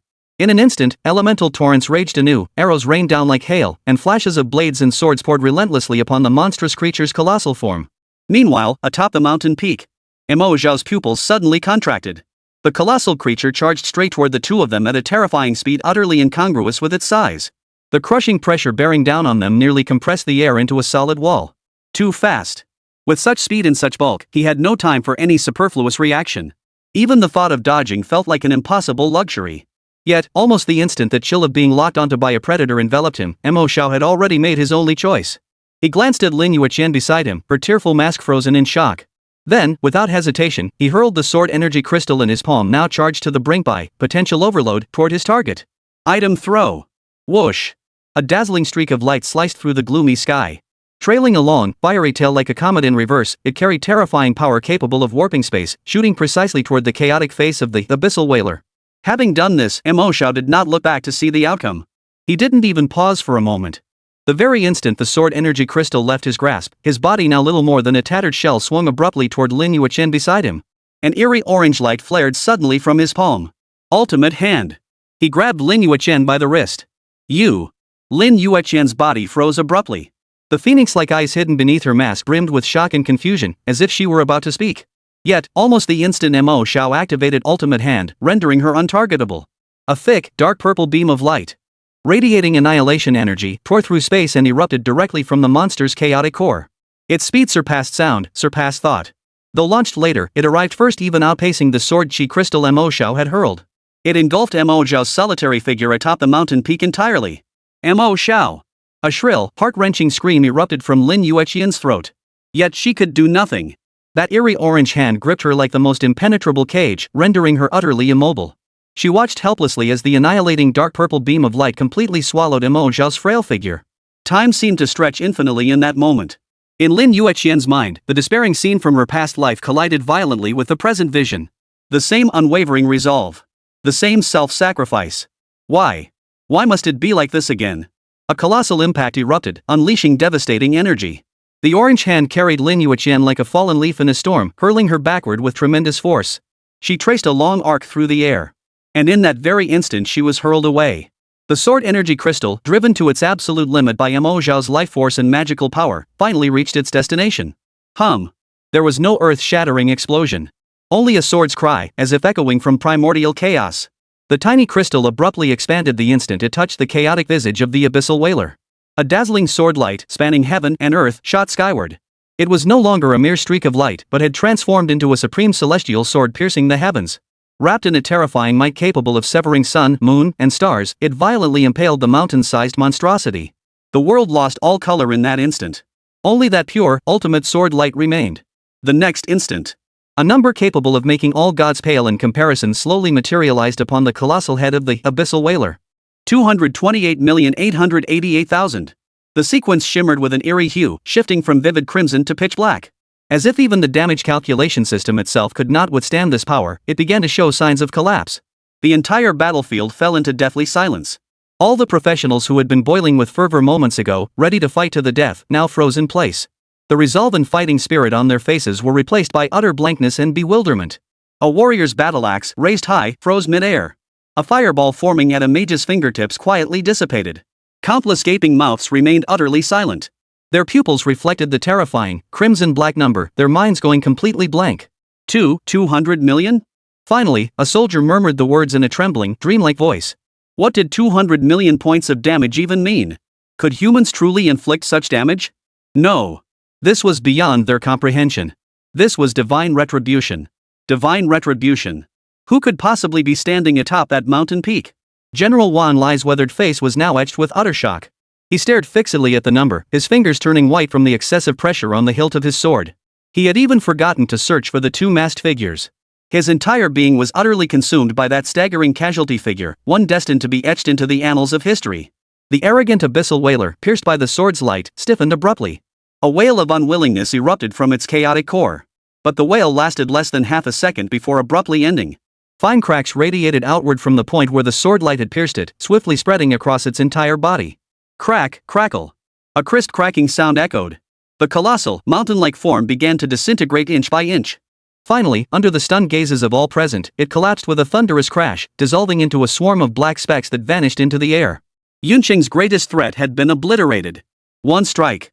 Just one strike. Wang Lai slowly raised his head, gazing at the now empty mountaintop, his heart churning with overwhelming emotion. Who exactly were those two people? When had such terrifying beings appeared near Yunqing? Chapter 62, Xiaofan, this is treason. In the distance, the eerie orange glow finally dissipated completely. The restraining force binding her body vanished along with it. The moment Lin Yueqian regained her freedom, she felt no relief whatsoever. Instead, a gut-wrenching panic instantly seized her entire being. Without pausing to steady herself, she stumbled forward recklessly into the lingering dust cloud ahead. Mo Xiao. The smoke slowly dispersed. A figure sat on the ground, looking somewhat bedraggled. Mo Xiao's face was blank, as if he hadn't fully recovered from the shock of what had just happened. The mask painted with a faint smile on his face had now completely lost its luster, growing dull and lifeless, like an ordinary object drained of all energy. Clearly, it was this twin masks that had saved his life. Holy! He instinctively raised a hand to touch the mask on his face, then glanced at his now empty health bar, a wave of dread washing over him. If not for the passive effect of final act, that last hit would have truly finished him off. How could this world boss move so fast? A skill of that caliber, and it didn't even have the slightest wind-up? You! A voice trembling with both tears and fury erupted before him. Seeing him unharmed, Lin Yueqian's heart, which had been lodged in her throat, finally settled back into place. But immediately afterward, an uncontrollable surge of anger welled up within her. She strode forward, pulled a top-tier healing potion from her backpack, and practically shoved it into Mo Xiao's hands. Are you out of your mind? Her furious rebuke at Mo Xiao's earlier actions was accompanied by a glistening film of tears in her cold, phoenix-like eyes. Clearly, the near-fatal moment had utterly terrified her. Why did you do that? Even if you were going to attack, you couldn't just let it charge straight at you. Mo Xiao watched her reaction, shaking his head with a wry smile. I'm not stupid. That wasn't my doing. I have no idea why that monster suddenly locked onto me. It was so far away. I was just figuring out how to get closer when it suddenly charged at me. He unscrewed the cap of the potion bottle, preparing to down it in one gulp. But just as he raised his hand, whoosh! A dagger, gleaming coldly, suddenly sliced through the air. It didn't target Mo Xiao's vital points, but with pinpoint accuracy, shattered the medicine bottle in his hand. Crack! A crisp shattering sound echoed. Crimson liquid, mingled with shards of glass, spilled across the floor. The unexpected turn of events. Mo Xiao's pupils contracted sharply. Before he could react, the whistling of countless flying knives filled the air. They formed a deadly net of blades, hurtling straight toward his face. At the same moment, a laugh filled with smugness and venomous hatred echoed from the nearby woods. Of course it's because of this young master. Die, Mo Xiao. The cold gleam of blades rapidly expanded in Mo Xiao's pupils. That venomous laughter seemed to linger in the forest. Facing the deadly blade net that sealed off nearly every escape route, Mo Xiao and Lin Yueqian both shared a look of utter speechlessness. This guy really does forget the pain once his wounds heal. How many times had he been beaten into submission? How dare he come out to offer himself up again?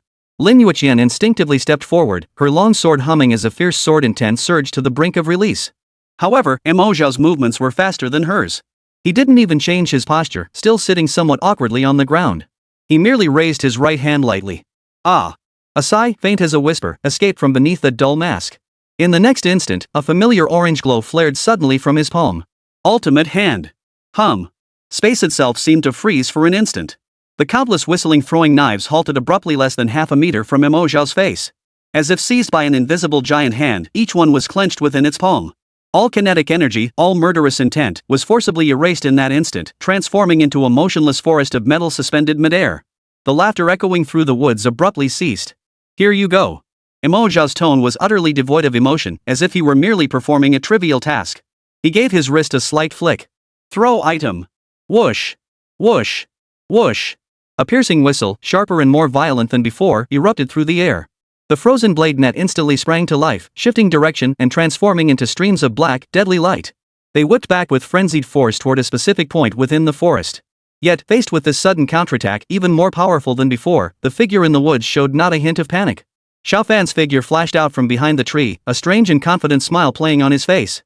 It seemed he had anticipated Mo Xiao's move all along. Just as the deadly blade net was about to descend upon him, an ominous crimson glow flickered faintly within the depths of his eyes. In the next instant, his entire body seemed to dissolve into a phantom-like afterimage, devoid of substance. His speed reached an extreme, darting through the impenetrable net of blades along a trajectory that defied the laws of physics. Countless flying blades grazed the hem of his robe, piercing the trees and rocks behind him into a pockmarked mess, sending debris flying everywhere. Yet he himself remained unscathed. He charged straight toward Mo Xiao's position, like a blood-red arrow released from its bowstring, defying every attack fired at him. Witnessing this scene, Mo Xiao's expression finally grew peculiar. This guy. Where did he get the confidence? A squishy assassin actually dares to play close quarters, face-to-face with me? This guy, where does he get the confidence? A squishy assassin actually dares to try close quarters combat with me? Beneath his dull mask, Mo Xiao's lips curved into an imperceptible smile. Was it because he just dodged an ambush, looking a bit disheveled and appearing low on health? He'd witnessed firsthand countless times how he casually dealt devastating damage in the millions. He still dares to charge forward so recklessly. I couldn't tell if he was foolish or truly brave. A crimson afterimage rapidly expanded within his pupils as that ominous aura surged toward him, thick with murderous intent and venomous hatred. Xiao Fan's smile grew more savage, as if he already saw Mo Xiao torn to shreds before him. Yet Mo Xiao remained seated on the ground, showing no intention of dodging. He merely took his time retrieving a deep red vial from his storage space, then casually smashed it onto the ground beside his feet. Crack! Amidst the crisp sound, a potent surge of life force and magical energy erupted, transforming into a soft halo that enveloped him. HP plus 2150. MP plus 5150. In the blink of an eye, his magic and health, which had dipped slightly from his recent exertions, returned to peak condition. Only after completing this did Mo Xiao lazily lift his head to gaze at Xiao Fan, now mere inches away. He raised his right hand once more.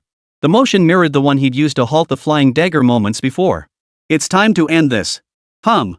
The familiar orange light erupted once more from his palm without warning. Ultimate hand. Xiao Fan, who had been charging forward in a frenzied state, suddenly froze in mid-stride.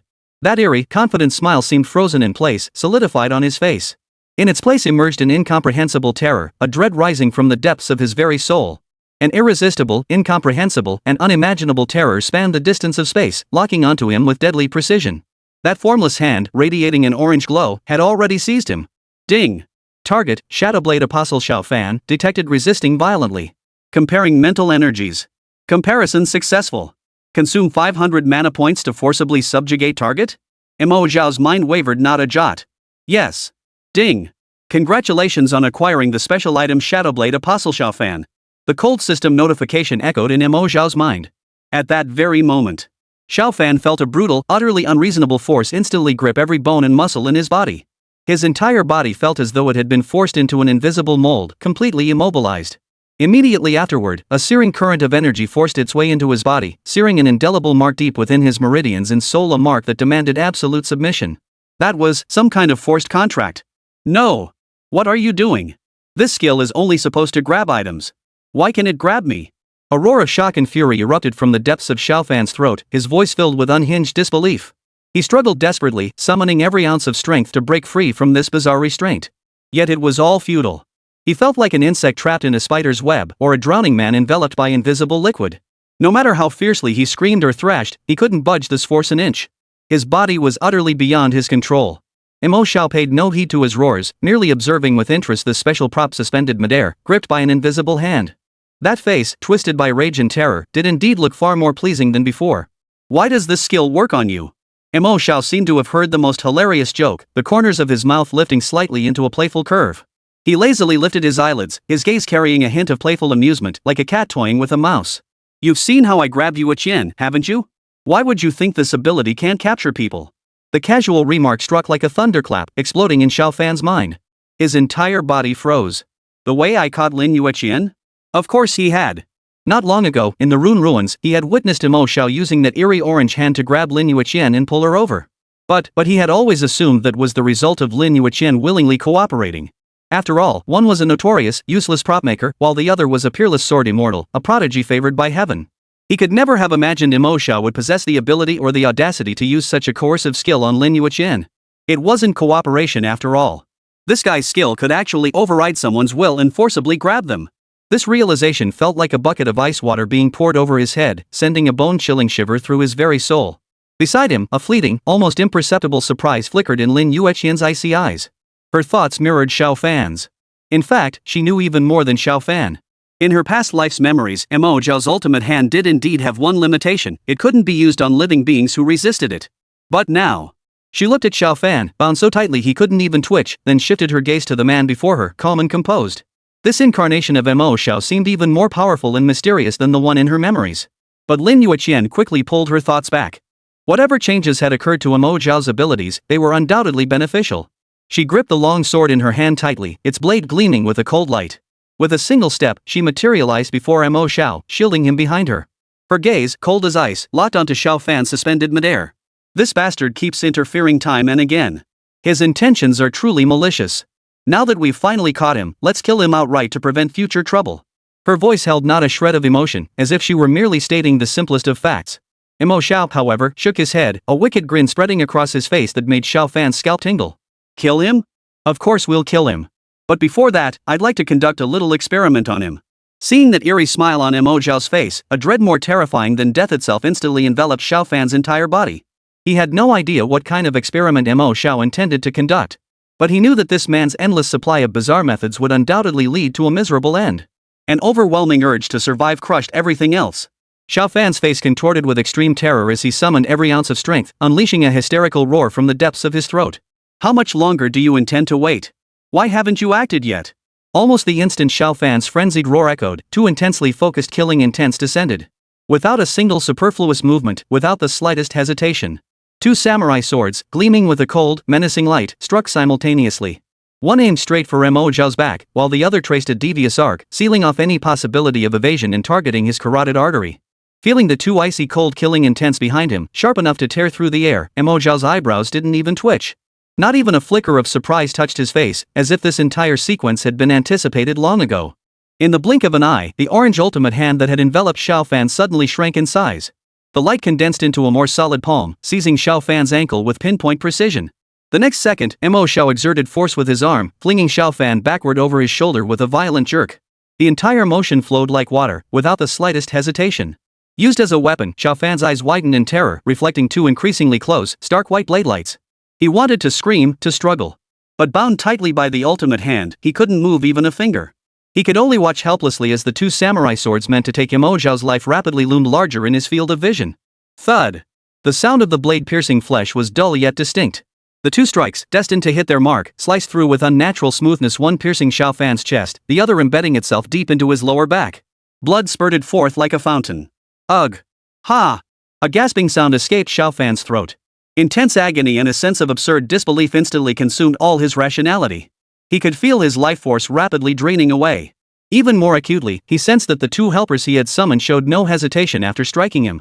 They even strained further, attempting to pierce through him and Mo Xiao behind him in one fell swoop. They never cared about his life from the very beginning. This realization brought him even deeper despair than the excruciating pain of the blade piercing his flesh. Lin Yueqian, standing nearby, finally reacted. She had been poised to intervene, but Mo Xiao's response was too swift, too decisive, so fast she hadn't even had time to react. Her gaze locked onto the two ambushers. Black, form-fitting combat suits. Ghost masks covering their faces, revealing only their eyes. And in their hands, those two signature samurai swords, gleaming with a sinister, icy light. People from the land of cherry blossoms. A name instantly sprang to Lin Yueqian's mind. Yuta Miyamoto. In that instant, a killing intent even more bone-chilling than before erupted from Lin Yueqian. Her gaze swept past the two masked warriors, landing on Xiao Fan used as a human shield, drenched in blood. Xiao Fan. You dare to consort with those from the land of cherry blossoms and turn against us, the professionals of the Dragon Nation. Her voice was no longer merely cold, it now carried an extreme fury and disgust. This is treason. Chapter 63, Throwing Professionals? Yet Xiao Fan's face, contorted by excruciating pain, showed no change. His mind was solely focused on how to turn the tables. For him, as long as he could obtain what he desired, what did treason matter? Yet he could feel it all too clearly now. The two katana blades piercing through his body were mercilessly twisting, attempting to pin not only him but also Mo Xiao behind him to the ground. The icy blades and the cold, emotionless stares of the two masked warriors behind him both conveyed a brutal truth. He had been nothing more than a disposable pawn from the very beginning. A tool to probe Mo Xiao's true intentions, and at the critical moment, a shield to take the blow. He knows when to bow out, that's what makes him a smart one. At that moment, a voice brimming with arrogance and contempt suddenly rang out from the nearby woods. The next instant, a dense cloud of smoke exploded into the air. As the smoke cleared, two figures emerged. At the forefront stood none other than Yuta Miyamoto. A smug, confident grin spread across his face. The gaze he directed at Lin Yueqian brimmed with unabashed greed and possessiveness. Beside him stood Ing Shou, who had been severely wounded by the boss earlier but had now regained some combat strength. His face remained pale, yet his eyes were even more sinister than before, like a venomous snake lurking in the shadows. Yuta Miyamoto's gaze swept contemptuously over Xiao Fan, who lay on the ground like a pile of mud, before settling on Mo Xiao. Mo Xiao, aren't you supposed to be quite the fighter? Now it's 5 against 2. His voice dripped with the smug satisfaction of a petty victor. Let's see how you survive today. Before the words had fully left his mouth, the two masked warriors abruptly yanked the katana piercing Xiao Fan's body free, sending two blinding streams of blood spraying into the air. Without a second glance at the convulsing body at their feet, their figures flickered, transforming once more into two ghostly shadows. From both sides, they swung their blades toward Mo Xiao. At the same moment, Shadowkeeper's figure shot forward like an arrow released from its string, moving silently close to the ground. The samurai sword in his hand traced a sharp, cold arc, aiming straight for Mo Xiao's lower body. Meanwhile, Miyamoto Yuta grinned savagely, fixing his target on Lin Yueqian. A lethal trap, woven by 5 elite professionals, materialized in an instant. Blades clashed, murderous intent palpable, sealing off every possible escape route for the two. Yet, facing this encirclement capable of crushing any peer-level professional, Mo Xiao's lips curved beneath his dull mask, a subtle smile no one noticed. He suddenly let out a soft chuckle. The sound was faint, yet in this forest thick with murderous intent, it rang out with an eerie sharpness. Then let's see how well this grand gift you bestowed upon me holds up. His words carried a hint of amusement. With a flicker of intent, the orange ultimate hand clutching Xiao Fan's ankle suddenly exerted force, flinging him aside like a piece of trash. Almost in the same instant, Mo Xiao's other hand reached out, grasping at the air before him toward Lin Yueqian. Ultimate hand. Lin Yueqian felt a gentle yet unyielding force envelop her. The next moment, her body was pulled back to Mo Xiao's side, completely beyond her control. Only after completing these actions did Mo Xiao leisurely unfold his palm. A bizarre fragment, entirely pitch black yet shimmering with dazzling, shifting colors, silently materialized in his palm. Shard of darkness. A terror more pure, more ancient, and more ominous than the abyss itself erupted outward. The attacks of Yuta Miyamoto, Kajori, and the others halted simultaneously. Extreme fury flashed across their faces simultaneously. Damn it! What have you done to our Amaterasu's fire? For the first time, Kajori's voice trembled violently. Yet Mo Xiao gave them no time to react. He clenched the shard of darkness in his hand, and beneath the mask, his eyes ignited with a flame as black as ink. A resonance born of bloodline bound him utterly to that all-consuming power. He slowly raised his gaze to the 5 enemies now frozen in stupor, his thin lips parting slightly. Amaterasu. Boom! Black flames erupted without warning from the shard. This was no ordinary flame. They carried no heat, no light, only pure, all-consuming darkness. The next instant, the black flames surged forth like a tsunami. Under Mo Xiao's willful command, they twisted into countless snarling black fire serpents, carrying an aura of annihilation as they madly roared toward the 5 enemies. The pitch-black flames, potent enough to incinerate all existence, roared forth like enraged dragons. The savage grins on the faces of Yuta Miyamoto and the others froze instantly. replaced instead by terror rising from the depths of their souls. Amaterasu. It's the fire of Amaterasu. He's mastered the divine flame. Retreat! Shrieks of utter terror erupted from the mouths of the two masked warriors. No one understood the terror of Amaterasu's fire better than these people of the land of cherry blossoms. In their myths, it was the supreme divine power capable of incinerating all creation. Now, this very power was wielded by their enemy, turned against them. Even Kajori, the strongest among them, whose expression had remained impassive until now, showed terror on his face. His pupils contracted sharply, his body reacting faster than his mind could process. He thrust his feet backward with all his might, retreating frantically without regard for consequence. The remaining four, seeing this, were utterly terrified. They scrambled and crawled in all directions, scattering in utter disarray, desperate only to get as far away as possible from that surging darkness. The flawless, fatal trap crumbled to dust in an instant. Watching his enemies scatter like stray dogs, Mo Xiao's brow furrowed slightly beneath his mask. The drain from the shards of darkness was far greater than he had anticipated. In just that brief burst of power, his health and mana bars plummeted like floodwaters released from a dam. At this rate, he wouldn't last much longer. If he couldn't finish them quickly, he might be the one to fall first. Just then, Mo Xiao's gaze swept over the black fire serpents dancing wildly through the air, and a sudden thought struck him. An incredibly bold, even reckless idea instantly took shape in his mind. At that very moment, in a corner of the forest, a figure that should have been on the brink of death underwent a subtle yet profound transformation. Xiao Fan, who had been lying like a pile of mud, had somehow sat up. The two vicious knife wounds on his chest not only ceased bleeding but now swirled with wisps of black mist. Beneath the swirling darkness, his health bar was recovering at a bizarre, visible speed. His face bore the relief of having narrowly escaped death, along with a trace of venomous hatred impossible to conceal. He glanced at the 5 cherry blossom warriors in the distance, too preoccupied with their own struggles to notice him, then shifted his gaze to Mo Xiao, who was maintaining the black flames. A ruthless glint flashed in his eyes. If only he could escape. He silently pushed himself up, preparing to seize this once-in-a-lifetime chance to vanish into the forest. But he had barely taken half a step. That massive hand, glowing orange, materialized out of thin air once more. With pinpoint precision, it seized his throat. Xiao Fan's body froze instantly. With great effort, he twisted his head to meet Mo Xiao's gaze, those cold, emotionless eyes hidden beneath the mask. You. He started to speak. Mo Xiao couldn't be bothered to listen to another word of his nonsense. With a flick of his wrist, ultimate hands urged with force, snatching Xiao Fan off the ground like a small chicken and hoisting him into the air. Then, Mo Xiao made a gesture toward the swirling black fire serpents in the air. Whoosh! Whoosh! Whoosh! The 3 thickest black fire serpents, as if receiving an unquestionable command, instantly reversed course and surged toward Xiao Fan, who was suspended mid-air. The next instant, a faint blue glow suddenly flared in Mo Xiao's palm. Residual material construction. The 3 pitch-black masses of Amaterasu's fire ignored all his struggles, merging into his body like ink droplets plunged into water. Xiao Fan let out the most piercing, most despairing scream of his life. There was no explosion. Nor did it ignite. Only the most extreme distortion and fusion remained. Xiao Fan's body convulsed violently mid-air, his skin surface erupting with countless jet-black patterns, resembling a piece of porcelain on the verge of cracking from intense heat. His flesh, his bones, even his very soul were being subjected to a brutal, inhumane construction by the 3 blazes of Amaterasu. An indescribable aura of terror radiated wildly from his body. Mo Xiao exhaled a breath of stale air, feeling the rapid drain of vitality and magical power within him. Without a moment's hesitation, for the first time, he activated that forbidden special command against a practitioner. An unprecedented light ignited within his eyes. Potential burst. Mo Xiao yanked the ultimate hand, gripping Xiao Fan backward with a sudden jerk. His arm muscles bulged as he assumed a throwing stance. Throw! Whoosh!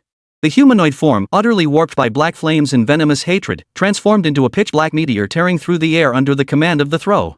Its target was none other than the distant figure of the Cherry Blossom Nation's warrior leader, Kajori, a man whose expression betrayed vigilance yet remained oblivious to the deathly form bearing down upon him. Lin Yueqian's cold, phoenix-like eyes suddenly narrowed. Her entire body froze. Thrown. Thrown out? Mo Xiao had actually treated a living, breathing second transition professional as a throwing implement and hurled it away? The thought exploded like thunder in her mind, momentarily robbing her of breath. Could a prop master's skills truly reach such extremes? Then what about herself? An utterly absurd thought surged uncontrollably from the depths of her heart. Lin Yueqian instinctively turned her gaze, filled with turbulent waves of shock, toward Mo Xiao beside her. Mo Xiao instantly caught the complex emotions in her eyes: shock, disbelief, and even a hint of strange associations she hadn't even noticed herself. His lips twitched slightly. Seizing the moment while that human cannonball was still in flight, he hurriedly lowered his voice to explain. I wouldn't do that to you. Don't get any ideas. Before he could finish. Boom! The pitch-black shell struck Ing Shou with pinpoint accuracy. No scream. Not even a moment for Ing Shou to react. At the moment of impact, a thick, suffocating pillar of pitch-black light erupted skyward from the collision point, as if it were piercing a hole through the night sky itself. Then, within the pillar, countless blades, flickering with a sinister, icy glint, erupted in all directions with a piercing shriek. This was the deathstorm born from Xiao Fan's class abilities and the Amaterasu Black Flame, unleashed under the potential burst. Thud. Thud. Thud. The dense, continuous sounds of penetration merged into one. The remaining four Sakura Nation warriors froze in utter shock as their bodies were instantly torn to shreds by the storm of blades. The rain of blades indiscriminately blanketed the entire area. As the deadly storm threatened to engulf the two, Mo Xiao's pupils contracted sharply. His long-prepared ultimate hand activated instantly. Hum. An orange glow abruptly radiated outward from him, forming an invisible force field that securely shielded both him and Lin Yueqian within. The flying blades, sharp enough to pierce steel, abruptly halted mid-air the moment they approached within a meter of the pair, as if colliding with an invisible wall. Immediately afterward, they were captured by an irresistible force, stripped of all kinetic energy, and fell powerlessly to the ground, dissipating into pure energy. This carnage he had personally orchestrated lasted a full 2.5 minutes.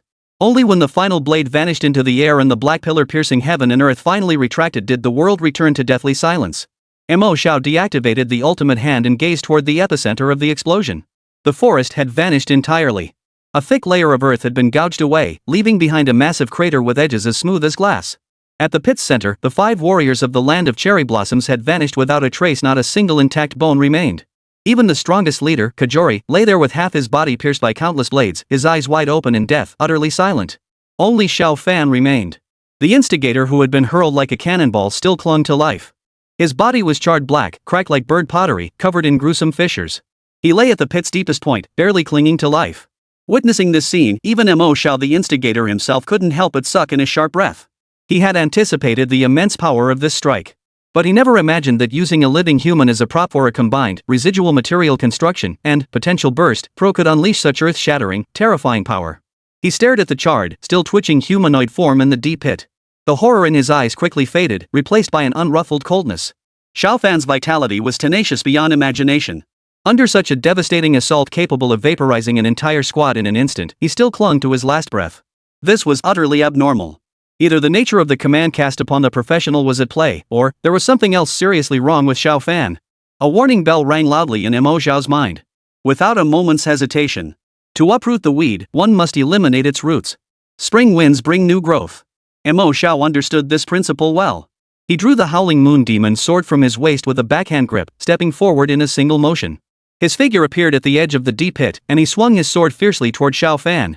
However, at that very instant, a sudden change occurred. Hum!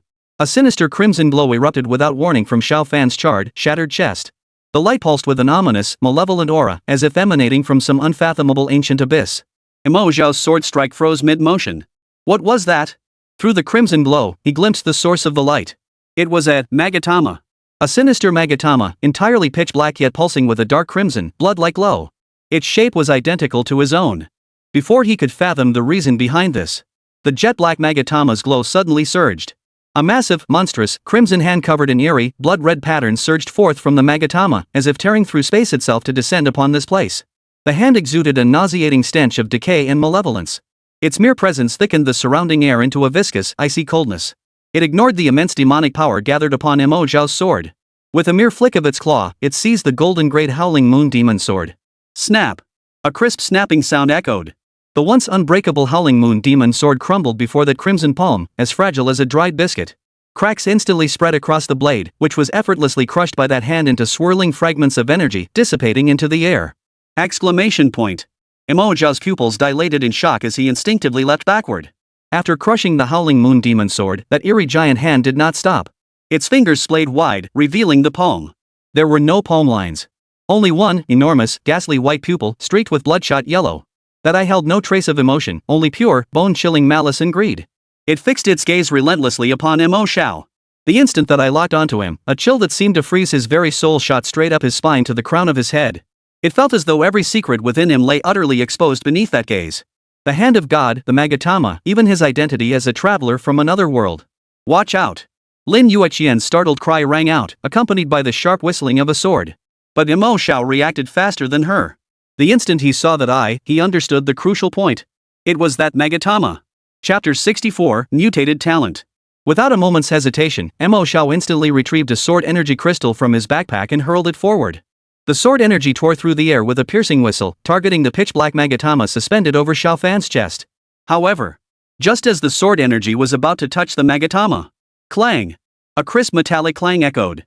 The sword energy, potent enough to cleave steel, abruptly shattered in the void before the magatama, dissipating into formless energy turbulence. Immediately after, the dark crimson giant hand lunged forward, snatching the barely conscious Xiao Fan from the ground. The space around it began to violently warp and fold like rippling water. It intended to flee with Xiao Fan. Mo Xiao's expression instantly darkened to the depths of despair. Just as the hand and Xiao Fan's figure were about to be completely swallowed by the warping space, a hoarse, ancient, eerie voice as if traversing endless time and space resounded directly within the depths of his mind. That fellow truly chose a worthy successor. The hand of God shall remain in your keeping for now. One day, I shall come personally to retrieve the secret stone. And his hand. That hoarse voice faded slowly from his mind like a curse. The ripples of spatial distortion finally settled. The viscous, frigid air surrounding him instantly returned to normal. That suffocating aura of evil vanished without a trace, along with Xiao Fan's figure. It was as if that crimson giant hand, the one that had torn through space and crushed the howling moon demon sword, had never existed at all. Yet, in the very instant the spatial fissure closed, a faint, imperceptible black light suddenly shot out from the twisted center, moving so fast it was impossible for the naked eye to catch. Thud! A faint sound of a sharp blade piercing flesh. Mo Xiao's body stiffened abruptly, a suppressed groan of pain escaping his throat. He slowly lowered his head. There, embedded deep within the palm of his left hand, was a fragment of pitch-black shard, no larger than a fingernail, which had pierced his flesh without warning. An indescribable agony exploded through him. It wasn't mere physical agony, but rather a soul-shredding, searing torment. It felt as though millions of red-hot steel needles were madly burrowing through the wound in his palm, into every inch of his flesh and every nerve. What weighed even heavier on his heart was this.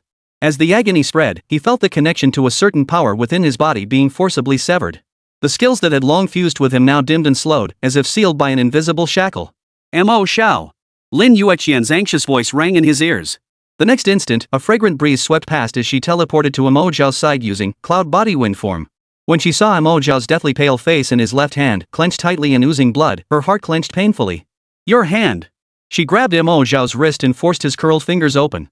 A fragment, entirely black and radiating an ominous aura, lay embedded in the flesh of his palm. The shape and aura of that fragment were identical to the bizarre jade shard they had obtained earlier. Don't move! Lin Yueqian's voice carried an unquestionable command. She extended her sword finger, its tip wrapped in a soft white glow, and carefully pinched the fragment between her fingertips. She dared not be the slightest bit careless, fearing this strange object might inflict deeper harm upon Mo Xiao. Yet, the instant she extracted the fragment from Mo Xiao's palm, a bizarre scene unfolded. Several drops of blood surged from the wound, as if drawn by some invisible force, and flew toward the shards of their own accord. The crimson blood touched the pitch-black shards, leaving no trace behind. Instead, like water droplets seeping into parched sponge, it was instantly absorbed, vanishing without a trace. How are you? Does anything feel off? She hurriedly looked at Mo Xiao, her voice thick with unmasked concern. Mo Xiao took a deep breath, forcing back the waves of weakness surging from the depths of his soul. After a moment of assessment his skills and abilities had fully recovered, he slowly shook his head. His gaze, however, remained fixed on the fragment held in Lin Yueqian's hand. He took the fragment from her hand. It felt icy cold. Then, with a thought, he retrieved another item from his backpack's storage space. Shard of Darkness. When the two fragments were placed side by side, the answer became self-evident. Both in material and the eerie black glow that swirled upon them, they were identical.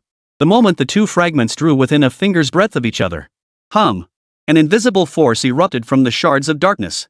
The new fragment in Lin Yueqian's hand seemed to answer a call, instantly transforming into a streak of light that merged directly into the shard of darkness. The entire process was silent and seamless, as if they had always been one. The very instant the fusion was complete, a cold, emotionless system alert sounded without warning deep within Mo Xiao's mind. Ding! Detecting unknown energy intrusion. Ding! System undergoing adaptive adjustments. Ding! Adjustments complete. Ding! Your innate abilities have been updated.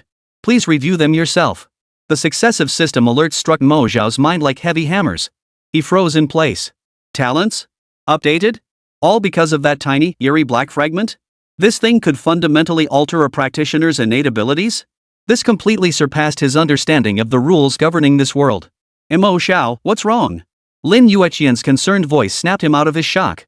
She watched as the faint flush returning to Mo Xiao's face instantly drained away, leaving it deathly pale. His eyes were filled with utter disbelief, causing the relief she just felt to vanish, leaving her heart pounding once more. "I'm fine," Mo Xiao replied instinctively, his gaze hollow as his entire focus plunged into his system interface. He couldn't wait to silently command in his mind. "Open the talent panel." The next second, a brand new talent panel, radiating an eerie aura, slowly unfolded within his consciousness. The once familiar talent names were now utterly transformed. Divine Demon Hand Unique. Affinity Fracture.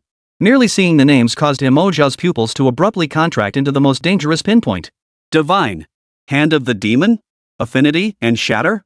These two words, severed by a slash, seemed to foretell a stark, opposing duality. An ominous foreboding welled up within him.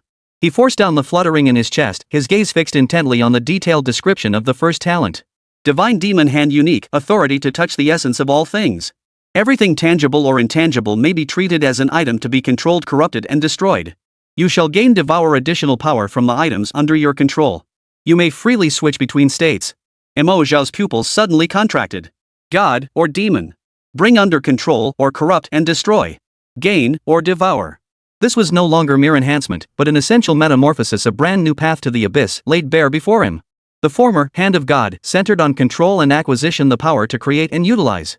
But now, two diametrically opposed options had emerged, corrosion and destruction and devouring. This was no longer merely an artificer's talent. It felt more like the authority of both God and demon. A terrifying power that could choose to create or choose to destroy. And the source of it all? Without a doubt, it was that bizarre fragment now fused with the Shard of Darkness. It brought not merely attribute enhancements, but fundamentally tainted Mo Xiao's power with an unfathomable darkness. Mo Xiao's breathing grew slightly ragged. He forced himself to look away and focus on the second talent. If the Hand of God demon had brought him shock and caution, then the transformation of the second talent sent a sudden chill through his heart. Affinity Fracture of all things LV1, the base effect power range duration of everything you have ever used will either increase by 100% or decrease by 50%. You may freely toggle between these states. The once flawless buff talent now bore a jarring diagonal slash. Affinity or Shatter. The pinnacle of amplification and deliberate weakening. Mo Xiao's breath halted for an instant. He slowly raised his left hand. The wound pierced by shards had miraculously healed, leaving only a faint crimson mark, a testament that what had just occurred was no illusion. That soul-tearing agony had been the price for this power's arrival. This Shard of Darkness brought not merely a powerful artifact, but an inescapable erosion infusion. It was forcibly dragging him toward an unknown destination. Mo Xiao? Lin Yueqian's voice carried an almost imperceptible tremor, rousing him from his reverie. She watched Mo Xiao's expression shift repeatedly within mere seconds, from agony to shock, and now to profound gravity, her heart suspended in suspense the entire time. "What's wrong with you? Is that thing still affecting you?" Mo Xiao lifted his head to meet her eyes, filled with concern, and the turmoil within him gradually subsided. He shook his head, his voice returning to its usual calm. "I'm fine." He paused, then spoke in a tone he forced to sound as neutral as possible. "That fragment seems to have amplified my innate abilities." He didn't mention the existence of the Hand of Darkness or the Shattered One. Some things would only add to her worries. Mo Xiao withdrew his gaze and looked back at his own palm. He needed verification. To verify whether this power was a blessing or an inescapable curse. To verify whether he could still control himself. His gaze settled upon his right hand. A subtle shift in his thoughts unleashed a completely different impulse, like the tentacles of the deep sea, coiling around his will. A cold, viscous emotion, thick with primal malice, spread silently through his mental energy. "I'll see what you truly are." Mo Xiao murmured silently within his mind, then unleashed the skill he knew best. Ultimate Hand. Buzz.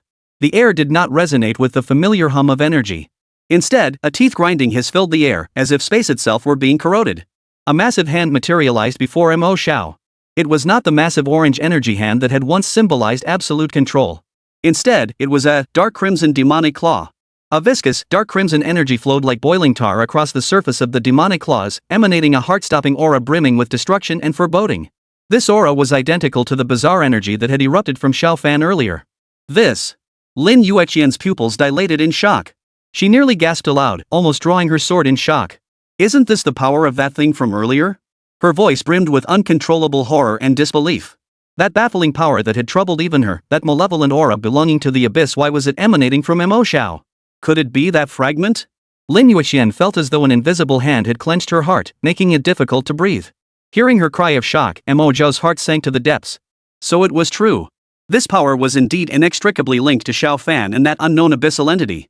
He dared not hesitate a moment longer. Immediately focusing his mind, he attempted to sever the connection with the hand of the demon and reawaken the power belonging to the hand of the god.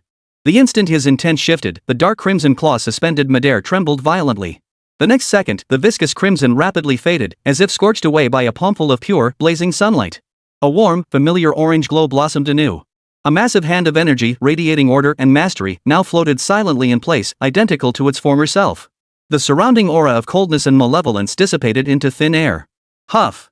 Mo Xiao's taut nerves finally relaxed, and he exhaled a long, heavy breath. Thank goodness. Thank goodness I can switch freely. Chapter 65, World Boss Rewards. Mo Xiao's taut nerves finally relaxed, and he exhaled a long, heavy breath. The moment he looked up, his gaze locked with Lin Yueqian's eyes, which were filled with sheer terror. She stood not far away, her body rigid, knuckles slightly white from gripping her sword hilt so tightly. Clearly, the sudden appearance of that malevolent aura had thrown her into the highest state of alert. Seeing her like this, warmth flooded Mo Xiao's heart. He quickly dispersed the orange glow from his palm. I'm fine. He strode forward, trying to dispel the unease in her eyes with the simplest words possible. That fragment seems to have enhanced my innate talent. What happened just now is just an additional attack method. Don't worry. Mo Xiao's voice carried a hint of urgency he hadn't even noticed himself. Rest assured, it's all under my control. I know exactly what I'm doing. He looked at Lin Yueqian and added with unwavering certainty. Yet, after hearing his urgent explanation, the grave expression on Lin Yueqian's tense, delicate face slowly faded. In its place appeared a mischievous smile. Put. A soft chuckle broke the slightly tense atmosphere.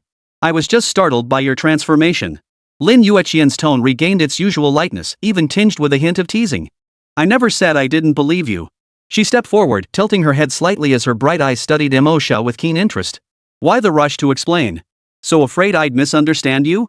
Mo Xiao's expression froze at Lin Yueqian's teasing words. He opened his mouth, only to realize he'd probably overreacted. He shot her a helpless glance. At least you're fine, that's what matters. Seeing his slightly flustered expression, Lin Yueqian couldn't hold back any longer. Covering her mouth, she let out a soft, clear laugh that echoed through the quiet forest, washing away much of the lingering bloodshed and gloom from the fierce battle. After laughing for a moment, she seemed to suddenly remember something. The amusement in her eyes instantly gave way to a fiery excitement. Oh, right. Didn't we just take down the world boss in one hit? Her voice brimmed with anticipation. Quick, check the loot. I've already hit level 40. The words jolted him awake. Mo Xiao finally snapped back to reality. He'd been so preoccupied with tangling with Xiao Fan's crew and distracted by his own bizarre new talent that he'd nearly forgotten about the world boss he'd one-shot with a single soul-piercing strike. He quickly recited a silent incantation in his mind, opening his attribute panel. The next moment, a row of fresh data appeared clearly in his mind. Name, Mo Xiao. Level, LV 3990.2%. Gazing at the experience bar that was just one step away from leveling up, Mo Xiao's breathing grew slightly ragged. Level 39, 90% experience. Just one final push. He'd shot straight up from early second class to level 39 in one go. And the experience bar had already surged past 90%. Mo Xiao's heart surged with wild excitement. Truly worthy of being a world boss, it had granted him a whopping 9 levels in one go. After second class advancement, the experience required for leveling up increases exponentially. Even if an ordinary party of adventurers grinded non-stop for a month in high-level dungeons, they might not even gain a single level. Yet he had gained such terrifying experience simply by defeating a single monster. This was the allure of a world boss. Mo Xiao forced down his excitement and opened his backpack space under Lin Yueqian's expectant gaze. Sure enough, a row of loot glowing with various colors lay quietly in the slots. Without a second glance, he summoned the items with a thought and dumped the entire haul onto the ground. Clatter. In the next instant, a small mountain of gold coins piled up before their eyes. The dazzling golden light nearly blinded them. Scattered atop the mountain of coins lay several items, each emitting a distinct glow. A thick skill book emanating an ominous deep purple aura. A menacing breastplate, entirely black yet with dark golden currents of light dancing between its scales. A fist-sized heart from the abyss, still pulsing faintly. And a long sword with an ancient design, its scabbard engraved with intricate patterns. Even Mo Xiao couldn't help but gasp at the mountain of loot before him. Millions of gold coins. This fortune would make any major guild green with envy. And that chestplate, the Abyssal Echo armor, a diamond-tier defensive item. And that skill book, Touch of the Abyss, a legendary rare skill said to drop only from top-tier abyss bosses. Any single item taken out would cause a massive sensation in Cloud City. Lin Yueqian beside him was also brimming with excitement. However, as a sword immortal, her gaze immediately bypassed the pile of gold coins and equipment, fixing intently on that long sword. Her desire was almost unmistakable. Mo Xiao noticed her reaction and chuckled softly. Fancy this sword? Take it. Lin Yueqian's eyes lit up. Without hesitation, she stepped forward swiftly and drew the long sword from the pile of gold coins. Shack! A clear, piercing ring of steel. She gripped her long sword, about to thank Mo Xiao, when her expression suddenly turned peculiar. That joy and excitement faded within a second, replaced by an indescribable sense of regret. She stared at it for several seconds before finally handing the sword back to Mo Xiao. This sword suits you better. Her voice carried a hint of resignation. It's a magic sword that enhances the spirit attribute. Mo Xiao froze at the words. A magic sword? Like his own shouting moon demon sword that had been crushed? He took the long sword Lin Yueqian handed him. The moment it touched his palm, a weighty heaviness settled there. A cold, primal aura of malevolence seeped through his palm, burrowing deep into his flesh. This sword felt even more sinister than he had imagined. Approximately 12 inches long, its blade gleamed with a deep, dark golden hue, enveloped in a visible, slowly drifting purple-black aura of malevolence. 9 twisted, abyssal engravings were etched along the spine, as if sealing some terrifying entity within. Mo Xiao's thoughts stirred, and he immediately began scanning its information. In the next instant, rows of fresh data unfolded within his consciousness. Name, Nether Abyss. Grade, Diamond Growth Type. Level, LV.30. Type, One-Handed Sword. Base Attributes. Physical Attack, 380-450. Magic Attack, 900-980.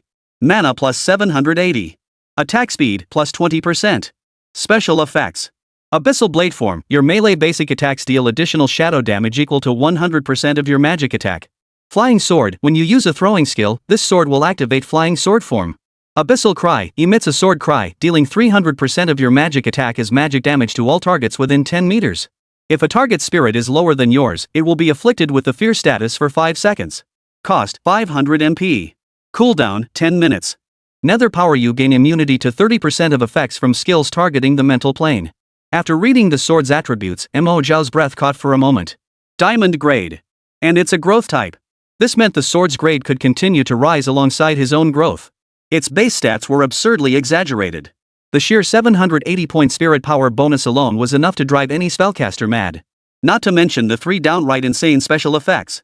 The flying sword form of Abyssal Sword style was practically tailor-made for his item throw skill. Abyssal Cry delivers devastating area control. Paired with his now terrifyingly high spirit power, it becomes nearly unstoppable. And the mental immunity granted by Netherworld Power addressed his greatest weakness, granting him far greater self-preservation against bizarre psychic assaults. This is no longer a mere weapon. It was a divine artifact. A true artifact capable of transforming any practitioner beyond recognition. He instinctively tightened his grip on the hilt. The dark purple, malevolent mist seemed to sense his intent, wrapping itself obediently around his arm. Lin Yueqian watched the unmistakable shock on his face.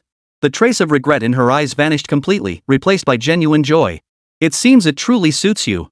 Mo Xiao lifted his head to meet Lin Yueqian's smiling eyes, and the turbulent excitement stirred by obtaining the divine weapon slowly subsided within his heart. He looked down at the abyssal depths in his hand, shrouded in an ominous purple-black mist, and recalled the bizarre hand of the demon within his innate talent. He couldn't help but mutter a self-deprecating remark with a hint of resignation. First the demon hand, now this abyssal sword. My whole image looks like some world-ending villain. Hearing his words, Lin Yueqian showed no concern. Instead, the smile in her eyes deepened. She stepped forward, extending her slender fingers to gently tap the cold blade of the nether abyss, producing a crisp ding sound. Equipment is lifeless, abilities are lifeless, it's the hands they're wielded in that determine their righteousness or wickedness. She lifted her eyes, her gaze clear, her tone carrying an unwavering certainty. I believe in you. Those 4 simple words soothed the heart more profoundly than any flowery rhetoric. Mo Xiao felt warmth surge through him, the lingering bloom born of his power's mutation instantly dissipating. He chuckled softly, no longer dwelling on it. Don't worry, I understand. I was just reflecting aloud. He stowed the abyssal depths back into his backpack, then gestured toward the pile of glittering gold spoils on the ground. I'll take the sword, it's a huge bargain. The rest is all yours. Saying this, he began pushing the diamond-grade chestplate and the rare skill book toward Lin Yueqian. However, Lin Yueqian took a step back, shook her head firmly, and refused. I don't want them. She looked at Mo Xiao, her expression earnest. This time, whether it was killing the world boss or dealing with Xiao Fan and the others, I barely contributed anything. I just watched you handle everything the whole time. I know better than to accept rewards for no work done. Mo Xiao raised an eyebrow. How can you say you didn't help? If it weren't for you. But before he could finish, Lin Yueqian cut him off with a smile. Her arms crossed over her chest, chin lifted slightly, her usually cool and composed face unexpectedly revealed a hint of the spoiled arrogance and pride typical of a wealthy young lady. Besides, for our Lin family, this pittance is hardly worth my attention. Just take it and stop fussing. If you really feel bad, just stick with me and support me from now on. Mo Xiao opened his mouth, staring at her expression that screamed, "I'm rich, don't insult me with such trifles." And for a moment, he found her words oddly convincing. Well, the joys of being a rich woman were beyond his imagination. He stopped being coy, nodded, and with a flick of his thoughts, swept all the gold coins, equipment, and skill books off the ground into his backpack space. The entire forest fell silent once more. Only the massive crater he'd blasted open and the scattered debris remained, bearing witness to the brutal battle that had just unfolded here. Let's go. This place isn't safe to linger in, Mo Xiao said. Xiao Fan had been rescued by that mysterious giant hand who knew what trouble might follow? Better safe than sorry. Lin Yueqian nodded in agreement. Just as the two prepared to turn away from this troubled place, a series of urgent, heavy footsteps suddenly echoed from the other side of the forest, growing louder as they approached. The footsteps were perfectly synchronized, carrying an aura of iron discipline and lethal intent. Clearly, the approaching force wasn't just one or two individuals, but a well-trained military unit. Both their expressions changed instantly. Almost instinctively, they instantly retrieved their respective masks from their backpacks and slipped them over their faces. Two eerie masks once again concealed all trace of their expressions. The very next second after they secured their masks, rustle! The bushes at the edge of the forest were violently parted. Towering figures clad in silver heavy armor, their bodies still stained with fresh blood, burst into view. The elite combat units of the Dragon Nation military and the city lord's mansion. Their equipment was top-notch, their demeanor steady, and every pair of eyes held the sharpness and vigilance of seasoned veterans. Upon seeing the massive crater in the clearing and the two figures wearing eerie masks, every soldier instinctively tightened their grip on their weapons, assuming defensive stances. The air seemed to freeze in that instant. An invisible pressure enveloped the entire forest. At this tense moment, the military formation parted to either side. A figure taller and more imposing than the rest slowly emerged from the rear ranks. The figure wore dark golden general's armor. Though his complexion was pale and his aura slightly unstable, his tiger-like eyes burned with a tangible brilliance. It was none other than General Wang Lai, the commander of the City Lord's Guard, the very man who had fearlessly withstood a world boss's attack on the battlefield. His gaze, like two unsheathed blades, swept over the heads of all the soldiers, landing with pinpoint accuracy upon Mo Xiao and Lin Yueqian. When he recognized the two familiar masks, a flicker of understanding and excitement danced in his piercing eyes. It was them! These two individuals, at the most critical moment, had employed miraculous tactics to instantly slay the world boss that had left even them helpless. Wang Lai took a deep breath, suppressing the turmoil within. He waved his hand, signaling the soldiers behind him to lower their weapons and relax. Then, stepping forward alone, he made his way toward Mo Xiao and Lin Yueqian. Each step was deliberate and steady. The heavy boots crushed dry leaves beneath them, producing a rustling sound that echoed distinctly in the otherwise silent environment. Finally, he halted 10 meters away from the pair. No interrogation. No probing. Not a trace of superiority graced the face of this iron-blooded commander. His withered face was filled with genuine gratitude and respect. Under the slightly astonished gaze of Mo Xiao and Lin Yueqian, General Wang Lai set aside all his authority and solemnly rendered a standard military salute to the pair. Then, his deep, resonant voice, tinged with hoarseness, echoed throughout the forest. Wang Lai, Commander-in-Chief of the Yunqing Guard, Dragon Nation. On behalf of all the military and civilian populace of Yunqing, I express our deepest gratitude for your assistance. Mo Xiao and Lin Yueqian exchanged a glance as they observed the iron-blooded commander's solemn salute. Beneath her mask, Lin Yueqian's phoenix-like eyes curved slightly, a hint of amusement playing there as she clearly had no intention of speaking. She left the entire mess entirely to him. Mo Xiao sighed inwardly, clearing his throat deliberately to make his voice sound hoarse and unfamiliar. General, you're too kind. Nearly dispatched an obtrusive abyssal fiend hardly noteworthy. His words were flat, yet carried an air of nonchalance that brooked no argument, as if slaying a world boss that had stumped the entire city's army was truly a trivial matter. After a pause, a hint of amusement crept into Mo Xiao's raspy voice. It's us who came uninvited and snatched the general's experience and loot. Surely you won't hold it against us? The words hung heavy in the air, silencing the entire crowd. The soldiers behind Wang Lai, who had been filled with reverence moments before, now stared wide-eyed, their expressions twisted with confusion. Stealing experience and loot? Was this big shot's perspective a bit peculiar? That was a world boss. A natural disaster capable of obliterating an entire city.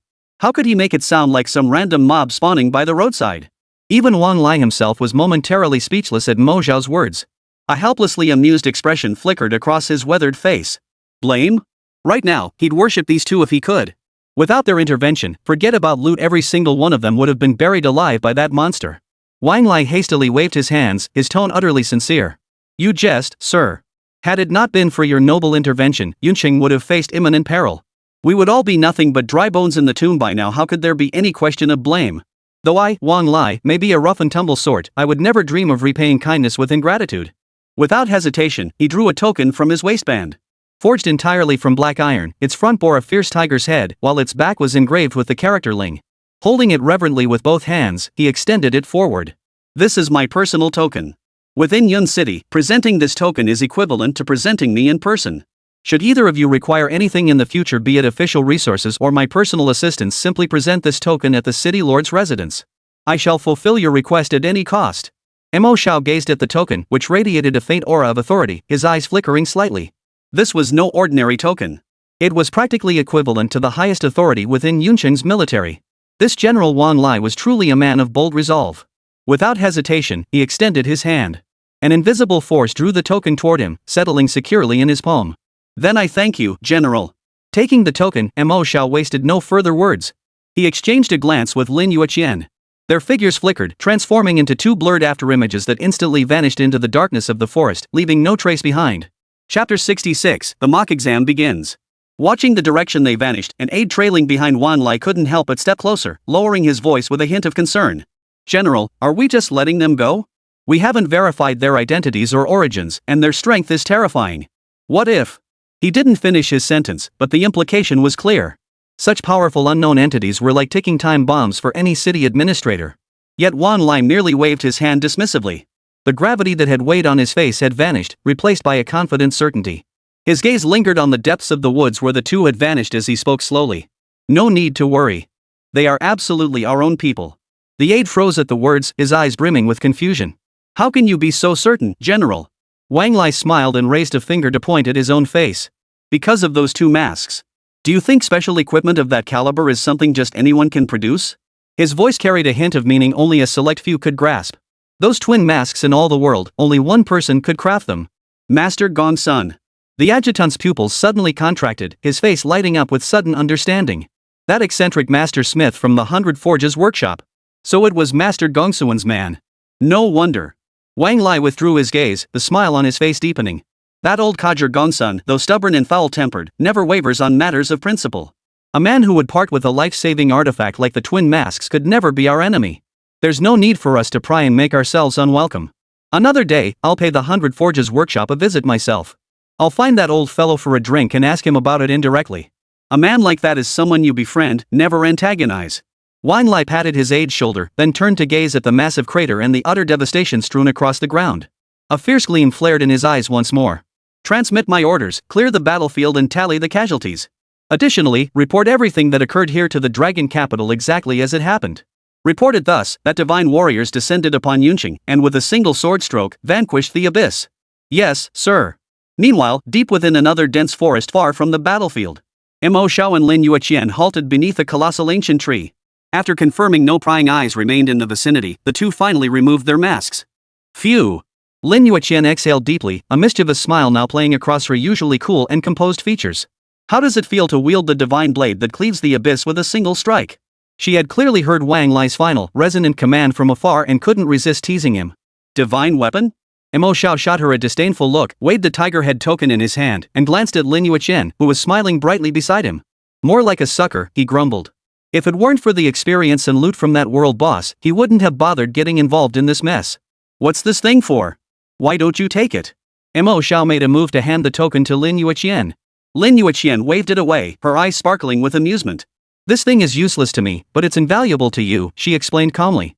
This tiger head token carries the same weight in Yun City as Wang Lai himself being present. With it in your hands, not only can you walk tall anywhere in the city, but even mobilizing a portion of the city's defense forces without question would be no trouble at all. Mo Xiao paused mid-toss, surprise flickering in his eyes. Mobilize troops? This tiny iron token held such immense authority? Of course, Lin Yueqian shifted her tone, a hint of teasing in her voice. The moment you produce it, General Wang will undoubtedly guess your identity. It all depends on whether our divine soldier here wishes to keep his cover.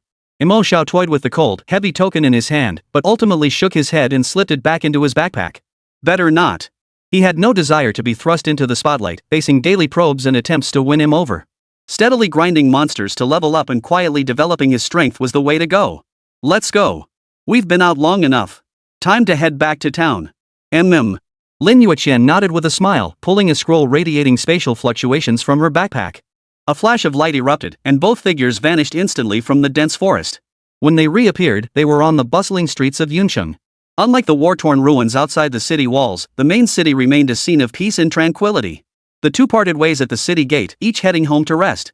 Mo Xiao stared at the staggering balance of gold coins in his backpack. The heart that had once raced with the burdens of mortgages and daily survival in his previous life began to stir restlessly once more. Without hesitation, he headed straight for Yuncheng's premier real estate agency. Half an hour later, he stood before a standalone house in the prime location of the city center, holding a brand new deed in his hand. In his previous life, he couldn't have afforded even a toilet after working his entire life. Now, he owned a house of his own. The sensation was both novel and deeply satisfying. After a full day of rest and recharging, Mo Xiao reunited with Lin Yueqian and plunged headfirst into the high-level training zone outside the city. Time flew by. Before they knew it, the day before the nationwide unified professional entrance exam arrived. Over these 2 days, the pair had barely slept, relentlessly grinding monsters. Mo Xiao's level skyrocketed, finally plateauing at level 39. He was just 5% short of the 40-level milestone. Though he hadn't quite made the breakthrough, this level placed him among the rarest of the rare, truly a feathered rarity among all senior high school examinees in Yuncheng, and indeed across the entire Dragon Nation. The day before the exam, Yun City's premier vocational high school. The massive auditorium, capable of holding thousands, was packed with students attending the pre-exam rally. On the podium, the principal, a man with a receding hairline, was passionately delivering his final speech, his words flying thick and fast. His voice echoed through the vast hall like a hypnotic lullaby. Students, the college entrance exam is a turning point in your lives, your sole opportunity to leap through the dragon gate and transform into dragons. You must give 200% effort, strive and fight, for the future of the Dragon Nation, for your own glory. His impassioned yet cliched speech lulled the audience into drowsiness. Mo Xiao yawned, his gaze sweeping the auditorium before settling on the delicate figure beside him. Lin Yueqian sat upright, her expression focused, as if truly listening intently. Only the occasional flutter of her eyelashes betrayed that her mind had also wandered. Yueqian, Mo Xiao idly nudged the stiffly seated girl beside him, lowering his voice. Where is Xiao Fan? Ever since that day when he was rescued by that eerie crimson giant hand, Xiao Fan had vanished without a trace, leaving no word behind. Neither the official announcements from the city lord's mansion nor the intelligence networks of the major guilds had mentioned his name again. But Mo Xiao knew deep down that the guy was definitely not dead. That mysterious giant hand, that eerie magatama, and the shard that had burrowed into his palm at the end. All of it felt like a thorn, deeply embedded in his heart. An enemy lurking in the shadows, ready to strike at any moment, was far more dangerous than any opponent standing openly before you. Lin Yueqian withdrew her gaze from the podium, a flicker of gravity crossing her cool eyes. I don't know, she shook her head softly. I had my family look into it, but there's no trace. It's as if he vanished into thin air. But... Her tone shifted, a chill creeping into her voice. He won't be able to hide forever. If he still wants to take the college entrance exam, he'll have to show his face. After all, the rewards for the exam are too tempting for someone like him. Mo Xiao nodded, saying no more. Indeed, the National Vocational College Entrance Exam represented the most crucial opportunity for every student to leap from a carp to a dragon. Not only because of the generous offers from top universities, but more importantly, because the exam's secret realm concealed countless opportunities. Rumors even circulated of individuals who had obtained life-altering legacies within the realm. A man as ambitious and ruthless as Xiao Fan would never let such an opportunity slip through his fingers. Just then, the lengthy and tedious speech on the podium finally drew to a close. Principal Mediterranean took a deep breath and summoned every ounce of strength to roar his final words. Finally, I declare. The Gaokao Mock Battle of Yuncheng First High School begins now. The moment the words fell, the atmosphere in the auditorium shifted abruptly.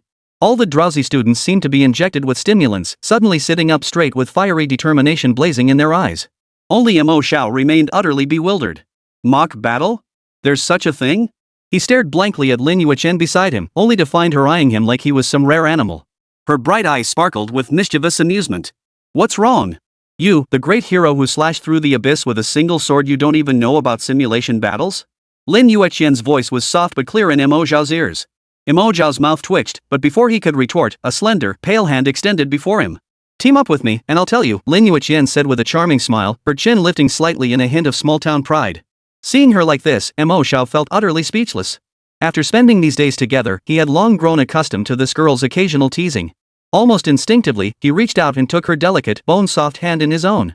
Warm, soft. A familiar sensation washed over him. Yet the next instant, Mo Xiao's body froze stiff.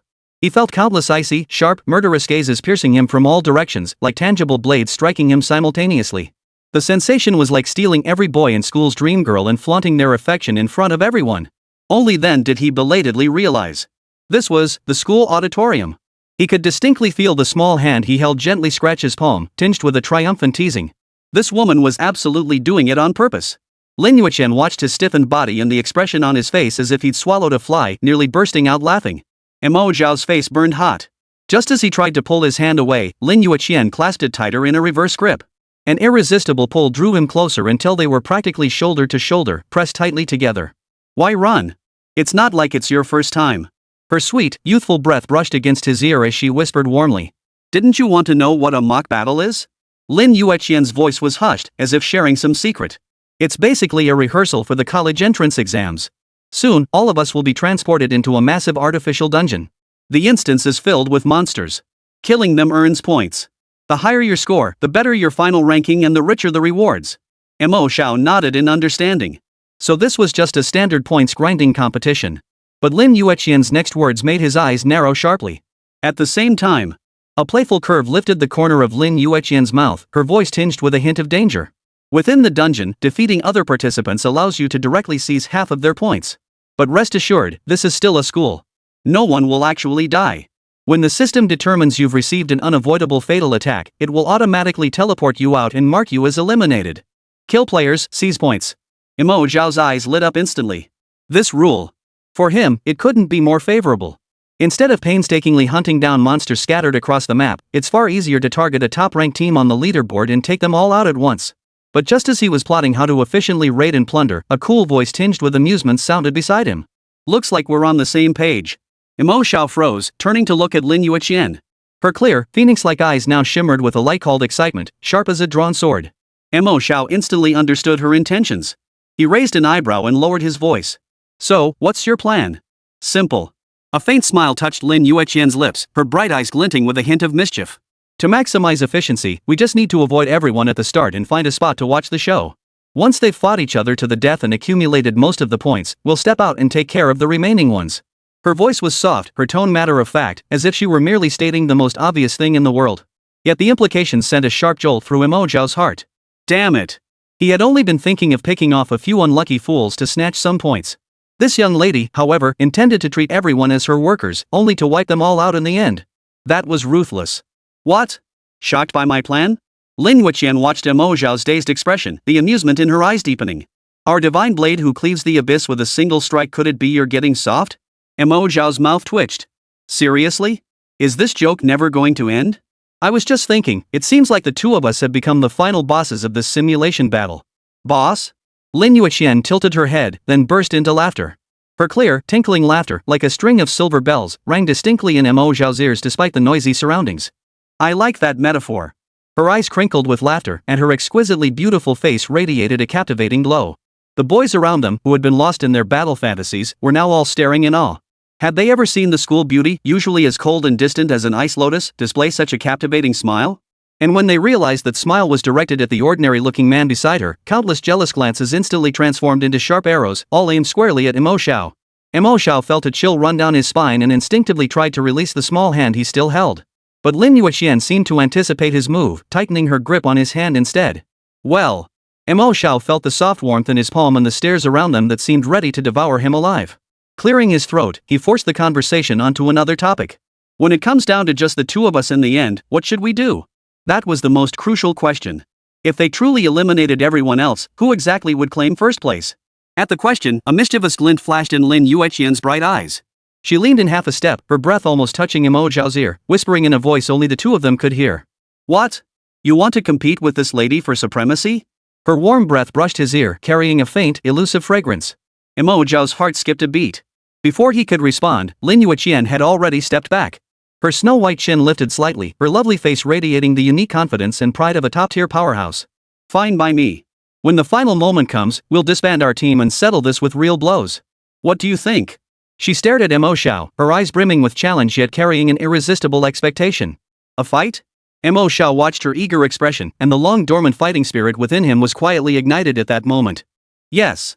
Ever since his transmigration, he had been relentlessly honing his skills. Yet beyond the monsters and foes he faced, he had never truly clashed with a peer of equal caliber. And the woman before him, Lin Yueqian, was undoubtedly the perfect candidate. He wanted to know just how far his current strength had truly reached. He also wanted to see how his newly acquired abilities measured up against this peerless Sword Immortal, hailed as the most gifted in all of Yun City. Fine. Mo Xiao's reply consisted of a single word.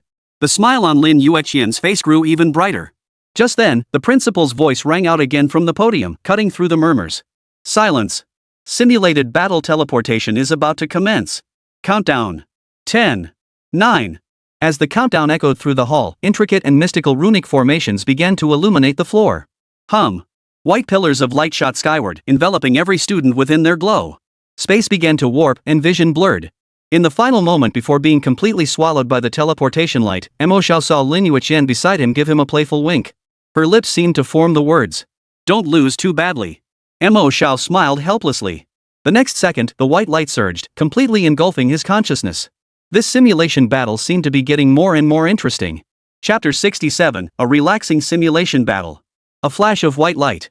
When he opened his eyes again, Mo Xiao found himself standing in a dense primeval forest. Towering ancient trees blocked out the sky, thick vines coiled around trunks like giant serpents, and beneath his feet lay a thick layer of dead leaves that rustled with each step. The air was heavy with the damp scent of earth, mingled with a faint, pungent stench. Roar! A deafening beastly roar echoed from the distance, followed by the rapid patter of footsteps and the crackling snap of branches. Clearly, a large magical beast was stirring deep within the forest. Ding! Welcome to the simulation battlefield Beast Forest. The rules for this simulation are as follows. 1. Killing beasts earns points. Higher level beasts yield more points. 2. Killing other candidates allows you to seize 50% of their points.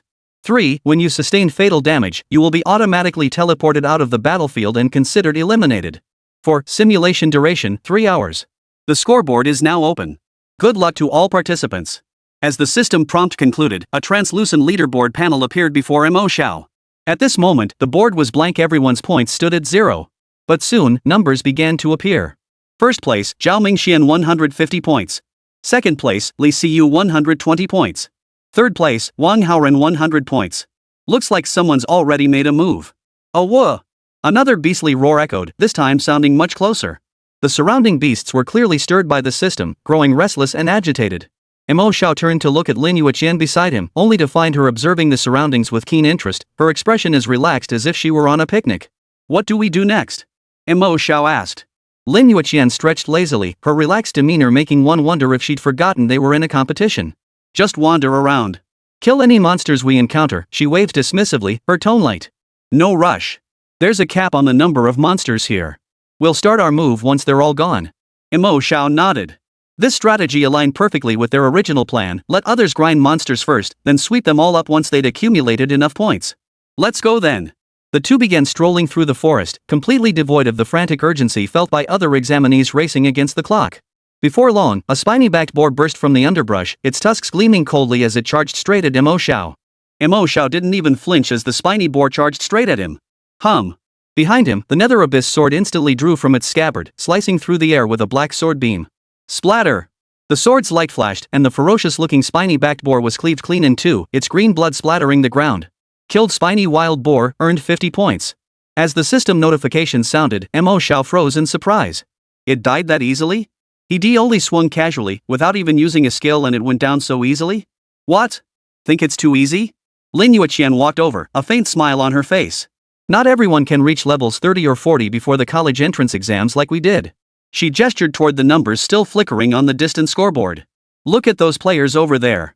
They struggle for ages just to take down the most basic magical beast. That's why even the strongest boss in this simulation battle is only a level 30 silver grade monster. Mo Xiao finally understood. Indeed, his and Lin Yueqian's current combat power made them absolute anomalies among these senior high school students. Not only these minor monsters, but even the strongest boss likely wouldn't require them to unleash their true strength. The thought struck Mo Xiao. How about we go take down that boss first? He turned to look at Lin Yueqian. After all, a level 30 silver tier boss, even a small mosquito, is still meat. At the very least, it's experience. All right. Lin Yueqian agreed without hesitation, not even a moment's pause. She turned and strode toward the forest steps, her steps light and precise, showing no signs of being a first-timer in such terrain. You know this place well?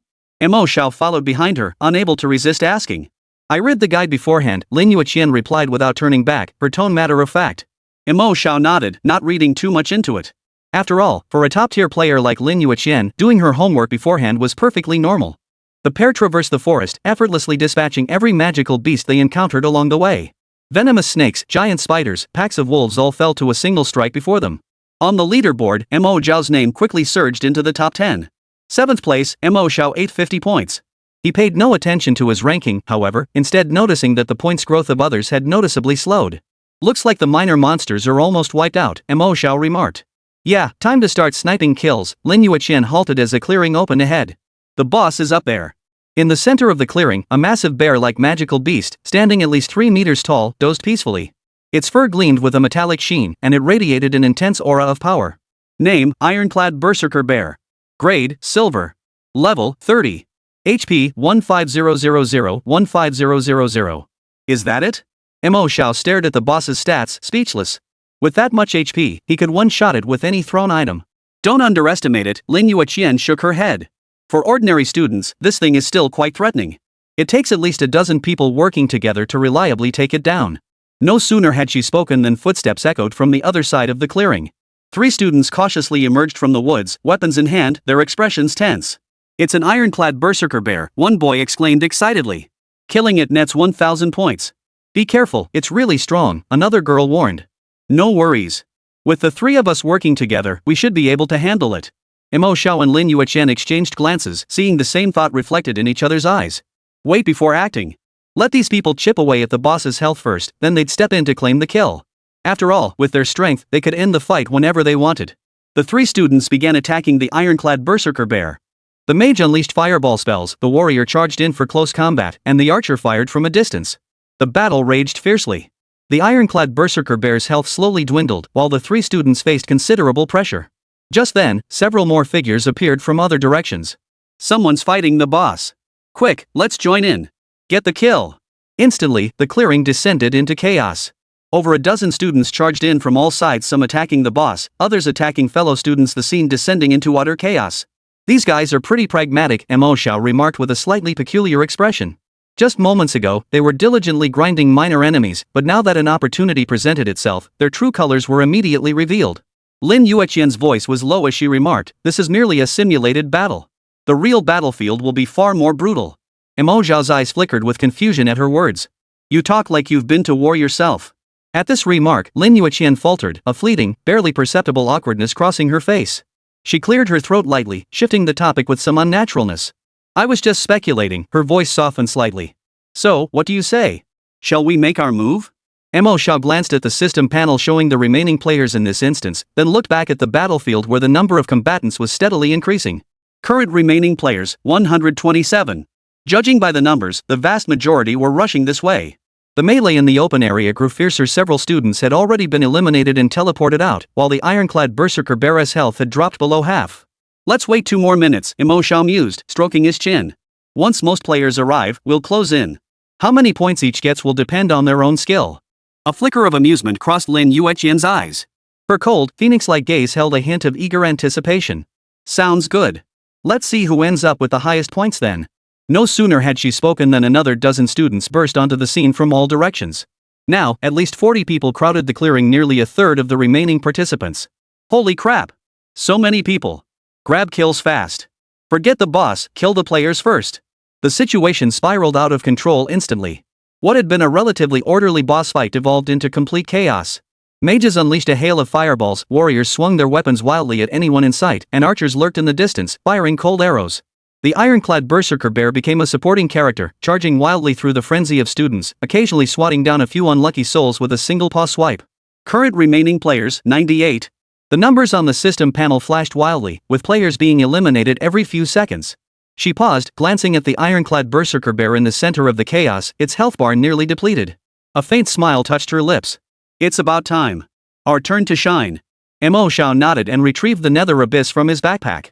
The black blade glowed with an eerie sheen under the sunlight, while a purplish-black, malevolent mist slowly coiled around it. Remember, we're still teammates for now, he said, looking at Lin Yueqian. Once we deal with these people, we'll decide the final outcome. Of course. Lin Yueqian drew her long sword, a faint frost gathering along its blade. But don't expect me to go easy on you. Exchanging a glance, they charged simultaneously into the fray. Mo Xiao struck first. Raising Ming Yuan, he unleashed the abyssal cry toward the densest cluster of enemies. Hum. A piercing sword cry echoed across the clearing as purple-black sound waves radiated outward from him. Abyssal cry activated. Terrifying magical damage instantly engulfed all targets within a 10-meter radius. The students caught in the melee had no time to react before being instantly obliterated by the strike.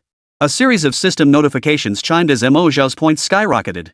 Students with insufficient mental fortitude were plunged into a state of terror, trembling in place and utterly incapacitated.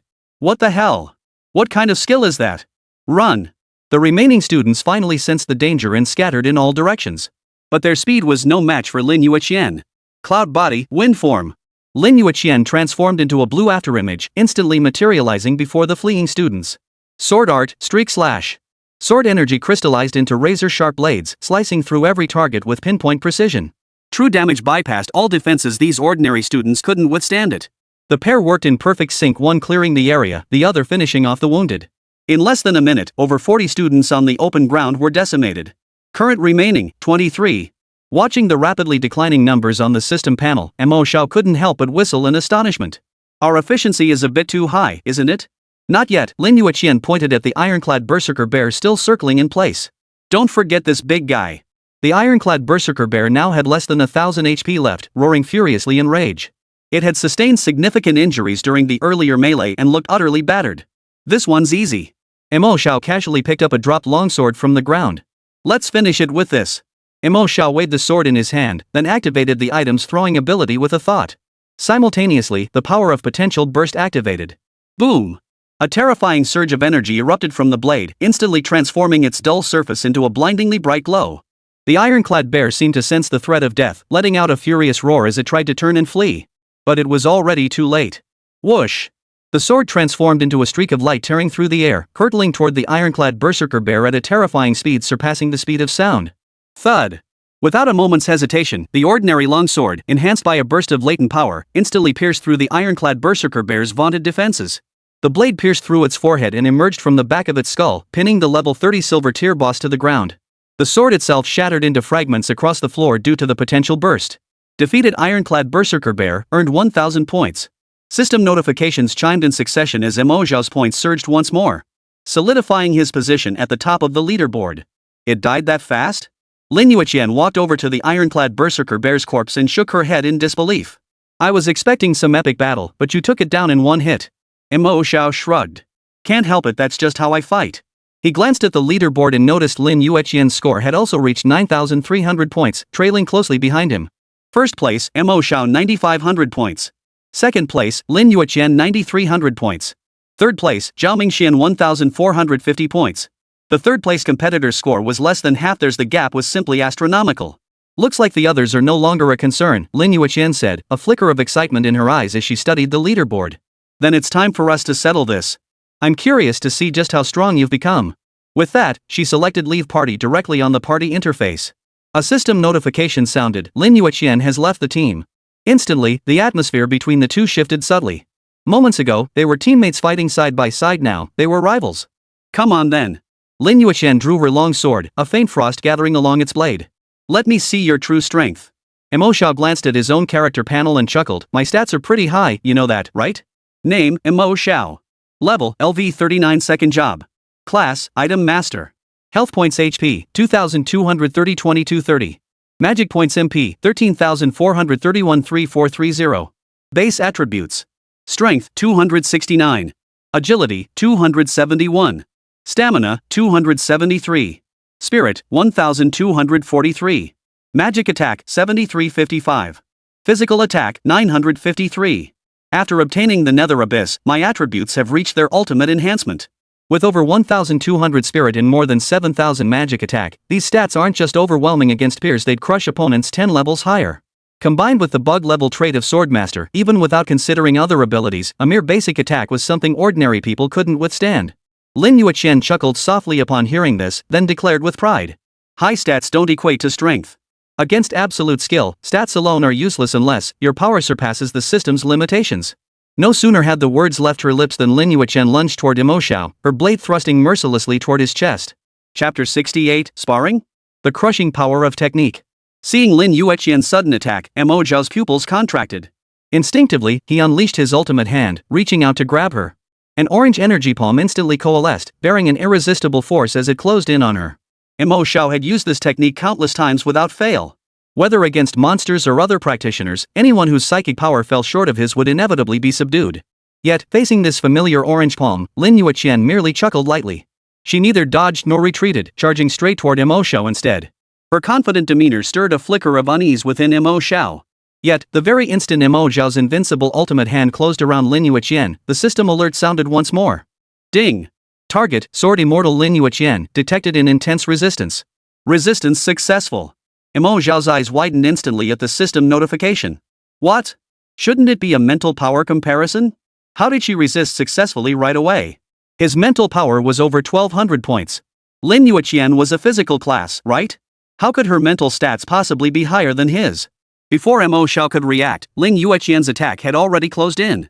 Mo Xiao had no time to think. He immediately activated Abyssal Cry.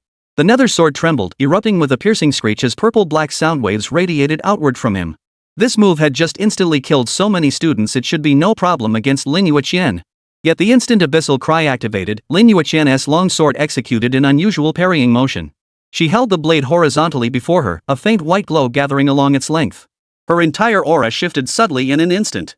The next moment, accompanied by an eerie clash of energies, a surge of force erupted from Lin Yueqian's body. The purple-black sonic attack was completely nullified. Holy crap! She blocked that? Mo Xiao exclaimed in shock. The Abyssal Cry was an area of effect magical attack, complete with a fear effect. How could it possibly be blocked physically? This defied logic. He had no choice but to swing his sword at Lin Yueqian. Abyssal Depths traced a black sword beam through the air, striking toward Lin Yueqian with shadow damage. Yet Lin Yueqian merely flashed him a smug smile. Without even casting a skill, she shifted her long sword from a slash to a thrust, instantly dispersing the black blade.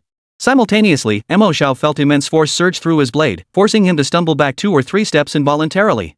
What? Mo Xiao's eyes widened in utter bewilderment at the unfolding scene. This was the Abyssal Depths. A diamond-tier weapon. Infused with the shadow damage of the Abyssal sword style. How could it be so easily nullified by an ordinary sword? Moreover, that recoil force just now was absolutely beyond what Lin Yueqian's inherent abilities could generate. How did you do that? Mo Xiao couldn't help but ask. Lin Yueqian chuckled softly, twisting her wrist as the long sword moved in her hands with the agility of a living creature. I told you, high attributes don't equate to strength. No sooner had the words left her lips than Lin Yueqian vanished from her spot. The next moment, like a ghostly apparition, she materialized behind Mo Xiao, her blade streaking toward his throat. So fast. Mo Xiao's heart skipped a beat.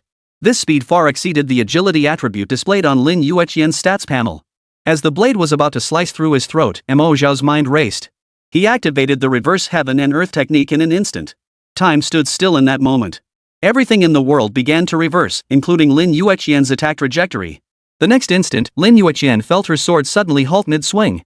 Instantly after, she retraced her steps along her previous trajectory, returning to the position she had occupied 10 seconds prior. Time reversal? Lin Yueqian's eyes lit up instantly, her voice brimming with unmistakable delight. He's actually mastered it. Suppressing her inner excitement, she seized the moment before Mo Xiao could react, slapping her palm against his back. Though unarmed, her physical attack remained formidable. A single strike knocked 400 or 500 hit points off Mo Xiao's health bar. Ugh! Mo Xiao sucked in a sharp breath. The force of that strike was far heavier than he'd anticipated. Simultaneously, Lin Yueqian activated Cloud Body Wind form to return to her original position, retrieving the sword Mo Xiao had forcibly pulled back. How about that? Pretty impressive, huh? Lin Yueqian gripped her long sword, a triumphant smile on her face. Mo Xiao rubbed his sore back, his expression complex as he looked at her. That's not a normal way to fight at all. How is this not a normal way to fight? It's just a very advanced technique. Lin Yueqian sheathed her sword and stood, a faint smile on her face. Hearing this, something flashed through Mo Xiao's mind, and his expression turned peculiar. So, all those times I used ultimate hand to save you before were just me feeling good about myself? He recalled the previous battles where he always pulled Lin Yueqian to safety at critical moments with ultimate hand, feeling proud of his quick reflexes and seamless coordination. Now it seemed she never needed his heroic rescues at all. Lin Yueqian smiled again, her cool, phoenix-like eyes sparkling with mischief. How could you say it was just self-indulgence? While I could have neutralized the damage myself, it definitely wouldn't have been as easy or convenient without your help. Her tone was light and cheerful, without a trace of guilt. Instead, it sounded like she was praising an obedient child. Mo Xiao opened his mouth, instantly speechless. So all his worry and protection over the past period had been nothing more than a convenient tool in her eyes? Seeing Mo Xiao's expression, as if he'd swallowed a fly, Lin Yueqian's smile grew even brighter, her usually cool and aloof face now radiant with delight. Shall we continue then, she asked cheerfully, her long sword glinting coldly in the sunlight. Mo Xiao shot her a withering look. Like hell, we're continuing. He finally understood completely Lin Yueqian's true strength wasn't what it appeared on the surface. All that talk about being a physical class or having weaker attributes than him was just a facade. This girl clearly possessed some special technique that allowed her to fight regardless of attribute gaps. Continuing under these circumstances would only be courting humiliation. But having come this far, he couldn't just slink away and admit defeat. Here's what we'll do. One last move. If you can block it, you win. Deal? Hearing this, Lin Yueqian's eyes lit up. She knew exactly what Mo Xiao was referring to. Projectile throw, Mo Xiao's most powerful offensive skill. Lin Yueqian's expression turned serious. She sheathed her long sword and retrieved a backup weapon from her backpack. Your attacks pack too much punch. I'd hate to shatter my main weapon. Mo Xiao's eye twitched at the remark. This girl actually wants to block it head-on. Though he knew Lin Yueqian possessed unique techniques, Mo Xiao's item throw was no joke. Combined with potential burst, it could one-shot even a world boss. Could Lin Yueqian really block it?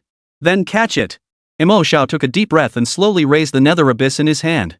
In the next instant, a bright light flared from his hand as the item throw activated instantly. However, since he was targeting Lin Yueqian, Mo Xiao only activated the basic effect of the item throw, refraining from using his potential burst. Even so, the sheer power of this strike was undeniable. The nether abyss transformed into a black streak of light in the air, tearing through the atmosphere with a piercing whistle as it hurtled toward Lin Yueqian at terrifying speed. Purple-black malevolent mist coiled around the blade, emanating a heart-stopping aura. This strike possessed enough power to pierce steel and cleave mountains. Yet facing this terrifying assault, Lin Yueqian showed not a trace of panic. She strode forward with ease, adopting a blocking stance Mo Xiao had never witnessed before. Gripping her sword with both hands, she held it at an angle, her center of gravity sinking slightly. Her aura radiated an aura of invincibility, as if no force could penetrate her defenses. The black stream of light formed by the nether abyss collided with Lin Yueqian's sword in an instant. Yet at the very instant of impact, Mo Xiao's eyes widened in shock. The nether abyss split apart. The once whole blade instantly transformed into 9 smaller swords, scattering in all directions as they shot toward Lin Yueqian from every angle. Holy! Mo Xiao blurted out the curse. This was the flying sword form? Wasn't it supposed to be a throwing attack? How could it split into multiple attacks? This is way too overpowered. Lin Yueqian witnessed the scene, a flicker of surprise crossing her eyes, but her reaction was lightning fast. Sword soul condenses edge. Her long sword trembled, instantly condensing several sword chi that collided head-on with the 9 small blades. Clang! Clang! A series of sharp metallic clangs echoed across the open space. The 9 small swords were scattered one by the sword chi, losing momentum as they drifted slowly back behind Mo Xiao.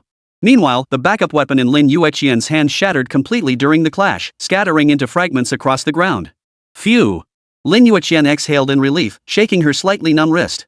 Good thing I used my backup weapon. Otherwise, I'd be heartbroken. Mo Xiao gaped, taking a moment to recover. You actually blocked that?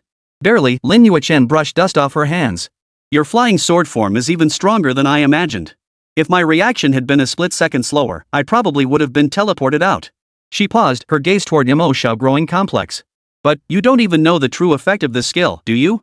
Mo Xiao nodded.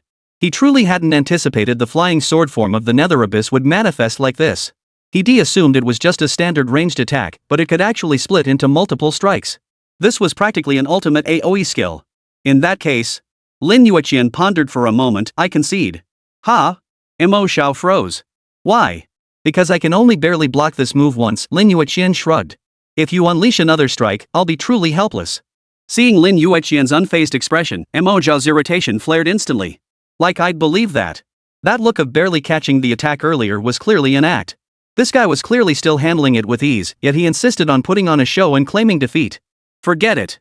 Mo Xiao waved his hand dismissively, a carefree smile spreading across his face. A loss is a loss. I'm not the type to be a sore loser. No sooner had the words left his mouth than he opened the system panel and selected exit instance without hesitation. Are you sure you want to exit the simulated battlefield? Exiting will result in a 50% loss of points. Confirm. Teleporting. A flash of white light, and Mo Xiao's figure vanished instantly from the battlefield. Simultaneously, a system notification sounded in Lin Yueqian's ear. Killed player Mo Xiao. Earned 4,750 points. Watching her points skyrocket on the leaderboard, Lin Yueqian shook her head helplessly. This guy's temper really is. First place, Lin Yueqian 14,050 points. Second place, Mo Xiao 4,750 points. Third place, Zhao Mingxian 1450 points.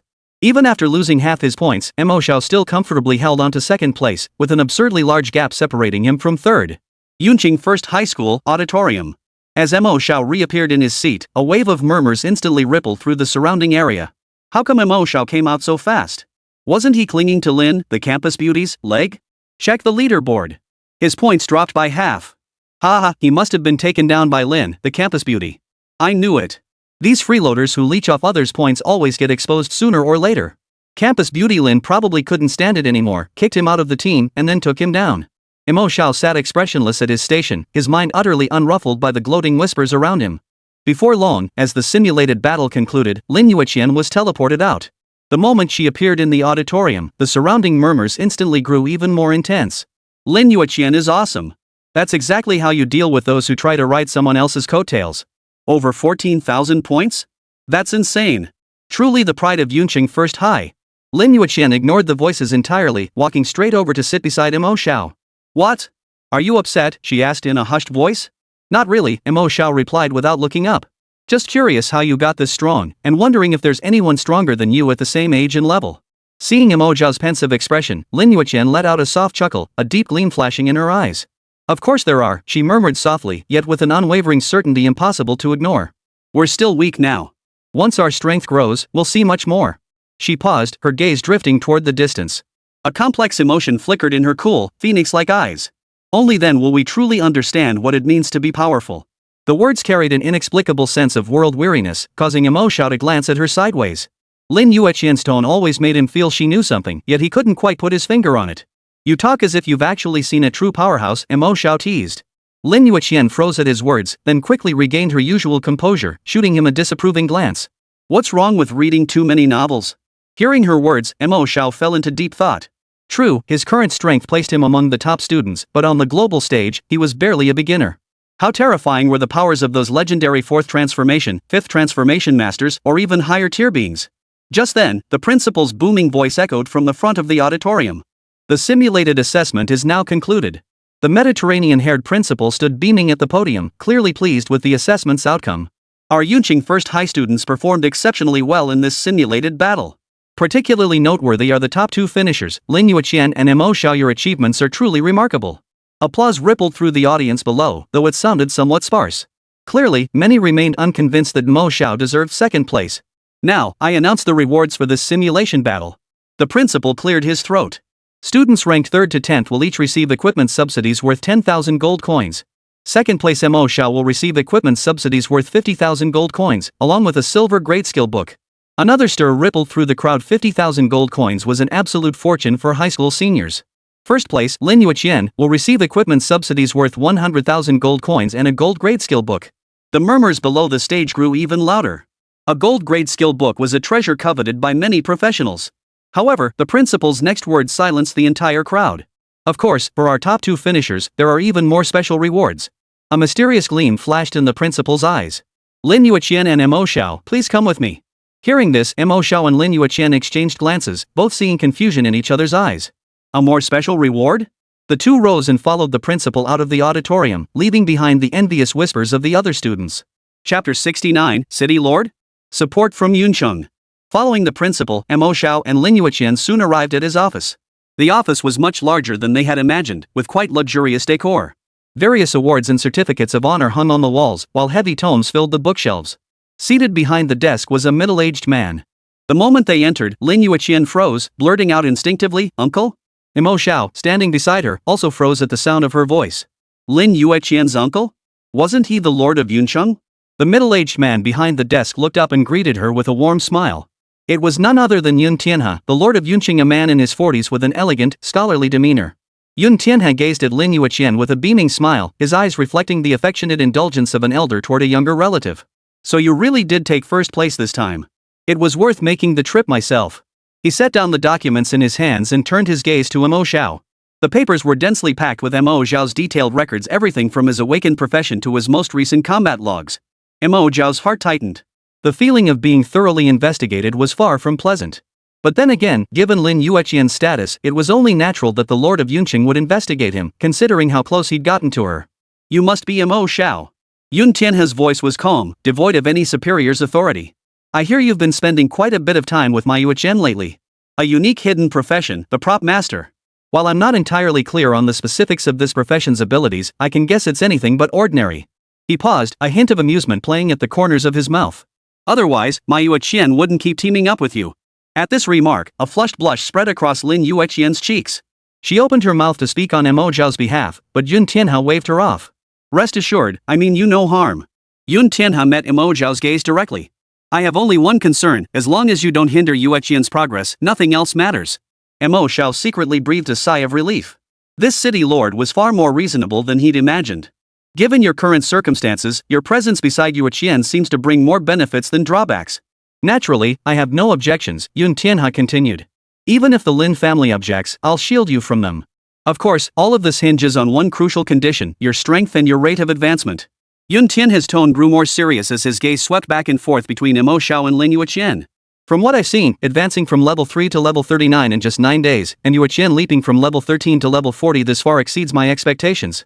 I had thought Yueqian was our city's sole hope this year. Now it seems you two represent the future of Yun City's practitioners. A hint of relief tinged Yun Tianhe's voice, though it was mostly heavy with gravity. Mo Xiao froze. What did he mean by the hope of Yunqing's practitioners? Was something major about to happen in Yunqing? Noticing Mo Xiao's confusion, Lin Yueqian explained from the side, it's mainly about the college entrance exam rankings. Our Yun City has been at the bottom for 10 consecutive sessions now. Hearing this, Yun Tianhe's face flushed crimson, and he cleared his throat awkwardly. Mo Xiao finally understood. In this world where everyone had undergone a career transition, the college entrance exam was no longer a traditional academic test but a practical skills assessment. The rankings among cities directly determined resource allocation and reputation. Yunqing is on the frontier, already scarce in resources, Yun Tianhe said gravely. With our poor performance these years, the resources allocated from above keep shrinking. If this continues, within a few years, Yun City will completely become a third-rate city. Lin Yueqian nodded. By then, it won't just be a resource problem, talent will also drain away in droves, creating a vicious cycle. Mo Xiao understood this was the classic Matthew effect. The strong grow stronger, the weak grow weaker. That's why this college entrance exam is critically important for our city. Yun Tianhe rose and walked to the window, gazing into the distance. If we achieve strong results in the national rankings, we'll not only secure more resources but also restore Yunqing's prestige. Yun Tianhe's words struck a chord with Mo Xiao. The city lord himself had come to support them. It seemed Yunqing's situation was more dire than imagined. Yun Tianhe paused briefly before continuing. My primary purpose in coming here is to offer you my support. The reward for this mock battle is the backing of the entire city of Yun. I had originally intended to invite the top 5 teams, but upon reviewing the points, the gap between third and second place was too great. So, I decided to send only the top 2. Mo Xiao's face lit up at first, but he quickly sobered up. Lord Yun, we have the college entrance exams tomorrow. Even with your support, what exactly can you offer us? Before he could finish, Lin Yueqian piped up, of course it's gear and equipment, right, uncle? I've had my eye on that sword of yours for ages. Yun Tianhe laughed heartily. You little rascal, you really can't be fooled about anything. He retrieved an exquisitely crafted brocade box from his storage ring and placed it gently on the table. Inside are the equipment I prepared for you, all treasured pieces I've collected over the years. The box slowly opened, revealing several pieces of gear arranged neatly inside, each radiating a distinct glow. Mo Xiao's sharp eyes immediately spotted a long sword, its blade as clear as autumn water, faintly emanating a chill. Yueqian, this Frostmoon sword is a diamond-grade artifact. Forged from millennia-old mystic ice, it will at least double the potency of your Frostblade skill. Yun Tianhe handed the blade to Lin Yueqian. Lin Yueqian took the sword. In the sunlight, its blade shimmered with a faint blue glow, and an instant chill spread through her entire body. She traced her fingers lightly along the blade, a complex emotion flickering in her eyes. In her past life, she had once possessed this very sword only to have it shattered in the crucible of war. Thank you, uncle. Mo Xiao hadn't yet recovered from the shock of the Frostmoon sword's diamond-grade quality when Yun Tianhe's gaze shifted to him.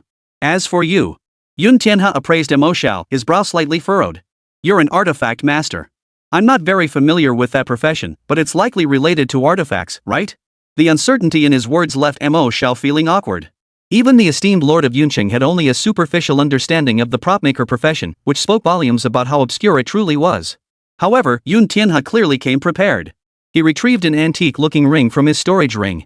Its surface was engraved with intricate spatial runes, emitting a faint silvery glow. This is a spatial ring, containing roughly 200 system storage slots, Yun Tianhe said as he handed the ring to Mo Xiao. I've prepared 5 sets of every material and item available on the market, plus everything I could gather. I hope it proves useful to you. The moment Mo Xiao took the ring, his mind nearly exploded. All materials? And 5 sets? What the hell did that even mean? Even the most basic white grade materials cost dozens of dollars per set on the market. Materials of gold grade or higher were worth tens of thousands, even hundreds of thousands. Yun Tianhe had casually mentioned all materials, but the wealth behind those words was nothing short of astronomical. Mo Xiao probed the spatial ring with his mental energy and was instantly stunned by the sight within. Neatly arranged compartments held materials sorted by grade. Each type came in sets of 5, the sheer quantity leaving Mo Xiao dazzled. Holy! Mo Xiao cursed inwardly. Did he just empty the entire warehouse of Yun City? The city lord's generosity is downright insane. Outwardly, Mo Xiao forced himself to remain composed and bowed to Yun Tianhe. Thank you for your kindness, Lord City Master. Chapter 70, the unique feature of this year's college entrance exam. Seeing Mo Xiao accept the items, Yun Tianhe's smile vanished instantly, his entire demeanor shifting. Where moments ago he had been a benevolent elder, now he radiated an oppressive aura that felt suffocating. It was the unique aura of one who had long occupied a position of power, tempered by countless battles where life and death hung in the balance. You too, listen carefully. Yun Tianhe's voice grew deep and stern, each word carrying the weight of 1,000 pounds. This college entrance exam is entirely different from previous years. Mo Xiao and Lin Yueqian exchanged glances, both seeing confusion in each other's eyes. Wasn't the exam just about entering the secret realm to grind monsters? What else could be different? Yun Tianhe walked to the window, his back to them, his voice carrying an unprecedented gravity. The outcome of this exam will directly impact the strategic resource allocation of the Dragon Nation for the next decade. It may even determine the nation's destiny. What? Mo Xiao's pupils contracted. How could a mere college entrance exam escalate to the level of national destiny? The Dragon Capital's high command has issued an absolute order. Yun Tianhe turned, his gaze as sharp as a blade. They demand every major city cultivate top talent at any cost to secure the highest rankings. At any cost? Lin Yueqian frowned. Exactly. Yun Tianhe nodded. This includes, but is not limited to, mobilizing city reserve resources, deploying military forces for assistance, and even permitting the exceptional use of high-risk tools originally prohibited for student access. Mo Xiao sucked in a sharp breath. That the typically cautious government departments would resort to such desperate measures spoke volumes about the stakes of this college entrance exam. Why is this happening? He couldn't help asking. Yun Tianhe paused before speaking slowly, because the reward for this year's top scorer is unprecedented. He paused, his voice trembling slightly. Beyond admission to the nation's premier academy, the Tianqi Institute, the winner will also gain access to the Crimson Grade secret realm known as the Dragon Vein Source. A Crimson Grade secret realm. Mo Xiao's heart skipped a beat. After all, the highest level secret realm he'd encountered so far was merely the Gold Grade rune ruins. Crimson Grade? That was legendary territory. More importantly, Yun Tianhe's voice grew even deeper. The top scholar will likely be taken as a personal disciple by a mysterious 5th transformation powerhouse. 5th transformation. Those two words exploded like thunder in Mo Xiao's mind. In this world, 4th transformation masters were already the pillars of major cities, but 5th transformation, that was standing at the pinnacle of humanity. Even Lin Yueqian from his previous life had only barely reached the 6th transformation. So now you understand? Yun Tianhe observed their stunned expressions with a bitter smile. This isn't just an opportunity for you personally, it's the hope of the entire Yun City. Mo Xiao felt his throat go dry. What he thought was just an ordinary entrance exam had turned out to be something far more significant. Then, who are our opponents? Mo Xiao voiced the crucial question. Yun Tianhe's expression grew even more grave. This isn't an internal selection within our Dragon Nation. It's a tri-nation joint trial. 3 nations? Dragon Nation, Cherry Blossom Nation, and Eagle Nation, Yun Tianhe said, enunciating each word clearly. Our opponents are the most elite geniuses from Cherry Blossom Nation and Eagle Nation. Mo Xiao instantly recalled that guy, Yuta Miyamoto. So that explained why the brat had arrived in Yun City early and caused such a commotion. But you needn't worry too much, his tone softened slightly. Though our opponents are formidable, you're no slouches either. Especially you, Mo Xiao. Your prop master profession may be niche, but I have a feeling you'll surprise everyone. Alright, it's getting late. Yun Tianhe glanced at his watch. Mo Xiao, you should head back and prepare. The main event is tomorrow, make sure you're in top form. He took a communication talisman engraved with dragon patterns from his robe and handed it to Mo Xiao. This is for urgent contact. Reach out to me immediately if anything unexpected happens. Mo Xiao accepted the talisman, sensing its warm energy, and nodded. Understood, City Lord. I have some family matters to discuss privately with Yueqian. Yun Tianhe gave the principal a meaningful glance. Would you kindly see Mo Xiao out? The principal immediately understood and stepped forward. Student Mo Xiao, please follow me. Mo Xiao glanced at Lin Yueqian, who nodded reassuringly, signaling all was well. Once Mo Xiao departed, the office atmosphere instantly grew heavy. Yun Tian had dropped all pretense and asked directly, "Were you present during the world boss encounter a few days ago?" Lin Yueqian showed no surprise, nodding calmly. Yes. Yun Tian had retrieved a top-secret intelligence report from his drawer and spread it on the desk. It clearly documented the various energy fluctuations left at the scene, with one data point circled in red ink. Residual forbidden technique energy, Yun Tian has said, his voice tinged with anger. The source points directly to the Miyamoto clan in Sakura country. That summoning ritual, they were behind it, weren't they? Correct, Lin Yueqian replied without concealment. Yuta Miyamoto and his bodyguard, Kajori, intended to weaken Yunqing's strength before the college entrance exams. Just as I suspected. Yun Tian has slammed his fist on the table. Those bastards from Sakura country. They talk about friendly exchanges on the surface, yet behind the scenes, they strike with such viciousness. He took a deep breath, struggling to steady his emotions, then turned his gaze to Lin Yueqian. Then who was that other masked man? Lin Yueqian offered a calm smile. A mysterious powerhouse I happened to meet. But I swore an oath never to reveal any information about them. Yun Tian has studied her deeply, but ultimately chose not to press further. Forget it, he sighed. Kenshiro Miyamoto is dead. His body was found outside the city, a gruesome sight as if devoured by an abyssal monster. With no witness to his death, this matter ends here. A complex emotion flickered in Lin Yueqian's eyes before quickly fading into calmness. Yueqian. Yun Tian has stepped before her, his tone growing unusually stern. This college entrance exam is of utmost importance to our dragon nation. Do you understand? I understand. Good. Yun Tian nodded. Remember, no matter what happens, you must come back alive. Your safety matters more than any ranking. Lin Yueqian looked at this beloved elder, a wave of warmth flooding her heart. I will, uncle. But just then, Yun Tian has suddenly remembered something, his expression growing even more grave. Oh, there's one more thing I must tell you. What is it? This year's Gaokao's secret realm. Yun Tian paused, may see infiltration by abyss creatures. Lin Yueqian's eyes flickered slightly. She merely nodded before preparing to leave the office. After all, she had experienced all of this once before in her previous life. The only difference was that this time, Yuta Miyamoto had died prematurely. With Japan's foremost expert in communicating with the abyss now gone, the difficulty might decrease significantly. Wait. Yun Tian's voice rang out behind her, halting Lin Yueqian's steps. The location for this joint trial is a newly discovered ancient secret realm called the Ash Battlefield. Yun Tian's tone grew heavier. The rules have become incredibly brutal as a result. Lin Yueqian turned, her brow furrowing slightly. In her previous life, the college entrance exam's secret realm had been the Eternal Night Forest. How could it have changed to that Ash Battlefield? Killing monsters within the realm grants points, but slaying candidates from enemy nations. Yun Tian paused, allows you to seize all their points outright. What? Lin Yueqian's pupils contracted sharply. This was completely different from her previous life. In her previous life, the exam rules did permit killing other candidates, but one could only seize up to 50% of their points. Now it was all of them. What did this imply? It meant this exam would devolve into a bloody slaughter. Nations confident in their strength would no longer waste time grinding monsters. Instead, they'd target the highest scoring candidates directly. Why this change? Lin Yueqian couldn't help but ask. Yun Tian sighed. Because the rewards this time are too rich. Every nation has gone red-eyed. The high-ranking officials of Sakura Nation and Eagle Nation believe that only the most brutal competition can select the true strong. With a 2-to-1 vote, our Dragon Nation couldn't change it.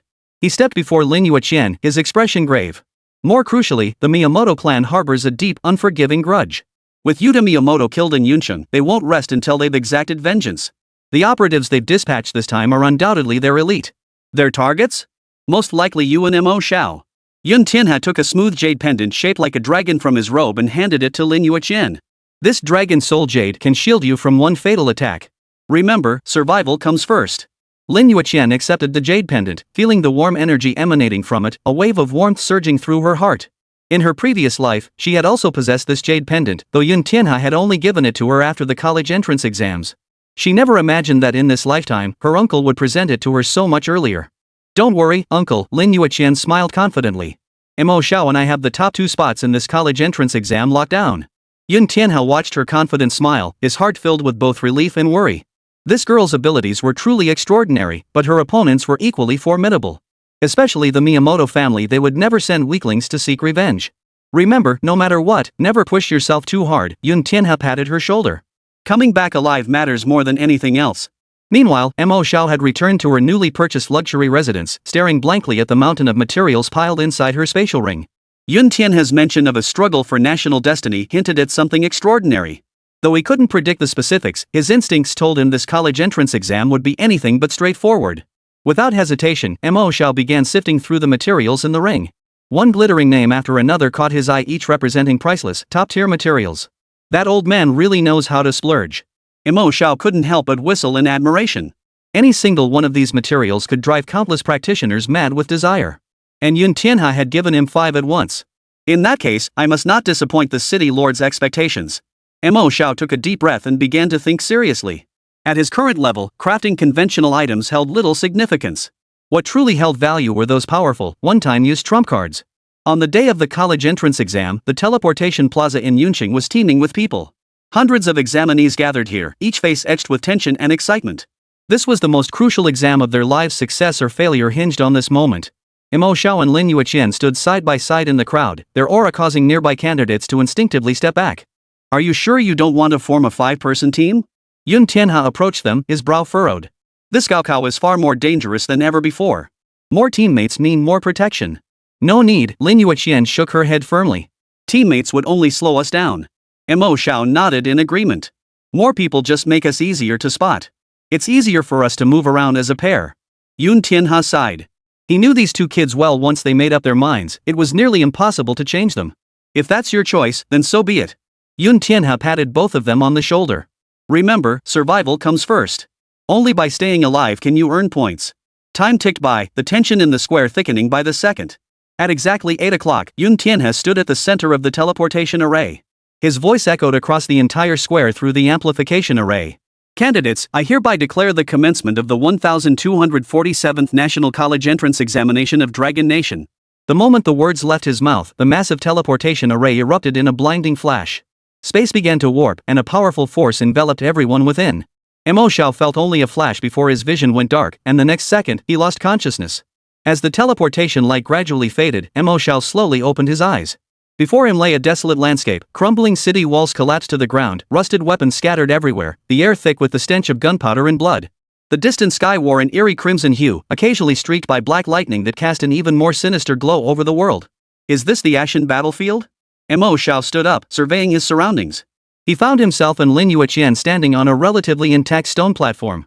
Other examinees gradually materialized from the teleportation beams, each randomly scattered to different locations. The entire secret realm felt like a post-apocalyptic battlefield, scarred by the remnants of war. However, considering the average level of the college entrance exam students, the danger level of this secret realm shouldn't be too high. The danger isn't the secret realm itself, but the candidates from other nations within it. Lin Yueqian also stood up, her gaze darting warily around the area. Having participated in this exam in her previous life, she knew the true cruelty of this secret realm. The real threat had never been the monsters, but the candidates from other nations. Just as the two were surveying their surroundings, a monumental system notification suddenly echoed throughout the entire secret realm. Welcome to the Ashen battlefield. The rules for this college entrance exam are as follows. 1. Killing secret realm monsters grants corresponding points. 2. Killing candidates from enemy nations will seize all their points. 3. Exam duration, 72 hours. 4. Final rankings will be determined by total points earned. 5. Candidates deemed near death by the system will be forcibly teleported out of the secret realm, and their scores will be invalidated. Special notice, all means are permitted during this exam. Candidates are advised to prioritize safety. Wishing all candidates outstanding results. The exam officially begins. Looks like things won't be peaceful this time, Mo Xiao murmured. Lin Yueqian nodded. Her past life's experiences made this rule unsurprising. She knew the next 72 hours would be a true life or death struggle. Let's find a safe spot first, then formulate our battle plan, Lin Yueqian suggested. Just as the two were about to leave, the sound of a fight erupted nearby. Chapter 71, The Gaokao begins. Mo Xiao frowned slightly. How could professionals already be fighting each other when the assessment had only just begun? Do candidates who haven't killed monsters still get points? He asked in a hushed voice. Lin Yueqian replied calmly, they probably won't get points. But if there are fewer competitors, their rankings will naturally rise. Hearing this, Mo Xiao's expression grew slightly grave. So that was it. While killing candidates who didn't earn points wouldn't yield direct rewards, it would reduce the number of competitors. In the final rankings, one fewer competitor meant one higher position for oneself. While this approach offered no direct point rewards, it was indeed a sound strategy for candidates lacking sufficient strength yet seeking to secure a certain rank. Shall we go take a look? Mo Xiao inquired. Lin Yueqian shook her head decisively in refusal. Mo Xiao froze. What if it's a candidate from our dragon nation? Logically, fellow Dragon Nation candidates should support each other in this three-way battle. After all, facing the combined pressure from Sakura Nation and Eagle Nation, Dragon Nation candidates were already at a disadvantage. Lin Yueqian stated directly, "Our goal is first place. Even if it were a fellow Dragon Nation candidate, we couldn't afford to protect them indefinitely. Besides, we have more important matters to attend to." Her tone was unexpectedly cool, devoid of any warmth of camaraderie. Mo Xiao froze. What matters? Lin Yueqian's expression turned utterly serious, a deep hatred flickering in her eyes. Naturally, to seal those abyssal monsters at the exit. What? Mo Xiao's pupils contracted. Abyssal monsters? How could there be abyssal monsters here? How did you know they were here? He blurted out. Lin Yueqian glanced at him, her expression complex. My uncle-in-law told me yesterday. Abyssal creatures might infiltrate this Gaokao's secret realm. Though she said this, her expression revealed far more. She didn't merely know they existed, she seemed intimately familiar with their precise locations and movements. And Lin Yueqian's voice grew huskier. If I'm not mistaken, the examinees from Sakura Nation are likely already colluding with the abyss creatures. Mo Xiao's heart jolted. Sakura Nation colluding with abyss creatures? That was nothing short of treason against humanity. Are you certain? The Miyamoto clan specializes in summoning arts, particularly forbidden techniques for communicating with the abyss. A flicker of murderous intent passed through Lin Yueqian's eyes. Yuta Miyamoto is dead, but the Miyamoto family won't let this rest. The person they sent likely reached some kind of agreement with the abyss monsters beforehand. Mo Xiao recalled that enormous crimson palm from earlier, a chill creeping through him. If Sakura Nation truly colluded with the abyssal monsters, the danger of this college entrance exam would far exceed imagination. Where is the abyss creature's exit? He asked. In the central area of the Ashen battlefield lies an ancient altar. Lin Yueqian pointed toward the darker region in the distance. That was once the site sealing the abyss rift, but the seal has begun to weaken. Moreover, if you're killed by an abyssal creature, it means true death. If the abyss monsters break free completely, it won't just be this exam, the entire secret realm will become a living hell. At that point, forget about rankings and points, just surviving to leave would be a luxury. At this point, Lin Yueqian paused, her tone growing even more grave. These fiends might even break through the secret realm's barriers and invade the Dragon Nation. Upon hearing this, Mo Xiao was instantly overcome with alarm. What? We must hurry over there immediately. If the abyss monsters truly breach the secret realm, the consequences would be unimaginable. The border cities of the Dragon Nation would be the first to fall, and countless innocent civilians would become prey for the monsters. Lin Yueqian suddenly interjected, but there's no need to panic just yet. The central region is the core of this secret realm, naturally guarded by a boss. It won't be breached so quickly. So before that happens? Her words trailed off abruptly, her gaze sharpening to a piercing intensity. We need to deal with these tales first. With a low command from Lin Yueqian, Frost Moon erupted from her grasp, unleashing several streaks of sword energy that shot backward. Amidst the flashes of cold light, the sword she sliced through the air with a piercing whistle. Damn it! We've been spotted! Amidst the clamor of frantic movement, several Cherry Blossom Nation operatives wearing ghost masks appeared before the pair. Mo Xiao's heart sank. When had these guys caught up? How had he failed to notice them at all? Leading them was a slender man wearing a demon mask with a green face and fangs, wielding a bizarrely shaped short blade. Judging by the aura emanating from him, he was at least a level 35 or higher. Ninjas of the Miyamoto clan? Lin Yueqian sneered coldly. So it was you after all. Young lady from the Dragon Nation, you have keen eyes, the masked man spoke, his voice cold and grating. But since you've discovered us, we'll simply have to send you on your way. No sooner had the words left his mouth than the three Sakura Country ninjas instantly fanned out, forming a triangle to surround Mo Xiao and Lin Yueqian. Name, Miyamoto Shadow Ninja. Class, Ninja. Level, 30. HP, 4200. Skills, Ninja Art, Clone, Poison Blade Thrust, Invisibility. Mo Xiao glanced at the ninja's stats and instantly relaxed. Just these three? Mo Xiao sneered. I thought the Miyamoto clan was supposed to be formidable. The masked ninja leader roared in fury upon hearing this, you dragon country pig. You'll pay for your arrogance. He swung his hand violently, and all three simultaneously activated clone technique. In an instant, 3 ninjas became 9, each clone radiating a palpable aura of authenticity, making it nearly impossible to distinguish the real from the fake. Careful, their clone technique has physical attack power, Lin Yueqian warned. No sooner had the words left her lips than all 9 ninjas launched their assault simultaneously. Their short blades glowed with a sinister green poisonous light as they stabbed at the pair from every angle. As the 9 ninjas closed in, Mo Xiao's expression remained unchanged. His right hand rose lightly.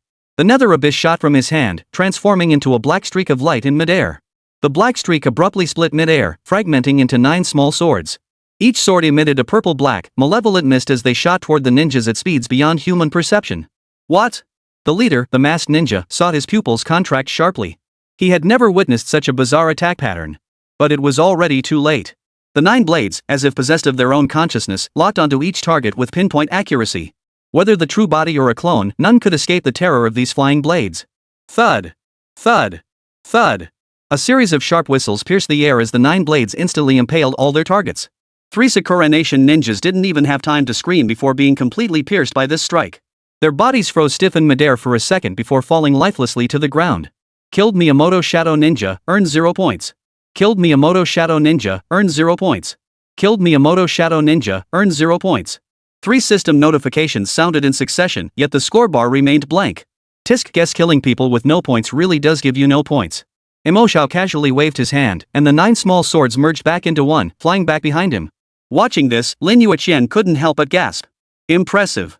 That sword really suits you. The power of that strike had completely surpassed her expectations. 9 flying swords attacking simultaneously, each possessing terrifying piercing power. It was nothing short of a god-tier skill for group combat. Mo Xiao chuckled softly. It is indeed quite useful. He caught the returning sword of the nether abyss, feeling its warm touch against his hand. This blade felt tailor-made for him, bringing surprises with every use. But do people in Sakura country level up this fast? Mo Xiao frowned slightly, glancing at the 3 figures teleported away by the system. The maximum age for taking the college entrance exam is 18, right? And yet all 3 of them are around level 30? This was indeed suspicious. At normal progression rates, an 18-year-old student reaching level 20 would already be considered a prodigy. He and Lin Yueqian's rapid progression relied entirely on the glitch in his item master abilities. But these 3 ninjas from the land of cherry blossoms? The lowest among them was already level 30. That was a bit absurd. Who knows? Maybe they exploited some loopholes, Lin Yueqian said flatly, though a hint of deeper meaning flashed in her eyes. She knew exactly why these Sakura country ninjas possessed such high levels. Her past life's experience told her that the Miyamoto family had resorted to some forbidden enhancement method for this exam. It was a life-force-consuming enhancement technique that drastically boosted power in the short term, but at the cost of drastically shortening one's lifespan. Let's go. The tale's been dealt with. We'll head straight to the center and wait for them. Lin Yueqian turned and walked deeper into the secret realm. Mo Xiao nodded and followed behind her. Shortly after the 2 departed, an eerie glow erupted from the spot where the trio had stood. The 3 who should have been eliminated reappeared in the examination grounds. However, Mo Xiao and Lin Yueqian had already walked far away, completely unaware of the anomaly unfolding behind them. Yueqian, you seem quite familiar with this secret realm, Mo Xiao remarked as he surveyed their surroundings. The ashen battlefield was littered with traces of war, crumbling city walls, rusted weapons, scorched earth, all bearing witness to the fierce battles that had once raged here. Just did my homework, Lin Yueqian replied simply. She couldn't tell Mo Xiao that in her previous life, it was within this very secret realm that she had endured the darkest moment of her existence. Back then, her power was insufficient, leaving her powerless to do anything but watch as countless compatriots fell victim to the claws of the abyssal monsters. Mo Xiao, faced with this excuse she used countless times, didn't bother to tease her about it. Whatever she said went. By the way, those abyssal monsters you mentioned earlier, are they really that dangerous? Mo Xiao inquired. Lin Yueqian's footsteps faltered slightly as she glanced back at him. Far more dangerous than you can imagine. Abyssal monsters aren't like ordinary beasts. They possess intelligence and are extremely cunning. Most crucially, they harbor an innate hatred toward humans. Once encountered, it's a fight to the death. Her voice grew solemn. What's even more terrifying is their corrupting influence. Those killed by them have a chance of becoming new abyssal monsters themselves. Hearing this, Mo Xiao felt a chill run through him. He recalled the colossal hand they'd encountered outside Yun City. That despair-inducing aura of evil was certainly beyond what ordinary monsters possessed. Will the 2 of us be enough? Mo Xiao asked, his voice tinged with worry. Lin Yueqian chuckled softly. Don't worry. I know better than you just how powerful you are now. And someone stronger than you? Well, that goes without saying. The 2 continued onward, occasionally encountering native monsters of the secret realm along the way. Wasteland skeleton soldiers, rotting ghouls, crumbling gargoyles. Most of these monsters were between levels 15 and 30, posing no threat whatsoever to Mo Xiao and Lin Yueqian at their current strength. Lin Yueqian casually unleashed a few sword chi strikes, dispatching them effortlessly. Mo Xiao, however, couldn't be bothered to even lift a finger. These minions yielded far too few points. These monsters really don't yield many points, Mo Xiao remarked, watching the slow climb of his score on the leaderboard. Looks like securing a good ranking will still depend on taking down candidates from other nations. Rank 127, Mo Xiao 450 points. Though they'd cleared numerous monsters along the way, their points weren't accumulating quickly. In contrast, those at the top of the leaderboard had already surpassed the 2,000 point mark. Those guys are moving pretty fast. Lin Yueqian glanced at the leaderboard, a hint of disdain flashing in her eyes. First place, John Smith Eagle Nation 2350 points. Second place, Miyamoto Musashi Japan 2280 points. Third place, Emily Brown Eagle Nation 2150 points. Among the top 10, candidates from Dragon Nation occupied only 3 spots, and none ranked particularly high. Looks like candidates from other nations came prepared, and Mo Xiao frowned. This rate of point accumulation was clearly abnormal. Even by relentlessly grinding monsters, it would be impossible to amass such a large number of points in such a short time. The only explanation was that they had already begun fighting each other. It doesn't matter. Once we reach the central zone, all these points will be ours. Dragon Nation, capital city, Dragon capital. Within a magnificent complex, the Gaokao Observation Hall glowed brightly. 9 city lords representing Longwa's 9 major cities gathered here, each face etched with solemnity. A massive virtual screen hovered mid-air, displaying real-time footage from the Ashen battlefield. I knew it. Those bastards aren't up to any good. A burly man slammed his fist hard onto the table, sending a thunderous clang echoing through the room. He was Zhao Taizhan, Lord of Iron City, notorious for his explosive temper. The screen displayed several scenes. Candidates from Sakura Nation and Eagle Nation were joining forces to ambush Dragon Nation candidates, completely ignoring monster spawns and focusing solely on sniping players. Those foreign devils and Japanese devils have actually joined forces. They'd rather not kill monsters than let our candidates live. This is outrageous. Zhao Taizhan grew angrier as he spoke. This isn't fair competition, it's a premeditated ambush. The other city lords' expressions darkened. Under normal exam rules, everyone should be grinding monsters to accumulate points, with combat only occurring during rare encounters. But the situation on the screen now was nothing like that. Candidates from Sakura Nation and Eagle Nation were clearly operating in an organized, premeditated manner. They split into squads to search the secret realm for Dragon Nation candidates, immediately surrounding and attacking any they found. What can we do about it? Sighed Li Yuan, the slender city lord of Wen City, helplessly. After all, this is all within the rules. Rules are rules, but this clearly goes against the very purpose of the exam. Zhao Taizhan protested. The exam is meant to select talent, not to have them slaughter each other. The problem is, these are the current rules. Li Yuan shook his head. Killing candidates from enemy nations grants all their points that inherently encourages such behavior. A brief silence fell over the observation hall. Everyone understood that this change in the exam rules was no accident. Sakura Nation and Eagle Nation had clearly come prepared, aiming to completely suppress Dragon Nation through this method. Where is our strongest candidate this year? What's their current status? Li Yuan inquired. The staff member in charge of statistics immediately pulled up the data. The strongest candidate this year should be. His voice abruptly caught, his eyes widening in shock. What's wrong? Zhao Taizhan asked impatiently. Level 40? The staff member's voice trembled.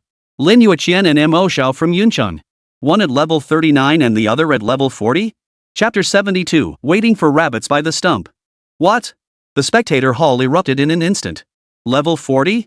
Are you sure you didn't misread it? How could a high school senior possibly reach level 40? There must be something wrong with this data. Under normal circumstances, a senior high student reaching level 20 would already be considered a prodigy. Level 30 players are rare as hen's teeth, and level 40 is unheard of. Just got lucky, Yun Tianhe replied casually. Yet deep down, Yun Tianhe felt both pride and frustration. After all, he had no idea how these 2 youngsters had managed to reach level 40 on their own, without relying on resources from the main city. Even prodigies intensively cultivated by major cities required massive resources to reach such heights at this age. That Mo Xiao and Lin Yueqian had achieved this entirely on their own completely shattered all his preconceptions. Lord Yun, how did you cultivate these 2 monsters? Zhao Taizhan asked, eyes wide.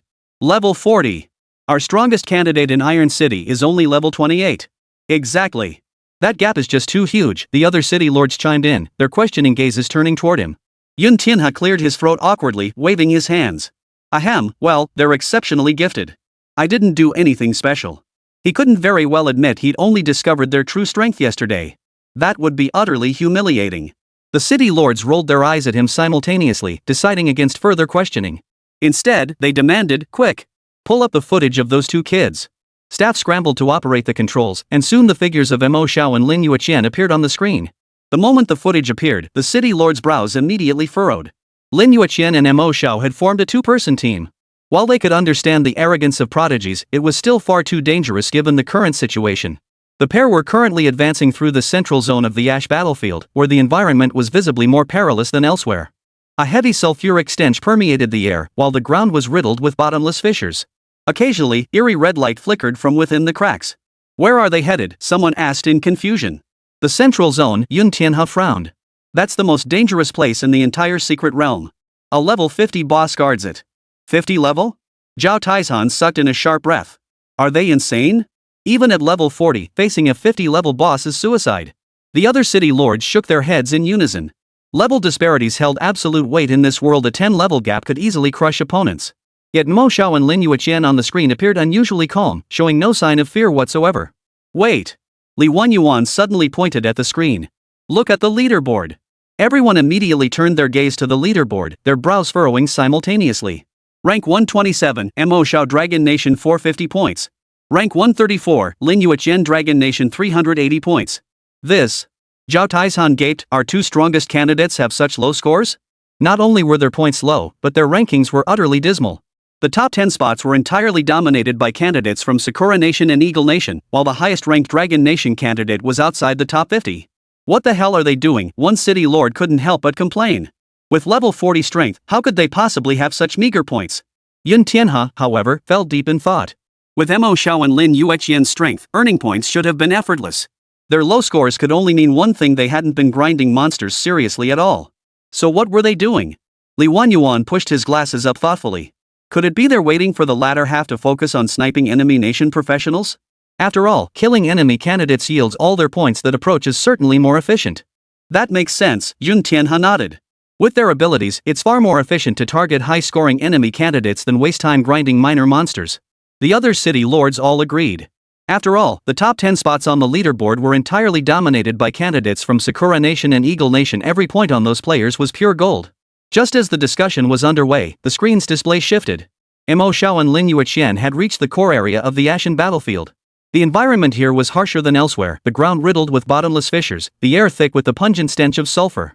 At the center of this barren land, an ancient altar stood silently. A colossal demonic creature prowled around the altar. Name, Lord of Ashes. Rank, Platinum. Level, 50. HP, 80,000. This colossal demon stood over 5 meters tall, its entire body encased in thick, rock-like armor, its eyes blazing with hellfire. It wielded a massive warhammer, each step causing the earth to tremble. A platinum tier boss at level 50. Zhao Tieshan's eyes widened. They can't seriously be planning to challenge this monster? A 10 level gap? That's no joke, Li Yuan shared his concern. Even if they're incredibly strong, facing a platinum tier boss. Before he could finish, the scene on the screen stunned everyone. Instead of launching an immediate attack as expected, Mo Xiao and Lin Yueqian found a relatively secluded corner and settled down to rest. Lin Yueqian sat casually on a rock, idly twirling the frost moon sword that radiated a chill in her hand, looking as relaxed as if she were on a picnic. Meanwhile, Mo Xiao retrieved various materials from his spatial ring and began crafting something. A faint blue glow emanated from his hands as intricate items took shape in his grasp. Lord Yun, what exactly are they doing? Zhao Taizhan scratched his head, utterly baffled by their actions. Yun Tianhe watched the leisurely pair on the screen, suddenly realizing something. A sharp gleam flashed in his eyes. Waiting for rabbits by the stump, he slammed the table. They're guarding the boss, waiting for the strong ones from Sakura Nation and Eagle Nation to arrive. The other city lords instantly understood. Indeed, this level 50 platinum boss was undoubtedly the most valuable target in the entire secret realm. Defeating it would not only yield massive points but also precious equipment rewards. The top candidates from Sakura Nation and Eagle Nation wouldn't pass up this opportunity. What a cunning plan! Li Yuan's eyes sparkled with admiration. They let the enemy deplete the boss's health first, then reap the rewards. Not only can they claim the boss kill bonus, but they can also wipe out the highest scoring candidates from the enemy nations in one fell swoop. Those two youngsters think on their feet, Zhao Taizhan couldn't help but admire. Level 40 taking on level 50 is a stretch, but if they wait until the boss is low on health before striking, their odds of success will be much higher. A satisfied smile spread across Yun Tianhe's face. These were indeed the talents he had sought. Their ability to adapt on the fly was truly outstanding. On the screen, Mo Xiao had already crafted over a dozen uniquely shaped items. Some emitted dangerous crimson glows, others flickered with eerie purple arcs, each radiating an extraordinary aura. These items? Yun Tianhe narrowed his eyes. They should pack quite a punch. The materials he'd given Mo Xiao yesterday were all top tier. Tools crafted from them would undoubtedly pack a serious punch. Yueqian, when do you think they'll arrive? Mo Xiao stowed away the last artifact and turned to Lin Yueqian. Soon. Lin Yueqian stood up, her gaze fixed on the distance. The top 10 on the leaderboard won't let this boss slip away. No sooner had she spoken than footsteps echoed from the distance. Several figures emerged from different directions, the top candidates from Sakura Nation and Eagle Nation. Chapter 73, Ambush?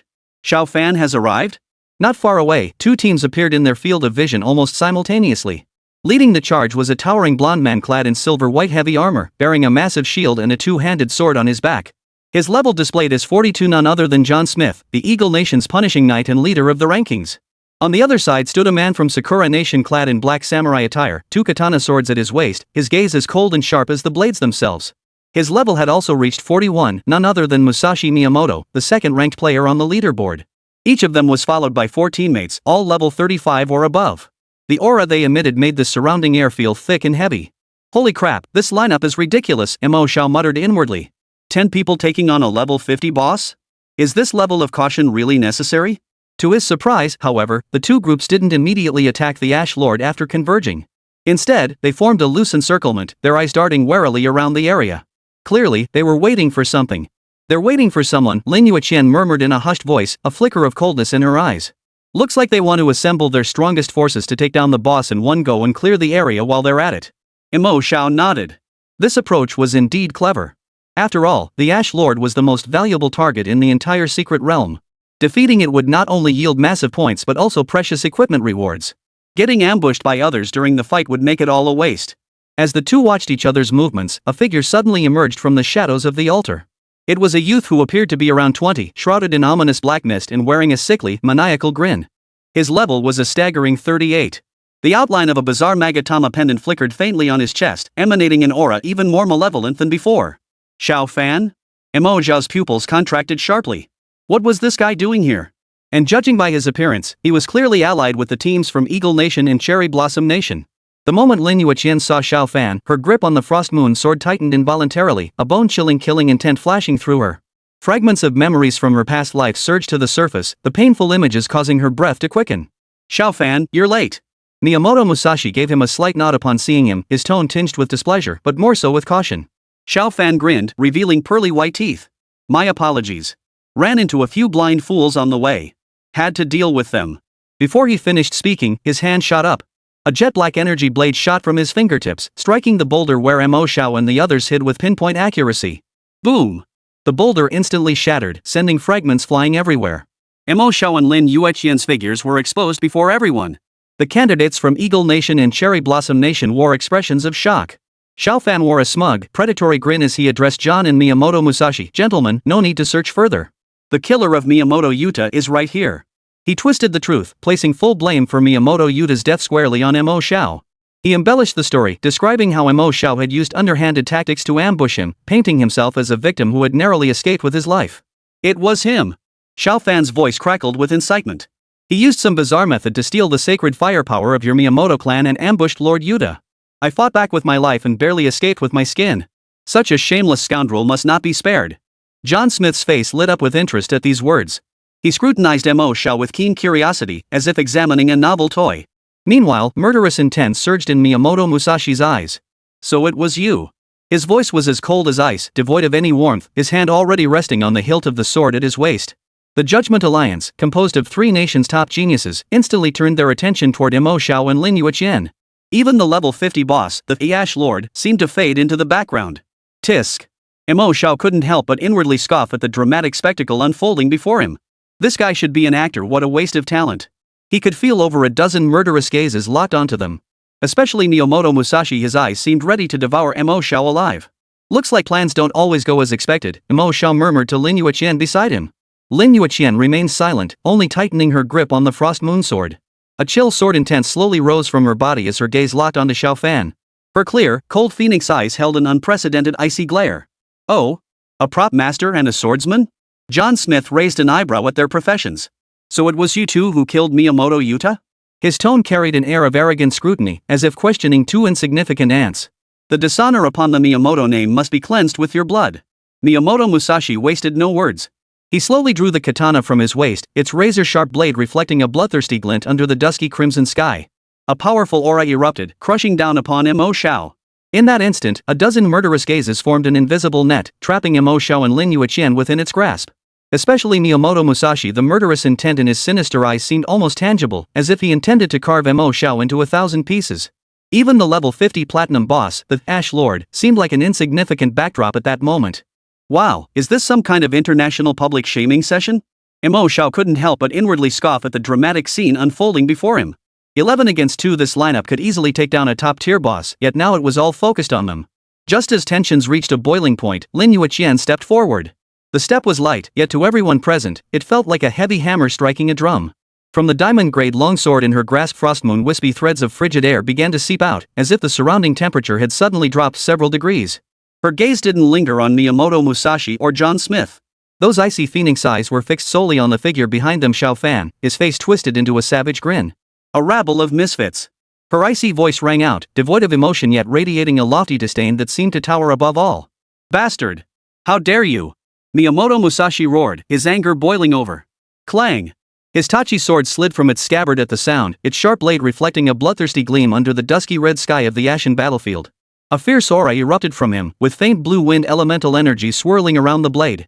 Today, I shall use your blood to honor the spirit of Lord Yuta in heaven. Before his words had fully faded, the 8 members behind him sprang into action. Clearly elite, well-trained soldiers, they required no orders.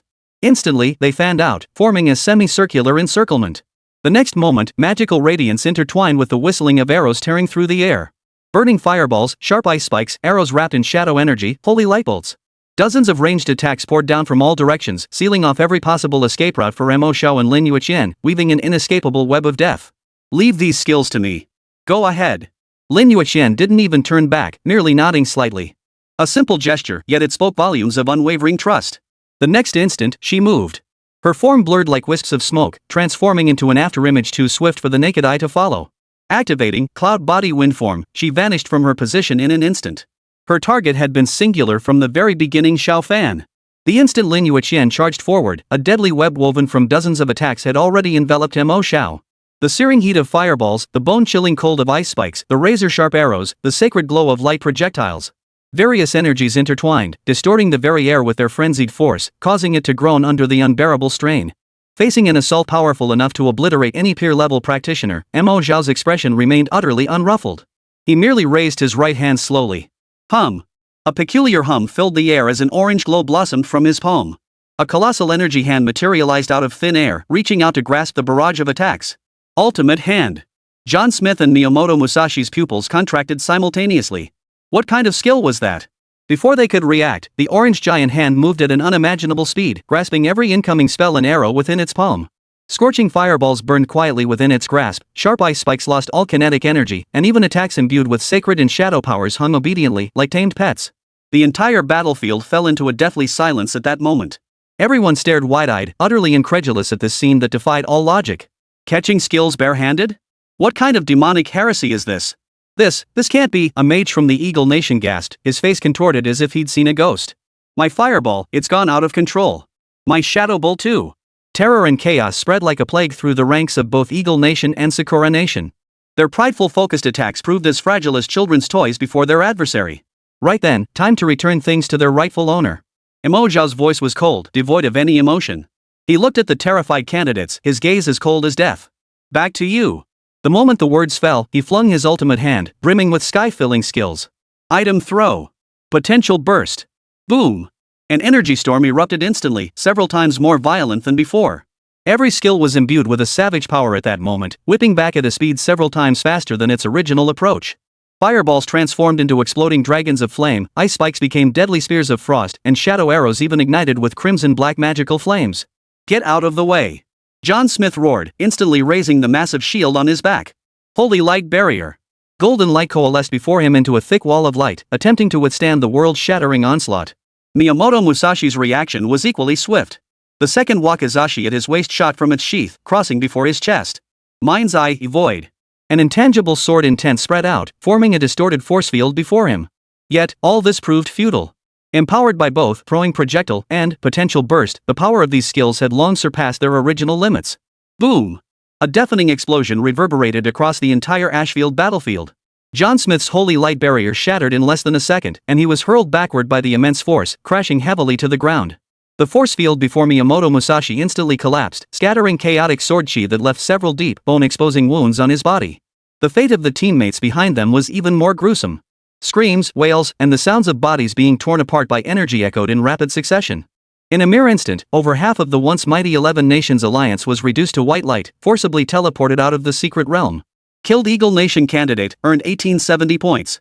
Killed Sakura Nation candidate, earned 1650 points. Killed. A barrage of system notifications flooded Mo Xiao's ears as his points skyrocketed like a rocket, propelling him straight to the top of the leaderboard. The entire spectator hall fell deathly silent. All the city lords rose to their feet, staring wide-eyed at the miraculous scene unfolding on the screen, breathless with astonishment. Did I see that correctly? Zhao Taishan, Lord of Iron City, rubbed his eyes, his voice trembling. He bounced back every single attack? Not only did he reflect them. Li Yuan, Lord of Wen City, pushed his glasses up, his eyes beneath the lenses filled with shock. Their power, at least quintupled. Yun Tianhao opened his mouth, but in the end, only a bitter smile escaped him. Waiting for rabbits to come to the tree stump? He had truly underestimated these two youngsters. This wasn't waiting for rabbits by the stump, it was a full-on dimensional strike. Ash-covered battlefield before the altar. As the thick smoke cleared, several massive craters appeared on the ground, the air thick with the acrid stench of burning. Only John Smith, Miyamoto Musashi, and Xiao Fan, whom they shielded behind them, remained standing, along with two other teammates who had narrowly survived. Surveying the devastation and the sudden loss of their comrades, their faces bore the terror and horror of having narrowly escaped death. Meanwhile, Lin Yueqian had already crossed this death zone. In her path, anyone who dared to block her was instantly repelled by icy sword chi. The chill emanating from the frost moon sword caused the surrounding temperature to drop several degrees. Xiao Fan. Lin Yueqian's voice cut through the air like a bitter wind from the underworld, each syllable laced with bone-chilling intent. Xiao Fan's pupils reflected a rapidly approaching ice-blue figure. The owner of that figure bore a pair of phoenix-like eyes, burning with a hatred he could not comprehend, a hatred cold enough to freeze the soul. Why? He couldn't fathom why this woman harbored such intense murderous intent toward him. From the very beginning, his target had been Mo Xiao alone. Xiao Fan. Go trigger the boss to activate the altar. Miyamoto Musashi's thunderous shout snapped Xiao Fan from his shock. Leave this woman to us. John Smith snapped out of it too, swinging his massive sword horizontally as he stood shoulder to shoulder with Miyamoto Musashi. Both men erupted with overwhelming aura, locking onto the charging figure. They knew clearly that Xiao Fan was the key to this operation. Hearing this, a savage glint flashed across Xiao Fan's face as all hesitation vanished. Black mist surged around him, transforming his form into a shadowy figure. Ignoring Lin Yueqian entirely, he charged straight toward the altar, toward the level 50 boss, the Ash Lord, which was currently roaming the area. Once the boss was triggered, its power would activate the altar, fulfilling the true purpose of this college entrance exam. Then, whatever bull-top scholar, whatever Mo Xiao, would all become a laughingstock. Don't even think about it. Lin Yueqian's voice was bone-chillingly cold. She activated Cloud Body Wind Form once more, her figure blurring instantly as her speed increased further. The tip of her sword pointed straight for Xiao Fan's back. But how could Miyamoto Musashi and John Smith let her succeed? We are your opponents. Miyamoto Musashi stepped forward, the ground cracking beneath his foot. His katana sliced through the air, unleashing a fierce blue wind blade that tore through the atmosphere. Striking first despite coming later, it slashed toward the path Lin Yueqian must take. Simultaneously, John Smith's muscles bulged beneath his heavy armor as he gripped his greatsword tightly. A brilliant holy light flared along its blade. Holy light slash. A cross-shaped golden blade of energy erupted from the blade, radiating an aura of judgment. It crossed paths with Miyamoto Musashi's wind blade, forming a crisscrossing net of fire that completely sealed off Lin Yueqian's pursuit route. The combined strike of two top-tier geniuses above level 41 possessed enough power to force any opponent of equal rank to retreat. Yet Lin Yueqian's eyes were fixed solely on Xiao Fan's fleeing figure. She ignored the two potentially lethal attacks entirely, showing no intention to dodge or block. Maintaining her forward momentum, she seemed determined to sacrifice herself if necessary to strike Xiao Fan down first. Just as the two attacks were about to strike her, a golden light shot forward from behind, faster than their assaults, landing precisely before Lin Yueqian. The golden light exploded outward, instantly forming a circular shield of light composed of countless mystical runes, enveloping Lin Yueqian's petite figure within its protection. Boom! Boom! The wind blade and holy light slash struck the shield nearly simultaneously, erupting in a deafening roar. Violent energy shockwaves radiated outward, tearing up the surrounding ground. Yet the seemingly fragile golden shield remained as steady as a mountain, not even rippling as it effortlessly absorbed both attackers' full power strikes. What? Miyamoto Musashi and John Smith's faces simultaneously twisted with horror. What the hell is this thing? Both instinctively turned to look at the prop master standing where he was, one hand in his pocket, the other twirling the abyssal sword. Mo Xiao flashed them a wide grin, revealing a row of pearly white teeth. Sorry, no way through here. As he spoke, Lin Yueqian's figure had already pierced through the fading golden shield. Without pausing, she continued her relentless pursuit of Xiao Fan. From start to finish, her pace never faltered. Mo Xiao didn't quite understand why Lin Yueqian harbored such overwhelming hatred and murderous intent toward Xiao Fan. That emotion was even more intense than when she'd learned of the Abyss monster's impending arrival. But none of that mattered. If she wanted to kill him, then he would clear the obstacles for her. That scoundrel Xiaofan, from stabbing Miyamoto Yuta in the back outside Yun City to twisting the truth and inciting the mob attack, just now every single act reeked of the venomous malice of a petty villain reveling in his success. Such a man truly deserved to die. Chapter 74, The Hand of the Demon. Miyamoto Musashi stared at Mo Xiao, his eyes dark enough to drip water. You alone intend to stop the two of us? Mo Xiao's earlier tactic of using their own weapon against them had indeed inflicted heavy losses and demonstrated the prop master's bizarre and formidable power. But now, they had two of the top 3 combatants on the rankings. One was the mightiest punishing knight of the Eagle Nation, the other a swordsmanship prodigy the Miyamoto clan hadn't seen in a century. He refused to believe this artifact master could clear the field with a single move again. Stop us? Mo Xiao chuckled as if hearing a laughable joke. No, it seems you've misunderstood something. He lifted his head, his gaze sweeping over Miyamoto Musashi, John Smith, and the two trembling, barely surviving teammates behind them. I'm not here to stop you. Mo Xiao's gaze suddenly turned icy, as if he were looking at 4 corpses. I intend to slaughter you. The air seemed to freeze the moment the words fell. The expressions on Miyamoto Musashi and John Smith's faces shifted from shock to fury. Slaughter us? A mere prop master, a support class they believed belonged only in the backlands hurling items, dared utter such insolent words before them. Bastard! You're asking for death. Fury consumed Miyamoto Musashi, his aura surging once more. The murderous intent in his eyes nearly solidified, while the pale blue wind element swirling around him grew more violent, whipping up pebbles from the ground. Foolish Dragon Nation man, John Smith raised his massive sword, holy light blazing. His sapphire eyes brimmed with contempt and cruelty. I shall purify your filthy soul with my own hands. In their eyes, Mo Xiao's earlier bizarre move was nothing more than a powerful yet heavily restricted one-time use item. A gadget user, once caught within striking distance by elite offensive specialists like them, could only meet one fate, being torn to shreds in an instant. Without a moment's hesitation, they moved. Wind slash. Miyamoto Musashi stepped forward, his form vanishing like a phantom. The next instant, he materialized at Mo Xiao's left flank. His katana sliced through the air with a piercing whistle, a condensed blue wind blade coiling around the blade as it aimed straight for Mo Xiao's throat. Simultaneously, John Smith roared with fury. His heavy armor did not hinder his speed in the slightest. Charging from the right, each step left deep footprints in the ground. His massive sword, blazing with golden holy flames, swung down with the force of a mountain-splitting blow. One strike swift and ruthless, the other heavy and devastating. One aimed for decapitation, the other for crushing the body. Their coordinated attack struck from 2 completely opposite angles, instantly sealing off all Mo Xiao's escape routes. Yet, facing this fatal trap capable of instantly eliminating any peer-level warrior, Mo Xiao's face remained serene. He didn't even shift his stance, merely exhaling slowly. Perfect. I'll test this move on you too.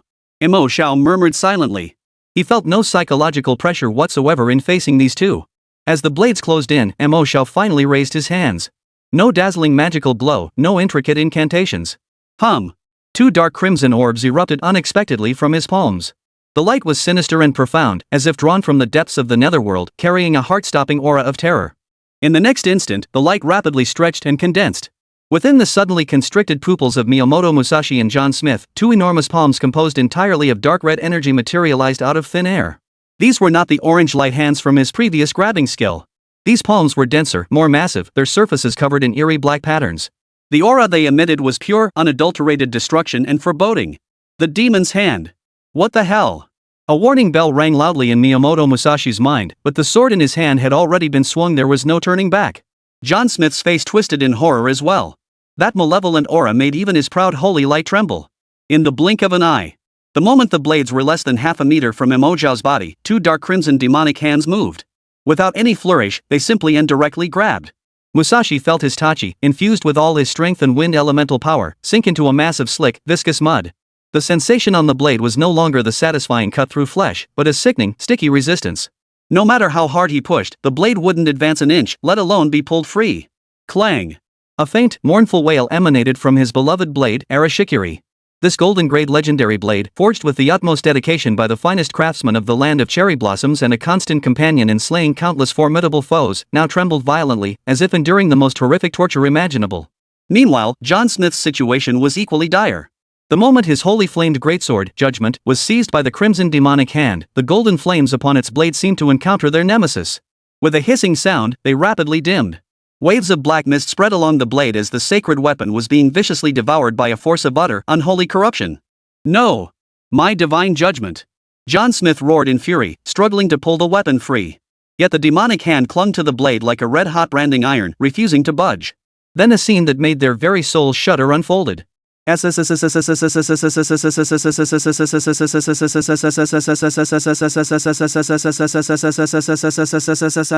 Before their eyes, spiderweb-like cracks began to spread across the once unbreakable blades. The blade of the hair-splitting razor of the Gale began to disintegrate, turning into specks of metal that were absorbed by the demonic hand. The divine judgment, infused with holy light, saw its sacred runes extinguish one by one. Its heavy blade crumbled like weathered rock, flaking away continuously. In the span of just 2 breaths. Snap! 2 crisp snaps echoed simultaneously. The weapons in the hands of Miyamoto Musashi and John Smith, 2 golden grade artifacts coveted by countless professionals, shattered into dust before their eyes, devoured entirely by those 2 eerie, dark crimson demonic hands. 2 icy system notifications echoed in Mo Xiao's mind. Ding! Demon Hand successfully devoured platinum grade weapon Storm Slash. Ding!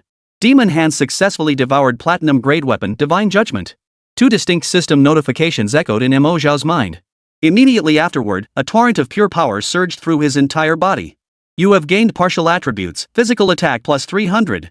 You have gained partial attributes, holy light resistance plus 30%, physical attack plus 250. Mo Xiao's body trembled slightly. Feeling the tangible surge in stats on his interface, a flash of astonishment crossed his eyes. So this was how devouring power worked. He truly hadn't expected that even equipment attributes could be forcibly added to himself. It was just a pity that all the increases were purely in physical attack power. As the system notification faded, Mo Xiao felt his body tremble again. A torrent of pure, overwhelming power surged brutally through his limbs and bones. The sensation was like a man dying of thirst suddenly gulping down an entire bucket of water, refreshing, yet accompanied by an intense feeling of fullness. He instinctively opened his interface panel, where the number in his physical attack stat column had undergone a dramatic transformation. Physical attack, 1503. A whopping 550 points of physical attack power. This surpassed many second-class power-focused specialists. He glanced back at the Hand of Magic talent that had just unleashed its power. Its icon had turned gray, followed by a long countdown timer. CD, 23 hours 59 minutes and 59 seconds. A full 24-hour cooldown. It seemed this ability to directly devour equipment and forcibly seize attributes couldn't be used without limit. Still, it was enough. Unlike Mo Xiao's astonishment, Miyamoto Musashi and John Smith's faces now bore only ashen horror and utter bewilderment. They stared blankly at their empty hands, then at the 2 piles of metal powder scattering in the wind on the ground, their minds going completely blank. Gone. Everything was gone. Those weren't ordinary weapons. It was growth-type weapons, crafted specifically for them by national treasure-level artisans, utilizing countless precious resources from both Sakura Nation and Eagle Nation. Storm Slash and Divine Judgment, these 2 platinum-grade divine blades had accompanied them since their successful class change, growing alongside them, fighting alongside them, slaying countless formidable foes. They had long since become one with their very lives. Every point of durability embodied the nation's blood, sweat, and tears. Every upgrade represented their glory. Yet just now, in those fleeting seconds, these indestructible weapons, each boasting tens of thousands of durability points, were corroded, devoured, and crushed to dust by that eerie, dark crimson demonic hand. The sensation was like having one's own arm torn from the body, then burned to ashes before one's very eyes. Uncontrollable rage surged from their chests to the crown of their heads, instantly consuming all reason. Dragon Nation! I'll kill you! Miyamoto Musashi roared like a wild beast, his eyes bloodshot red, veins bulging on his face as he looked like a raving madman. He violently drew a spare tachi from his waist, a mere ordinary gold-grade weapon whose radiance paled in comparison to the previous Razor of the Storm, like a firefly beside the moon. But he cared not. Purify. I will purify you, you devil. The shame and fury of having his weapon destroyed completely drowned out the pride and composure of their status as top-tier geniuses. No tactics, no coordination, only the most primal, most frenzied killing intent. Like 2 raging bulls, they charged toward Mo Xiao once more. Watching the 2 completely deranged figures, a cold smile curved Mo Xiao's lips. Right on time. He didn't pull back like before, nor did he reach for any more tools. Facing their frenzied attacks, he merely stepped forward, his right hand grasping the Nether Abyss sword suspended at his side. With 1500 physical attack, even as a magic-based class, he seemed capable of stepping into melee combat for a bit? Mo Xiao grinned, gripping the Nether Abyss sword. Instead of retreating, he advanced, charging head-on toward John Smith's powerful, heavy greatsword. Clang! The deafening clang of metal colliding echoed through the air. The blade of abyssal depths collided fiercely with John Smith's greatsword, erupting in blinding sparks. The scene John Smith had envisioned slicing his opponent and sword clean in 2 did not materialize. Instead, an overwhelming force surged back through his blade, numbing his palm and making his entire arm tremble. He stumbled backward half a step, unable to control himself. How could this be? How could a prop master possess such immense strength? Clang! Clang! Clang! Mo Xiao gave him no chance to catch his breath, unleashing a relentless barrage of strikes, each faster than the last. He didn't need intricate sword techniques. Empowered by the sword master trait, each seemingly casual swing struck with innate precision, targeting his opponent's vulnerabilities. John Smith was forced back step by step, the horror on his face deepening with each retreat. A prop master. A support class he had once regarded as insignificant as an insect was now overwhelming him in close combat, a Templar renowned for strength and constitution, leaving him utterly defenseless. What kind of monster was this? Just as John Smith's mind reeled and he struggled to defend, a cold, murderous intent erupted suddenly from behind Mo Xiao. Die! Musashi's feet slammed against the ground as his form blurred into a ghostly afterimage, silently circling behind Mo Xiao. Seizing the fleeting opening created by John Smith, he channeled every ounce of his strength into his katana. The blade sliced through the air with a piercing screech, aiming straight for Mo Xiao's back. This strike channeled every ounce of his fury and venom. He could already envision the blade piercing his opponent's body, blood spurting forth. Damn it! Focusing on suppressing John Smith had demanded Mo Xiao's full concentration. Unaccustomed to close combat, his reaction to this silent, stealthy attack from behind was inevitably half a beat too slow. The thought flashed through his mind. No way to dodge it. Mo Xiao's heart clenched. Almost instinctively, driven by pure survival, he tried to activate his ultimate hand, using that orange palm of light to forcibly block the attack from behind. Yet, the instant his intent stirred, an unexpected change occurred. The expected orange glow failed to ignite. Instead, a deep, eerie crimson glow surged forth without warning from the blade of the Nether Abyss sword in his hand. It's over. Mo Xiao's heart sank. He had used the demon hand earlier and hadn't switched back to the god hand. This bizarre power, capable of instantly corroding even platinum gear into dust, was now erupting directly from his own blade. His abyssal depths. Was he about to destroy it himself? This diamond tier growth weapon was his strongest piece of equipment, bar none. Yet, in the next instant, the scene he'd imagined sword destroyed, man perishing did not unfold. Instead of corroding abyssal depths, the dark crimson, ominous energy surged into the blade like it had found an outlet. Hum. The Nether Abyss emitted a strange, low hum, no longer the clear, resonant sword chant of before, but now muffled and oppressive, as if some ancient, malevolent entity was about to awaken. Then, before Mo Xiao's stunned gaze, an even more astonishing spectacle unfolded. A miniature flying sword, identical to the Nether Abyss, split off from the main blade as if conjured from thin air. This form should only manifest in the throwable item mode, yet it had now bizarrely come into being. The split blade glowed in eerie, dark crimson, as if utterly saturated by that ominous energy. Instead of circling as usual, it was seized by an invisible force. Its tip pivoted, instantly locking onto Miyamoto Musashi behind Mo Xiao. All this unfolded in the blink of an eye. The savage grin hadn't yet faded from Miyamoto Musashi's face. His Tachi blade was mere inches from Mo Xiao's back, and he could already imagine the exquisite sensation of the steel tearing through flesh. But at that very moment, a terrifying sense of impending doom, chilling him to his very soul, descended upon him without warning. Out of the corner of his eye, he caught a glimpse of an intense crimson hue. What was that? Before the thought could fully form, the crimson dagger shot forth. No whistling through the air, no flashes of light or special effects, only a streak of crimson so fast it seemed to pierce through space itself. Thud. A muffled thud, faint enough to be nearly inaudible. Miyamoto Musashi's charging body froze abruptly. His expression solidified in that instant, a look of fury, venomous hatred, and finally, a fleeting trace of bewilderment and utter disbelief. 62,518. The terrifying damage number appeared above his head as he slowly lowered his gaze. There, in the center of his chest, a fist-sized hole had appeared without warning. Its edges were smooth as glass, not a single drop of blood spilling from it. Only wisps of black mist seeped out steadily. What? He opened his mouth, struggling to speak, but his life force poured out like a burst dam. The light in his eyes rapidly dimmed. Finally, his entire body transformed into a white beam of light, forcibly teleported out of the ashen battlefield. Killed Sakura Nation candidate, earned 2280 points. A crisp system notification sounded in Mo Xiao's ears. Rank 2 on the leaderboard, Miyamoto Musashi, eliminated. The entire battlefield fell into a deathly silence. John Smith, who had clashed head-on with Mo Xiao, stared blankly at the scene. The massive sword blazing with holy flames remained raised mid-air, yet every ounce of strength seemed drained from his body. He had seen it. He had seen it clearly. Just as Miyamoto Musashi was about to strike, a small, dark red sword had shot out from behind that prop master. Silently, it had killed Miyamoto Musashi. From behind, shot out? This realization felt like his entire worldview was collapsing. What kind of attack was this? Did he have eyes in the back of his head? No, this was even more absurd than that. Mo Xiao froze in shock. He slowly lowered the abyssal sword he'd been holding against John Smith, stiffly turning to look at the spot where Miyamoto Musashi had vanished before glancing down at the sword in his hand now fully restored. His ultimate hand could also activate the Nether Abyss's flying sword state? And it could control one while preserving the Nether Abyss's main body? As Mo Xiao pondered this, a terrified scream snapped him back to reality. Demon! You're a demon! It came from the two enemy nation candidates who had narrowly survived. Witnessing this mind-shattering spectacle, their psychological defenses collapsed completely. They scrambled and crawled, desperate to flee this hellish battlefield they would never forget. Trying to leave? A cold gleam flashed in Mo Xiao's eyes as his left hand swept casually through the air. Ultimate hand activated. This time, it was pure orange light. Two colossal energy palms materialized out of thin air, arriving before their intended targets. They seized the fleeing figures mid-air, instantly subduing them under the crushing pressure of spiritual dominance. Their struggles proved utterly futile. No! Let me go! Help! Lord John! The shrill cries for help rang out, but John Smith seemed deaf to them. His gaze remained fixed on Mo Xiao, cold sweat beading on his forehead, his hand gripping the greatsword trembling slightly.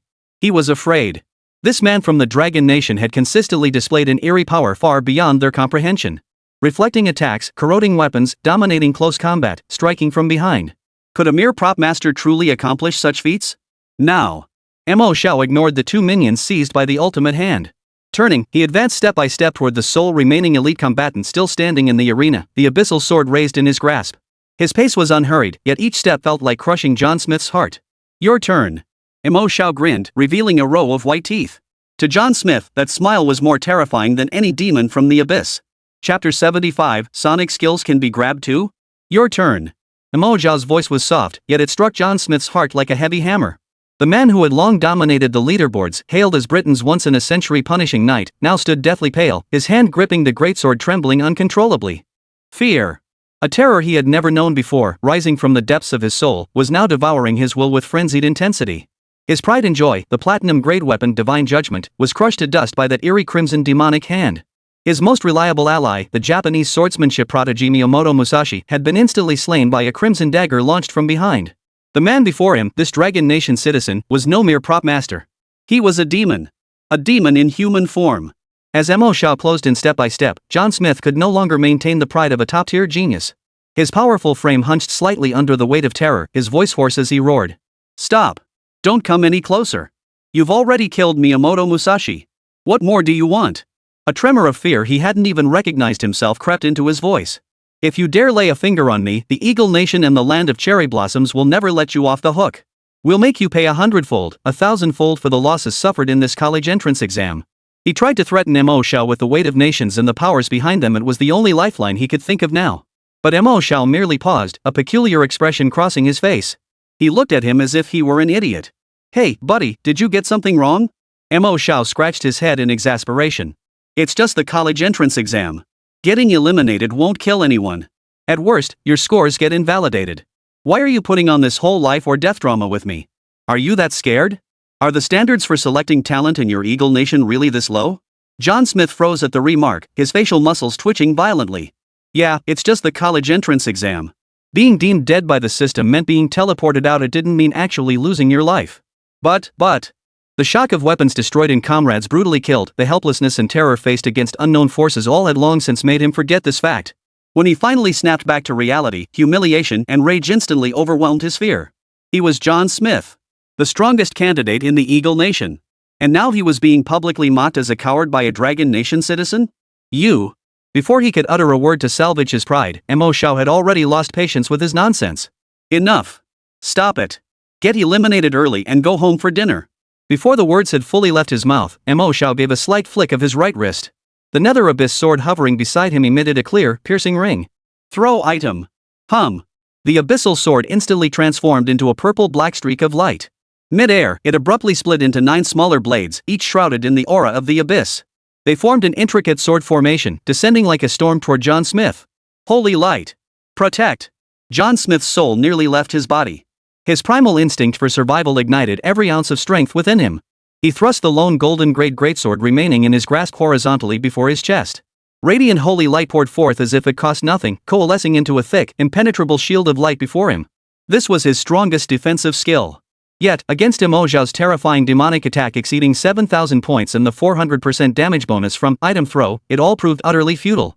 The array of 9 flying swords, like 9 death warrants from the underworld, effortlessly tore through the seemingly impenetrable barrier of holy light.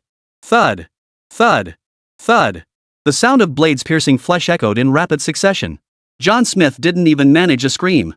His towering frame was instantly pierced by the 9 flying swords, pinning him to the spot. His eyes widened in disbelief. 88,432. An absurdly high damage number slowly floated above his head. The strongest prodigy of Eagle Nation, a top contender for the leaderboard, was instantly obliterated. He vanished in a flash of white light. Killed Eagle Nation candidate gained 2,350 points.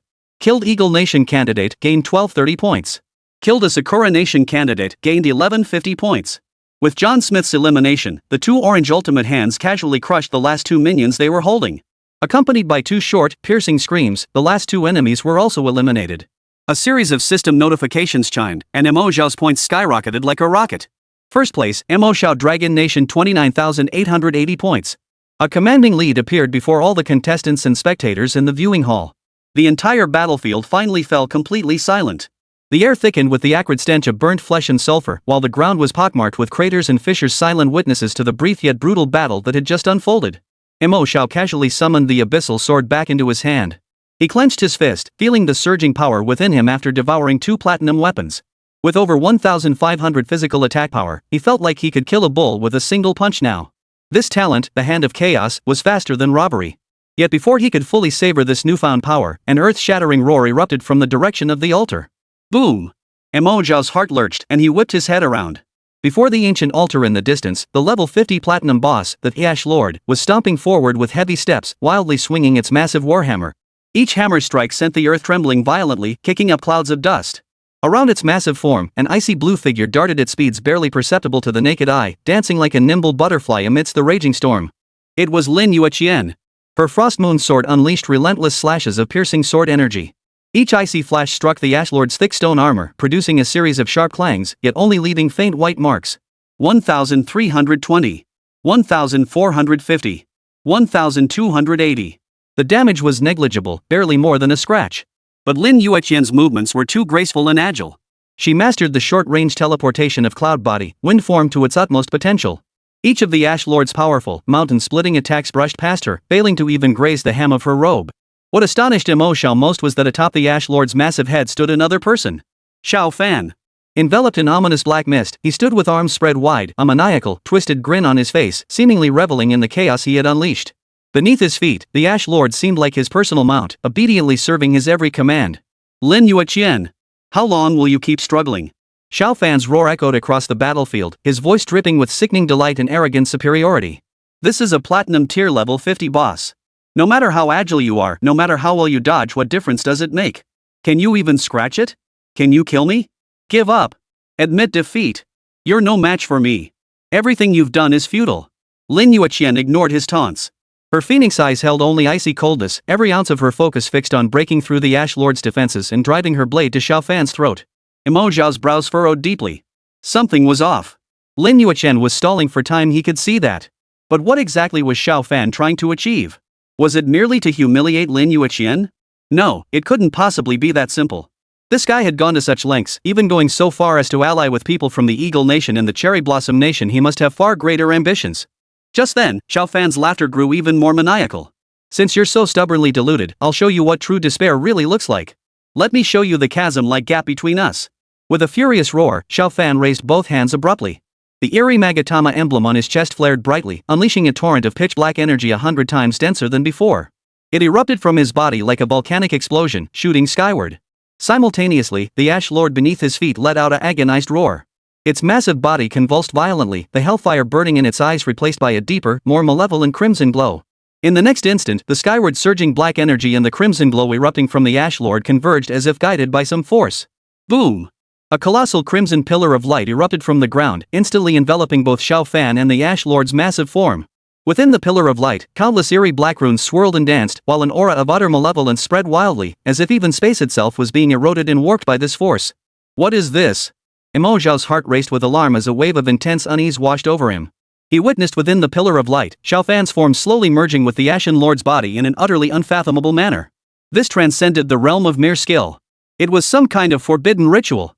All secret realm notice, warning. Abnormal abyssal energy fluctuations detected. Unknown lifeform fusion phenomenon occurring in the central region of the Ash battlefield.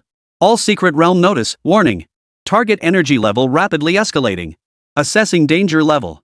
All secret realm notice, warning. Danger level has exceeded the platinum threshold. All examinees immediately evacuate the central altar area. Repeat. Evacuate immediately. 3 consecutive blood red system alerts echoed in every candidate's ears. The spectator hall had long since fallen into deathly silence. All 9 city lords, including Yun Tianhe, rose from their seats. Their eyes fixed intently on the crimson pillar of light piercing the heavens and earth, their faces etched with horror and fury. Fusion. He fused with the boss? Zhao Taizhan, Lord of Iron City, spoke with a trembling voice. This development utterly defied his comprehension. The power of the abyss. It's the abyss's power corrupting the secret realm. When Cheng City Lord Li Yuan turned deathly pale. He snapped his gaze toward Yun Tianhe. City Lord Yun. You mentioned earlier that abyss creatures might infiltrate this exam. Yun Tianhe didn't respond. His fists clenched so tightly they cracked, his eyes fixed intently on the screen displaying the energy readings that were climbing wildly. He knew things would be troublesome, but he never imagined it would be this bad. This was no longer a college entrance exam. This was a long-planned conspiracy targeting the Dragon Nation. Ash battlefield, before the altar. Lin Yueqian was forced to retreat. Standing at a distance, her fingers gripping the Frost Moon sword turned white from the force. For the first time, a solemn expression appeared on her usually cool and composed face. This scene had never unfolded in her past life's memories. Xiao Fan had become even more frenzied and powerful than she remembered. From within the crimson pillar of light, Xiao Fan's laughter no longer human echoed. It mingled with demonic screams, filled with agony yet tinged with utter madness. Ha ha ha, do you see it now, Lin Yueqian? This is my power. Power that towers above all else. Soon, very soon, every last one of you will kneel at my feet. The entire world will tremble before me. The crimson pillar piercing heaven and earth reached its peak brilliance before abruptly collapsing inward. The light faded. A monstrous, hideous creature unlike anything seen before appeared upon the altar. Its form dwarfed even the previous Lord of Ashes. No longer clad in burning embers, its entire body was now enveloped in a layer of dark red, viscous flesh that writhed like a living creature. Countless twisted limbs and wailing faces crawled across that flesh, emitting silent howls. At the center of its massive, deformed chest, instead of a heart, lay a black magatama, a gem formed from the purest energy of the abyss. The magatama rotated slowly, each turn radiating an evil and foreboding aura potent enough to freeze souls. Ha! Ha ha! The creature slowly raised its slime-covered claws, surveying its new form, a strange, raspy sound rising from its throat. The next instant, that sound transformed into a roar of utter madness. Ha ha ha ha ha ha! That laughter, half Xiao Fan's triumph, half demonic fury, echoed across the entire Ashfield battlefield, filled with twisted delight. Clearly, the will of this terrifying abyssal creature was now controlled by Xiao Fan. See this, Lin Yueqian. The monster's bloodshot, single eye locked onto Lin Yueqian in the distance, its voice dripping with the arrogance and condescension of a ruler. This is power. True power that stands above all else. Now, kneel. Become my woman. I may spare your life. Otherwise. Its voice abruptly turned icy cold, brimming with undisguised murderous intent. You and that worthless Mo Xiao will both crumble into dust beneath my feet. Ha ha ha ha. Listening to Xiao Fan's maniacal laughter, Lin Yueqian's cold, clear face showed not a trace of fear. Instead, it revealed a look of utter contempt and disdain. A self-destructive waste. Her voice was soft yet clearly drowned out the demon's maniacal laughter, carrying an arrogance that seemed ingrained in her very bones. And you dare covet me? Do you truly believe that transforming into this hideous, neither human nor ghost form will make me fear you? Lin Yueqian's words struck like a resounding slap, lashing fiercely against Xiao Fan's twisted pride. The demon's maniacal laughter abruptly ceased. You're asking for death. Amidst the furious roar, the black magatama on the monster's chest flared brightly. A viscous, ink-like energy from the abyss surged wildly, coalescing into a massive claw poised to strike at Lin Yueqian. At that very moment. Whoosh! Whoosh! Whoosh! 3 streaks of light, each a different color, tore through space at an unimaginable speed. They shot out from Mo Xiao's direction and landed with pinpoint accuracy beside Lin Yueqian. The light faded. 3 towering elemental giants, each standing 10 meters tall, materialized out of thin air. 3 level 30 gold tier elite summoned creatures abruptly materialized on the battlefield, forming a triangular formation that firmly shielded Lin Yueqian at its center. The pure elemental pressure radiating from them instantly matched the malevolent aura of the abyssal fiend. The abyssal claw poised to strike hesitated mid-air. A flicker of surprise crossed the monster's single eye. Lin Yueqian also froze for a moment, but she quickly recovered, understanding Mo Xiao's intent. A brilliant light instantly ignited within her cold, phoenix-like eyes. The next instant, a deep blue radiance enveloped Lin Yueqian's body without warning. Residual material construction. Simultaneously, the three imposing elemental guardians that had just appeared were instantly twisted and compressed by an invisible force. In the blink of an eye, they transformed into three surging, roaring torrents of elemental energy. Three distinct yet equally pure and colossal elemental forces, guided by scrap construction, surged without hesitation into Lin Yueqian's body. Boom! An indescribably terrifying force exploded within her very bones and limbs. The pure white armor formed from Frostmoon's sword chi on her body began to undergo drastic changes under the wash of the three colored elements. Earth, flood, gale. The forces of these three elements fused with her own sword immortal power in a manner that could only be described as perfect. In this moment, Lin Yueqian resembled an elemental goddess wielding multiple powers, cool, noble, and immensely powerful. Ding! Remnant construction complete. Ding! Your strength plus 1,300, agility plus 950, spirit plus 1,380, constitution plus 1,200. Ding! You have acquired the temporary talent, Heart of the Earth LV3. Ding! You have acquired the temporary talent, Form of Flowing Water LV3. Ding! You have acquired temporary talent, Wind Swiftness LV3. Ding! You have acquired temporary skill. A barrage of system notifications exploded in Lin Yueqian's mind. Her attributes had once again surged to unimaginable heights. Inside the spectator hall, the 9 city lords, who had fallen into dead silence after Xiao Fan's transformation, now stared wide-eyed, their mouths gaping wide enough to fit an egg. If Xiao Fan's fusion with the boss had filled them with shock, rage, and dread, then Mo Xiao's maneuver summoning 3 gold-tier bosses out of thin air and forcibly implanting them into his teammates left them utterly overwhelmed and bewildered. What kind of ability is this? Zhao Taishan, the Iron City Lord, stammered, his voice trembling. He pointed at the screen, feeling his entire worldview being crushed and ground into dust. Summoning? No! It's fusion. He fused the summoned creatures into that girl's body. Those 3 gold-tier bosses, where did they come from? Did he conjure them out of thin air? Item makers? When did item makers gain this kind of power? No one could answer them. All eyes instinctively converged on Yun Tianhe.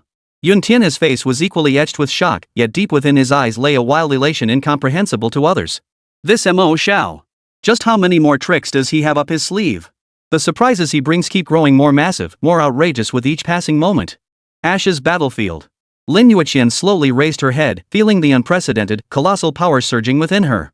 Her cold, phoenix-like eyes had transformed into dazzling stars woven from wind, water, and earth, locking onto the distant abyssal demon frozen in shock. She could sense the man's gaze behind her, calm and brimming with trust. This feeling brought her immense peace. Xiao Fan. Lin Yueqian's crimson lips parted, her voice ethereal and icy, yet carrying an authority akin to judgment. This power of yours, this might you claim transcends all else.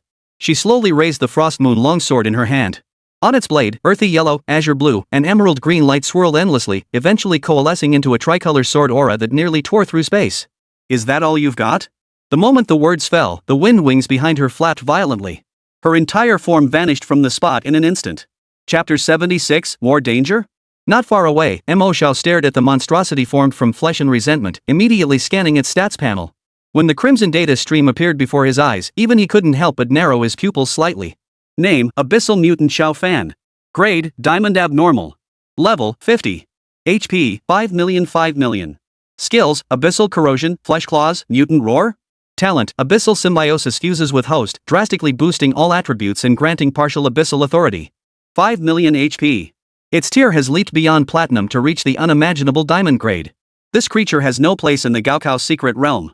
If unleashed beyond the main city, it could effortlessly slaughter an elite 1,000-man legion. Xiao Fan could no longer be called human. He had become a true monster. The instant Mo Xiao probed for information, Lin Yueqian moved. You're asking for death. Publicly disrespected by what he considered an insignificant insect, Xiao Fan's twisted pride erupted completely. The fused demonic entity let out a deafening roar. From its deformed chest, the black magatama glowed with intense, unholy light. A massive claw, formed from viscous, abyssal energy, tore through the air, carrying an aura that seemed to corrode everything in its path. It slammed down fiercely toward the direction Lin Yueqian had vanished. Yet the blow missed its mark. Whoosh! A 3-colored streak of light, almost imperceptible to the naked eye, flashed past the monstrous creature's massive flank. Lin Yueqian's figure materialized silently 100 meters away. Her Frostmoon longsword trembled lightly, its blade untouched by even a speck of filth. Behind her, the colossal abyssal monster's movements froze abruptly. A slender, 3-colored gash extended from its shoulder blade all the way to its flank, deep enough to expose bone. 35,880. A staggering damage number floated above the monster's head. Roar! The intense pain made the monster roar even more savagely. It spun around violently, its bloodshot single eye locked onto Lin Yueqian, filled with fury and a hint of disbelief. How could it be so fast? It hadn't even seen her move. This was the power of wind riding speed. Combined with Lin Yueqian's innate cloud body, wind form, her speed had transcended the realm of sound. Each movement felt like a short-range spatial leap. Is that all you've got? Lin Yueqian's voice was icy, leaving the creature no chance to breathe. Her toes lightly tapped the cracked earth, and her entire body transformed into a streak of light once more, charging head-on toward the enraged demonic beast. I'll tear you apart. Xiao Fan's will was utterly consumed by savagery. He manipulated the monstrous beast's colossal frame, its two claws covered in viscous flesh swinging wildly, weaving an impenetrable web of claws before it. Each claw strike produced a piercing sonic boom, tearing through the air and leaving behind black ashes, signs of space itself being corroded. Facing this storm of attacks, Lin Yueqian's figure moved with extreme agility, like a small boat navigating raging waves. Her form shifted one moment, a wisp of breeze slipping through the claw's gaps, the next fluid as water, twisting her body at angles defying physics to narrowly evade deadly strikes. Clang! Clang! Clang! Clang! The crisp ringing of steel echoed incessantly. Between each evasion, the frost moon longsword in her grasp struck the demon's body with pinpoint accuracy, sending sparks flying and displaying staggering damage numbers. Heart of the earth, form of water, speed of wind. Mo Xiao had traded 3 golden tier bosses for this temporary talent, which she now wielded to its absolute limit. Fused seamlessly with her innate sword immortal heritage, it blossomed into a divine art of combat. The entire battlefield had become her personal stage. A 3-colored streak of light darted around a massive, frenzied, roaring abyssal monster. With each flash, it left a bone-deep gash on the creature's body. Yet the creature's attacks, powerful enough to shatter mountains and split rocks, failed to even graze the hem of her robe.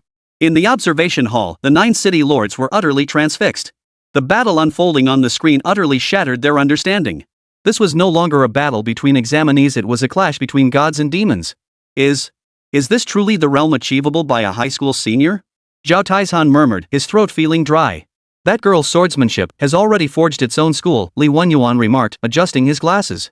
Speed, power, technique, combat instinct, all at the pinnacle level. No, beyond the pinnacle. On the battlefield of ashes, the fight had reached a fever pitch. Why?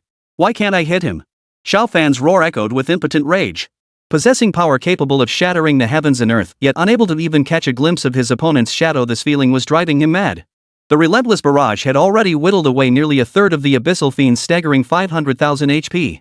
If this continued, he'd be scraped to death. You forced my hand. A resolute glint flashed in the demon's deranged single eye. It abruptly halted all attacks, allowing Lin Yueqian's sharp sword chi to slice cleanly through its chest. It opened its massive maw, and a viscous, ink-like energy, the very essence of abyssal evil, began to gather frantically in its throat. Abnormal roar. A terrifying pressure, enough to freeze souls, instantly engulfed the entire battlefield. Far away, Mo Xiao's eyes narrowed. Here it comes, an area of effect skill with guaranteed hit. No matter how fast Lin Yueqian was, she couldn't escape the roar's reach in an instant. Die. Accompanied by Xiao Fan's frenzied, blood-curdling roar, the annihilating power of the distortion roar erupted with a thunderous blast. Buzz. Invisible sound waves solidified into tangible waves of destruction. Wherever they passed, space twisted violently, the earth cracked inch by inch, and visible black fissures spread like a spiderweb. It seemed as if the entire world was wailing and disintegrating under this malevolent force. This transcended mere skill, it felt like the very fury of the abyss itself. Facing this inescapable, fatal strike, Lin Yueqian's gaze remained as calm as still water. The sword intent within her surged wildly, her frost moon blade humming in her grasp as she prepared to meet the blow head-on. With her current defense and health, though severely wounded, it would not be fatal. Yet, the instant she prepared to strike, a gentle yet unyielding force suddenly surged from behind, wrapping around her waist and yanking her backward with brutal force. Swish! Lin Yueqian's figure transformed into a streak of light, instantly escaping the roar's core range and landing steadily beside Mo Xiao in the distance. She turned back, her cool eyes holding a hint of puzzlement and a faint smile. Didn't you know? This kind of attack poses no threat to me. I could easily block it. Though her combat rhythm had been abruptly disrupted, she felt no trace of displeasure. Instead, a warmth she hadn't even noticed herself stirred within her. This feeling of being shielded from harm had been far too long in coming. I know.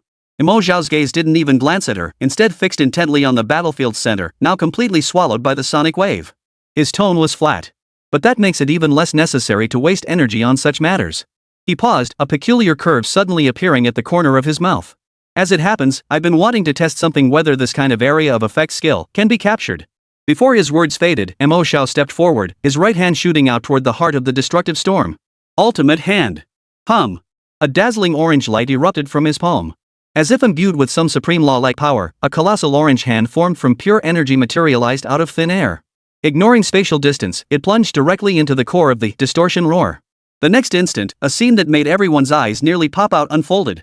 The terrifying sonic wave, powerful enough to tear apart the heavens and shatter the earth, abruptly halted the instant the orange giant hand grasped it. Not neutralized, not weakened, but utterly and completely frozen.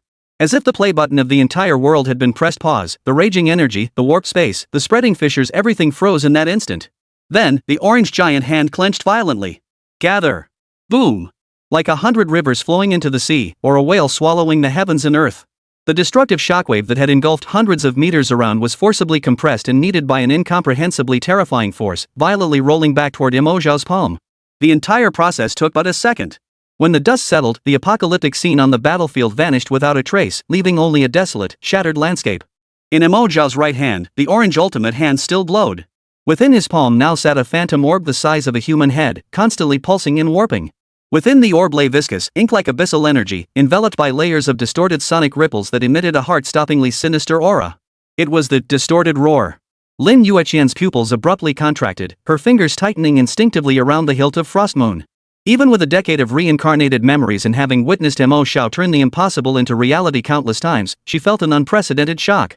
Catching materialized sword chi, seizing flying arrows, even grasping an enemy's body, these feats she could comprehend. But catching an intangible, wide-area, soundwave-like skill that guarantees a hit. What kind of monster was this guy? You, what did you do? The distant abyssal fiend Xiao Fan roared in disbelief. His enormous single eye fixed intently on the glowing orb in Mo Xiao's hand, his maniacal will replaced by fear for the first time. His own fatal strike, caught in that hand? How could this be possible? Absolutely impossible. A deathly silence fell over the spectator hall.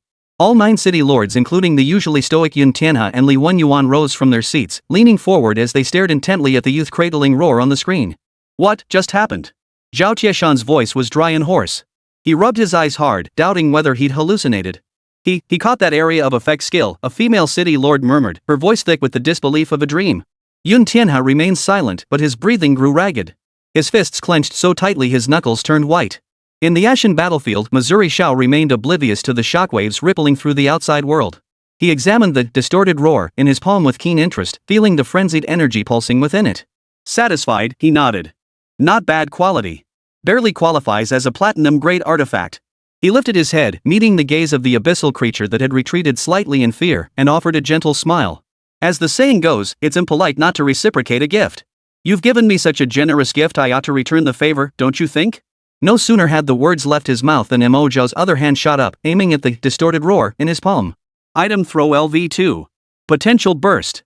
Potential overload. Sorry, I have this little quirk I like to give back double. Boom. Mo Xiao's magical energies surged forth like a floodgate bursting open. 1,000. 5,000. 10,000. A full 10,000 points of magical power were instantly channeled into the distorted roar in his hand. Potential overload, for every 100 points of mana, the item's effect is doubled.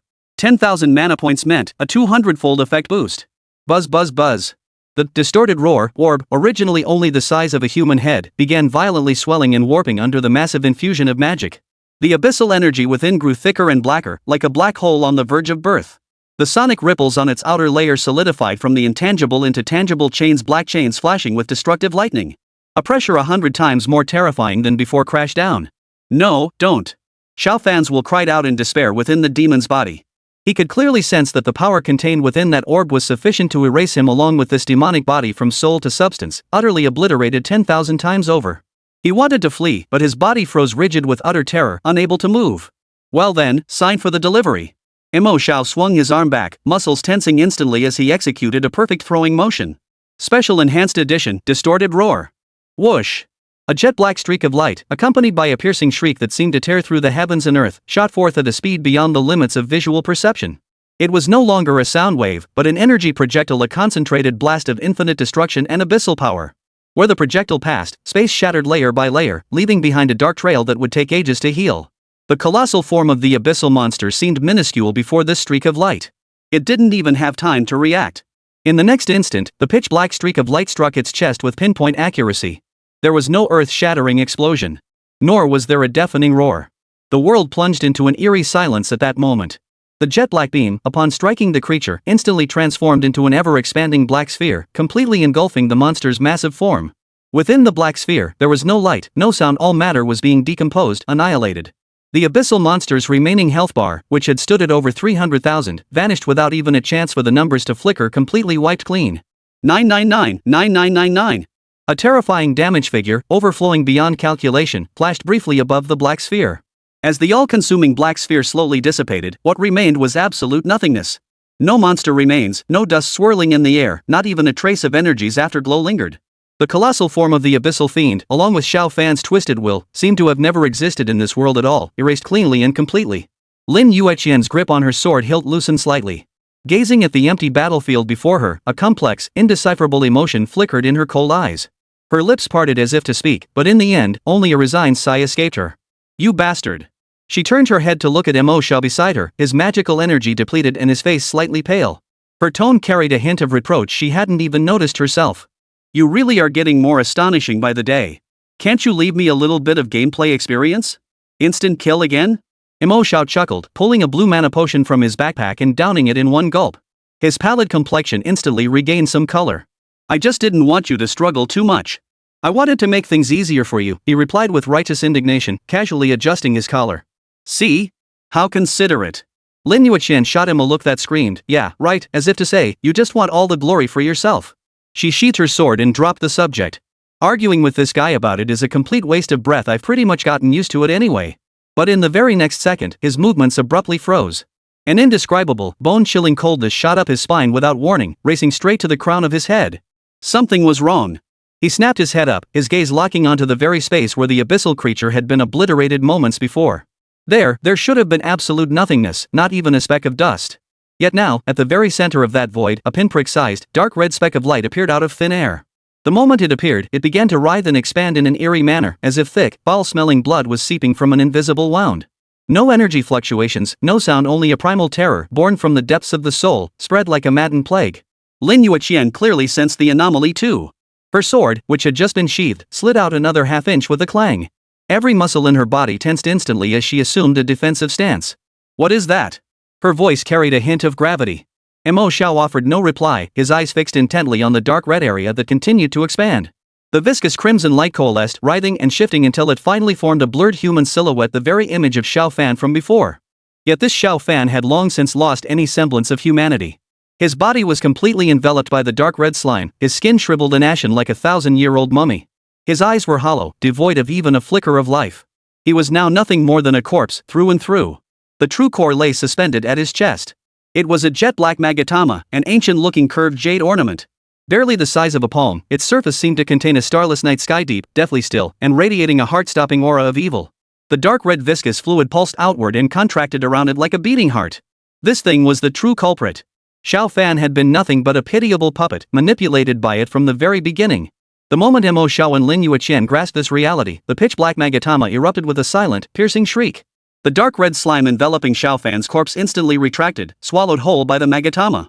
Without the slime's support, Xiao Fan's withered corpse fell lifelessly toward the ground, disintegrating into dust mid-air. The jet-black magatama, having absorbed all its power, transformed into a crimson streak of light too swift for the naked eye to follow. Trailing a long, glowing wake, it hurtled toward the ancient altar at the center of the examination grounds. Chapter 77, Interception Failed. The rift opens. That crimson streak of light moved with extreme speed. It tore through the air, even distorting light itself. Its target unmistakable, the ancient, lifeless altar at the heart of the ash battlefield. "Don't even think about it." Lin Yueqian's sharp command rang out. Almost the instant the magatama moved, she sprang into action. Wind elements surged beneath her feet.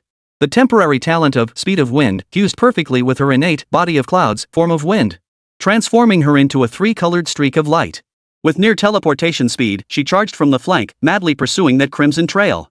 Yet the jet-black magatama's speed seemed to transcend the system's data limits, seemingly defying spatial distance. With each flash, it pulled away again, erasing the ground Lin Yueqian had just barely closed. Lin Yueqian's phoenix-like eyes narrowed. While pursuing, she swung her frost moon sword with blinding speed. Whoosh! Whoosh! Whoosh! Three-colored sword energies, each imbued with distinct forces, shot forth from her hands. Though released later, they arrived first, precisely sealing off every possible path ahead of the magatama. Yet a bizarre scene unfolded. Facing sword energies potent enough to cleave mountains, the pitch-black magatama showed no sign of evasion. It collided directly with the onslaught. No explosion. No shockwave. The moment the sword energies touched the magatama, they vanished like light thrown into a black hole, silently swallowed and dissolved, leaving not even a ripple. This is bad. Mo Xiao's heart sank. This thing can devour energy attacks. At the same time, the distant altar began to react. The ancient stone altar trembled violently. Countless runes carved into its surface seemed to awaken from slumber, lighting up one after another and emitting a sinister crimson glow. A vast and malevolent energy fluctuation erupted from the altar, spreading outward with a thunderous roar. The sky above the entire ash battlefield darkened in that instant. A foul stench of sulfur and blood filled the air, the earth began to tremble violently, and bottomless fissures spread across the ground. It felt as though some terrifying entity was about to descend upon this world through the altar. It's too late. Countless thoughts flashed through Mo Xiao's mind. Use the nether abyss to attack? Impossible, it too was an energy assault and would only be devoured. Grab it with the ultimate hand? Too far away. It's moving too fast to catch.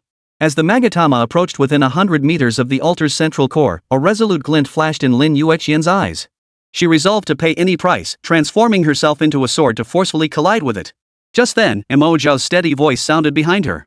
Yueqian, come here. Lin Yueqian instinctively halted her steps and turned to look at him.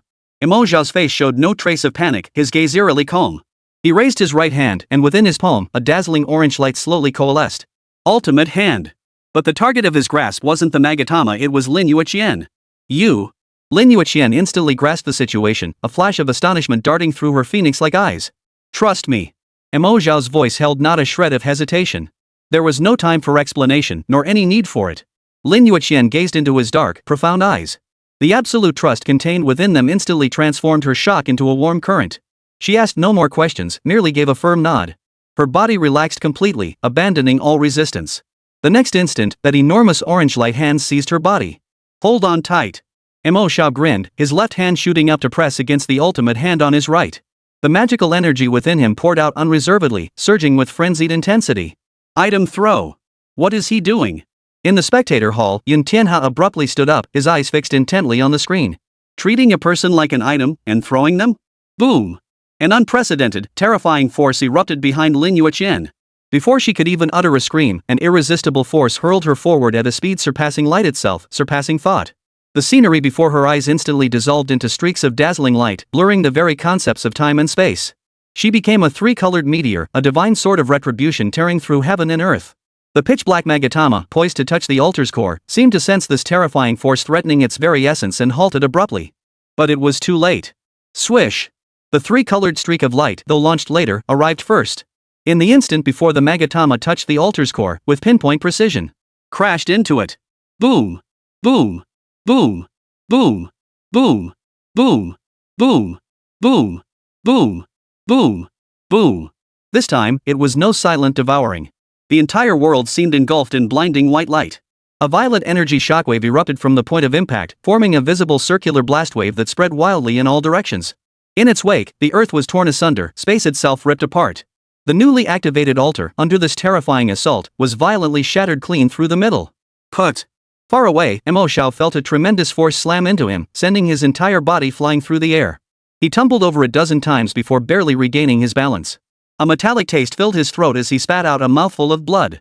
Before he could wipe the blood from his lips, he fixed his gaze intently on the core of the explosion. The light faded. The blinding white light finally faded, and the deafening roar gradually subsided. Mo Xiao coughed up a mouthful of blood-tinged saliva, forcing himself to endure the searing agony churning within his chest as he struggled to his feet. His gaze shot upward immediately, locking onto the epicenter of the explosion. In his field of vision, the ancient altar had split apart at its center, collapsing by more than half. Countless fragments of stone and dust filled the air. Amidst the highest ruins, a solitary figure stood alone. Lin Yueqian gripped the frostmoon sword in one hand, its blade plunged deep into the altar's remaining core slab, pinning her entire body firmly in place. Gusts of wind ruffled her slightly disheveled hair. The armor forged from three elemental forces that covered her body had lost its luster, on the verge of dissipating at any moment. Her expression bore not a trace of triumphant joy, only an unyielding gravity. Following the line of her blade downward, Mo Xiao's heart sank abruptly. That jet-black magatama was being held fast by the tip of the frostmoon sword, driven deep into the recess of the altar's core. It had succeeded. Even after being struck head-on by Lin Yueqian, who had transformed herself into a sword, even after becoming covered in spiderweb-like cracks, it had finally landed where it belonged. The terrifying impact of that final collision had become the final hammer blow driving it into the altar. As if responding to Mo Xiao's unease, the cracked, pitch-black magatama suddenly pulsed with a silent vibration. In the next instant, the altar came to life. The once fractured, lifeless stone altar now seemed infused with a life force drawn from the abyss. Viscous, ink-black energy surged madly from the magatama, like twisted veins spreading instantly to every corner of the altar. Collapsed fragments were rebonded and reshaped by the black energy, while shattered runes, corrupted by the malevolent force, reignited with a sickening, dark crimson glow. The interrupted ritual resumed more brutal, more frenzied than before. Boom! A thick pillar of pitch-black energy shot skyward without warning from the altar's center, instantly tearing through the ashen battlefield's dusky sky. No! Lin Yueqian's expression darkened. She tried to draw her sword in retreat, but the abyssal energy erupting from beneath her feet pinned her to the spot like a billion tons of seawater, leaving her utterly immobilized. The elemental armor on her body, already on the verge of dissipation, emitted a sizzling sound of corrosion under the onslaught of the pitch-black energy, disintegrating at a visible pace. At the critical moment, a familiar orange glow tore through the darkness. Ignoring the terrifying energy pressure, it enveloped her with pinpoint accuracy. An irresistible force surged through her, violently yanking her from the core of the energy explosion. Lin Yueqian felt a flash before her eyes, then found herself falling into an embrace that wasn't particularly wide but felt exceptionally solid. A faint scent of blood lingered at her nose, mingled with Mo Xiao's unique aura. Before she could utter a word, the two were violently hurled backward by the subsequent shockwave, tumbling several times across the ground before coming to a halt. Cough. Cough. Are you okay? Mo Xiao pushed himself up, another violent coughing fit shaking him. His face was as pale as paper. That single blow had nearly depleted all the magical energy he had recently recovered. Lin Yueqian shook her head silently. She merely lifted her head, her cold, phoenix-like eyes fixed intently on the scene before them, now utterly transformed. The towering black pillar of light, having reached its zenith, did not dissipate. Instead, it began to contract inward, coalescing. At its apex, where the sky had been torn apart, space twisted and folded in an utterly bizarre manner. A pitch-black fissure materialized out of thin air. It was no simple tear, but rather a hideous scar, forcibly branded onto the very body of this world. At the scar's edges, space churned like boiling water. Fragments of pitch-black, ominous matter continuously flaked off, only to be swallowed by the bottomless darkness. A chill seeped from the fissure, emanating from the soul's deepest depths. It felt as though countless eyes from the abyss were greedily peering into this newly born world. Final announcement for all secret realms, warning. High concentration of abyssal energy detected. Spatial coordinates locked. Warning. Irreversible spatial fissure detected in the ashen battlefield. Abyssal passage activated. Warning. College entrance exam mode forcibly terminated. Survival trial activated. All examinees must survive at all costs. Chapter 78, You want to seize the abyssal fissure? Warning. College entrance exam mode forcibly terminated. Survival trial activated. All examinees must survive at any cost. The cold system alert echoed like a death knell over the ashen battlefield, repeating endlessly, pounding into the hearts of every survivor. The once hazy sky had now been utterly swallowed by the spatial fissure piercing heaven and earth. Darkness became the sole dominant hue of this world. Within the rift, no stars shone, no light pierced through, only bottomless void and deathly silence. Viscous, ink-black abyssal energies surged ceaselessly from that scar upon the world, greedily devouring the land. The earth wailed, space twisted. The air thickened with a nauseating stench of sulfur and decay, as if the entire secret realm was succumbing to rot and death under this force. Lin Yueqian stood rooted to the spot, staring blankly at the hideous fissure. Her hand gripping the frost moon sword trembled slightly. All color drained from her icy cold face, leaving only pallor. Her phoenix-like eyes, once as bright as cold stars, now held no light. They reflected the gate to the abyss of despair, filled with bewilderment and helplessness. Had it happened after all? In this life, Mo Xiao was infinitely stronger than in her previous existence. In this life, she had seized countless opportunities ahead of time, relying on her reborn memories, her power far surpassing what it had been before. Together, they had even completely annihilated Xiao Fan, who had fused with the abyss. Then why? Why did the first abyss disaster to sweep across the Dragon Nation in his previous life still descend in an even more brutal, more irreversible manner? What meaning did all his actions hold? Had he been reborn only to watch the tragedy unfold once more, helplessly? A profound sense of helplessness and self-doubt washed over her like a cold tide, instantly drowning her already weary heart. Had she made a mistake? Just as Lin Yueqian's resolve crumbled, on the verge of being swallowed by despair, a hand warm and faintly bloody reached out. It awkwardly ruffled her hair. The unexpected touch made her flinch violently, and she instinctively lifted her head. Before her eyes appeared Mo Xiao's face, pale from blood loss and magical exhaustion. A trace of blood still clung to the corner of his mouth, and his breathing was uneven, yet his eyes remained as calm as deep water, showing not a hint of panic or fear. If the sky falls, someone tall will hold it up. Mo Xiao grinned, revealing a mouthful of blood-stained white teeth. Why are you worrying so much, you little girl? Besides, it's just a broken gate. As long as it hasn't spewed out all the monsters yet, there's still hope. His voice was soft, tinged with a hint of devil-may-care teasing, yet it flowed like a warm current, precisely seeping into Lin Yueqian's frozen heart. Lin Yueqian's eyelashes fluttered slightly. She said nothing, only stared at him. Yes. He was still here. As long as this guy was around, no matter how hopeless the situation seemed, he always found a way to stir up a path to survival in the most unexpected ways. I'm still here. Mo Xiao seemed to read her thoughts, puffing out his chest triumphantly only to wince in pain as the movement aggravated his injuries. Without another word, he pulled 2 bottles from his backpack, one glowing with life-giving green light, the other with a deep blue radiance, both top-tier potions. Without a glance, he tossed them carelessly at his feet and Lin Yueqian's. Clang! Clang! The vials shattered, releasing 2 dense clouds of luminous mist that instantly enveloped them both. Warm life energy and a torrent of powerful magic surged through their limbs and bones. Mo Xiao's pallid complexion instantly regained its color, and his depleted mana began to rapidly replenish. The elemental armor on Lin Yueqian, which had dimmed from absorbing the impact, once again burst into brilliant radiance. After completing this, Mo Xiao took a deep breath, lifted his head, and fixed his burning gaze upon the monstrous rift in the sky.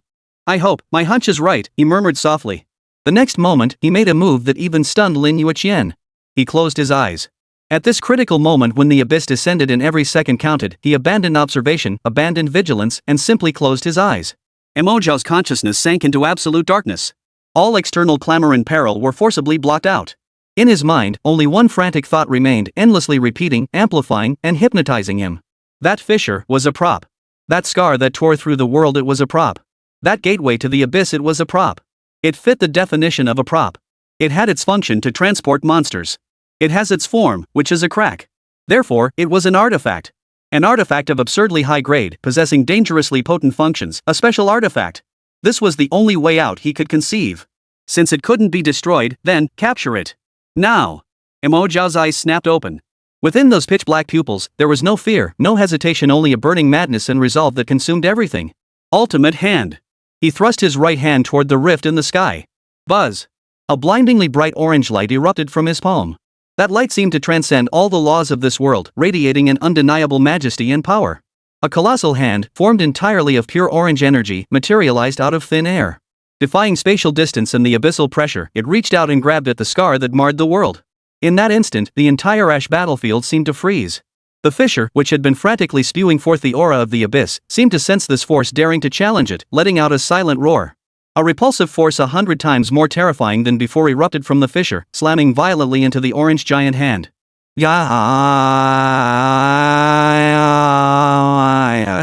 Mo Xiao let out a pained groan as the bones in his entire right arm screamed in agony under the overwhelming strain. He felt his mana reserves draining at an unprecedented rate. 200. 1,000. 5,000. 10,000. Ding. Target is mounting intense resistance. Capture mana requirements significantly increased. Ding. World law rejection detected. Capture mana requirement drastically increased. The cold system alerts exploded frantically in his mind, yet Mo Xiao seemed oblivious. His eyes were bloodshot, veins bulging on his face as he poured every ounce of restored mana along with his own life force into this single strike. Come, to me. That colossal orange hand, symbolizing divine authority, bathed in the abyssal energy gushing from the rift and defying the world's rejection, seized the scar leading to the abyss with Mo Xiao's frenzied will. In that instant, time seemed to pause. Whether it was the surviving candidates on the ash battlefield, plunged into despair by that monstrous rift, or the 9 city lords in the spectator hall, already risen from their seats, their faces deathly pale. Every pair of eyes was fixed, utterly transfixed, upon that solitary figure. What was he doing? What was he trying to do? Before that spatial fissure that had torn open the world and was now frantically spewing forth the power of the abyss, he actually reached out his hand. He intended to grasp that very gate to the abyss? The moment this thought flashed through everyone's minds, it brought not awe, but utter absurdity. A sense of complete and utter absurdity that shattered centuries of professional knowledge. He's mad, he's completely mad. In the observation hall, Zhao Taizhan, the Iron City Lord, spoke in a dry, raspy voice.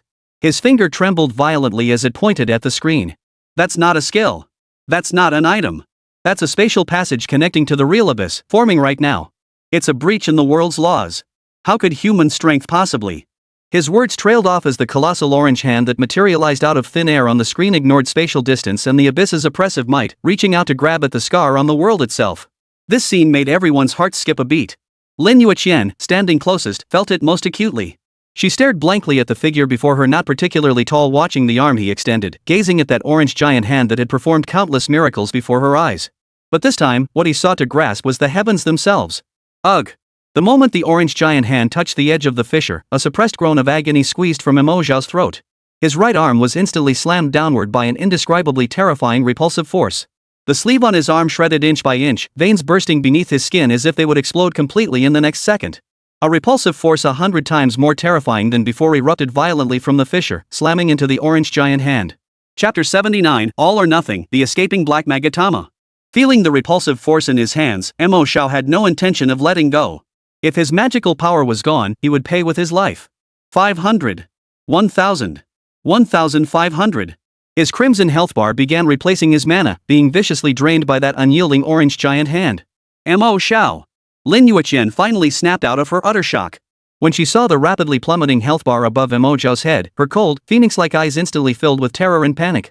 Almost instinctively, without a second thought, she frantically pulled out every top-tier health potion from her backpack.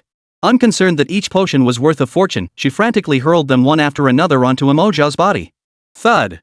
Thud! Thud!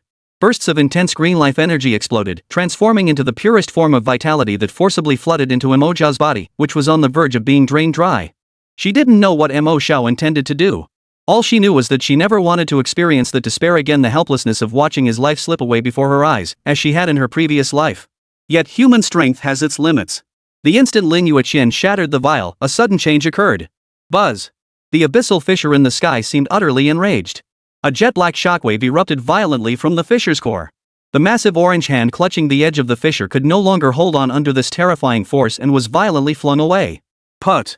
Mo Xiao was struck as if by lightning, his entire body sent flying backward by an irresistible force. A mouthful of blood spurted out mid-air, forming a piercing crimson trail. Failure! Witnessing this, Lin Yueqian's pupils contracted sharply. Her outstretched hand froze midair, the glimmer of hope that had just ignited on her face instantly replaced by endless despair. The spectator hall fell into complete silence. All the city lords slumped back into their chairs, their faces bearing identical expressions of utter desolation. In the end, had they failed? Even that youth who had created countless miracles was powerless. Humans, after all, could not withstand the force of nature. Yet, just as everyone believed the outcome was sealed, Mo Xiao, who had been violently thrown backward, forcibly twisted his body mid-air. His feet slammed down onto the cracked earth, plowing 2 deep furrows before he steadied himself. He wiped the blood from the corner of his mouth, his throat filled with the metallic taste of iron. His eyes, now bloodshot, held not a trace of defeat, but instead burned with a near-obsessive madness. Again! Mo Xiao roared, ignoring the agonized groans of his shattered bones. His left hand tore 2 bottles of the brightest, most potent potions from his backpack. Without a glance, he smashed them directly at his feet. Boom! Boom! A dense green glow of life force and a torrent of colossal magical energy exploded instantly, forcibly washing over his body on the brink of collapse. The instant his vitality was restored, a phantom yet dazzling golden light flared up on the back of his drooping right hand. The light wasn't blinding, yet it carried an ancient aura that twisted causality and defied common sense. Reversal of heaven and earth. Hum! The golden light rippled outward like water, instantly enveloping the monstrous fissure in the sky. An incredible spectacle unfolded. The scar on the world, which should have continued its frenzied expansion and poured forth abyssal energy after repelling the ultimate hand, suddenly halted under the golden light. Then, defying every law of physics, it began to slowly contract inward. This is... In the spectator hall, Yun Tianhe, who had just slumped back into his seat, sprang to his feet. His gaze locked onto the screen, the pallor on his face replaced by sheer terror. The rift was healing? No, not healing. It was the time within that space as if it had been forcibly reversed. On the battlefield of ashes, Lin Yueqian also froze. She stared at the upright figure before her, at the mysterious golden glow on the back of his hand, her eyes fixed intently on the changes unfolding in the air. This was the ability he had used in his past life to send her back. Yet Mo Xiao gave neither her nor anyone else time to think. It's not over yet. He stepped forward, his right hand a vessel of his entire will once again reaching boldly toward the sky. Ultimate hand. But this time, something else appeared upon that dazzling orange giant hand. A translucent, colorless phantom magatama silently materialized in the palm of the colossal hand. The moment it appeared, it seemed to become the center of the entire world. Even the terrifying pressure emanating from the abyssal fissure seemed insignificant in the presence of this tiny magatama. This was the magatama that had traveled through the rift with him, long since fused into his right hand. This was the very source of all his power. In the next instant, the long-dormant shard of darkness within Mo Xiao's backpack seemed to respond to some unseen call. It transformed into a streak of light, flying out of its own accord and attaching itself with pinpoint precision to the colorless magatama. The orange hand of God, the colorless sage's secret stone, and the pitch-black abyss fragment. Three utterly distinct yet equally incomprehensibly powerful entities merged together in that instant, in a manner that could only be described as perfect. The orange giant hand, after absorbing the two energies, was now covered in countless intricate black patterns. The aura it emitted felt even more ancient and overbearing than the abyss rift itself. "Come to me!" Mo Xiao roared with every ounce of strength, a cry born from his very soul. The ultimate hand, now fused with three powers, once again seized the contracting scar of the world. Boom! This time, there was no rejection. The viscous, ink-like abyssal energy within the fissure, upon touching the ultimate hand, surged toward the shard of darkness, like subjects before a sovereign, greedily devoured and absorbed by it. The fissure itself was firmly suppressed by the power of the colorless magatama, gripped tightly by the orange giant hand, unable to move an inch. Ding! Target resistance has been shattered. Ding! Capture initiated. 1%. 5%. 15%. A series of system notifications echoed in Mo Xiao's mind. This is it. Mo Xiao's heart surged with elation, but the cost was steep. The mana within him, only just replenished, now poured out like a floodgate had burst open. Not only that, but a mental pressure far exceeding anything he'd felt before crushed down upon his soul like a mountain range, causing his vision to darken in waves and fine droplets of blood to seep from his 7 orifices. Mo Xiao! Lin Yueqian finally snapped into action. Her heart skipped a beat as she watched the rapidly depleting blue bar and steadily falling health bar above Mo Xiao's head. Without hesitation, she plunged her hand into her backpack, pulling out bottle after bottle of top-tier health and mana restoration potions as if they were worthless, then hurled them forcefully at Mo Xiao's body. Thud! Thud! Thud! Green mist and blue halos exploded one after another around Mo Xiao, sustaining his precarious life flame. Lin Yueqian's movements were so swift they left afterimages. The hands that gripped her sword with rock-solid steadiness now trembled uncontrollably. She didn't know what Mo Xiao was doing, nor did she need to know. All she knew was that she absolutely could not let him fall. She never wanted to experience the despair again, watching helplessly as his life slipped away, just as she had in her previous life. 1 vial, 2 vials, 5 vials. The precious potions in her backpack, enough to make any top guild green with envy, were being consumed at an alarming rate. Beads of sweat formed on Lin Yueqian's forehead as her heart sank. Almost gone. The potions were nearly depleted. Yet the rift in the sky, though steadily shrinking, stubbornly persisted, like an endless tug of war. Just as she reached for the last bottle of life potion, despair beginning to take root in her heart. A sharp, glass-shattering sound suddenly echoed throughout the entire secret realm. Crack! Under the ultimate hand's relentless tugging and devouring, the abyssal rift in the sky finally reached its limit. It abruptly collapsed inward and vanished completely. The black magatama, the very source of all calamity, flashed with light the instant the fissure vanished, then vanished into the void once more, its whereabouts unknown. It worked! In the observation hall, after a full 30 seconds of deathly silence, Zhao Taizhan murmured the 3 words in a hoarse voice. All the city lords stared blankly at the screen, at the sky that had returned to its dull yellow hue, their minds a blank. He had truly done it. Single-handedly, he had seized a forming abyss gate. Yet before they could recover from this mind-bending shock, Mo Xiao, who had successfully captured the fissure on the ashen battlefield, finally reached his limit. The terrifying recoil force erupted with a thunderous crash the instant the fissure vanished. Thud! Mo Xiao's vision went black. His entire body flew backward like a kite whose string had snapped. The ultimate hand in his grasp had dissipated, replaced by an illusory orb radiating an ominous aura, a conglomeration of twisted spatial fragments and abyssal energy. Mo Xiao. Chapter 80, The Unstable Abyssal Fissure.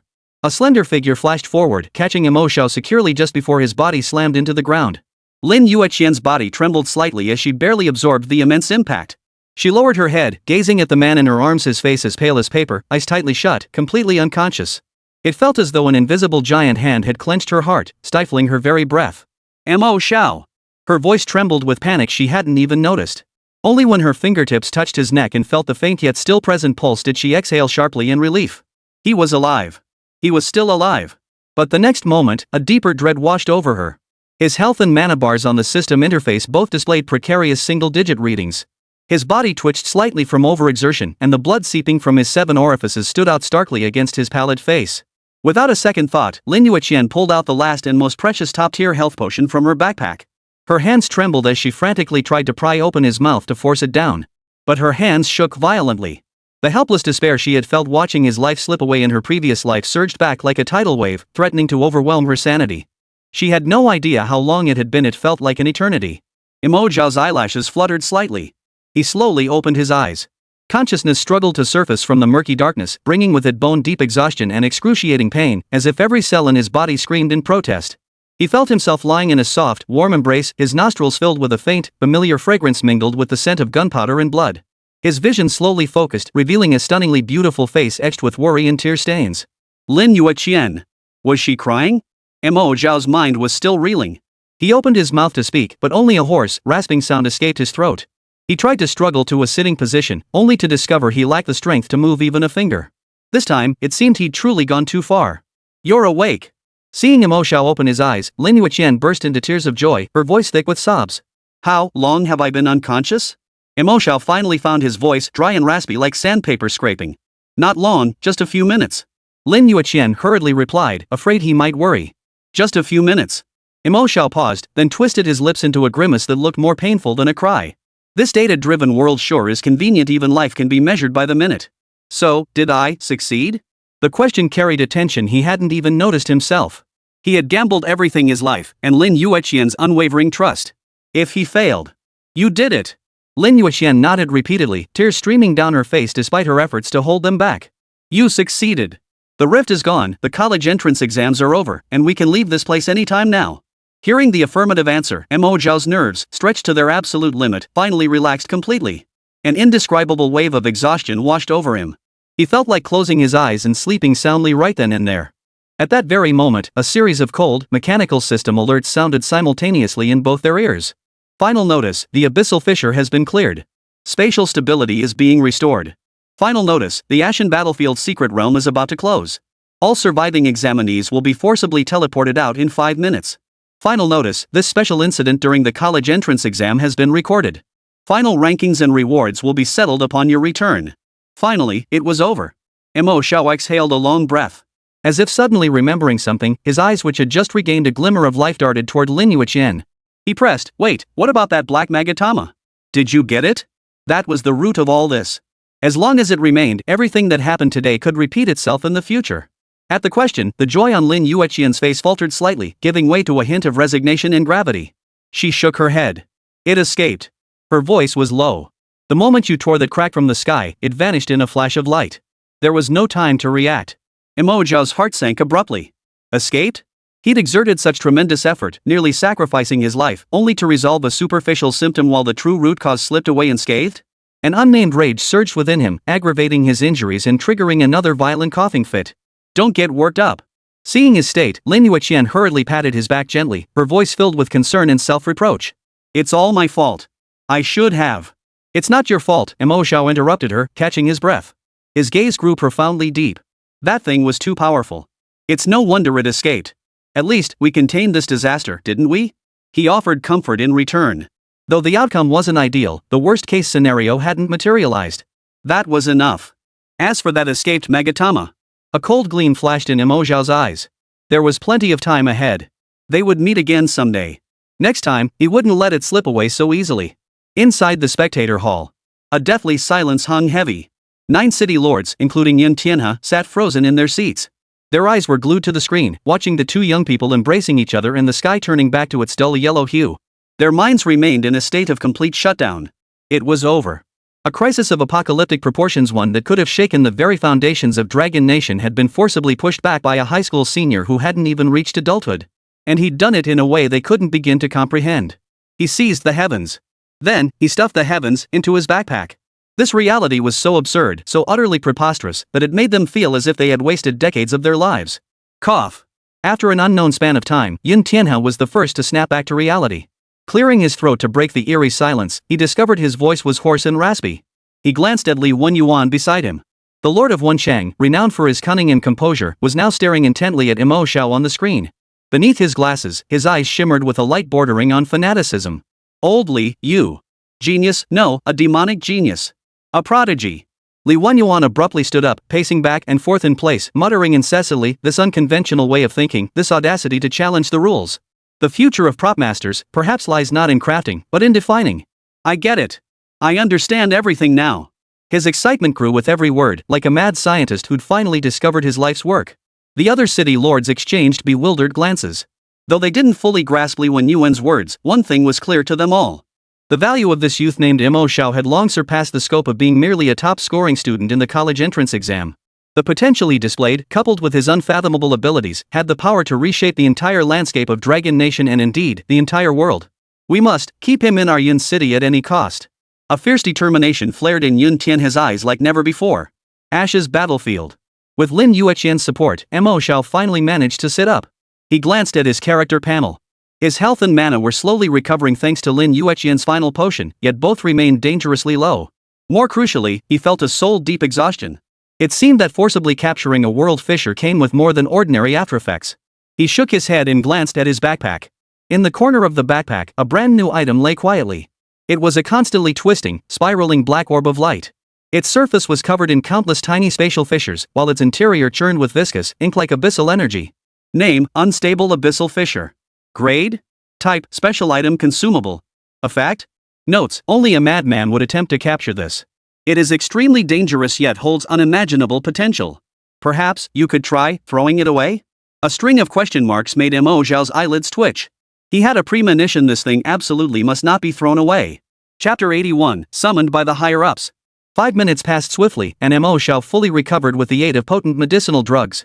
The teleportation light flickered, and Mo Xiao and Lin Yueqian materialized in the exit plaza of the Ashen Battlefield's secret realm. Surrounding them were the surviving candidates, their gazes toward the pair intensely complex. Awe, fear, fervor, bewilderment, a tangled web of emotions created an eerie atmosphere. Though they had been on the periphery of the battlefield, they had clearly witnessed the abyssal rift that had torn open the sky in Mo Xiao's earth-shattering clawstrike. That scene was now seared into their minds, an image they would likely never forget. It was them. They saved us. Good heavens, that black fissure just now, I thought we were all doomed. That prop master actually grabbed hold of that rift. How is that even possible? Whispers rippled through the crowd, yet no one dared approach to speak. Mo Xiao scanned the surrounding candidates and realized that the examination hall, which had once held nearly 1,000 people, now held fewer than 200. The others had either been teleported out during the previous battle or... He shook his head, refusing to dwell on it. Just then, the sound of hurried footsteps echoed through the hall. Yun Tianhe and the other 9 city lords rushed over immediately. The scrutinizing expressions from before had vanished, replaced by extreme warmth and courtesy. Mo Xiao. Lin Yueqian. Yun Tianhe strode up to them, his smile almost exaggeratedly bright. Are you both alright? That battle just now was truly terrifying. The other 8 city lords gathered around, voicing their concern in a flurry of chatter. Mo Xiao, your performance just now completely shattered my expectations. That kind of ability transcends the realm of a mere professional. Truly the rising star of our Dragon Nation. Mo Xiao listened to the flattery, his expression growing slightly peculiar. Though he understood after all, what had just unfolded was truly staggering. Anyone would have their worldview shattered. Just as Yun Tianhe was about to promise the top scholar reward, a piercing whistling sound suddenly split the sky. Everyone instinctively looked up. A sleek, all-black airship with a futuristic design defied the square's anti-aircraft magic array, hovering directly overhead. The massive Dragon Nation military emblem gleamed in the sunlight, radiating undeniable authority. What is this? Yun Tianhe's pupils contracted sharply, his expression instantly turning grave. The other city lords also paled, recognizing the warship's origin. It was a special-purpose warship reserved exclusively for Dragon Nation's highest command. The hatch slowly opened, and a middle-aged man descended from the sky. He wore a black, specially tailored military uniform, bore the rank insignia of a general on his shoulders, and possessed eyes as sharp as a falcon's. 2 guards with unfathomable auras followed behind him. All 3 landed without a sound, clearly elite professionals. The middle-aged man swept his gaze across everyone present, finally fixing his eyes on Mo Xiao and Lin Yueqian. Ignoring the 9 city lords, he strode directly to them and rendered a precise military salute. Comrades Mo Xiao and Lin Yueqian, my name is Long Qing. I have been dispatched by the highest authority in the capital to escort you both. His voice was calm and authoritative, yet the inherent dignity within it exerted an invisible pressure on everyone present. Mo Xiao inwardly groaned. Trouble had indeed arrived. The commotion from the earlier battle had been too loud, it was impossible not to draw the attention of those above. Now even the Dragon Nation military has personally mobilized. It seems the days ahead won't be peaceful. Yun Tianhe frowned slightly. He glanced at Lin Yueqian beside him and said to Long Qing, General Long, the final college entrance exam rankings haven't been released yet. Isn't it a bit early to come greet us now? Long Qing turned to face Yun Tianhe, a hint of approval in his smile. Lord Yun has a point. Logically speaking, it is indeed a bit premature, he acknowledged with a nod. But the significance of what these 2 students have accomplished far surpasses the mere title of top-ranked student. Certain matters require immediate attention. His words sent an unusual chill through everyone present. What matter required immediate attention? Mo Xiao and Lin Yueqian exchanged glances, each seeing a hint of gravity in the other's eyes. I wonder what exactly General Long means by certain matters? Lin Yueqian asked, her voice cool and composed. Long Qing studied her intently, as if assessing something. The emergence of the abyssal rift has drawn the highest level of attention, he said slowly. And the individual capable of single-handedly halting the abyss's descent is precisely the subject we urgently need to understand. His words sent a fresh wave of commotion through the assembled candidates. So that Black Fisher earlier was truly the legendary abyss rift. And Mo Xiao had actually prevented an abyss descent. Of course, Long Qing continued, we would never force anyone. This is merely an invitation to cooperate. He made a gesture of invitation, pointing toward the airship. Though his tone was polite, everyone present understood this was both an invitation and an unquestionable command. Mo Xiao sighed inwardly. Indeed, the principle that tall trees attract the wind held true in any world. Earlier, to save everyone, he had been forced to reveal too many of his cards. Now, even if he wanted to keep a low profile, he couldn't. What if we refuse? He asked calmly. Long Qing's expression remained unchanged, but his hawk-like eyes grew even sharper. You may refuse, of course, he said indifferently. But the abyss's threats never cease. Today's events are likely only the beginning. He paused before continuing, and those with the power to oppose the abyss will become its primary targets wherever they go. Better to strike proactively than defend passively. His words made sense, but Mo Xiao heard the subtext. Translated plainly, you've already caught the abyss's attention. If you want to survive, you'd better cooperate with us. Lin Yueqian gently squeezed Mo Xiao's hand, offering him a reassuring glance. She knew that whatever choice they made, she would stand by his side. Mo Xiao felt the warmth of her palm, and the turmoil in his heart eased slightly. He looked at Long Qing and spoke slowly, could you tell us exactly what we need to do? A satisfied smile spread across Long Qing's face. It's simple, he said. Help us better understand and combat the abyss. Of course, in return, you will receive the finest resources and protection the Dragon Kingdom has to offer. His words caused the city lords, including Yun Tianhe, to visibly stiffen. If Mo Xiao and Lin Yueqian were truly taken away by the Dragon Nation military, wouldn't all the promises they had made before become worthless? General Long, Yun Tianhe pressed on stiffly, these two students are still examinees from our Yun city. According to regulations? Regulations? Long Qing turned to face Yun Tianhe, a cold gleam flashing in his eyes. Lord City Master Yun, when the abyss descends, do you think any regulations will still matter? The single sentence left Yun Tianhe speechless. Indeed, in the face of life and death, so-called regulations seemed utterly powerless. Mo Xiao watched the scene unfold, silently shaking his head. It seemed this trip to the capital was unavoidable. Soon, under the complex gazes of all the candidates and city lords, Mo Xiao and Lin Yueqian boarded the warship. The interior of the warship was far more spacious than its exterior suggested. Silver-white metal walls shimmered with blue energy patterns, while overhead lighting systems emitted a soft glow. Mo Xiao surveyed his surroundings, inwardly marveling at the technological prowess of this world.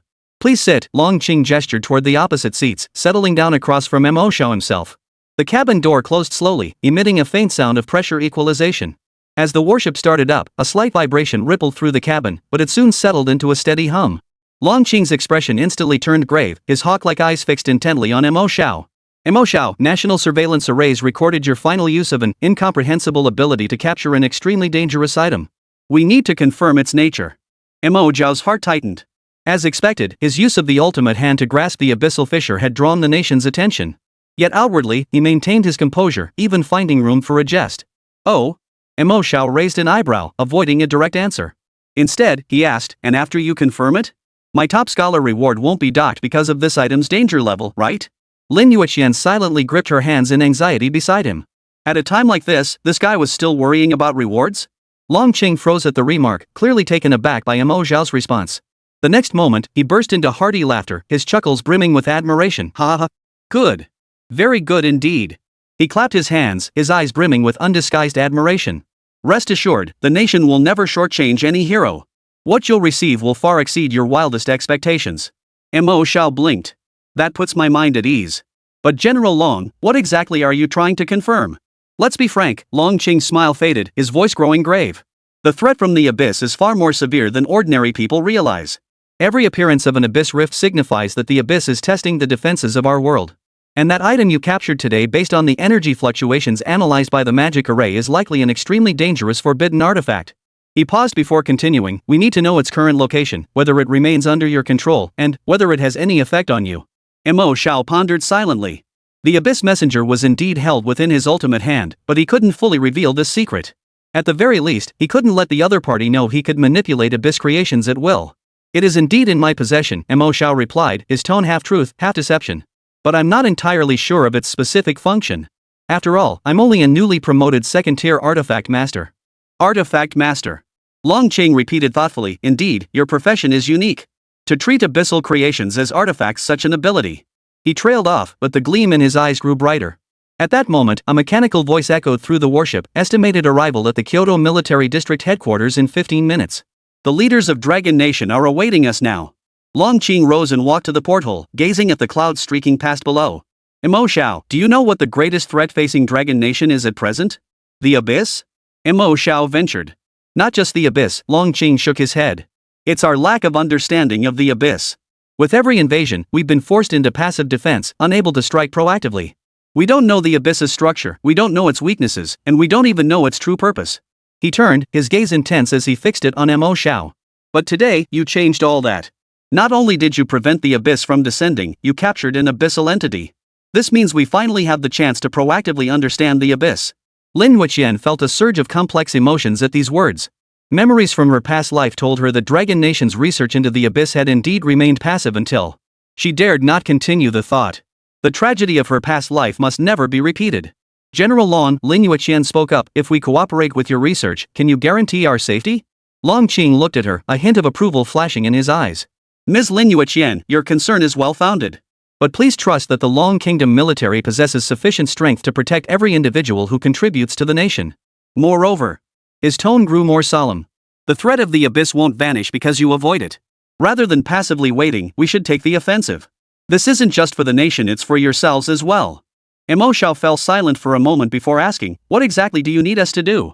It's simple, Long Qing replied. Collaborate with our research to help us understand the nature of the Abyss's creations. Naturally, we will provide you with the finest cultivation resources and protection. He paused before continuing, additionally, you will gain access to the Dragon Nation's highest level classified research institute, exposing you to the world's most cutting-edge technology and knowledge. For geniuses like yourselves, the value of these resources is immeasurable. Mo Xiao and Lin Yueqian exchanged a glance. They both understood this was no longer an offer they could refuse. Whether it was the threat of the Abyss or the nation's needs, they had no room to back down. We need time to consider, Mo Xiao said. Of course, Long Qing nodded. But time is running short. The Abyss's activities are growing increasingly frequent.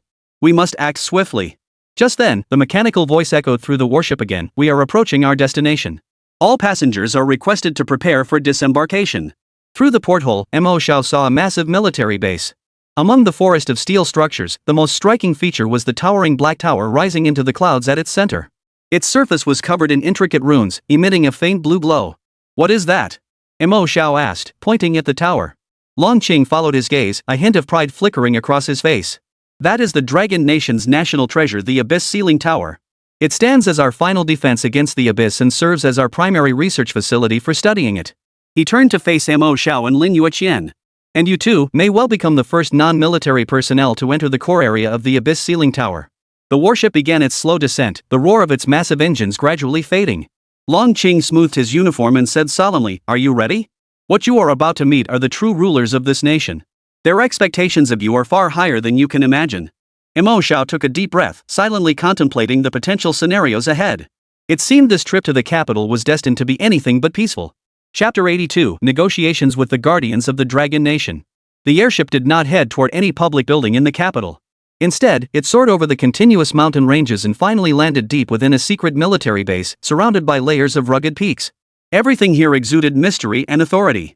Looking out the warship's porthole, one could see countless blue energy barriers flickering between the peaks, forming a vast protective net. Mo Xiao estimated that even diamond-tier monsters would struggle to breach such barriers. This is the Dragon Nation's highest security facility, the Celestial Pivot Fortress, Long Qing explained as he guided the two off the ship. Fewer than 100 people nationwide have ever set foot here. Lin Yueqian stayed close beside Mo Xiao, her heart filled with complex emotions. In her past life's memories, she had heard of this place, yet never had the chance to set foot here herself. She never imagined that upon her rebirth, she would arrive here in such a manner. The architecture within the base was simple yet imposing, each structure exuding an ancient and mysterious aura. The most striking sight remained the towering Abyss Sealing Tower, its grandeur and majesty even more palpable up close. Next, you will meet the true guardians of this nation. Long Qing paused before a seemingly plain building. Remember, no matter what you see, stay calm. Pushing open the heavy alloy doors revealed a sparsely decorated conference room. There was no lavish decor, no complex equipment, only a long table and several chairs. Yet within this unassuming room sat 3 elderly men. Dressed in the most ordinary civilian clothes, they looked like retired grandfathers you might encounter on any street corner. Yet the moment Mo Xiao and Lin Yueqian stepped inside, an invisible aura of authority instantly enveloped the entire space. This was not deliberate intimidation, but absolute suppression born of superior life force. Like ants confronting a dragon, their insignificant existence instinctively felt fear and awe before such overwhelming power. Lin Yueqian's brows furrowed slightly as she glanced worriedly at Mo Xiao beside her, fearing he might not withstand this pressure. It was a shock originating from the depths of the soul, as if they were facing not 3 people, but 3 living mountains. Yet Mo Xiao seemed utterly unfazed, even examining the room's decorations with keen interest, as if something shielded him from the pressure. He even nodded politely, flashing a courteous smile. "Greetings, esteemed elders." All 3 elders lifted their heads simultaneously, their eyes flickering with surprise as they regarded this composed young man. A youth who could remain so composed under their combined pressure was indeed a rare sight these days. The eldest elder set down his teacup and smiled gently.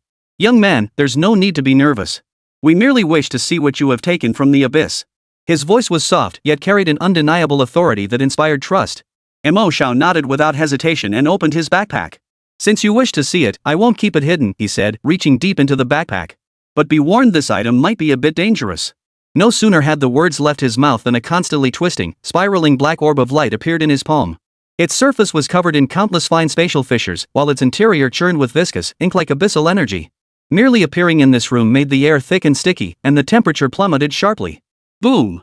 The entire base erupted with the highest level alarm siren. Amid the shrill wail, the expressions of 3 seemingly harmless elderly men changed dramatically. Terrifying brilliance flared in their eyes as they stared fixedly at the orb in Mo Xiao's hand, their faces etched with utter disbelief. This can't be possible." The old man fiddling with the chess pieces trembled, dropping a piece that clattered sharply on the floor. You actually captured a fully formed spatial fissure?" The book-flipping elder snapped his volume shut, his voice trembling. Even the most composed elder among them could no longer remain seated. He sprang to his feet, his eyes fixed intently on the glowing orb. "Child, do you know what you hold in your hands?" His voice carried a hint of tremor. "That is a spatial passage connecting to the true abyss. A breach in the world's laws. How did you?" His words trailed off abruptly. He recalled the intelligence he'd just received. This youth had used a skill called Ultimate Hand to literally grab that fissure from the sky. But how could that be possible? A spatial fissure wasn't a physical entity, nor was it energy. It was the embodiment of the laws themselves, a scar on the world itself. How could human hands grasp the laws? The expressions on the 3 sacred heads' faces shifted repeatedly within mere seconds. From shock, to disbelief, to profound apprehension. That constantly warping, pitch-black orb now hovered in Mo Xiao's palm, radiating a heart-stopping aura of the abyss. At the edges of the spatial fissure, fine black lightning flickered incessantly, each flash causing the room's temperature to drop by a fraction. "Is this truly a spatial fissure?" The old man flipping through the book spoke with a trembling voice. He had lived for so many years and seen countless rare treasures, yet the thing before him completely surpassed his understanding. A spatial fissure was neither solid nor pure energy, it was the embodiment of the world's fundamental laws. Even powerhouses of their caliber could only barely seal or redirect such fissures when they appeared. Capturing one was utterly impossible. Yet now, a second transition practitioner around level 40 had actually accomplished it. The lead Saint Chief took a deep breath, forcing down the shock surging within him. He knew this was no time for astonishment. "Mo Xiao," his voice turned grave, "do you understand what this means?" Mo Xiao nodded, his expression still calm. "Are you implying this object is crucial to the nation?" "It's more than important." The old man fiddling with the chess pieces abruptly stood up, his eyes blazing with fervor. "Child, this spatial fissure in your hands connects to the true abyss. Through it, we can study the essence of the abyss, understand the weaknesses of those monsters, and even..." His words abruptly halted as the other 2 patriarchs simultaneously shot him a glance. Clearly, certain things were not meant to be spoken here. The tension in the air thickened. Lin Yueqian gripped her sword hilt tightly. Memories from her past life warned her that moments like this were often the most perilous. Once the machinery of the state began to grind, even the most formidable individuals found it difficult to remain unscathed. But Mo Xiao remained composed. He even had the leisure to observe the shifting expressions on the 3 patriarchs' faces, silently gauging their limits. "You desire this object, elders?" Mo Xiao's voice was soft, yet pierced the silence of the room with clarity. "Then let us discuss terms." The 3 sacred heads froze simultaneously. They had expected this young man to yield before the nation's might. After all, individual will often seem insignificant in the face of absolute power. But Mo Xiao's reaction was entirely unexpected. The lead holy head remained silent for a moment before breaking into an appreciative smile. Excellent. I admire a sharp young mind. With a wave of his hand, a light screen unfolded in the air. Densely packed across it were various rewards, any crimson grade equipment of choice, a designated crimson grade skill book, a manor in the capital's core district, a hereditary first-class marquee title, billions in funds. Each item was enough to drive even the most powerful mad. You may choose any 3 items from this list, the patriarch declared with unwavering confidence. Trust me, no one could refuse such terms. Lin Yueqian gazed at the rewards, a complex emotion flickering in her eyes. While tempting, these possessions held no meaning in the face of impending peril. Yet Mo Xiao merely glanced at the list before shaking his head. I don't need the items, his voice was unexpectedly calm. I'll trade for 3 permissions instead. What? The 3 sacred heads froze simultaneously. Even Lin Yueqian couldn't help but glance sideways at Mo Xiao. She thought she understood this man well enough, but now it seemed Mo Xiao's thoughts were always unpredictable. First, I want access to all national intelligence classified S level and above. Mo Xiao's voice echoed through the silent room, each word crystal clear. Second, I demand unrestricted access to all national level material repositories.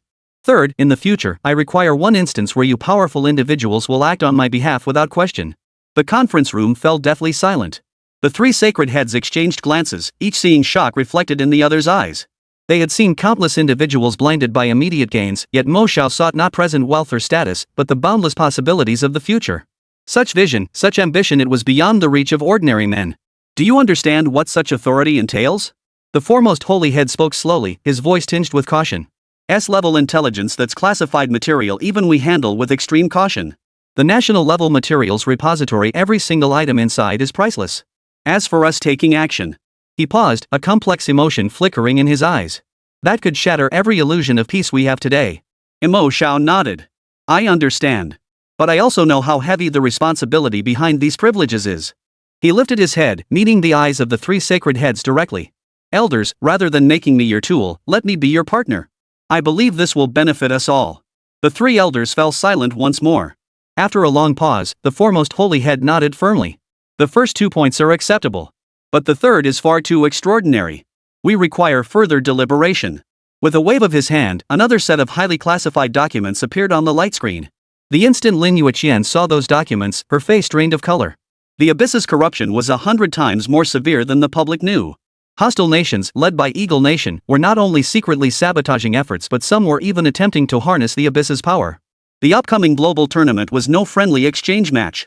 It was a brutal bloodbath where nations fought for control of the newly discovered strategic-grade secret realm, with casualties ignored. We suffered heavy losses in the last tournament, the holy leader's voice grew somber. A prodigy was ambushed and killed by Eagle Nation competitors using despicable tactics. That child was only 23. The atmosphere in the room grew oppressive. Mo Xiao silently placed the spatial fissure in his hand onto the table. Regardless of whether they agreed to the third condition, he had already decided to hand this object over to the state. After all, the Abyss fissure was simply too dangerous. So, you need a monster capable of creating miracles? His voice was soft, yet each word carried a sharp edge.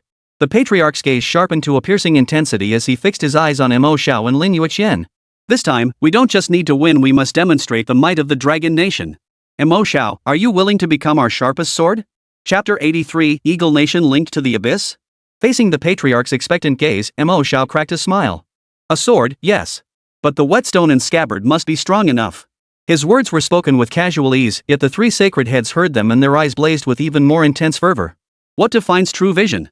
This defines true vision. Most young people, upon being told they were to become the nation's sword, would either tremble with fear or burn with fervor. But Mo Xiao? He was thinking about how to make that sword sharper, how to protect it. Ha ha ha. Excellent. The foremost holy head slammed his palm on the table, rising with eyes brimming with admiration. Grinding stones and scabbards? We'll provide them in abundance. With a wave of his hand, a golden light descended from the heavens, transforming into a dark gold token that floated slowly before Mo Xiao. This is the Dragon Abyss token. Only 9 exist nationwide. Its bearer may enter and exit this place freely. The Grandmaster's voice was solemn and weighty. In modern terms, you have been admitted to the true premier academy of the Dragon Nation. Mo Xiao accepted the token, his expression tinged with confusion. The true premier academy? What does that mean? You will be informed later. For now, let us attend to urgent matters. With that, the expressions of the 3 sacred heads instantly grew grave. The eldest among them drew a seemingly ancient stone box from his robe. Its surface was densely engraved with runes, each radiating an ancient and mysterious aura. This is the 10,000 Phenomena Sealing Box, an ancient artifact specifically crafted to seal away dangerous entities. The elder's voice grew solemn. Yet even it can only barely contain a true spatial fissure. The stone box slowly opened, unleashing a powerful suction force. Drawn by this force, the pitch-black orb drifted toward the box. Yet, just as the orb was about to enter the box, a sudden change occurred. The entire room space began violently warping. Dense cracks appeared on the walls. Even the three holy capitals' expressions changed drastically as terrifying auras erupted from their bodies, desperately stabilizing the surrounding space. Damn it! This thing's resistance is stronger than anticipated. Cold sweat beaded on the old man, flipping through the book's forehead. It's resisting the seal. Long Qing's face turned deathly pale. He could distinctly sense the overwhelming pressure emanating from the light sphere, a force beyond his comprehension. This wasn't some artifact, it was a living abyss.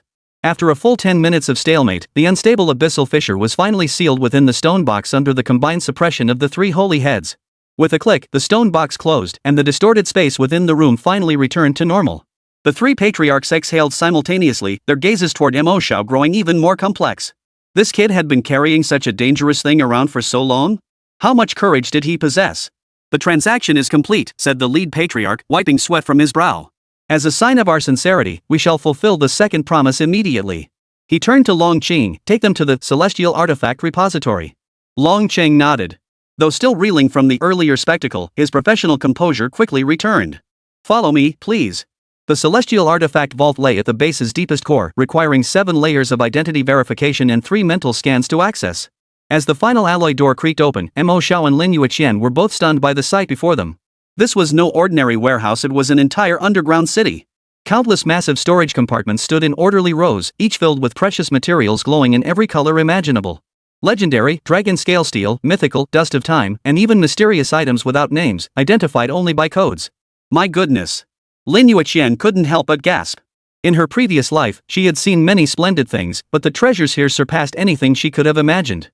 This is the accumulated wealth of the Dragon Nation over 1,000 years, Long Qing's voice carried pride. Every single item here is priceless. Just then, a white-bearded old man emerged from the depths. Dressed in the simplest cotton robes, he looked like a mere gatekeeper. Yet when his gaze swept over them, Mo Xiao sensed an unfathomable aura of authority. A Grandmaster-level powerhouse. General Lon, these two youngsters are. The old man appraised Mo Xiao and Lin Yueqian, a hint of surprise flickering in his eyes. Yes, Elder Zhang, Long Qing bowed respectfully. The 3 sacred heads commanded that they select materials. Old Zhang nodded and turned to Mo Xiao. Young man, take whatever you like. But let me be clear, the more valuable the items you take, the greater the responsibility you'll bear in the future. Mo Xiao grinned. Rest assured, Elder Zhang. I'm a man of my word. No sooner had the words left his mouth than he raised his right hand. An orange glow instantly blossomed, and a massive light hand materialized out of thin air. Ignoring the constraints of distance, it reached out precisely toward the materials, radiating an enticing glow. Holy crap! Old Zhang nearly lost his beard. What kind of skill is that? Telekinesis? In all his years, he'd encountered countless extraordinary individuals, but never before had he witnessed someone like Mo Xiao capable of snatching objects directly, as if distance held no meaning. The ultimate hand swept through the air, and the precious materials flew obediently toward Mo Xiao like well-behaved children. Just then, the communicator at Long Qing's waist suddenly emitted a sharp, urgent alarm. The moment he answered, his face turned ashen. What? Are you certain? Yes, General. The Heaven's Eye system just detected an energy signature. Though it lasted only 0.3 seconds, the characteristics match perfectly. The voice on the communicator carried palpable tension. After hanging up, Long Qing's expression grew incredibly grave. Something's happened. He looked at Mo Xiao. There's a lead on that black magatama you asked about earlier. Mo Xiao paused his movements and turned around. Long Qing projected a holographic map of the world. A red dot flickered over the capital of Eagle Nation. The National Space-Based Monitoring System, Sky-Eye, detected the magatama's energy signature 10 minutes ago. Long Qing's voice was low. It didn't flee into the abyss. Instead, it appeared directly above the Statue of Liberty in Eagle Nation's capital. What? Lin Yueqian's pupils contracted sharply. In her past life's memories, the Statue of Liberty in Eagle Nation was their national symbol, with protective measures comparable to Dragon Nation's Abyss Sealing Tower. For an Abyss artifact to appear there unimpeded, what did that signify? Subsequently, the energy fluctuations were shielded by a stronger force, Long Qing continued. According to the analysis from the Heavenly Eye, the characteristics of that shielding force perfectly match the Eagle Nation's Light of Liberty defense system. This intelligence was nothing short of a bombshell. It strongly suggested that Eagle Nation's high command was deeply colluding with the abyssal forces lurking behind the scenes. Even more explosive intelligence followed. According to reports from Dragon's Nest spies embedded within Eagle Nation, a meteoric young prodigy had recently emerged there. His abilities were bizarre and unfathomable, his demeanor utterly domineering. He was hailed as the divine favored one. In the photograph, the blonde youth grinned with unrestrained abandon, the magatama pendant on his chest glinting in the sunlight. That familiar design, those eerie patterns, it was identical to the one worn by Xiao Fan. This Kevin Anderson, what's his background? Mo Xiao's voice was calm, so calm that even Lin Yueqian felt a hint of unease. Longqing flipped through the files. He suddenly appeared on the genius rankings of Eagle Nation half a month ago. Rumor has it he's the heir to some reclusive family. In just 2 weeks, he skyrocketed from an unknown level 20 novice to the peak of level 45 second transformation. What's even stranger is his class Divine Chosen One has never appeared in any existing class database. Mo Xiao narrowed his eyes. Chosen One? He hadn't heard of this class in his previous life either. What about his abilities? That's even more bizarre. Longqing pulled up another file.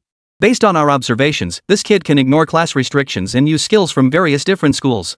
A warrior's charge, a mage's fireball, a rogue's stealth, he even knows a priest's healing spell. Lin Yueqian's pupils suddenly contracted. In her past life's memories, such a person did indeed exist. After she and Mo Xiao reached the summit, a British prodigy named Kevin Anderson burst onto the scene. His rise was absurdly rapid, sweeping through the entire young generation of British players with near dominance. Moreover, his abilities bore a striking resemblance to Mo Xiao's artifact master profession. Both could wield all manner of extraordinary powers. General Long, where is this Kevin Anderson now? Lin Yueqian asked. In Liberty City, the capital of Eagle Nation, Longqing replied. He resides in the aristocratic district near the Liberty statue.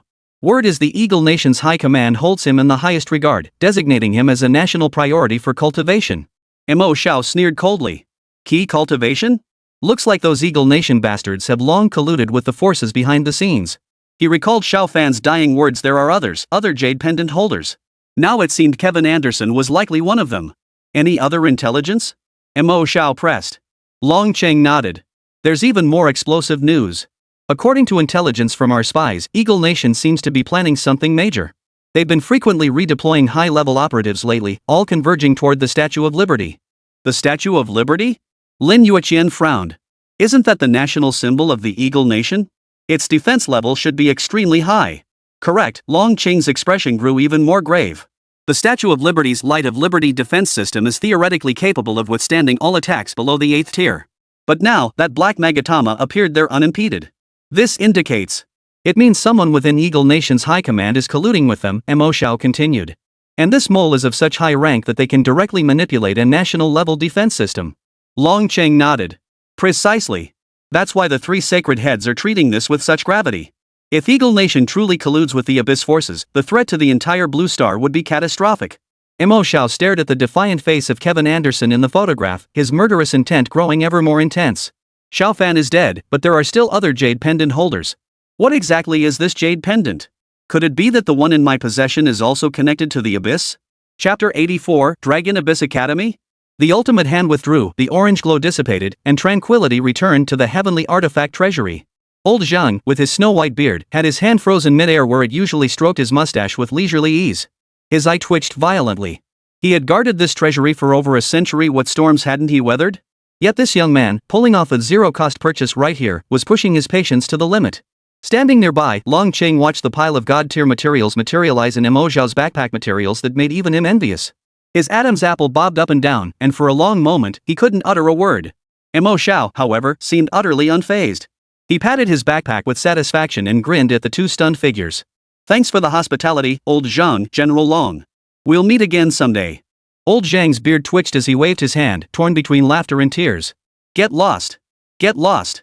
If you come back again, these old bones of mine will be torn apart by the holy heads. Mo Xiao laughed heartily, saying no more. Then, pulling Lin Yueqian by the hand, he strode out of the Heavenly Crafts treasure house with a swagger, leaving the 2 staring after him in stunned silence. The 2 returned to the simple conference room. The 3 sacred heads had already secured the stone box sealing the spatial fissure, their expressions returning to calm. Yet, the gaze they directed at Mo Xiao now held an inexplicable, indescribable quality. It was neither fear nor admiration, but rather the gaze one might cast upon a creature defying all rational understanding. Mo Xiao couldn't be bothered to guess these old men's thoughts. He pulled out a chair and sat down, getting straight to the point. Elders, setting aside the matter of Eagle Nation for now, I wish to know, have you investigated the Xiao family of Cloud City? He needed confirmation that this lead hadn't been overlooked because of the commotion he'd caused. Xiao Fan's death and the appearance of that black magatama were both inextricably linked to the Xiao family. At this question, the expression of the leading Saint Chief instantly grew grave. He exchanged a glance with the other two elders before replying in a solemn tone. We have indeed investigated the Xiao family. However, the issues surrounding them are far more complex than we initially anticipated. With a wave of his hand, a light screen unfolded in the air, displaying an intricate web of relationships. At its center stood the Xiao family of Yun City. Our overnight investigation reveals the Xiao family not only has ties to the Abyss faction, but behind them lies a mysterious organization known as the Return to One Society. Gui Yi Hui? Mo Xiao and Lin Yueqian both froze. This name was entirely unfamiliar to them. This organization is extremely secretive, with deep-rooted influence spanning nearly every major city in Dragon Nation. They operate like an invisible web, shrouded in darkness. After years of investigation, we've only managed to tear open a tiny hole. The Xiao family is likely a crucial node of this web within Yuncheng. The patriarch's voice was heavy, clearly indicating that the pressure posed by this Guihui society surpassed even the provocation from the Eagle Nation. Learning that the nation was now conducting a full-scale investigation, Mo Xiao temporarily set his mind at ease. Once targeted, the might of the state apparatus would eventually unravel this web, rendering it largely irrelevant to him. He quickly changed the subject. So what are our next steps? That true premier academy you mentioned earlier. At this mention, a faint smile finally returned to the leader's face. The most prestigious institution in the Dragon Nation is ostensibly the Dragon Capital Academy, but that's merely the facade. He paused, pride tinging his voice. The true core talent cultivation base is a hidden academy called Dragon Abyss Academy. It does not recruit openly, only accepting genuine geniuses approved by our Tianqiu fortress. This academy lies beneath the Dragon Capital itself. It is the Dragon Nation's ultimate foundation and our most impenetrable fortress. The Patriarch's gaze fell upon the two. Due to your exceptional contributions this time and your irreplaceable potential, we three have unanimously decided to grant you exceptional admission into the Dragon Abyss Academy. Lin Yueqian's heart skipped a beat. Dragon Abyss Academy. In her previous life, she had strained every fiber of her being, only barely securing admission to the outer academy at the age of 25. Mo Xiao, however, never set foot in that place throughout his entire life. Never in her wildest dreams did she imagine that in this lifetime, they would receive their admission tickets directly this summer after graduating from high school. Only 1 month remains until the global tournament. The Supreme Leader's expression turned stern once more.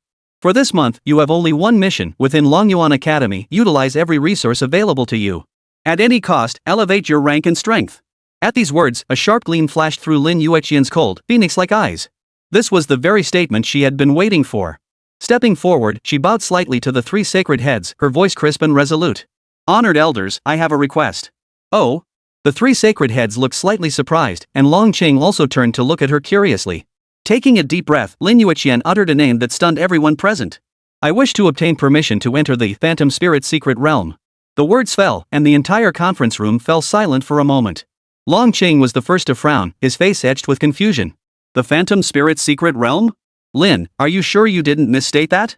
He couldn't help but explain. The Phantom Spirit's secret realm is merely a low-level resource realm for levels 30 to 40. It primarily yields some spirit-type materials and phantom beasts pets. For practitioners at your level, the gains both in experience and loot are extremely low. With your permissions, you could easily apply for higher-level realms such as General Long. Before Long Qing could finish, Mo Xiao cut him off. He walked over to stand beside Lin Yueqian, his gaze calm as he faced the three sacred heads. We have our own unique methods for leveling up and a few little secrets. He grinned, revealing a row of white teeth.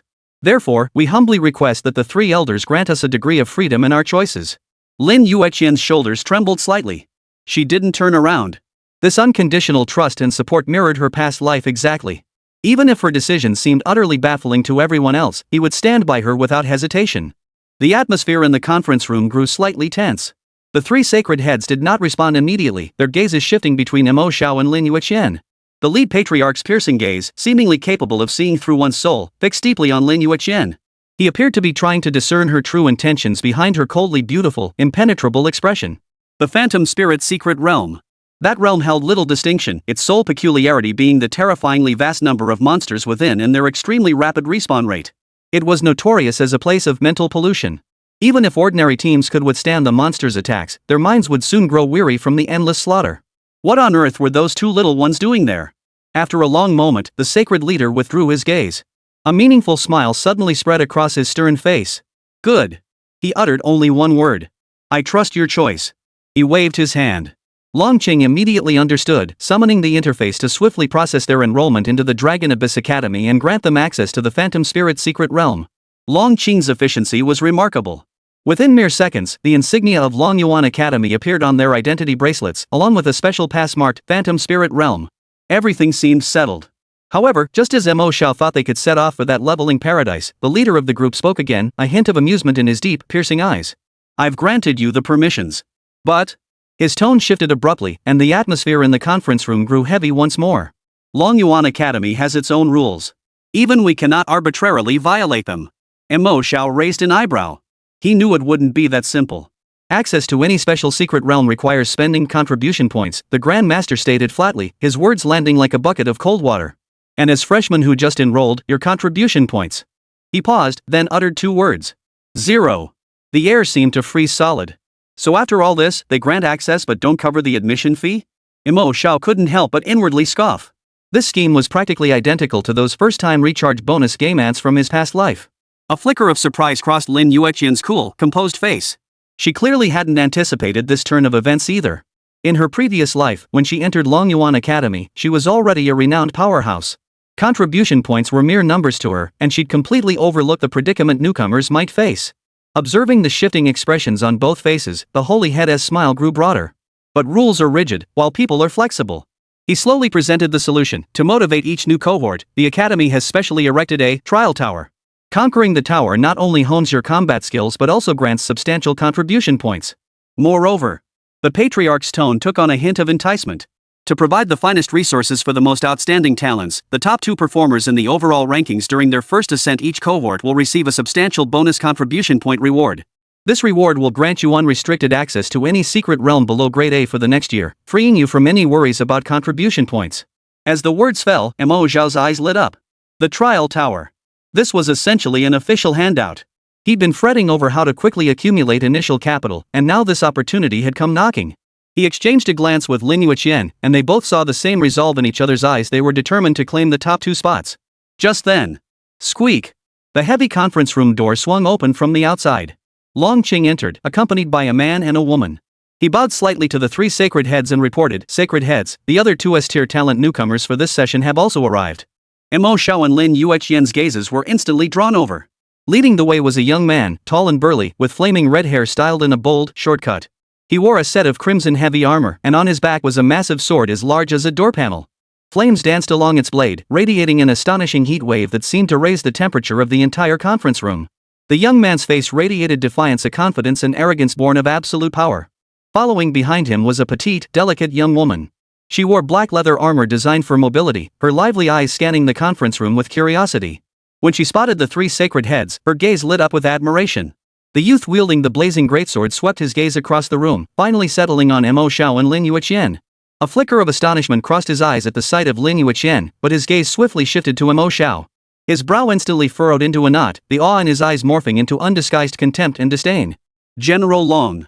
The youth spoke, his voice booming with a scorching intensity. These are the other 2 S-tier talents you mentioned? He pointed at Lin Yueqian, then at Mo Xiao, a mocking curve forming at the corners of his mouth. This swordsman seems passable enough. The other one, a prop master? He snorted derisively, his voice not loud but clear enough to echo throughout the conference room. Poof. Has the bar for S-rankers dropped this low this year? Even support roles like this can sneak in? The contempt in his words was utterly unmasked. The atmosphere in the conference room instantly turned icy cold. Longqing's expression darkened. This kid was still so arrogant. The 3 sacred heads, however, remained seated with their usual composure, watching the scene unfold before them with keen interest, as if witnessing a fine spectacle.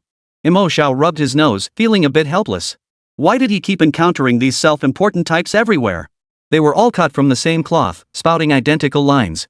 Before he could speak, a bone-chilling sword intent suddenly surged from Lin Yueqian beside him.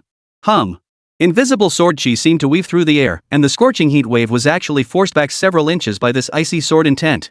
Lin Yueqian lifted her phoenix-like eyes slightly, her icy gaze fixed directly on the red-haired youth. Her voice held not a shred of emotion. Take back your words. Otherwise, I won't mind having you carried out on a stretcher right now. The red-haired youth clearly hadn't anticipated such a fierce reaction from Lin Yueqian. He froze for a moment before erupting in fury. You dare threaten me? The flames surging from his body erupted violently, unleashing a torrent of frenzied energy that collided head-on with Lin Yueqian's sword intent. Interesting. Truly interesting. The youth laughed bitterly in his rage. You dare fight me over a worthless artifact, master? Seems you're just as deluded as the rest. Enough. Longqing finally couldn't hold back. His low command instantly enveloped the entire room with overwhelming pressure, crushing both men's momentum. This is the Holy Hall's conference chamber. In the presence of the three holy elders, you dare not act so insolently. The young man's face flushed alternately crimson and ashen before reluctantly reining in his aura. Yet the gaze he shot at Mo Xiao remained brimming with defiance. Useless trash should act like it, he sneered. We'll see how far a mere prop maker can climb in the trial tower later. Don't come crying to me for help clearing monsters when you can't even get past the second floor. At the words trial tower, a faint smile finally curved Mo Xiao's lips. He stepped forward, placing himself in front of Lin Yueqian to block the icy sword intent. He patted Lin Yueqian's arm, signaling her to calm down, before lazily lifting his eyelids to meet the arrogant young man's gaze. Oh? Mo Xiao grinned, revealing a row of white teeth. The smile seemed harmless enough. Then when the time comes, make sure you don't fall too far behind. My eyesight isn't the best. I'm afraid when I turn back, I won't be able to see you. Chapter 85, People like this really are everywhere. The words fell, and the air in the conference room seemed to ignite before freezing solid in an instant. The red-haired youth, Qin Song, froze in his haughty expression. He glared at Mo Xiao as if trying to pierce him with his gaze. Behind him, the petite girl Su Xianwan flashed a hint of surprise in her lively eyes. She glanced curiously between Mo Xiao and Qin Song, her lips curling slightly as if finding the situation increasingly amusing. What did you say? Qin Song's voice was ground out through clenched teeth, each word dripping with suppressed fury. He, Qin Song, born into a military aristocratic family, awakened to the 1 in a million S-rank profession, the Crimson Lotus executioner, had been a prodigy since childhood. When had anyone ever dared to look down on him like this? And by a useless prop master, no less. I said. Mo Xiao's smile remained unchanged as he even took half a step forward. His voice wasn't loud, yet it reached every ear with crystal clarity. I'm afraid you'll run too slowly, and I won't be able to find you when I turn back. That would be a hassle. Boom! The crimson-heavy armor on Qin Song's body suddenly erupted with scorching heat waves. The door-sized greatsword on his back hummed with a low vibration as fiery runes swirled wildly across its blade. You're asking for death. Enough! Longqing barked again, stepping forward to bar the gap between the two groups. The overwhelming pressure of a high-level powerhouse descended like a mountain, crushing Qin Song's surging momentum. Qin Song. Su Xianwan. You two, come forward and pay your respects to the three holy elders. Longqing's tone carried an unquestionable command. Qin Song's face turned ashen, his chest heaving violently, yet he dared not act out before the three sacred heads. Forcing his aura back under control, he and Su Xianwan bowed deeply to the three elders. Well, it's only natural for young people to have some fiery spirit, the foremost holy head waved dismissively, his face still wearing that amused, spectator-like expression. Now that everyone is present, Longqing explained the rules of the trial tower to them once more. Longqing nodded and detailed the rules of the trial tower to Qin Song and Su Xianwan, including the massive contribution point rewards awaiting the top two newcomers upon their first successful ascent. Qin Song's eyes lit up at the mention of the massive reward. He shot a glance at Mo Xiao, his gaze a mix of contempt and greed. In his eyes, this was nothing short of manna from heaven. A useless artifact craftsman and a female swordsman who looked passable. He wanted it all. No, he wanted both the first and second place rewards. With such a tempting prize at stake, simply conquering the tower would be utterly boring. Qin Song turned, his burning gaze locking onto Mo Xiao, his hostility unmasked. I propose a wager among the four of us. Let's wager the final standings of this trial tower. His voice grew louder, brimming with absolute confidence. The loser not only forfeits all contribution points from first clear rewards to the winner but must also publicly admit to everyone that they are the weakest S-rank. At these words, Longqing's brow instantly furrowed. This was no longer simple competition, it was outright humiliation. Su Xianwan stood by, watching with a smile, saying nothing, as if none of this concerned her. Lin Yueqian's right hand had already rested on her sword hilt. Half an inch of blade emerged from its sheath, its icy glint sending a chill that froze a thin layer of frost onto the floor. The temperature in the entire conference room plummeted under the weight of her murderous intent. Yet Mo Xiao reached out once more, gently pressing down on her hand. His grip was steady, the warmth from his palm seeping through the sword hilt, gradually calming the sword intent that had been about to erupt from Lin Yueqian. All right. Mo Xiao looked at Qin Song, whose face radiated absolute confidence, and suddenly smiled.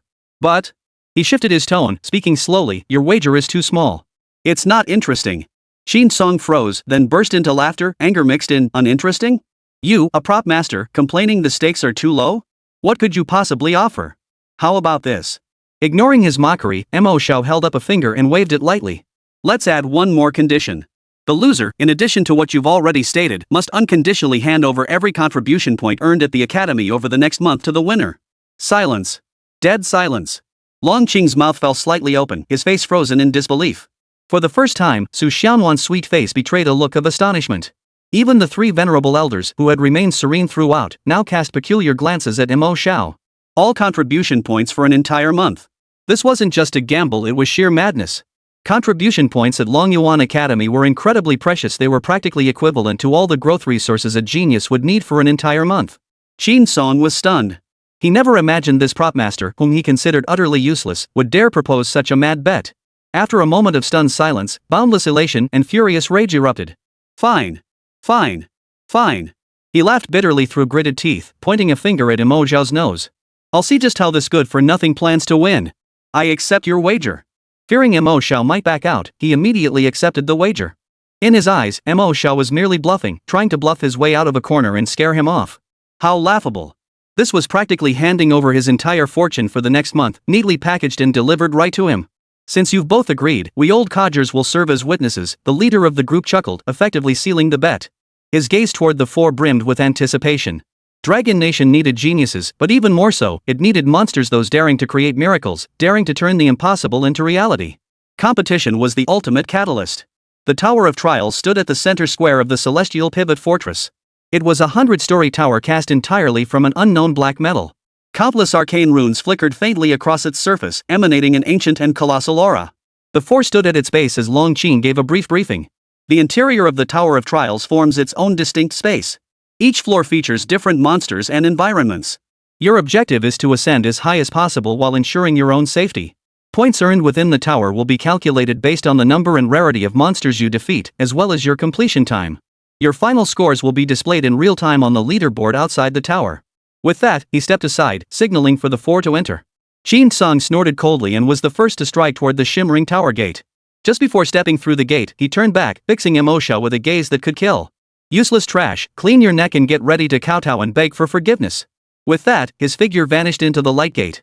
Oh my, he sure is hot-headed, Su Xianwan giggled, covering her mouth with a smile. She winked at Mo Xiao and Lin Yueqian.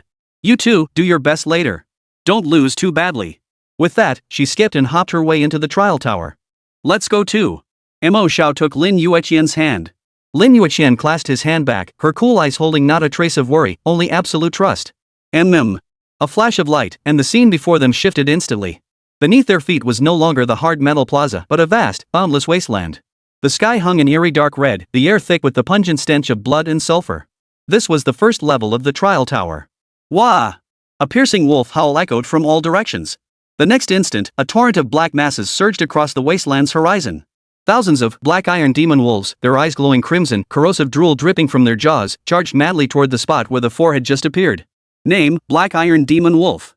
Grade, Black Iron. Level, LV 40. HP, 8000. Skills, Demonized Bite, Shadow Assault. Though merely the lowest tier Black Iron monsters, their sheer numbers were enough to send chills down the spines of any ordinary four-person party.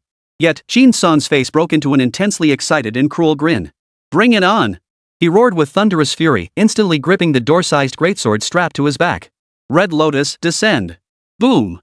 Scarlet flames erupted skyward, engulfing his entire form like a fiery war god emerging from molten lava. Without a moment's hesitation, he charged directly into the torrent of black wolves. Judgment Storm. Qin Song gripped his massive sword with both hands, his body spinning like a top at breakneck speed.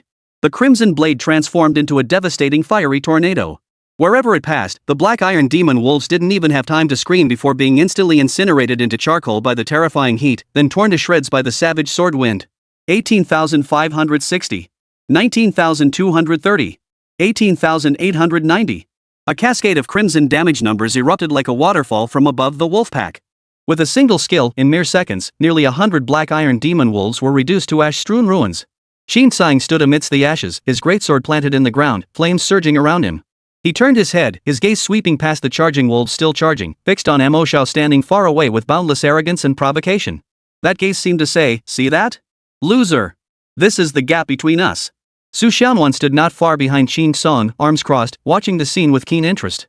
A playful smile played at the corners of her lips, as if she were eagerly anticipating Mo Xiao and Lin Yueqian's next move.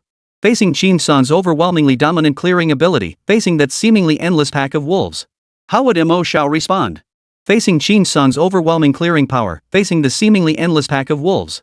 Lin Yueqian flipped her wrist, and the icy cold long sword was already in her grasp. The sharp aura of a sword immortal instantly unfolded, ready to meet the enemy. Yet, a warm palm gently pressed against the back of her hand. Don't rush, Mo Xiao murmured softly. Just watch the show. Lin Yueqian froze, the fierce sword intent that had been about to erupt dissipating instantly. She obediently sheathed her sword and took half a step back, standing behind Mo Xiao. Her cold eyes held nothing but absolute trust. This scene naturally caught the attention of Qin Sung and Su Xianwan nearby. Humph, a useless fool is still a useless hiding behind a woman. Qin Sung snorted contemptuously before turning and charging back into the wolf pack. With each swing of his massive sword, more black iron demon wolves were reduced to ashes. In his eyes, Mo Xiao had been scared out of his wits, lacking even the courage to fight. Su Xianwan watched with keen interest, a flicker of curiosity dancing in her lively eyes. She was eager to see what this prop master, bold enough to wager so heavily against Qin Sung, truly had up his sleeve. Mo Xiao, however, remained utterly unmoved, not even lifting an eyelid. He merely watched the wolf pack surge toward him like a black tide, as if observing a swarm of insignificant ants. Only when the vanguard of the pack closed to within 20 meters did he finally stir. He finally moved. No incantation. No preparatory movements. He casually raised his right hand. A flash of orange light flickered. The next second, four black iron demon wolves charging madly through the pack suddenly stiffened. As if seized by an invisible giant hand gripping their throats, they were lifted into the air. Their limbs flailed futilely, emitting unwilling whimpers. Humph. A control skill? Qin Sung glanced over amidst his chaos, his disdain deepening. Controlling 4 black iron tier minions? What good would that do? A drop in the bucket. Su Xianwan's brows furrowed slightly, disappointment evident. Was this his trump card? It seemed a bit. Yet before her thoughts could fully form, an even more astonishing scene unfolded. Mo Xiao's right hand closed gently. A brilliant blue light flared, instantly enveloping the 4 magic wolves suspended in midair. The light was dazzling and mysterious, as if it contained the laws of creation and reconstruction. A woo-woo. Enveloped in the blue light, the 4 demon wolves let out terrified, distorted howls. Their bodies began violently stretching, compressing, and fusing within the glow. The sound of bones shattering and reassembling rang out clearly, flesh and blood twisting together in ways that defied logic. This was no simple superposition, but a fundamental reshaping from the very core. What the hell is this? Qin Sung's movements abruptly froze, the arrogant grin on his face instantly stiffening. He stared intently at the blue light, his eyes revealing bewilderment and terror for the first time. Su Xianwan's usually playful, mischievous face was now etched with utter shock. Her mouth hung slightly open, wide enough to fit an egg. Under their stunned gazes, the blue light slowly dissipated. A brand new monster materialized mid-air. Its size was a full 4 or 5 times larger than the previous black iron demon wolf, resembling a moving mountain. Its fur was no longer a simple black but a deep, dark iron hue, shimmering with a faint metallic sheen. Its limbs were thicker and more powerful, its claws like sharp curved blades, flashing a chilling, menacing glint. Most terrifying were its eyes, no longer crimson, but a viscous, inky blackness that seemed to connect to an endless abyss.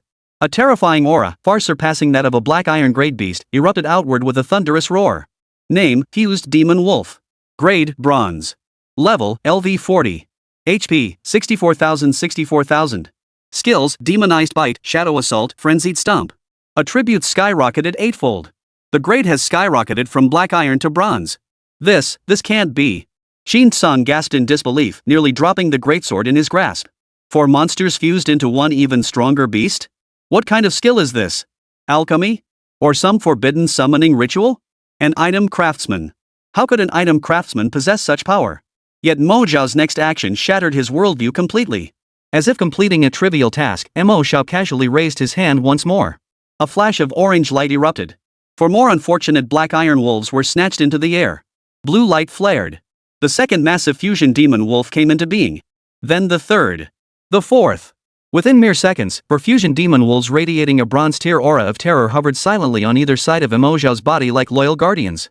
They did nothing, merely standing there. Yet their terrifying aura alone caused a brief commotion among the charging black iron demon wolf pack. Go! Mo Xiao snapped his fingers, his voice as casual as if instructing his own pet to fetch a ball. Roar! The 4 fused demon wolves roared like unleashed beasts, their thunderous cries shaking the heavens as they crashed down to earth. The earth trembled. They spread their massive limbs, transforming into 4 black whirlwinds of death that plunged directly into the endless sea of wolves.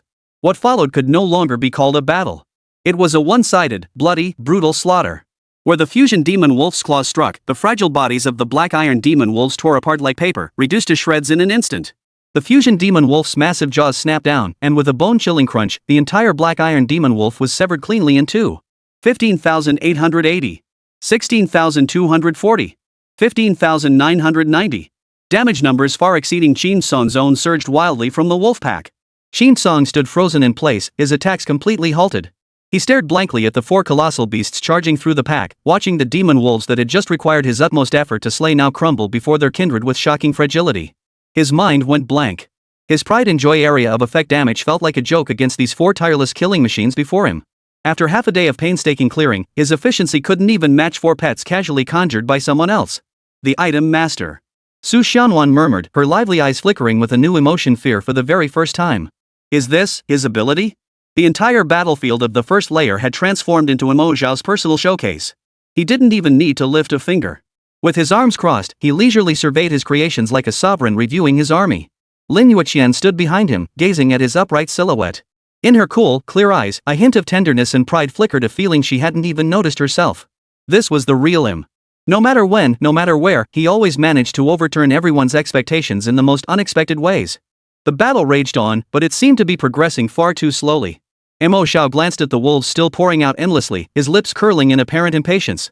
Too slow. He murmured softly before raising his hand once more. The orange light flared for the third time. But this time, his target wasn't the ordinary black iron demon wolves, it was the four fusion demon wolves running rampant. The four bronze tier beasts were instantly seized by the ultimate hand and lifted into the air. Qin Song's pupils suddenly contracted. What was he doing? Could he possibly fuse these four bronze-grade beasts together again? No. Mo Xiao did not do that. He merely held the fused four-headed demon wolf in his hands, then performed an action that would remain etched in Qin Song and Su Xianwan's memories forever. He drew his right arm back, assuming a standard throwing stance. He was going to throw the monster? Potential overload. Mo Xiao growled inwardly, and the immense magical energy within him ignited instantly. Buzz. The fused demon wolf in his grasp swelled to twice its size. Its dark iron-colored fur instantly turned crimson as a destructive, frenzied energy surged within its body. Go! Mo Xiao swung his arm with all his might. Whoosh! The fusion demon wolf, treated as a mere prop, transformed into a crimson meteor. With a piercing shriek that tore through the air, it plunged into the densest pack of wolves at an unimaginable speed. Silence. Before the deafening crash arrived, there was a deathly silence. Then, boom! A miniature mushroom cloud erupted, accompanied by a crimson shockwave. A terrifying energy storm swept across the entire wasteland. Wherever the shockwave passed, everything, be it the black iron demon wolves, the hardened ground, or the very air itself, was instantly vaporized and obliterated. A colossal crater over 100 meters in diameter appeared on the wasteland. Within the crater, not a single living thing remained. A single strike had cleared a quarter of the battlefield. Qin Song and Su Xianwan were utterly dumbfounded. Their mouths hung open as their brains shut down from sheer shock, leaving them to watch helplessly as Mo Xiao hurled the remaining three fused demon wolves one after another, as if tossing shot putballs. Boom! Boom! Boom! 3 more earth-shattering explosions. 3 mushroom clouds rose into the sky. When the shockwaves of the fourth explosion finally dissipated, the entire first level of the trial tower, that vast, boundless wasteland, was now riddled with craters. The air thickened with the acrid stench of burning flesh. And those once endless, ferocious black iron demon wolves? Not a single hair remained. The entire world fell into deathly silence. Ding! A crisp notification sound shattered the stillness. First floor of the trial tower cleared. At the same time, outside the trial tower, on the massive leaderboard, Mo Xiao's name shot up from the very bottom like a rocket, soaring at an insane speed. In the blink of an eye, he surpassed Qin Song and firmly secured the top spot. His points continued to surge at a terrifying rate. Chapter 86, Rapid Ascent. Outside the trial tower, Long Qing stood before the massive ranking board, his eyes wide as copper bells. Mo Xiao's name dominated the top spot on the leaderboard, his point count still frantically climbing. But what was most shocking was his displayed floor clearance. 23rd floor. How is this possible? Long Qing murmured, his voice trembling. Under normal circumstances, a newcomer reaching the 10th floor on their first attempt was considered a prodigy. The 20th floor was the standard for veteran students. But the 23rd floor?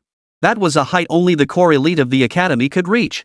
Even more terrifying was the fact that less than an hour had passed since Mo Xiao entered the tower. This wasn't climbing the tower, it was like taking an elevator. Inside the trial tower, level 23.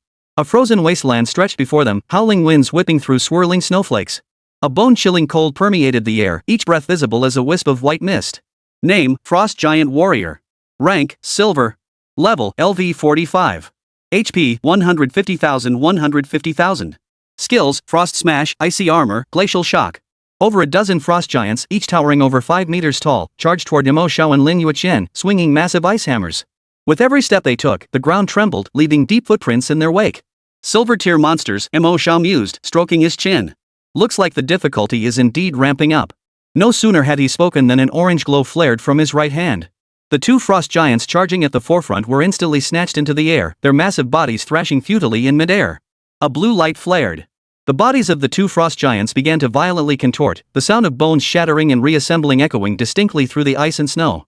Moments later, a far larger, fused frost giant materialized mid-air. Name: Fused Frost Giant. Grade: Silver. Level: LV 45. HP: 600,000. Skills: Frost Smash, Ice Armor, Glacial Shockwave, Blizzard. Potential Overload. Mo Xiao murmured inwardly as his magical energy burned wildly within him. The fused frost giant he held in his grasp swelled once more, its icy surface glowing with an eerie blue light. Go! Whoosh! The colossal frost giant transformed into a blue meteor, hurtling toward the horde of monsters with world-shattering force. Boom! The entire 23rd floor trembled at the explosion's impact. A terrifying frost storm swept across the battlefield, freezing everything in its path into ice sculptures before shattering them in the shockwave. Ding. Level 23 cleared. Proceed to the 24th floor? Proceed. A flash of light erupted as the two figures vanished into the teleportation array. At the same moment, in another space within the trial tower, Qin Sung gasped for breath, his crimson heavy armor badly damaged, with several cracks appearing on the massive sword strapped to his back. His face was pale, cold sweat pouring down his forehead. Before him stood the 15th floor's boss, a golden grade, Fiery Lion King. Name: Blazing Lion King. Grade: Gold. Level: LV 50. HP: 80,500. After nearly an hour of grueling combat, he had barely managed to reduce the boss's health to 1/5. Damn it! This monster's defense is too high. Qin Sung gritted his teeth. My attacks barely do anything to it. He finally understood why the trial tower was called a newbie's nightmare. Not only were the monsters numerous and high tier, but the difficulty escalated terrifyingly the higher one climbed. Roar! The Flame Lion King let out a deafening roar, its massive claws, engulfed in searing flames, lashing out at Qin Sung. Qin Sung frantically raised his sword to block, but the immense force sent him flying backward, slamming hard into the wall. Put! He spat out a mouthful of blood, his eyes filled with bitter resentment. Just then, his gaze fell upon a light screen in the corner, the real-time leaderboard of the trial tower. When he saw Mo Xiao's name firmly in first place, with the floor count displayed as 24th floor, he was utterly stunned. 24th floor? Impossible. He rubbed his eyes, thinking he must be seeing things. But no matter how many times he looked, the number remained unchanged. 24th floor. And here he was, still struggling on the 15th floor. How could that useless item craftsman climb higher than me? Qin Sung's voice bordered on a roar. The system must be glitching. Yet reality was brutal. In the mere seconds he stood frozen, the Flame Lion King's attack struck again. Boom! Qin Sung was sent flying, slamming hard into the wall as his health plummeted to 0. Ding. Challenge failed. Restart the 15th floor? Qin Sung's face drained of color as he stared at the prompt. His prideful S-tier talent proved utterly useless within this tower of trials. Meanwhile, that item craftsman he had looked down upon was already far ahead. Restart! Qin Sung gritted his teeth. I refuse to believe this. Meanwhile, Su Xiaonuan fared slightly better. She was currently on the 18th floor, maneuvering against a group of bronze-tier shadow assassins. As an assassin, her mobility was strong, but her attack power was relatively weak. Facing these monsters with thick health and high defense, she could only slowly chip away at their health. How the hell did Mo Xiao pull this off? Su Xiaonuan muttered, dodging attacks while staring at the despair-inducing number on the leaderboard. 25 floors. And still climbing. Could item crafters really be this powerful? She began questioning her own understanding. Trial Tower, level 25. This was a world of molten lava, teeming with churning pools of magma. The air thick with the pungent smell of sulfur, the heat suffocatingly intense. Name: Lava Dragon. Grade: Gold. Level: LV 50. HP: 800,000. Skills: Dragon Breath, Lava Burst, Dragon's Might, Flame Nova. A colossal dragon over 30 meters long coiled in the center of a magma pool, its golden red scales shimmering in the molten light. Its eyes blazed like two burning stars, radiating an awe-inspiring presence. A gold-tier boss, Mo Xiao nodded. Finally, a bit of a challenge. The lava dragon sensed the intruders and let out a thunderous dragon's roar. Its terrifying dragons might instantly engulf the entire area, causing the very air to tremble. Yet Mo Xiao and Lin Yueqian showed no reaction, as if completely impervious to this overwhelming pressure. Roar! The dragon opened its gaping maw, unleashing a torrent of scorching dragonfire toward the pair. I'll handle it, Lin Yueqian murmured softly, stepping forward. Her long sword slid from its scabbard, its blade flashing with a cold, piercing light. Sword control technique, flowing light slash.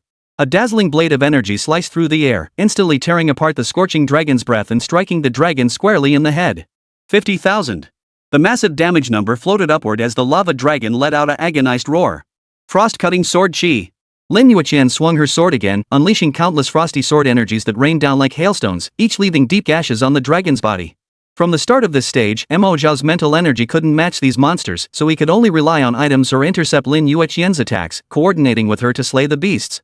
Even so, their rate of advancement remained astonishing. Ding, level 25 cleared. Congratulations to the challenger for setting a new record.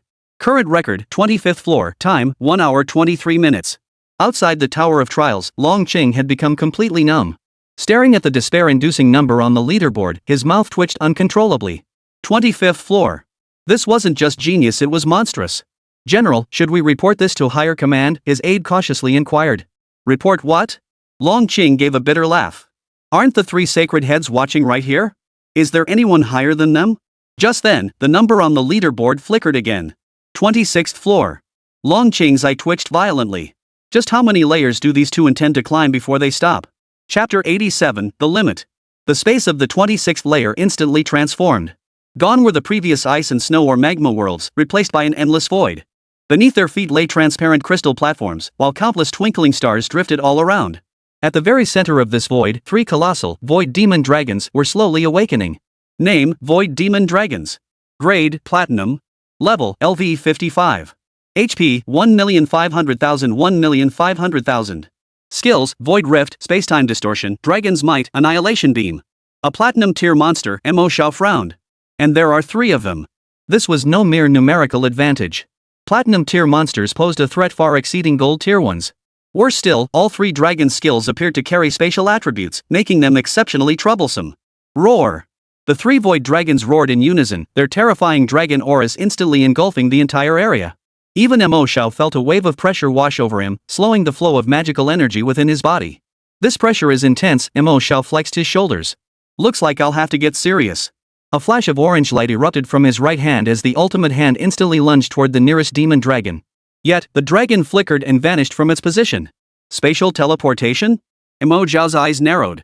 The next instant, the dragon materialized behind him, its massive claws slamming down with a force that tore through space. Cloud body, wind form. Lin Yueqian instantly transformed into a gust of wind, pulling Mo Xiao 5 meters away in an instant, narrowly evading the blow. Boom!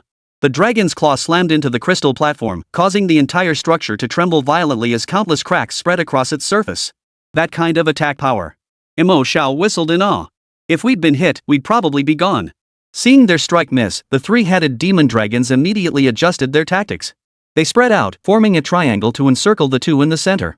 Annihilation beam. 3 thick purple beams shot forth simultaneously, sealing off all escape routes. Frost-cutting sword chi. Lin Yueqian swung her sword, unleashing a vast wave of frosty sword energy in an attempt to block the beams. Yet the purple columns pierced right through the sword energy, their power undiminished. I'll handle this. Mo Xiao raised his right hand, his ultimate hand instantly grasping the frost sword chi Lin Yueqian had just released. An orange glow enveloped the frosty sword chi before hurling it violently forward. Item throw. Potential overload.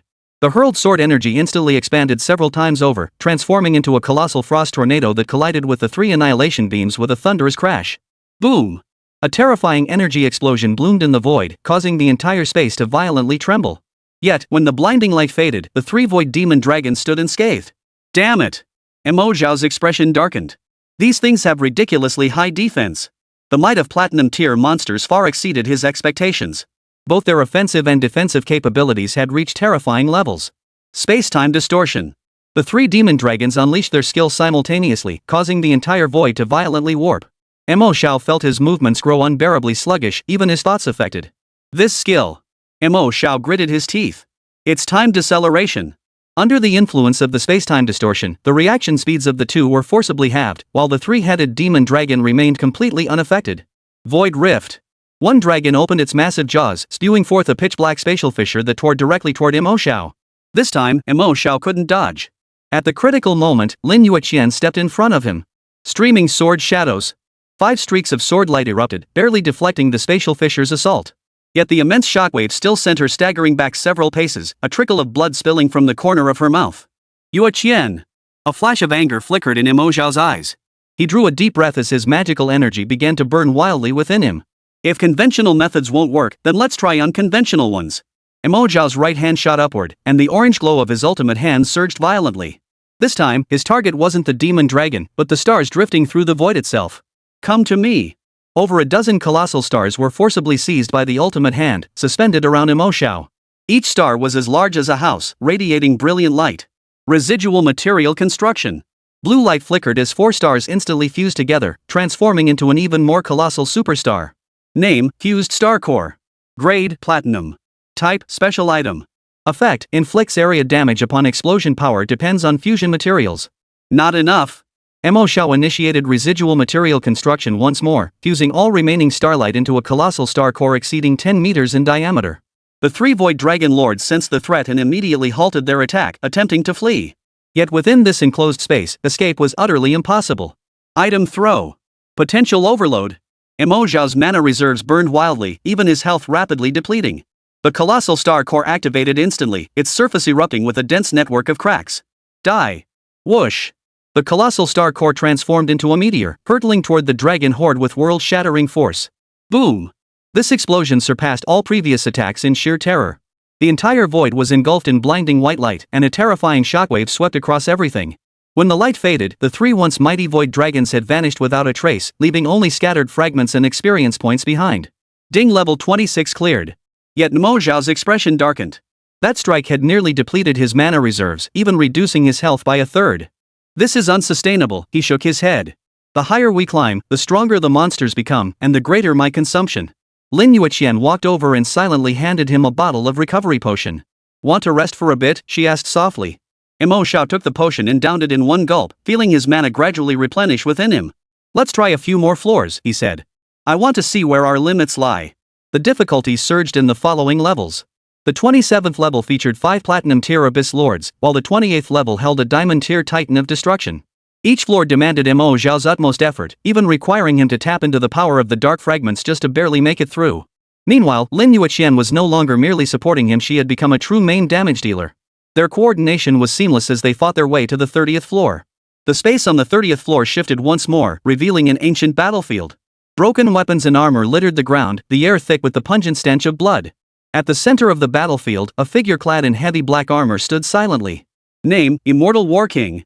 Grade, Diamond. Level, LV 60. HP, 5,000,000. Skills, Immortal Body, Sovereign Zora, Annihilation / Spacetime Imprisonment. A Diamond Tier Boss. Mo Xiao sucked in a sharp breath. This was far beyond what their current strength could handle. 5 million HP, Diamond Tier classification, and those skills that looked incredibly formidable. Lin Yueqian also felt the immense pressure.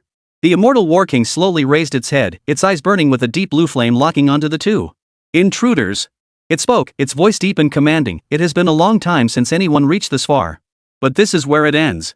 As the words fell, a terrifying, regal pressure instantly engulfed the entire area.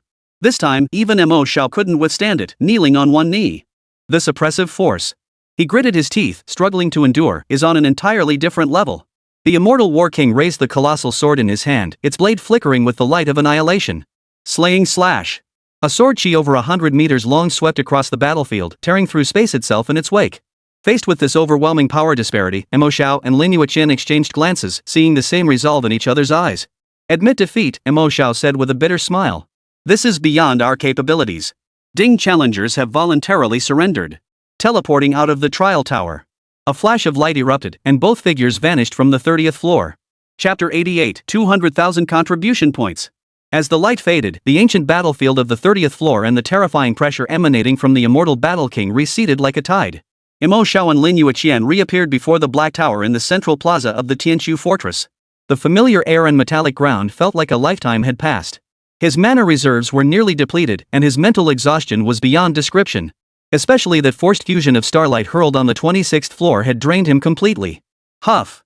Mo Xiao exhaled a long, heavy breath, rubbing his throbbing temples. You made it out?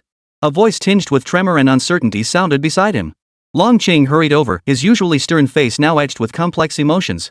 He first scanned the 2 of them from head to toe, confirming they were missing no limbs and merely looked exhausted. Only then did his gaze lock firmly onto the giant light screen ranking board outside the trial tower. There, Mo Xiao's name stood tall at the very top, followed by a staggering, suffocatingly long string of points. The most glaring figure of all was the final achievement. Floors cleared, 29. Final record, 30th floor. Long Qing's Adam's apple bobbed as he stared at the two young men before him, his eyes fixed on them as if they were monsters in human form. 29 floors. You actually broke through 29 floors. His voice cracked. Do you even grasp what that means? Since the founding of Longyuan Academy, those who reached the 20th floor during their rookie period could be counted on one hand, and every single one went on to become a renowned powerhouse. As for the 29th floor? That's a realm only core students who've advanced to third year, broken through level 60, and completed their third transformation are even qualified to challenge. Long Qing grew increasingly agitated as he spoke, pointing at the leaderboard and then at Mo Xiao. That immortal battle king, I challenged him in my youth and didn't last 10 seconds under his blows. You too, if it weren't for the vast gap in your levels and base attributes, you'd probably have shattered even the 30th floor. Not a single word of this was exaggerated. Faced with Long Qing's awe, Mo Xiao merely smiled, before he could utter a word of modesty. Suddenly, a system notification sounded simultaneously in both their minds. Ding! The Trial Tower Newcomer Challenge Special Bet has concluded. Winners, Mo Xiao, Lin Yueqian. Losers, Qin Song, Su Xianwan. Per the wager agreement, the victors shall receive all contribution points earned by the losers during their first tower ascent, plus all contribution points acquired within the academy over the next month. Rewards being processed. Congratulations to challenger Mo Xiao for securing first place on the newcomer first clear leaderboard, earning plus 100,000 contribution points. Congratulations to challenger Lin Yueqian for securing second place on the newcomer first clear leaderboard, earning plus 80,000 contribution points. Per the wager agreement, you have received a contribution point transfer from Qin Song, totaling plus 20,000 points. Per the wager agreement, you have received a contribution point transfer from Su Xianwan, totaling plus 30,000 points. Your personal contribution point balance is 200,000 points. A flurry of system notifications made Mo Xiao's eyelid twitch. 200,000. Just from this single tower run, he had directly gained 200,000 contribution points. At that very moment. Buzz. A nearby light gate flickered, and a disheveled figure was teleported out. It was Qin Song. His crimson heavy armor was now torn and tattered, with several scorched, charred gaps exposed. The door-shaped giant spear he wielded had lost its luster, covered in cracks. His face was as pale as paper, gasping for breath in heavy, ragged heaves. Clearly, he had endured a brutal battle before finally collapsing from exhaustion. The moment he emerged, he spotted Mo Xiao and Lin Yueqian standing nearby. Rage flared in his eyes, and he instinctively opened his mouth to hurl insults. You too. But the words froze on his lips. His gaze had inadvertently fallen upon the towering ranking board. Beside the golden number 1, Mo Xiao's name stood out in crystal clear letters. 30 floors. Qin Song's pupils suddenly contracted. The rage, resentment, and arrogance on his face froze in that instant, solidifying into pure bewilderment and stupor. He recalled his own struggle against the gold tier, fiery Lion King, on the 15th floor. He had poured every ounce of strength into the battle, played every last card, yet still been crushed time and again. In the end, after repeated failures and desperate struggles, he had exhausted all his energy and exited the arena in utter disarray. 15th floor. And the other had reached the 30th floor. What a laughable gap. His pride in his S-grade talent, his background as the scion of a military elite family at this moment, it all became a complete and utter joke. The air around him seemed to freeze solid. Qin Song's mouth hung open, yet not a single word escaped him. All the prepared taunts and insults now choked in his throat, transforming into a searing hot branding iron burning his very insides. Then, another flash of light appeared, and Su Xianwan's figure materialized outside the tower. She appeared far better off than Qin Song, though her breathing was slightly erratic. She glanced curiously at the leaderboard, and a flash of unmistakable shock flickered across her lively eyes. The entire plaza fell into a deathly silence. After a long moment, Qin Song moved. He didn't spare Mo Xiao another glance, nor did he utter a single harsh word. He simply turned silently, dragging his battered greatsword, and walked step by step, with immense heaviness, toward the distance. That once defiant figure now bore an inexpressible air of desolation and loneliness. Watching Qin Song's resolute departure, a flicker of surprise crossed Mo Xiao's eyes. He had expected a fierce argument, perhaps even a furious fight born of humiliation. Yet to his surprise, the other man accepted defeat with such abrupt finality. Defeated, he left. That was the mark of a true character. Oh my, what a peculiar creature. Su Xianwan's voice broke the silence as she approached Mo Xiao with a smile, her curious eyes darting around him. Mo Xiao, I'll remember you. For the next month, all my contribution points will be yours to use. You'd better make good use of them. Her words sounded playful, but Mo Xiao could see genuine curiosity and earnestness in her eyes. With that, she waved goodbye to Mo Xiao and Lin Yueqian before skipping away. Alright, the charade's over. Long Cheng patted Mo Xiao's shoulder, his expression solemn. Let's go. The 3 sacred heads are still waiting for your results. He led the 2 toward the sacred hall conference room. Along the way, Mo Xiao glanced at his identity bracelet. The 200,000 contribution points displayed there sent a surge of excitement through him. He glanced back at the black trial tower, then looked down at his own hands. Still too weak. Mo Xiao murmured to himself. Both his level and his base attributes had become his greatest shackles. But now, things are different. He glanced at Lin Yueqian beside him, who was also looking at him. Her cool, clear eyes held the same unwavering trust and tenderness as always. They exchanged a knowing smile, words unnecessary. General Lon, Mo Xiao suddenly spoke up. Can we go to that phantom spirit's secret realm now? Long Qing froze, then looked at him with a mix of amusement and exasperation. You've just emerged from the trial tower. Don't you want to rest? While the phantom spirit realm isn't dangerous for you. No thanks, Mo Xiao shook his head, flashing a wide grin that revealed a row of pearly white teeth. Strike while the iron's hot. We've already earned enough contribution points. Didn't you say it yourself?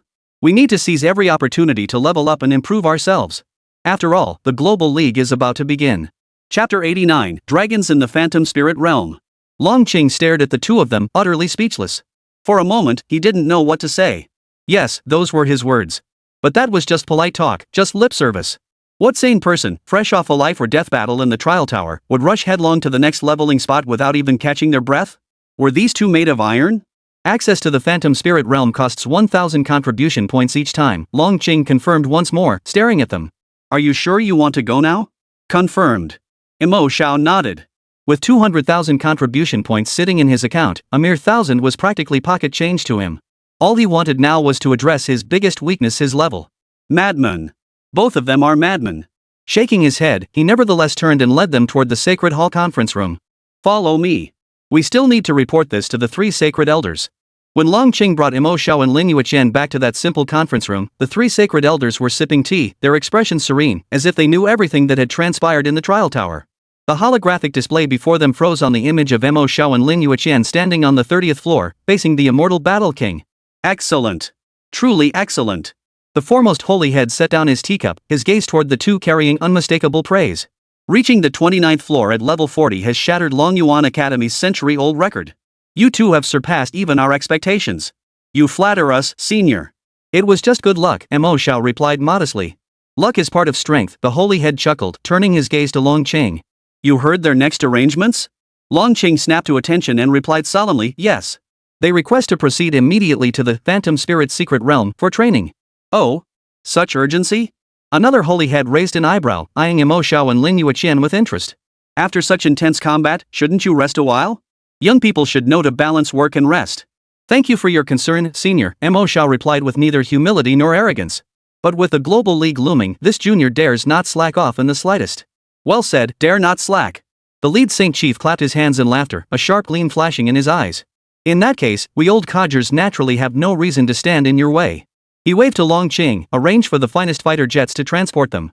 Additionally, regarding the Moonwatch City where the Phantom Spirit Realm lies, our Tianshu branch there must provide full cooperation. Any request these 2 youngsters make must be fulfilled immediately. Understood. Long Qing acknowledged the order and turned to carry it out. Hold on. The sacred head called him back, his tone growing serious. Dispatch a dragon shadow squad to follow them covertly. Mind not their actions, grant them absolute freedom. But the supreme leader's gaze deepened as he spoke deliberately. Should they encounter danger beyond their ability to handle, spare no expense to bring them both back to me, safe and sound. The Dragon Shadow Squad was the most elite special forces unit within the Celestial Pivot Fortress. Every member was a battle-hardened veteran, specifically trained to handle top-secret missions of the highest level, each at least level 80 or above. Deploying the Dragon Shadow Squad to protect 2 new recruits was an unprecedented honor. Yes. We guarantee mission completion. Long Cheng nodded firmly before leading Mo Xiao and Lin Yueqian out of the conference room. As the trio's retreating figures faded from view, a brief silence descended upon the conference room. After a long while, one of the sacred heads lifted his teacup, gently blew on the steam, and spoke softly. The Phantom Spirit's secret realm, a low-level secret realm for levels 30 to 40. What exactly are these 2 youngsters up to? Who knows? The foremost holy head's lips curved into a meaningful smile. Perhaps they'll surprise us once more? I'm quite eager to see just how high these 2 unpredictable monsters can elevate the Dragon Nation. 1 hour later. A sleek, all-black fighter jet with a futuristic design sliced through the clouds and landed smoothly on the outskirts of a bustling city. This was Moonview City, one of the major hubs in the southern Dragon Nation and the gateway to the Phantom Spirit Realm. The aircraft's door opened, and Mo Xiao and Lin Yueqian stepped out side by side. The head of the Mochizuki City branch of the Celestial Axis Division was already waiting there, a middle-aged man who appeared exceptionally capable. Upon seeing the two, he immediately strode forward to greet them, his demeanor reaching the utmost level of respect. Mr. Mo Xiao, Miss Lin Yueqian, I am Li Yuan, head of the Moonwatch City branch. The Holy Sanctuary has issued the highest directive. We will fully support all your activities in Moonwatch City. We appreciate it, Mo Xiao nodded. Please arrange a quiet residence for us. Additionally, we may need to enter the Phantom Spirit's secret realm at any time. We hope you can facilitate that when the time comes. Certainly. Everything is already arranged. Li Yuan's efficiency was remarkable. He swiftly settled the two in a detached villa located in the city center, equipped with the highest level of security measures. The villa was fully equipped with every amenity. After Li Yuan tactfully excused himself, the space was finally left with just the two of them. Mo Xiao poured himself a glass of water, walked to the window, and gazed out at the bustling city below. After a moment of silence, he turned to face Lin Yueqian, who had been standing quietly beside him. All right, there are no outsiders here now. Mo Xiao's gaze was calm as he approached Lin Yueqian and asked softly, can you tell me now? Lin Yueqian lifted her head, her clear, cold phoenix-like eyes meeting his. She knew exactly what he was asking. Ever since she first proposed going to the Phantom Spirit's secret realm, this question had lingered. Mo Xiao hadn't pressed her, choosing instead to trust and support her unconditionally. He had even gone so far as to make that insane wager with Qin Song, securing sufficient capital for her. Lin Yueqian didn't answer immediately. She walked to the window, carefully sensing her surroundings. Only after confirming there was no trace of surveillance did she return to Mo Xiao. Her expression was heavier than ever before. Mo Xiao, do you believe that true dragons exist in this world? Dragons? Mo Xiao froze, then chuckled. Of course I believe in them. I've seen them in the Trial Tower: golden grade lava dragons, platinum grade void demon dragons. Sure, they're a bit ugly, but they still carry the name dragon. No. Lin Yueqian shook her head, a peculiar gleam flickering in her cool, clear eyes. She spoke slowly, each word distinct and unwavering. I'm not referring to those sub-dragons or demon dragons with mere dragon bloodlines. I'm talking about a dragon with complete heritage, one that can summon winds and rains, command thunder, and even influence the laws of a realm, an Eastern divine dragon. As the words fell, the air in the room seemed to freeze. Mo Xiao's smile slowly faded. Staring at Lin Yueqian's utterly serious expression, a tidal wave of emotion surged within him. An Eastern divine dragon? Wasn't that a creature that only existed in myths and legends? Though this world was filled with all manner of monstrous beings, he had never heard of such mythical creatures appearing. So you're saying? Mo Xiao's Adam's apple bobbed as an absurd yet tantalizing possibility formed in his mind. That Phantom Spirit realm contains such a thing? Yes. Lin Yueqian nodded firmly. She took a deep breath and revealed a secret powerful enough to send the entire world into a frenzy. The Phantom Spirit's secret realm itself is just an ordinary resource realm. But due to its unique spatial laws, every 100 years, a dragon egg crystallizes deep within its depths. This dragon egg absorbs the spiritual energy of all living beings within the realm. After a century of incubation, it finally breaks free from its shell. And recently, the day of hatching for this generation's dragon egg is approaching. Mo Xiao was utterly stunned. He finally understood why Lin Yueqian had been so determined to come to this low-level secret realm. A true divine dragon. To obtain it, whether as a pet or to inherit its power, would be an unimaginably immense opportunity. This was infinitely more precious than any S-rank talent or divine grade equipment. Who else knows about this? Mo Xiao instantly regained his composure and asked the most crucial question. Right now, besides me, no one else should know, Lin Yueqian stated with certainty. Because before the dragon egg hatches, there won't be any signs. Only the moment it breaks free from its shell will that soaring dragon energy draw the attention of countless powerful beings. Our task is to get there first, before anyone else reacts. In my past life. Mo Xiao started to ask how she knew this, but the words died on his lips. Everyone had their secrets. He had them, and so did Lin Yueqian. All he needed to know was that he could trust her completely. I understand. Mo Xiao nodded, his eyes blazing with astonishing intensity. What are we waiting for? He grinned, revealing a row of pearly white teeth, his entire body brimming with determination. Slay the dragon, no, raise the dragon. Lin Yueqian watched his eager, fist-pumping expression. The cool curve of her lips couldn't help but lift slightly, tracing a breathtaking arc. However, she immediately added a sentence that instantly doused the flames of excitement that had just ignited within Mo Xiao. But obtaining a dragon egg won't be that simple. Lin Yueqian's expression turned serious once more. Guarding the dragon egg is the very spiritual core of the entire Phantom Spirit's secret realm, a monstrous creature known as the Nightmare Lord. Its rank is at least Brilliant Grade.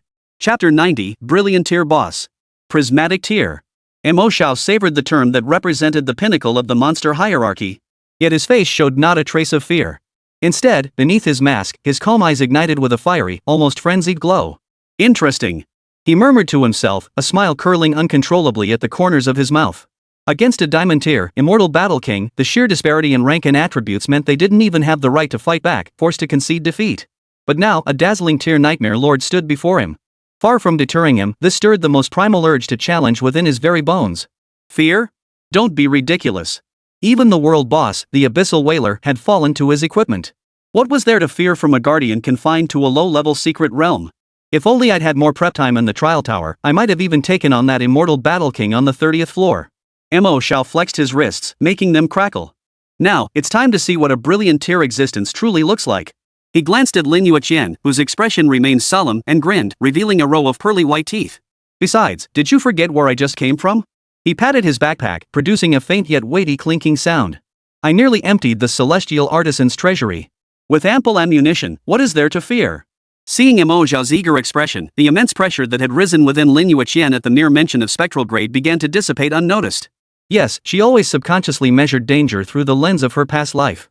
But she forgot that the man beside her could never be judged by ordinary standards. His very existence was the greatest variable and the ultimate trump card. A faint, resigned yet affectionate smile finally touched her cool, composed face. If I'd known we'd come straight here, I should have returned to Yunqing first, Lin Yueqian murmured softly. Getting Grandpa Gongsun to upgrade our gear properly before coming would have given us a much better chance. No need for such trouble. Mo Xiao waved his hand calmly at her words. I'm practically a half-forger myself, he declared confidently. Upgrading gear? No big deal. We'll just cobble something together with decent materials for now. Once we get better base pieces later, we'll have Master Gongsun refine them to perfection. Without waiting for Lin Yueqian's response, he opened his backpack. The god-tier materials he'd casually snatched from the celestial craftsman's treasury now piled up like a small mountain in his storage space, radiating an enticing glow. Mo Xiao casually plucked several items from the pile. A piece of stellar secret silver, flowing with liquid starlight, a segment of 10,000-year thunderwood, seemingly forged from pure lightning, and a flaming dragon heart, burning with an eternal, unquenchable flame. Any one of these three items alone would be enough to drive a top-tier guild mad with desire. All platinum-grade supreme materials.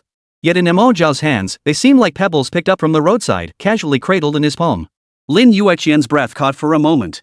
She recognized these items. In her previous life, she had paid an enormous price to obtain a mere sliver of stellar mithril for upgrading her own sword. But now, Mo Xiao looked at her and grinned. Watch closely. The next moment, a blue glow ignited from his palm. Scrap construction.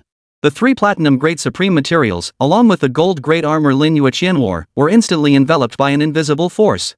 No deafening roar. No dazzling light show. Under the blue glow, the four items silently began to decompose, reorganize, and fuse. Stellar mithril transformed into a stream of light, seeping into every crevice of the armor. 10,000-year thunderwood became intricate silver patterns, etching profound lightning runes across the armor's surface, while the flame dragon heart directly morphed into a dark red gemstone, embedded at the armor's chest, pulsing faintly like a heart. The entire process unfolded with fluid grace, completed in mere seconds. As the blue light faded, a brand new suit of armor more ornate in design and radiating a far more potent aura floated silently in midair. Name, Stellar Thunderflame Armor. Grade, Platinum. Type, Chest Armor. Mo Xiao didn't even glance at the stats. He simply grabbed it with his ultimate hand and handed it to Lin Yueqian, who was completely dumbfounded. Just make do with this for now. Save the better materials for when we upgrade to divine gear later. Using them now would be a waste. Lin Yueqian mechanically accepted the battle armor, radiating astonishing energy fluctuations, momentarily at a loss for words. Platinum tier equipment, just making do like this? She looked at Mo Xiao. His cold, phoenix-like eyes shimmered with complex emotions. This man always managed to shatter her assumptions just when she thought she understood him. Alright, stop spacing out. Mo Xiao pulled out several more materials, swiftly enhancing his own gear in no time. Then, clapping his hands with a relaxed, contented expression, he declared, "Let's go." Lin Yueqian smiled faintly and nodded, equipping the Stellar Thunderflame Armor. A warm, powerful force instantly coursed through her entire body, making her feel as though her strength had surged to a new level. She drew a deep breath, suppressing all distracting thoughts until only determination and trust remained in her eyes. Without further delay, the two left the villa. Guided by the head of the Moonwatch City branch, they headed straight for the military-guarded portal to the Phantom Spirit secret realm, outside the city. Along the way, as the cityscape rushed past the window, Lin Yueqian's heart stirred once more. In her previous life, she had learned of the dragon egg only after it had hatched. The sky-piercing dragon energy had drawn countless powerful beings, igniting an earth-shattering battle that nearly leveled the entire Moonview city. This lifetime, reborn with her past memories intact, she sought to intercept this colossal opportunity before it unfolded. Yet for some reason, a persistent shadow lingered in her heart. Ever since the Sword Tomb incident, she had sensed an invisible hand manipulating the threads of fate. Each time she thought her foresight would grant her the upper hand, that bastard Xiao Fan would appear in the most baffling ways, turning a clear situation upside down. It was as if he too was after the same opportunity she knew of. I hope this time, that persistent nuisance won't come to cause trouble again. Lin Yueqian sighed helplessly within her heart. She was truly afraid. That helplessness, feeling everything was under control only to have it shattered in an instant, left her utterly exhausted and irritable. She instinctively glanced at Mo Xiao beside her. The man wore his usual smiling mask, leaning back in his seat with eyes closed, seemingly indifferent to everything around him. But Lin Yueqian knew that the moment danger approached, this man would be the first to shield her. At that thought, her chaotic heart miraculously settled once more. Never mind. We'll cross that bridge when we come to it. This lifetime, with him stronger than ever by her side. Whatever challenges came their way, they would surely overcome them. She withdrew her gaze, the confusion and worry in her eyes fading completely. In their place emerged a cold, sharp resolve. Lord of Nightmares, I'm coming. Chapter 91, Lord of Nightmares. The light faded, yet the expected eerie and sinister secret realm did not appear. Before her eyes lay a vibrant primeval forest. Towering ancient trees blocked out the sky, sunlight filtering through the leaves as beams of golden light, casting dappled shadows upon the soft moss-covered ground. The air carried the fragrance of fresh grass and damp earth. Not far away, several spirit-like deer, their bodies glowing with a soft radiance, bent their heads to nibble on tender ferns. Further off, on the treetops, a few fluffy phantom foxes chased each other playfully. Everything seemed so serene and peaceful. Mo Xiao sensed that the monsters here were generally between levels 30 and 40, possessing exceptionally high mental attributes but pitifully weak physical attack and defense. Just as Lin Yueqian had said, this was a low-level training ground tailor-made for spirit-based classes. This way, Lin Yueqian said, identifying their direction before leading Mo Xiao deeper into the dense forest. They had barely ventured deep into the woods when a commotion erupted ahead. A 5-person squad was surrounding a pack of phantom foxes, bursts of spell light and warriors' roars erupting intermittently. Their consecutive clearances in the trial tower had propelled Mo Xiao and Lin Yueqian straight to level 47. When the group spotted 2 high-level players appearing here, their expressions instantly turned hostile. Hey, isn't this the newbie leveling zone? What are these nearly level 50 big shots doing here, stealing mobs from the newbies? The squad leader, a male elementalist wielding an ornate staff, approached after clearing the last phantom fox. He eyed Mo Xiao up and down. When he saw the plain, unadorned gear devoid even of grade-level blow Mo Xiao wore, the guarded look in his eyes instantly turned into undisguised contempt. Bro, can't cut it out there anymore, so you come here looking for some confidence? The elementalist sneered. Sorry to break it to you, but this area is reserved for our Blazing Wind Guild today. If you wanna level up, hit another server. Mo Xiao didn't even bother lifting an eyelid. Such small fry weren't worth his time. Lin Yueqian treated them as if they were invisible, her cold gaze sweeping past them toward the deeper forest. Following her lead, the pair bypassed the squad entirely, continuing toward a valley hidden by vines and ancient trees deep within the secret realm. Hey! We're talking to you. Daff? Seeing the pair dare to ignore him, the elementalist's face instantly turned a deep crimson, feeling profoundly insulted. Captain, don't waste your breath on them, a thief beside him whispered. Look at the direction they're heading, it's not the usual monster farming route. They're sneaking around like that, probably stumbled upon some hidden quest or boss. The elementalist's eyes lit up at the suggestion. Right. Though this phantom spirit secret realm was a low-level map, rare elite monsters occasionally spawned here, and the loot they dropped was nothing to sneeze at. These two didn't look like seasoned players, they must have stumbled upon the clue by sheer luck. A flash of greed flickered in his eyes. Follow them, he whispered, signaling his team. Keep it quiet, don't get spotted. Once they find something good, we'll... He mimed, slitting a throat, a savage grin spreading across his face. The 5 members of the Blazing Wind squad instantly suppressed their presence, stalking silently behind Mo Xiao and Lin Yueqian like hunting hyenas. As they ventured deeper, the surroundings began to shift in an eerie way. The once bright sunlight turned cold and gloomy. The chirping of birds and buzzing of insects vanished from the forest, replaced by a faint, indistinct whispering as if countless voices murmured in their ears, yet the words remained inaudible. A sickly sweet fragrance began to permeate the air. Inhaling it filled the lungs, causing dizziness and stirring an inexplicable irritation deep within. The shadows of the trees twisted and stretched unnaturally across the ground, as if they had come alive. Members of the Blazing Wind squad trailing behind began experiencing hallucinations, their expressions growing increasingly grim. Leader, something's off here. The priest's voice trembled. He thought he'd just seen a mouthful of sharp teeth split open on a tree trunk, flashing him a sinister grin. What's there to fear? Fortune favors the bold. Though the elementalist captain felt a chill run down his spine, the thought of a potential hidden boss and rich rewards overwhelmed his fear.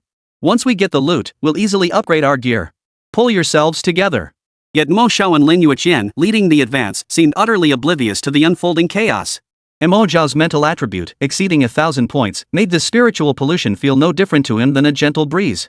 Lin Yueqian, reborn with a will as unyielding as iron, had long grown accustomed to such scenes. Finally, the two passed through the last barrier formed by twisted vines, and the scene before them opened up abruptly. They had reached the end of a vast valley. Here lay a lake shrouded in warped space, its water an eerie ink black, still as a mirror. At the lake's very center, a giant egg the size of a house floated silently midair. It radiated a dreamlike, multicolored aura, its surface covered in ancient, mysterious patterns, like the most perfect work of art. Like the beating heart of a living creature, the giant egg pulsed rhythmically. With each beat, visible ripples spread outward through the surrounding space. An almost invisible energy barrier held the giant egg securely within its embrace. Dragon's egg. Lin Yueqian's breath quickened slightly. A hint of uncontrollable excitement finally flickered in her cold, phoenix-like eyes. It was the very egg.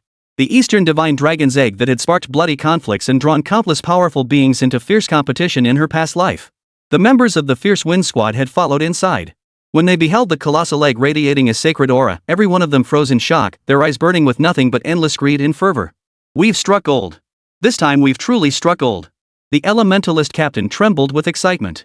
However, just as Mo Xiao prepared to devise a way to break through the barrier, the faint murmurs that had lingered throughout the space suddenly converged in that instant. The tranquil ink-black lake surface began to churn violently. The reflections of the sky, valleys, trees, and even Mo Xiao and Lin Yueqian's figures began to twist and stretch wildly, ultimately coalescing into a pure darkness that swallowed all light. That darkness slowly seeped out from the reflections, rising into the air and coalescing into a shapeless humanoid silhouette. It possessed no features, no substance, merely an amalgamation of pure shadow and terror. Yet the instant it took shape, everyone present including Mo Xiao and Lin Yueqian felt countless icy eyes piercing them from the deepest recesses of their souls. A shudder born of primal instinct instantly coursed through every fiber of their being. Immediately afterward, a blood-red system panel exploded into view before everyone's eyes. Name, Lord of Nightmare's Spiritual Core Avatar. Grade, Prismatic. Level, LV60. HP? Skills? Chapter 92, The Might of a Brilliant Grade Boss. The blood-red system panel hung midair like a verdict from hell. Spectral. Those two words alone carried a suffocating weight, pressing down relentlessly on everyone's hearts. The air seemed to freeze, even the wind ceased its flow. Ha ha ha ha. There really is a hidden boss. A wild, triumphant shout shattered the deathly silence. The captain of the Blazing Wind Squad, the elementalist wielding a staff, had eyes glowing crimson with extreme greed. He stared fixedly at the multicolored giant egg in the lake's center, then glanced at the shapeless shadow in midair, his face contorted with feverish excitement. So what if it's a prismatic grade?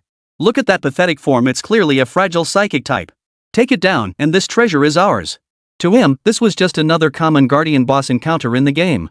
Defeating the boss to claim the reward was a natural rule. As for the danger? No guts, no glory. If this heist succeeded, their Blazing Wind Guild would soar to new heights. Everyone! Focus fire on that shadow. Take it down now. The elementalist raised his staff high as surging magic began to gather. His teammates, snapping out of their initial shock, were infected by their leader's greed. They raised their weapons, preparing to unleash their most powerful skills. Yet they failed to notice that Mo Xiao and Lin Yueqian hadn't moved an inch the entire time. Not that they didn't want to move, but that they couldn't. The instant that shadow took shape, an indescribable, terrifying pressure locked onto them. It wasn't a suppression of power, but a gaze from a higher dimension of existence, like a god indifferently observing ants beneath its feet. Souls trembled, every cell in their bodies sounding shrill alarms. Just as the Blazing Wind Squad was about to strike, the shadow in midair, known as the Nightmare Lord, seemed slightly displeased by the disturbance. It made no sound, nor did it move. Only that expanse of pure darkness shifted slightly, casually glancing in the direction of the Blazing Wind Squad. That single glance. Time itself seemed to pause in that instant. Every movement of the 5 members of the Blazing Wind Squad froze instantly. The greed and fervor on their faces froze like ice on a lake. Immediately, the light in their eyes faded at a visible pace, replaced by an unfathomable void and blank stare. Ah! The next second, the priest in the squad let out a piercing scream. He whipped his head around and slammed his healing staff hard into the thief beside him. Die! You traitor! Why did you betray me? The thief didn't flinch. Instead, he grinned savagely and plunged his poisoned dagger into the elementalist captain's back. The treasure is mine. All mine. The elementalist captain's body trembled. He lowered his head in disbelief, staring at the dagger piercing his chest, yet a strange smile spread across his face. Ignoring the sneak attack from behind, he unleashed the massive fireball he had already formed, unleashing it without hesitation toward the shield warrior in his own party. Boom! Cannibalism. Mad, utterly illogical fratricide. In mere seconds, the 5-member squad that had been poised to unleash their full might moments before lay scattered across the blood-soaked ground, 5 mangled corpses, victims of each other's most devastating abilities. Blood stained the ground of this tranquil valley. But strangely, the blood did not seep into the soil. Instead, it transformed into crimson mist, slowly rising into the air before being completely absorbed by the shadowy mass hovering overhead. The 5 corpses shriveled at a visible pace, transforming into desiccated husks devoid of any trace of life. From start to finish, the Nightmare Lord had merely glanced at them. Mo Xiao's pupils suddenly contracted, his knuckles turning white as he gripped the abyssal depths. This was a dazzling tier monster. No world-shattering abilities, no earth-shattering spectacle. A mere glance, a single thought, could effortlessly wipe out a well-equipped squad of professionals, toy with their minds, and devour their souls. This wasn't combat, it was a dimensional strike. Lin Yueqian's face drained of color. She instinctively took half a step closer to Mo Xiao, gripping her long sword tighter. Even she, who had witnessed mountains of corpses and seas of blood in her past life, felt a chill rising from the depths of her soul when confronted with this power beyond comprehension. The valley fell silent once more. Only the 5 ghastly, desiccated corpses remained, silently bearing witness to the events that had just unfolded. Mo Xiao's mind raced, calculating every possible scenario. Use the shards of darkness? Perhaps they could wound it, but the cost would be too great. If they failed to kill it in one strike, they wouldn't even have a chance to flee. What to do? Amidst this suffocating silence, an ancient, weary, utterly emotionless voice resounded without warning deep within Mo Xiao and Lin Yueqian's minds. Another cycle, another pair of intruders.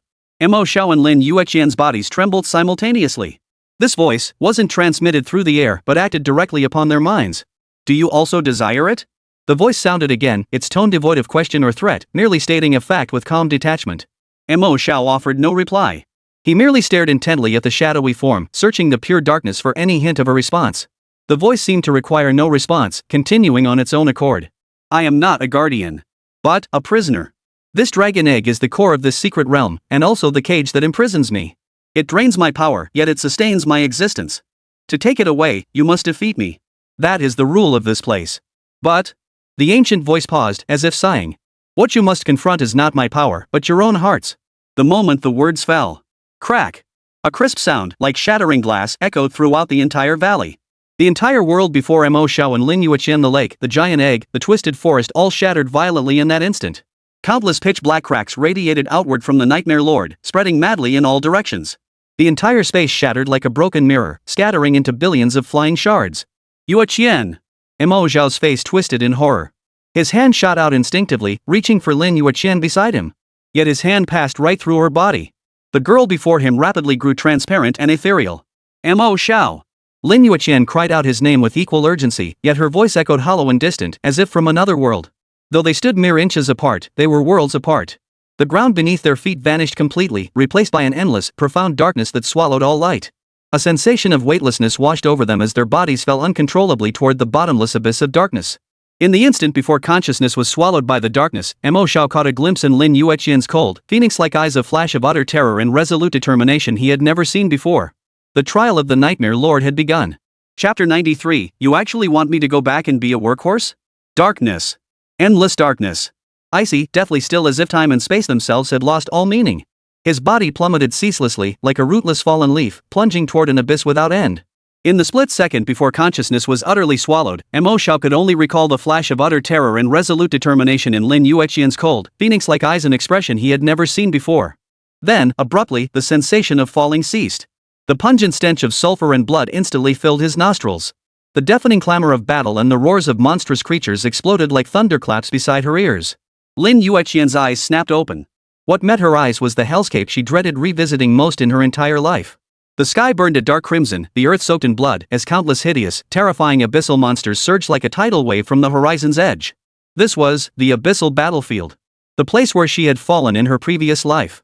No, not where she had fallen. It was him. Lin Yueqian's body trembled uncontrollably. She spun around abruptly and saw that familiar silhouette etched into her very soul. He held a sword not of the nether abyss, his body drenched in blood, covered in wounds deep enough to see bone. Yet he stood like an insurmountable mountain, shielding her firmly behind him. Run! His voice was hoarse and urgent, yet utterly unwavering. No! Lin Yueqian's lips trembled, tears welling up in her eyes. No, not again. Please, no. Yet the relentless torrent of history crushed her feeble pleas.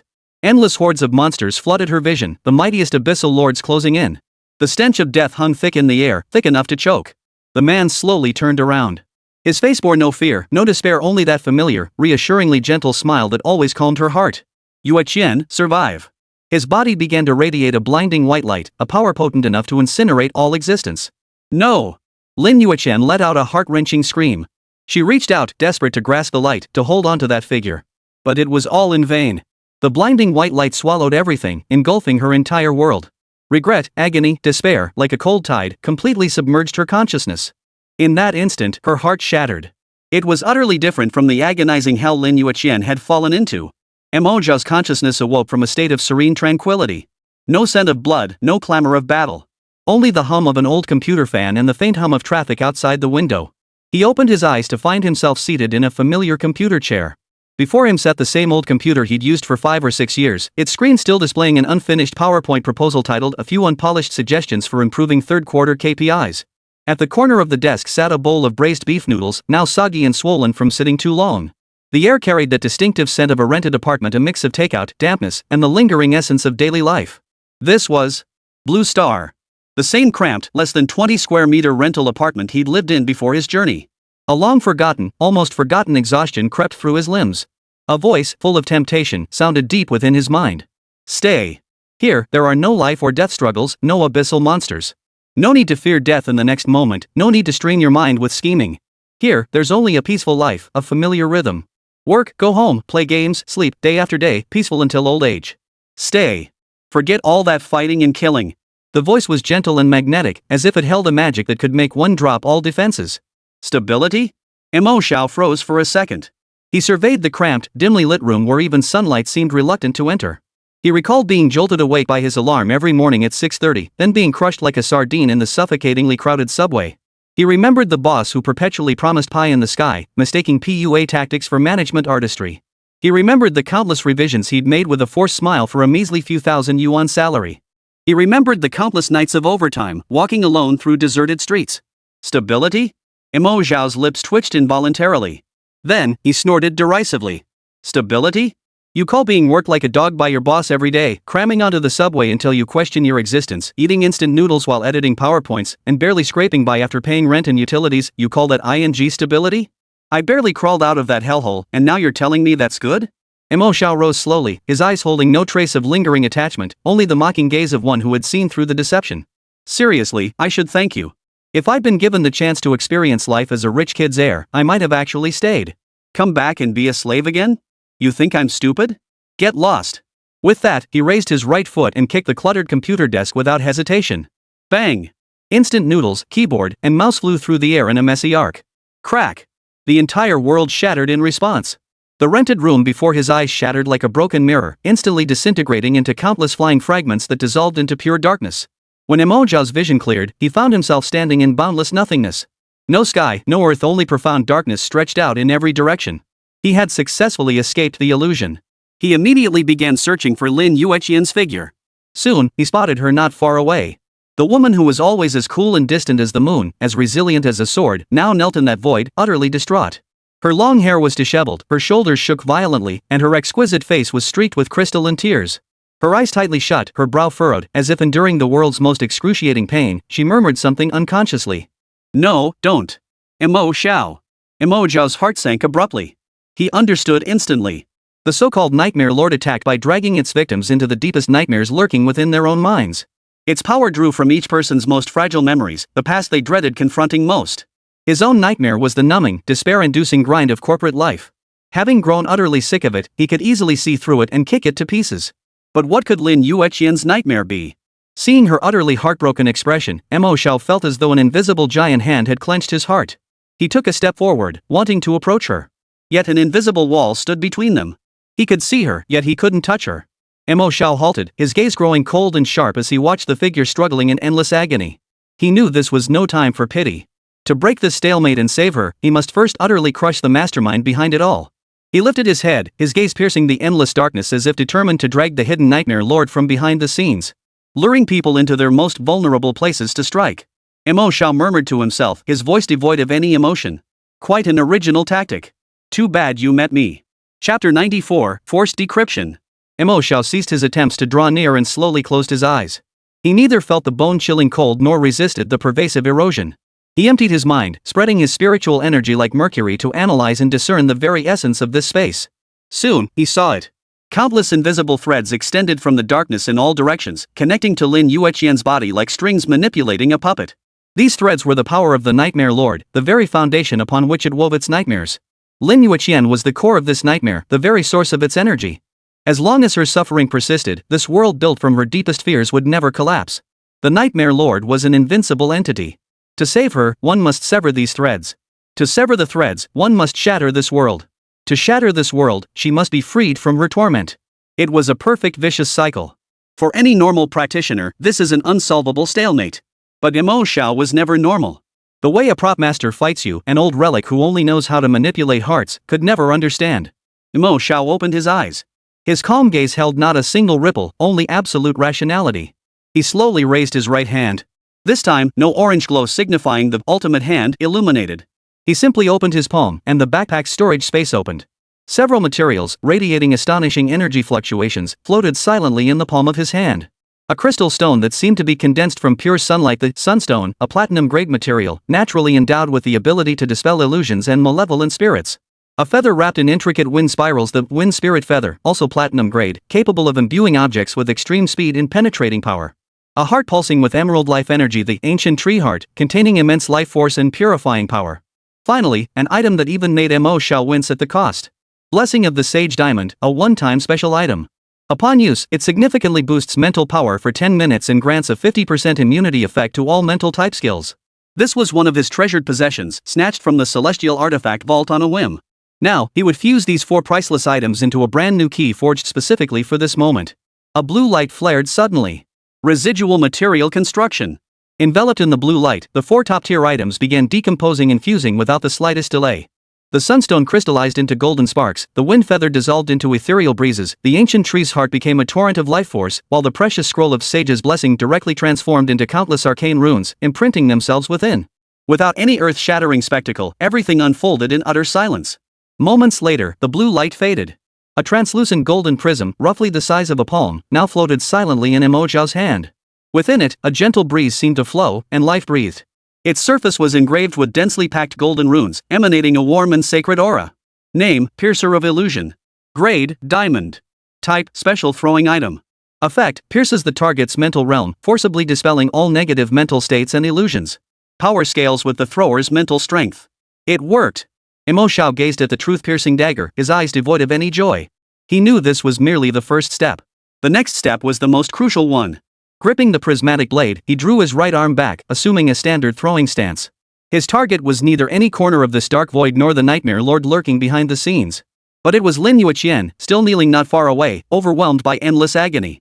If I cannot pass through, then let my power pass through. A wild flame ignited in Mo Xiao's eyes. Throw the item. Hum. The golden, piercing illusion dagger was instantly enveloped by a colossal surge of magic power, beginning to tremble violently. Not enough. Mo Xiao growled inwardly. Potential overload. Boom. The magical energy within him surged like a floodgate bursting open, rushing madly toward the pronged thorn in his hand. 1,000. 3,000. 5,000. His magical power, exceeding 13,000 points, was drained by half in a mere second. The golden prongs blazed with an explosive radiance, nearly transforming into a miniature sun. The blinding light forced the surrounding darkness back several meters. But Mo Xiao knew it still wasn't enough. The Nightmare Lord's rank was too high, and Lin Yueqian's suffering ran too deep. Merely boosting his mana might not be enough to finish the job in one strike. His gaze hardened into utter resolve. Then, he would burn his very life away. His life points began plummeting at a rate of hundreds per second. The golden glow on the surface of the piercing illusion dagger began to take on an eerie crimson hue. Within that sacred purifying power, an undeniable, supremely domineering will surged forth. Awaken. Whoosh. A piercing, shrill whistle erupted through the deathly silent void. The crimson gold thorn, burning with Mo Xiao's magic and life force, transformed into a streak of light tearing through the darkness. Ignoring the invisible barrier, defying spatial constraints, it shot straight toward Lin Yueqian's forehead. The instant the truth-piercing spike was about to touch Lin Yueqian, the entire void space trembled violently. An ancient, furious roar laced with a hint of terror echoed from the deepest recesses of the darkness. You dare! A colossal hand, formed from pure darkness and terror, abruptly reached out from the void, attempting to intercept the streaking light. But it was too late. The strike, which had consumed half of Mo Xiao's magical power and life force, had long since surpassed the limits of thought in its speed. The crimson gold thorn encountered no resistance whatsoever, sinking silently into Lin Yueqian's forehead. The abyssal battlefield. Endless hordes of demons, blinding white light. Lin Yueqian's world was spiraling toward destruction. Yueqian, survive. That gentle voice echoed in her ears once more. Regret and despair threatened to devour the last shred of her sanity. Yet, at that very moment, a warm yet commanding force surged forth without warning from the deepest recesses of her soul. That force, carrying an aura she knew all too well, bearing an unquestionable will, forcibly pulled her from the icy depths of despair. Wake up! This voice did not belong to the him of her memories. It belonged to the one who was waiting for her now. Lin Yueqian's unfocused pupils suddenly snapped back into sharp focus. The hellish scene before her eyes began to violently twist and shatter. No! A piercing scream echoed throughout the void. The dark giant hand reaching for the truth-piercing thorns exploded mid-air with a thunderous boom. The next instant, the entire void began to collapse. Endless darkness receded like a tide, revealing the distorted lake and the multicolored dragon egg beyond. Mo Xiao and Lin Yueqian reappeared by the lakeshore. Lin Yueqian gasped for breath, her face still streaked with undried tears, yet her clear, cold phoenix eyes had regained their usual sharpness and icy glint. Her gaze immediately sought out Mo Xiao. Seeing his pallid complexion and life force nearly depleted to nothing, her heart clenched painfully. Mo Xiao, however, did not even glance at her. His gaze was fixed intently on the two figures before them. There, in the lake's reflection, the all-consuming darkness was writhing and gathering with frenzied intensity. Finally, it coalesced into a terrifying figure 10 meters tall, clad in tattered black robes, wielding a massive scythe. Its face was nothing but void, devoid of any features. The true form of the Nightmare Lord had descended. Its void-like face turned toward Mo Xiao, unleashing a mental shockwave pulsing with boundless fury and murderous intent. You deserve to die. Chapter 95, The True Art of the Prop Master. That mental shockwave, laden with boundless fury and murderous intent, struck Mo Xiao and Lin Yueqian's souls like an invisible sledgehammer. You deserve to die. The voice was no longer ancient and weary, but shrill and piercing, filled with the fury of a wounded beast. The towering, 10-meter-tall figure cloaked in black robes now bore a colossal scythe, its blade beginning to coil with pure darkness that devoured light. The entire valley's space twisted violently under this brutal aura, as if it might collapse at any moment. The oppressive presence of the true form of a brilliant tier boss was tenfold more terrifying than when shrouded by the illusion. Yet Lin Yueqian merely stepped forward silently, shielding Mo Xiao completely behind her. She remained silent, but the newly enhanced platinum longsword in her hand emitted a clear, resonant hum. The gem on the chest of her stellar thunderflame armor, forged from the heart of the flame dragon, pulsed violently like a beating heart, radiating scorching heat. Her icy phoenix eyes held not a trace of tears, only a bone-chilling intent to kill. She had broken free from the nightmare not to wallow in past suffering, but to safeguard the present before her. Ding! Your health and mana are below 10%. Please disengage from combat or replenish resources immediately. The system alert echoed in Mo Xiao's mind. He felt the near exhaustion draining his body and the stabbing pain deep within his soul, the aftereffects of forcibly burning his life force. He grimaced inwardly, silently cursing. The price for forcing a rescue is indeed steep. Mortal. Insect. How dare you shatter my dreamscape? The Lord of Nightmares turned its hollow face toward Mo Xiao, its furious roar echoing once more. I shall extract your soul and cast it into an endless nightmare to burn for 10,000 years. As the words fell, it swung its massive scythe with brutal force. Without stirring a whisper of wind or leaving any physical trace. A crescent-shaped slash, forged purely from darkness and despair, defied spatial distance and materialized directly before the two. Soul-reaping scythe. This strike targeted not flesh, but soul. Sword chi condenses frost. Lin Yueqian cried out sharply, her long sword unleashing a cold, frosty blade aura. Yet the pitch-black slash pierced straight through the sword chi, its power undiminished. Lin Yueqian's eyes narrowed. Without hesitation, she held her sword horizontally across her chest. The stellar thunder flame armor flared brilliantly. The flaming dragon heart on her chest erupted with a dazzling crimson glow, instantly forming a shield woven from lightning and starlight. Boom! The pitch-black slash struck the shield with brutal force. No earth-shattering explosion followed, only the teeth-grinding sound of energy annihilation. Lin Yueqian's body shook violently, sent sliding backwards several meters. Two deep gullies were carved into the ground beneath her feet. She grunted softly, a trickle of blood spilling from the corner of her mouth once more. Yet her cold, clear eyes remained fixed on the Nightmare Lord, showing not a hint of retreat. She blocked it. Mo Xiao's eyes flashed with sudden brilliance.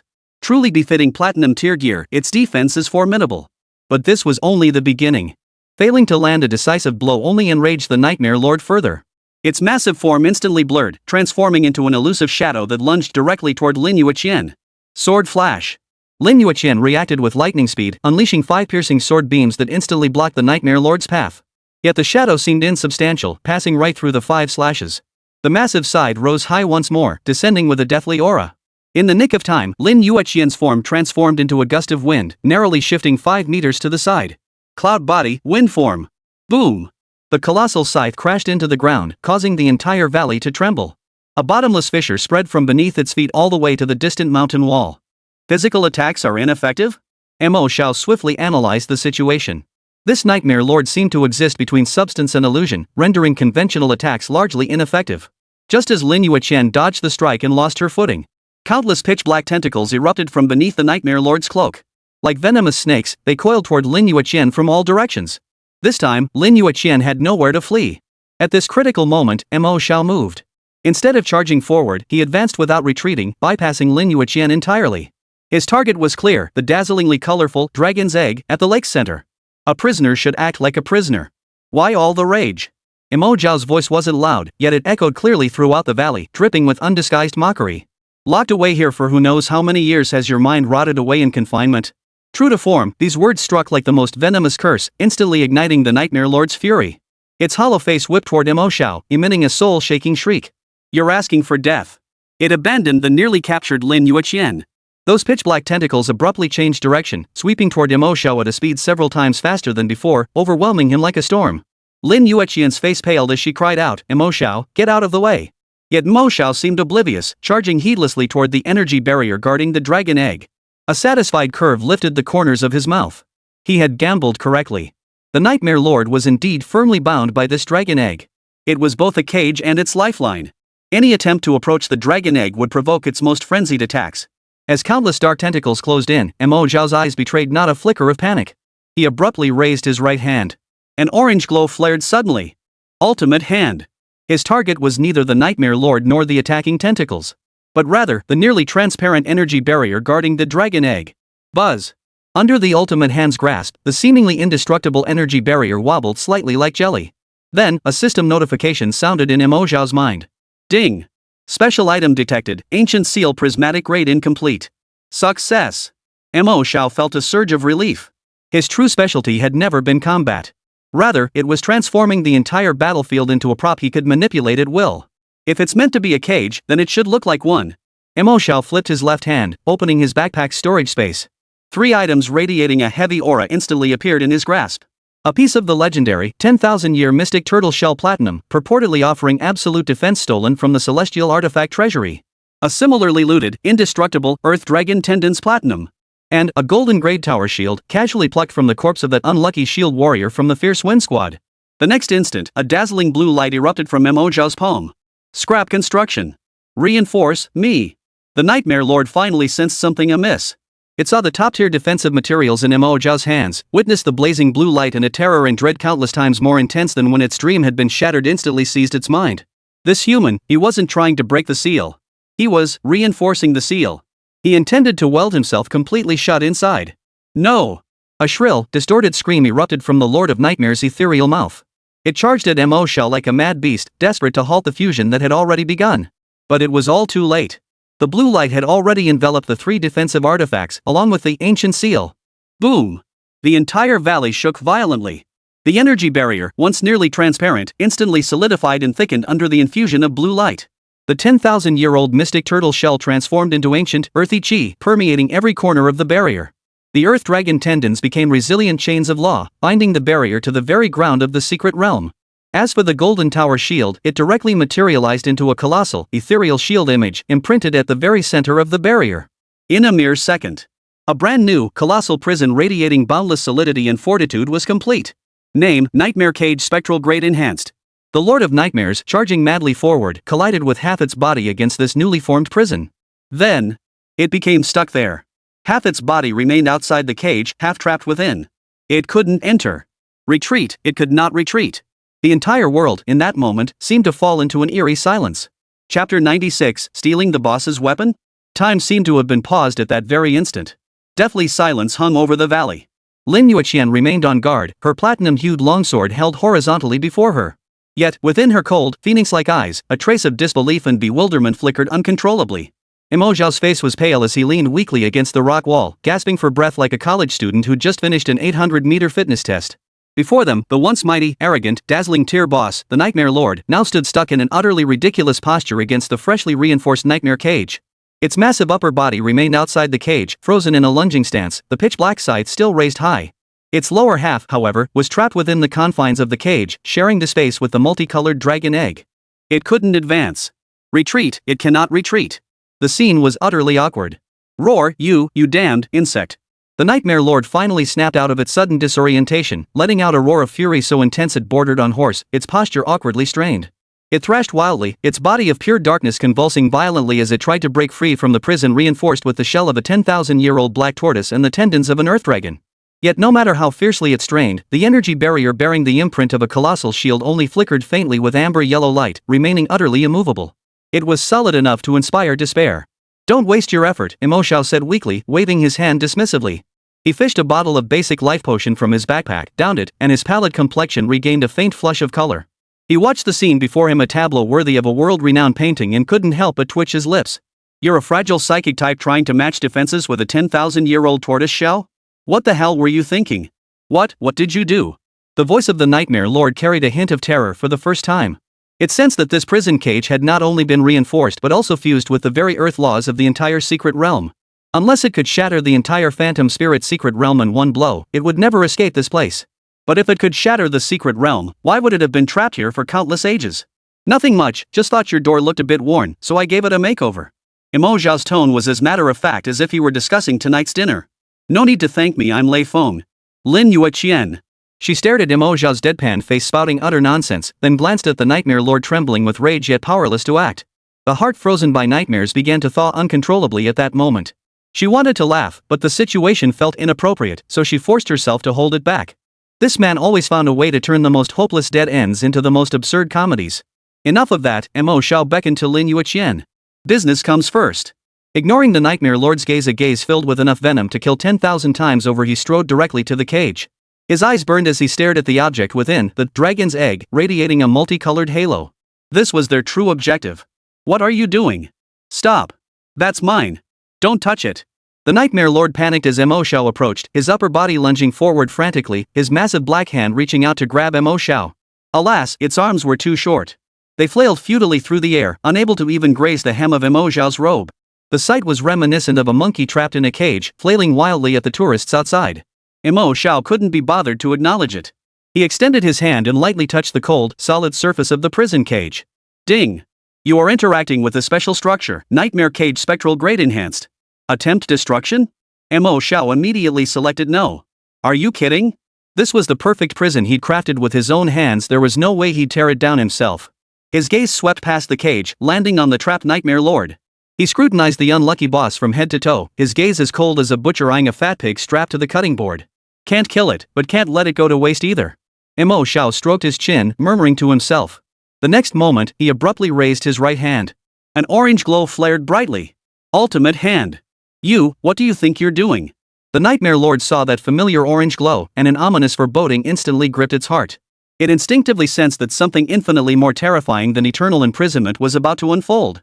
Mo Xiao's target wasn't the Nightmare Lord's body, but the massive scythe in its grasp, one that radiated an ominous aura. Come to me. Buzz.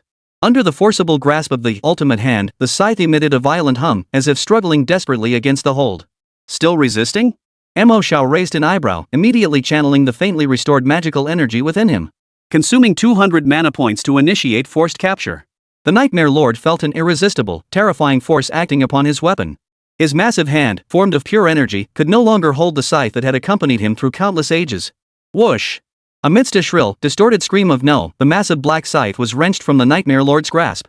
It pierced through the barrier of the prison cage and landed securely in Mo Xiao's hand. Ding!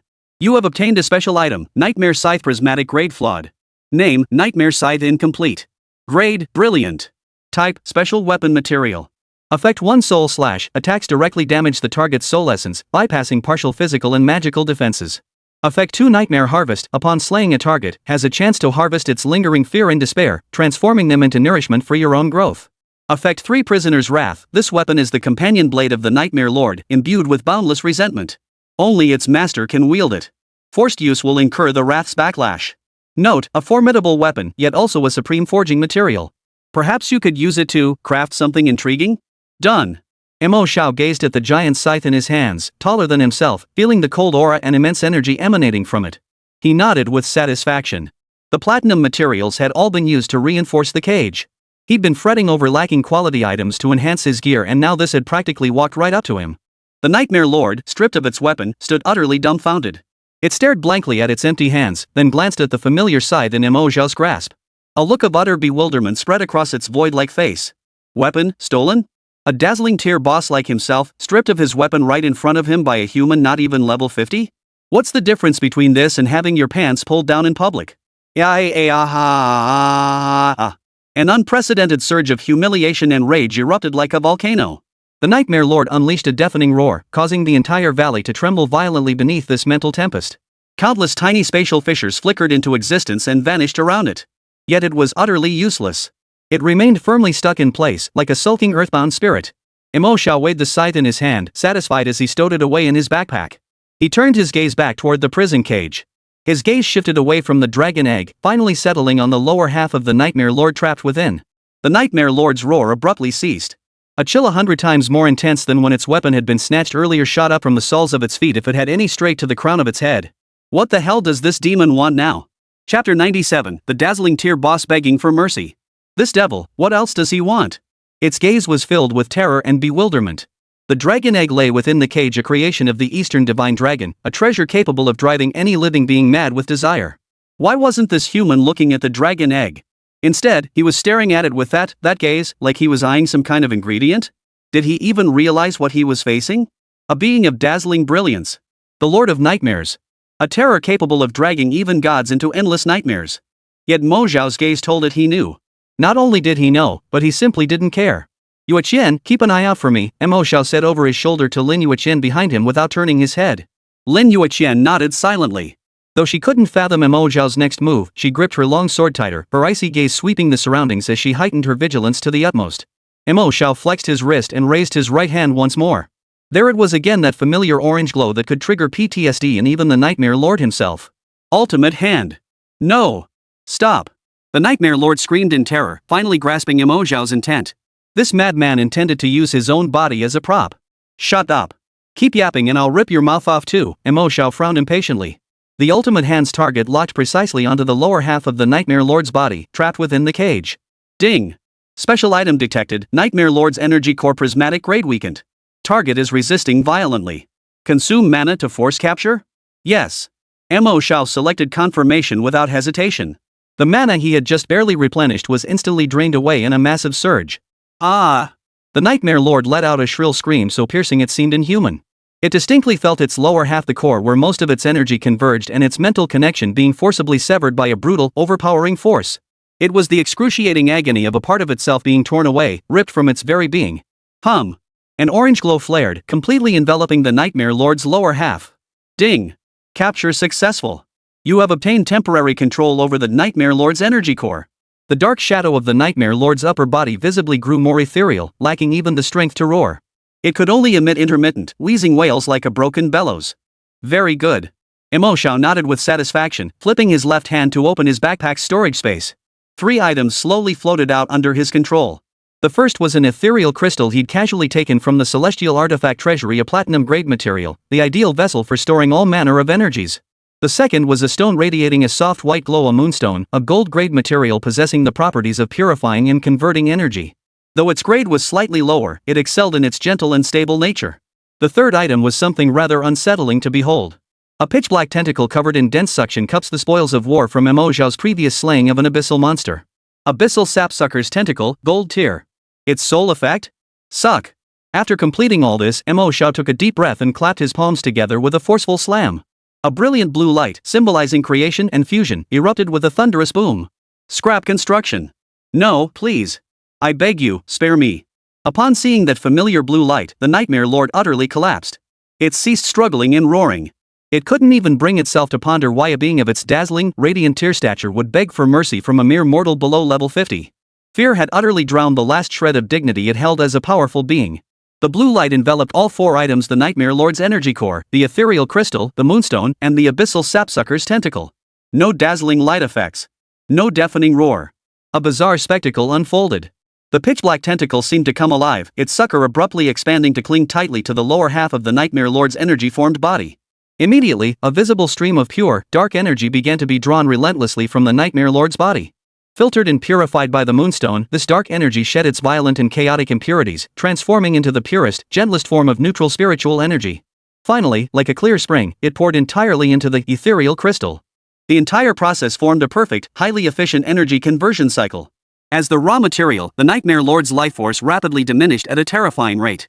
Its once towering 10-meter form began to rapidly shrink. The dark shadow of its upper body grew increasingly faint and transparent, as if it might be blown away by the wind at any moment. Its health bar, which had previously displayed a string of question marks, finally revealed itself and now plummeted at a staggering rate of tens of thousands of points per second.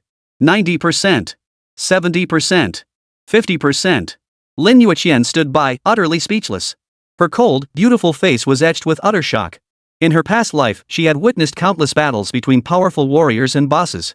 She had seen sword immortals cleave the heavens with a single strike, spellcasters annihilate entire armies with a single incantation, and holy paladins shielding the masses with their own bodies. Yet she had never witnessed, nor could she have imagined, that combat could take this form. This wasn't a battle. This was outright slaughter. The kind where they plucked the feathers first, bled the victim dry, and finally boiled the bones for soup, the ultimate exploitation. Staring at Mo Xiao's face, masked by that perpetual smile, an absurd thought suddenly surfaced in her mind. Perhaps the greatest significance of her rebirth wasn't to mend past regrets or prevent tragedies, but to let this world witness, ahead of time, just how utterly absurd things could become when a prop master stopped playing by the rules. Spare me. I'm sorry. I truly am sorry. The Nightmare Lord's voice was now faint as a mosquito's buzz, filled with groveling supplication. It had existed for countless ages, yet never had it yearned for death as it did today. This torment, watching itself being drained dry, powerless to resist, was 10,000 times more cruel than any torture. Mo Xiao paid no heed, maintaining the energy output of scrap construction with unflinching calm. Finally, as the Nightmare Lord's health plummeted to the critical threshold of 1%, Mo Xiao abruptly withdrew the blue light. Buzz! The light faded. The suckered tentacle and moonstone, drained of energy, disintegrated into dust. The ethereal crystal, however, had undergone a complete transformation. No longer transparent, it now radiated a deep, starry purple as if countless celestial bodies swirled within, emitting a spiritual energy fluctuation so vast it sent shivers down the spine. Ding! Remnant construction complete. You have obtained the special item, Nightmare Essence Prismatic. Name, Nightmare Essence. Grade, Prismatic. Type, Special Consumable. Effect, upon use, permanently increases spirit attribute by 1000 points and grants a high chance to master one spirit-related skill. This effect only activates once per character. Note, derived from the primordial energy of the Nightmare Lord, pure and potent. Perhaps, you could wield it as a devastating bomb? Success! Mo Xiao examined the Nightmare Essence in his hand and nodded with satisfaction. If he sold this thing, it would drive every spirit-type practitioner in Dragon Nation mad. Meanwhile, the Nightmare Lord, drained of 99% of its energy, had completely transformed into a translucent phantom. Its aura was so faint it seemed a mere breeze could scatter it. Trapped within the cage, it remained utterly motionless, lacking even the strength to beg for mercy. Like a sun-dried salted fish, it radiated an aura of utter despair. Mo Xiao didn't spare it a single glance. He stowed away the Nightmare Essence, then finally turned his gaze toward the ultimate target that had remained suspended within the cage all along. The Dragon Egg. Chapter 98, Incubation. The valley was deathly silent. Only the Nightmare Lord remained, drained of 99% of its energy, hanging like a torn fishing net on the cage, silently questioning the meaning of existence. Mo Xiao paid no heed to this background prop, now utterly devoid of threat. His entire focus was fixed upon the caged, multicolored giant egg within the cage, a masterpiece of artistry. The Eastern Divine Dragon's Egg. The weight carried by these four characters alone was enough to drive the highest echelons of any nation mad. Mo Xiao stepped forward, approaching the edge of the nightmare cage. He extended his hand, this time without activating any skills, simply pressing his palm against the energy barrier reinforced with 10,000-year-old black tortoise shell and earth dragon tendons. Cold, solid, and imbued with an earthy, weighty presence. Hey, Mo Xiao suddenly spoke. His voice wasn't loud, yet it carried clearly into the prison. The translucent phantom of the Nightmare Geo Master, trapped within, stirred weakly, seemingly lacking even the strength to respond. How do I get this thing out? Mo Xiao asked. He could certainly violently dismantle the prison he just constructed, but that would inevitably release the drained Nightmare Lord along with it. Though it currently resembled a dried fish, who could say if this ancient monster, having lived for untold millennia, harbored some last-ditch, mutually destructive scheme? Better safe than sorry. The Nightmare Lord remained silent, seemingly having shut itself off completely. Mo Xiao paid no mind, focused only on confirming one thing. So it seems you, this egg, and this seal are a trinity, Mo Xiao murmured to himself. Killing you might damage the egg. Destroying the egg would break the seal, letting you out. But as long as the seal remains, the egg can't be retrieved. A perfect vicious cycle. No wonder you've been able to lord it over this place for so many years. Mo Xiao's analysis pierced the Nightmare Lord's already shattered heart like countless needles. Its ethereal form convulsed violently before finally emitting a faint, venomous psychic pulse. Mortal, you shall never possess it. Even if I die, I will defile it. The moment the words fell, the Lord of Nightmare's translucent form burst into flames. It had chosen self-destruction. An energy as black as ink, filled with the most extreme hatred, madness, and despair, erupted violently from its burning remains. This energy did not surge toward Mo Xiao, nor toward Lin Yueqian. Instead, it rushed recklessly toward the nearby dragon egg, seeking to devour it. In its final moments, it sought to transform this sacred dragon egg into a demonic egg that would hatch endless terror and calamity. No! Lin Yueqian's expression darkened as her sword instinctively raised to strike. Yet that energy barrier became an impenetrable chasm, blocking all her attempts to intervene. Just as the pitch-black energy was about to touch the dragon egg, Mo Xiao's face showed no trace of panic.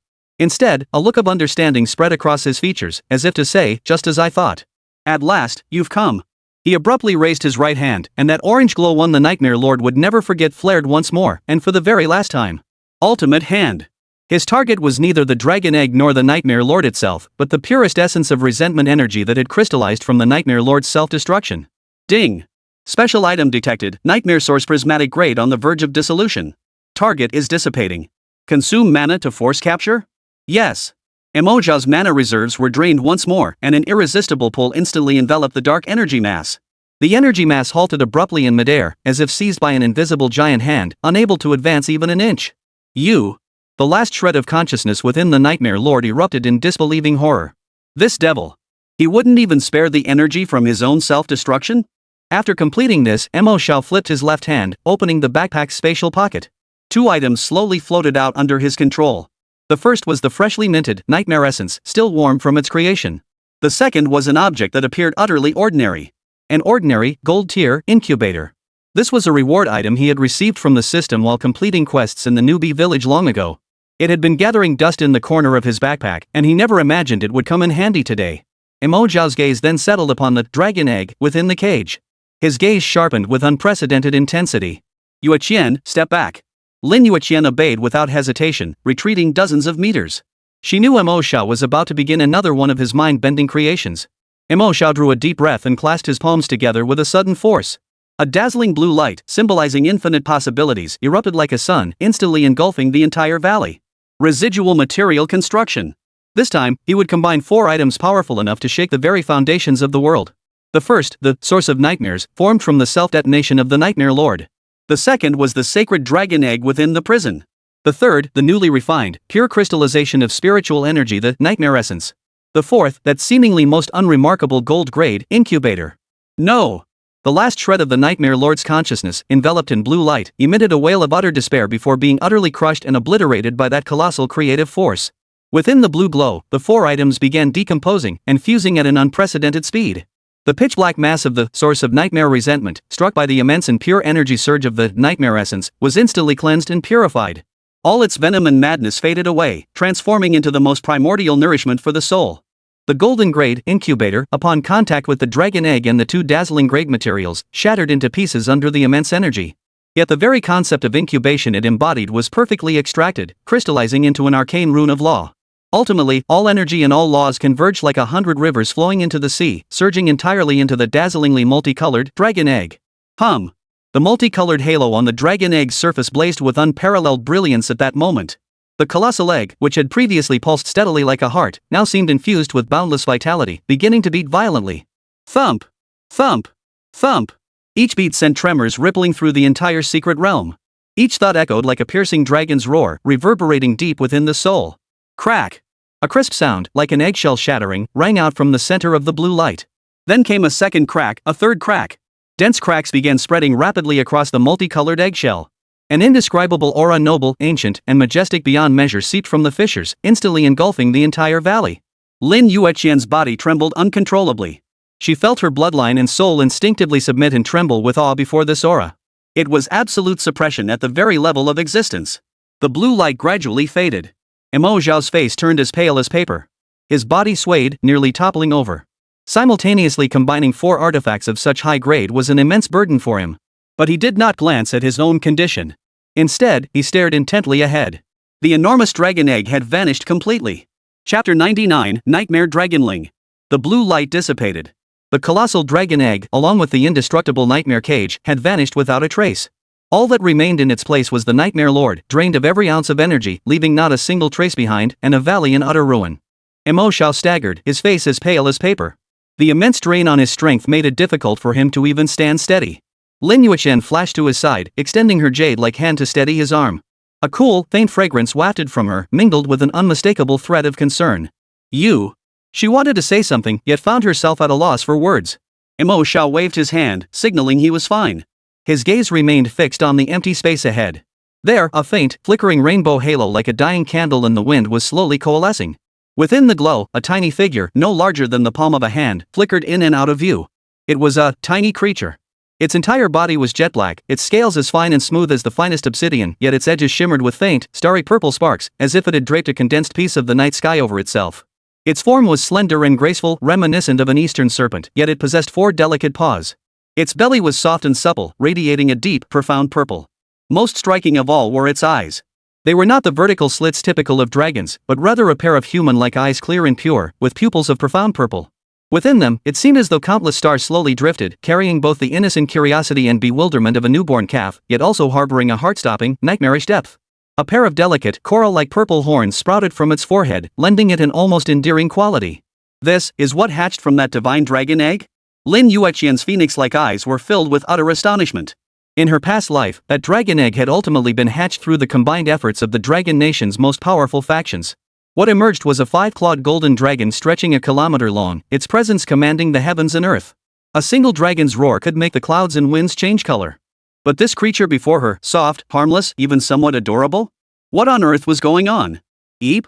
The little creature seemed to sense the 2 gazes upon it. It tilted its tiny head, its star-filled purple eyes blinking curiously. It first glanced at Lin Yueqian, who was supporting Mo Xiao. Sensing an unsettling sharpness emanating from her, it instinctively retracted its neck. Then, its gaze settled on Mo Xiao. The instant it sensed Mo Xiao's aura, the little creature's eyes lit up dramatically.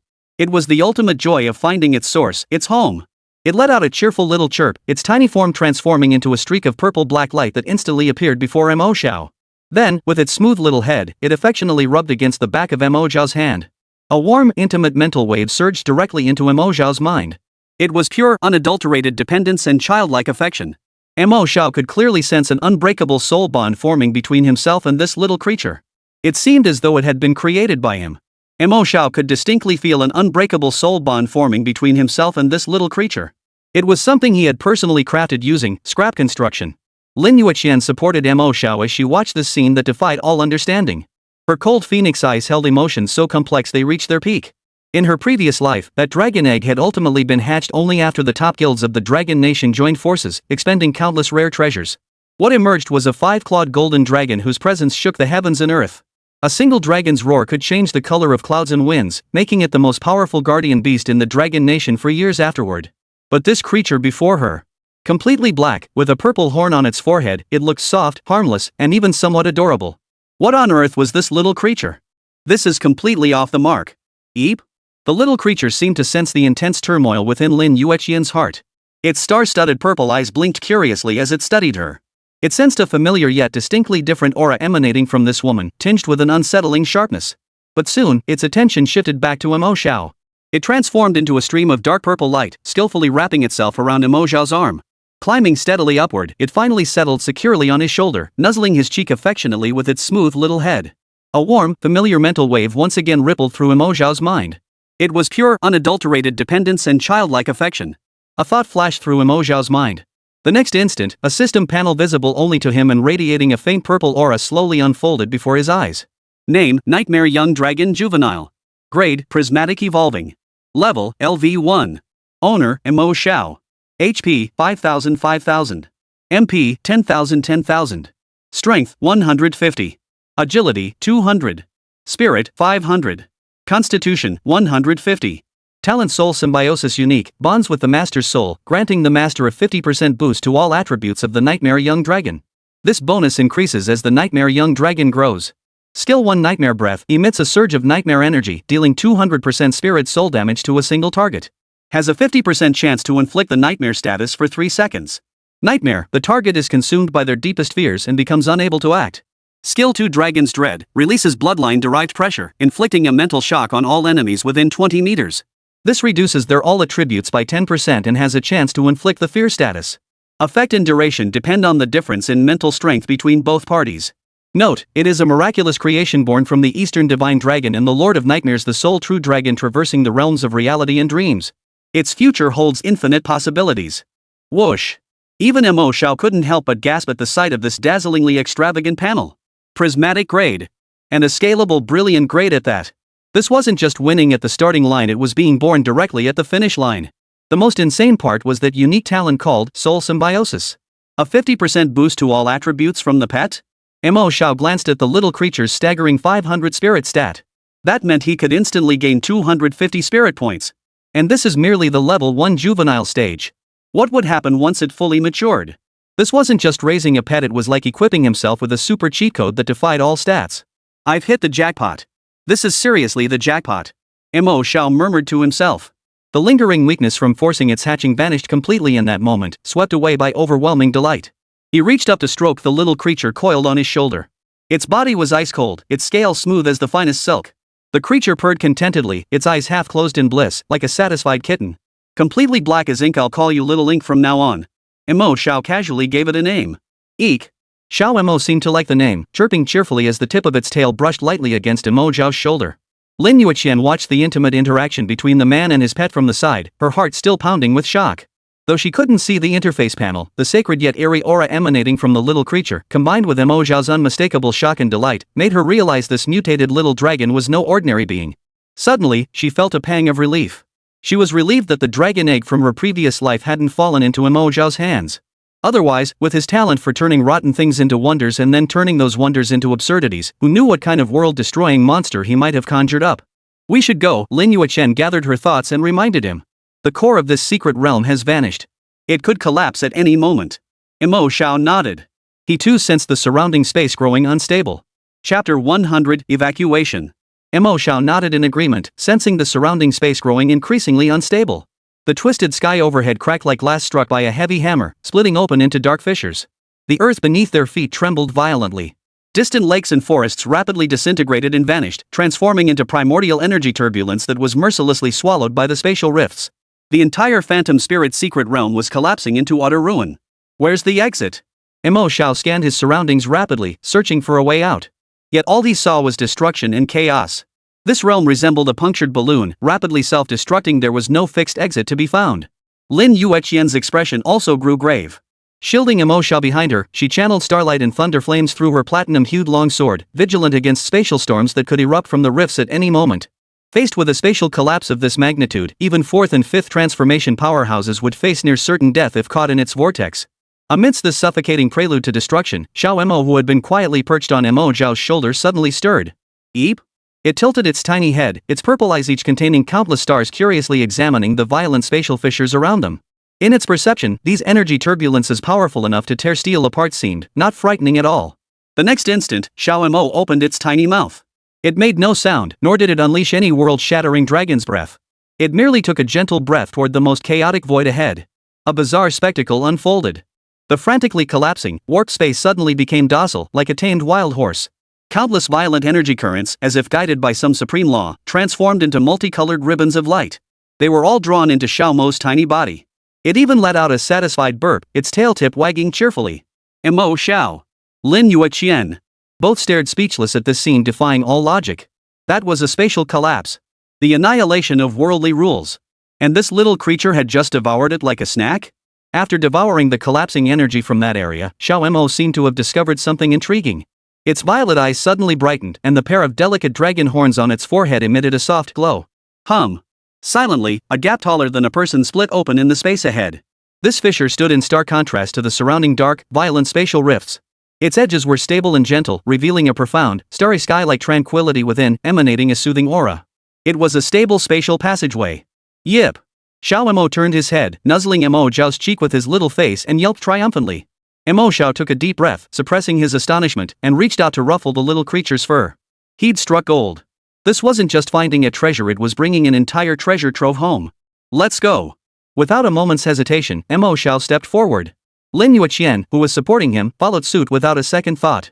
They exchanged a glance before striding into the spatial passageway Xiao Mo had opened. The very next second after their figures vanished, the entire Phantom Spirit secret realm collapsed with a thunderous roar, vanishing completely into nothingness. After a brief sensation of weightlessness, familiar sunlight and crisp air enveloped them once more. They had returned to the real world, standing outside a desolate valley. Not far away, the entrance to the secret realm which had once radiated spatial fluctuations had now completely dimmed, transforming into an ordinary, featureless boulder. The Phantom Spirit realm no longer existed in this world. Huff! Mo Xiao exhaled deeply. The exhaustion from his consecutive extreme maneuvers finally washed over him. Lin Yueqian supported him, feeling the frailty in his body. A flicker of concern crossed her cool, phoenix-like eyes, but it was overshadowed by a sense of relief at having survived the ordeal. Eep? Xiao Mo on his shoulder seemed to sense his master's exhaustion. It affectionately rubbed its little head against Mo Xiao's neck, and a pure, gentle stream of spiritual energy flowed from it, nourishing Mo Xiao's nearly parched spiritual sea. Mo Xiao's spirit lifted, and his weariness dissipated considerably. This little thing is quite capable. Mo Xiao rubbed Xiao Mo's head, feeling the pure spiritual energy continuously nourish his nearly parched spiritual sea. The pallor finally began to fade from his face, a hint of color returning. The weakness within his body was receding at an astonishing rate. Lin Yueqian, supporting his arm, could distinctly feel the transformation in his physical state. She gazed at the jet-black yet oddly adorable little dragon perched on Mo Xiao's shoulder, her cold phoenix eyes reflecting complex emotions. The divine dragon's egg incubated by him in that unimaginable manner had hatched into an unheard-of nightmare dragon. A dazzling great boss had been treated as raw material, drained dry, its final explosive energy even recycled as waste. A spatial collapse that could devour everything at any moment was devoured like a snack by this newborn little creature. The events of this single day surpassed the absurdity of her entire previous decade combined. The collapse of a dazzling tier secret realm caused too much commotion. Lin Yueqian snapped back to reality, her voice regaining its icy tone. The Dragon Nation authorities and all major top-tier guilds must have received word already. We have to leave immediately. Mo Xiao understood the gravity of the situation. While their haul was truly extraordinary, it was also tantamount to stealing the biggest piece of the pie right under the noses of all the top powers in Dragon Nation. Once discovered, they would face endless trouble. Let's go. Mo Xiao wasted no time. He quickly assessed their direction and prepared to lead Lin Yueqian away from this trouble spot. But the moment they took their first step, buzz! A shrill alarm sounded without warning from Mo Xiao's pocket. He pulled it out to find it was the lowest grade communicator issued when he registered at the Tianhai City Hunters Guild. Now, its screen flashed frantically with a top-level regional alert in blood-red letters. S-Class Alert, severe spatial collapse detected on the eastern foothills of the Kunlun Mountains. Energy level classified as spectral. All practitioners currently active in this area must evacuate immediately at maximum speed. Repeat, evacuate immediately. Mo Xiao and Lin Yueqian both halted in their tracks upon reading the message. They exchanged a glance, each seeing the gravity in the other's eyes. They were still a step too late. Eep? Xiao Mo seemed to sense the shift in atmosphere. It stopped playing and curled quietly on Mo Xiao's shoulder, its violet eyes fixed warily on the distant sky. From that direction, dozens of tiny black dots were rapidly approaching at a terrifying speed. Chapter 101, The Arrival of the Strong. Those dozens of tiny black dots rapidly enlarged in their field of vision, each trailing long energy plumes that tore through the sky, emitting piercing sonic booms. Even before they drew near, suffocating waves of overwhelming pressure crashed down from all directions like invisible mountains. The air froze solid, even the winds ceased its flow. Lin Yueqian let out a muffled groan, her face instantly draining of color. The circulation of her magical power within her body grew sluggish. Her level 40 status felt like a fragile boat tossed in a storm against the combined pressure of these at least third tier, possibly even fourth tier powerhouses. Mo Xiao fared even worse. Already weakened, the crushing pressure sent a wave of nausea surging through him. A metallic taste filled his throat, and he nearly coughed up blood. Ya! Xiao Mo on his shoulder sensed his master's distress. It jerked its head up, its star-filled purple eyes flashing with anger. A majesty far older and more noble than these powerful beings, originating from the depths of its bloodline, was about to erupt from its tiny body. Don't move! Mo Xiao's heart skipped a beat as he urgently silenced it in his mind. Are you kidding me? If Xiao Mo's presence were exposed now, they'd truly have nowhere to turn. He forcibly suppressed the surging blood in his veins as thoughts raced through his mind. Fighting? They stood no chance. Escape was impossible. Their pursuers outpaced them by far and had already sealed off the area. The only option left was to hide. Don't resist, Mo Xiao whispered to Lin Yueqian as he swiftly retrieved the twin masks, joy from his backpack. Without hesitation, Lin Yueqian immediately retracted all traces of her sword intent and aura. Mo Xiao placed the mask over his face, enveloping himself in a cool aura. With a thought, the disguise effect activated instantly. He adjusted his displayed level to LV25. A level just after completing the first transformation, neither high nor low. Simultaneously, he altered Lin Yueqian's level to LV28. The two now appeared as low-tier adventurers who had ventured out together for training, only to be utterly terrified by this earth-shattering upheaval. After completing all this, Mo Xiao even deliberately made his aura more chaotic and his complexion paler, appearing utterly distraught and terrified. Almost the instant their disguise was complete. Boom! 3 figures plummeted from the sky like falling meteors, crashing heavily not far ahead of them and kicking up a cloud of dust. A terrifying shockwave swept toward them, forcing Mo Xiao and Lin Yueqian to stumble backward. As the dust settled, 3 figures emerged. Leading them was a burly middle-aged man clad in crimson heavy armor, a flaming battle-axe slung over his shoulder. His gaze was domineering and piercing. Standing there alone, he resembled a volcano on the verge of eruption. LV82 class, Bloodthirsty War God. LV79 class, Storm Archer. LV78 class, Holy Word Priest. All 3 were elite warriors exceeding level 70. The leader, the Bloodthirsty War God, flashed a piercing gaze that instantly swept over Mo Xiao and Lin Yueqian. When he saw their pitifully low levels and terrified expressions, the caution in his eyes instantly turned to impatience and contempt. 2 first transitioned punks? Running into a place like this to die? His voice boomed like a temple bell, making ears ache. Elder. Mo Xiao's body began trembling uncontrollably. He clutched Lin Yueqian's sleeve, hiding behind her as he stammered, We came to hunt the iron-backed porcupine for a quest. We just saw that S-rank alert and wanted to run. His utterly cowardly demeanor, paired with that utterly ordinary, fake smile, perfectly embodied the image of a terrified rookie. Lin Yueqian was no slouch either. She kept her head slightly bowed, her fingers white with tension as she gripped her sword. Uttering not a word, she perfectly embodied the image of a cold-hearted swordswoman frozen in terror. Iron-backed porcupine? The bloodthirsty war god frowned, then seemed to recall something, his disdain deepening. That trash monster not even reaching black iron rank? Only rookies like you would treat it like treasure. He couldn't be bothered to spare them another glance, his gaze shifting instead to the ruins of the secret realm, now utterly obliterated. Feeling the lingering, dazzling great energy fluctuations within enough to make any powerful being tremble, his expression grew incredibly grave.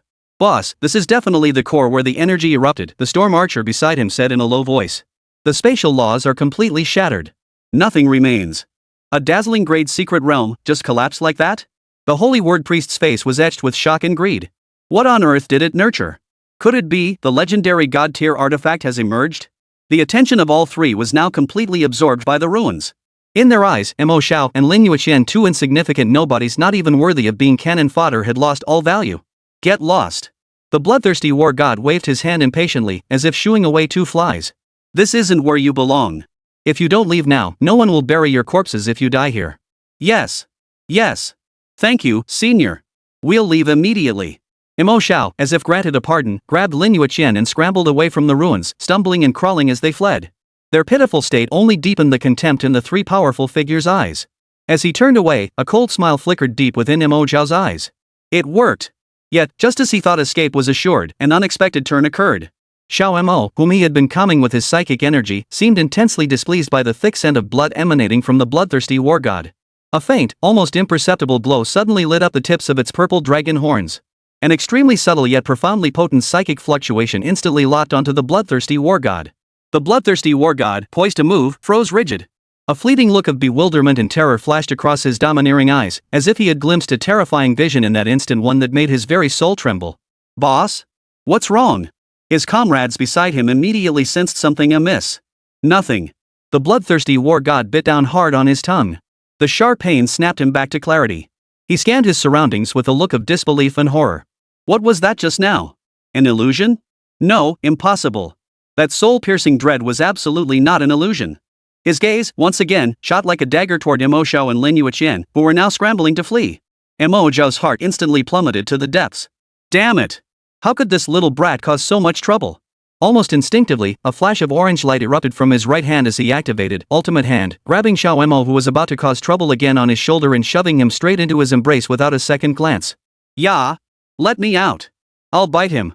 Xiao Mo's furious mental fluctuations echoed in Mo Xiao's mind. "Shut up. Move again and I'll turn you into dragon sashimi," Mo Xiao retorted viciously in his mind. Xiao Mo's body stiffened, seemingly terrified by the phrase dragon sashimi, instantly becoming docile and motionless. All this unfolded in the blink of an eye. The bloodthirsty war god's piercing gaze swept over the pair several times, yet detected nothing unusual. Two trembling novices, one whose aura was pitifully faint. Could it be that he had truly been struck by the remnant energy of that dazzling great explosion, causing him to hallucinate? He shook his head, finally suppressing the thought. How could a greenhorn not even at the third transformation stage possibly affect him, a bloodthirsty god of war over 80 levels strong? Utterly preposterous. "You two useless fools got lucky running away," he snorted coldly, turning his attention away. He led his two teammates, transforming into three streaks of light as they charged toward the center of the secret realm's ruins. Watching them vanish into the distance, Mo Xiao finally exhaled in relief, his back drenched in cold sweat. He glanced down at his lap, where a tiny black head peeked out from beneath his collar. Those violet eyes glared at him, puffed up with indignation. Mo Xiao impatiently pushed it back down. This time he'd truly stumbled upon a treasure, one that could eat, one that could fight, and one that could stir up trouble. "We need to leave quickly." Lin Yueqian's voice snapped him back to reality. Her expression remained grave. This was only the first wave. Soon, more powerful beings would arrive, drawn by the commotion. This area had become the eye of the storm. The pair dared not linger a moment longer. They quickened their pace and swiftly vanished into the shadows of the mountain forest. Shortly after their departure, a figure cloaked in pitch-black robes materialized silently atop a mountain peak a kilometer away. He watched silently in the direction Mo Xiao and Lin Yueqian had vanished, his gaze beneath the cloak seemingly piercing through the barriers of space. An interesting little fellow. To evade the perception of that brute wielding the crimson blood war axe. And that little thing, a dragon? No, its aura feels peculiar. Those favored by the sacred heads truly defy ordinary judgment. The mission continues. With that, the figure vanished back into the shadows, as if it had never been there at all. Chapter 102, Dragon Shadow Squad. Dappled light and shadow danced through the mountain woods as Mo Xiao and Lin Yueqian moved swiftly through the undergrowth, each step taken with utmost caution, leaving no trace behind. Mo Xiao's face remained pale. The little creature in his arms squirmed restlessly, seemingly still resentful over being forcibly restrained. "One more move, and tonight's dinner will be dragon meat hot pot," Mo Xiao threatened coldly in his mind. The little creature in his arms instantly froze, utterly still, feigning death. Only after dealing with this troublemaker did Mo Xiao breathe a slight sigh of relief. For that brief moment, he truly believed he was about to be exposed. An 80-plus level bloodthirsty god of war, even at his peak strength, combined with Lin Yueqian, and using Xiao Mo as a human bomb would likely yield no advantage whatsoever. The level gap was an insurmountable chasm at this stage. "Looks like I need to level up quickly," Mo Xiao murmured to himself, his thirst for power burning more intensely than ever. They raced forward for several more kilometers, stopping only when they were certain they had left that trouble spot far behind. They halted beside a secluded stream valley, preparing to rest briefly. However, the moment they halted, Lin Yueqian's gaze suddenly sharpened. Her long sword emitted a faint hum as she instantly entered combat readiness. Mo Xiao's heart leapt as he followed her gaze. From the shadows of the dense forest ahead, four figures emerged silently.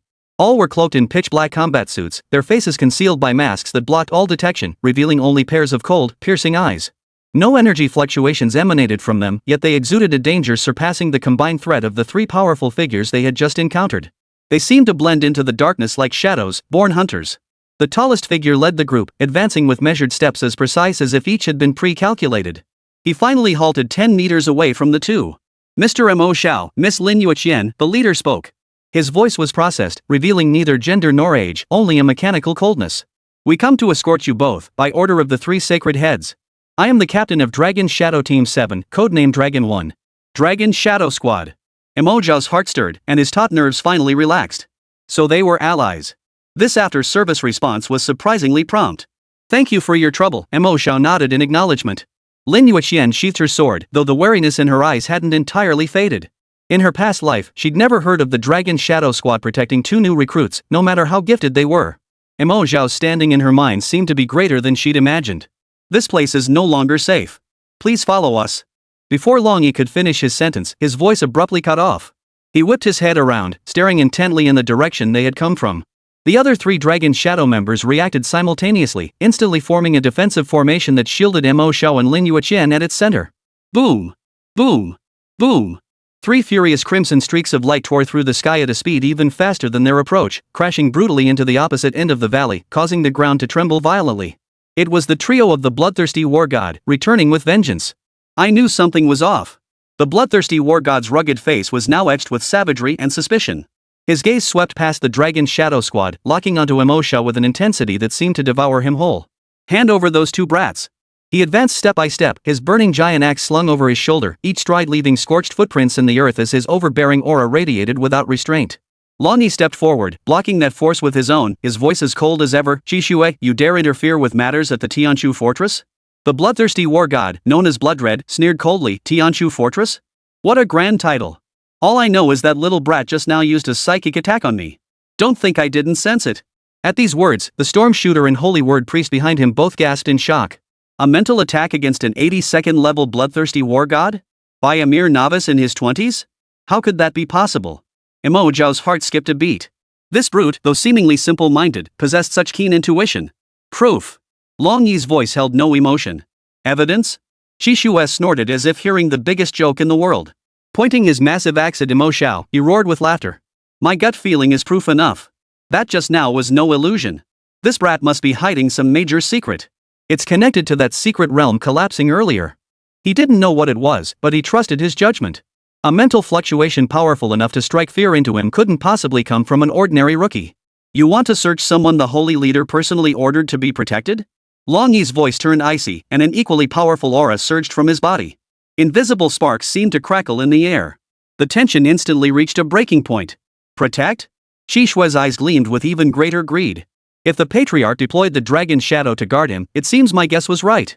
Whatever emerged from that dazzling grade secret realm is on his person. He wasted no more words.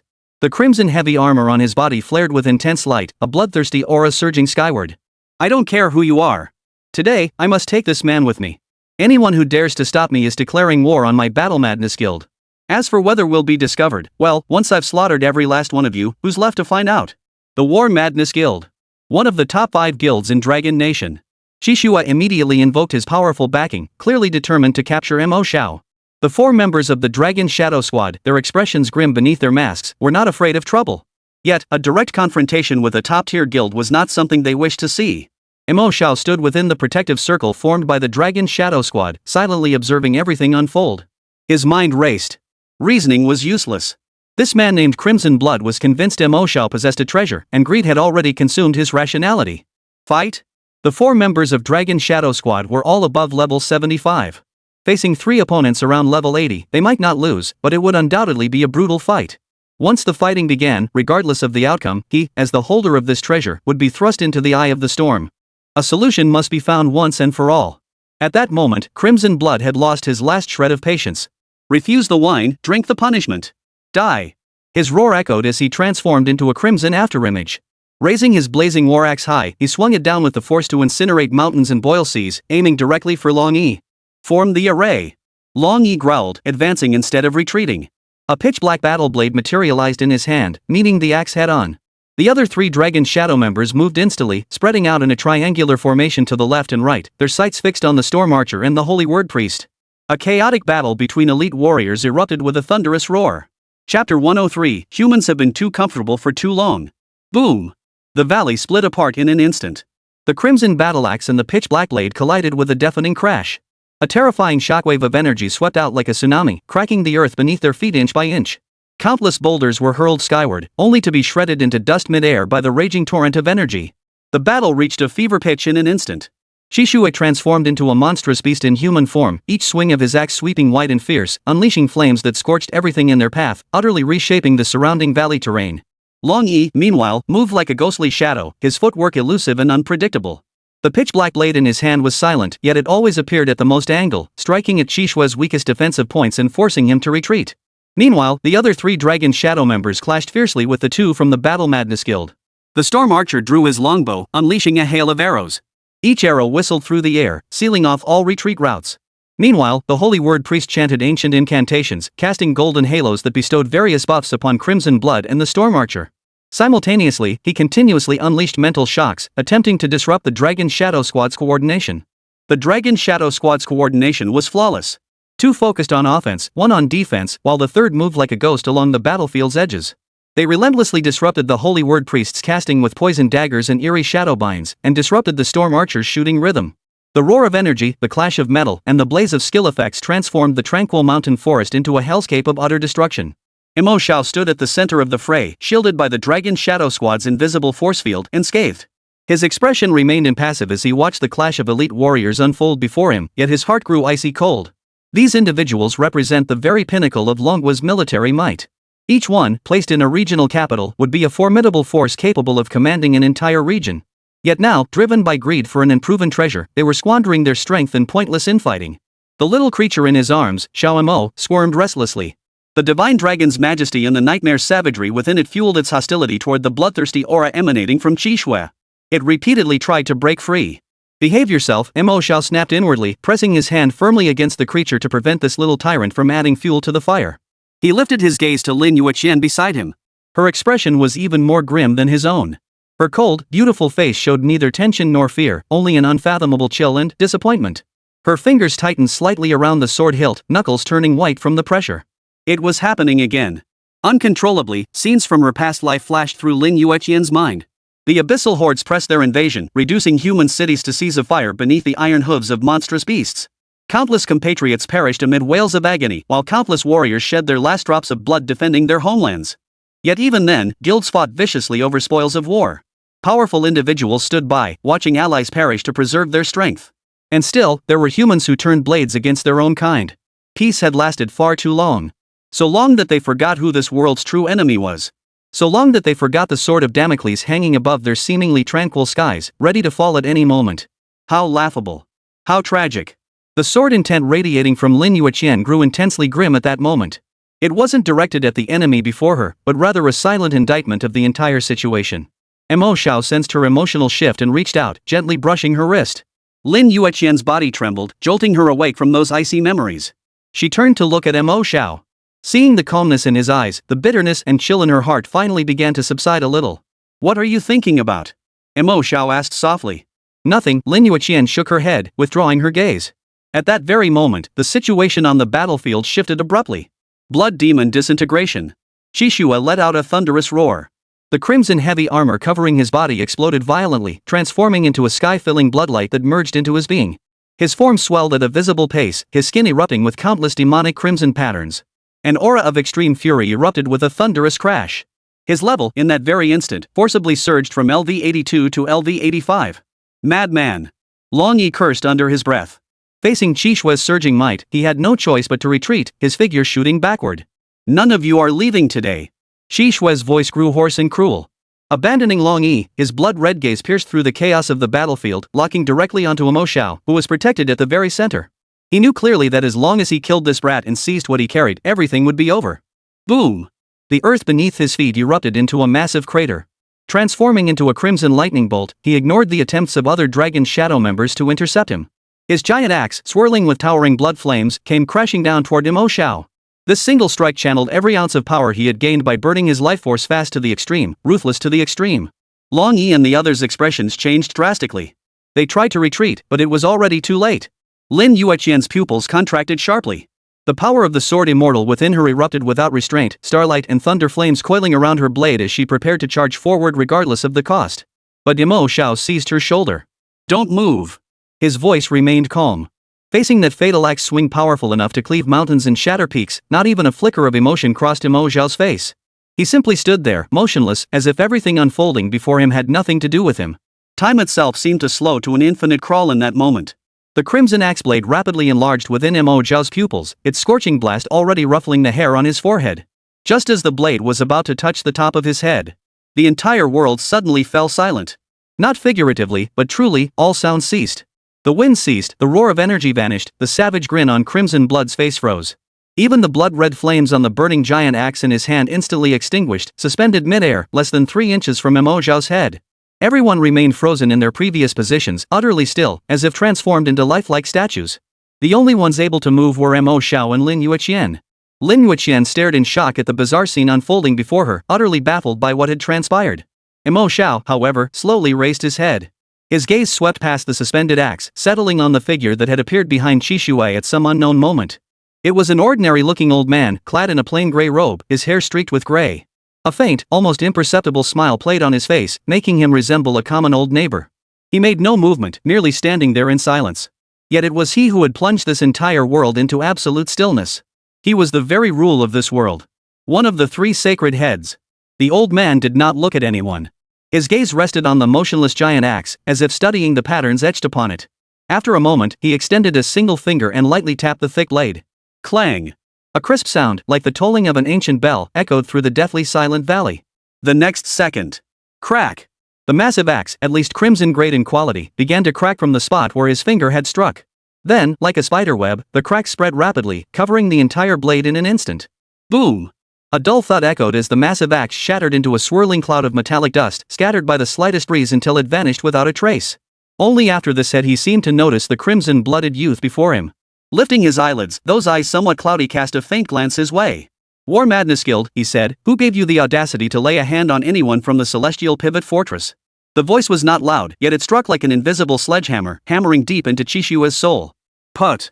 Chishua violently coughed up a mouthful of blood. The momentum he had temporarily mustered deflated like a punctured balloon, collapsing instantly. His legs gave way beneath him, and he fell uncontrollably to his knees with a thud. His face, once etched with fury, now bore only boundless terror and horror. Chapter 104, The Holy Head Arrives.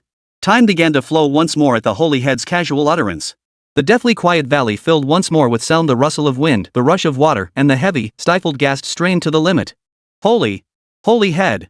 Chishua knelt on the ground, his body shaking like a sieve. The frenzied blood energy he once prided himself on had vanished without a trace. He dared not even lift his head to look at the old man, pressing his forehead firmly against the cold ground, his very soul trembling. This was not mere power disparity, but an absolute, life-level superiority. Before this being, he an 80-plus level blood god of war was no different from an ant on the roadside.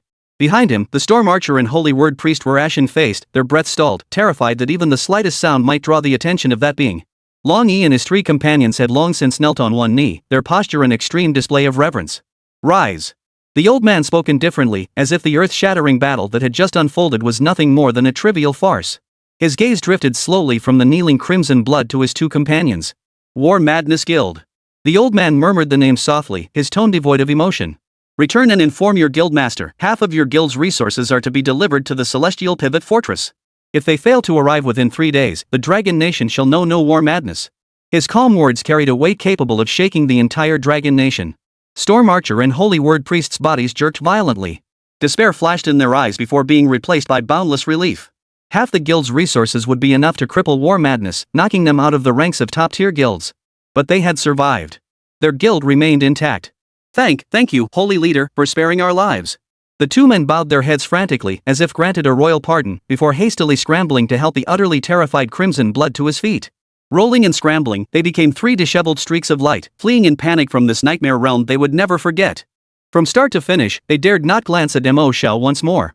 Having dealt with these petty troublemakers, the old man finally turned, his deep, piercing gaze settling upon Mo Xiao. The icy, world-freezing authority that had radiated moments before vanished without a trace. In its place was a look of keen interest, as if he were examining some fascinating toy. Youngster, you've got some nerve. Mo Xiao felt a chill run down his spine. In the presence of this old man, he felt as though he had been seen through and through, every secret laid bare. He could only remain silent, trying desperately to appear as harmless as a stuffed animal mascot. Yet the old man's next words shattered his composure completely. The old man's gaze drifted subtly toward Mo Xiao's collar, where a small bulge was shifting restlessly beneath his clothes. What goodies are you hiding in there? Why not pull them out for this old man to see? Mo Xiao's heart sank to the bottom of his stomach. This is bad. There was no escaping it now.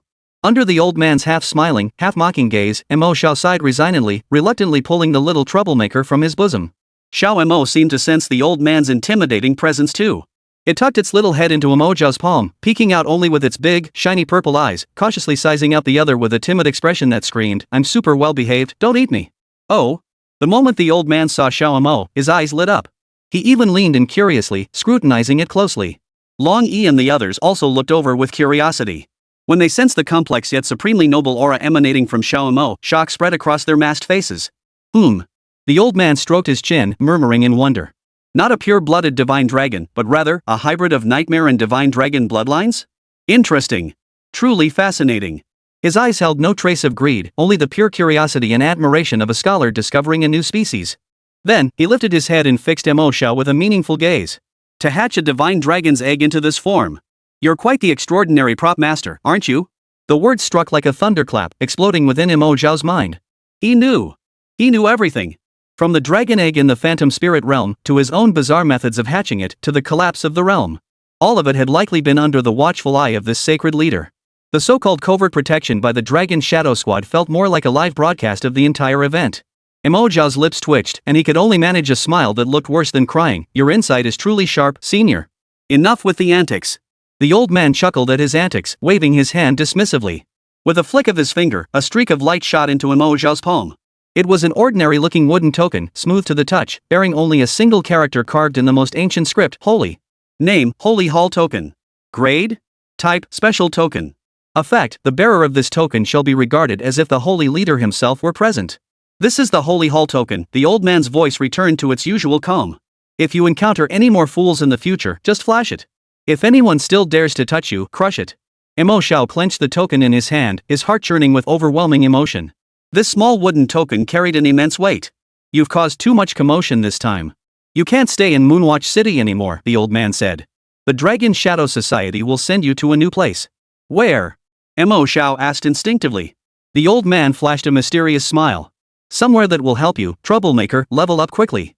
The Global League is approaching, and time is running out, his gaze sharpened. I don't want to see the Dragon Nation team fail to advance past the group stage. As the words faded, the old man's form began to blur, dissolving like a reflection in water. Mo Xiao and Lin Yueqian both knew this was merely a manifestation of his divine consciousness. His true form had never left the Tianshu fortress. Yet, just before he vanished completely, his blurring face suddenly turned toward the silent Lin Yueqian. A voice audible only to her pierced through the barriers of time and space, resonating directly within the depths of her soul. Girl, how does it feel to live another life? Don't let him walk the same path again. Boom! Lin Yueqian's body froze rigid. For the first time, her eternally icy features betrayed an unmistakable, utterly horrified shock. Her deepest secret, the obsession buried most profoundly in her heart, had been casually exposed with a single sentence. The old man vanished completely, as if he had never been there. In the valley, only the 4 members of the Dragon Shadow Squad remained, along with Mo Xiao and Lin Yueqian, both plunged into profound shock. Mo Xiao was the first to notice Lin Yueqian's unusual state. Her body was ice-cold, trembling slightly, and within those usually cool, phoenix-like eyes surged a storm of terror he had never witnessed before. Yueqian? What's wrong? Mo Xiao gripped her shoulders, his voice filled with concern. Lin Yueqian snapped back to reality. She stared at Mo Xiao's face, mere inches away, etched with worry, yet the storm within her only intensified. He knew. The 3 highest-ranking figures in the Dragon Nation knew she was a reincarnated soul. What else did they know? She opened her mouth, only to find her throat parched, unable to utter a single word. Chapter 105, The Exposed Secret. Mo Xiao supported Lin Yueqian's shoulders, clearly feeling the stiffness and chill radiating from her body. This wasn't ordinary coldness, but a tremor seeping from the depths of her soul, a mixture of fear and bewilderment. He had never seen her like this before. Yet now, beneath her eyes that once serene, icy lake, a storm of turmoil he couldn't fathom was churning. Yueqian? What's wrong? Mo Xiao's voice was hushed, tinged with a tension even he hadn't noticed. What had the holy leader said to her in the end? Lin Yueqian snapped back to reality, clutching at Mo Xiao like a drowning person seizing the only lifeline. Her gaze locked onto his face, etched with worry, yet the storm within her heart only raged fiercer. He knew. The 3 highest-ranking figures in the Dragon Nation knew she was a reincarnated soul. The realization struck like a black lightning bolt, shattering every shred of hope clinging to her mind. Rebirth was her deepest secret, the very foundation of her audacity to scheme and reshape her destiny. But now, that confidence seemed laughably feeble and utterly futile in the face of absolute power and unfathomable schemes. How much did they know? When did they find out? What did they intend to do? And that phrase, don't let him walk that old path again, each word felt like a red-hot steel needle, piercing her heart with brutal force. That old path. Was it the path Mo Xiao had taken to protect her, ultimately turning into dust scattered across the sky? In an instant, endless panic and helplessness washed over her like icy seawater, drowning her entirely. She had believed herself the one holding the reins, yet in the end, she might be nothing more than a pawn on someone else's chessboard, a mere piece unable to control her own fate. I'm fine. Lin Yueqian opened her mouth, her throat parched and dry. The 2 words she managed to utter sounded weak even to her own ears. She instinctively tried to avoid Mo Xiao's gaze, afraid he might see the secrets and fears in her eyes that he shouldn't know. Just then, a cold, steady voice cut through the heavy silence. Mr. Mo Xiao, Miss Lin Yueqian. Long Yi, leader of the Dragon Shadow Squad, approached them. He bowed slightly to both, his voice devoid of emotion. This is no place to linger. The Supreme Leader's orders are for us to escort you both to the next destination immediately. His arrival came at just the right moment, relieving Lin Yueqian of the awkwardness. Mo Xiao glanced at Lan Yi, then fixed a deep, lingering look on Lin Yueqian, whose face remained deathly pale. In the end, he chose not to press further. He released his grip and murmured softly, "Let's go." Everyone has secrets. He had his, and naturally, she had hers. He chose to trust her, just as she had chosen to trust him before the trial tower. The group set off once more. The 4 dragon shadow members, like the most loyal shadows, guarded the 2 in the center. They traversed the mountains and forests at incredible speed, not heading back to Moonwatch City, but deeper into the uninhabited wilderness. Not a word was spoken along the way. The atmosphere was oppressively heavy. Lin Yueqian kept her head bowed, seemingly focused on the journey, yet her mind was utterly consumed by overwhelming chaos. The patriarch's attitude was peculiar. Knowing everything, why didn't he expose the truth? Why didn't he confront Mo Xiao? Instead, he acted like a benevolent elder, bestowing the sacred order a talisman of protection to clear obstacles for Mo Xiao. This defied logic. Unless they harbored a greater scheme. Or perhaps the future they envisioned wasn't entirely the same as the one she was experiencing? Countless thoughts tangled and collided in her mind, causing a splitting headache. For the first time, she realized rebirth might not be as straightforward as she'd imagined. This path was far more treacherous and unpredictable than she'd ever anticipated. Mo Xiao walked beside her, silently observing her. He could sense an invisible wall silently rising around Lin Yueqian, shutting everyone out including him. A weight settled in his heart, though he gave no outward sign. He looked down at his hands, then touched the warm, smooth sacred hall token nestled in his robe. The appearance of the holy leader had also delivered a tremendous shock to him. A single finger shattering a crimson-grade battle axe, words becoming law, time and space frozen. That was the true pinnacle of power in this world. Compared to such an existence, his own meager strength and so-called level-jumping challenge seemed as laughable as children playing house. Global League. Mo Xiao murmured the words softly. The fact that the Supreme Leader specifically mentioned it made it clear that the Dragon Nation's High Command placed immense importance on this league. And he and Lin Yueqian had already been deemed pivotal figures within it. The pressure was unprecedented. Yet simultaneously, a fierce fighting spirit ignited within his chest. He looked at the girl beside him.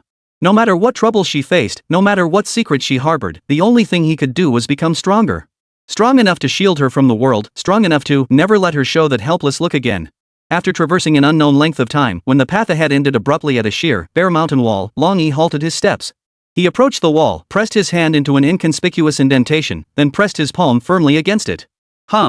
Complex golden patterns instantly radiated from his palm, covering the entire rock face. The solid rock rippled like water, revealing a shimmering silver vortex. "Please, both of you." Lan Yi turned aside, gesturing invitingly. Mo Xiao and Lin Yueqian exchanged a glance, then without hesitation, stepped into the vortex one after the other. A slight sensation of weightlessness washed over them. The world before their eyes shifted dramatically. When their feet touched solid ground again, they were utterly stunned by the scene unfolding before them. This was no longer any scene they recognized. Beneath their feet stretched an endless expanse of black earth. Dark crimson flashes flickered intermittently from the cracked fissures, like scars upon the land. The sky was an eerie dark purple, devoid of sun or moon. Instead, countless massive gray storms, resembling chains, flowed slowly across the heavens, emitting a deep, rumbling roar. The air was thick with an indescribably potent energy, chaotic, violent, yet terrifyingly pure. With just one breath, Mo Xiao felt the magical power within him begin to boil uncontrollably. "Where is this?" Mo Xiao murmured to himself. Lan Yi's figure appeared behind them. Gazing upon this desolate yet majestic expanse, his voice carried a hint of awe for the first time. "This is the Guishu. A subspace forcibly extracted and reshaped from a dimensional rift by the First Holy Leader's supreme power, specifically designed for the ultimate trials of Tian Shu's most elite members." Lan Yi turned to face Mo Xiao and Lin Yueqian. "The Holy Head asked me to convey this to you both." Lan Yi's voice snapped the two back to reality. "In the Abyss, there are no rules, no missions, and certainly no aid. Your sole purpose is to survive and harness the boundless chaotic energy and monstrous beings here to elevate your power to a level capable of overcoming any challenge. 1 month from now, whether you live or die, the passage to the Abyss will close without fail." Lan Yi looked at them both and concluded, "Good luck to you both." With that, he and the other 3 Dragon Shadow members retreated silently into the spatial vortex, vanishing without a trace. The massive mountain wall returned to its original state, as if nothing had ever happened. Chapter 106, Forced Capture. The spatial passage closed, and the mountain wall regained its cold, hard appearance, severing all connection between them and the outside world. Dead silence. Across the boundless black expanse, only the muffled echoes of the storm raging above the sky remained. Lin Yueqian stood frozen in place, her body still tense. Her cold, phoenix-like eyes stared blankly at the empty mountain wall, seemingly still reeling from the immense shock of the Holy Leader's final words. Mo Xiao made no move to urge her, merely standing quietly beside her, observing this subspace known as guishu. A peculiar scent of rust and sulfur permeated the air. With every breath, countless tiny energy blades seemed to scrape across her throat, surging into her lungs and causing the magical energy within her body to stir uncontrollably. The ground beneath their feet was cracked and fissured, with deep, bottomless crevices flashing intermittently with dark crimson light like the land's unhealed, grotesque wounds. Here, there was no life, only the purest form of destruction and fury. Mo Xiao pulled the now completely docile little creature from his chest. Eep? Xiao Mo poked its head out, curiously surveying this entirely new world. Its violet eyes held no trace of fear, instead sparkling with a hint of excitement. It opened its tiny mouth and drew in a breath. A strand of the frenzied energy seeping from the fissure in the ground was precisely sucked into its mouth. It even smacked its lips contentedly, as if savoring some exquisite delicacy. What a good little eater. Mo Xiao rubbed its little head and placed it back on his shoulder. 1 month, he murmured softly, breaking the dead silence. Lin Yueqian's body trembled imperceptibly, finally snapping her out of her dazed state. She turned to look at Mo Xiao, the storm raging in her eyes forcibly suppressed, her usual icy composure restored. Yet, a trace of bewilderment lingered deep within, impossible to conceal. The energy concentration here is incredibly high, she said, avoiding Mo Xiao's probing gaze as her voice grew dry and she shifted the subject. High is an understatement, Mo Xiao's lips twisted into a wry smile. The energy here is so violent, it's like pouring an entire bottle of baijiu into boiling water. Stay too long, and a normal person might just be blown apart. His off-the-wall analogy eased the tension in Lin Yueqian's nerves just a little. Be careful, Lin Yueqian suddenly warned, her gaze fixed on a massive fissure not far ahead. There, a dark shadow was slowly writhing and coalescing. The thing had no fixed form, resembling a pool of flowing ink composed of pure negative energy and fragments of space. It possessed no features, save for 2 points of crimson light glowing at its core, radiating hunger and savagery. Name, Guichu Wraith. Grade, Diamond. Level, LV 60. HP, 800,000. MP? Strength, 350. Agility, 600. Spirit, 1,200. Constitution, 400. Skills, Energy Devour, Void Claw, Wrathful Roar. Talent Void Body Passive, immune to 80% physical damage. Energy-based attack effects reduced by 50%. A Diamond tier monster at level 60. And it's an energy form immune to 80% physical damage. This place really hands newbies a hellish welcome package right from the start. Roar! The Guichu Wraith seemed to have spotted these two intruders on its territory.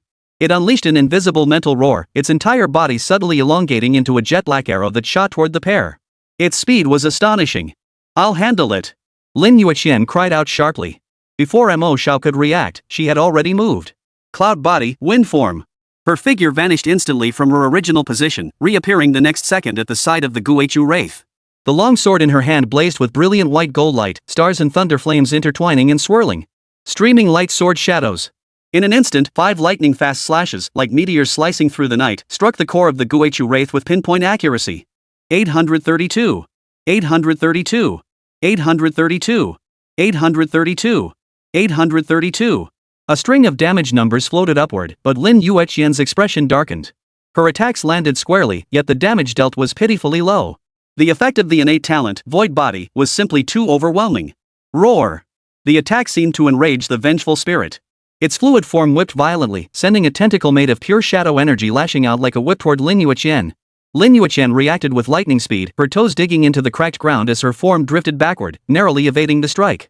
The pitch-black tentacle lashed at empty air, yet it carved a terrifying, several-meter-deep ravine into the hard, black rock ground. Physical damage is largely ineffective. Energy attacks deal only half damage, Mo Xiao's calm voice sounded behind Lin Yueqian. This creature is a pure energy conglomerate. Conventional methods are hard to deal with. Do you have a solution? Lin Yueqian asked while dodging the vengeful spirit's frenzied attacks. Solutions? People always find them. Lin Yueqian dodged the storm of attacks with exquisite footwork while glancing at Mo Xiao. She saw him standing still, not even drawing his weapon, merely observing the Guichu being composed of pure energy with an almost appraising gaze. His gaze didn't seem directed at a deadly foe, but rather like that of a discerning craftsman appraising a piece of fine raw material. A faint smile touched Mo Xiao's lips. Ultimate hand. Ding. Special target detected, Guichu Wraith Diamond Grade. Target's psychic power is lower than the user's. Forced capture is possible. Proceed? Yes. Mo Xiao silently confirmed in his mind. At level 49, his base mental power stood at 1,243 points. Combined with the 200 points from Twin Mask's Joy, the 100 points from Shards of Darkness, and the 780 points from Abyssal Depths, his total mental power had reached a terrifying 2,323 points. Not to mention, Xiao Mo on his shoulder provided him with a 50% boost to all attributes. Xiao Mo's base spirit at LV1 was 500 points, meaning 50% equaled 250 points. Combined, his current base spirit power soared to 2,573 points. Meanwhile, the spirit power of this ruined wrath spirit was only 1,200 points. Not even half of his own. How could it possibly resist? An irresistible, terrifying suction force originating from higher tier laws instantly enveloped the Guichu Wraith's massive form. Roar! For the first time, an emotion called fear surfaced within the Guichu Wraith's chaotic consciousness. It felt as though an invisible divine hand had seized it with deadly grip.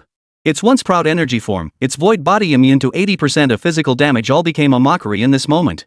It struggled frantically, its massive energy form violently contorting and boiling as it tried to break free from this restraint. Yet all was futile.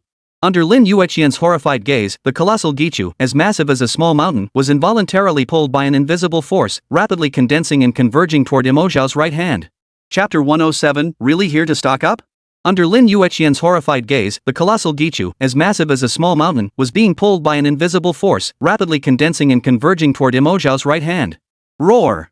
The Guichu Wraith emitted a silent, piercing roar that echoed only on the spiritual plane. Its colossal form, composed of pure energy, twisted and boiled violently. Countless shadowy energies and spatial fragments spilled out frantically, desperately trying to break free from this terrifying restraint that froze its very soul. Yet all was futile. Its pride, the void body, that overbearing innate talent granting immunity to 80% physical damage and having energy attacks, proved as fragile as a sheet of paper before Mo Xiao's right hand, which glowed with a faint orange light. Lin Yueqian stood frozen in place, the hand gripping her sword dropping unconsciously. Her mind went blank. Just seconds ago, she had poured every ounce of strength into 5 consecutive slashes of swirling sword light, yet they had only scraped away a negligible layer of skin from that vengeful spirit. But now, this level 60 diamond tier monster, a threat capable of wiping out an entire third transformation squad, was now helpless, like dust caught in a vacuum cleaner's suction. Its massive form was violently compressed, its flowing shadow energy forcibly twisted. The 2 crimson points of light in its eyes shifting from savage fury to terror, then utter despair, finally extinguished completely. The entire process took a mere 3 seconds. When the dust settled, the once arrogant Guichu Wraith had vanished without a trace. In Mo Xiao's right hand, a fist-sized crystal suspended silently. Pitch black throughout, its surface rippled with scattered starlight. Within the crystal, a faint, struggling mass of black mist seemed to be imprisoned. Ding! Guichu Wraith successfully captured. You have obtained the special item, Core of the Guichu Wraith Diamond Grade. A panel visible only to Mo Xiao unfolded before his eyes. Name, Core of the Guichu Wraith. Grade, Diamond. Type, Special Item Material. Effect 1 Resentment Core, can be used as a core material for item crafting or equipment forging. Effect 2 Void Power, while holding this item, consume mana to temporarily gain partial effects of void form, granting 20% immunity to physical damage. Effect 3 Skill Steal, while holding this item, expend mana to cast the Guichu Wraith's skills Void Claw and Resentment Roar. Note, it resents this fate, yet can do nothing about it. Perhaps you could find a more interesting use for it? Interesting. Mo Xiao toyed with the Wraith Core in his hand, sensing the immense and pure energy within it, and nodded with satisfaction. To others, this abyssal void might be a life or death trial. But to him, it was nothing short of a treasure trove of materials. Xiao Mo perched on his shoulder tilted its little head, its violet eyes fixed intently on the Wrath Spirit Core in Mo Xiao's hand. A low, gurgling sound escaped its throat as the tip of its tail swayed back and forth involuntarily. To its senses, that pitch-black bead was an exquisite delicacy. Want it? Mo Xiao glanced at it. Yip. Xiao Mo nodded vigorously, its eyes brimming with longing. No way. Mo Xiao refused without hesitation, then stowed the into his backpack right in front of it. This is vital strategic material, not your snack. Xiao Mo's body froze instantly. Its star-filled eyes screamed accusation, you're not human. Lin Yueqian finally snapped out of her shock. She walked over to Mo Xiao, staring at his calm, composed face while the storm raging inside her refused to subside. She opened her mouth, about to ask, what kind of skill is that, but the words died on her lips. She realized she'd asked similar questions far too many times. And each time, this man would shatter her understanding in an even more outrageous way. Seeing her reaction, Mo Xiao suddenly grinned, his tone tinged with teasing. What? Mesmerized by my dashing appearance just now? Lin Yueqian shot him a blank stare. Yeah, totally mesmerized. Seeing her reaction, Mo Xiao actually felt relieved. Thankfully, her ability to snark hadn't broken down. These monsters are everywhere, and they're all pretty high level. Lin Yueqian refocused, regaining her composure. The holy leader dumped us here. Surviving a month will be tough. Survive? Mo Xiao chuckled. That's a bit small-minded, my dear Sword Immortal Lin. He pulled the core of the wrathful spirit of the abyss from his backpack again and waved it in front of Lin Yueqian. Since they dumped us in a place like this and set a time limit, their intentions are crystal clear. Mo Xiao's eyes lit up, dancing with excitement. They want to see what kind of potential we can unleash when pushed to the brink. And we'll give them a little surprise of our own. He tossed the core in his hand before catching it again. These Gichu are pure energy aggregates, nearly immune to physical attacks, but their mental power is generally weak. To me, they're practically walking experience packs and material repositories. Mo Xiao spoke with a hint of fervor. We'll capture a few more, then use the leftover materials to fuse their cores together. Lin Yueqian snapped her head up, a flash of wariness crossing her eyes. Fusion? Fuse them into you? Lin Yueqian's voice was hoarse.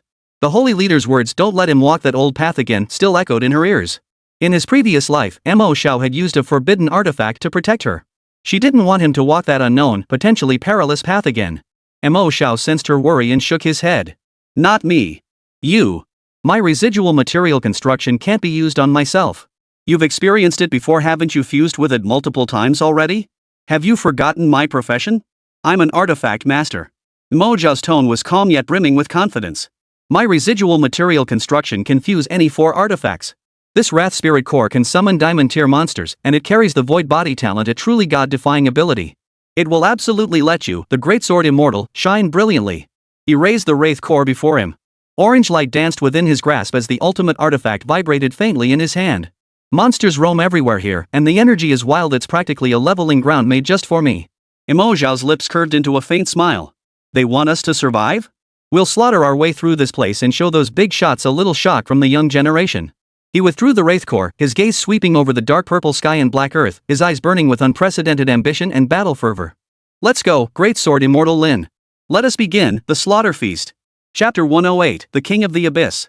Lin Yueqian stared at Mo Xiao's utterly self-assured expression, momentarily at a loss for words. Noticing her peculiar expression, Mo Xiao grinned. Relax, I'm a pro at this technical stuff. You just focus on looking gorgeous. I'll handle grinding the monsters into dust and then turning that dust into your new skins. Who wants your new skins? Lin Yueqian shot him a glare. Though her words were still filled with sarcasm, the gloom that had been lingering in her heart quietly dissipated. She gripped her long sword tightly, and the icy phoenix eyes in her gaze reignited with the fire of battle. Let's get started then. Got it. In the dead silence of the ruined abyss, a pair of shockingly efficient cleanup crew arrived. 300 meters ahead on the left, in the crevice 1. Right rear, behind that black boulder 2, dozing off. Lin Yueqian, relying on her reborn being's keen senses, always spotted the Gixing lurking in the shadows first. Mo Xiao's task was even simpler. He didn't even bother walking over. Standing still, he raised his right hand, a faint orange glow flickering. Ultimate hand activated. Roar! 300 meters away, a Gichu that had just half emerged from a fissure in the ground hadn't even had time to sense the raging energy outside before it felt an irresistible, terrifying force clamp down on it. Its massive energy form was forcibly dragged from the fissure, tracing a pitch-black arc through the air as it hurtled toward Mo Xiao at an astonishing speed. Throughout the process, its body was violently compressed, ultimately transforming into a fist-sized black crystal in Mo Xiao's hand. Ding! Guishu Wraith successfully captured. You have obtained a special item, Guishu Wraith Core Diamond Grade. Eek! Eek! Xiao Mo on his shoulder hopped impatiently, clutching Mo Xiao's collar with both tiny paws. Its purple eyes fixed intently on the freshly acquired treat, drool nearly dripping from its mouth. Next! Ignoring the glutton, Mo Xiao casually tossed the spirit core into his backpack and shifted his gaze elsewhere. The 2 resentful spirits, still dozing off, hadn't even woken from their slumber before meeting their comrade's fate. In their sleep, they were packaged into 2 crystal-clear resentful spirit cores. Lin Yueqian stood nearby, watching this scene that could only be described as a devastating blow. She had gone from initial shock to a numb acceptance. Was this his current power? Level 60 Diamond Tier monsters didn't even have the chance to struggle before him. She didn't even need to lift a finger. Her role was simply to pinpoint targets and report their locations, functioning like a top-tier radar. This feeling was rather peculiar. It felt like she'd become that person again, the one he shielded from harm, the one who didn't have to do anything, the ornament? Lin Yueqian's lips twitched involuntarily. In just half a day, Mo Xiao's backpack already held over 20 Guishu Wraith cores lying quietly inside. That should be enough. Mo Xiao clapped his hands and found a relatively flat clearing. Any more would be wasteful. Let's start the first round of enhancement. He took out 4 Guishu Wraith cores and laid them on the ground. The black crystals emitted a faint, eerie glow, the resentment imprisoned within them seemingly still snarling in resentment. Residual material construction can fuse 4 items together, Mo Xiao explained. First step, we'll merge these 4 cores into a single, more powerful core. Lin Yueqian nodded. She wasn't witnessing this skill for the first time, and a faint sense of anticipation stirred within her. Without further ado, Mo Xiao took a deep breath and pressed his hand onto the center of the four cores. Scrap construction. Hum. A dazzling blue pillar of light shot skyward, completely enveloping the four wraith cores. Frenzied energy surged, collided, compressed, and hid within the pillar. The aura belonging to a diamond-tier monster surged rapidly, soon breaking through a threshold to reach a level that made even Lin Yueqian's heart race. Scarlet grade. The light dissipated. The four original cores vanished, replaced by a massive heart roughly the size of a human head. It glowed a deep crimson, its surface covered in intricate, arcane runes. The heart still pulsed faintly, each beat sending ripples of distortion through the surrounding space. Name, Heart of the King of the Abyss. Grade, Crimson. Type, Special Summoning Item. Effect, consumes 10,000 mana to summon a level 75 King of the Abyss to fight for you for 30 minutes. Cooldown, 24 hours. Note, it yearns for a stronger vessel to contain its unbridled royal fury. Done. Mo Xiao gazed with satisfaction at the freshly forged Crimson Greatheart. Then he lifted his head to look at Lin Yueqian. Step 2. His gaze made Lin Yueqian's heart skip a beat. Mo Xiao cradled the Heart of the Abyssal Sovereign in his left hand while his right glowed with the blue radiance of scrap construction, pointing it toward Lin Yueqian. My skill can classify both monsters and practitioners as special items. Mo Xiao's voice was calm and resolute. Therefore, I can fuse the Summon King of the Abyss directly with you. Are you ready, my great Sword Immortal Lin? Lin Yueqian took a deep breath, suppressing the flutter in her heart, and nodded firmly. Let's do this. Mo Xiao hesitated no longer. His left hand clenched fiercely, crushing the Heart of the Ruined King. Roar! A soul-shredding roar echoed throughout the entire Guishu. An unimaginably vast surge of shadow energy erupted, coalescing before them into a terrifying figure dozens of meters tall. More solid than ordinary Guishu specters, its body seemed forged from the purest shadow crystals. A pair of eyes burning with crimson flames gazed down upon all creation, radiating utter destruction and savagery. LV-75, Crimson Tier Boss King of the Ruins. Eek! Xiao Mo on Mo Xiao's shoulder shuddered violently at the terrifying aura, instantly burrowing into his embrace and refusing to peek out again. Yet, this terrifying entity, having just descended in before it could display its regal authority, froze abruptly in its next movement. For a blue light had simultaneously enveloped both it and the diminutive human woman nearby. Scrap construction. Activate. For the first time, the tyrannical eyes of the King of the Abyss revealed a human-like bewilderment. It felt its body being dismantled and reshaped by an irresistible force of law, then surging madly toward the woman's body. Ah! Lin Yueqian let out a soft moan as she felt a vast, icy energy surge into every fiber of her being. Her body was lifted by a blue glow, suspended midair. Her jet-black hair stirred without wind, its tips gradually tinged with a deep, shadowy hue. Her skin grew even paler, radiating an otherworldly, crystalline luster. The most astonishing transformation was in her eyes. Within the depths of those cold, phoenix-like eyes, a crimson flame silently ignited. Ding! Fusion target detected, Sword Immortal Lin Yueqian, King of the Abyss Crimson Grade. Fusion initiated. Fusion progress, 10%. 30%. 70%. Ding! Fusion successful. Your companion Lin Yueqian has acquired a special status, Void Sword Body. Chapter 109, seems like we've gone too far. The blue light column slowly dissipated like receding tide, revealing Lin Yueqian suspended mid-air. Her transformation was nothing short of revolutionary. Her jet-black hair remained unchanged, yet the tips were now tinged with a profound shadow hue, shimmering with an unearthly glow beneath the dark purple sky. Her skin was snow-white but no longer possessed the warmth of humanity. Instead, it radiated a cold, crystalline quality akin to shadow crystals, flawless yet distinctly inhuman. Most astonishing of all were her eyes. Within the depths of her once cool, phoenix-like eyes, a crimson flame burned quietly. It was not a raging inferno, but a cold, imperious detachment, as if all things in the world were mere dust in her sight. She slowly opened her eyes, which fell to the ground. Before Mo Xiao's eyes, a new interface unfolded, silently visible only to him. Special status, Void Sword Body Crimson Grade. Fusion host, Lin Yueqian. Effect 1 Sovereign's Physique, your constitution is greatly enhanced, granting immunity to 50% of physical damage and reducing all energy-based attack effects by 30%. Effect 2, Void Blade, all your sword-based attacks now channel the power of Void, ignoring 40% of the target's defense and resistance. Effect 3 Sovereign's Gaze active, release the Sovereign's aura, delivering a mental shock to all enemies within 50 meters. Targets with lower mental strength than yours will be stunned for 3 seconds. Cost, 500 MP cooldown, 5 minutes. Tisk. Mo Xiao appraised Lin Yueqian before him, as if admiring a one-of-a-kind masterpiece he had crafted himself. How does it feel, my great Sword Immortal Lin? Having a king reside within you, isn't it utterly domineering? Lin Yueqian didn't respond immediately. She merely raised her hand slowly, her slender, pale fingers gently curling into a fist. Hum. Centered around her fist, the surrounding space visibly warped, emitting a muffled, mournful wail. A power unlike any she had ever felt before surged through her limbs and bones so immense it sent shivers down her own spine. This was not mere magical energy or physical strength, but a higher order, destructive primal force originating from the sovereign of the ruined abyss. She could feel her connection to this world grow crystal clear. She could even see the raging energy flowing through the fissures in the earth and hear the hungry howls of the Guichu's vengeful spirits echoing in the distance. This world, in her eyes, had transformed.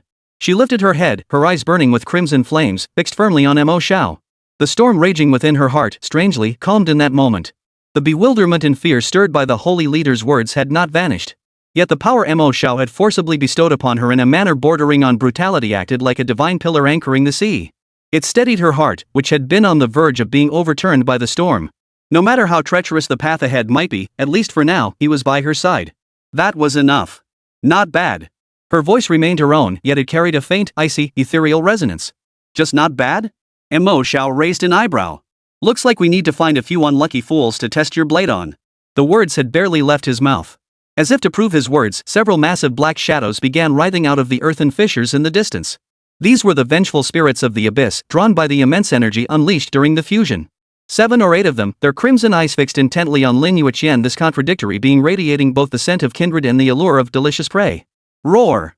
The vengeful spirits let out a silent roar, transforming into 7 or 8 jet-black arrows that shot toward the two from all directions. Mo Xiao casually folded his arms, took a step back, and adopted a posture ready to watch the spectacle unfold. Lin Yueqian moved.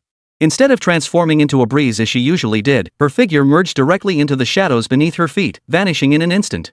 The next second, she materialized ghost-like at the very center of the encircling horde of Guichu vengeful spirits. She didn't unleash any flashy skills. Instead, she simply swung her platinum-grade longsword horizontally. No sword light, no thunder flames, no starlight. Only a pure, crescent-shaped jet-black sword aura swept silently through the air, as if it could devour all light. Time seemed to freeze in that instant. The 7 or 8 geisha mid-air froze in unison. Then, under Mo Xiao's gaze, their bodies began to silently disintegrate and decompose from the point where the pitch-black sword energy struck them. They dissolved into the purest shadow particles, dissipating into the air. No explosion, no wails, not even a trace of energy escaping. It was as if they had been cleanly erased from existence with an eraser. Only after they had vanished completely did a string of astronomical damage numbers belatedly flash onto the screen. Ding! Your companion has slain a level 60 Guichu Wraith. You have gained experience. Ding! Your companion has slain a LV 62 Ruins Wraith. You have gained experience points. 1 sword, 1 clear. Lin Yueqian's figure re-emerged from the shadows, silently returning to Mo Xiao's side. Her long hair fluttered, her sleeves billowed, and those eyes burning with crimson flames made her appear like a stunning goddess of destruction, stepping straight out of myth. Mo Xiao fell silent for a moment before declaring solemnly, "I take back what I said earlier. You're not a pretty ornament. You're a mobile city-destroying star destroyer." Lin Yueqian shot him a glance. The crimson flames in her eyes seemed to flicker at his words. This power. She stared at her own hand, still seemingly immersed in the sheer force of that sword strike. But before she could finish her sentence, both their expressions abruptly shifted at the same instant.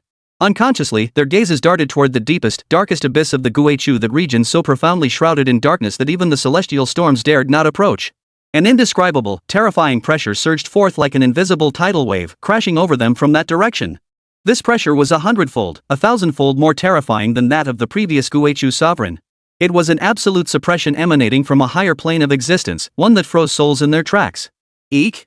Xiao Mo, who had been cowering in Mo Xiao's embrace pretending to be dead, was startled by the pressure, his fur bristling as he let out a terrified shriek. Rumble! The entire black expanse of land began to tremble violently. Gigantic fissures spread wildly beneath their feet. Deep within the crevices, the crimson glow blazed brighter than ever before, as if some ancient, terrifying entity, dormant for eons, was about to awaken from the earth's depths. On the distant horizon, the dark purple sky was torn open by a massive gash. Hundreds upon hundreds of enormous eyes, burning with crimson flames, slowly opened from behind that rift. Filled with greed, savagery, and endless hunger, they all turned their gaze toward Lin Yueqian's location. All expression vanished from Mo Xiao's face, leaving only profound gravity. Looks like we accidentally rang the cafeteria bell. And it seems like more than one has come to eat. Chapter 110, Run. The heavens and earth of the abyssal void trembled. The terrifying pressure emanating from the depths of the planar fissure descended like an invisible divine mountain, crushing down upon the souls of Mo Xiao and Lin Yueqian. This wasn't mere power suppression, it was a higher dimensional gaze emanating from the very source of life itself. Before this pressure, the power of the void sword body, Lin Yueqian had just attained flickered like a candle flame in a raging storm, wavering precariously as if it might extinguish at any moment. For the first time, her eyes, burning with crimson flames, were tinged with an emotion called helplessness. Mo Xiao's heart plummeted to its lowest depths. He stared fixedly at the massive, torn scar across the distant horizon and beyond it, at the hundreds upon hundreds of enormous eyes slowly opening, each burning with a crimson flame. Name, Stare of the Abyss. Grade? Level, LV? A string of question marks. With his current abilities, he couldn't even discern the most basic information about his opponent. This meant these monsters were at least 20 levels above him, possibly even higher. This wasn't a trial anymore, it was a slaughter. Looks like we accidentally rang the cafeteria bell. Mo Xiao's voice remained eerily calm amidst the earth-shaking roar of the tremors. And it seems more than one has come to dine. He glanced sideways at Lin Yueqian. The girl's face was as pale as paper, her body trembling slightly under the overwhelming pressure, yet the hand gripping her sword remained steady. Don't fight. That was the first and only thought that flashed through Mo Xiao's mind. Even if 10 Lin Yueqians, each fused with the power of the King of the Abyss, charged forward, they'd only serve as a mere morsel for the enemy. Run! We must run! Hold on tight! Mo Xiao barked the command without hesitation, his arm instantly wrapping around Lin Yueqian's waist. Lin Yueqian's body stiffened abruptly as a familiar, reassuring presence enveloped her. Instinctively lifting her gaze, she saw Mo Xiao's profile sharp and defined under the dark purple sky, etched with both icy composure and wild intensity. In that instant, all her fear and helplessness dissolved into an inexplicable trust. It felt as though, with him by her side, even if the heavens fell, he would find a way to hold them back for a while. Trying to leave? A vast, icy, emotionless thought exploded like rolling thunder directly within both their minds. It was the Guishu Watchers. They didn't even need to speak. Their thoughts alone were enough to bridge vast distances, communicating directly on a mental level. With this thought descending, that terrifying pressure intensified tenfold. The surrounding space thickened like solidified cement, heavy and viscous. Mo Xiao felt as if he were carrying a mountain on his back. Every movement made his bones groan under the unbearable strain. Lin Yueqian grunted, a trickle of blood spilling from the corner of her mouth. Get the hell out of my way! A flash of ferocity flickered in Mo Xiao's eyes as his spiritual energy burned wildly within him. Over 2,500 points of spiritual energy erupted like an invisible blade, forcibly tearing a crack in the solidified space around them. The pressure eased instantly. Without hesitation, he flipped his left hand, and over 20 Guishu Wraith Cores instantly materialized in his grasp. Master Sword Immortal Lin, hold on tight. Prepare to witness a spectacular fireworks display. His voice carried a hint of uncontrollable madness. The next instant, he released his embrace around Lin Yueqian, instead seizing her wrist as he activated his skill. Ultimate Hand. Item Throw. The 20+ diamond-grade Wrathful Spirit Cores clutched in his left hand were instantly recognized by the system as a single unified item. Potential Overload. Mo Xiao roared inwardly. The magical energy within his body surged forth like floodwaters released from a dam, pouring out at an unprecedented speed. 13,430 points of mana depleted within a single second. Not only that, his health began plummeting rapidly. 100. 200. 500. He poured everything he had into this single throw. Buzz. The 20+ Wraith Cores in his palm erupted with a blinding light rivaling that of a star. Each Wraith Core unlocked its deepest potential, its raging shadow energy compressed and compressed again until it reached an unimaginable critical point. They were no longer mere tools, but a world-ending bomb forged from over 20 diamond-grade materials, catalyzed by Mo Xiao's entire mana reserve and nearly half his life force. Here's your dessert. Mo Xiao mustered every ounce of strength, hurling the energy sphere, now pure light and heat, with all his might toward the rift in the sky. The moment it left his hand, the orb tore through space, defying distance like a sun swimming upstream, hurtling straight toward the hundreds of crimson eyes. Time itself seemed to hit the slow motion button in that instant. Beyond the rift, for the first time, the eyes of the hundreds of Guishu stargazers reflected an emotion called astonishment. They sensed a deadly threat. Yet it was all too late. No sound. No thunderous roar. Only a pure, all-consuming white. A colossal pillar of light, spanning heaven and earth, erupted with a thunderous roar, centered upon that energy sphere. In an instant, the beam pierced through the spatial fissure, enveloping the entire region and everything beyond it. Raging energy transformed into a storm of destruction, sweeping across the entire Guishu. The earth wailed in agony, the heavens themselves seemed to collapse. The terrifying pressure that could suppress all things melted away instantly before this pure light of destruction, like ice under the scorching sun. Run! Mo Xiao spat out a mouthful of blood, his face as pale as death. Grabbing Lin Yueqian, who was equally stunned by this apocalyptic scene, he sprinted frantically in the opposite direction of the rift without looking back. Behind them, the world crumbled. The dark purple sky was torn apart completely, revealing the endless, chaotic dimensional turbulence beyond. The solid black earth, as if plowed by a colossal hand, was uprooted in vast swaths, shattered into dust that filled the sky. They fled for an unknown distance until Mo Xiao could no longer hold on, collapsing face first onto the ground.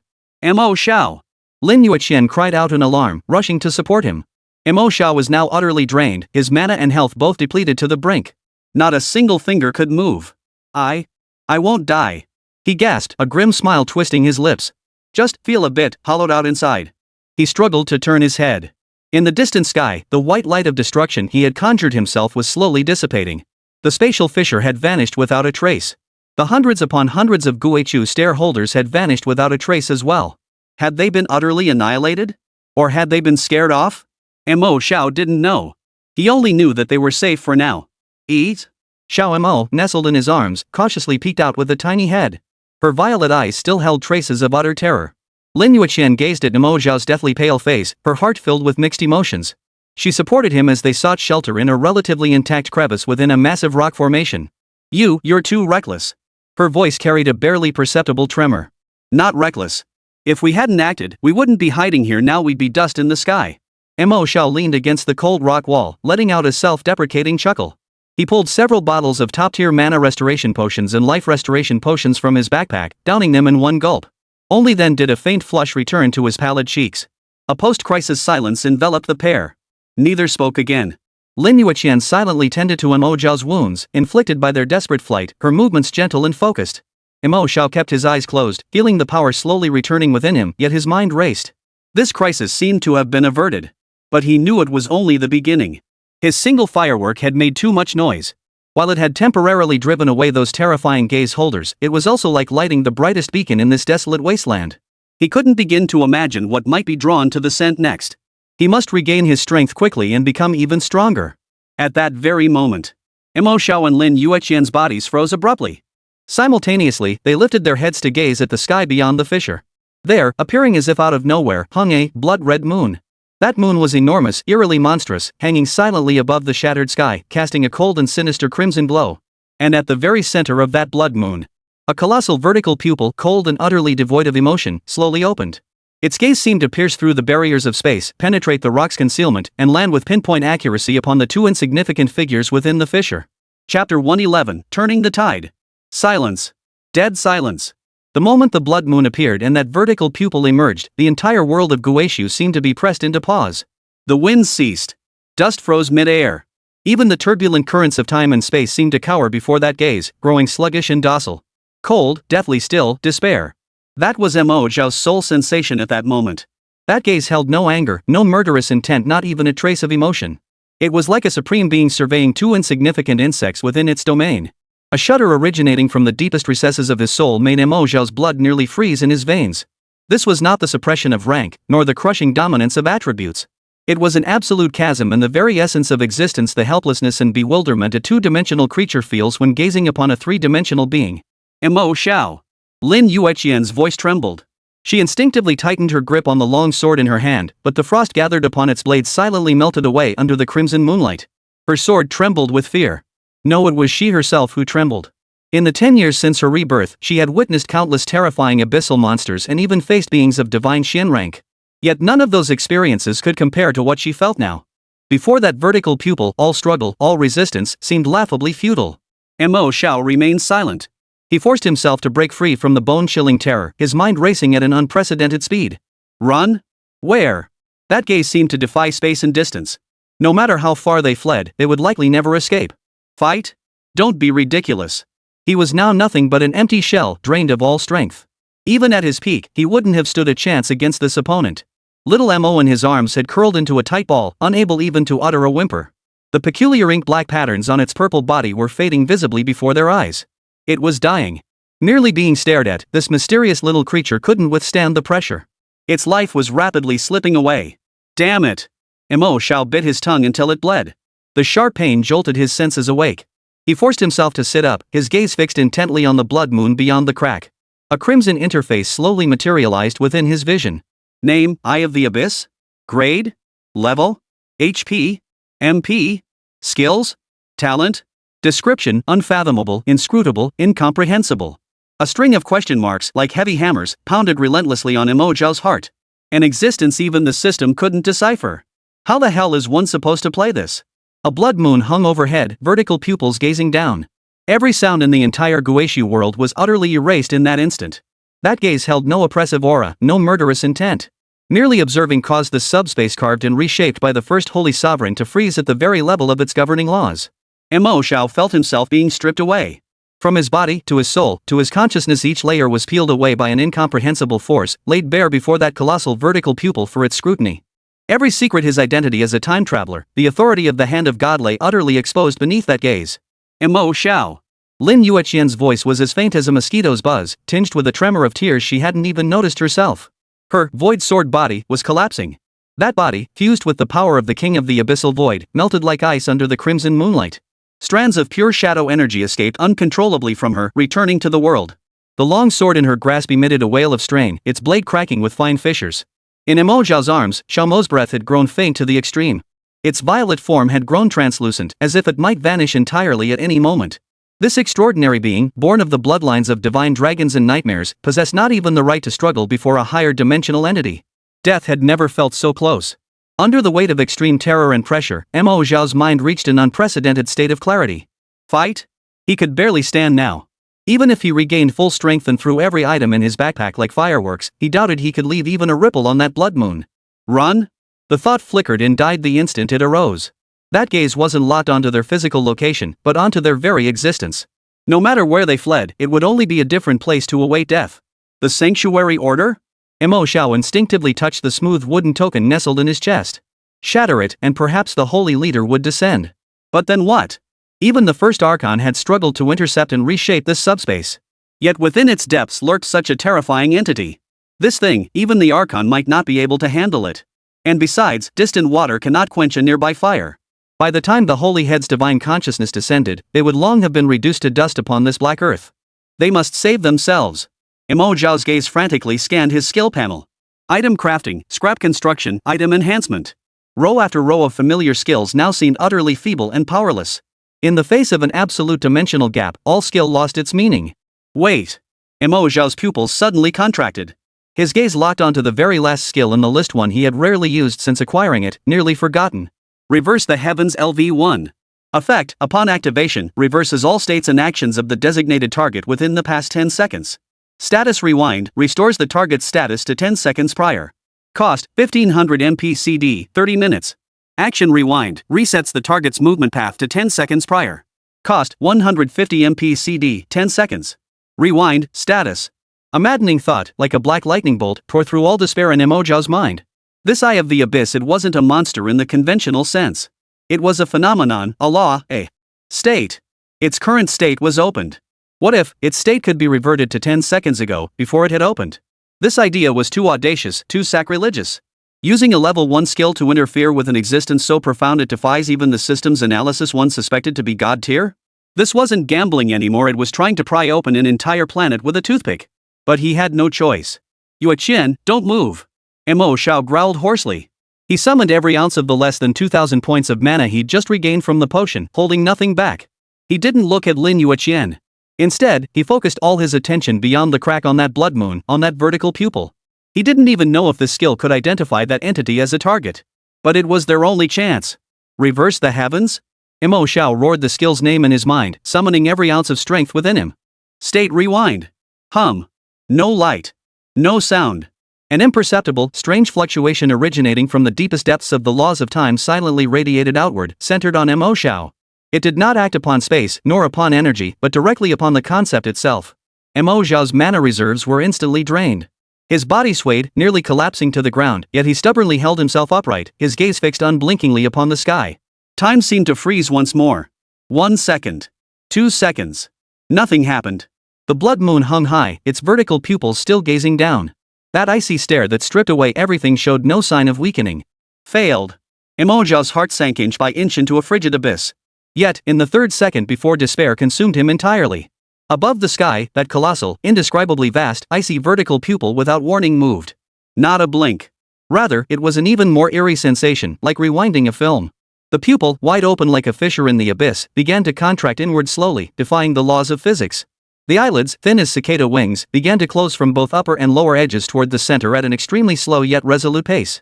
The entire world seemed to have its rewind button pressed. The cold, eerie blood-red moonlight that had bathed the earth began to flow backward, gradually being sucked back into the crimson orb. Solidified dust began to fall once more. The sluggish turbulence roared back to life. That terrifying gaze, which had suppressed and stripped away everything, was rapidly fading. This. Lin Yueqian stared blankly at the unfathomable scene unfolding in the sky, her mind utterly numb. She watched as that vertical pupil, which had once brought her endless despair, slowly and reluctantly closed before her eyes. The instant the eyelids closed completely. Boom! The entire world of Guishu seemed to break free from invisible shackles, suddenly coming alive. The whistling wind, the rushing water, the roar of energy all returned in an instant. The eerie blood moon in the sky, too, dimmed rapidly as the vertical pupil closed, eventually fading into a mere phantom that slowly dissipated across the shattered heavens, as if it had never existed. That terrifying aura, powerful enough to make even gods tremble, vanished without a trace. Everything returned to normal. Thud! Mo Xiao could no longer hold himself up. His legs buckled, and he collapsed forward. Mo Xiao! Lin Yueqian cried out in alarm, instantly reacting as she darted forward to steady him. Cough, cough, cough. Mo Xiao coughed violently, his face drained of all color, his body as weak as a sheet of paper. I won't die. He leaned against Lin Yueqian's embrace, gasping for breath, yet a smile twisted his lips, a grimace uglier than tears. Just consider it, a free movie, with a bit of a lingering effect.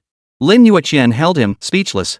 She simply lowered her head, staring at the man who had dragged her back from certain death in a way she couldn't comprehend. Her eyes stung, reddening uncontrollably. She didn't know what he had done. But she knew he must have risked everything once more. Eat? A faint cry came from within Mo Xiao's embrace. Xiao Mo poked out its translucent little head, its violet eyes filled with lingering fear and attachment. With every ounce of strength it had left, it rubbed against Mo Xiao's chest. The crisis had passed. Yet Mo Xiao's heart remained utterly unrelieved. He looked up at the sky, now restored to its dark purple hue, his heart growing icy cold. That thing hadn't been destroyed. It had merely been forcibly shut down. He had used a trivial skill to press the power button on the face of a supreme being. When would it reboot next? And what would happen after it did? Chapter 112, 12 Hours. A deathly silence hung within the fissure. The blood moon and the terror radiating from the vertical pupils had vanished, yet the bone-chilling cold remained etched deep within their souls. Lin Yueqian supported Mo Xiao, clearly feeling the weight of his body in each weak breath he took. Without a word, she silently leaned him against a relatively smooth rock wall. Then, she retrieved healing potions and bandages from her backpack and began treating the wounds he had sustained from rocks during their frantic escape. Her movements were gentle and focused, as if the entire world had shrunk to just this pale-faced man before her. Cough. Mo Xiao coughed again, expelling a mouthful of murky air tinged with blood. Leaning against the cold rock wall, he lacked even the strength to lift a finger. The sensation of his body being hollowed out felt far worse than he could ever describe. Both his mana and health were depleted to the brink, while his mental energy had been utterly drained by the skill, reverse the heavens. Now his mind felt like a muddled mess, buzzing incessantly. Eat? A faint cry came from within his embrace. Xiao Mo's translucent form finally solidified slightly. Summoning every ounce of strength, it poked its tiny head out from Mo Xiao's robe, its dull purple eyes fixed on its master with concern. Mo Xiao forced a grim smile, reaching to stroke it only to find his arm felt as heavy as lead. Lin Yueqian finished treating the wounds on his arm and lifted her eyes. Within her cold, phoenix-like gaze now churned complex emotions Mo Xiao couldn't decipher. There was lingering fear, shock, and a hint of a panic so intense it threatened to spill over, one even she hadn't fully recognized. The words of the sacred leader echoed once more in her mind.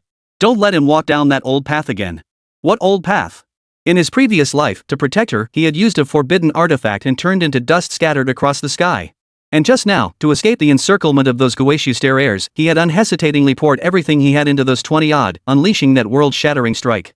To survive the gaze of that crimson vertical pupil, he had employed a method she could not comprehend, one bordering on the divine, to forcibly alter an inevitable fatal outcome.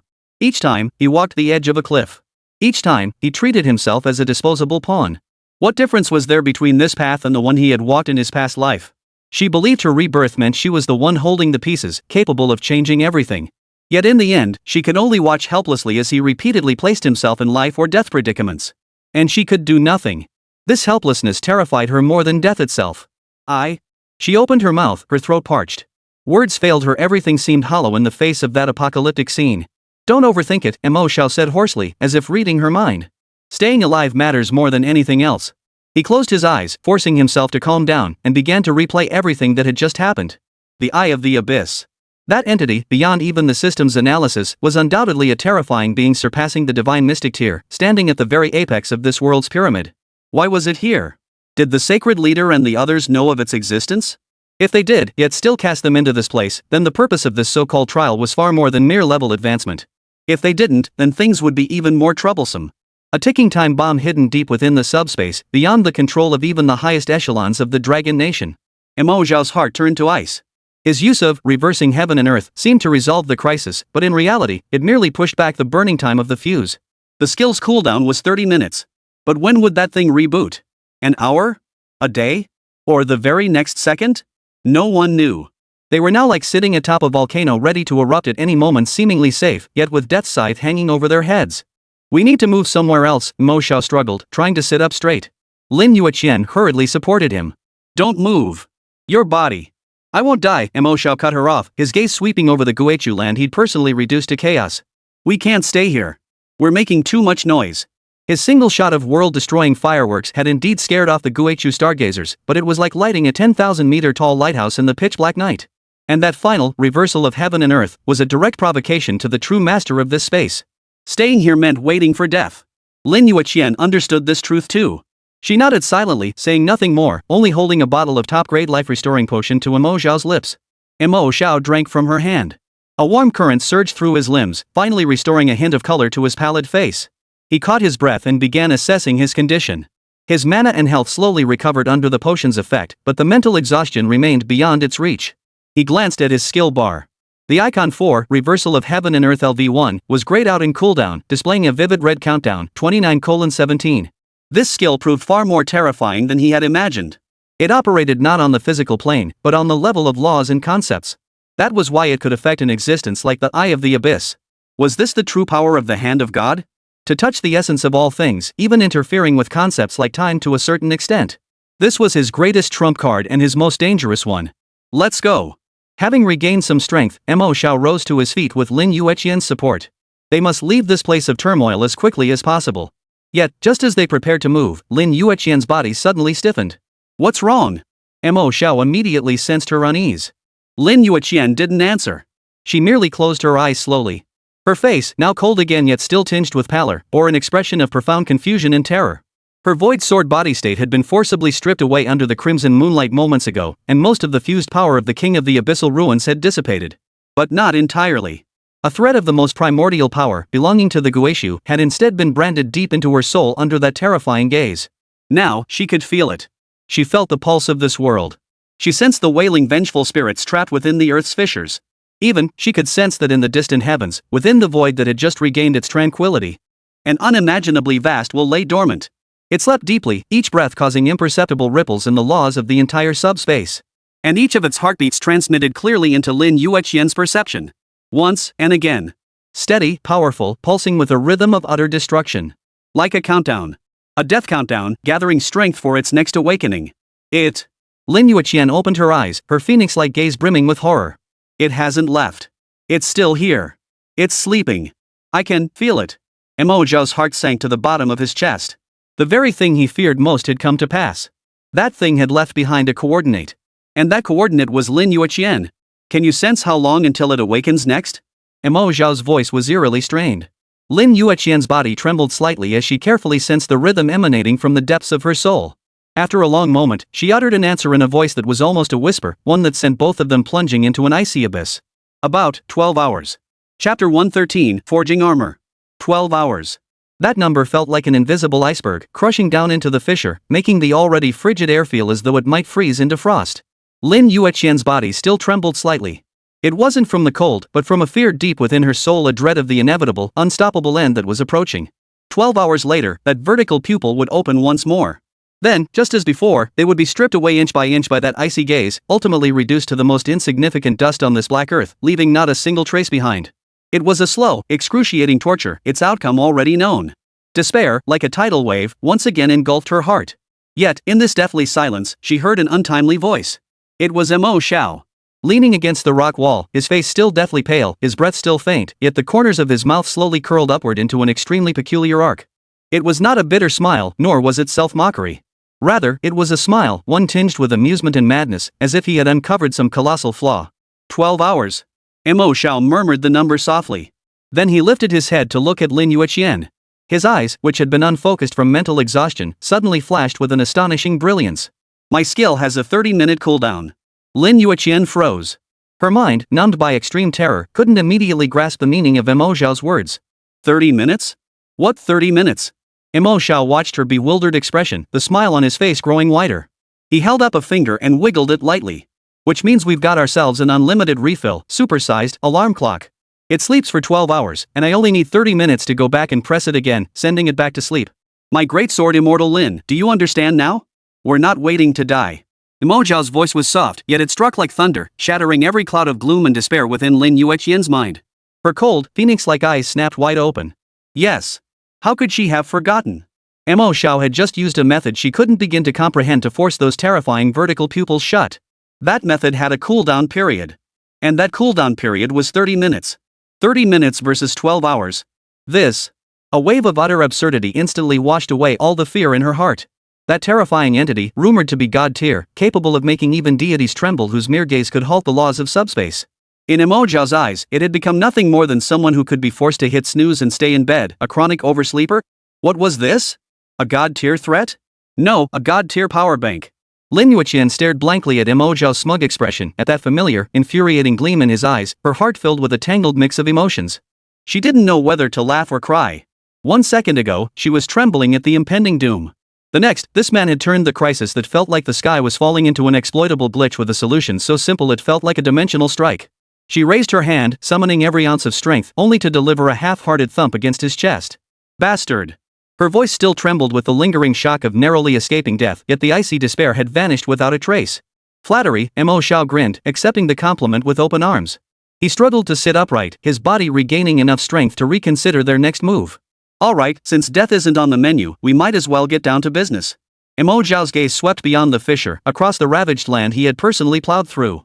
That giant beast may be asleep, but its presence alone has likely scared off every formidable monster in this abyss. For us, this is a tremendous stroke of luck. His eyes regained their sharpness, brimming with ambition and calculation. This means that for the next 12 hours, this entire area is our exclusive training ground. Your void sword body may have been forcibly stripped away, but its roots remain. That giant's power has actually laid a more solid foundation for you. Mo Xiao looked at her, his eyes burning. Remerging carries too great a risk, who knows if it might trigger that alarm clock prematurely. So, let's shift our approach. I'll use these cores to forge a set of gear for you. Lin Yueqian's pupils contracted slightly. Craft equipment? Using these diamond tier monster cores? The Wraith core is essentially a pure energy aggregate, possessing the void attribute. This stuff is the finest armor material. Mo Xiao picked up a Wraith core, its orange glow dancing at his fingertips. I'll use scrap construction to fuse them into a set of armor. A set of armor that will grant you the permanent ability of void body. Lin Yueqian's heart skipped a beat. Permanently possess the void body? That overpowered innate ability granting immunity to physical damage and resistance to energy attacks? If it could truly be achieved, her strength would undergo a qualitative leap. But the core alone isn't enough, Mo Xiao shifted his tone. Scrap construction requires 4 distinct tools to achieve maximum effectiveness. We also need auxiliary materials to neutralize the chaotic energy within the vengeful spirit core and enhance the armor's resilience. He gazed beyond the fissure at the desolate, blackened land. So our next task is simple. Hunt. We'll purge this entire area of every wretch too low level to sense that Colossus's pressure, or rather, everyone that wasn't scared off by it, and turn them into components for our gear. Mo Xiao's plan was simple, brutal, yet undeniably compelling. Lin Yueqian gripped her longsword tightly, the scattered power from before seemingly returning to her body. Let's go. 1 hour later. Mo Xiao and Lin Yueqian had already distanced themselves from that troubled spot, venturing deep into another section of the abyssal ruins. The environment here differed slightly from before. Fewer fissures marred the earth, while the ground was now dotted with bizarre, black crystalline stones resembling dried bones. The energy in the air remained turbulent, yet it seemed tinged with an unfamiliar quality. Something up ahead, Lin Yueqian suddenly halted, her gaze fixed on a vast forest of black crystals stretching before them. Mo Xiao followed her gaze and saw, within the shadows of the crystal forest, numerous small, dark figures moving swiftly. They were scorpion-like creatures, entirely encased in obsidian-like carapaces. Though small, only half a man's height, the venomous stingers at their tails, flickering with an eerie green glow, sent a chill down the spine. Name, Abyssal Crystal Scorpion. Grade, Gold. Level, LV 55. HP, 500,000. MP, 10,000. Strength, 800. Agility, 450. Spirit, 200. Constitution, 1000. Skills, Crystallized Venom Spikes, Carapace Charge, Burrow. Talent Crystal Resonance Passive. In crystal environments, all attributes increase by 20% and health slowly regenerates. A group of level 55 gold tier monsters. In number, at least 100. Outside, this force would send shivers down the spines of any second transition team. But here, they were nothing more than the perfect raw materials in Mo Xiao's eyes. High constitution, great strength, hard carapaces, and venomous too, Mo Xiao mused, stroking his chin like a discerning buyer. Excellent. They're ideal for armor bases and joint connectors. Eek. Perched on his shoulder, Xiao Mo, now much more alert, gazed at the swarm of crystal scorpions. Instead of fear, excitement flashed in its violet eyes. To its senses, the scorpions radiated a tantalizing mineral scent that made its mouth water. Go on, Mo Xiao patted its little head. Dinner's served. Take it easy, don't crunch the shells to bits. Eek. Xiao Mo let out a cheerful cry and instantly darted off Mo Xiao's shoulder. Its tiny body traced a purple streak through the air, plunging directly into the scorpion swarm. The crystal scorpions of the abyssal ruins clearly sensed the uninvited guest, raising their green glowing stingers in unison. Yet in the next instant, every scorpion froze rigid.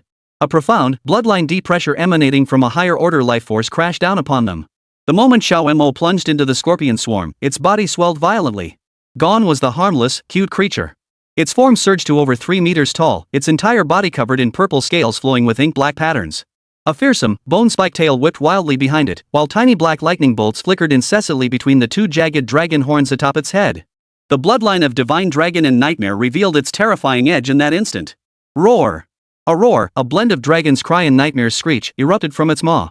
Hundreds of abyssal crystal scorpions, struck by this roar, went limp simultaneously. They were instantly immobilized in place, plunged into a state of fear, lasting several seconds. Xiao Mo opened its massive jaws and sucked in with a mighty gulp. Whoosh! A violent wind surged. Over a dozen crystal scorpions were lifted into the air against their will, swallowed whole into its belly. The sound of crunching echoed through the air, a teeth-grindingly unpleasant chewing noise. Those hard obsidian shells crumbled before its sharp teeth, as fragile as cookies. Lin Yueqian watched this scene, unfazed by the spectacle. She simply held her sword, walking forward at a steady pace, efficiently harvesting the crystal scorpions now frozen in fear. Meanwhile, Mo Xiao stood behind her, leisurely pulling 4 Guishu Wraith cores from his backpack. He placed the cores on the empty ground before him, his eyes flickering with a blue glow. Step 1. Fuse the cores to form the main components of the armor. Scrap construction. It was time to bring a little bit of artificer awe to this land of despair. Chapter 114, Crimson Grade Set?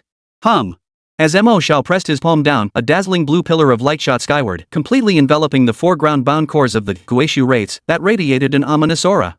Frenzied energy surged, collided, compressed, and within the pillar. These were the primordial energies of 4 diamond-tier monsters, now forcibly kneaded together under the law of scrap construction. They roared in defiance, struggling to break free, yet were held down by a higher power, forced into fusion. Within the light, the outlines of the 4 cores gradually blurred, transforming into a mass of pitch-black, liquid metal-like substance. This substance churned and reshaped itself ceaselessly. Finally, at the peak intensity of the light column, it coalesced into form. The light faded. Hovering silently above the ground was a chestplate, entirely pitch-black yet adorned with dark crimson magical runes flowing across its surface. Its design was archaic yet ferocious, its lines fluid yet brimming with power. Where the breastplate should be, a slowly pulsing eye, seemingly carved from shadow crystal, stared out. Name, Void King's Breastplate. Grade, Crimson. Type, Armor Upper Body. Equipment requirements, LV 50, Constitution 300. Attributes, Constitution plus 300, Spirit plus 200, all resistances plus 20%. Effect 1 Sovereign's Flesh passive, immune to 40% physical damage. All energy-based attack effects suffered are reduced by 20%. Effect 2 Void Resonance passive, when attacked, has a 30% chance to enter a 1-second void state, granting immunity to all damage and effects from that attack. Note, it was once the heart of a king. Now, it yearns to become the shield of a new master. Step 1, done. Mo Xiao examined the freshly forged crimson grade chestplate and nodded with satisfaction. Even as the first primary material, it already possessed such formidable attributes. Meanwhile, the cleanup of the battlefield was nearing its end. Xiao Mo's monstrous form, towering over 3 meters tall, plowed through the scorpion swarm like an out-of-control purple harvester. Its roar, a chilling blend of dragon's wail and nightmare, left the level 55 gold-grade crystal scorpions utterly unable to mount any effective resistance. They could only tremble in terror as it snapped them one by one, crunching them crisply. Lin Yueqian proved even more efficient. Her figure darted through the crystal forest, each swing of her long sword unleashing a sharp blade aura that precisely severed the scorpion's most vulnerable joints. She employed no flashy skills, relying solely on basic slashes and positioning, yet it resembled an elegant, deadly dance. Within mere minutes, hundreds of Guishu crystal scorpions lay scattered across the ground as nothing but debris and raw materials. Xiao Mo, still unsatisfied, belched contentedly before shrinking back into its harmless, adorable little form. It scurried back onto Mo Xiao's shoulder, nuzzling his cheek with its tiny head and chirping iya iya as if seeking praise. Well done. It's all yours. Mo Xiao ruffled its little head, his gaze shifting toward Lin Yueqian. Lin Yueqian approached and placed a large pile of faintly glowing green, crystallized venom spikes and hard, obsidian shells on the ground. All the materials are here. Her voice remained cool and detached, yet a hint of anticipation flickered in her phoenix-like eyes. She was curious to see what kind of monster Mo Xiao's magical skills could create from these golden-grade materials, combined with that crimson-grade chestplate and the diamond-grade wraith core. Alright then, the ultimate art of the item crafter begins now. Mo Xiao grinned widely, arranging the materials on the ground into neat piles. 1. Void King's breastplate. A pile of obsidian carapaces. A bundle of crystallized venom spikes. And finally, the core of energy and trait enhancement, the core of the wrathful spirit of the abyssal void. 4 items. Perfect. Watch closely. This is the proper way to use scrap construction. Mo Xiao took a deep breath, placing both hands over the 4 piles of materials as his mana surged forth without restraint. Scrap forging. Boom. This time, the pillar of light that shot skyward was more dazzling and colossal than any previous instance. The blue light nearly dyed the entire area into an ocean, while the violent energy fluctuations caused the surrounding black crystals to emit a strained hum. Within the pillar of light, 4 distinct substances underwent earth-shattering transformations. The crimson-grade Void King's breastplate, serving as the core, slowly decomposed into the purest void energy and the essence of a sovereign. Hundreds of obsidian carapaces were melted into pitch-black liquid, converging like rivers flowing into the sea to merge with the breastplate's energy, granting it unparalleled toughness and mass. The bundle of crystallized venom spikes was crushed into minute green specks like stars dotting the pitch-black liquid, imbuing it with razor-sharp counterattacking power and deadly venom. Finally, the diamond-grade core of the abyssal wraith acted as a catalyst, exploding with a thunderous roar. It perfectly catalyzed, linked, and sublimated the properties of all the materials. Lin Yueqian stood outside the pillar of light, her long hair whipping wildly in the turbulent energy currents. She could distinctly sense the terrifying entity being forged within. Its aura had already transcended crimson grade, faintly touching upon an even higher tier. Finally, as the light reached its zenith, it abruptly contracted. All was settled. A complete set of armor, seemingly forged from the midnight starry sky and shadow crystals, floated silently in midair. Its entire surface radiated a profound black, yet under different angles, it refracted specks of dark crimson starlight. The armor's lines were fluid and elegant, perfectly accentuating feminine curves, yet at critical points like shoulders, elbows, and knees, it was covered in menacing bone spurs formed from obsidian. Between each overlapping plate, an eerie green light pulsed and flickered like a breath. The most striking element was the breastplate. It retained the complete form of the Void King's breastplate, its shadow crystalline on the breastplate slowly opening and closing, radiating an air of supreme coldness and majesty. This was no longer a creation of the mortal realm, but an artifact of slaughter and protection capable of commanding the attention of gods themselves. Before Mo Xiao's eyes, an unprecedentedly magnificent interface slowly unfolded. Name, Embrace of the Witch of the Abyss. Grade, Crimson Set. Type, Armor Full Body.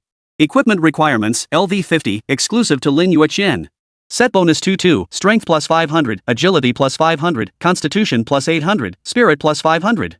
Effect 1 Eternal Void passive permanently grants Void Body. Immune to 60% physical damage. Reduces all energy attack effects by 40%.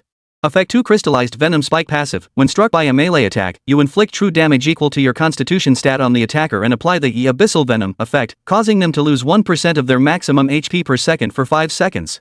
Effect 3 Witch's Descent active. Activate the Sovereign's power within your armor. For the next 30 seconds, all your attacks ignore 50% of the target's defense and resistances, and all your skill cooldowns are reset. Cost, 2000 MP cooldown, 10 minutes. Note, wear it, and you shall be the Queen of the Abyss. Mo Xiao stared at the armor's stats, and even he couldn't help but suck in a sharp breath. These stats couldn't be described as merely broken. This was practically a game-breaking glitch. Permanent void body, coupled with massive counter damage and potent poison. The active skill was a heavyweight, 30 seconds of true damage plus infinite firepower. If this gear were released into the wild, it would be enough to make a nation's top guilds fight tooth and nail over it. Alright, my lord Sword Immortal Lin. Mo Xiao suppressed his shock, turning to face Lin Yueqian, who was completely frozen in place. His expression shifted to one of eager anticipation. Your new skin. Please accept delivery. Lin Yueqian remained silent. She merely stepped forward slowly, extending her hand to gently touch the armor floating mid-air. A cold sensation spread from her fingertips, yet within the armor, it felt as though a warm heart was beating just for her. The next instant, the entire suit of armor transformed into a streak of light, instantly merging into her body. Click, click. Accompanied by the crisp snapping of armor plates closing, when the light faded, a completely renewed Lin Yueqian stood before Mo Xiao. Her face remained as coldly beautiful as ever, but now, accentuated by the perfectly fitted, fierce yet magnificent black armor, she radiated an indescribable, astonishing charm, a blend of divine and demonic allure. Her jet black hair stirred without wind, the shadowed hues at its tips growing deeper and more intense. Her eyes remained those same icy phoenix eyes, yet deep within them, the crimson flame belonging to the sovereign of the abyss reignited brighter and more majestic than before. Standing there in silence, she seemed the sole sovereign of this land of despair. Chapter 115, The Gravekeeper of the Abyssal Void. Mo Xiao stared at Lin Yueqian before him, momentarily lost in thought. This wasn't merely the raw power granted by her equipment, but a profound transformation in her very essence, a complete metamorphosis radiating from within. If the previous Lin Yueqian had been a peerless sword hidden within its scabbard, its edge concealed, cold and aloof, then now, she was a witch queen slowly rising from her throne in the abyss. The armor set, named the Embrace of the Abyssal Witch, seemed to possess a life of its own, fusing seamlessly with her body. Upon the deep black armor, crimson starlight flickered like breath. The menacing bone spikes did not detract from her beauty, instead, they added a wild, forbidden allure. She stood there in stillness, and the violent energy turbulence around her seemed to fear her, becoming docile and sluggish. Lin Yueqian slowly raised her hand, her 5 slender fingers encased in black armor gently curling into a fist. Not a sound was made. Yet within a meter of her fist, the surrounding space seemed clenched by an invisible giant hand, emitting faint, strained cracking sounds as if overwhelmed. An unprecedented sense of power surged through every fiber of her being. This sensation felt more solid, more substantial, and more effortlessly controllable than when she had fused with the King of the Abyss before. She could feel the armor resonating with her very soul. It craved battle, it craved to tear apart, it craved to crush every enemy beneath the queen's feet. She lifted her gaze, her phoenix eyes reignited with crimson flames, fixing Mo Xiao with unwavering stare. The storm raging within her heart, in this moment, transformed entirely into an indescribably searing emotion. She thought she had grown accustomed to his unfathomable ways, accustomed to his endless tricks. Yet each time, this man managed to shatter her expectations with an even more outrageous, even more brutal method. From the abyss of death to the pinnacle of power, it took less than half an hour. This roller coaster ride of an experience caused even her heart, hardened and frozen by rebirth, to ripple with emotion. How does it feel, my queen of the abyss? Mo Xiao broke the silence, a hint of smugness on his face as if showing off his finest creation. Does this new skin fit well? Lin Yueqian ignored his teasing. She merely stared at him, the crimson flame in her eyes flickering once. Then, in a voice so soft she barely recognized it herself, she murmured 2 words. Thank you. Mo Xiao's smile stiffened slightly before blossoming even brighter. He knew how heavy those 2 words carried, coming from the lips of the aloof Sword Immortal Lin. Just saying thank you isn't enough. Mo Xiao stepped forward, circling her with a look of amazement. With gear this top tier, I need a worthy target to test its mettle. Eek. Xiao Mo perched on her shoulder joined in the excitement. Curiosity filled its purple eyes as it extended a tiny claw, tentatively poking the bone spike on Lin Yueqian's leg armor before swiftly retracting it, seemingly finding it prickly. We have 10.5 hours left. Mo Xiao's expression turned serious once more. Your gear is sorted. Now it's my turn. He was currently at level 49, a full 11 levels short of the level 60 required for his 3rd job advancement. In this Guichu region, where monsters were predominantly LV 55 or higher, it was a heaven-sent leveling paradise. Let's go explore the deepest part of this area. Mo Xiao pointed in a direction. The aura of that big beast should have scared off most of the smaller monsters. The ones left behind are either brainless fools or confident enough in their territory to stay. Lin Yueqian nodded. Her perception now was hundreds of times sharper than before. After donning the Embrace of the Abyssal Witch, she felt as if she had forged a faint yet tangible connection with the entire abyssal world. She could distinctly hear a vast, savage aura slumbering in the direction Mo Xiao had indicated. That presence far surpassed the Guichu crystal scorpion in power, brimming with savage, destructive force. The 2 humans and their pet wasted no time, setting off immediately. Empowered by her new gear, Lin Yueqian moved with astonishing speed. Her figure streaked across the shattered black land, blurring into a mere black afterimage without stirring even a whisper of wind. Mo Xiao trailed behind, forced to activate the buff effect of affinity with all things, just to barely keep pace with her stride. Hey, wait for me, Your Majesty. You just got this sports car, don't you need to let the driver get familiar with its performance first? Lin Yueqian's stride faltered. She glanced back at him, a flicker of amusement dancing in the crimson flames of her eyes before her pace eased slightly. After about 10 minutes of walking, the 2 arrived at the edge of a vast basin. At the basin's center stood a colossal stone statue towering over 100 meters high. The statue appeared carved from a single massive block of obsidian, its form resembling a fearsome, bipedal beast. It possessed thick limbs, an enormous body, and a single eye, a head burning with a dark crimson flame. At that moment, it maintained a posture of kneeling on one knee, its massive stone fist braced against the ground, as if plunged into slumber. Yet even in slumber, the brutal, oppressive aura radiating from it was enough to make any second-tier professional step back in fear. Before Mo Xiao's eyes, its information materialized. Name, Gravekeeper of the Abyss. Rank, Diamond Boss. Level, LV 68. HP, 15 million. MP? Strength 3,500. Agility 200. Spirit 800. Constitution 5,000. Skills: Earthshaker Punch, Cyclops Death Ray, Rock Armor, Berserk Stomp. Talent: Child of the Earth passive, connected to the Earth of the Abyss. As long as both feet remain on the ground, you gain significant damage reduction and restore 1% of maximum health per second. LV68 Diamond Tier Boss. Boasting a staggering 15 million HP, terrifying 5,000 Constitution, and that utterly infuriating self-healing talent. This thing is practically an indestructible mobile fortress. Outside, taking down a boss of this caliber requires at least a top-tier, 50-member third transformation team, and you'd better be prepared for half your squad to fall. But now, as Mo Xiao surveyed this colossus, his eyes gleamed with the excitement of spotting an experienced goldmine in premium materials. Perfect, this is the one. Mo Xiao clapped his hands. Tough hide, high attack, just right for testing your armor's defense and counterattack effects. Lin Yueqian said nothing. She simply stepped forward, positioning herself at the edge of the basin. Those eyes, burning with crimson flames, gazed silently down at the slumbering colossus below. As if sensing her gaze, a 100-meter-tall Guichu Guardian's colossal form suddenly trembled.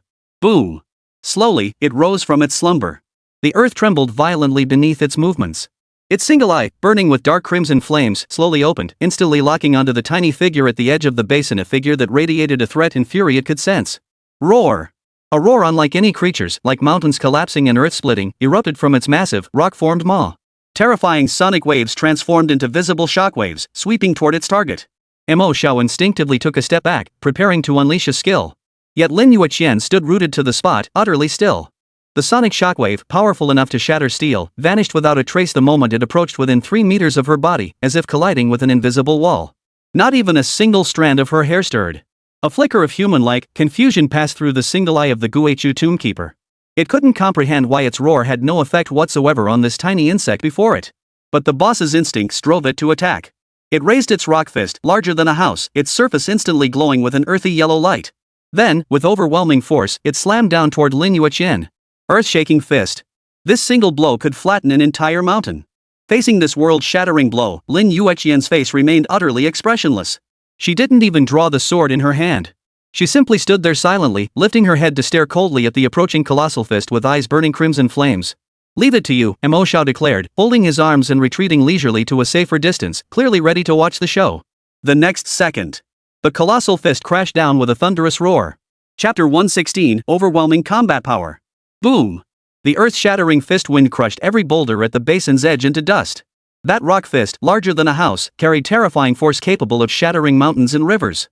With pinpoint accuracy, it slammed toward Lin Yueqian's position. The entire earth lurched downward under the impact. Yet, the earth-shattering roar that should have followed never came. Instead, a strangely muffled sound echoed as if a giant hammer had struck cotton. Put! Amidst the swirling dust, the colossal form of the Guichu Tombkeeper froze abruptly. For the first time, its single eye, burning with a dark crimson flame, revealed an emotion called bewilderment. It felt as though its fist had struck an immovable, eternal void.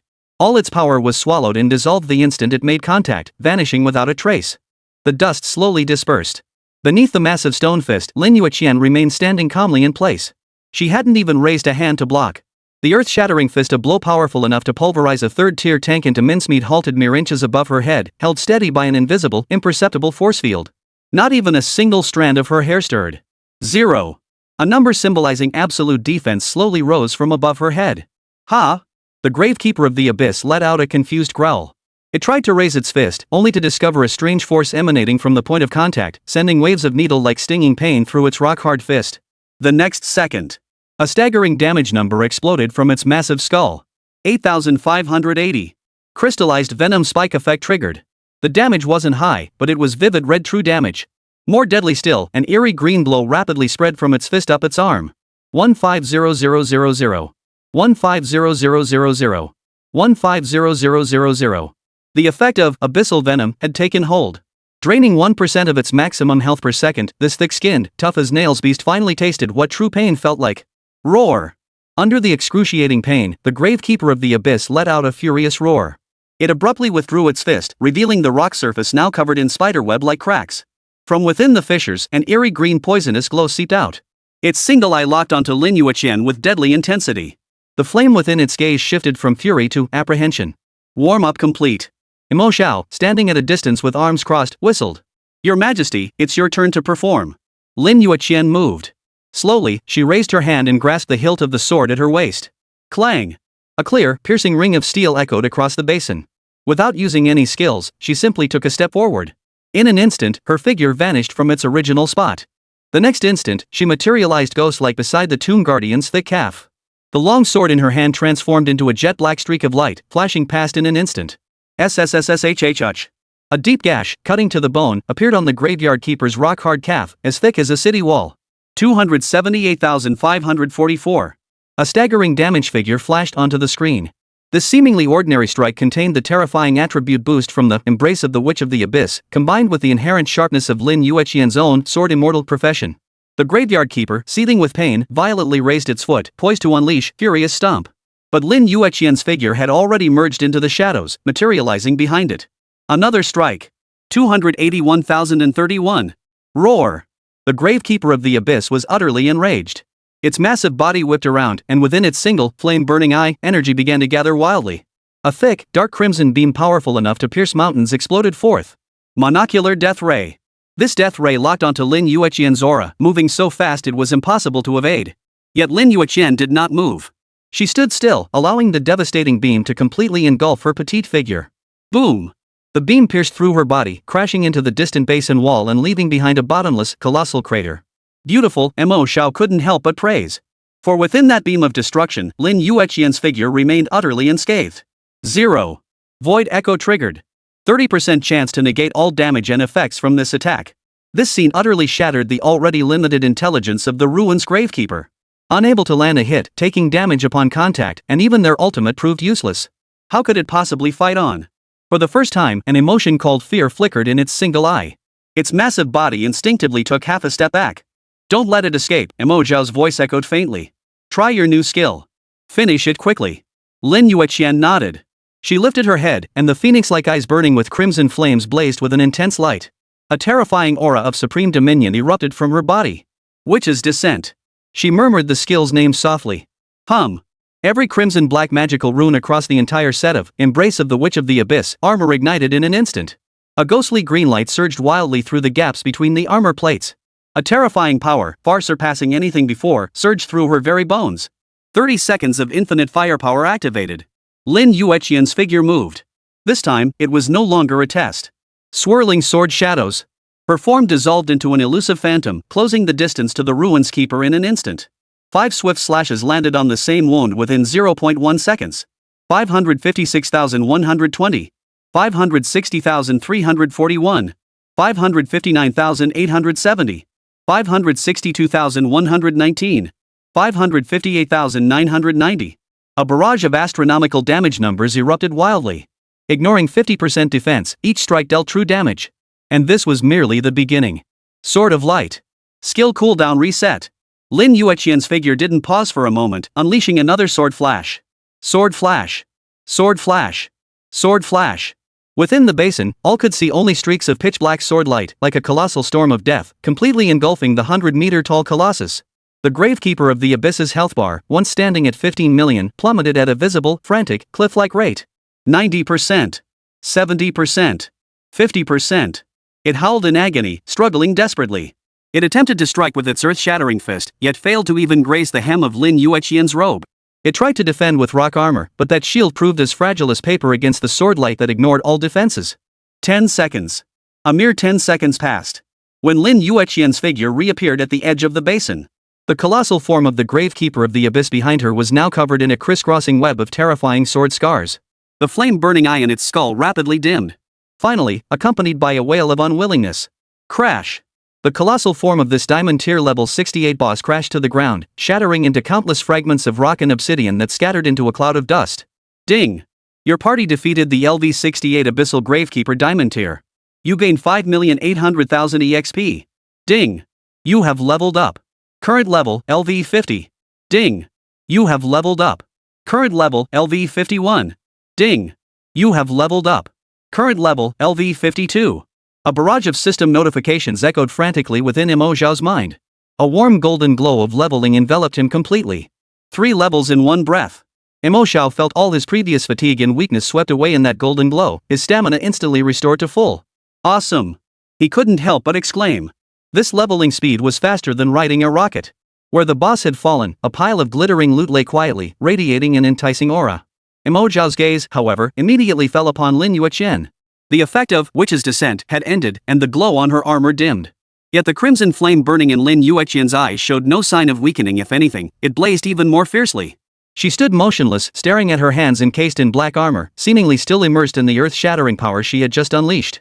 Mo Xiao.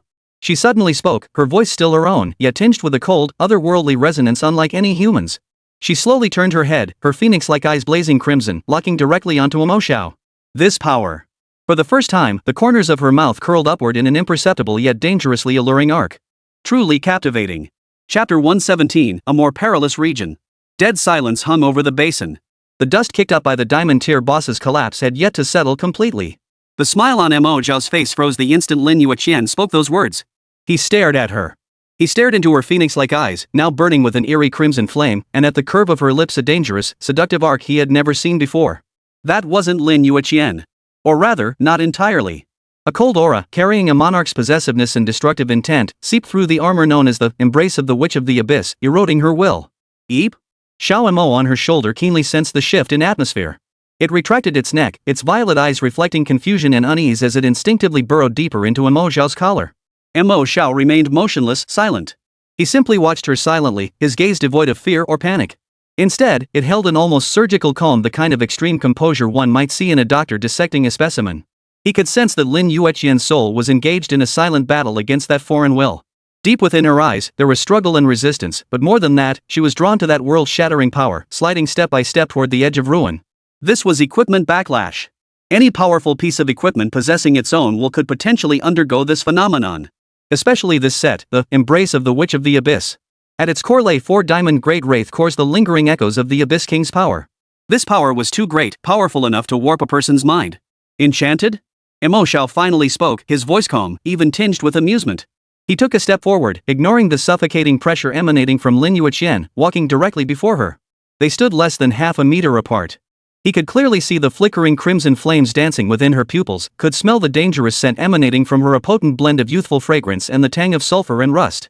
Your Majesty, have you misunderstood something? Mo Xiao extended his hand without hesitation, pressing it directly onto the breastplate's visor. The eye, carved from shadow crystal and pulsing slowly, suddenly contracted the instant his palm touched it. A savage, icy will surged through his palm, violently storming into his mind, intent on tearing him to shreds. Get out! A frigid voice echoed within Mo Xiao's mental sea. The surging royal will that had invaded him collided with an immovable barrier of divine metal, instantly crushed into oblivion. The authority of the divine hand activated silently. An even more ancient, more tyrannical force of control rooted in the very essence of all things flowed through his palm and surged back into the armor. This toy was made by me. Mo Xiao's fingers tapped lightly against the crystal stone's eye, producing a crisp sound. It should know whose commands to obey. No need for me to teach you that, right? His voice was soft, yet it carried the weight of a decree, striking directly at the very core of the armor's essence. Hum. The entire set of Embrace of the Witch of the Abyss trembled violently. The dark crimson magical patterns flowing across its surface began to flicker violently, as if engaged in a fierce internal struggle. Lin Yueqian's body shook violently in response. The crimson flames in her eyes flickered wildly like a dying candle in the wind, flickering erratically. A look of agony spread across her face. 2 wills clashed within her, locked in a final, desperate battle. Lin Yueqian. Mo Xiao's voice suddenly softened. He gazed at her anguished face, raising his other hand to gently caress her cheek. The cold, black helmet slipped away like flowing water under his touch, revealing her still cool yet now sweat-drenched face. Wake up. His voice was like a key, unlocking the most fortified door deep within her soul. In those burning phoenix eyes, all the struggle and agony, all the brutality and madness, found an outlet in that instant. The crimson flames receded like a burst dam, crashing away. In their place emerged her original gaze, clear and resolute, tinged with bewilderment and lingering fear. She stared at Mo Xiao, mere inches away, at his hand resting on her cheek, feeling the warmth radiating from his palm. Her mind went blank. What had just happened? All she remembered was that within that world-shattering power, she had felt like a god, capable of commanding everything.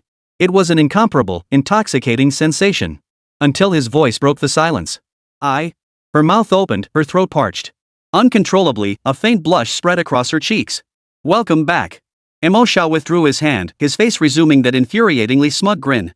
Looks like the new skin has some compatibility issues. I'll patch it up for you later. Lin Yueqian lowered her gaze, unable to meet his eyes. She silently took a step back, creating distance between them that had been far too intimate. The imposing aura emanating from the armor had completely subsided, reverting to its previous form, opulent yet cold. Come on, let's go see our spoils of war. Mo Xiao shifted the topic effortlessly, as if nothing had happened moments before. He turned and walked toward the center of the basin, where the boss had fallen. Lin Yueqian followed behind him, head bowed, silent. Yet the hands encased in black armor clenched unconsciously. She wasn't stupid. She knew all too well that just now, she had come perilously close to being utterly consumed by that force. It was Mo Xiao who, once again, had pulled her back from the brink. In the basin's center, the shattered remains of the Guichu Tomb Guardians had dissolved into the purest form of energy, dissipating into the air. All that remained was a pile of glittering spoils, shimmering with multicolored light. Mo Xiao crouched down and began to sort through them. Not bad luck. We got some loot. A hint of delight tinged his voice. The spoils were substantial. A pile of diamond-grade materials, Gravekeeper's core, and obsidian body, both top-tier forging materials. A diamond-grade warrior skill book, immovable as a mountain, requiring level 60 to learn. And 2 pieces of equipment. One was a massive shield radiating an earthen yellow glow. Diamond grade, its attributes leaned purely toward defense, a dream item coveted by top-tier tanks. The other was a ring. A simple, ancient-looking ring crafted entirely from polished obsidian, its band set with a dark red gemstone. Mo Xiao picked it up. Name, Earthwatch Ring. Grade, Crimson. Type, Ring. Equipment requirements, LV 60, Constitution 1000. Attributes, Constitution plus 500, Health plus 10,000. Effect 1 Earth Smite passive, while standing on solid ground, all damage you take is reduced by 15%. Effect 2 Call of the Tomb active, activate the ring's power to sense nearby areas or targets sealed by Earth Smite. Cost, none. Cooldown, 1 hour. Note, it guards something, and it waits for something. Nice piece. Mo Xiao's eyes lit up. The ring's attributes were practically tailor-made for tanks. More importantly, that Call of the Tomb skill. Gravekeeper. This boss was indeed guarding something. Here, give it a try.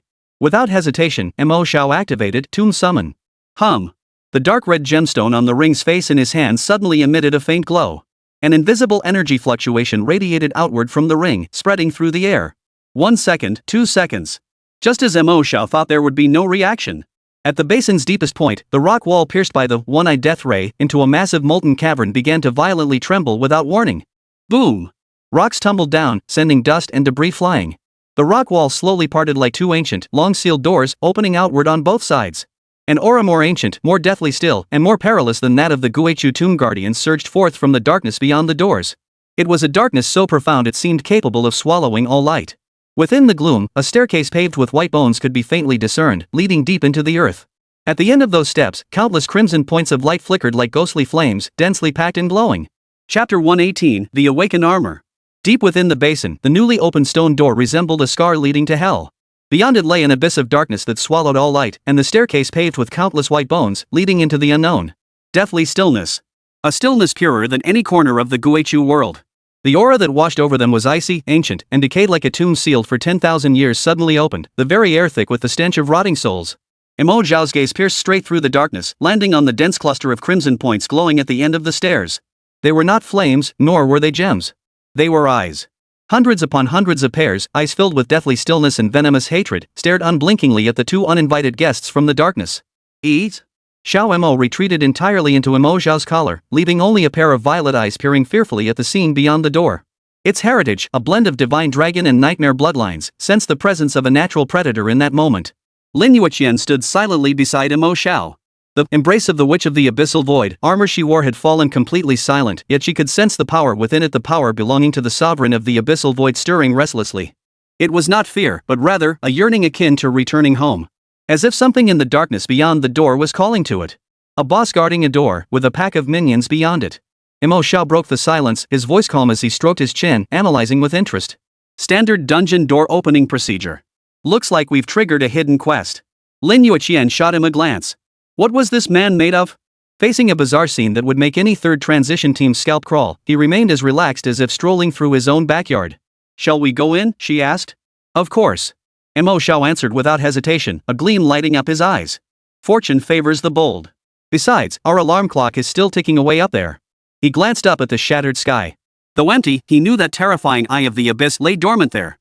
12 hours their only window of opportunity. Now, every minute, every second was precious beyond measure. Stay close. Mo Xiao said no more, slipped the Earthwatcher's ring onto his finger, and led the way up the staircase of white bones. Lin Yueqian followed closely behind. The moment both their feet stepped into the darkness. At the end of the stairs, thousands of crimson eyes suddenly stirred. Snap! Snap! Snap! The bone-chilling sound of grinding bones echoed densely through the empty passageway. Shadowy figures, cloaked in thin black mist, rose from the darkness. They bore human outlines, yet were pieced together from bleached bones. Hollow eye sockets burned with crimson soul flames. In their hands, they gripped rusted blades and swords, fashioned from the same bone material. Before Mo Xiao's eyes, the information panels for these entities appeared. Name, Bone Guardians. Grade, Platinum. Level, LV 60. HP, 800,000. MP, 0. Strength, 1,200. Agility, 800. Spirit, 500. Constitution, 1,500. Skills, Bone Shattering / Vengeful Charge. Talent Corpse Body Passive, immune to 90% of physical damage, extremely low resistance to mental and soul-based attacks. A group of Platinum Tier Elite monsters at level 60. And there are at least 100 of them. The most troublesome aspect is that immunity to 90% physical damage. This means that the damage output of ordinary physical classes here will be suppressed to almost negligible levels. Roar! The dozen or so Bone Guardians at the front row flared the soul flames in their eye sockets. Raising their bone blades high, they let out a silent roar and charged toward the two. Lin Yueqian reacted with lightning speed. She stepped forward, drew her long sword, and unleashed a sweeping, razor-sharp blade aura. Yet, that blade energy capable of cleaving through gold and jade only sparked a string of tiny sparks upon striking the nether bone guards, accompanied by a pitifully low damage number. 1,205. 1,189. 1,233. Such damage was barely a scratch against their staggering 800,000 health points. Lin Yueqian's brows furrowed slightly. Physical immunity. Leave it to me. Mo Xiao's voice rang out. Standing behind Lin Yueqian, he advanced instead of retreating. On the blade of his Abyssal Depths long sword, crimson black arcs of lightning began to flicker wildly. Abyssal cry. Hum. A sword cry unlike any earthly sound, a mix of terror and wailing, erupted from Mo Xiao and thundered outward. Purple-black sound waves surged like a tidal wave, instantly engulfing the entire passageway. The undead bone guards charging forward with reckless abandon froze solid the instant they touched the sound waves. The crimson soul flames in their eye sockets flickered violently, as if ready to extinguish at any moment. Icons denoting the fear status effect appeared above each of their heads.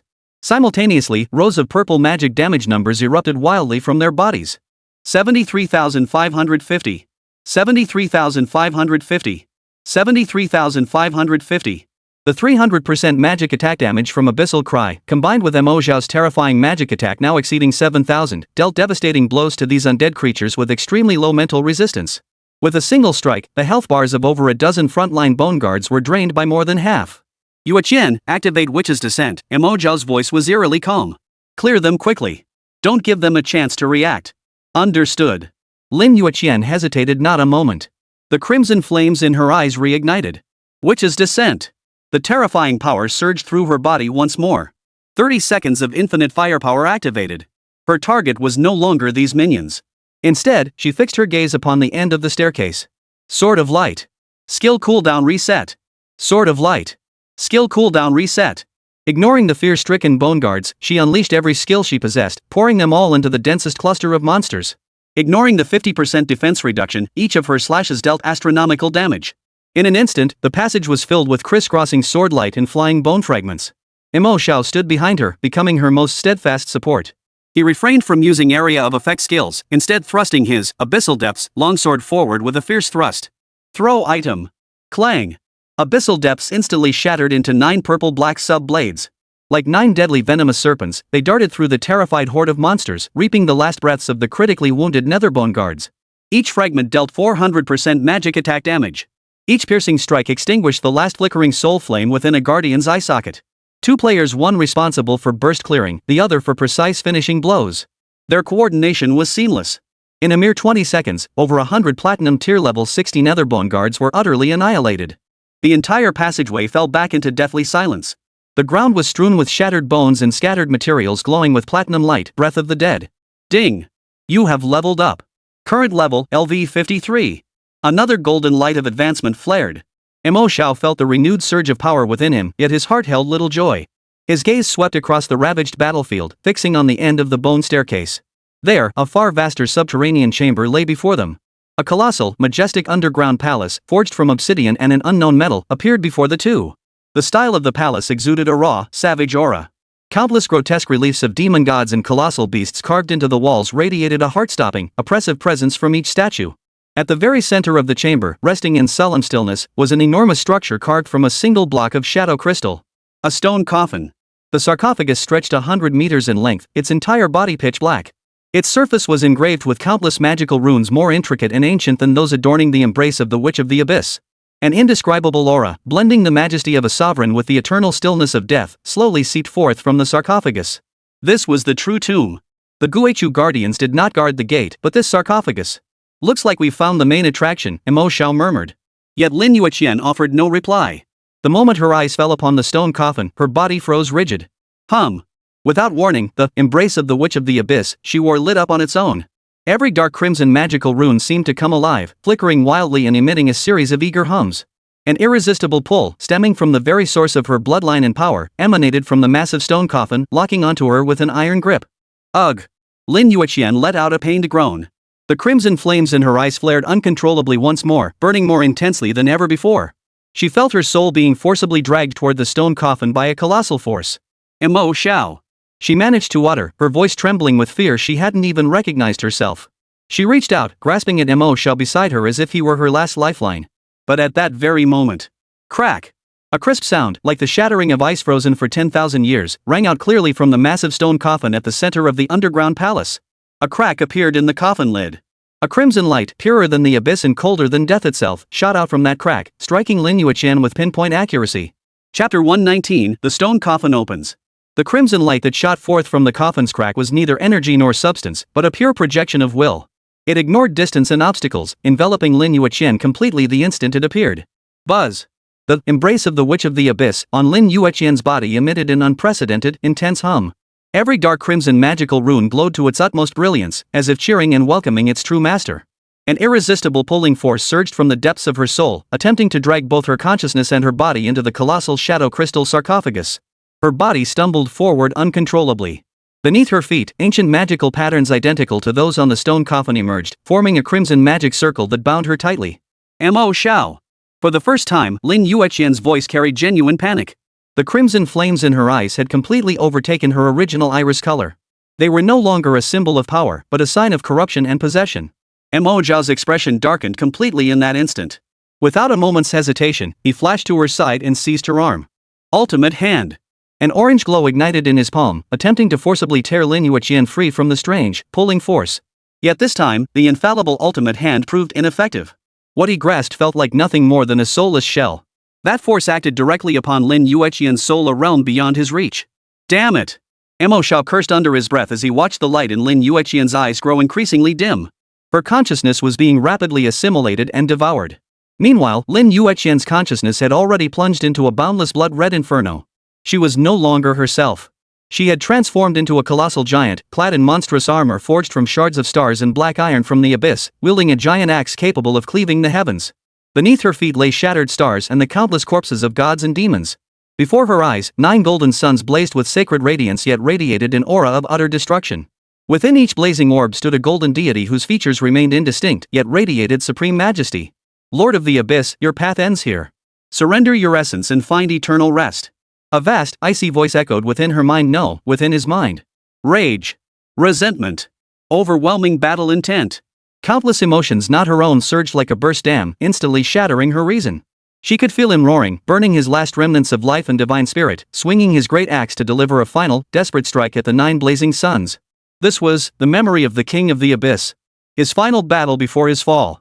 This memory, this will, too vast, too savage, was attempting to utterly crush her insignificant soul and take its place. Lin Yueqian's consciousness felt like a fragile boat in a raging storm, teetering on the brink of capsizing at any moment. Just as she was about to sink into utter oblivion, a familiar, calm voice as if piercing through the ages in this blood-soaked battlefield of memories resounded clearly within the depths of her soul. A mere piece of equipment dares to devour its master? Within the underground palace, Mo Xiao released his grip on Lin Yueqian's hand. He gazed at her eyes, now entirely consumed by crimson flames, his face showing no trace of panic, only an icy calmness that reached its absolute limit. He raised his hand, but this time, his target was no longer Lin Yueqian herself. Instead, it was the armor on her body, the armor that hummed wildly, desperately trying to welcome back its former master. Hand of the gods. I care not whether you are the Lord of the Abyss or the Sovereign of the Depths. Mo Xiao's hand slowly pressed against the armor of the embrace of the Witch of the Abyss. The shadow crystal eye, the heart of the king, pressed tightly against his palm. A power more tyrannical and unreasonable than the king's will itself crashed down. This thing. I made it. It is my prop. Now, I command you. Mo Xiao's voice, deliberate and measured like a divine decree, was directly imprinted upon the very essence of this armor. Be still. Boom. As if an invisible thunderclap had exploded throughout the entire underground palace. All the glowing magical runes on the embrace of the Witch of the Abyss froze in an instant. The violent, craving hum abruptly ceased. The crystal stone eye trembled violently beneath Mo Xiao's palm, as if emitting a silent wail. The absolute dominion of the creator clashed violently with the lingering echoes of the former master's will in that very moment. Within the blood-red battlefield of memories, the sovereign of the abyss, poised to deliver his final blow with his axe, felt his colossal form jolt violently. It seemed to sense something. For the first time, those eyes burning with boundless fury turned toward the armor covering its own chest. There, it saw the diminutive figure of a human. That figure gazed back at it with an appraising, unquestioning stare. Your era has ended. Now, surrender all your power along with your unwillingness. Become her barrier. Become her weapon. This is your sole value as a tool. Roar. The king of the abyss roared in defiance, attempting to resist, attempting to crush this audacious insect that dared challenge it. Yet it faced absolute suppression from the very level of concept. Under the authority of the hand of God, all its power, all its will, was forcibly defined as an appendage of the prop. The creator determines everything about the creation. The blood-soaked battlefield began to collapse. 9 golden suns dissolved into nothingness. The colossal demon god's form, spanning heaven and earth, shattered inch by inch. Every defiant roar, every surging battle intent, was forcibly stripped away and purified by that serene decree. Ultimately, they transformed into the purest, most unadulterated primordial force, surging entirely into Lin Yueqian's soul flame, which was on the verge of extinguishing. Within the underground palace, Lin Yueqian's body suddenly went limp. The crimson flames in her eyes receded like a tide, revealing her original clear and resolute phoenix-like eyes. Yet now, they were filled with bewilderment and lingering fear. The crimson pillar of light enveloping her shattered inch by inch. The formation beneath her feet dimmed and dissipated. Her entire body collapsed backward, utterly drained of strength. Mo Xiao instinctively caught her in his arms, clearly feeling the coldness and trembling of her body. It's okay now, he whispered softly. Lin Yueqian leaned against his chest, gasping for breath, her forehead covered in a fine sheen of cold sweat. She looked up at Mo Xiao, her lips parting, yet no words came out. The experience had been too terrifying. She had nearly lost herself forever in that crimson sea of memories. It was him again. He was the one who pulled her back. Mo Xiao said nothing more, merely shifting his gaze back to the center of the underground palace. As the will of the king of the abyss was completely suppressed, the massive shadow crystal sarcophagus ceased its strange movements. Everything seemed settled. But at that very moment, crack! Rumbling! The 100-meter-long coffin lid, deprived of its will's support, could no longer maintain stability. It began to slowly slide open on its own. An even more potent aura than before, a mixture of death and immortality, flooded out wildly from the opening crevice. Mo Xiao's pupils suddenly contracted. Holding Lin Yueqian, he instinctively took a step back, his gaze fixed intently on the opening stone coffin. What lay within that coffin? The remains of the king of the abyss? Or something else entirely? The sound of the coffin lid sliding open was heavy and slow. With every inch it moved, it felt like a heavy hammer striking both their hearts. Finally, when the lid slid open wide enough to reveal its interior, the sound ceased.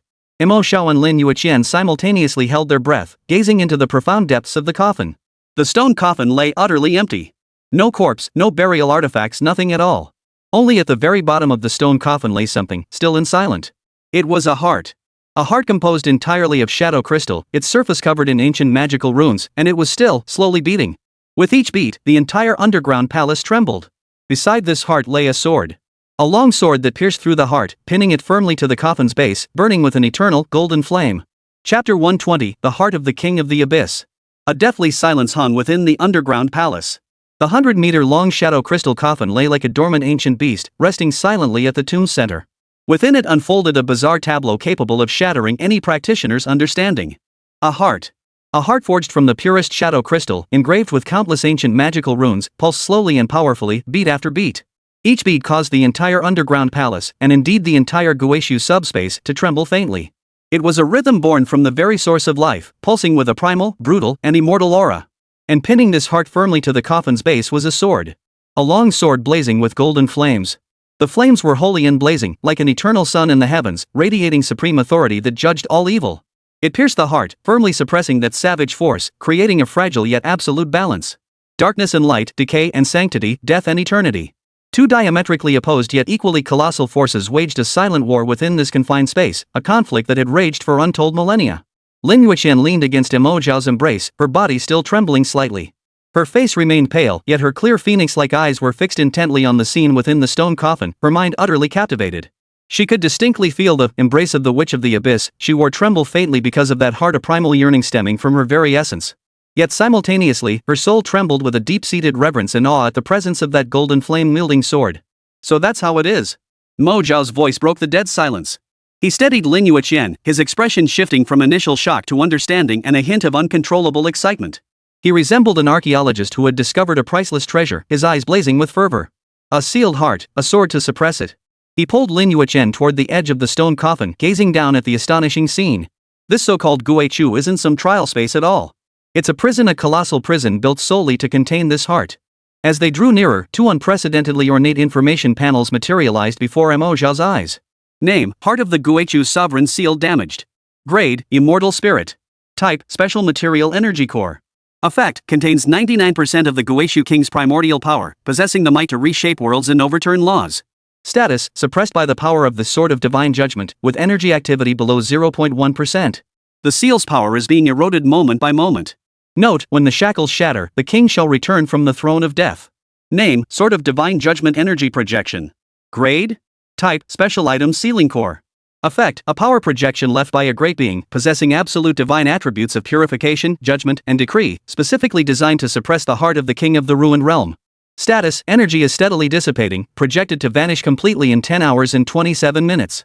Note, I stand here, suppressing the ages. A Heart of Immortal Spirit Grade.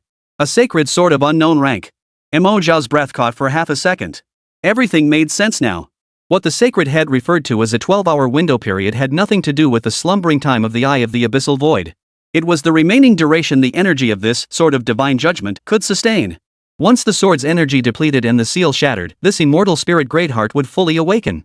Then, the entire Guichu would be devoured, and the Guichu sovereign would truly return from the dead. It would be a catastrophe sweeping across the entire world. Lin Yueqian clearly grasped this reality too. Her expression grew even more grave as she instinctively tightened her grip on the sword hilt. Faced with a crisis capable of destroying the world, anyone's first instinct should be to flee immediately, carry this news out, and let the Dragon Nation's High Command know, let the world's most powerful beings handle it.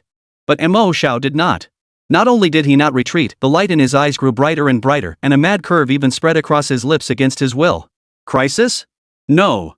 In the eyes of this prop master, this was no crisis at all.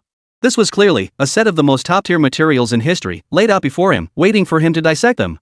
A spirit Greatheart and the projection of a divine sword of unknown grade. He wanted both of them. What are you planning to do? Lin Yueqian keenly sensed Mo Xiao's shifting mood. Turning to face him, she saw the eager expression on his face and suddenly felt a terrible foreboding. What am I doing? Mo Xiao grinned, revealing a row of pearly white teeth. Opening the package, of course. With such a treasure right in front of me, wouldn't it be a waste not to open it and take a look? Before the words had even finished echoing, he leapt into the air and plunged directly into the 100-meter-long stone sarcophagus. Mo Xiao! Lin Yueqian cried out in alarm. Boom! The moment Mo Xiao landed, the golden-flamed sword of divine judgment, as if sensing an intruder, erupted with a violent surge of flames. A sacred and overwhelming pressure swept toward Mo Xiao like a tsunami. The will contained within was cold, merciless, and filled with judgment and condemnation, intent on purifying this heretic who dared to tread into forbidden ground into ashes. Yet Mo Xiao stood rooted to the spot, allowing the golden flame-laden shockwave to wash over his body. The playful smile on his face remained utterly unchanged. Divine? Judgment, he murmured, a flicker of contempt crossing his eyes. Playing with swords in front of me? Have you got something wrong? The next instant, an intangible, conceptual power of authority erupted from his body with a thunderous roar. Sword Master! The once overwhelmingly arrogant sword of divine judgment, the golden flames upon its blade halted abruptly, without warning. Its lofty, divine will to judge all things crumbled instantly upon encountering the authority of the sword master like soldiers confronting their sovereign. It was indeed formidable, its rank so high it defied measurement, yet at its core, it remained merely a sword. And Mo Xiao was the absolute sovereign over all concepts of the sword. The divine pressure vanished into thin air. The flames of the sword of divine judgment even seemed to shrink back in fear, as if paying the most humble homage to its sovereign. Lin Yueqian, standing outside the stone coffin, was utterly transfixed. She could not comprehend the scene unfolding before her. Why did that divine sword, one whose mere sight sent shivers through her soul, now behave like a docile pet in front of Mo Xiao? Mo Xiao paid no heed to her shock. Step by step, he approached the beating heart, then the blazing golden sword. Though merely a projection, its grade is sufficiently high. Barely acceptable, it shall serve as my new toy. He extended his hand, and an orange glow ignited in his palm. Ultimate hand. He ignored the spirit great heart, pulsing violently with endless temptation and malevolence. His target, from the very beginning, had been this sword that suppressed everything. A colossal hand formed from orange light materialized out of thin air, reaching to grasp the hilt of the Sword of Divine Judgment. The Sword of Divine Judgment trembled violently, seemingly struggling to resist, to break free from this profane grasp. But the authority of the sword's master stood like an insurmountable mountain, crushing its instincts. Under the ultimate hand's definition that all things are tools, its final resistance proved futile. Come, to me. Mo Xiao barked, his arm surging with force. Clang. A wail that seemed to echo from primordial times reverberated throughout the entire underground palace. The Sword of Divine Judgment, which had pierced the heart and suppressed the king of the abyss for untold millennia, was now forcibly wrenched from that beating heart by Mo Xiao. The instant the holy blade left its body, time seemed to freeze. Thud. A faint thud. The heart, which had been beating slowly, stopped. Then, thump, thump, thump thump thump thump thump thump thump thump thump thump thump thump thump thump thump thump thump thump. A series of heartbeats, more violent and urgent than any before, like the frenzied drumbeat of doom, thundered out. Crack. The shadow crystals covering the heart's surface cracked open a fissure. A terror more pure than the abyss, colder than death itself, a force potent enough to shatter gods erupted from that fissure, surging forth with unbridled fury. The entire underground palace, the entire Guishu subspace, wailed and trembled violently under this aura. The seal was broken. The sovereign is about to return. Chapter 121, the fusion begins. The underground palace wailed. The entire Guishu subspace trembled violently and shattered under this heartbeat, like the drumbeat of doom. With each beat of the liberated heart of the Guishu sovereign, terrifying energy capable of obliterating all things surged forth from the newly formed fissure. The essence of shadow and abyss transformed into a visible black tide, sweeping madly outward in all directions from the stone coffin at its center. The walls of the underground palace, adorned with bas reliefs of demonic gods and colossal beasts, melted and disintegrated silently under this onslaught, like ice exposed to the scorching sun. Above, the rock layers began collapsing in vast swaths. Countless boulders, mingled with dust, rained down like a torrential storm. The apocalypse descended. Mo Xiao. Lin Yueqian's voice trembled with a quiver she hadn't even noticed herself. Instinctively, she lunged toward the stone coffin, desperate to drag out the very source of this catastrophe. But the black energy tide was already bearing down on her. The oppressive force it contained, cold, deathly still, and brimming with the supreme will of a sovereign, was potent enough to instantly freeze and shatter the souls of any being below the third transformation. Yet, the instant that black tide was about to touch her, a golden barrier silently unfolded before her. It was Mo Xiao. He remained standing within the colossal stone sarcophagus, one hand gripping the Sword of Divine Judgment, blazing with golden flames, while the other hand even had the leisure to wave at her.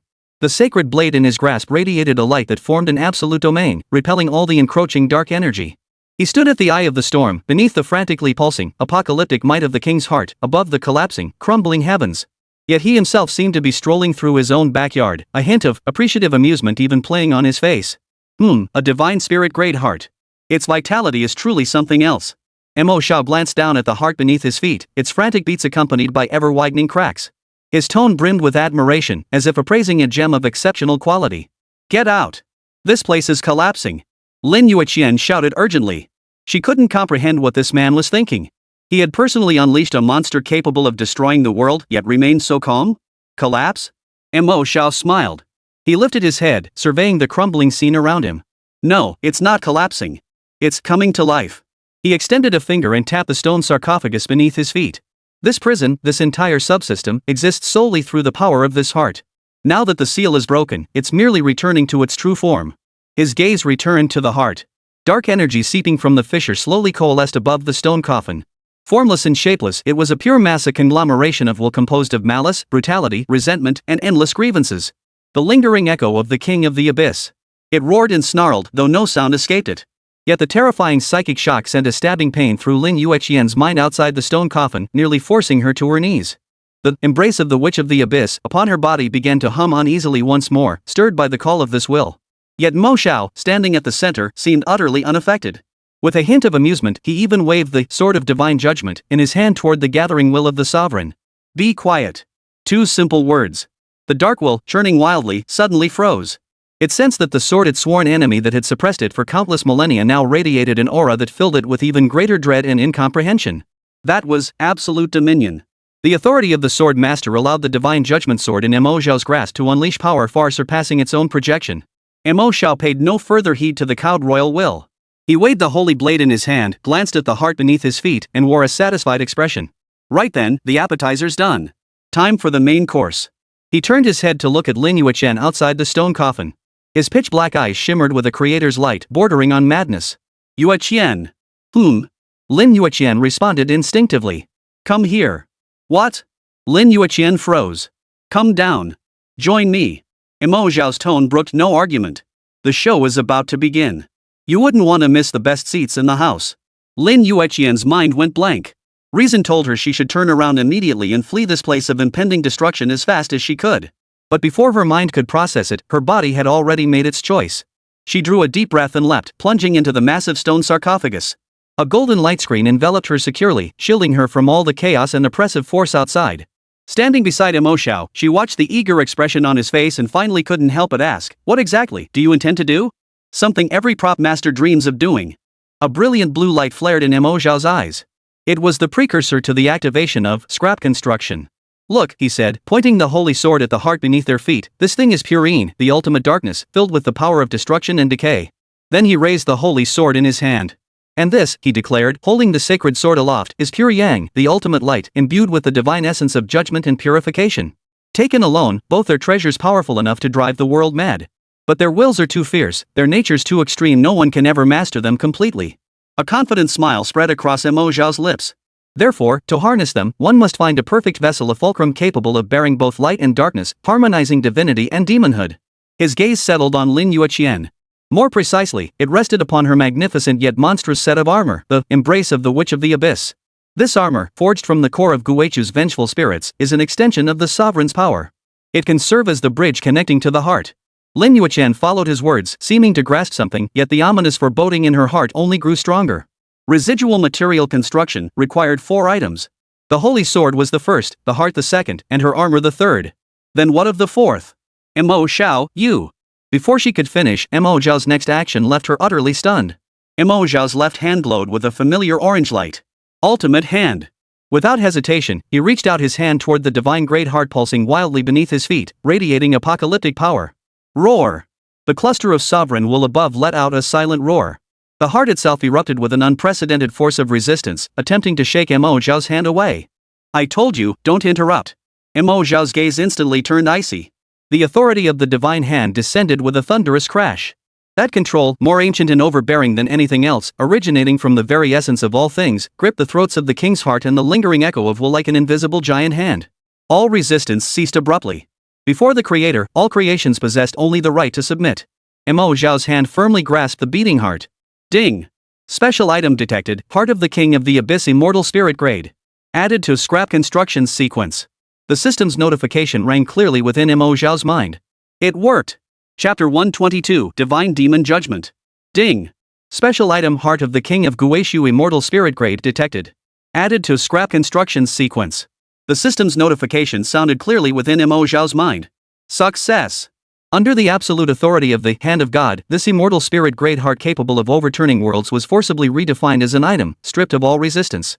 Beyond the stone coffin, the entire Guichu subspace teetered on the brink of total collapse. Above, the eerie dark purple sky was torn apart by countless massive spatial fissures. Rampant dimensional energy raged like a storm, pouring down relentlessly. The earth sank, and all creatures wailed. Yet within the stone coffin, the radiance of the Sword of Divine Judgment forged an absolute sanctuary of safety.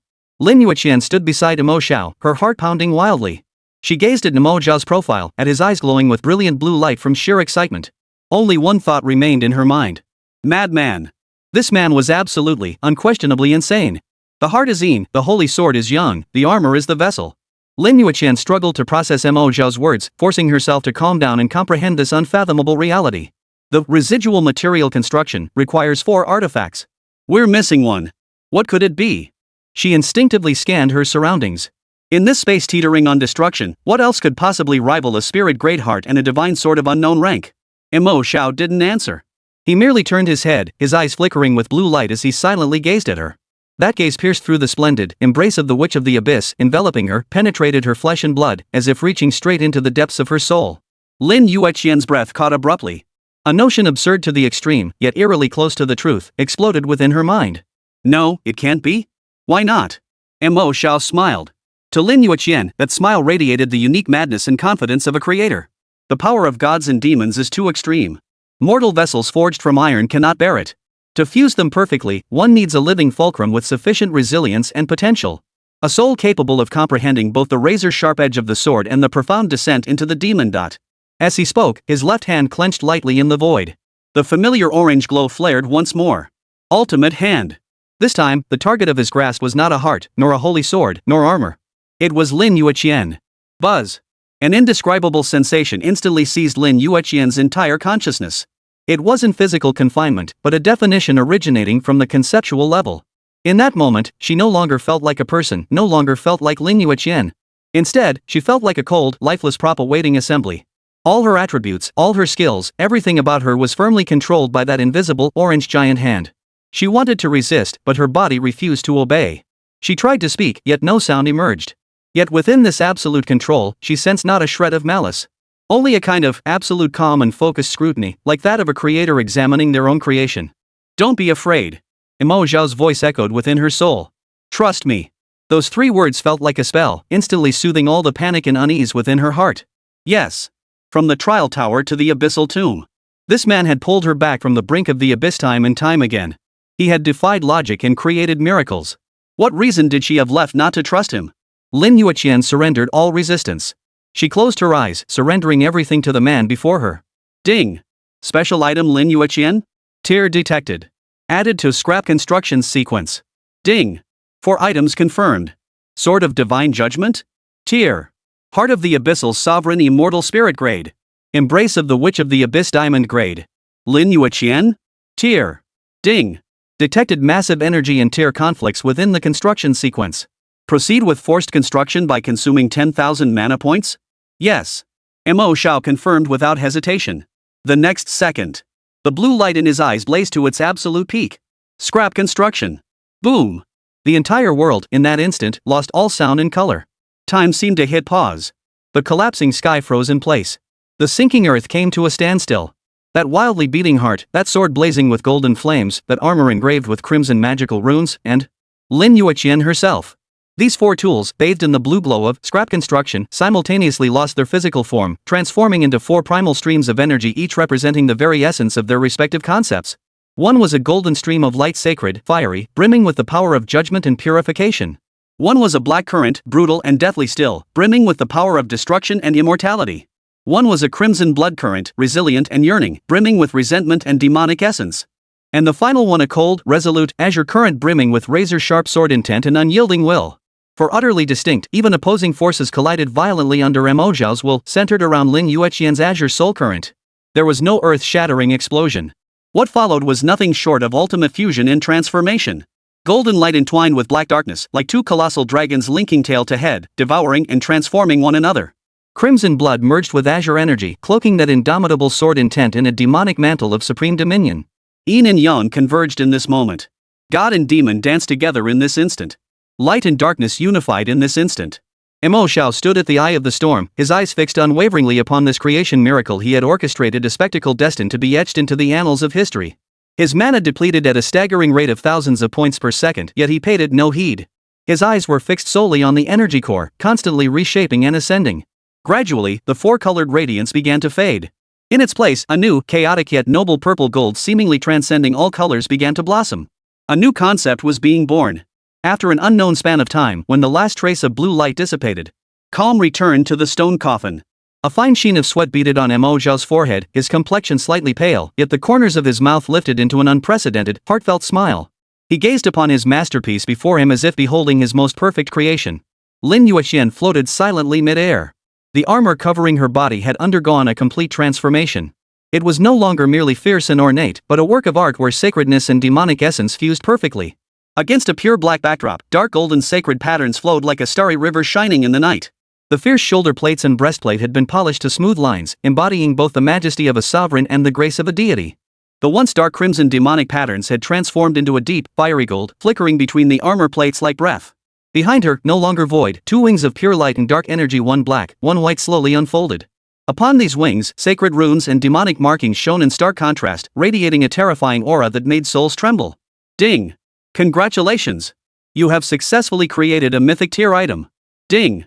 Your item master profession proficiency has significantly increased. Your skill, scrap construction, has leveled up. Current level, LV4. Your skill, divine hand, has gained growth. Ding! As the first professional to create a mythic tier item, you gain world reputation plus 10,000. You obtained the unique title, Mythic Artisan. A barrage of system notifications flooded Mo Xiao's mind. But he merely glanced at them before shifting his gaze back to the brand new armor. A pristine, exquisitely ornate interface panel materialized before his eyes. Name, Divine Demon Judgment Embrace of Dawn and Dusk. Grade, Mythic Growing Type. Type, Full Body Armor Unique Bind. Bound User, Lin Yueqian. Equipment Requirement, Unique Binder.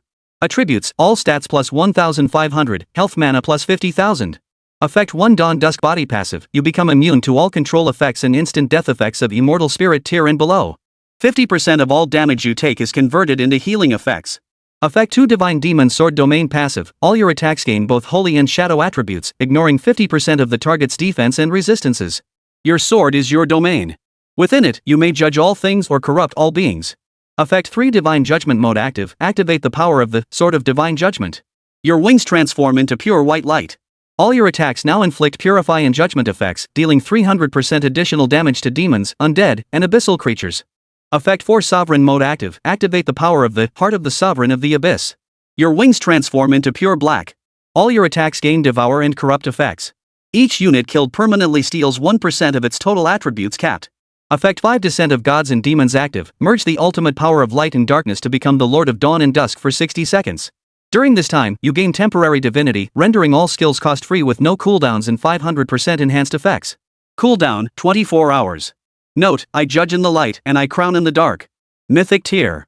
Mo Xiao stared at these absurdly powerful stats, and even he couldn't help but suck in a sharp breath. Chapter 123, The Lingering Echoes of the Abyssal Ruins. Within the stone coffin, all sound ceased. The surface of the brand new armor, a true work of art, slowly retracted its purple gold radiance until it settled into a profound, pitch-black darkness that seemed capable of swallowing all light. Lin Yueqian, suspended mid-air, slowly opened her eyes. The world had changed. In her perception, the violent, chaotic energies in the air were no longer threats but became nutrients she could freely draw upon. The collapsing rock walls, the spatial rifts tearing the sky, every pattern of law forming them was clearly reflected in her mind. It felt as though, if she wished, a single thought could heal them or hasten their destruction. Within her body, two utterly opposing forces coexisted in perfect harmony. On the left, a sacred, scorching power like an eternal sun, brimming with the will to purify and judge. On the right, a force as deathly silent and cold as an endless abyss, brimming with the desire to devour and corrupt. Light and darkness, God and demon no longer adversaries, they had become the left and right hands of her power, as natural as moving her own fingers. She lowered her gaze to her hands, encased in black armor, and an unprecedented sense of power flooded her soul. This power far surpassed the peak she had reached in her previous life. It was a true power to master her own destiny, and even, to master others. Then, she remembered the source of this power. She turned her head, her gaze complex as it fell upon the one responsible. Mo Xiao leaned against the inner wall of the stone coffin, his face slightly pale. Beads of sweat trickled down his temples and cheeks, clearly drained by the earth-shattering construction he had just performed. Yet he showed no sign of fatigue. Instead, he regarded her with the admiring gaze of an art connoisseur, his expression filled with keen interest. A smug, self-congratulatory smile played at the corners of his mouth. "How does it feel?" he asked. Lin Yueqian didn't answer. She took a step forward, her figure instantly appearing before Mo Xiao. She raised her hand, the cold black armor gently brushing against Mo Xiao's cheek, wiping away the bead of sweat. Her touch was light and gentle, yet Mo Xiao distinctly felt a chill radiate from the point of contact, sending a shiver through his entire body. "If you ever dare to use me as material again." Lin Yueqian's voice carried a hint of gritted teeth beneath its icy tone. Her once clear phoenix eyes now shimmered with a dual glow, the left eye radiated an authoritative golden holy light, while the right eye swirled with an eerie, dark crimson demonic glow. "I'll tear you apart." Mo Xiao's smile froze. He could sense an invisible domain, centered on Lin Yueqian, enveloping him completely. Within this domain, the magical power within his body, and even the connection between him and the Sword of Divine Judgment, a bond originating from the Swordmaster, became sluggish and restricted. Divine Demon Sword Domain. This woman means business. Ahem, just kidding, trying to lighten the mood, Mo Xiao cleared his throat and promptly backed down. See? It worked like a charm. Mythic tier, one of a kind. I'd call this move a game ender. Lin Yueqian gave him a piercing look before finally withdrawing her hand, and the terrifying pressure dissipated along with it. she knew the effect was good. So effective it felt unreal. But having her very soul utterly controlled by another, then needed together with her heart, divine sword, and armor like dough, that experience pushed her psychological limits to the absolute limit. Boom! Boom! Boom! At that moment, an even more violent roar erupted overhead. The entire Guizhou subspace finally met its final collapse. The colossal stone sarcophagus began violently shaking and sinking. The surrounding tide of dark energy, deprived of the king's heart source, grew even more frenzied and chaotic. Like beasts freed from their chains, it began devouring and annihilating itself with unbridled ferocity. No time for reminiscing, we have to go. Lin Yueqian's expression sharpened as she seized Mo Xiao's arm. The pair of black and white light wings on her back abruptly unfurled. Cradling Mo Xiao, she soared skyward, effortlessly escaping the sinking stone coffin. Where's the exit? Mo Xiao asked, still held in her embrace, feeling the wind howling past his ears. The mountain wall we came in through.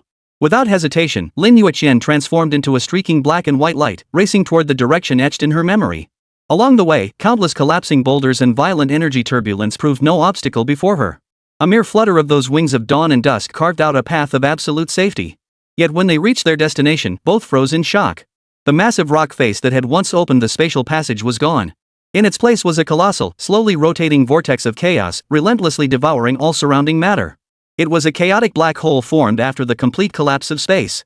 Forget humans, even an interstellar warship would be torn into elementary particles the instant it entered. The exit was gone. This is trouble, Mo Xiao finally frowned.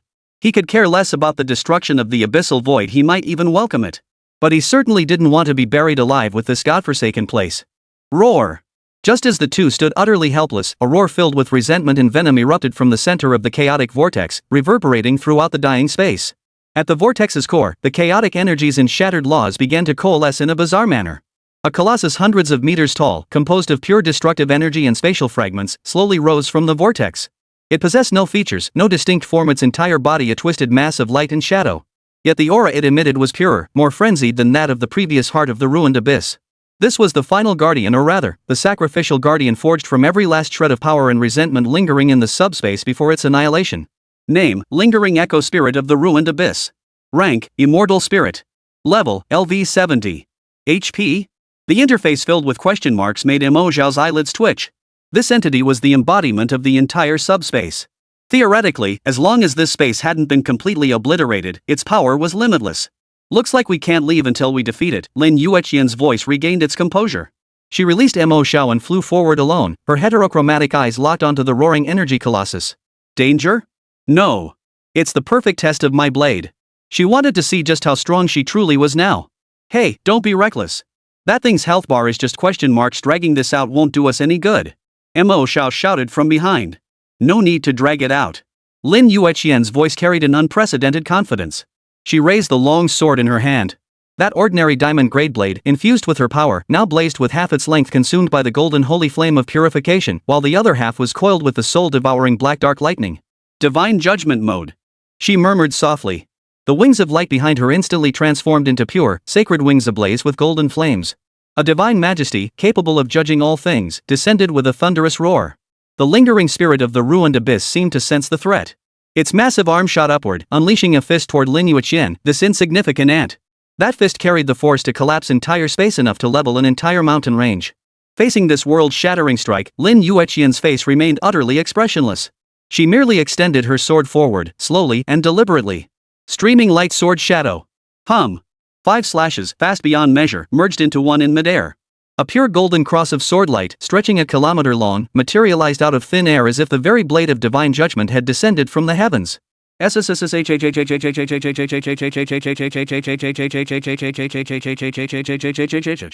No earth-shattering collision. The colossal energy fist, before that cross-shaped sword light, sliced apart as easily as a hot knife through butter, silently cleaved into 4 pieces. Instantly, the entire arm and half the body of the Guizhou Echo Spirit was purified and vaporized by that sword light. A row of astronomical damage numbers floated above its head. 58,770,000. With a single strike, the health bar of this immortal spirit tier final boss was slashed dramatically. Roar! The Echo Spirit let out an agonized roar as its remaining body convulsed frantically, attempting to heal the wounds. But Lin Yueqian had no intention of giving it another chance. Too slow. The sacred light in her eyes burned ever brighter. Divine Demon Descent. Boom! Black and white beams of light shot skyward, enveloping her completely. At that moment, her aura underwent a fundamental transformation. It was no longer merely divine, nor purely demonic, but an absolute divinity transcending both, as if it had existed since the dawn of creation. 60 seconds of invincibility. 60 seconds of infinite firepower. Lin Yueqian's figure vanished. The next instant, thousands upon thousands of violet gold sword energies, a fusion of light and darkness, swept forth like a storm engulfing heaven and earth, completely submerging the colossal remnant spirit of the ruined abyss. Each blade of energy pierced through defenses. Each blade carried dual effects, judgment and corruption. Each strike, amplified by a 500% skill effect bonus, dealt damage so staggering it silenced the system itself. Far away, Mo Xiao was utterly transfixed. This was the monster he had created with his own hands? This battle, more than a fight, was a one-sided, dazzlingly brutal slaughter. In mere seconds. The immortal tier remnant echo spirit of the ruined abyss hadn't even managed to unleash a single complete attack before being utterly disintegrated within the endless storm of sword chi. It dissolved into the purest form of energy, dissipating into the air. With its demise, the collapse of the entire subspace entered its final countdown. Lin Yueqian descended slowly from the sky. The divine radiance enveloping her gradually faded, and the pair of luminous wings on her back reverted to their original black and white form. She approached Mo Xiao, her expression serene, as if she had merely swatted a fly. "Let's go." "Go?" Mo Xiao snapped back to reality, offering a wry smile as he gestured toward the chaotic vortex. Now that the boss was dead, it had grown even more violent, even generating spatial thunderstorms. "Where exactly are we supposed to go? Jump in for a free fall?" Lin Yueqian fell silent. Indeed, they had defeated the gatekeeper, but the gate itself was now utterly shattered. They were trapped within this prison, now swiftly fading into nothingness. Just then, the sacred order given by the holy leader in Mo Xiao's embrace suddenly glowed with a warm white light without warning. A voice, aged yet commanding, echoed directly within their minds. "You two youngsters have certainly made quite a commotion." Chapter 124, The Holy Head Returns. The voice was ancient and commanding, yet tinged with an almost imperceptible hint of amusement. It seemed to emanate not from the sacred hall order itself, but directly from the depths of their souls, carrying an authority that commanded absolute obedience. The instant the voice fell, the entire Guichu subspace, hurtling toward destruction, abruptly halted. The chaotic vortex, spinning madly and devouring everything in its path, ceased its rotation. The cascading spatial thunderstorms froze mid-air. The dimensional storm, potent enough to tear through steel, transformed into a frozen tableau. Time and space themselves seemed to lose all meaning before this voice, as if a pause button had been forcibly pressed. Mo Xiao's pupils contracted into the most dangerous pinpricks at that instant. Lin Yueqian, cradled in his arms, also sensed that terrifying pressure that transcended all laws, her body instinctively tensing. Her heterochromatic eyes fixed intently on the glowing token at Mo Xiao's chest, her heart churning with overwhelming shock. The holy leader. He had been watching this place all along? The heart of the king of the abyss, the sword of divine judgment. The ancient voice sounded again, this time tinged with amusement. "You two youngsters have certainly given this old man a tremendous surprise."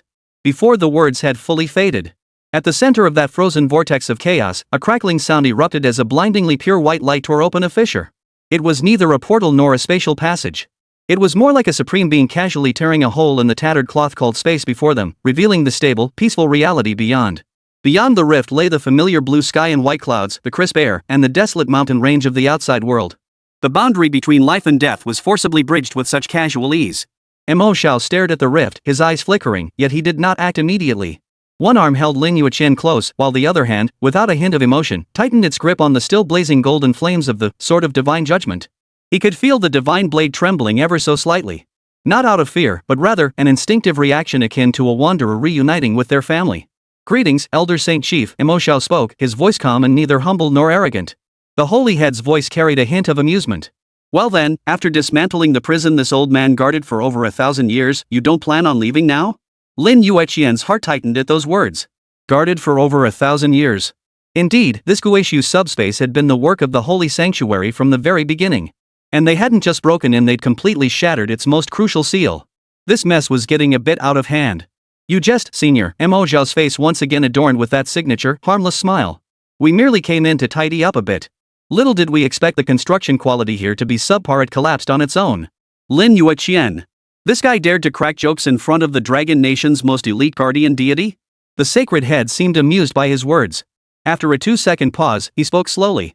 "The construction quality is indeed lacking, but your interior design skills are quite impressive." His gaze pierced through infinite space, landing with pinpoint accuracy on the divine demon judgment, Dawn Dusk Embrace, set worn by Lin Yueqian. Forged with divine swords as its bones, demonic hearts as its blood, and human souls as its spirit. "Youngster, you're no ordinary prop master. Mo Xiao's smile stiffened slightly. Lin Yueqian's heart sank abruptly. He saw everything. From the moment they entered the underground palace to Mo Xiao drawing the sacred sword to the entire process of him using scrap construction to forcibly fuse himself, his heart, the divine sword, and the armor into one. This sacred leader knew every single one of their moves. This was no mere surveillance, it was omniscience.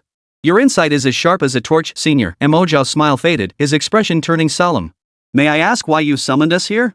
He did not rush to step through the fissure leading to the outside world. There's no such thing as a free lunch. The other party had gone to such lengths, even exposing their own existence, surely not just to invite them out for tea.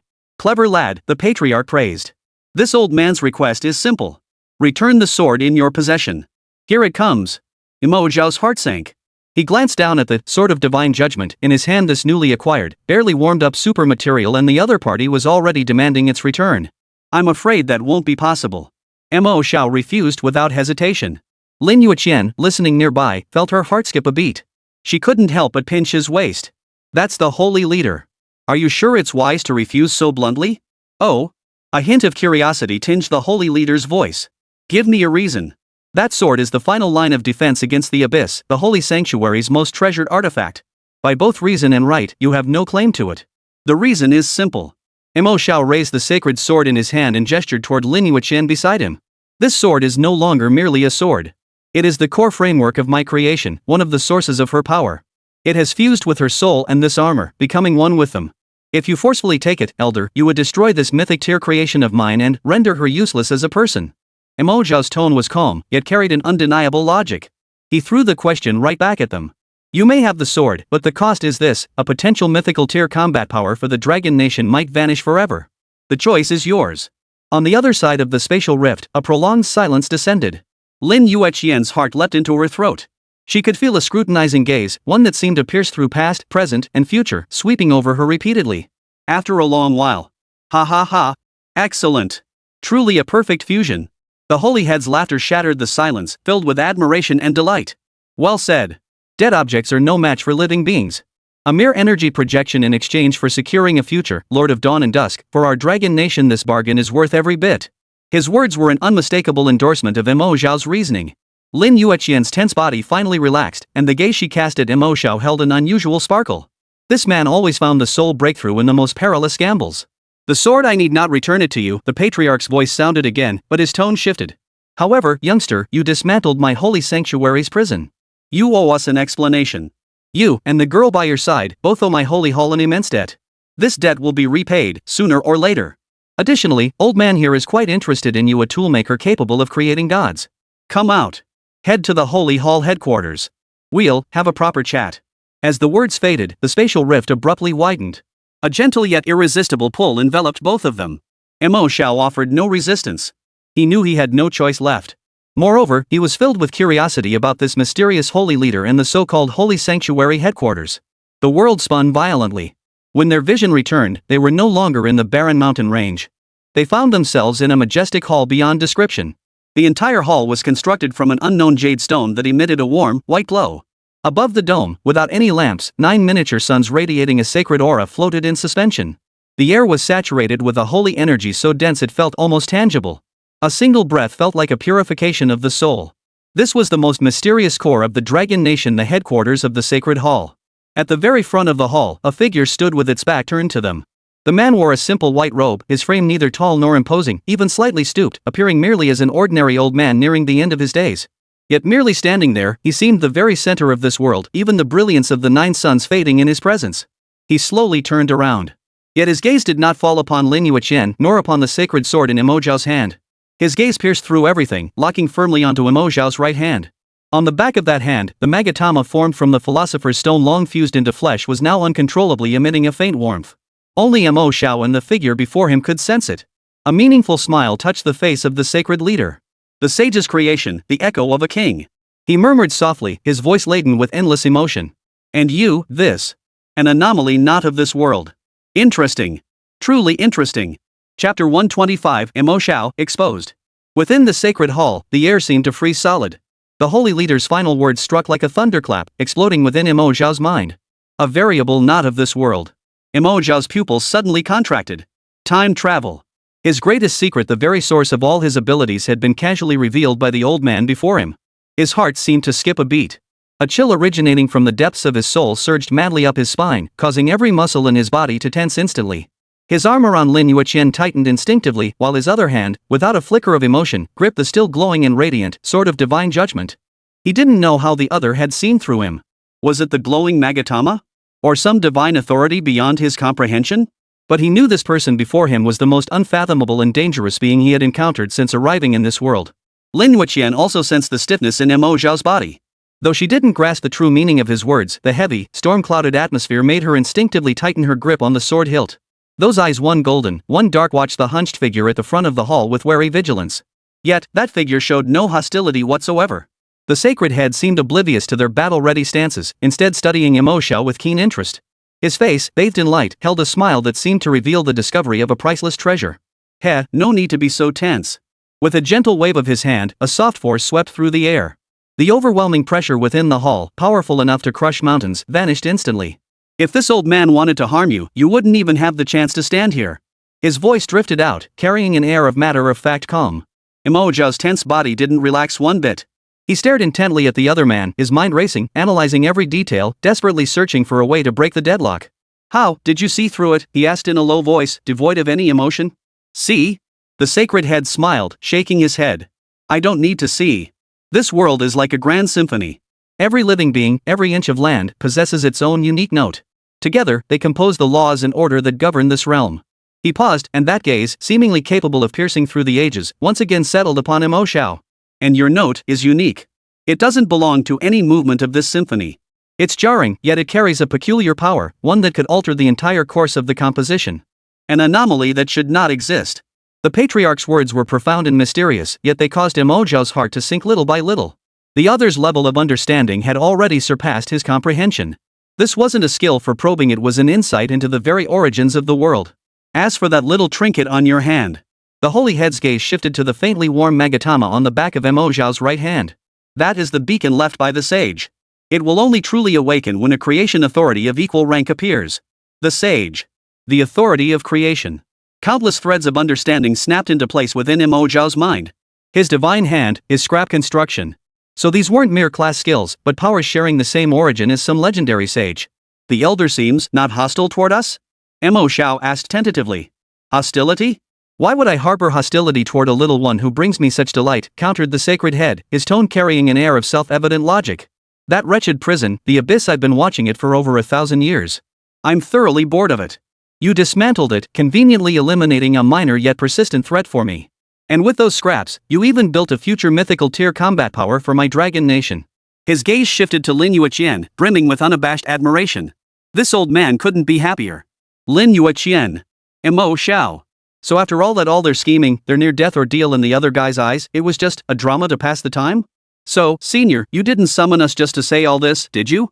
Mo Xiao took a deep breath, forcing himself to calm down. Since the other party showed no hostility, there was room for discussion. "Of course." The holy head's tone finally grew solemn. "Surprises are one thing, but rules must not be broken. You dismantled the prison and released the king's primordial heart. This mess needs to be cleaned up." "That heart has already been forged into the core of your armor," the patriarch observed, fixing his gaze on Lin Yueqian. "This is excellent. Rather than letting it cause trouble outside, it's better to harness its power. From this day forward, you, Lin Yueqian, shall be recorded in the Dragon Nation's holy sanctuary as the sole Lord of Dawn and Dusk. The Holy Hall will provide you with protection and erase all traces of your past. Until you truly come into your own, no petty troublemakers will dare disturb you." Lin Yueqian's heart trembled violently at these words. Master of Dawn and Dusk, this wasn't merely a title, but an entirely new definition of her current state. The sanctuary's protection meant she could grow without restraint, never again worrying that her power would expose her to endless trouble. She turned to Mo Xiao, her eyes filled with inquiry. Mo Xiao didn't respond immediately, instead turning to the holy leader. "Then, what about me?" "You?"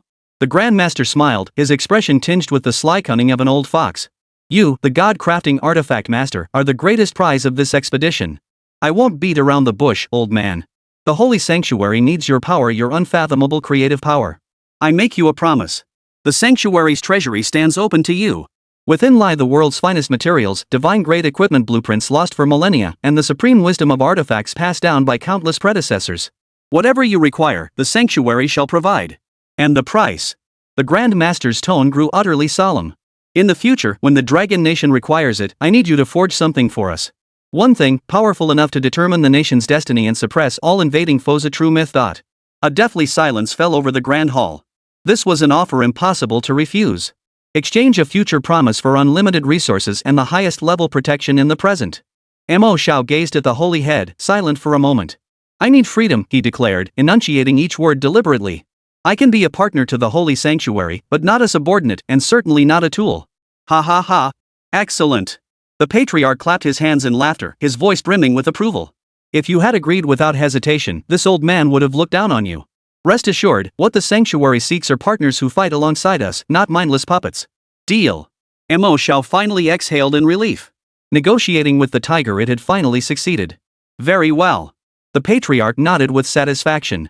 Then, as a welcome gift for your joining the holy hall, this old man will say one more thing. His hunched form slowly straightened, and an invisible aura of authority rippled through the entire hall, causing it to tremble. The destruction of the abyss, the birth of the Lord of Dawn and Dusk. The commotion is too great. Eyes that have slumbered far too long upon this land have now opened. Where there are friends, there are naturally also enemies. Your days of ease are over. Strive to grow stronger, youngsters. The world ahead will prove far more spectacular than you could ever imagine. With that, the sacred head waved his hand once more. Mo Xiao felt a flash before his eyes, the world spinning wildly. When he opened his eyes again, the majestic sanctuary hall had vanished. The familiar city nightscape came into view. They stood atop the headquarters of the Yun City Practitioners Guild, the evening breeze carrying whispers of the city's bustle. It felt as though everything that had just happened was nothing more than a dream. Lin Yueqian stood beside him, equally dazed. She looked down at her armor, now restored to its plain form, and felt the distinct yet perfectly blended divine and demonic energies within her body. Only then did she realize it had all truly happened. We've latched onto the world's most powerful ally, Mo Xiao finished for her, a complex smile playing on his lips. He raised his right hand. On the back of his hand, the magatama formed from the philosopher's stone had withdrawn all its radiance, returning to stillness once more. Yet the words of the holy head remained etched in his mind like a brand. The creation of the sage. A variable not of this world. The authority to create. He had always believed himself to be merely a fortunate transmigrator equipped with a game cheat. Until today, he realized that the land beneath his feet, the water, ran far deeper than he had ever imagined. His transmigration, his profession, this magatama behind them all seemed to lie a colossal secret capable of overturning the entire world order. And he was already standing at the very center of this storm. Chapter 126, what was their original purpose again? On the rooftop of the Yunqing Guild headquarters, the evening breeze carried the unique clamor of the city, brushing against their cheeks. Beneath their feet lay solid concrete ground, while in the distance, the city's lights flickered like countless neon stars.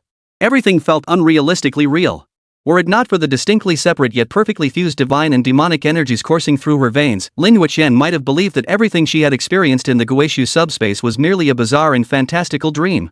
We have latched onto the thickest thigh this world has to offer. Mo Xiao's voice snapped her out of her daze, his face wearing a complex smile, a mix of relief after narrowly escaping danger and a hint of smug satisfaction. Lin Yueqian remained silent. She turned her head, her eyes one golden, one dark, quietly fixed on Mo Xiao.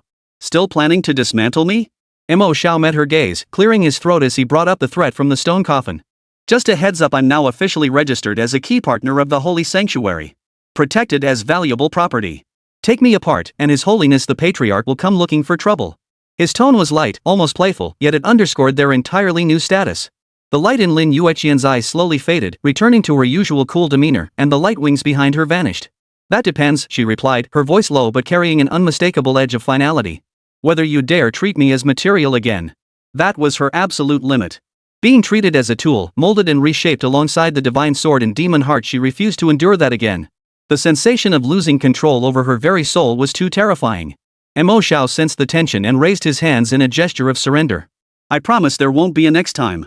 After the jest, the atmosphere grew heavy once more. The holy leader's final words weighed on both of them like a massive boulder. The destruction of the abyssal void, the birth of the Lord of Dawn and Dusk, the commotion is too great. Eyes that have slumbered far too long upon this land have now opened. They understood exactly what this meant. Before, they had been like two insignificant fish in a pond occasionally stirring ripples, yet never enough to draw the attention of the colossal beasts lurking in the deep. But now, things were different. Lin Yueqian's divine demon judgment, embrace of dawn and dusk, was a true mythic tier artifact. And Mo Xiao was an artifact master capable of forging legends. They were no longer small fish. Instead, they had become two massive meteorites hurled into the pond enough to alter the entire ecosystem. Those ancient entities lurking in the world's shadows, slumbering for millennia whether friend or foe would inevitably fix their gaze upon them. The sanctuary's protection was a shield, but beyond it, a storm raged. The good times are over.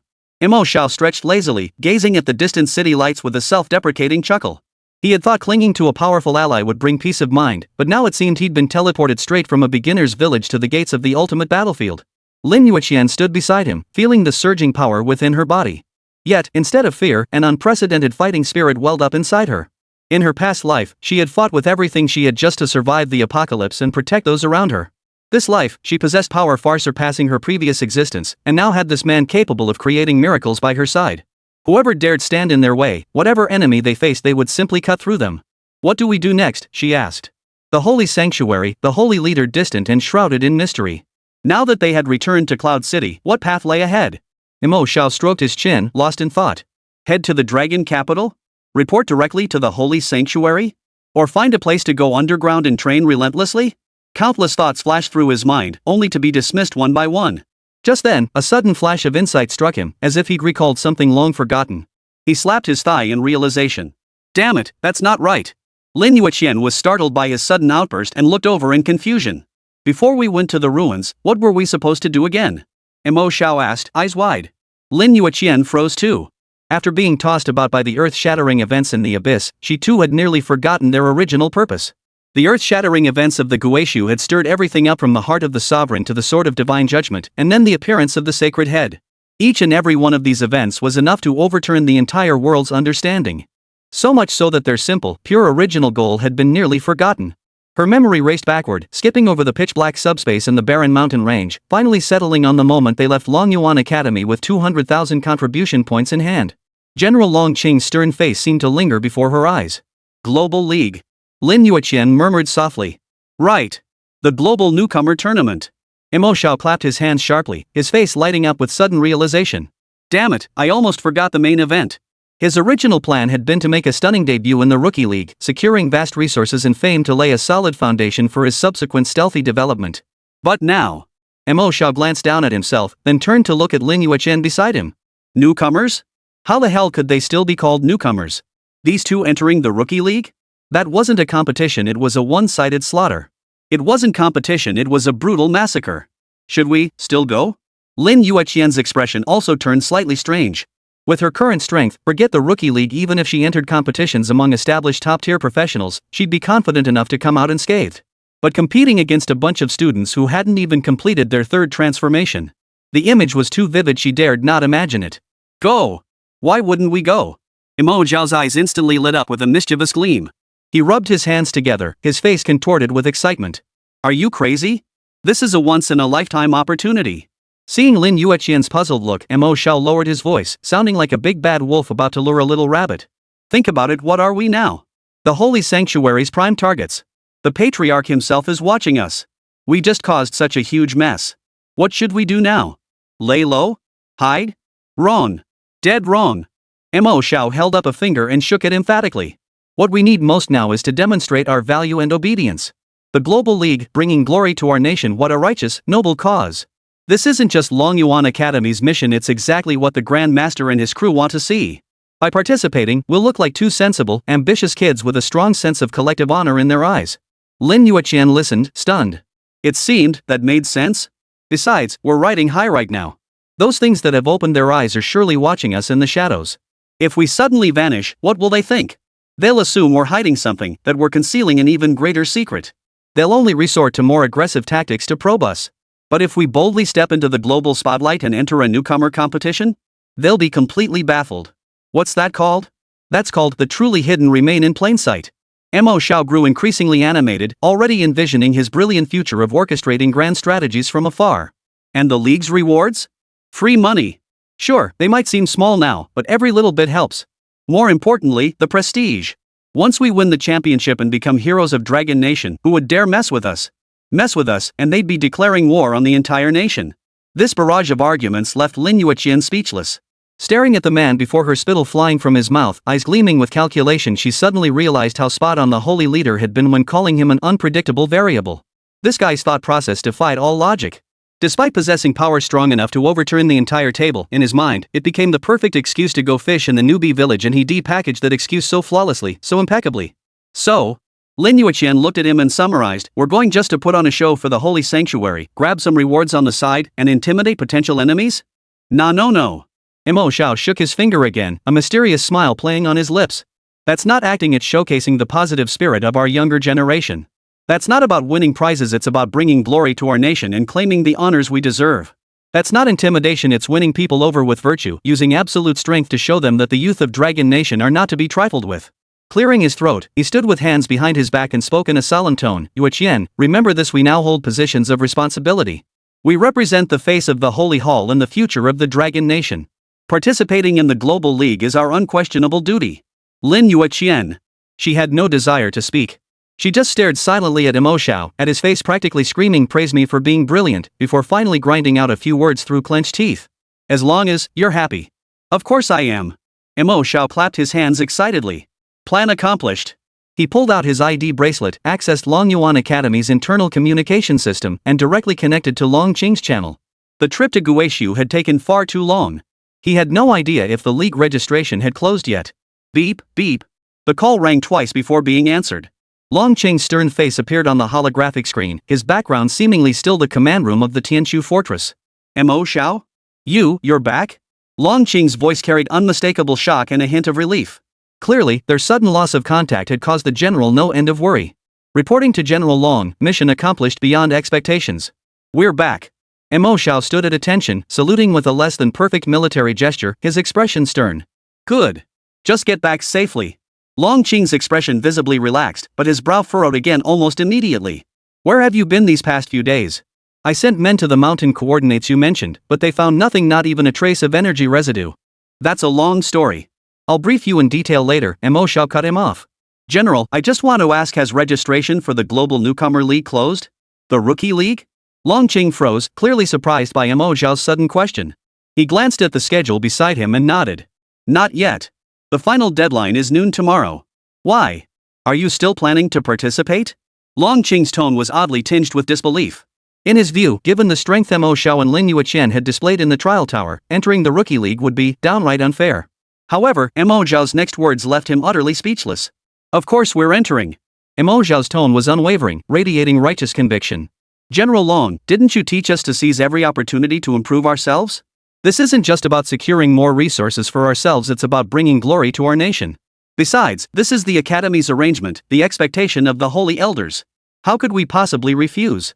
On the other side of the light screen, Long Qing gaped, unable to utter a word for a long while. Staring at Mo Xiao's face, radiating righteous indignation, he sensed something was off, yet couldn't pinpoint any grounds for objection. Bring glory to the nation? The expectations of the holy heads? That's a pretty tall order to pull off.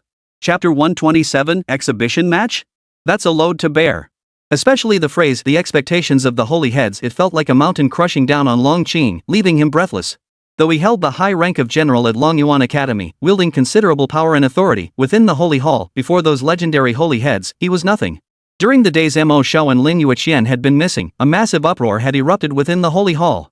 Though his rank didn't grant him access to the specifics, he could sense a storm brewing, one powerful enough to reshape the entire landscape of the Dragon Nation. And at the very center of that storm stood these two young people before him. Now, the very eye of that storm declared they were entering the Rookie League and even invoked the Holy Head's authority. Could he dare to stop them? He dared not. Ahem. Long Qing cleared his throat, forcing down the strange feeling in his chest as he adopted a stern, businesslike expression. "Since you've made this decision, the Academy naturally supports you. I'll immediately process your registration. The Dragon Nation team will assemble at the Holy Hall branch building in Dragon Capital tomorrow at 10 a.m. A special aircraft will transport you to the competition site Sky City." Sky City? Mo Xiao's eyebrow arched as he latched onto the keyword. "Correct," Long Qing nodded. "This year's Global League is jointly hosted by the World Professional Alliance. The venue is Sky City, a mobile fortress suspended above the Pacific Ocean year-round by a levitation array. The rules there differ somewhat from those within Longhua." A hint of gravity crept into his tone. "The specific rules will be explained in detail by the team instructor once you arrive. I can only warn you, be wary of the teams from the Free Federation and Sakura Nation. Intelligence indicates their new recruits are exceptionally powerful. Several have even challenged established veterans with proven records." "Understood." Mo Xiao nodded, his expression still solemn. "Rest assured, General. We will defend the honor of the Dragon Kingdom. Long Cheng watched him, his lips twitching, but ultimately swallowed the words, "You two go easy on them, don't kill anyone." Forget it. Did he really need to worry about these two monsters? Better to focus on the competitors from other nations. Alright, that's settled. Stay safe. The communication cut off, a holographic screen fading away. The evening breeze swept across the rooftop, scattering the righteous indignation from Mo Xiao's face. He turned his head and met Lin Yueqian's eyes, which held a hint of amusement.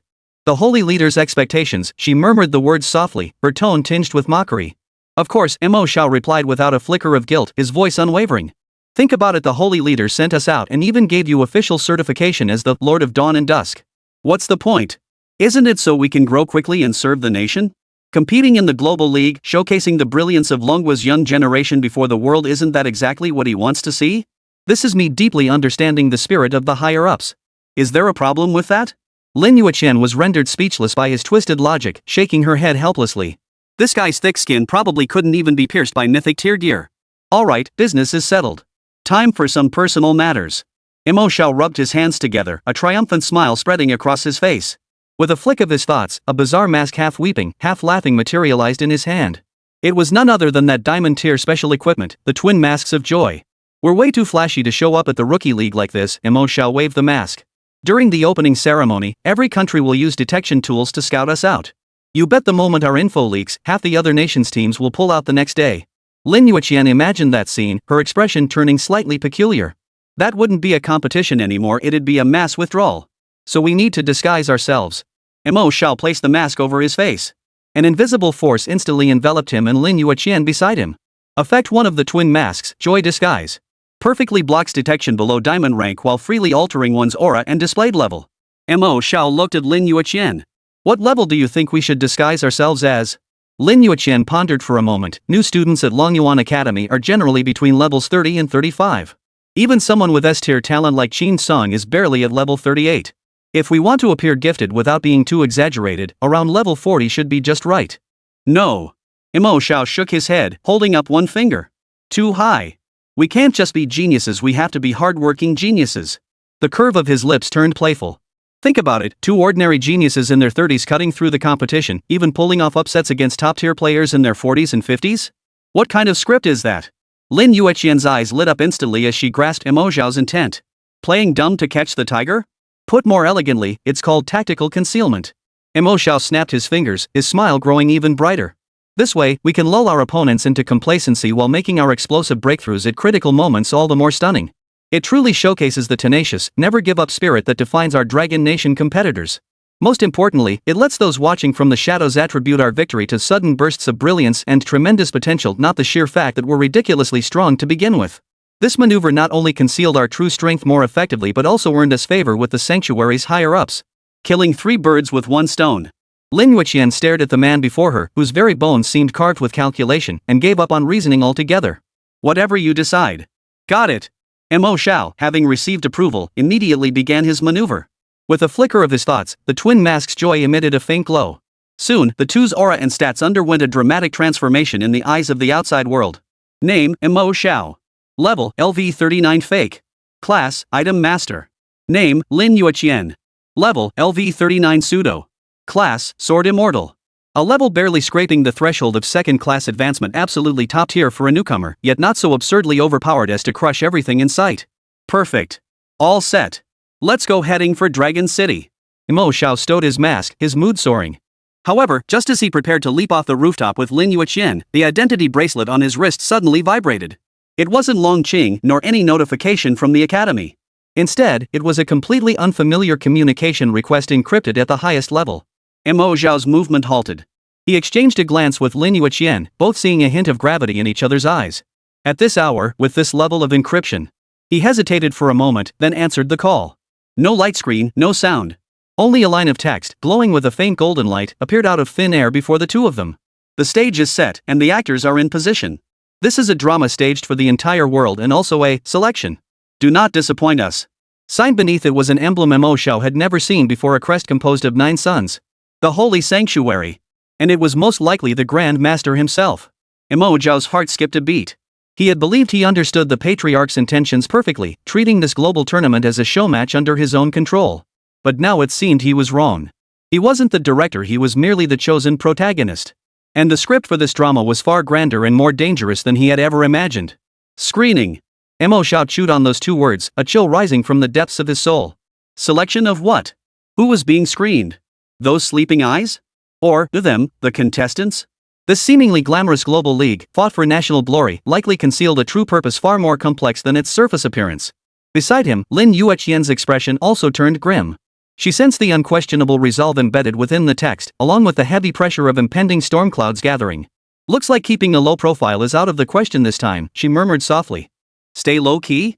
Mo Xiao watched the golden text slowly fade away, a smile returning to his face. Only this time, the smile held less mockery and more icy sharpness. No, quite the opposite. He lifted his head, gazing toward the direction of Longdu. His pitch-black eyes seemed to hold burning stars. Since the holy capital has personally set the stage for us, wouldn't it be a shame if we, the actors, failed to deliver a performance that shakes the heavens and earth? We'd be doing a disservice to the surprise His Holiness has bestowed upon us. Let's go.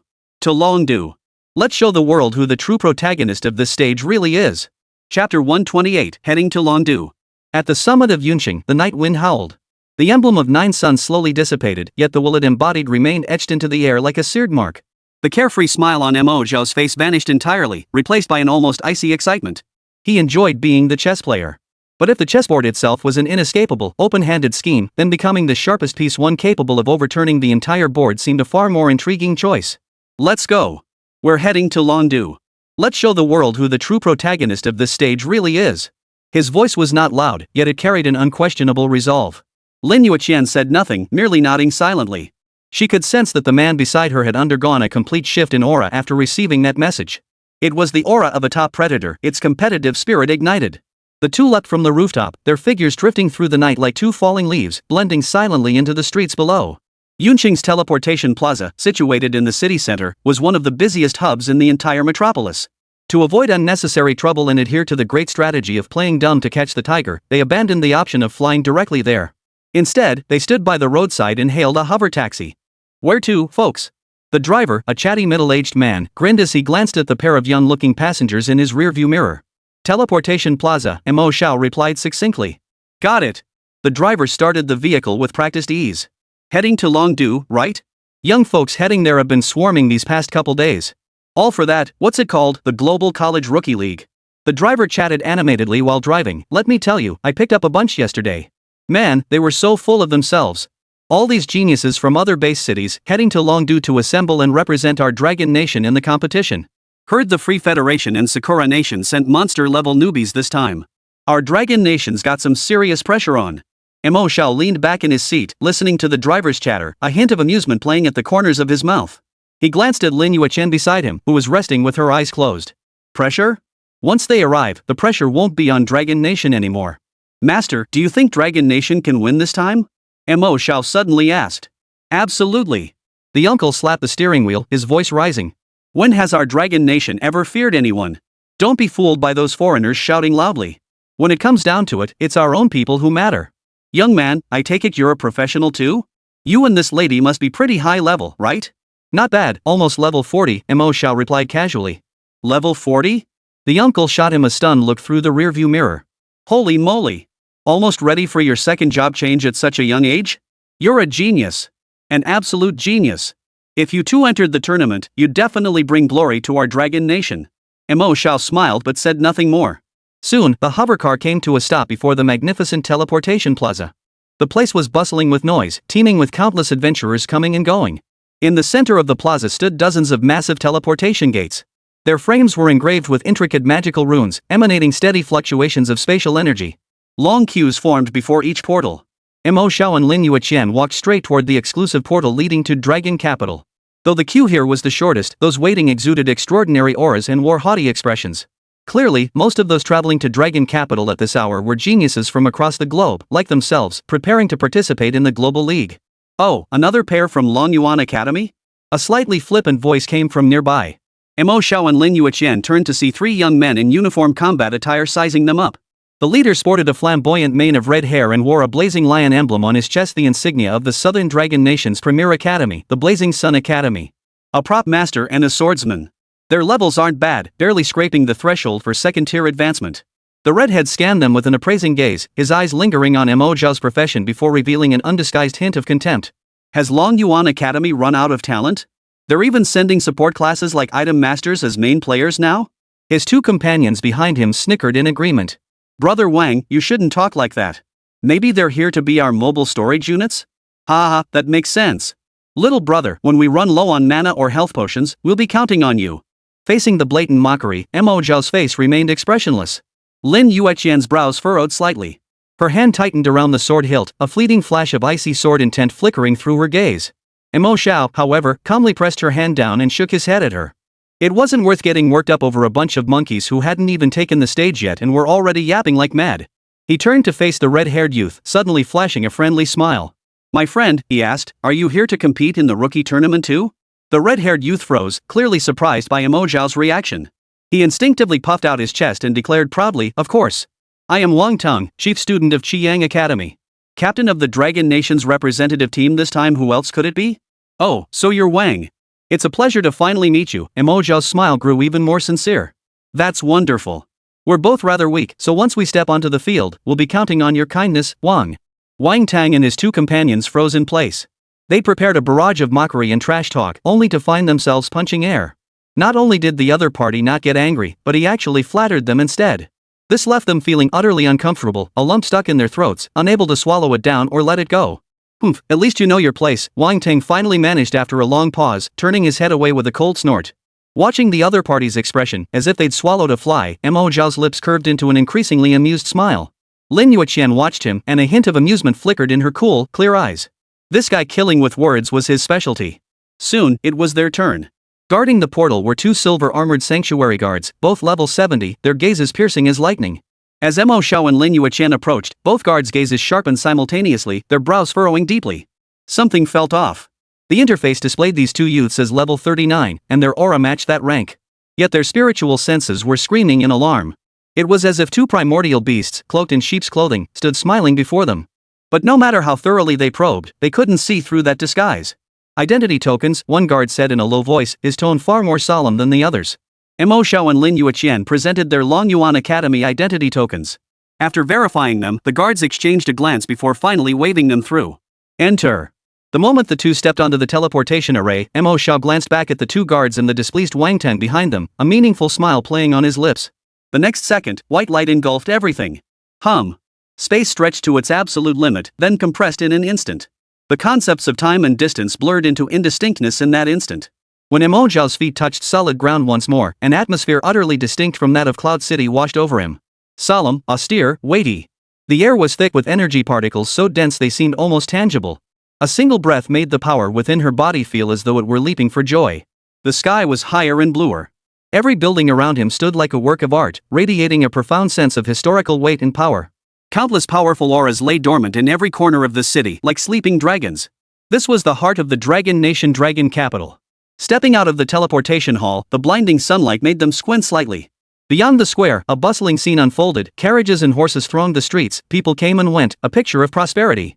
Yet unlike the clamor of Cloud City, everyone here, whether hurried professionals or street vendors, exuded a confidence and composure unique to the capital. At the very center of the city, a majestic structure beyond description pierced the heavens. It was a towering, pure white pillar reaching to the heavens. 9 miniature suns encircled its body, radiating a sacred glow as if supporting the entire world. The cathedral headquarters. Mo Xiao's gaze settled upon the towering structure. The message from the holy leader resurfaced in his mind. The stage is set, and the actors are in position. He drew a deep breath. The air of Longdu carried a faint scent of gunpowder. Let's go, he said, turning to Lin Yueqian. Our first act is about to begin. However, just as they were preparing to head to the assembly point at the Holy Hall branch, an elderly man dressed in a plain janitor's uniform, sweeping the square, inadvertently brushed past Mo Xiao. The old man's movements were natural, like countless ordinary accidents. But in that instant, Mo Xiao's body stiffened abruptly. An indescribable chill, like a piercing gaze from the depths of his soul, flashed through him. He whipped his head around. The old man, hunched over, had already blended into the crowd and vanished. As if everything that had just happened was merely his illusion. Mo Xiao's gaze instantly turned icy cold. It was no illusion. Just moments ago, the dormant sage's magatama on the back of his right hand had emitted an extremely faint, stinging heat. He lifted his head, gazing at the sacred tower piercing the heavens, then toward the direction the old man had vanished. The smile vanished completely from his face. A welcome ceremony, huh? This spectacle was even more spectacular than he had imagined. Chapter 129, the screening begins? Dragon Capital's teleportation plaza was teeming with people, a cacophony of noise and commotion. Yet all this seemed to be blocked out by an invisible barrier. Mo Xiao stood rooted to the spot, utterly still. That bone-chilling gaze from the depths of his soul, though fleeting, pierced his senses like the sharpest ice pick. The carefree smile that had graced his face vanished without a trace, replaced by an abyss of unfathomable coldness. What's wrong? Lin Yueqian was the first to notice his change. Following Mo Xiao's gaze, she scanned the bustling crowd, but the hunched janitor had vanished without a trace. Mo Xiao didn't turn around, his voice low and strained, tinged with a metallic coldness. The welcoming ceremony has arrived. But not the holy halls. He slowly raised his right hand. On the back, the sage's magatama, fused into his flesh, had returned to its dormant state. Yet the faint, burning sensation from moments ago told him clearly, in that instant they passed each other, he had been marked by a presence potent enough to trigger the vigilance of the sage's relic. Lin Yueqian's pupils contracted slightly. Enemies outside the sanctuary? They had only just set foot on Longdu's soil, not even reaching the assembly point yet. It seems the selection the holy head spoke of has already begun. Mo Xiao withdrew his gaze, suppressing the chill in his eyes once more. A smile curved his lips again, but this time, it held no trace of jest, only a bone-chilling sharpness. He had thought he was merely here to play a part, but unexpectedly, other actors had invited themselves onto the stage. And they were targeting him, the main character. Interesting. He uttered the two words, seized Lin Yueqian's hand, and strode purposefully toward the direction of the Holy Halls branch. If someone wanted to watch the show, wouldn't it be a slap in the face not to make it even more spectacular? Longdu City, Holy Temple Branch Headquarters. This skyscraper, constructed entirely of black obsidian, radiated an austere and grim aura, permeated with the scent of iron and blood.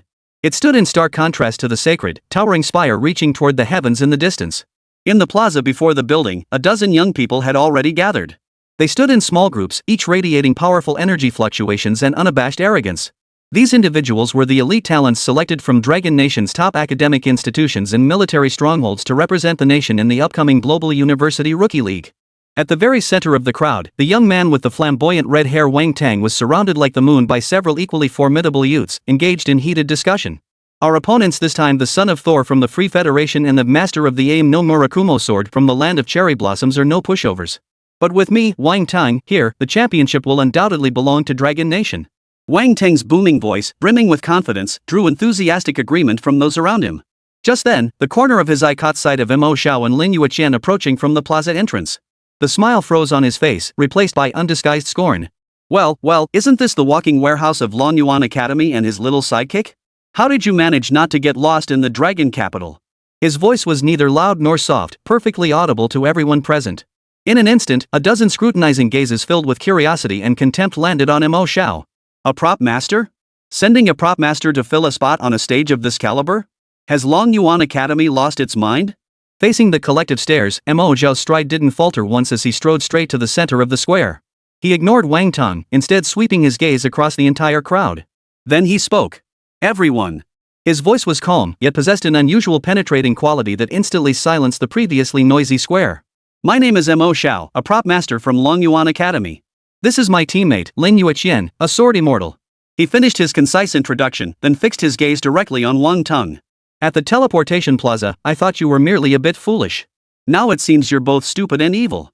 Boom! Those words exploded like a depth charge dropped into a tranquil lake. Every genius present was stunned. Has this prop master lost his mind?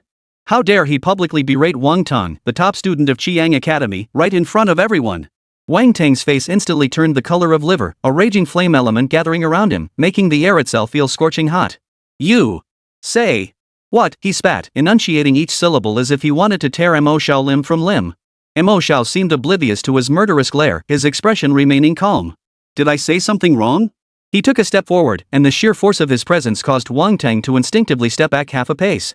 We are about to represent the Dragon Nation on a stage called the Competition Arena, but it is truly a battlefield. We face the world's most elite geniuses, the real enemies from other nations. Instead of uniting our teammates and pooling our strength before departure, you're here stirring internal strife, suppressing your own comrades just to flaunt your laughable sense of superiority. Mo Xiao's voice suddenly rose, like a heavy hammer striking each person's heart. If this isn't foolishness, what is it? Cowardly before our enemies, yet striking hard against our own. Your actions aren't just foolish, they're wicked. My Dragon Nation has no need for a captain like you. You are unworthy. Her words rang out with thunderous force, each syllable cutting to the bone. The entire square fell into a deathly silence. Everyone was stunned into silence by Mo Xiao's words. They looked at the calm-faced prop master, then at Wang Teng, trembling with rage yet unable to utter a single word of rebuttal. Their eyes changed. Yes, Mo Xiao was right. What was the point of internal strife at a time like this? Wang Teng's behavior was truly beneath contempt. Lin Yueqian stood behind Mo Xiao, gazing at his back. In her cool, clear eyes, a hint of smile and pride flickered one she hadn't even noticed herself. This was the real him. He could endure, he could scheme, but he would never compromise an inch on matters of principle. You're asking for death. Wang Teng, consumed by rage and humiliation, lost all reason. A fireball the size of a human head instantly coalesced in his palm, poised to smash toward Mo Xiao. Yet before the fireball could be unleashed, a bone-chilling sword intent had already locked onto his throat. Lin Yueqian had drawn her half-length sword at some unknown moment. Her eyes, one golden, one dark, stared at him without emotion. Wang Teng stiffened, a soul-shaking tremor causing the fireball in his palm to extinguish instantly. What terrifying sword intent! This woman! Cease this at once! At that moment, a commanding shout echoed from within the building. A middle-aged man clad in a black trench coat, his face stern and his shoulders bearing the insignia of a general, strode out. His gaze cut like blades, sweeping over every person present. The killing intent forged in seas of corpses and blood sent a collective shiver through these elite prodigies. Before we've even set foot on foreign soil, you're already tearing each other apart? You've brought utter disgrace upon the Dragon Nation. The middle-aged man snorted coldly, his gaze lingering on Mo Xiao and Lin Yueqian for an extra second. A fleeting, barely perceptible surprise flashed across his eyes before he regained his composure. My name is Qin Zhan. I am your expedition leader and overall commander. From this moment on, you are no longer the top students of your respective universities. You have only one identity, members of the Dragon Nation's representative team. My word is law. Anyone who dares disobey will be dealt with under military law. Qin Zhan's imposing presence instantly silenced everyone. He pulled out a roster and began calling out names. Sunblaze Academy, Wang Teng. Present. Wang Teng clenched his teeth and answered reluctantly. Northern Frontier Fortress, Shi Gandang. Present, boomed a 2-meter-tall shield warrior, burly as a bear, his voice deep and resonant. Longyuan Academy, Lin Yueqian. Present. Longyuan Academy, Mo Xiao. Present. After taking attendance, Qin Zhan put away the roster, his expression grave. Remember, this global tournament isn't about making friends. The higher-ups at the Holy Hall have made it clear, this is a selection process and a war.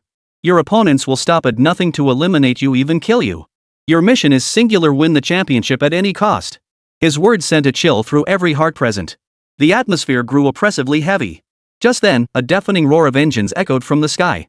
Looking up, the crowd saw a massive, all-black space aircraft, a sci-fi marvel, descending slowly, casting a colossal shadow that engulfed the entire plaza. The craft's hatch slid open, revealing a stark, cold metallic passageway within. Board the craft. Qin Zhan issued his final command. Your first trial begins the moment you set foot on the Sky City. Mo Xiao and Lin Yueqian exchanged glances, each seeing in the other's eyes a hint of solemnity and a spark of burning fighting spirit. The grand spectacle was finally about to commence. Chapter 130, Show of Force. A stark, icy metal corridor stretched into the interior of the aerospace fighter. At Qin Zhan's command, no one dared hesitate. All set aside their thoughts and fell into silent formation to board the craft. Wang Teng shot Mo Xiao a venomous glare, his eyes seeming to scream, "You just wait," before reluctantly trailing behind the line. Mo Xiao ignored him completely. He was nothing but a clown. If it weren't for establishing authority before Qin Zhan and the entire team, Mo Xiao wouldn't have bothered exchanging a single word with such a person. He took Lin Yueqian's hand and followed the burly shield warrior named Shi Gandang, who was as big as a bear, into the fighter jet. The interior was vast yet starkly bare. Beyond 2 rows of metal seats bolted to the cabin walls, nothing else existed. Cold lights poured down from above, casting a pallid glow over every face, the oppressive atmosphere suffocating. Everyone found a seat. The arrogance and frivolity that had filled the air earlier vanished completely after Qin Zhan's words, "This is war." Most eyes, whether intentionally or not, drifted toward Mo Xiao and Lin Yueqian in the corner. A mix of awe, curiosity, and confusion swirled within them. The prop master who dared to publicly defy Wang Teng, even silencing him with scorn, and the icy sword maiden beside him whose mere sword intent had frozen Wang Teng in place, had left an indelible impression. "Bro, you've got guts."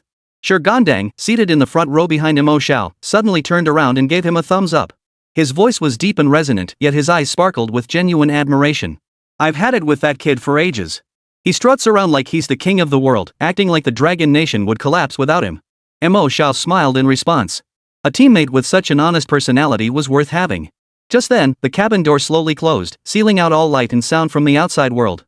Inside the fighter jet, a brief darkness and dead silence descended. Immediately afterward, a faint vibration rippled through the cabin, almost imperceptible. Were it not for the heightened senses of professionals, one might have thought the fighter jet remained stationary. No violent thrust against the seat, no deafening roar. This aerospace fighter, representing the pinnacle of Dragon Nation's technological prowess, silently pierced the heavens. Xinjiang stood at the very front of the cockpit, his body rigid as a spear. No matter how the fighter maneuvered, he remained utterly still. His gaze swept over every young person present. I know many of you still approach this league with a competition mindset. His voice, amplified through the cabin's speakers, reached every ear with crystal clarity. Let me reiterate, forget the competition. This is a war. A war without gunpowder, yet more brutal than any battlefield. Your victory or defeat doesn't just concern your personal honor. It determines Dragon Nation's influence within the World Professional Alliance for the next decade or even decades and the allocation of resources. Xinjiang's words sent a wave of gravity washing over the entire group once more. Influence. Resource allocation. This was the true, bloody core hidden beneath the glossy facade of the Global League. Sky City, the headquarters of the World Professional Alliance, is a mobile fortress that floats year-round above the Pacific Ocean, sustained by an ancient levitation array. There, order and chaos coexist. Xinjiang projected a massive three-dimensional holographic display, revealing an unimaginably grand floating city before the assembled crowd. Countless towers and spires rose and fell within the sea of clouds, their magic and technological radiance intertwining like a realm the gods had left behind on Earth. Beautiful, isn't it? Xinjiang's tone carried a hint of coldness. But beneath this beautiful facade lies the world's most brutal law of the jungle. There, strength is the only currency that matters. Your first trial won't come from your opponents, but from the Sky City itself. His finger tapped the light screen, shifting the image to a cluster of futuristic-looking buildings. This is the exclusive base for the Dragon Nation team. From the fighter jet landing zone to the base, it's a 3-kilometer trek. You'll have to walk that distance yourselves. Walk it ourselves, one team member asked in confusion. What's so difficult about that? Xinjiang gave a cold laugh. Of course it isn't. But what if the other nations' teams have already arrived? What if they've prepared a welcome gift for you along your mandatory route? Everyone's expression changed instantly. In Sky City, lethal conflicts outside competition zones are strictly prohibited by official decree. But a cruel curve touched the corner of Xinjiang's mouth. Breaking your legs, crippling your career-defining core, disqualifying you from the competition. These fall squarely within the realm of non-lethal actions. In past tournaments, over 30% of teams were eliminated before even reaching the opening ceremony. This is your first trial. Survive and reach the base intact. Dead silence filled the cabin. Even breathing grew heavy. Everyone realized this journey was far more dangerous than they had imagined. Mo Xiao leaned back in his seat, his fingers tapping rhythmically on the armrest. His gaze remained calm and unruffled. This routine was all too familiar to him. A show of force, psychological warfare, frantically testing the boundaries of the rules. It seemed the script for the show the Grand Master had him perform was laced with tension from the very start. He turned his head to look out the window. The fighter jet had pierced through the clouds, revealing the boundless azure sea below. And at the distant horizon's edge, the outline of a massive city suspended in the sky was already faintly visible. The Sky City. They had arrived. The fighter jet began to slow down gradually, descending toward a massive airport platform at the city's edge. Through the porthole, Mo Xiao could see several aircraft of varying styles already docked on the platform. Some resembled giant metallic eagles, emblazoned with the stars and stripes emblem of the Free Federation. Others resembled ornate aerial palaces, exuding the classical elegance of the land of cherry blossoms. The airfield was already packed with young prodigies from nations across the globe. Dressed in their respective national uniforms, they stood in distinct formations, the air thick with an invisible tension. When Mo Xiao's all-black Dragon Nation fighter jet, radiating a grim and formidable aura, touched down, nearly every pair of eyes turned toward it in unison. Scrutiny, defiance, disdain, and undisguised hostility. Remember what I said earlier? Xinjiang's voice echoed in their ears one last time. From the moment the hatch opens, the battle has already begun. Show your mettle. Let the world see that the youth of our Dragon Nation are no sheep. Buzz. The hydraulic click of the hatch opening sounded like the trumpet of war. Blinding sunlight and salty ocean air flooded in together. Mo Xiao stood up, adjusted his collar, and was the first to reach the hatch. Perched atop the tall gangway, his gaze swept over the sea of hostile young faces below. His gaze finally settled upon the ranks of the Free Federation. There, a tall, blonde-haired, blue-eyed youth, his entire body visibly crackling with golden arcs of electricity, stood arms crossed, watching him with an amused expression. The youth's gaze was brimming with aggression, like a lion locked onto its prey. Son of Thor. The title instantly flashed through Mo Xiao's mind. As if sensing Mo Xiao's gaze, the blonde youth grinned, making a throat-slitting gesture toward him. Arrogant and confident. A smile also spread across Mo Xiao's face. It wasn't the harmless facade of before, nor the smug satisfaction of a scheme succeeding. It was a cold, predatory grin, radiating intense pressure. He raised his hand and, with deliberate slowness, extended his middle finger toward the blonde youth. For a split second, the entire airport seemed to fall silent. Everyone who witnessed the scene froze in shock. Even the Dragon Nation team members behind him were left speechless. This was way too bold? Mo Xiao lowered his hand, no longer looking at anyone, and strode down the boarding stairs. Lin Yueqian followed closely behind, a flash of cold light flickering across the hilt of the long sword in her hand. The stage was already set. The actors were in position. Then, let this grand spectacle begin with the most magnificent entrance imaginable. Chapter 131, Intimidation. At the airport, a deathly silence hung heavy. Every pair of eyes was fixed on Mo Xiao's raised middle finger. The air seemed to freeze in that moment. Even the howling sea winds seemed to pause. Members of the Dragon Nation team gaped in disbelief, their eyes nearly popping out of their sockets. They had imagined countless opening moves, but never this one. This wasn't just bold, it was like detonating a nuclear bomb right in everyone's face. The blonde-haired, blue-eyed youth, the Free Federation's son of Thor, whose body was shrouded in electric light, saw the playful smile on his face freeze completely. Instantly, it was replaced by a volcanic eruption of fury. Golden arcs of lightning danced wildly within his sapphire eyes as a destructive aura began to gather around him. Mo Xiao! Xinjiang's furious shout rang out behind the Dragon Nation team members, his face ashen. Mind your position. Mind your influence. Yet deep within his gaze, a fleeting, almost imperceptible flicker of approval flickered. Bloodlust. This was the kind of fighting spirit he wanted to see. Mo Xiao seemed oblivious to Xinjiang's rebuke. He slowly lowered his hand, his face once again adorned with that harmless smile, as if the person who had just made that universally recognized gesture of friendship wasn't him at all. He turned to the frozen team members behind him and shrugged his shoulders. What are you all standing around for? Instructor Qin told us to go, didn't he? With that, he strode down the gangway first, heading purposefully toward the base. Lin Yueqian shot a cold glance at the murderous-looking Free Federation team members but said nothing, following closely behind Mo Xiao. Let's go! Shurgandang bellowed in a deep, resonant voice, hoisting his massive shield and striding to catch up. The rest of the team snapped out of their daze and hurried after them. Wang Tang's face flushed alternately pale and crimson. Staring at Mo Xiao's retreating figure, his expression was incredibly complex. He'd thought himself arrogant enough, but this prop master? 100 times more so. And he did it in front of the entire world. Under countless hostile and murderous gazes, the Dragon Nation team departed the airport and stepped onto the 3-kilometer-long floating corridor leading to their base. The corridor was paved with pure white light-conducting fibers, flanked by transparent energy shields. Below, a sea of churning clouds stretched out, while the majestic silhouette of the city loomed in the distance. The scenery was breathtaking, but no one had the heart to appreciate it. A palpable sense of impending storm hung heavy over every heart. Stay alert! Xinjiang's voice crackled over the squad channel, cold and stern. The enemy could appear at any moment. After advancing roughly a kilometer, the squad reached a crossroads. Just as they were about to pass through, a sudden change occurred. Crack! A golden lightning bolt as thick as a water barrel struck without warning from the rooftop of a building on the right. Carrying a frenzied aura of destruction, it hurtled straight toward Mo Xiao in the center of the squad. Son of the Thunder God! He had actually attacked. Shield! Xinjiang's roar arrived simultaneously with the lightning. No prompting needed, Shurgandang roared and slammed his massive tower shield into the ground. Unshakable as a mountain. Hum! A thick, earth-colored energy shield instantly expanded, enveloping the entire team. Crash! Lightning struck the shield with brutal force, erupting in a deafening roar. The earth-colored shield trembled violently, its surface crisscrossed with spiderweb-like cracks, yet it stubbornly held firm. A trickle of blood seeped from Shurgandang's mouth, his face turning pale. A single strike had left this shield warrior, specialized in defense, lightly wounded. Yet this was only the beginning. Watch your left! Lin Yueqian's icy voice rang out. Before her words faded, dozens of cross-shaped shuriken, tempered with a sinister blue poisonous glow, shot silently from the shadows on the left like ghostly apparitions, targeting the rear ranks of the group. Ninjas from the land of cherry blossoms. They've actually allied with the Free Federation. Damn it! Cowards, a team member cursed, hastily swinging their weapon to block. Clang! Clang! A barrage of metallic clashes erupted. Though most shuriken were blocked, the squad's formation instantly shattered. Ha ha ha ha! Sickly men of the Dragon Nation, already giving up so quickly? The arrogant laughter of the Son of Thunder echoed from afar as he emerged from the right intersection with his Free Federation comrades.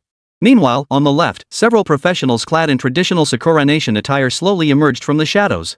Leading them was their captain, the master of the Aim no Murakumo sword, wielding a tachi radiating an ominous aura. The two elite teams flanked the Dragon Nation representatives, trapping them at the crossroads. The expressions on the Dragon Nation members' faces instantly turned grim. This wasn't some test, it was a premeditated ambush. Wang Tong, what the hell are you standing there for? Fire a wall of flames. Seal off the left flank. Mo Xiao's voice rang out amidst the chaos, unnaturally calm. At his shout, Wang Tung instinctively began gathering flames. Everyone, fall in line with me. Fall back into a defensive formation. Mo Xiao's voice wasn't loud, but it carried an unquestionable commanding tone, even overshadowing the chief commander Qin Zhan. Qin Zhan's brow furrowed, but he made no move to stop him. He wanted to see what this prop master, who had delivered countless surprises since the start, intended to do. A prop master dares to give orders here? The son of the thunder god sneered contemptuously. He raised his hand again, gathering even more violent lightning in his palm. Die. Oh? Is that so? Mo Xiao looked at him, a sudden, dazzling smile lighting up his face. He slowly pulled something out of his backpack. A gold coin. An ordinary, run-of-the-mill gold coin, the kind you could buy at any shop. Everyone present froze in shock. What did this mean? Can't win, so ready to surrender and pay up? Even the son of Thor, whose palm held lightning, hesitated for a moment. Yet the next instant, Mo Xiao's action nearly made everyone's eyes pop out of their sockets. He flicked his finger, sending the gold coin flying. Item throw. The coin transformed into a streak of light, flying straight toward the son of Thor's nearly formed wrath of Thor. Ha ha ha ha. Is he mad? Throwing a coin at me? The son of Thor roared with laughter, not even bothering to dodge the coin as he prepared to blast Mo Xiao and the coin into charcoal. But a chilling smile curved Mo Xiao's lips. Potential overload. He silently commanded. The magical energy within his body surged like a floodgate opening, draining away more than half of it in an instant. Buzz. The gold coin mid-air trembled violently. Its cheap golden surface was instantly replaced by an indescribable, dazzling radiance as if it contained the primordial wealth of the world itself. It was no longer a gold coin. It seemed to be the very embodiment of the god of wealth. Golden light and thunderous lightning collided with a thunderous crash in midair. There was no earth-shattering explosion. A bizarre scene unfolded. The raging wrath of the thunder god, upon touching the dazzling golden light, seemed to encounter the most delicious food in the world. Like a young swallow returning to its nest, it was swallowed whole by that tiny gold coin. The entire world fell silent. The maniac's grin froze on his face. Even the impassive face of the master of the Aim no Murakumo sword from the land of cherry blossoms revealed a look of utter shock for the first time. Swallowed? A gold coin swallowed an ultimate skill powerful enough to instantly kill a level 40 plus professional? What kind of magic is this? But it wasn't over yet. After devouring the wrath of the thunder god, the gold coin's radiance grew even more dazzling. It traced a graceful arc through the air, abruptly reversing direction and hurtling toward the Sakura Nation team at 10 times its previous speed. No! The master of the Amaterasu's sword's face paled. His katana shot from its scabbard in an instant, a jet-black blade aura soaring skyward to strike the gold coin. Boom! This time, it was a true explosion. Golden lightning erupted like a solar storm. The pitch-black sword energy proved as fragile as paper before the golden lightning, instantly torn to shreds. Before the members of the Sakura Nation team could even utter a scream, they were all swallowed whole by the raging golden lightning. The smoke and dust cleared. All that remained was a massive crater, its edges still crackling with sparks, and several charred figures lying motionless on the ground, their fates unknown. One strike. Total annihilation. The entire arena fell deathly silent. Every pair of eyes stared blankly at the propmaster standing among the Dragon Nation team, his face still adorned with a gentle smile. He had merely tossed a gold coin. Now, Mo Xiao clapped his hands, turning to the utterly dumbfounded son of Thor across from him. With a mischievous grin, he asked, "Anyone else want to give it a shot?" Chapter 132, Poaching Talent? Anyone else want to give it a shot? Mo Xiao's voice was soft, as if inquiring about the weather. Yet this seemingly casual remark, echoing through the deathly silent corridor, carried more devastating force than the son of Thor's furious lightning. No one answered.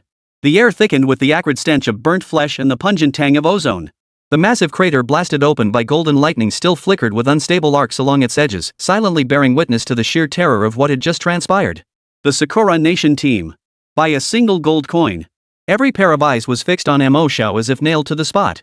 The muscles on the face of the Free Federation's Son of Thunder, that arrogant, blonde-haired, blue-eyed youth, twitched violently. The golden arcs of electricity swirling around him flickered erratically, mirroring the precarious state of his shattered pride. His maniacal laughter froze. His arrogance evaporated. Only a cold fear, born from the depths of his soul, remained. He stared intently at Mo Xiao, as if searching that kindly smiling face for even the slightest hint of bluff. But he failed. Mo Xiao's gaze was as calm as an abyss. Behind that smile lay absolute confidence, capable of devouring everything. This prop master was a monster. A monster cloaked in human skin, defying all rational comprehension. The members of the Dragon Nation team had long since stopped breathing. Shi Gandong's massive frame stood rigid as a statue. He glanced down at the cracked, battered shield in his hands, then looked up at Mo Xiao and scathed. His mouth opened, but no sound came out. A blow he had barely managed to block with every ounce of strength.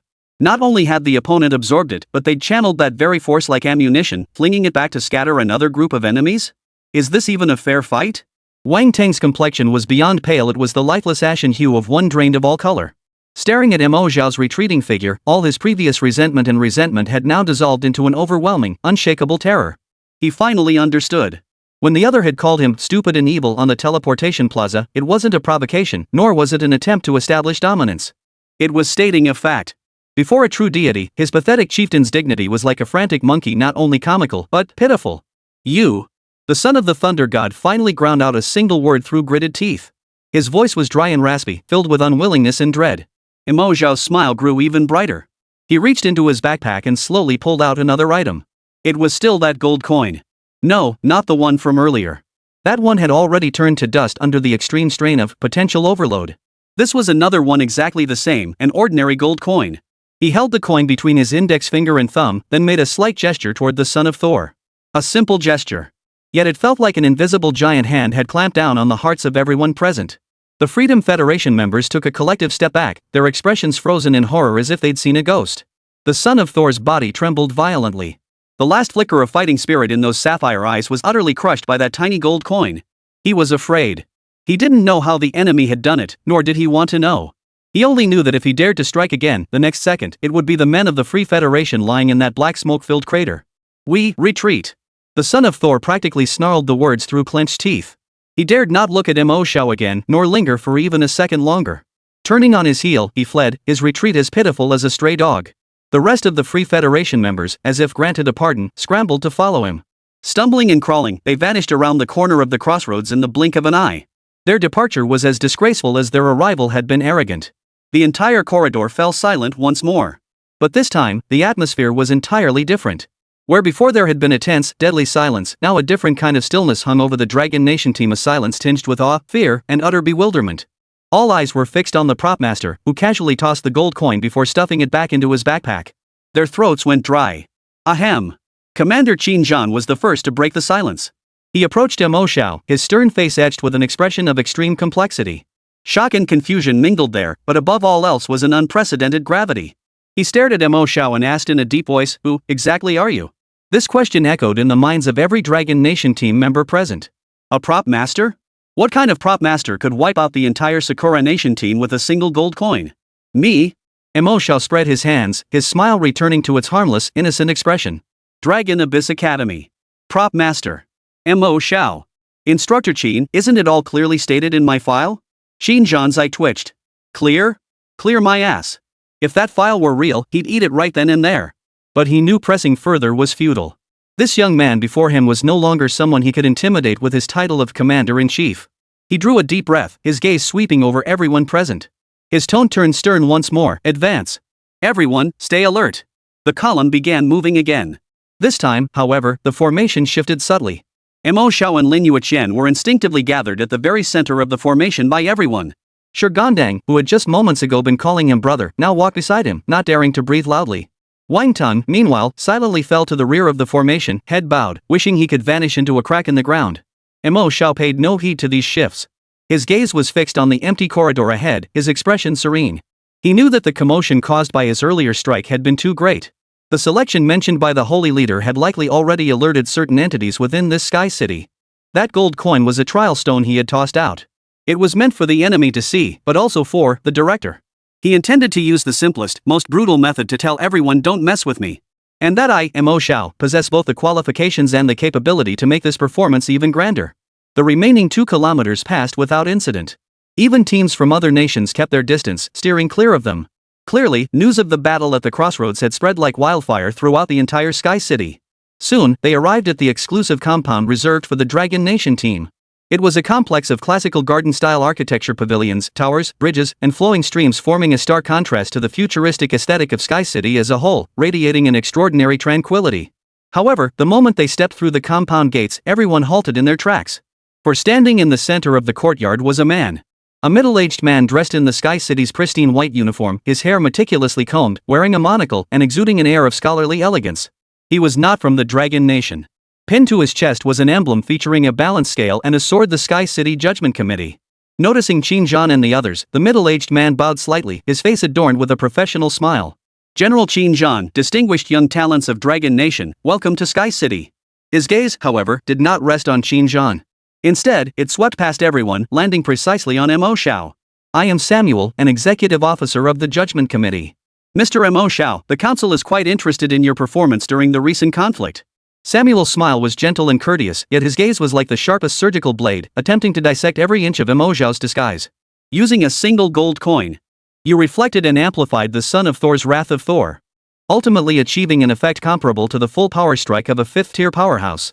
Such an extraordinary technique transcends the scope of the prop master profession. His voice was soft, yet it sent a chill down the spines of every Dragon Nation team member present. The Judgment Committee, the highest authority in Sky City, responsible for maintaining order and adjudicating all disputes. They had come knocking at the very first opportunity. Qin Zhan's expression darkened instantly. Stepping forward, he said in a low voice, Executive Samuel, this is an internal matter for Dragon Nation. It hardly seems the jurisdiction of the Judgment Committee, does it? No, General Qin, you misunderstand. Samuel waved his hand, his smile unchanged. We are not here to assign blame. Quite the contrary, we are here to extend an invitation. His gaze fixed on Mo Xiao, his eyes flashing with undisguised admiration and eagerness. Mr. Mo Xiao, your talents shouldn't be wasted in a rookie tournament. On behalf of the Judgment Committee, I formally extend an invitation to you. Should you choose to join us, you will immediately receive permanent residency in Sky City, along with candidacy for the position of Judgment Officer. You will wield the power to decide life and death over others. You will gain access to the deepest secrets of this world.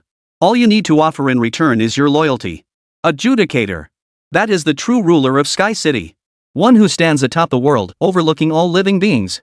A height unattainable by countless powerful beings throughout their entire lives now lay effortlessly before a youth not yet 20 years old.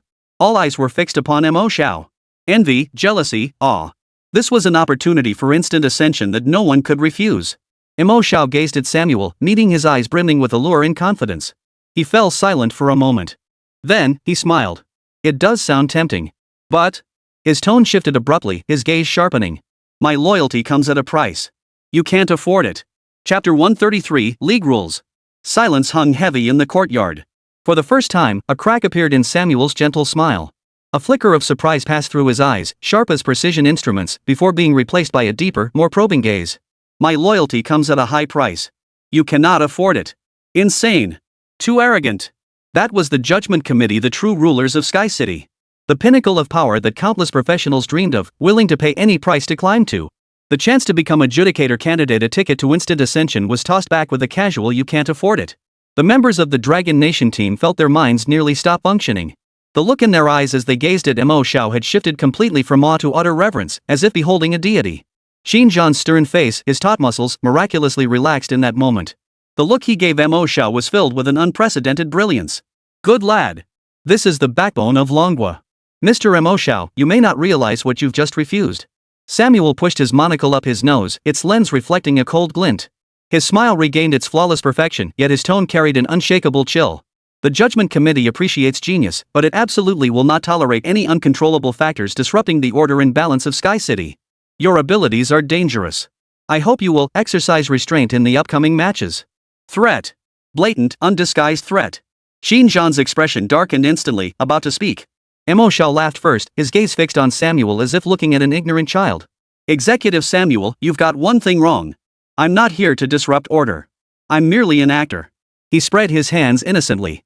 As for whether my performance is captivating, that depends entirely on the audience's enthusiasm. You? Samuel's pupils contracted sharply. Actor? Audience? This young man didn't hold the Judgment Committee in the slightest regard. He had placed himself on an entirely different, higher plane. How our Dragon Nation team competes is none of an outsider's business. Qin Zhan finally found his chance to speak. He stepped forward, blocking Mo Xiao's front. The iron-blooded aura forged in mountains of corpses and seas of blood pressed down on Samuel without reservation. Your Excellency the Executive Officer, if there is nothing further, please withdraw. My team members require rest. This was a clear dismissal. Samuel fixed Mo Xiao with a piercing gaze, as if etching his image into his very soul. I hope we have the opportunity to meet again, Mr. Mo Xiao. He bowed slightly, maintaining a final semblance of decorum, then turned and left the courtyard. Only when his figure vanished completely did the oppressive atmosphere in the courtyard finally dissipate. Phew! Sure Gondang exhaled heavily. Approaching Mo Xiao, his earnest face radiated admiration. Bro, you rocked it. I've never looked up to anyone in my life, but today, I'm bowing down to you. Wang Tang stood at the back of the crowd, his face ashen. Watching Mo Xiao surrounded by the crowd, his lips trembled, but in the end, not a single word escaped him. He simply bowed his head in silence. The gap was too vast. So vast it left him unable to even muster jealousy. Alright, everyone, stand down. Xinjiang clapped his hands, drawing the group's attention. The eastern side of the base is the dormitory area. Rooms have been assigned for everyone. The identity bracelets contain maps. Rest well tonight.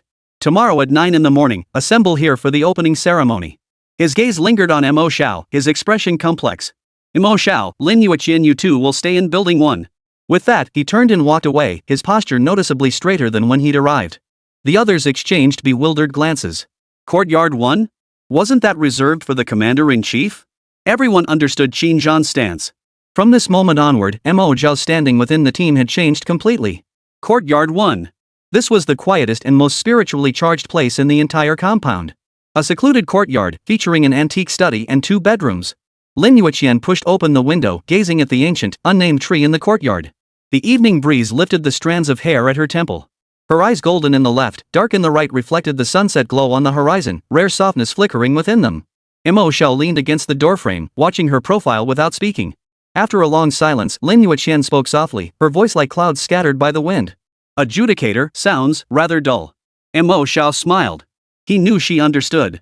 In this world, perhaps only she could so effortlessly see through the essence behind all his bizarre and eccentric actions. It's not just boring, it's a trap. Mo Xiao walked beside her, standing shoulder to shoulder as they gazed out the window. The holy head sets the stage, the whole world watches as spectators.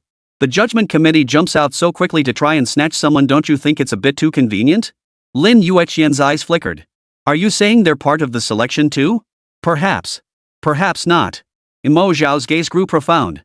But regardless, their ambitions are far too small.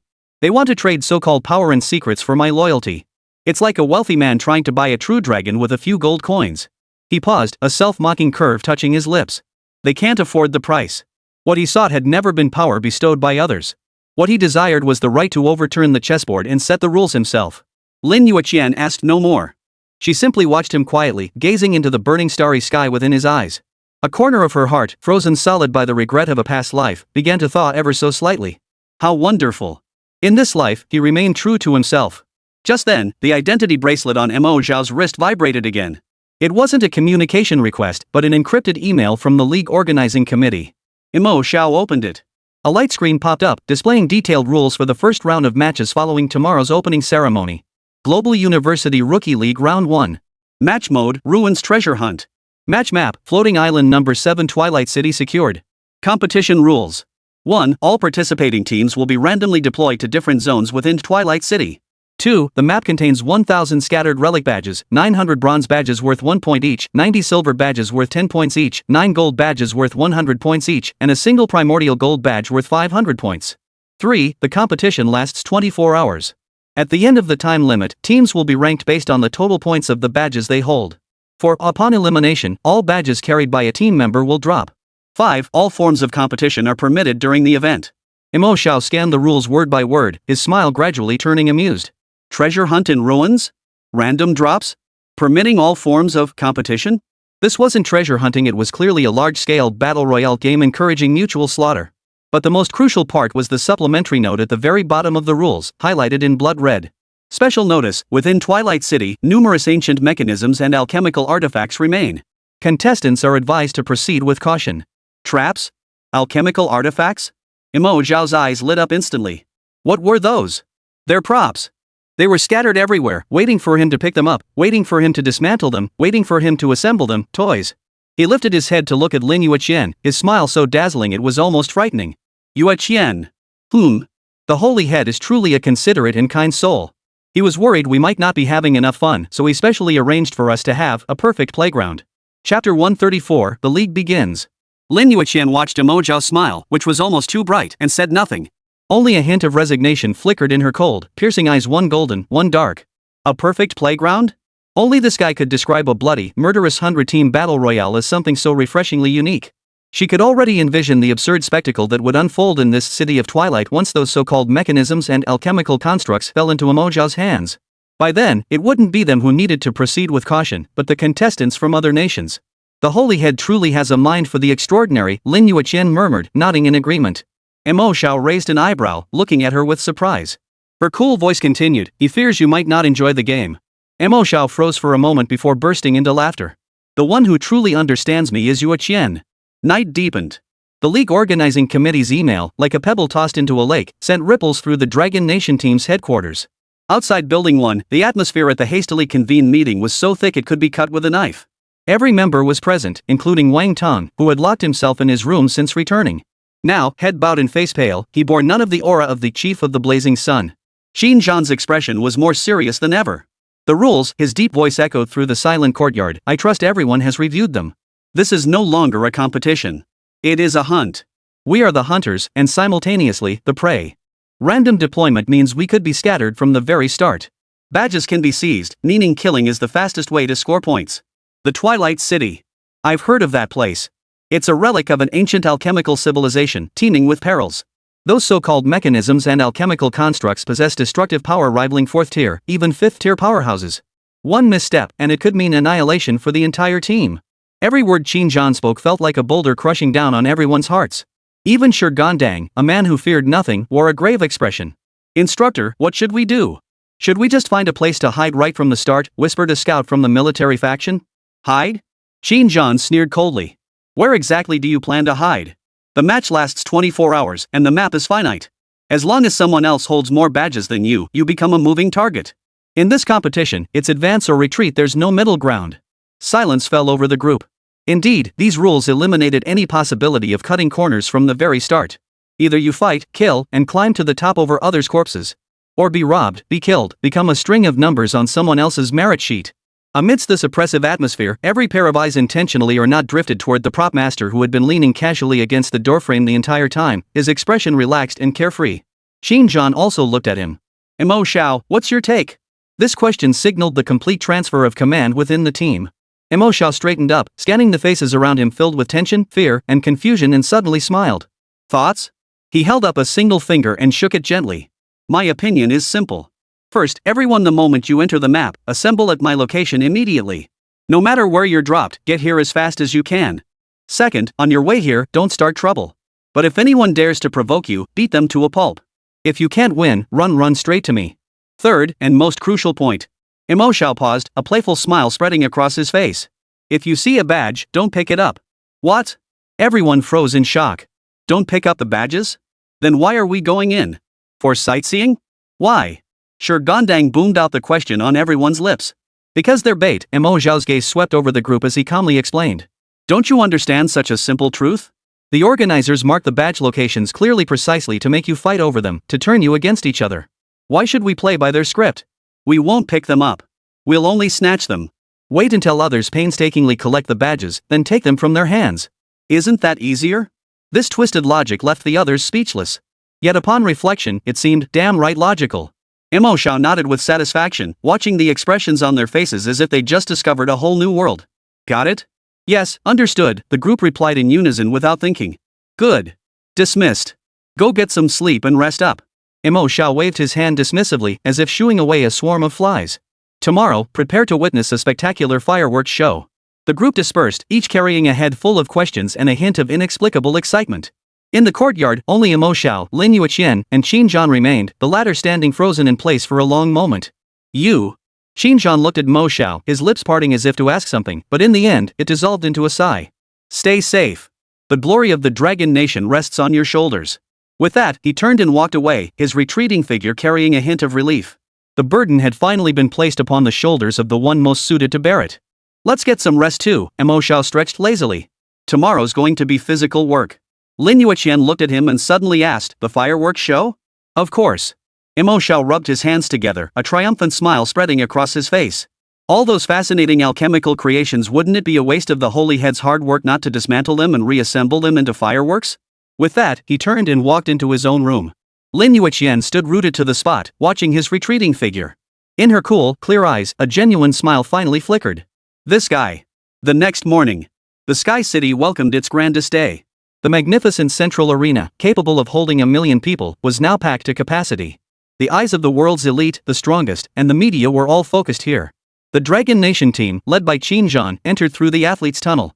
As they appeared before the world, the entire arena erupted in a murmur of unexplained commotion. Countless gazes swept past Qin Zhan, past Wang Tong, past Shi Gandang, landing precisely on the prop master wearing the Long Yuan Academy uniform, his face adorned with a kind smile. Is that Mo Xiao of Dragon Nation? I heard Executive Samuel from the Judgment Committee personally went to recruit him, only to be rejected on the spot. Madman. The guy's a complete lunatic. Whispers and murmurs rippled through the crowd. Within the Free Federation's ranks, the son of the Thunder God's face darkened like storm clouds. He fixed his gaze on Mo Xiao, the venom in his eyes nearly tangible. Mo Xiao sensed the gaze, turned his head, and flashed him a dazzling smile, waving amicably. The son of Thor's fist clenched so tightly it cracked audibly. This silent provocation drove him mad far more than any vicious words ever could. The opening ceremony dragged on tediously. The chairman of the World Professional Alliance delivered a passionate speech from the stage, spouting clichés about peace, competition, and friendship. Mo Xiao listened, his mind drifting off to sleep. His gaze had long pierced through the dome of the arena, fixed upon the seventh floating island suspended in the distance. Twilight City. His playground. Finally, the chairman's drivel concluded. Now, I declare the first round of this year's Global Collegiate Rookie League officially open. Boom! In the center of the arena, 100 massive teleportation arrays simultaneously blazed with dazzling light. Each array corresponded to a competing team. Remember what I said. Xinjiang's final words echoed through the team channel. Stay alive. Then win.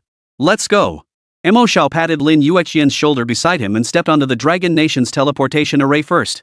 The team members followed closely behind, each face bearing a hint of tension and resolve.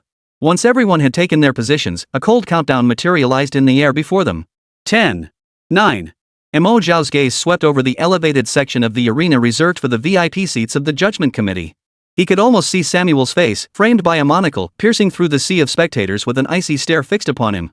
3. 2. He turned his head to look at Lin Yueqian beside him. The girl's face showed no trace of tension. Her clear, cool eyes held only complete trust in him. 1. As the number 1 vanished, a blinding white light engulfed everything. Chapter 135, Beginning to Create Monsters. The dizzying sensation of spatial distortion receded like a tide. Beneath her feet lay the cold, hard stone pavement. The air carried a tang of rusted metal mingled with ancient dust. Mo Xiao opened his eyes to behold a city of deathly silence, shrouded in eternal twilight. The sky was a magnificent yet eerie orange-purple. A colossal sun, as if poised to plummet at any moment, poured its final rays across the land, stretching the shadows of every building into endless, elongated forms.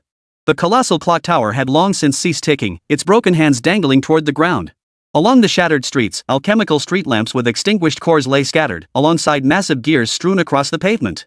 The entire city resembled the hollowed-out remains of a vast, intricate mechanical artifact, exuding a desolate and decayed beauty. This was Twilight City. We got lucky, Mo Xiao remarked, surveying their surroundings. He and Lin Yueqian had been teleported to an abandoned plaza on the city's outskirts, with no other teams in sight for now. He raised his wrist, activating the map on his identity bracelet. A blue dot representing their location flickered, while across the map, a dozen blue dots belonging to Dragon Nation members scattered like dandelion seeds blown by the wind. Beyond that, hundreds of red dots marked enemies on the map. The nearest teammate is Shi Gandang, southeast direction, about 3 kilometers away as the crow flies, Lin Yueqian stated, her voice cool as she studied the map. No rush. Mo Xiao's gaze, however, was drawn to something in the center of the plaza. Since we're already here, we should at least greet the owner of this place first. In the center of the plaza stood a colossal 5-meter-tall statue. It depicted a fully armored knight cast in bronze and obsidian, wielding a massive warhammer with imposing grandeur. Yet a gaping hole tore through its chest, exposing intricate mechanical components, a clear sign of long-ago destruction. Name, Twilight Sentinel damaged. Grade, Platinum. Level, LV65. HP, 01200000. A Platinum-grade alchemical golem. What a pity its core energy source has been removed. Mo Xiao circled the Twilight Sentinel, examining it as if admiring a work of art. Is this the alchemical construct mentioned in the rules? Lin Yueqian asked.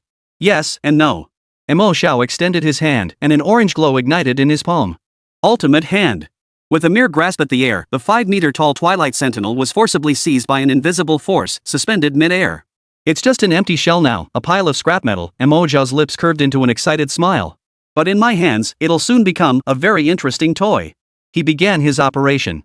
Under the control of the ultimate hand, the Sentinel's heavy bronze shell was dismantled piece by piece, revealing intricate spiderweb-like circuits and transmission mechanisms within. Mo Xiao's gaze darted swiftly across these intricate structures, like a master mechanic searching for usable components. Got it. With a flick of his wrist, he plucked a cracked transmission core from the Sentinel's power hub. Next, he disassembled an energy conduit engraved with amplification runes from the Sentinel's warhammer. With that done, Mo Xiao swiftly pulled several items from his backpack that seemed completely mismatched in style. A fist-sized lava core radiating intense fire elemental energy. A black iron grade illumination staff he'd casually crafted before. And a pair of generic wheels of fire roller skates, the kind you could buy at any amusement park. Lin Yueqian watched the items he'd laid out before her. A hint of confusion flickered in her cool, clear eyes. What was he up to? The next moment, Mo Xiao provided the answer. Scrap construction. A blue glow rippled like water, enveloping all 4 items: the Twilight Sentinel's shell, the Lava Demon Core, the Illuminating Staff, and the Hot Wheels roller skates. Within the glow, the 4 items began to fuse and reassemble in a manner defying all laws of physics. The Twilight Sentinel's shattered chest cavity filled with the Lava Demon Core. Scorching energy surged through its circuits, reigniting its extinguished eye with a crimson glow. The crude illuminating staff was brutally welded onto its right arm, yet the crystal at its tip now flickered with a dangerous magical glow. But the most absurd transformation was the pair of ice skates. They automatically disassembled into 8 wheels, fitting seamlessly onto the heavy metal soles of the Twilight Sentinel's feet. The light faded. A brand new, utterly bizarre monster stood before them. It retained the Twilight Sentinel's imposing torso, yet a molten heart pulsed within its chest. A staff was slung over its right arm, and 8 wheels now rolled beneath its feet. Classical, fantasy, technology, and absurdity, these styles were seamlessly fused together. Name: Runaway Tinplate 001. Grade: Gold. Level: LV 50. HP: 25,000. MP: 10,000. Skills: Molten Core Beam, Rampage, Magic Circle of Love. Talent: Absolute Loyalty. Mo Xiao surveyed his masterpiece and nodded with satisfaction. Just then, the sound of hurried footsteps and arrogant curses echoed from the other end of the square. Quick! Those 2 Dragon Nation people are up ahead. A prop master and a female swordswoman? Ha! Talk about luck. What a great start. 7 or 8 professionals clad in blue uniforms bearing the Gallic rooster emblem burst from behind a ruined building, trapping Mo Xiao and Lin Yueqian in the square. The arrogant French swordsman leading them froze upon seeing Mo Xiao and the bizarrely styled rampaging tin man beside him, then burst into a derisive laugh. My god, what is this? Did you Dragon Country folk come here to compete in a comedy contest? A prop master who doesn't study how to throw bombs yet plays around with scrap metal here? His squad members joined in the jeering laughter, their gazes toward Mo Xiao brimming with contempt and pity. In their eyes, these 2 isolated dragon countrymen were already meat on their chopping block. Lin Yueqian's brows furrowed slightly as her grip tightened on the sword hilt. A cold, sharp intent had already locked onto the French captain. Mo Xiao, however, calmly pressed her hand down and shook his head at her. Turning to face the group of Gauls, he offered a friendly smile. Gentlemen, need some help? Help? The French captain's laughter grew more maniacal. Certainly. Help us take your insignia and your lives. Before the words had fully left his mouth, he charged forward, his blade aimed straight for Mo Xiao's heart. Mo Xiao sighed, his expression filled with regret. I was going to give you a dignified way out. He snapped his fingers. Unit 001, show them what speed and fury truly mean. Boom! The rampaging metal beast behind him erupted, the molten core in its chest flared brightly, and the 8 wheels beneath its feet instantly blasted out searing jets of air. Whoosh! The metal golem, weighing several tons, accelerated with an utterly unreasonable force, transforming into a crimson afterimage as it charged toward the 7 or 8 French team members. Its speed was so blindingly fast that even the agile-type professionals present couldn't track it. What? The French captain's smile froze instantly. He felt a flash before his eyes, and an unstoppable, terrifying force slammed into him. Boom! A deafening roar echoed as his entire body was struck as if hit by a maglev train hurtling at full speed. His protective aura shattered instantly, his body contorting into a grotesque shape before being hurled backward. He slammed violently into a distant wall, instantly reduced to a pulp. Instant kill. The remaining team members were all stunned. Before they could comprehend what had happened, the steel monster, riding on wheels of wind and fire, executed a graceful drift and tailspin, coming to a halt before them. Then, the illumination staff on its right arm flared to life. A beam thicker than a water barrel, composed of pure fire elemental energy, the molten core ray engulfed the entire group in an instant, its destructive aura threatening to obliterate everything in its path. Sizzle. After the piercing sound, only a few charred corpses remained where they had stood, along with scattered bronze badges still warm to the touch. Defeated Gaul national team obtained bronze badges X8. The cold system notification sounded. The entire plaza fell silent once more. Mo Xiao patted the cold metal thigh of the rampaging iron suit, praising, nice work. He glanced at the 8 gleaming bronze badges on the ground but didn't even bother to bend down to pick them up. He merely lifted his head, fixing his gaze on the map where the golden badge spawn point was marked. At that moment, over 10 red light points had already gathered around that location, one of them radiating an especially frenzied aura. The son of the thunder god. Mo Xiao's face broke into the kind of smile only a hunter sees when spotting prey. Yueqian. The fish are all in the net. He turned to look at Lin Yueqian and reached out his hand. Let's go. It's time to wrap up our first scene. Chapter 136, a bloodbath sparked by a single brick. At the heart of Twilight City stood a colossal clock tower, long since silent. One bronze hand lay broken and dangling, while the other remained frozen at the number 6, like the corpse of time itself. This was the heart of Twilight, the most central area of the entire ruin. Beneath the tower, the atmosphere was thick as molten iron. Representatives from over a dozen nations, more than 100 elite prodigies, stood in stark, divided opposition, forming a fragile and perilous encirclement. Every pair of eyes was greedily fixed upon the tower's summit. There, suspended in stillness, shimmered a badge crafted entirely of gold and engraved with ancient runes. It radiated a light so alluring it could drive any practitioner mad. The golden badge, one badge equaled 100 points. Among all the teams, the Free Federation's faction stood the strongest. The Son of Thunder stood at the very front of their ranks, golden arcs of electricity coiling around his body with even more fury than at the airport. At his feet lay several charred corpses belonging to a small nation's team. Through a bloody massacre, he declared his absolute determination to claim this emblem. This badge is mine, the son of Thor declared with an unquestionable dominance in his voice, his sapphire eyes sweeping over every person present. Anyone who disagrees can join them lying down. A stir rippled through the surrounding teams, fear and resentment flickering across many faces. Just then, a cold voice echoed from the shadows. Son of the Thunder God, your opponents aren't just us. The crowd turned to see several professionals clad in black, form-fitting combat suits and ghostly masks emerge from the shadows like specters, the assassin squad from the kingdom of Scylla. And us, the ascetics of the Ganges kingdom. From another side, several dark-skinned, bare-chested professionals covered in eerie body paint stepped forward. In an instant, several formidable factions declared their presence, forming an implicit alliance against the Free Federation. The Son of Thunder's expression darkened, lightning dancing wildly in his palms. A melee involving nearly 100 combatants seemed poised to erupt at any moment. Yet, just as tensions reached a breaking point, a peculiar humming sound, carrying the friction of metal and the rush of air, grew louder as it approached, reaching every ear. The sound was unlike any skill effect. It sounded like something gliding at high speed. All eyes instinctively followed the sound. At the distant street corner, a crimson afterimage streaked toward them at an outrageous speed. Just dozens of meters from the crowd, it executed an absurd drift, kicking up a cloud of dust before coming to a smooth halt. The dust settled. Every prodigy present nearly popped their eyes out of their sockets. There stood a 5-meter-tall steel golem, its imposing form bearing a pulsing lava heart in its chest and a staff slung over its right arm. But the most astonishing sight was its heavy metal feet, 8 wheels still steaming hot. Classical grandeur coexisted with absurdity, solemnity mingled with farce. Perched atop the monster's shoulders sat a young man, legs crossed, leisurely nibbling on something in his hand as if strolling through his own backyard. Beside him stood a stunningly beautiful Sword Immortal, her figure cold and aloof. Her eyes golden in the left socket, dark in the right, calmly swept over everyone present. The new arrivals were none other than Mo Xiao and Lin Yueqian. Well, quite the gathering, Mo Xiao mumbled, taking a bite of his apple. Having a loot-sharing meeting? Count me in, eh? A deathly silence fell over the entire standoff. Everyone was stunned speechless by this sudden, bizarrely unconventional entrance. Mo Xiao. The moment the Son of Thunder laid eyes on Mo Xiao, his facial muscles contorted violently. His sapphire blue eyes instantly filled with bloodshot veins. Fear, venomous hatred, humiliation.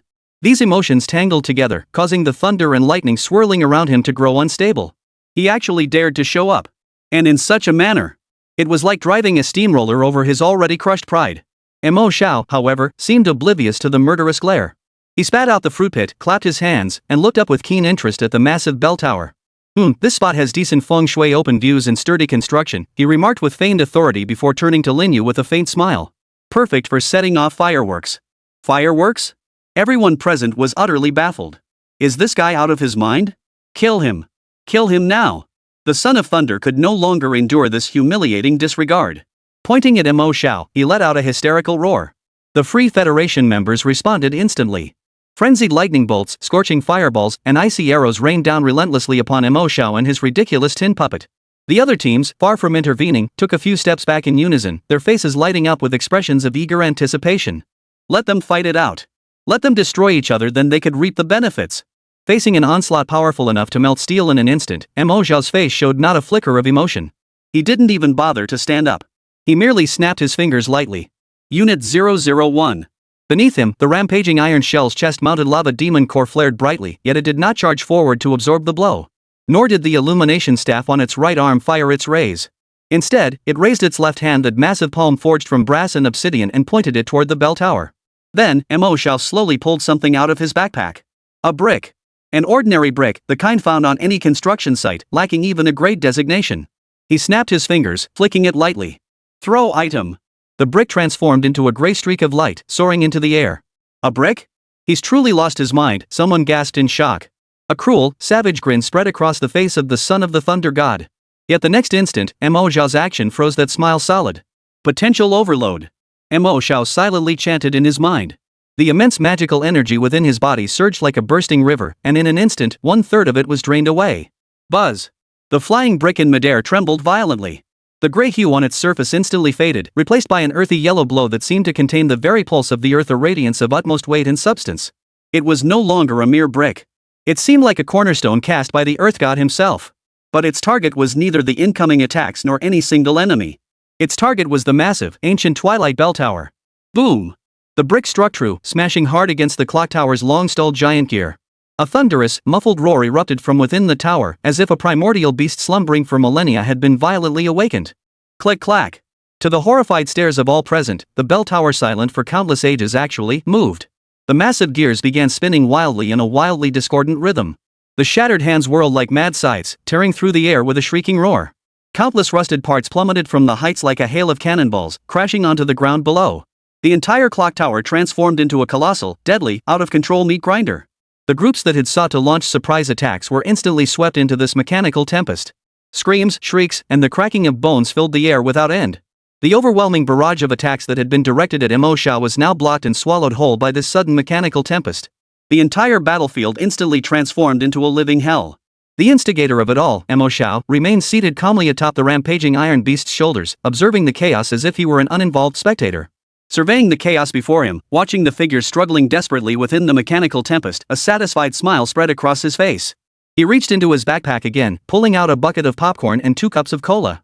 He handed 1 cup to Lin Yueqian beside him. The girl took it expressionlessly, silently inserting a straw. Mo Xiao grabbed a handful of popcorn and stuffed it into his mouth, mumbling to the completely petrified son of Thor. See? I told you the fireworks show was about to begin. And this is merely the appetizer. Chapter 137, Forbidden Spell? Bell Tower Square had transformed into a steel hellscape. Gigantic gears ground like millstones, crushing several practitioners who failed to dodge in time, shields and all into mincemeat. Spattered blood instantly evaporated on the scorching metal. Broken clock hands became death-dealing sides, each howling sweep tore through the air, trailing behind it shrieks of agony and streaks of severed limbs. Those factions who had previously watched with a spectator's mindset, hoping to reap the benefits of others' struggles, now found themselves thrust into the center of this mechanical storm, desperately struggling for survival in utter despair. The entire plaza reverberated with the shrill screech of warping metal, the dull thud of shattering bones, and the death throes of the dying. Amidst this symphony of chaos and death, a discordant, crisp sound cut through the air. Click, click. Every soul clinging to life and despair instinctively turned toward the sound. Perched atop the shoulders of that absurd tin man on wheels, the instigator himself scooped a handful of golden popcorn into his mouth with a smile, chewing it with relish. Beside him, the female sword maiden took an expressionless sip of cola, the ice cubes clinking softly against the glass.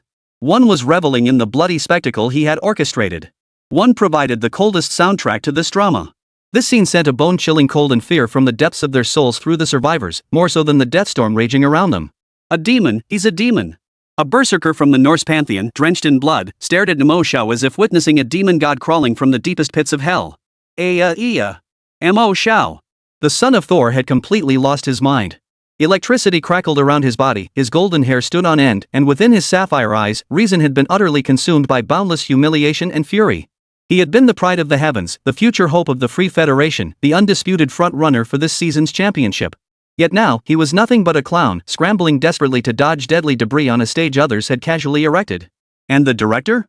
He couldn't even be bothered to glance his way, still munching on popcorn. This utter disregard shattered his pride more completely than any direct attack could ever have done. I want you dead. I want every last one of you to die with me. The son of thunder roared like a beast. He stopped dodging, letting a massive flying spring smash into his protective lightning aura. His entire body shot skyward, suspending him mid-air. He spread his arms wide, as if to embrace the entire sky.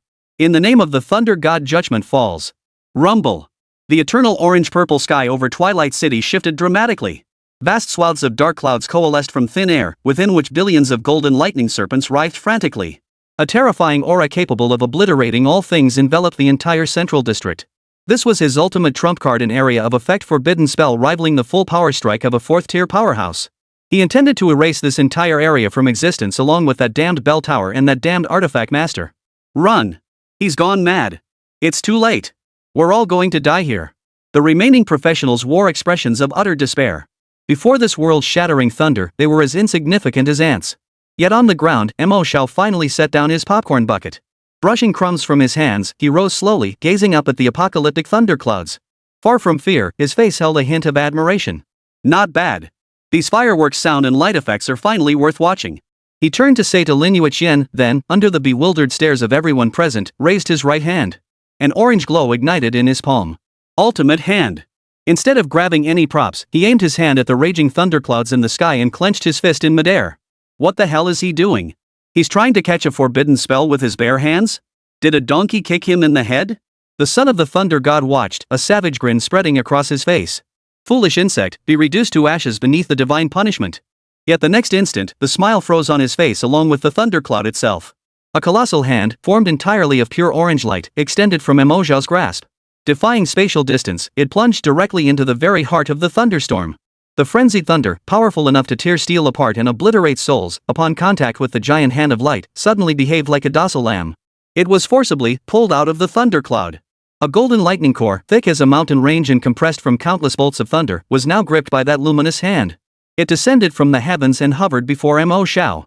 The dark clouds in the sky, deprived of their core, instantly dissipated into thin air. The so-called judgment descended was thus forcibly halted by a single hand. The entire world fell into a deathly silence. The son of the thunder god's eyes bulged wide, his mouth gaping large enough to swallow a fist. His body froze mid-air, like a puppet whose strings had snapped. He caught it? He caught my forbidden spell?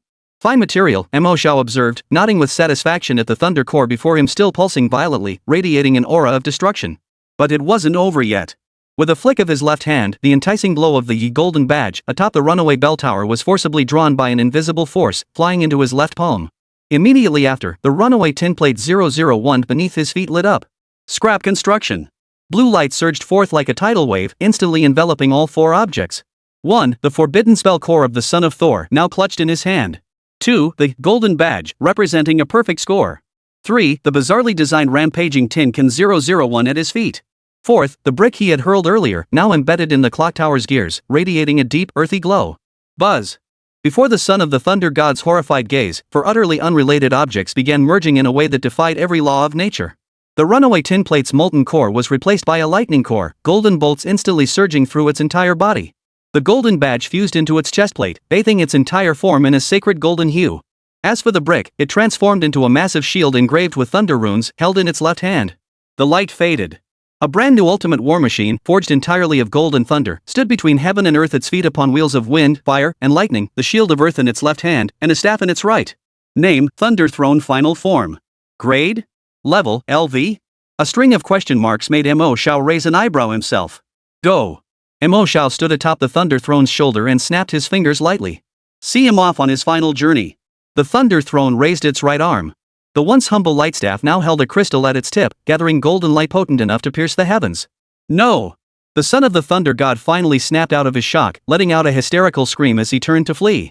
But it was too late. A golden pillar of light, brighter than the sun itself, shot forth from the staff without a sound. It made no earth-shattering sound, yet seemed to devour even light and time itself. The son of the thunder god's body, along with his final agonized scream, was utterly disintegrated and obliterated the instant it touched the beam, leaving not even a speck of dust behind. After the strike, the world fell silent once more. The colossal bell tower, still spinning wildly, lost its final support and crashed down with a thunderous roar, reduced to a pile of rubble. Amidst the ruins, only the golden thunder throne stood silently, like a deity. The emblem on its chest flashed with light, detaching itself and floating lightly into Mo Xiao's hand. Congratulations to the Dragon Nation team for obtaining one golden badge and earning plus 100 points. Congratulations! You have activated the hidden mechanism of City of Twilight through a special method. Your golden badge has been upgraded to Heart of Twilight. Chapter 138, Nature Transformed. Above the ruins, deathly silence reigned. The colossal bell tower, once a symbol of Twilight City's former glory, now lay reduced to a twisted, tangled grave of steel. The acrid stench of burnt metal mingled with the pungent scent of ozone, seeping into nostrils like a silent testimony to the apocalyptic judgment that had just unfolded. Scattered survivors peered through the cracks of the ruins, their eyes fixed on the golden machine god standing tall between heaven and earth, eyes that gazed upon it as if it were a deity or perhaps a demon. Thunder Throne Final Form. Forged from golden thunder, its 8 wheels still flickered with unstable arcs. Its left hand gripped a shield as heavy as a mountain, while the once ridiculous light staff on its right arm still emitted a glare too blinding to look upon directly. Upon the godlike shoulders of the mecha, the youth who had orchestrated all this now gazed down at the spoils in his hands. It was no longer a pure gold insignia. Its body was formed from a warm, translucent jade, its center set with a golden, miniature sun that seemed to still breathe.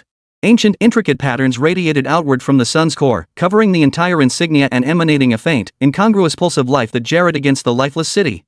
Name, Heart of Twilight. Type, Unique Competition Item Core Key. Effect 1, the team to which the holder belongs gains plus 500 points. Effect 2, Lord of Twilight passive, you gain partial authority over Twilight City. You can perceive and influence the initial programming of all alchemical constructs within the city.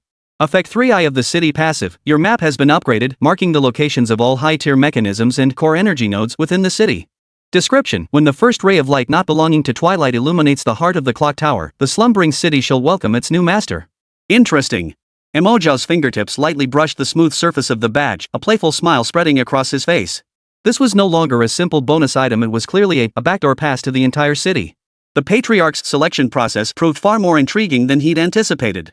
This wasn't merely testing the combat prowess of the contestants, it was testing whether anyone possessed the ability to leap beyond the chessboard and overturn the table entirely. He, Mo Xiao, happened to excel at precisely that. Shall we dispose of it?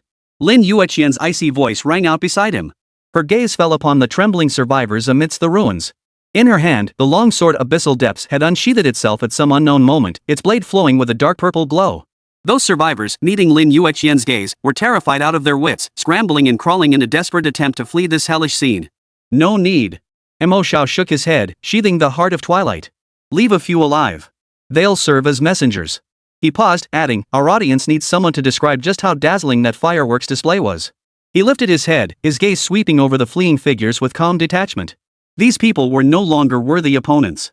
From the moment he caught the forbidden spell with his bare hands, this so-called newcomer league had become nothing more than a one-sided performance in his eyes. Sky City, Central Arena. Time seemed frozen in place. Millions of spectators, whether high-ranking nobles or common folk watching the broadcast, stared fixedly at the largest holographic screen hovering above the arena. Frozen on the screen was the golden thunder throne, and upon its shoulders, a figure as serene as a cloud drifting in the wind. Below the image, the Dragon Nation team's score fluctuated wildly before settling firmly on the glaring number 518.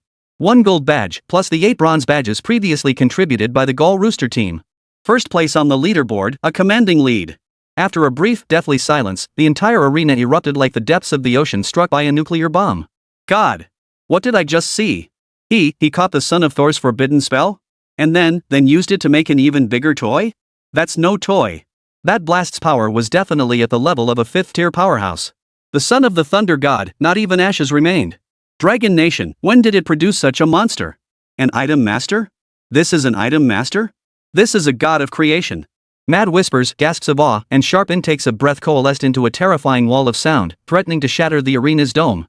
Within the Free Federation's VIP section, the atmosphere was as oppressive as a tomb.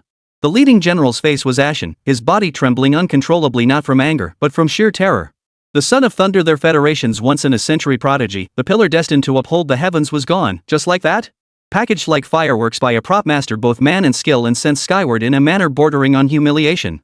He didn't even know how to explain this back home.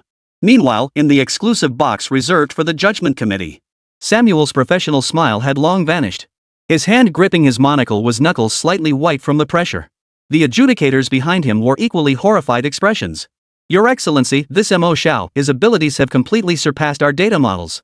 Ultimate hand, scrap construction, the combination of these skills has produced an unpredictable qualitative change, reported a data analyst judge, his voice dry. Transformation? Samuel's lips twisted into a grim sneer. That's not transformation. That's a dimensional strike. He stared intently at Mo Xiao's calm face on the screen, feeling a surge of helplessness for the first time.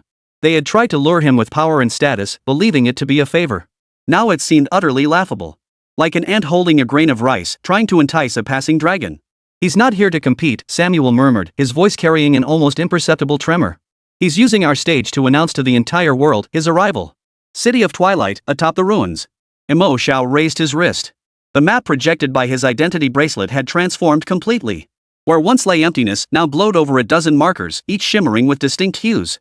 Crimson dots signified the high-energy furnaces, silver dots marked the alchemy workshops, and one area, radiating multicolored light, was labeled the trial grounds of the gods. At the very center of the map, a previously non-existent coordinate point, radiating pure light, was now clearly marked. Final trial ground, Clock Council. Looks like we have a new objective. Mo Xiao shared the map with Lin Yueqian. Lin Yueqian glanced at it calmly, her cool eyes showing no ripple of emotion, as if all this had been within her expectations. Her concern lay elsewhere. Your mana reserves, she asked softly. The series of actions just now, the potential overload, the forced capture of the forbidden spell, and finally the ultimate version of scrap construction had consumed an astronomical amount of energy. Mo Xiao glanced at his interface panel. His mana pool was indeed depleted, with less than 10% remaining. Yet his expression betrayed no hint of worry.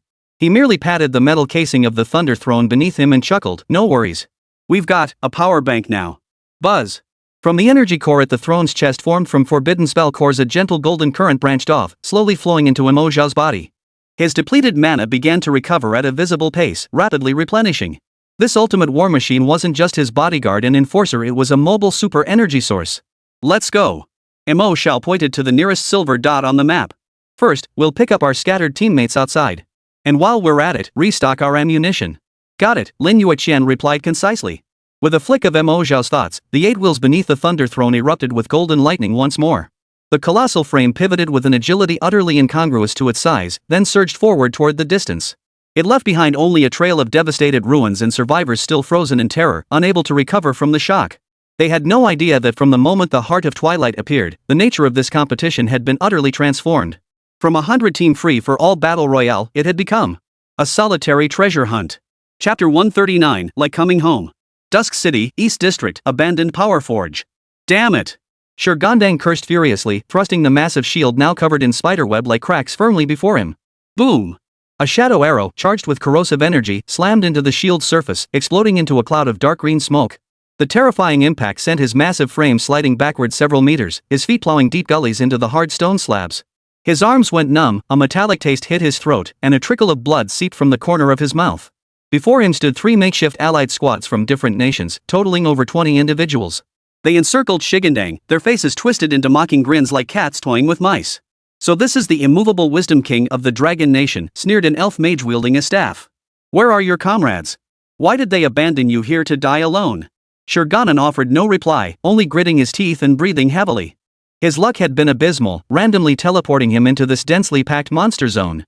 After barely clearing a few alchemical golems, he hadn't even caught his breath before these 3 teams had him surrounded. He hadn't forgotten Mo Xiao's advice to flee straight to the rendezvous point. But the enemy party included professionals skilled in tracking and crowd control. As a bulky shield warrior, he simply couldn't outrun them. After holding out for over 10 minutes, his potions were depleted, and his prized defensive skills were all on cooldown. The massive shield in his hands could shatter completely at any moment. Stop wasting breath on him. Just kill him, grab his badge, and we'll move on to the next spawn point, a dual-axe-wielding dwarf urged impatiently. Over 20 attacks, each radiating murderous intent, flared up once more.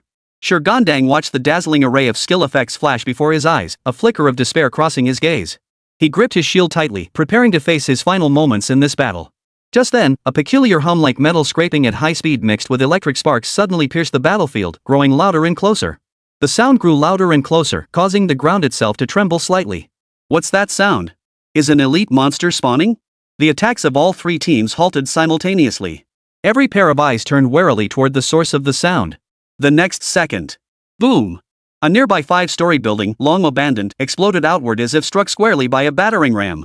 Countless bricks, stones, and steel bars scattered wildly.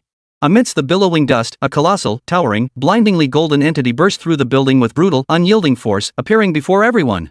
It was a 10-meter-tall golden machine god. Its body was forged from golden thunder, 8 massive wheels beneath its feet spewing golden lightning. In its left hand, it held a shield as heavy as a mountain, while its right arm bore a staff whose tip gathered destructive energy. Everyone present, including Shurgandang who had already prepared to die, stared upward in stunned silence at the steel deity that had descended from the heavens, their minds going blank. Upon the golden machine god's shoulders stood 2 figures, one seated, one standing. The man wore a kind smile, while the woman possessed peerless beauty, her expression cool and distant. Shurgandang, Mo Xiao's voice drifted down from above, tinged with a hint of teasing. "How did you end up looking so wretched?" Shurgandang's mouth opened, but not a single word came out. It wasn't that he didn't want to speak, it was that his meager vocabulary could no longer describe the shock surging through him. After a brief, deathly silence, someone from the 3 groups finally snapped out of their utter shock. It's Mo Xiao from the Dragon Nation. That monster, and that mecha, on the screen. Fear spread through them like a plague. They hadn't missed the live broadcast from Central Square, but witnessing this war machine radiating divine might in person was an entirely different experience from the awe felt through a screen. Run! Run now! A hysterical scream erupted from someone, instantly igniting everyone's primal urge to survive. Over 20 people scattered like birds and beasts, fleeing frantically in all directions. They're all here. Why are you still running? Mo Xiao's voice was soft, yet it carried the weight of a death sentence.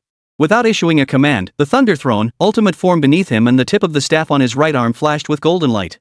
Crack! A slender golden arc of lightning, like a living serpent, sprang from the staff's tip. It leapt through the air, instantly splitting into over 20 finer electric serpents. Moving faster than the eye could follow, they struck each fleeing figure with pinpoint accuracy. No explosions. No screams. Those struck by the lightning serpents merely faltered slightly before disintegrating into dust like weathered sand sculptures, vanishing without a sound. All that remained scattered on the ground were gleaming insignia, each shimmering with different hues.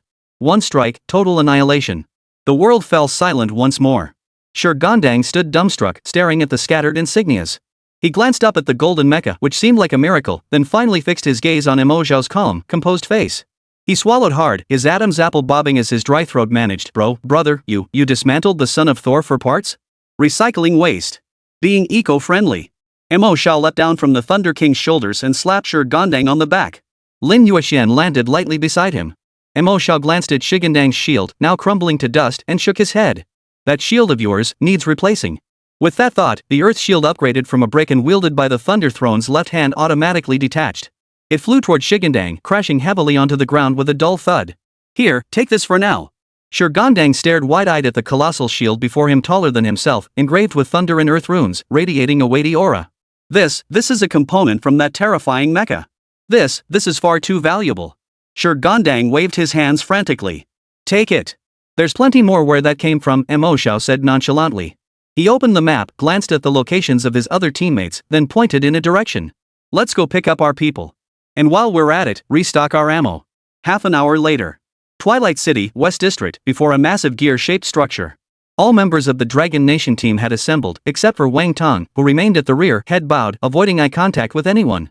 Every single one of them stared at Mo Xiao, who walked at the very front, and the Thunder Throne behind him, a presence so imposing it felt like gazing upon a deity. Before them stood the colossal structure marked on the map as the Alchemy Workshop. 12 flawless Twilight Sentinels stood in perfect formation before the workshop's gates. Each of these platinum-tier alchemical golems radiated a terrifying aura comparable to that of a 60-plus level Lord-level monster. Their crimson single eyes coldly scrutinized every approaching creature. How do we get in? A scout's voice trembled. 12 platinum-tier golems, even if they threw their entire team at them, it would be a brutal fight and casualties would be heavy. Mo Xiao offered no reply. He simply stepped forward and, before everyone, produced the jade-like badge with a miniature sun embedded at its center, the Heart of Twilight. He raised the insignia.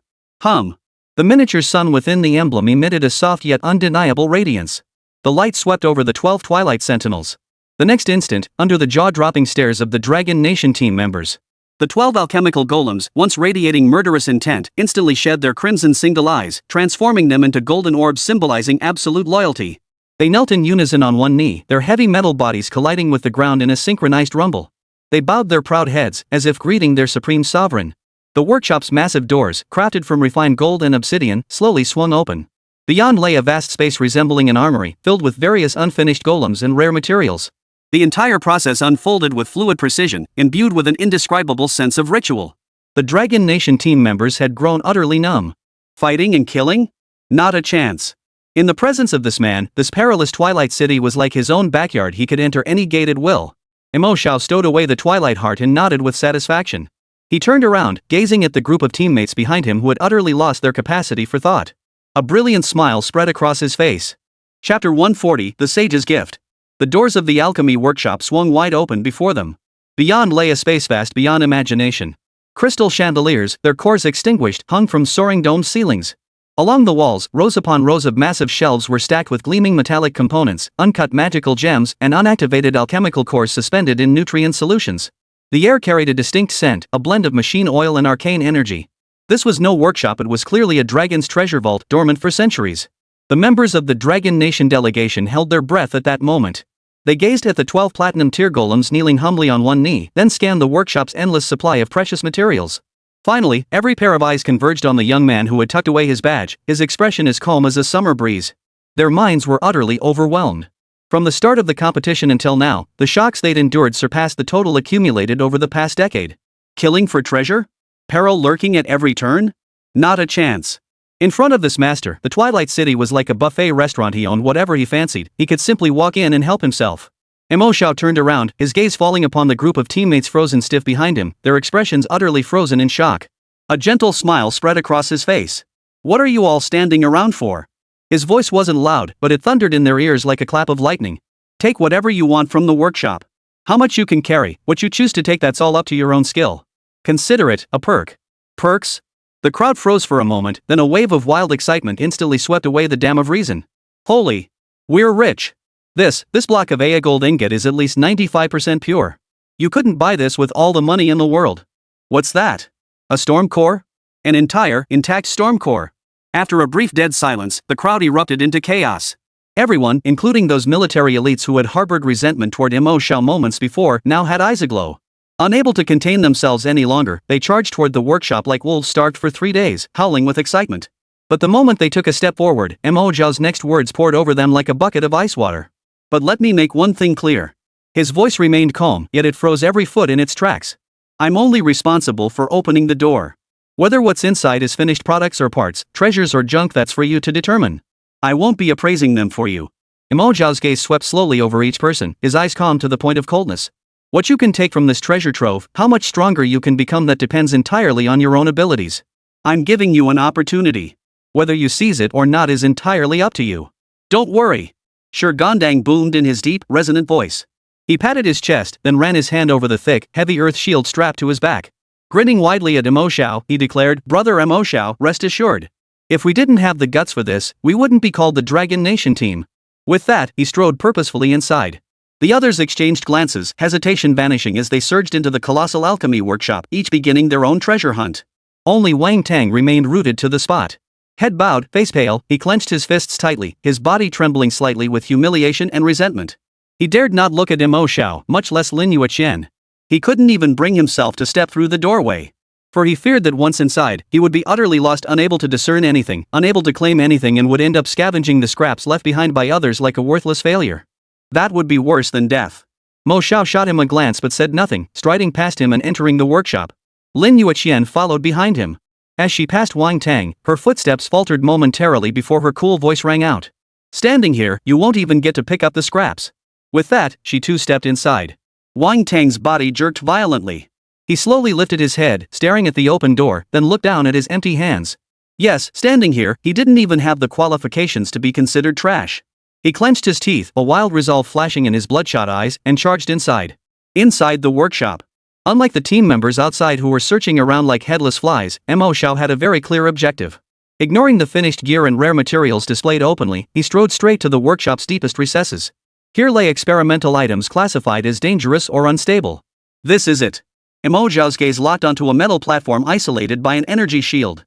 Suspended above it was a silver core the size of a human head, constantly contracting and expanding, seemingly composed of pure spatial energy. Name, Spatial Leap Engine unfinished. Grade, Prismatic incomplete. Effect? Description: the alchemists of Twilight City once attempted to create a miracle artifact capable of instantaneous teleportation to any location, defying distance.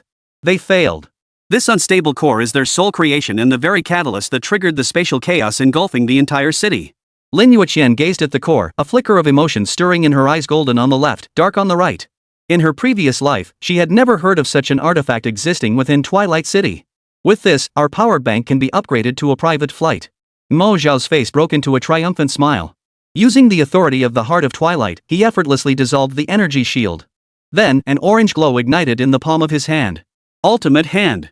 He grasped the unstable spatial core firmly in his hand. After completing this, he did not rush to modify the Thunder Throne. Instead, he took Lin Yueqian to a nearby area dedicated to weapon forging. Mo Xiao's target, however, wasn't the materials or equipment here. His gaze fell upon an inconspicuous rack in the corner of the forging area. On the rack sat a single item.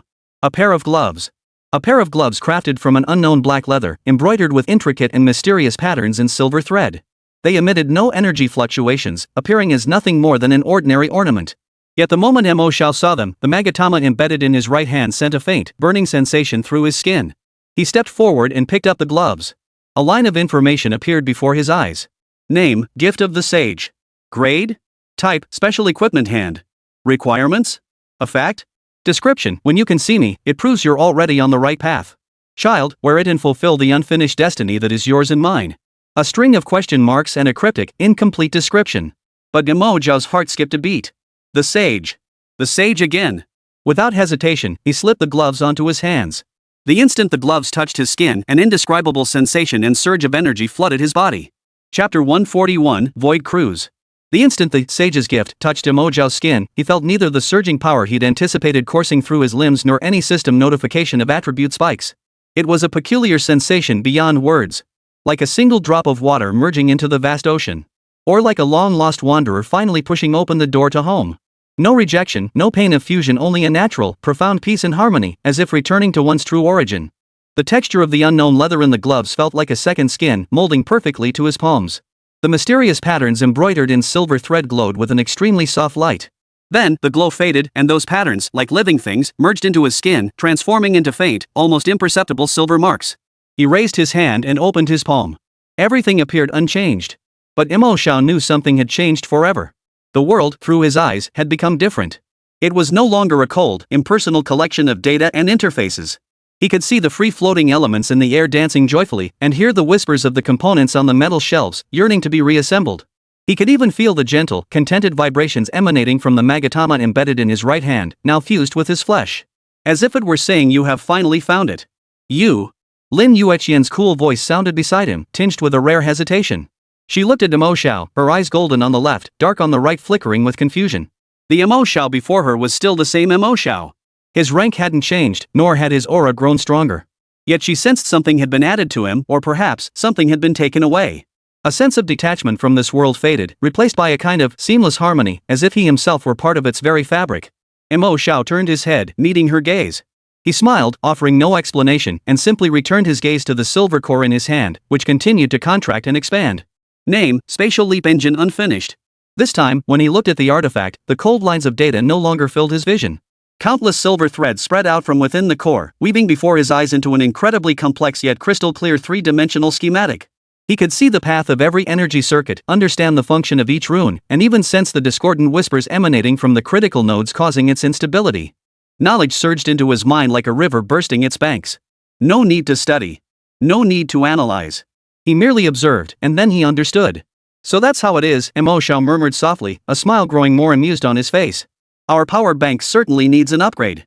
He turned, his gaze darting swiftly across the vast workshop. This time, he wasn't searching for the rarest, highest-grade materials, nor the most powerful finished weapons. His gaze pierced through layer upon layer of shelves, finally settling on two inconspicuous corners. He reached out, grasping at thin air. Ultimate Hand. A flash of orange light erupted as two objects flew from afar, landing securely in his grasp. One was a palm-sized, cracked clock ear, salvaged from some discarded timer. The other was a stone of stillness, thickly dusted and resembling an ordinary pebble. These two items, not only would the other members of the Dragon Nation team dismiss them as worthless junk, but even the original alchemists of Twilight City would likely do the same. But in Mo Xiao's eyes at that moment, they shone with a unique radiance. "Yueqian, step back a little," Mo Xiao said softly. Lin Yueqian asked no questions, simply stepping back as instructed. Her cool, clear eyes held a hint of anticipation. She knew a new, even more astonishing performance was about to begin. Mo Xiao approached the Thunder King throne, ultimate form, standing silently at the workshop's center. He drew a deep breath, then raised both hands bearing silver markings simultaneously. Scrap construction. This time, the blue light that flared was brighter and purer than ever before. The light surged forth like a tidal wave, instantly enveloping all four objects. First, the ultimate war machine forged from forbidden spells and golden insignia, the Thunder Throne, final form. 2. The unfinished miracle artifact containing the frenzied power of space, the Space Leap Engine. 3. The clock ear, symbolizing stable order extracted from a discarded timer. 4th, the dust-covered Stone of Tranquility, capable of calming energy. Within the blue light cocoon, the of the four artifacts was no longer the crude splicing infusion of the past. Under Mo Xiao's will, they transformed into the most obedient building blocks. The Spatial Leap Engine was precisely installed beside the Thunder Throne's power core, its violent spatial forces instantly soothed by the Stone of Tranquility's energy. The worn clock gear dissolved into countless minute runes, imprinting itself onto every energy circuit of the engine, endowing it with absolute temporal precision. The Thunder Throne's colossal form underwent a transformation. The 8 wild wheels of wind, fire, and thunder beneath its feet were replaced by more intricate, silver-hued, jump thrusters that shimmered with spatial radiance. Along the seams of its armor, countless silver patterns flickered on and off like breaths. The entire process unfolded with fluid grace, radiating a creative beauty. As the light faded, a brand new machine god appeared before them, its aura more restrained yet profoundly unfathomable. Name: Thunder Throne Void Cruiser Model. Grade: Level: LV. New skills: Spatial Leap locks onto any explored coordinate on the map for instant teleportation. Cost: 50,000 MP. Cooldown: 10 seconds. Void Navigation enables group spatial leap, transporting all friendly units within a 10-meter radius. Done. A satisfied smile spread across Mo Xiao's face. Just then, a jingling sound echoed through the air. Gandang emerged from behind the shelves, clutching a brand new helmet forged from orichalcum, his excitement palpable. Brother Mo Xiao. Look what treasure I found. This thing could probably withstand a 5th-tier powerhouse. His words trailed off abruptly. Staring wide-eyed at the golden machine god before him, its design now completely transformed, and then at the 8 thrusters at its feet radiating spatial fluctuations, he felt his brain get wiped clean once more. Bro, what did you do? Did you just swap out its shoes? Gandang struggled for words before finally managing that. Mo Xiao chuckled at his reaction. He patted the cold metal thigh of the Thunder Throne, then turned his gaze toward the workshop where his teammates were still scurrying about like treasure-hunting moles. He cleared his throat, his voice echoing throughout the entire workshop. Treasure hunt time is over. Everyone, assemble here immediately. Though reluctant to stop, the team members promptly dropped their tools and hurried toward the center. Each had made some discoveries, their faces glowing with excitement. When they caught sight of the Thunder Throne's new form, a wave of gasps and murmurs inevitably swept through the crowd. Mo Xiao gave them little time to react. He leapt onto the Thunder Throne's shoulders, and Lin Yueqian followed, landing lightly beside him. Everyone steady yourselves. Mo Xiao gazed at the area marked Trial Ground of the Gods on his identity bracelets map, radiating multicolored light, a faint smile curving his lips. Our next stop is here. With a thought. Buzz. The 8 teleportation thrusters beneath the Thunder Throne simultaneously ignited with brilliant silver light. An invisible spatial ripple, imperceptible to the naked eye, instantly radiated outward from its center, enveloping every member of the Dragon Nation team. The next second. Within the workshop, the golden machine god, along with the dozen figures surrounding it, vanished into thin air. Without a sound, without warning, they vanished abruptly, as if erased from existence. Only the scattered debris remained, along with Wang Tong, who had just burst in, his face frozen in utter shock. Meanwhile, in the Twilight City, at the farthest northern reaches, upon the dragon bone wastes shrouded in an eternal blizzard. Space shattered like a broken mirror, tearing open a silver fissure. The colossal form of the Thunder Throne Void Cruiser stepped through, landing steadily upon the massive, frost-covered dragon bone. A bone-chilling wind, mingled with soul-shaking dragon roars, instantly replaced the workshop's stifling air, sweeping over them. The Dragon Nation team members stared blankly at the unfamiliar, desolate expanse before them, a world blanketed in snow, strewn with the bones of colossal beasts. One moment, they had been searching for treasures in the warm workshop. The next, they had arrived at the edge of the world. Welcome to, Mo Xiao's voice echoed softly in everyone's ears, the real playground. Chapter 142, Group Teleportation. The biting cold wind lashed at their faces like countless invisible ice blades. The air was thick with an ancient, savage aura, a blend of the icy bitterness of snow and the dusty scent of decaying giant beast bones. The howling of the storm as it tore through the gaps of colossal bones echoed like ghostly wails, and beyond that roar, faint yet soul-shaking dragon cries could be heard. The members of the Dragon Nation team collectively fell into a prolonged stupor. They instinctively tightened their combat suits and scanned their surroundings. Before their eyes lay a desolate wasteland shrouded in an eternal blizzard. The ground was frozen gray-black rock, blanketed in thick snow. Giant, mountain-like skeletons of unknown beasts lay scattered across the wasteland in various poses. Some ribs arched like gateways, while skulls resembled small hills, their hollow eye sockets silently gazing at the gray, lifeless sky. Just moments before, they had been basking in the warmth and dryness of the oil-scented alchemy workshop, gloating over the new gear they had unearthed. The next second, they were bundled up and tossed to the edge of this world. The extreme dissonance of this spatial shift caused everyone's minds to freeze momentarily. Where are we? A military scout's lips turned purple from the cold, his teeth chattering. Did we go off the map? The question rippled through the crowd like a pebble tossed into an icy lake, sending shockwaves of panic across the group. Yeah. This isn't Twilight City at all. We're done for. Leaving the competition zone without permission means instant disqualification. Mo Xiao. What the hell did you do? An impatient warrior even pointed the finger directly at the instigator. Panic spread faster than the biting wind. Only Shigandang, though frozen stiff himself, instinctively raised his newly acquired earth shield before him. He stared blankly at Mo Xiao and asked in a muffled voice, Brother, this isn't cheating, right? Mo Xiao stood atop the shoulders of the Thunder Throne. The biting cold wind fluttered the hem of his robe, yet seemed unable to penetrate his surroundings in the slightest. He watched the chaos below among his teammates without a trace of impatience. He merely raised his wrist and his identity bracelet projected a holographic screen. It was a brand new, three-dimensional map, 100 times more detailed than the previous one. On the map, their location was marked as the far northern region, enveloped in multicolored light and labeled Trial Ground of the Gods. This area was connected to the main body of Twilight City by a distinct dotted line. Who told you we'd left the arena? Mo Xiao's voice was not loud, yet it clearly cut through the wind and reached every ear. This place, he pointed to the connecting dotted line on the map, explaining in a level tone, is still within Twilight City's boundaries. It's just a hidden area. Without the heart of Twilight, no one can reach it. As for returning at any time, Mo Xiao chuckled and snapped his fingers. Buzz. Beneath him, the Thunder Throne Void Cruiser activated once more. The 8 jump thrusters at its base glowed faintly, and a spatial ripple instantly enveloped the warrior who had just been questioning him. The next second, the warrior vanished into thin air. Everyone gasped in shock. Don't panic, Mo Xiao reassured them. I just sent him back to the entrance of the alchemy workshop.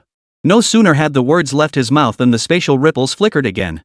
The warrior was teleported back, his face still frozen in utter shock and bewilderment. He had just experienced firsthand what it meant to be a hair's breadth from heaven, yet worlds apart. In that instant, all doubt and panic vanished like smoke. Replacing them was a deeper reverence for Mo Xiao's unfathomable abilities. Look, Mo Xiao's gaze swept across the vast dragon-bone wasteland, over the enormous shadows flickering in the wind and snow, a hunter's smile spreading across his face. I told you, welcome to the real playground. Just then, one of the team members suddenly pointed toward the distance, his voice trembling as he shouted, what is that? All eyes followed the direction of the cry. Behind a range of mountains formed from dragon vertebrae, 3 colossal figures slowly rose. These were 3 monstrous constructs, forcibly assembled from countless beast bones and ice crystals. Devoid of flesh, their cores burned with a ghostly blue soul flame. In their hands, they wielded massive bone clubs fashioned from entire leg bones. Within their hollow eye sockets, the soul flames flickered violently, locking onto the group of uninvited guests. Name, Dragon Bone Assemblers. Grade, Platinum. Level, LV 55. HP, 250,000. 3 Platinum tier boss monsters, all at level 55. A terrifying sense of oppression swept over them like a tangible force, causing most of the party members present to feel a wave of suffocation. Prepare for battle. A military commander instinctively roared, though his voice carried a hint of despair. A single monster of this caliber would be enough to give them a run for their money. Now, 3 had arrived at once and was simply impossible to fight. Yet before they could even form their battle lines. Mine! Shurgandang roared with excitement, charging forward like a heavy tank. He slammed his newly acquired Earth Shield onto the ground, muscles bulging in his arms as his fighting energy surged wildly into the shield. Hum! A thick, earth-yellow glow, interwoven with golden thunder runes, flashed across the shield's surface, forming an incredibly solid energy barrier. Almost simultaneously, a dragon bone assembler charged forward, raising its massive bone club high. With a deafening roar that tore through the air, it brought the weapon crashing down. Watch out, someone cried out in alarm. Boom! A deafening roar echoed. Where the bone club met the shield, a visible shockwave erupted, sending nearby snow flying. Under everyone's tense gaze, Shurgandang's figure swayed only slightly. The ground beneath his feet cracked inch by inch, yet he himself withstood this earth-shattering blow.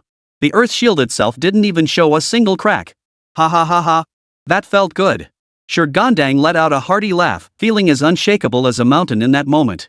This shield was 10 times stronger than his previous piece of junk. Nice work.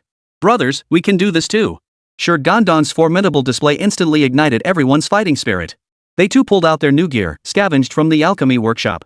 A mage swung a staff with a storm core embedded in its head, unleashing sharp gusts of wind that sliced precisely through the joints of another dragonbone assemblage. An archer's arrows bore enchanted runes salvaged from alchemical bombs. Each hit triggered a small, violent explosion, slowing the monster's movements. Though the fight remained brutal, it was nothing like the despair they'd felt when surrounded by 3 teams earlier. Now, fueled by their gear advantage, they were actually trading blows evenly with these 3 terrifying platinum-tier lords. Lin Yueqian stood beside Mo Xiao, never once intervening. She watched it all calmly, a barely perceptible flicker passing through her cool, clear eyes. Suddenly, she recalled how Mo Xiao had always been like this in her past life. Using all manner of unimaginable methods, he would arm her and her teammates to the teeth, sending them to face seemingly insurmountable foes, only to witness them create miracles time and time again. Just then, a thought struck her. Her brows furrowed slightly as she asked softly, "Where's Wang Tang?" Her voice was soft, but the elite present all snapped to attention instantly. Right. Where was Wang Tang? During the teleportation earlier, it seemed, he wasn't there? All eyes instinctively turned toward Mo Xiao.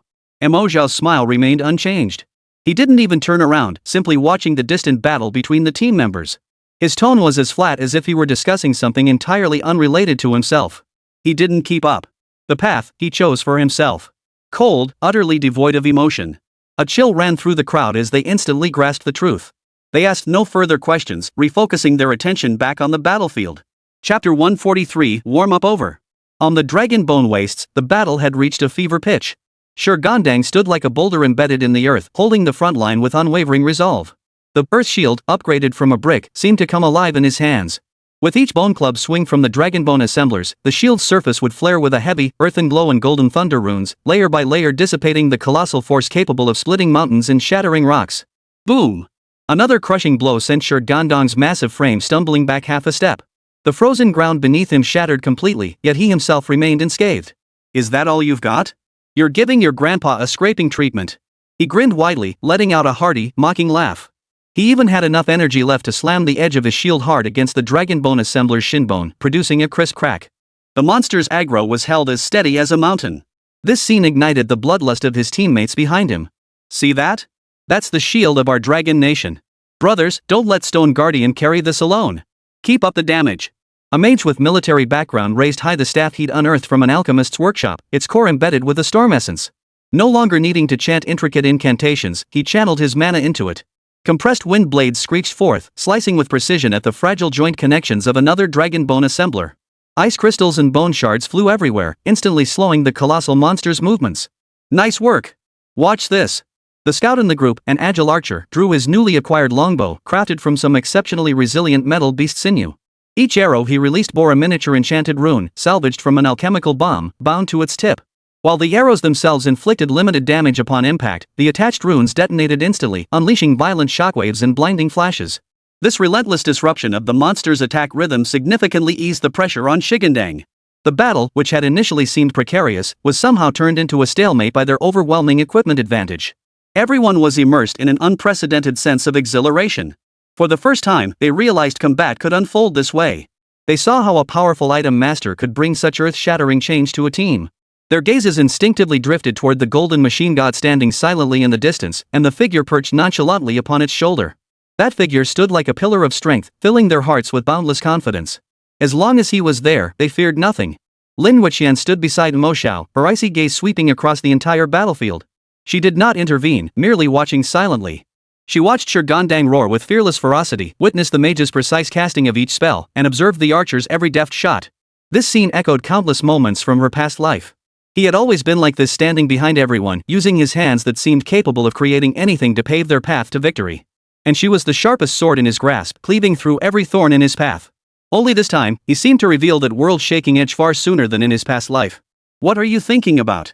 Mo Xiao's voice suddenly sounded beside her ear. Lin Yueqian snapped back to reality, meeting his gaze that held a hint of inquiry. Her heart skipped a beat. She shook her head, her voice still cool and detached. Nothing. Just thinking, they're growing up so fast.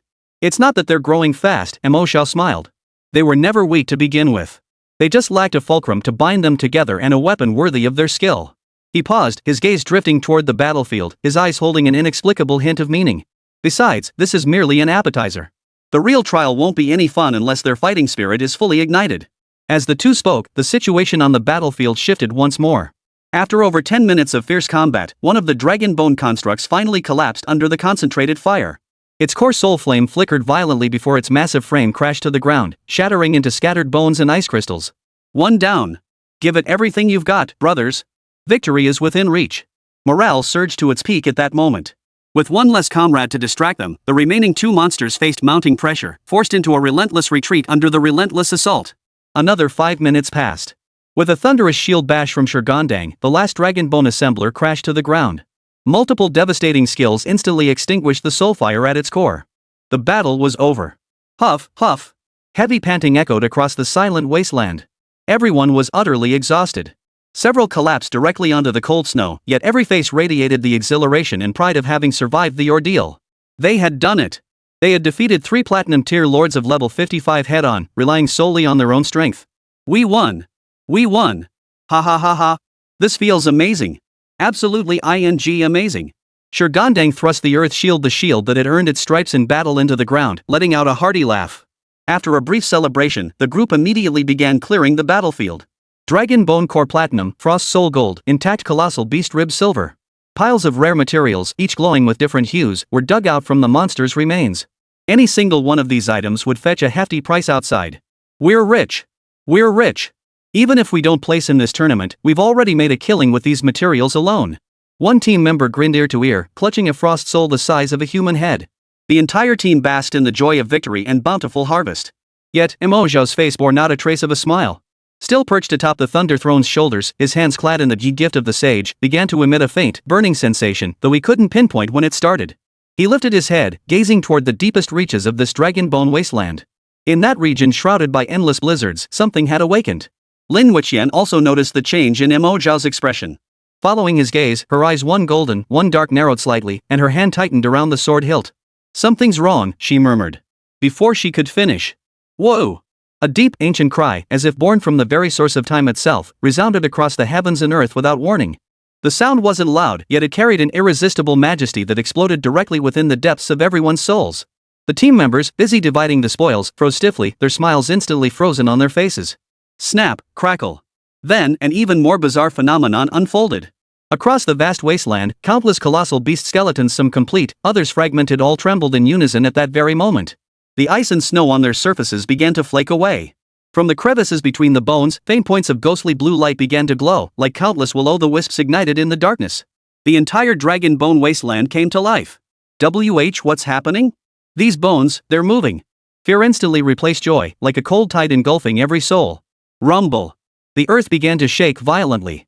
At the very heart of the wasteland, the largest bone mountain formed from a single colossal dragon vertebrae emitted a thunderous roar from within. Before the horrified stares of all present, the bone mountain slowly rose to its feet. Countless skeletal fragments, like a summoned tide, converged from all directions. They clung to the colossal spine, forcibly assembling a sky-obscuring, colossal dragon forged entirely from pure bone and vengeful spirits. It possessed no flesh, no scales, only stark white bones and the blue infernal flames, forged from the convergence of countless soul fires, flowing through the gaps between its bones. Its colossal head slowly lowered, and within its two eye sockets, as hollow as abysses, two golden flames ignited more blinding than the sun itself. That gaze spanned the vast distance, settling upon Mo Xiao and the Thunder Throne Void Cruiser beneath him. Cold, deathly still, carrying an indifference that judged all. Name, King of Bones, Eternal Dragon Soul? Grade? Level? A string of question marks plunged every Dragon Nation member witnessing this scene into the depths of utter despair. The skeletal dragon merely opened its massive jaws composed of countless blade-like bones and emitted a silent roar. The next instant, the countless skeletal remains surrounding the Dragon Nation members whose soul flames had just been ignited charged toward them with frenzied abandon, as if obeying a sovereign's command. A tide of corpses. An endless tide of corpses formed from the bones of all manner of colossal beasts. We're done for. One member's legs buckled, collapsing to the ground as all color drained from his face. We're all going to die here. Despair spread like a plague. Yet, in this moment that felt like the end of the world, we're finally out. A calm voice rang out clearly, reaching every ear. Instinctively, they all looked up. There, atop the golden mecha god's shoulder, the youth who had always remained serene and composed finally straightened his body slowly. He patted the shoulder of the girl beside him, his face breaking into a radiant smile, one that could even be described as expectant. Yueqian. Warm-up's over. It's our turn now. Chapter 144, Lin Yueqian's Power. Those words were spoken softly, yet they struck like a thunderclap, reverberating in the ears of every despairing team member. Warm-up's over. It's our turn now. What? Warm up? Everyone instinctively looked up, their gaze fixed on the figure perched atop the golden machine god's shoulder. Endless waves of skeletal corpses surged like a white tidal wave of death, sweeping in from all directions. In the distance, the colossal skeletal king, its form obscuring the sky, coldly surveyed them, a swarm of ants about to be crushed through its eye sockets burning with golden infernal flames. This apocalyptic scene of destruction and ruin, and yet, in his words, it was merely a warm-up? Lin Yueqian's response was equally calm, without a single ripple. She stepped forward, leaping down from the shoulder of the Thunder Throne and landing lightly on the snow. Facing the surging tide of corpses bearing down on her, she did not retreat. Instead, she slowly raised the long sword in her hand. King mode. She murmured softly. The pair of wings behind her, one black and one white, instantly transformed into pure, pitch-black darkness that seemed capable of swallowing all light. The dark golden sacred patterns that had flowed across the embrace of dawn and dusk armor fell silent, replaced by countless deep crimson gold demonic runes. They seeped through the gaps in the armor plates like molten lava.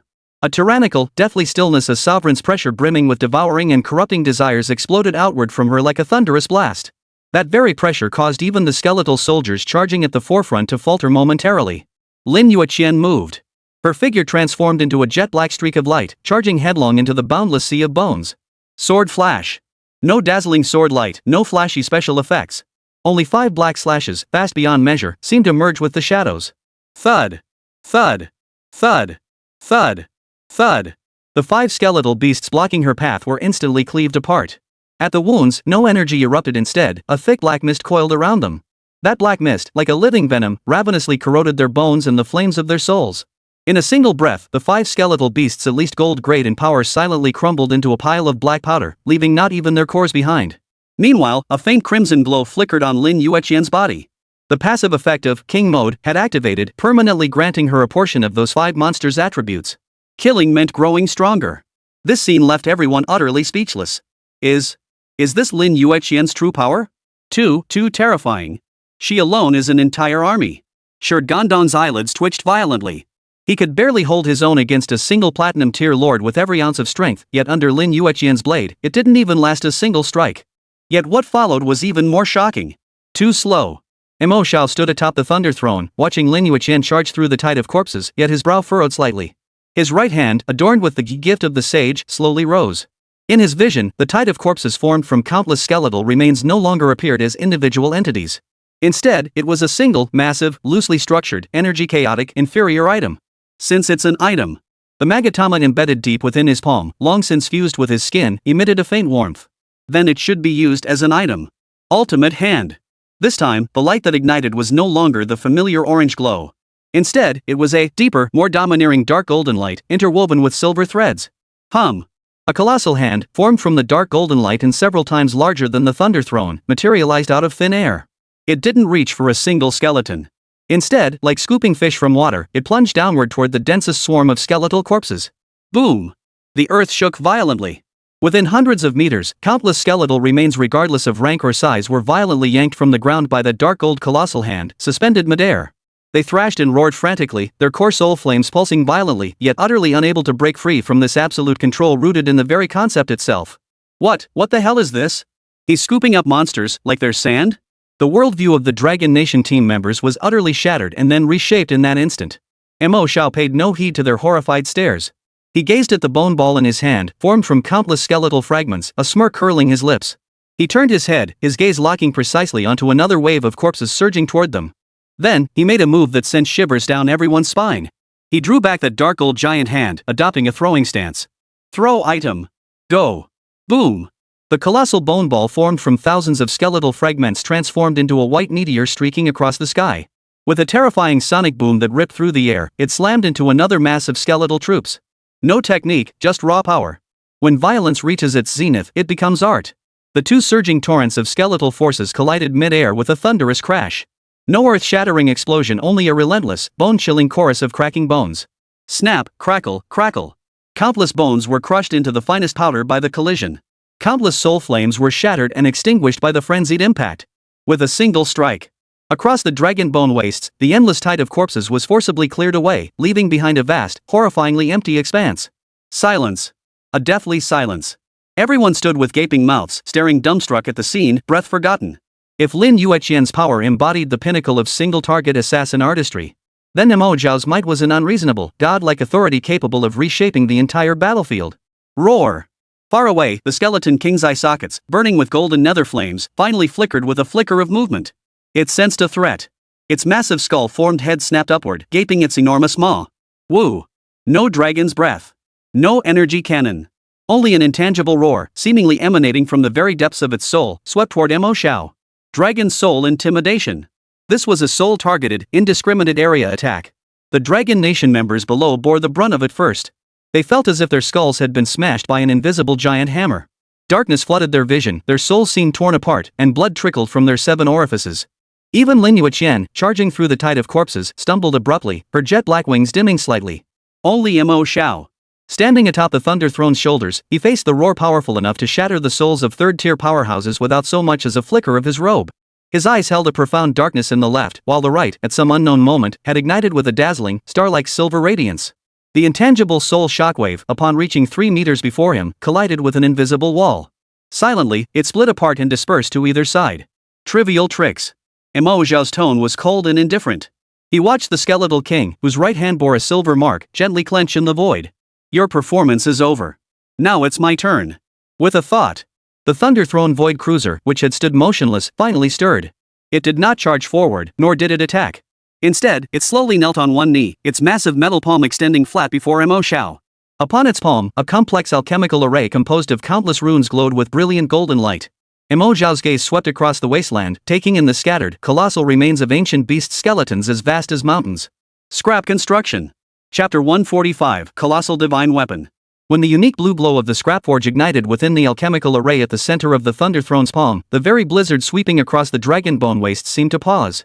The laws governing this desolate wasteland were forcibly overridden by a more brutal, more unreasonable power of creation. Every gaze was fixed upon the golden machine god kneeling on one knee and the young man before it, whose composure was almost unnerving. They did not know what Mo Xiao intended to do, but their worldviews sharpened by countless trials instinctively warned them that what followed would be a miracle even more defying of common sense than the earlier bone ball molding. Mo Xiao's gaze swept slowly across the vast wasteland. His gaze passed over the ordinary skeletal remains being efficiently slaughtered by Lin Yueqian, locking precisely onto 4 colossal ancient relics scattered across different corners. The first one. He murmured softly, his right hand adorned with the Yi gift of the sage, pointing lightly toward the distant, mountain-sized skull of an unidentified colossal beast. Hum. A blue glow instantly spanned thousands of meters, completely enveloping the skull. Ding. Special item Ancient Beast King Skull Diamond Grade detected. Added to scrap constructions sequence. Second item. His finger swept toward the opposite side, where a pair of shattered yet still sky-obscuring giant wing bones lay slanted in the frozen earth, like 2 blades piercing the heavens. Blue light flashed again. Ding. Special item Abyssal Pterosaur Skeleton Diamond Grade detected. Added to scrap constructions sequence. Third item. This time, he pointed to the far end of the wasteland. A colossal spiral horn, over 100 meters long and gleaming with metallic luster, lay silently in the snow, radiating an aura of immortality. Ding. Special item Star Beast Horn Diamond Grade detected. Added to scrap constructions sequence. 3 diamond grade items epic materials that would drive any top-tier guild mad were casually dismissed by him as mere scrap materials. The Dragon Nation team members were utterly numb. Shurgondang gaped, drool dripping from his mouth as he forgot to wipe it away. He could only mutter, this reckless spendthrift. 3 items had been selected. Everyone subconsciously wondered, what could the 4th be? What else in this wasteland could possibly rival these 3? Yet Mo Xiao did not look elsewhere. He merely lowered his gaze to the golden machine god kneeling on one knee at his feet, its palm glowing with an alchemical array. And the 4th item. Ding. Special artifact Thunder Throne Void Cruiser? Tier detected. Added to scrap constructions sequence. Ding. 4 items confirmed. Proceed with forced construction for 50,000 mana points? Yes. The instant Mo Xiao silently confirmed in his mind. Boom. 4 towering blue beams erupted from the 4 selected items, piercing through the gray, lifeless sky. The next second, time seemed to freeze. The colossal Beast King skull, the sky-shrouding pterosaur skeleton, the razor-sharp starlight horn, and the majestic golden machine god all simultaneously lost their physical form. They transformed into 4 surging currents of primordial energy. One was a pale white torrent representing antiquity and savagery. One was a gray-black torrent representing the abyss and death.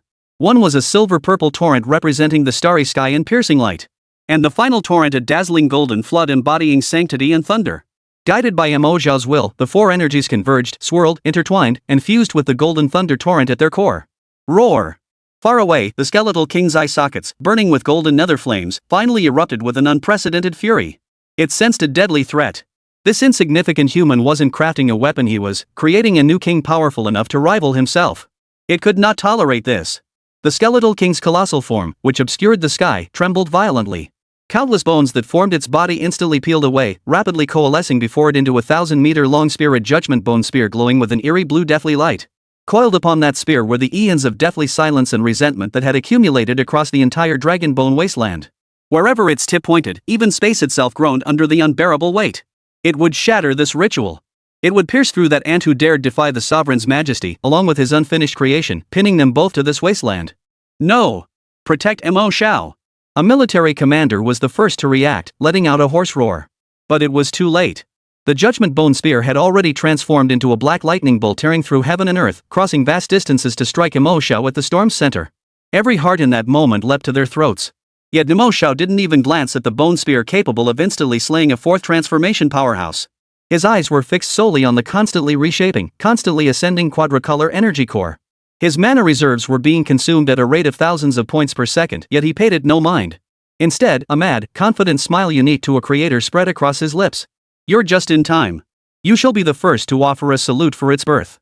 Just as the Judgment Bone Spear was about to touch Mo Xiao, the mass of four-colored energy, fused to its absolute limit, suddenly contracted inward. All light vanished. In its place, a colossal, suffocatingly immense new form materialized before Mo Xiao. Boom! The Judgment Bone Spear slammed violently into that brand new body. The earth-shattering explosion anticipated did not occur. The Judgment Bone Spear, powerful enough to pierce mountains, shattered inch by inch upon the chest of that body. It ultimately dissolved into a swirling cloud of bone dust and resentment, completely purified and devoured by the intangible force field emanating from it. The newly formed body did not even flinch. Silence. The entire world once again fell into a deathly silence. All eyes widened in stunned disbelief, fixated on the true monster before them, a creation born from Mo Xiao's own hands. It was 100 meters tall, a colossus of bone and steel, the Yin Giant. Its primary skeleton was the dazzling dark gold body of the Thunder Throne, yet the exterior of the mecha was covered in a layer of pure white bone armor reconstructed from the skull of the ancient Beast King, and countless skeletal remains exuding a savage, primal beauty and raw power. Upon its back, the skeleton of the Abyssal Wyvern had transformed into a pair of even more ferocious and colossal bone wings, with a wingspan exceeding 100 meters. Between every joint, a blue soul flame flowed. Its right hand was no longer a metallic palm, but had transformed into a 100-meter-long spiral bone spear extending from the horn of the celestial colossus, its tip flashing with a silver-purple cold light capable of piercing anything. Its head was now the colossal skull of the Beast King. Within its hollow eye sockets no longer burned the ghostly blue soul flames, but instead blazed the same sacred, majestic golden flames as the Thunder Throne. Ding! Congratulations! You have successfully crafted a divine-grade artifact. Ding! Your skill, Scrap Construction, has gained massive proficiency. Level up. Current level, LV4. Ding. Your talent, Divine Hand, has grown. A series of system notifications echoed in Mo Xiao's mind. He slowly raised his head, locking eyes with the golden flames burning within the Yin Giant's eye sockets. The next instant, the giant's chest armor slowly opened, revealing the control core within a modified Thunder Throne cockpit now brimming with runes and light pathways. Mo Xiao's figure transformed into a streak of light, instantly vanishing into its depths. Boom! The instant he entered the core, the golden flames burning in the Yin Giant's eyes flared to their absolute peak. A brand new, supremely domineering interface materialized before Mo Xiao's eyes. Name, Skeletal Throne Apocalyptic Giant. Grade, Immortal Spirit Evolvable. Type, Giant God Weapon Unique Bind. Bound User, Mo Xiao. Equipment Requirement, Unique Binder. The distant Skeletal King seemed to have regained his senses from the setback of his previous strike. Gazing upon the Yin Giant before it, a being of comparable stature yet radiating an even more overbearing aura, a flicker of something called gravity flickered for the first time within the golden, infernal flame eye sockets. Within the core of the Yin Giant's chest cavity, a cold smile spread across Mo Xiao's face. Through the giant's neural network, he emitted a chilling voice that echoed across the heavens and earth. Now, who, truly, is the sovereign?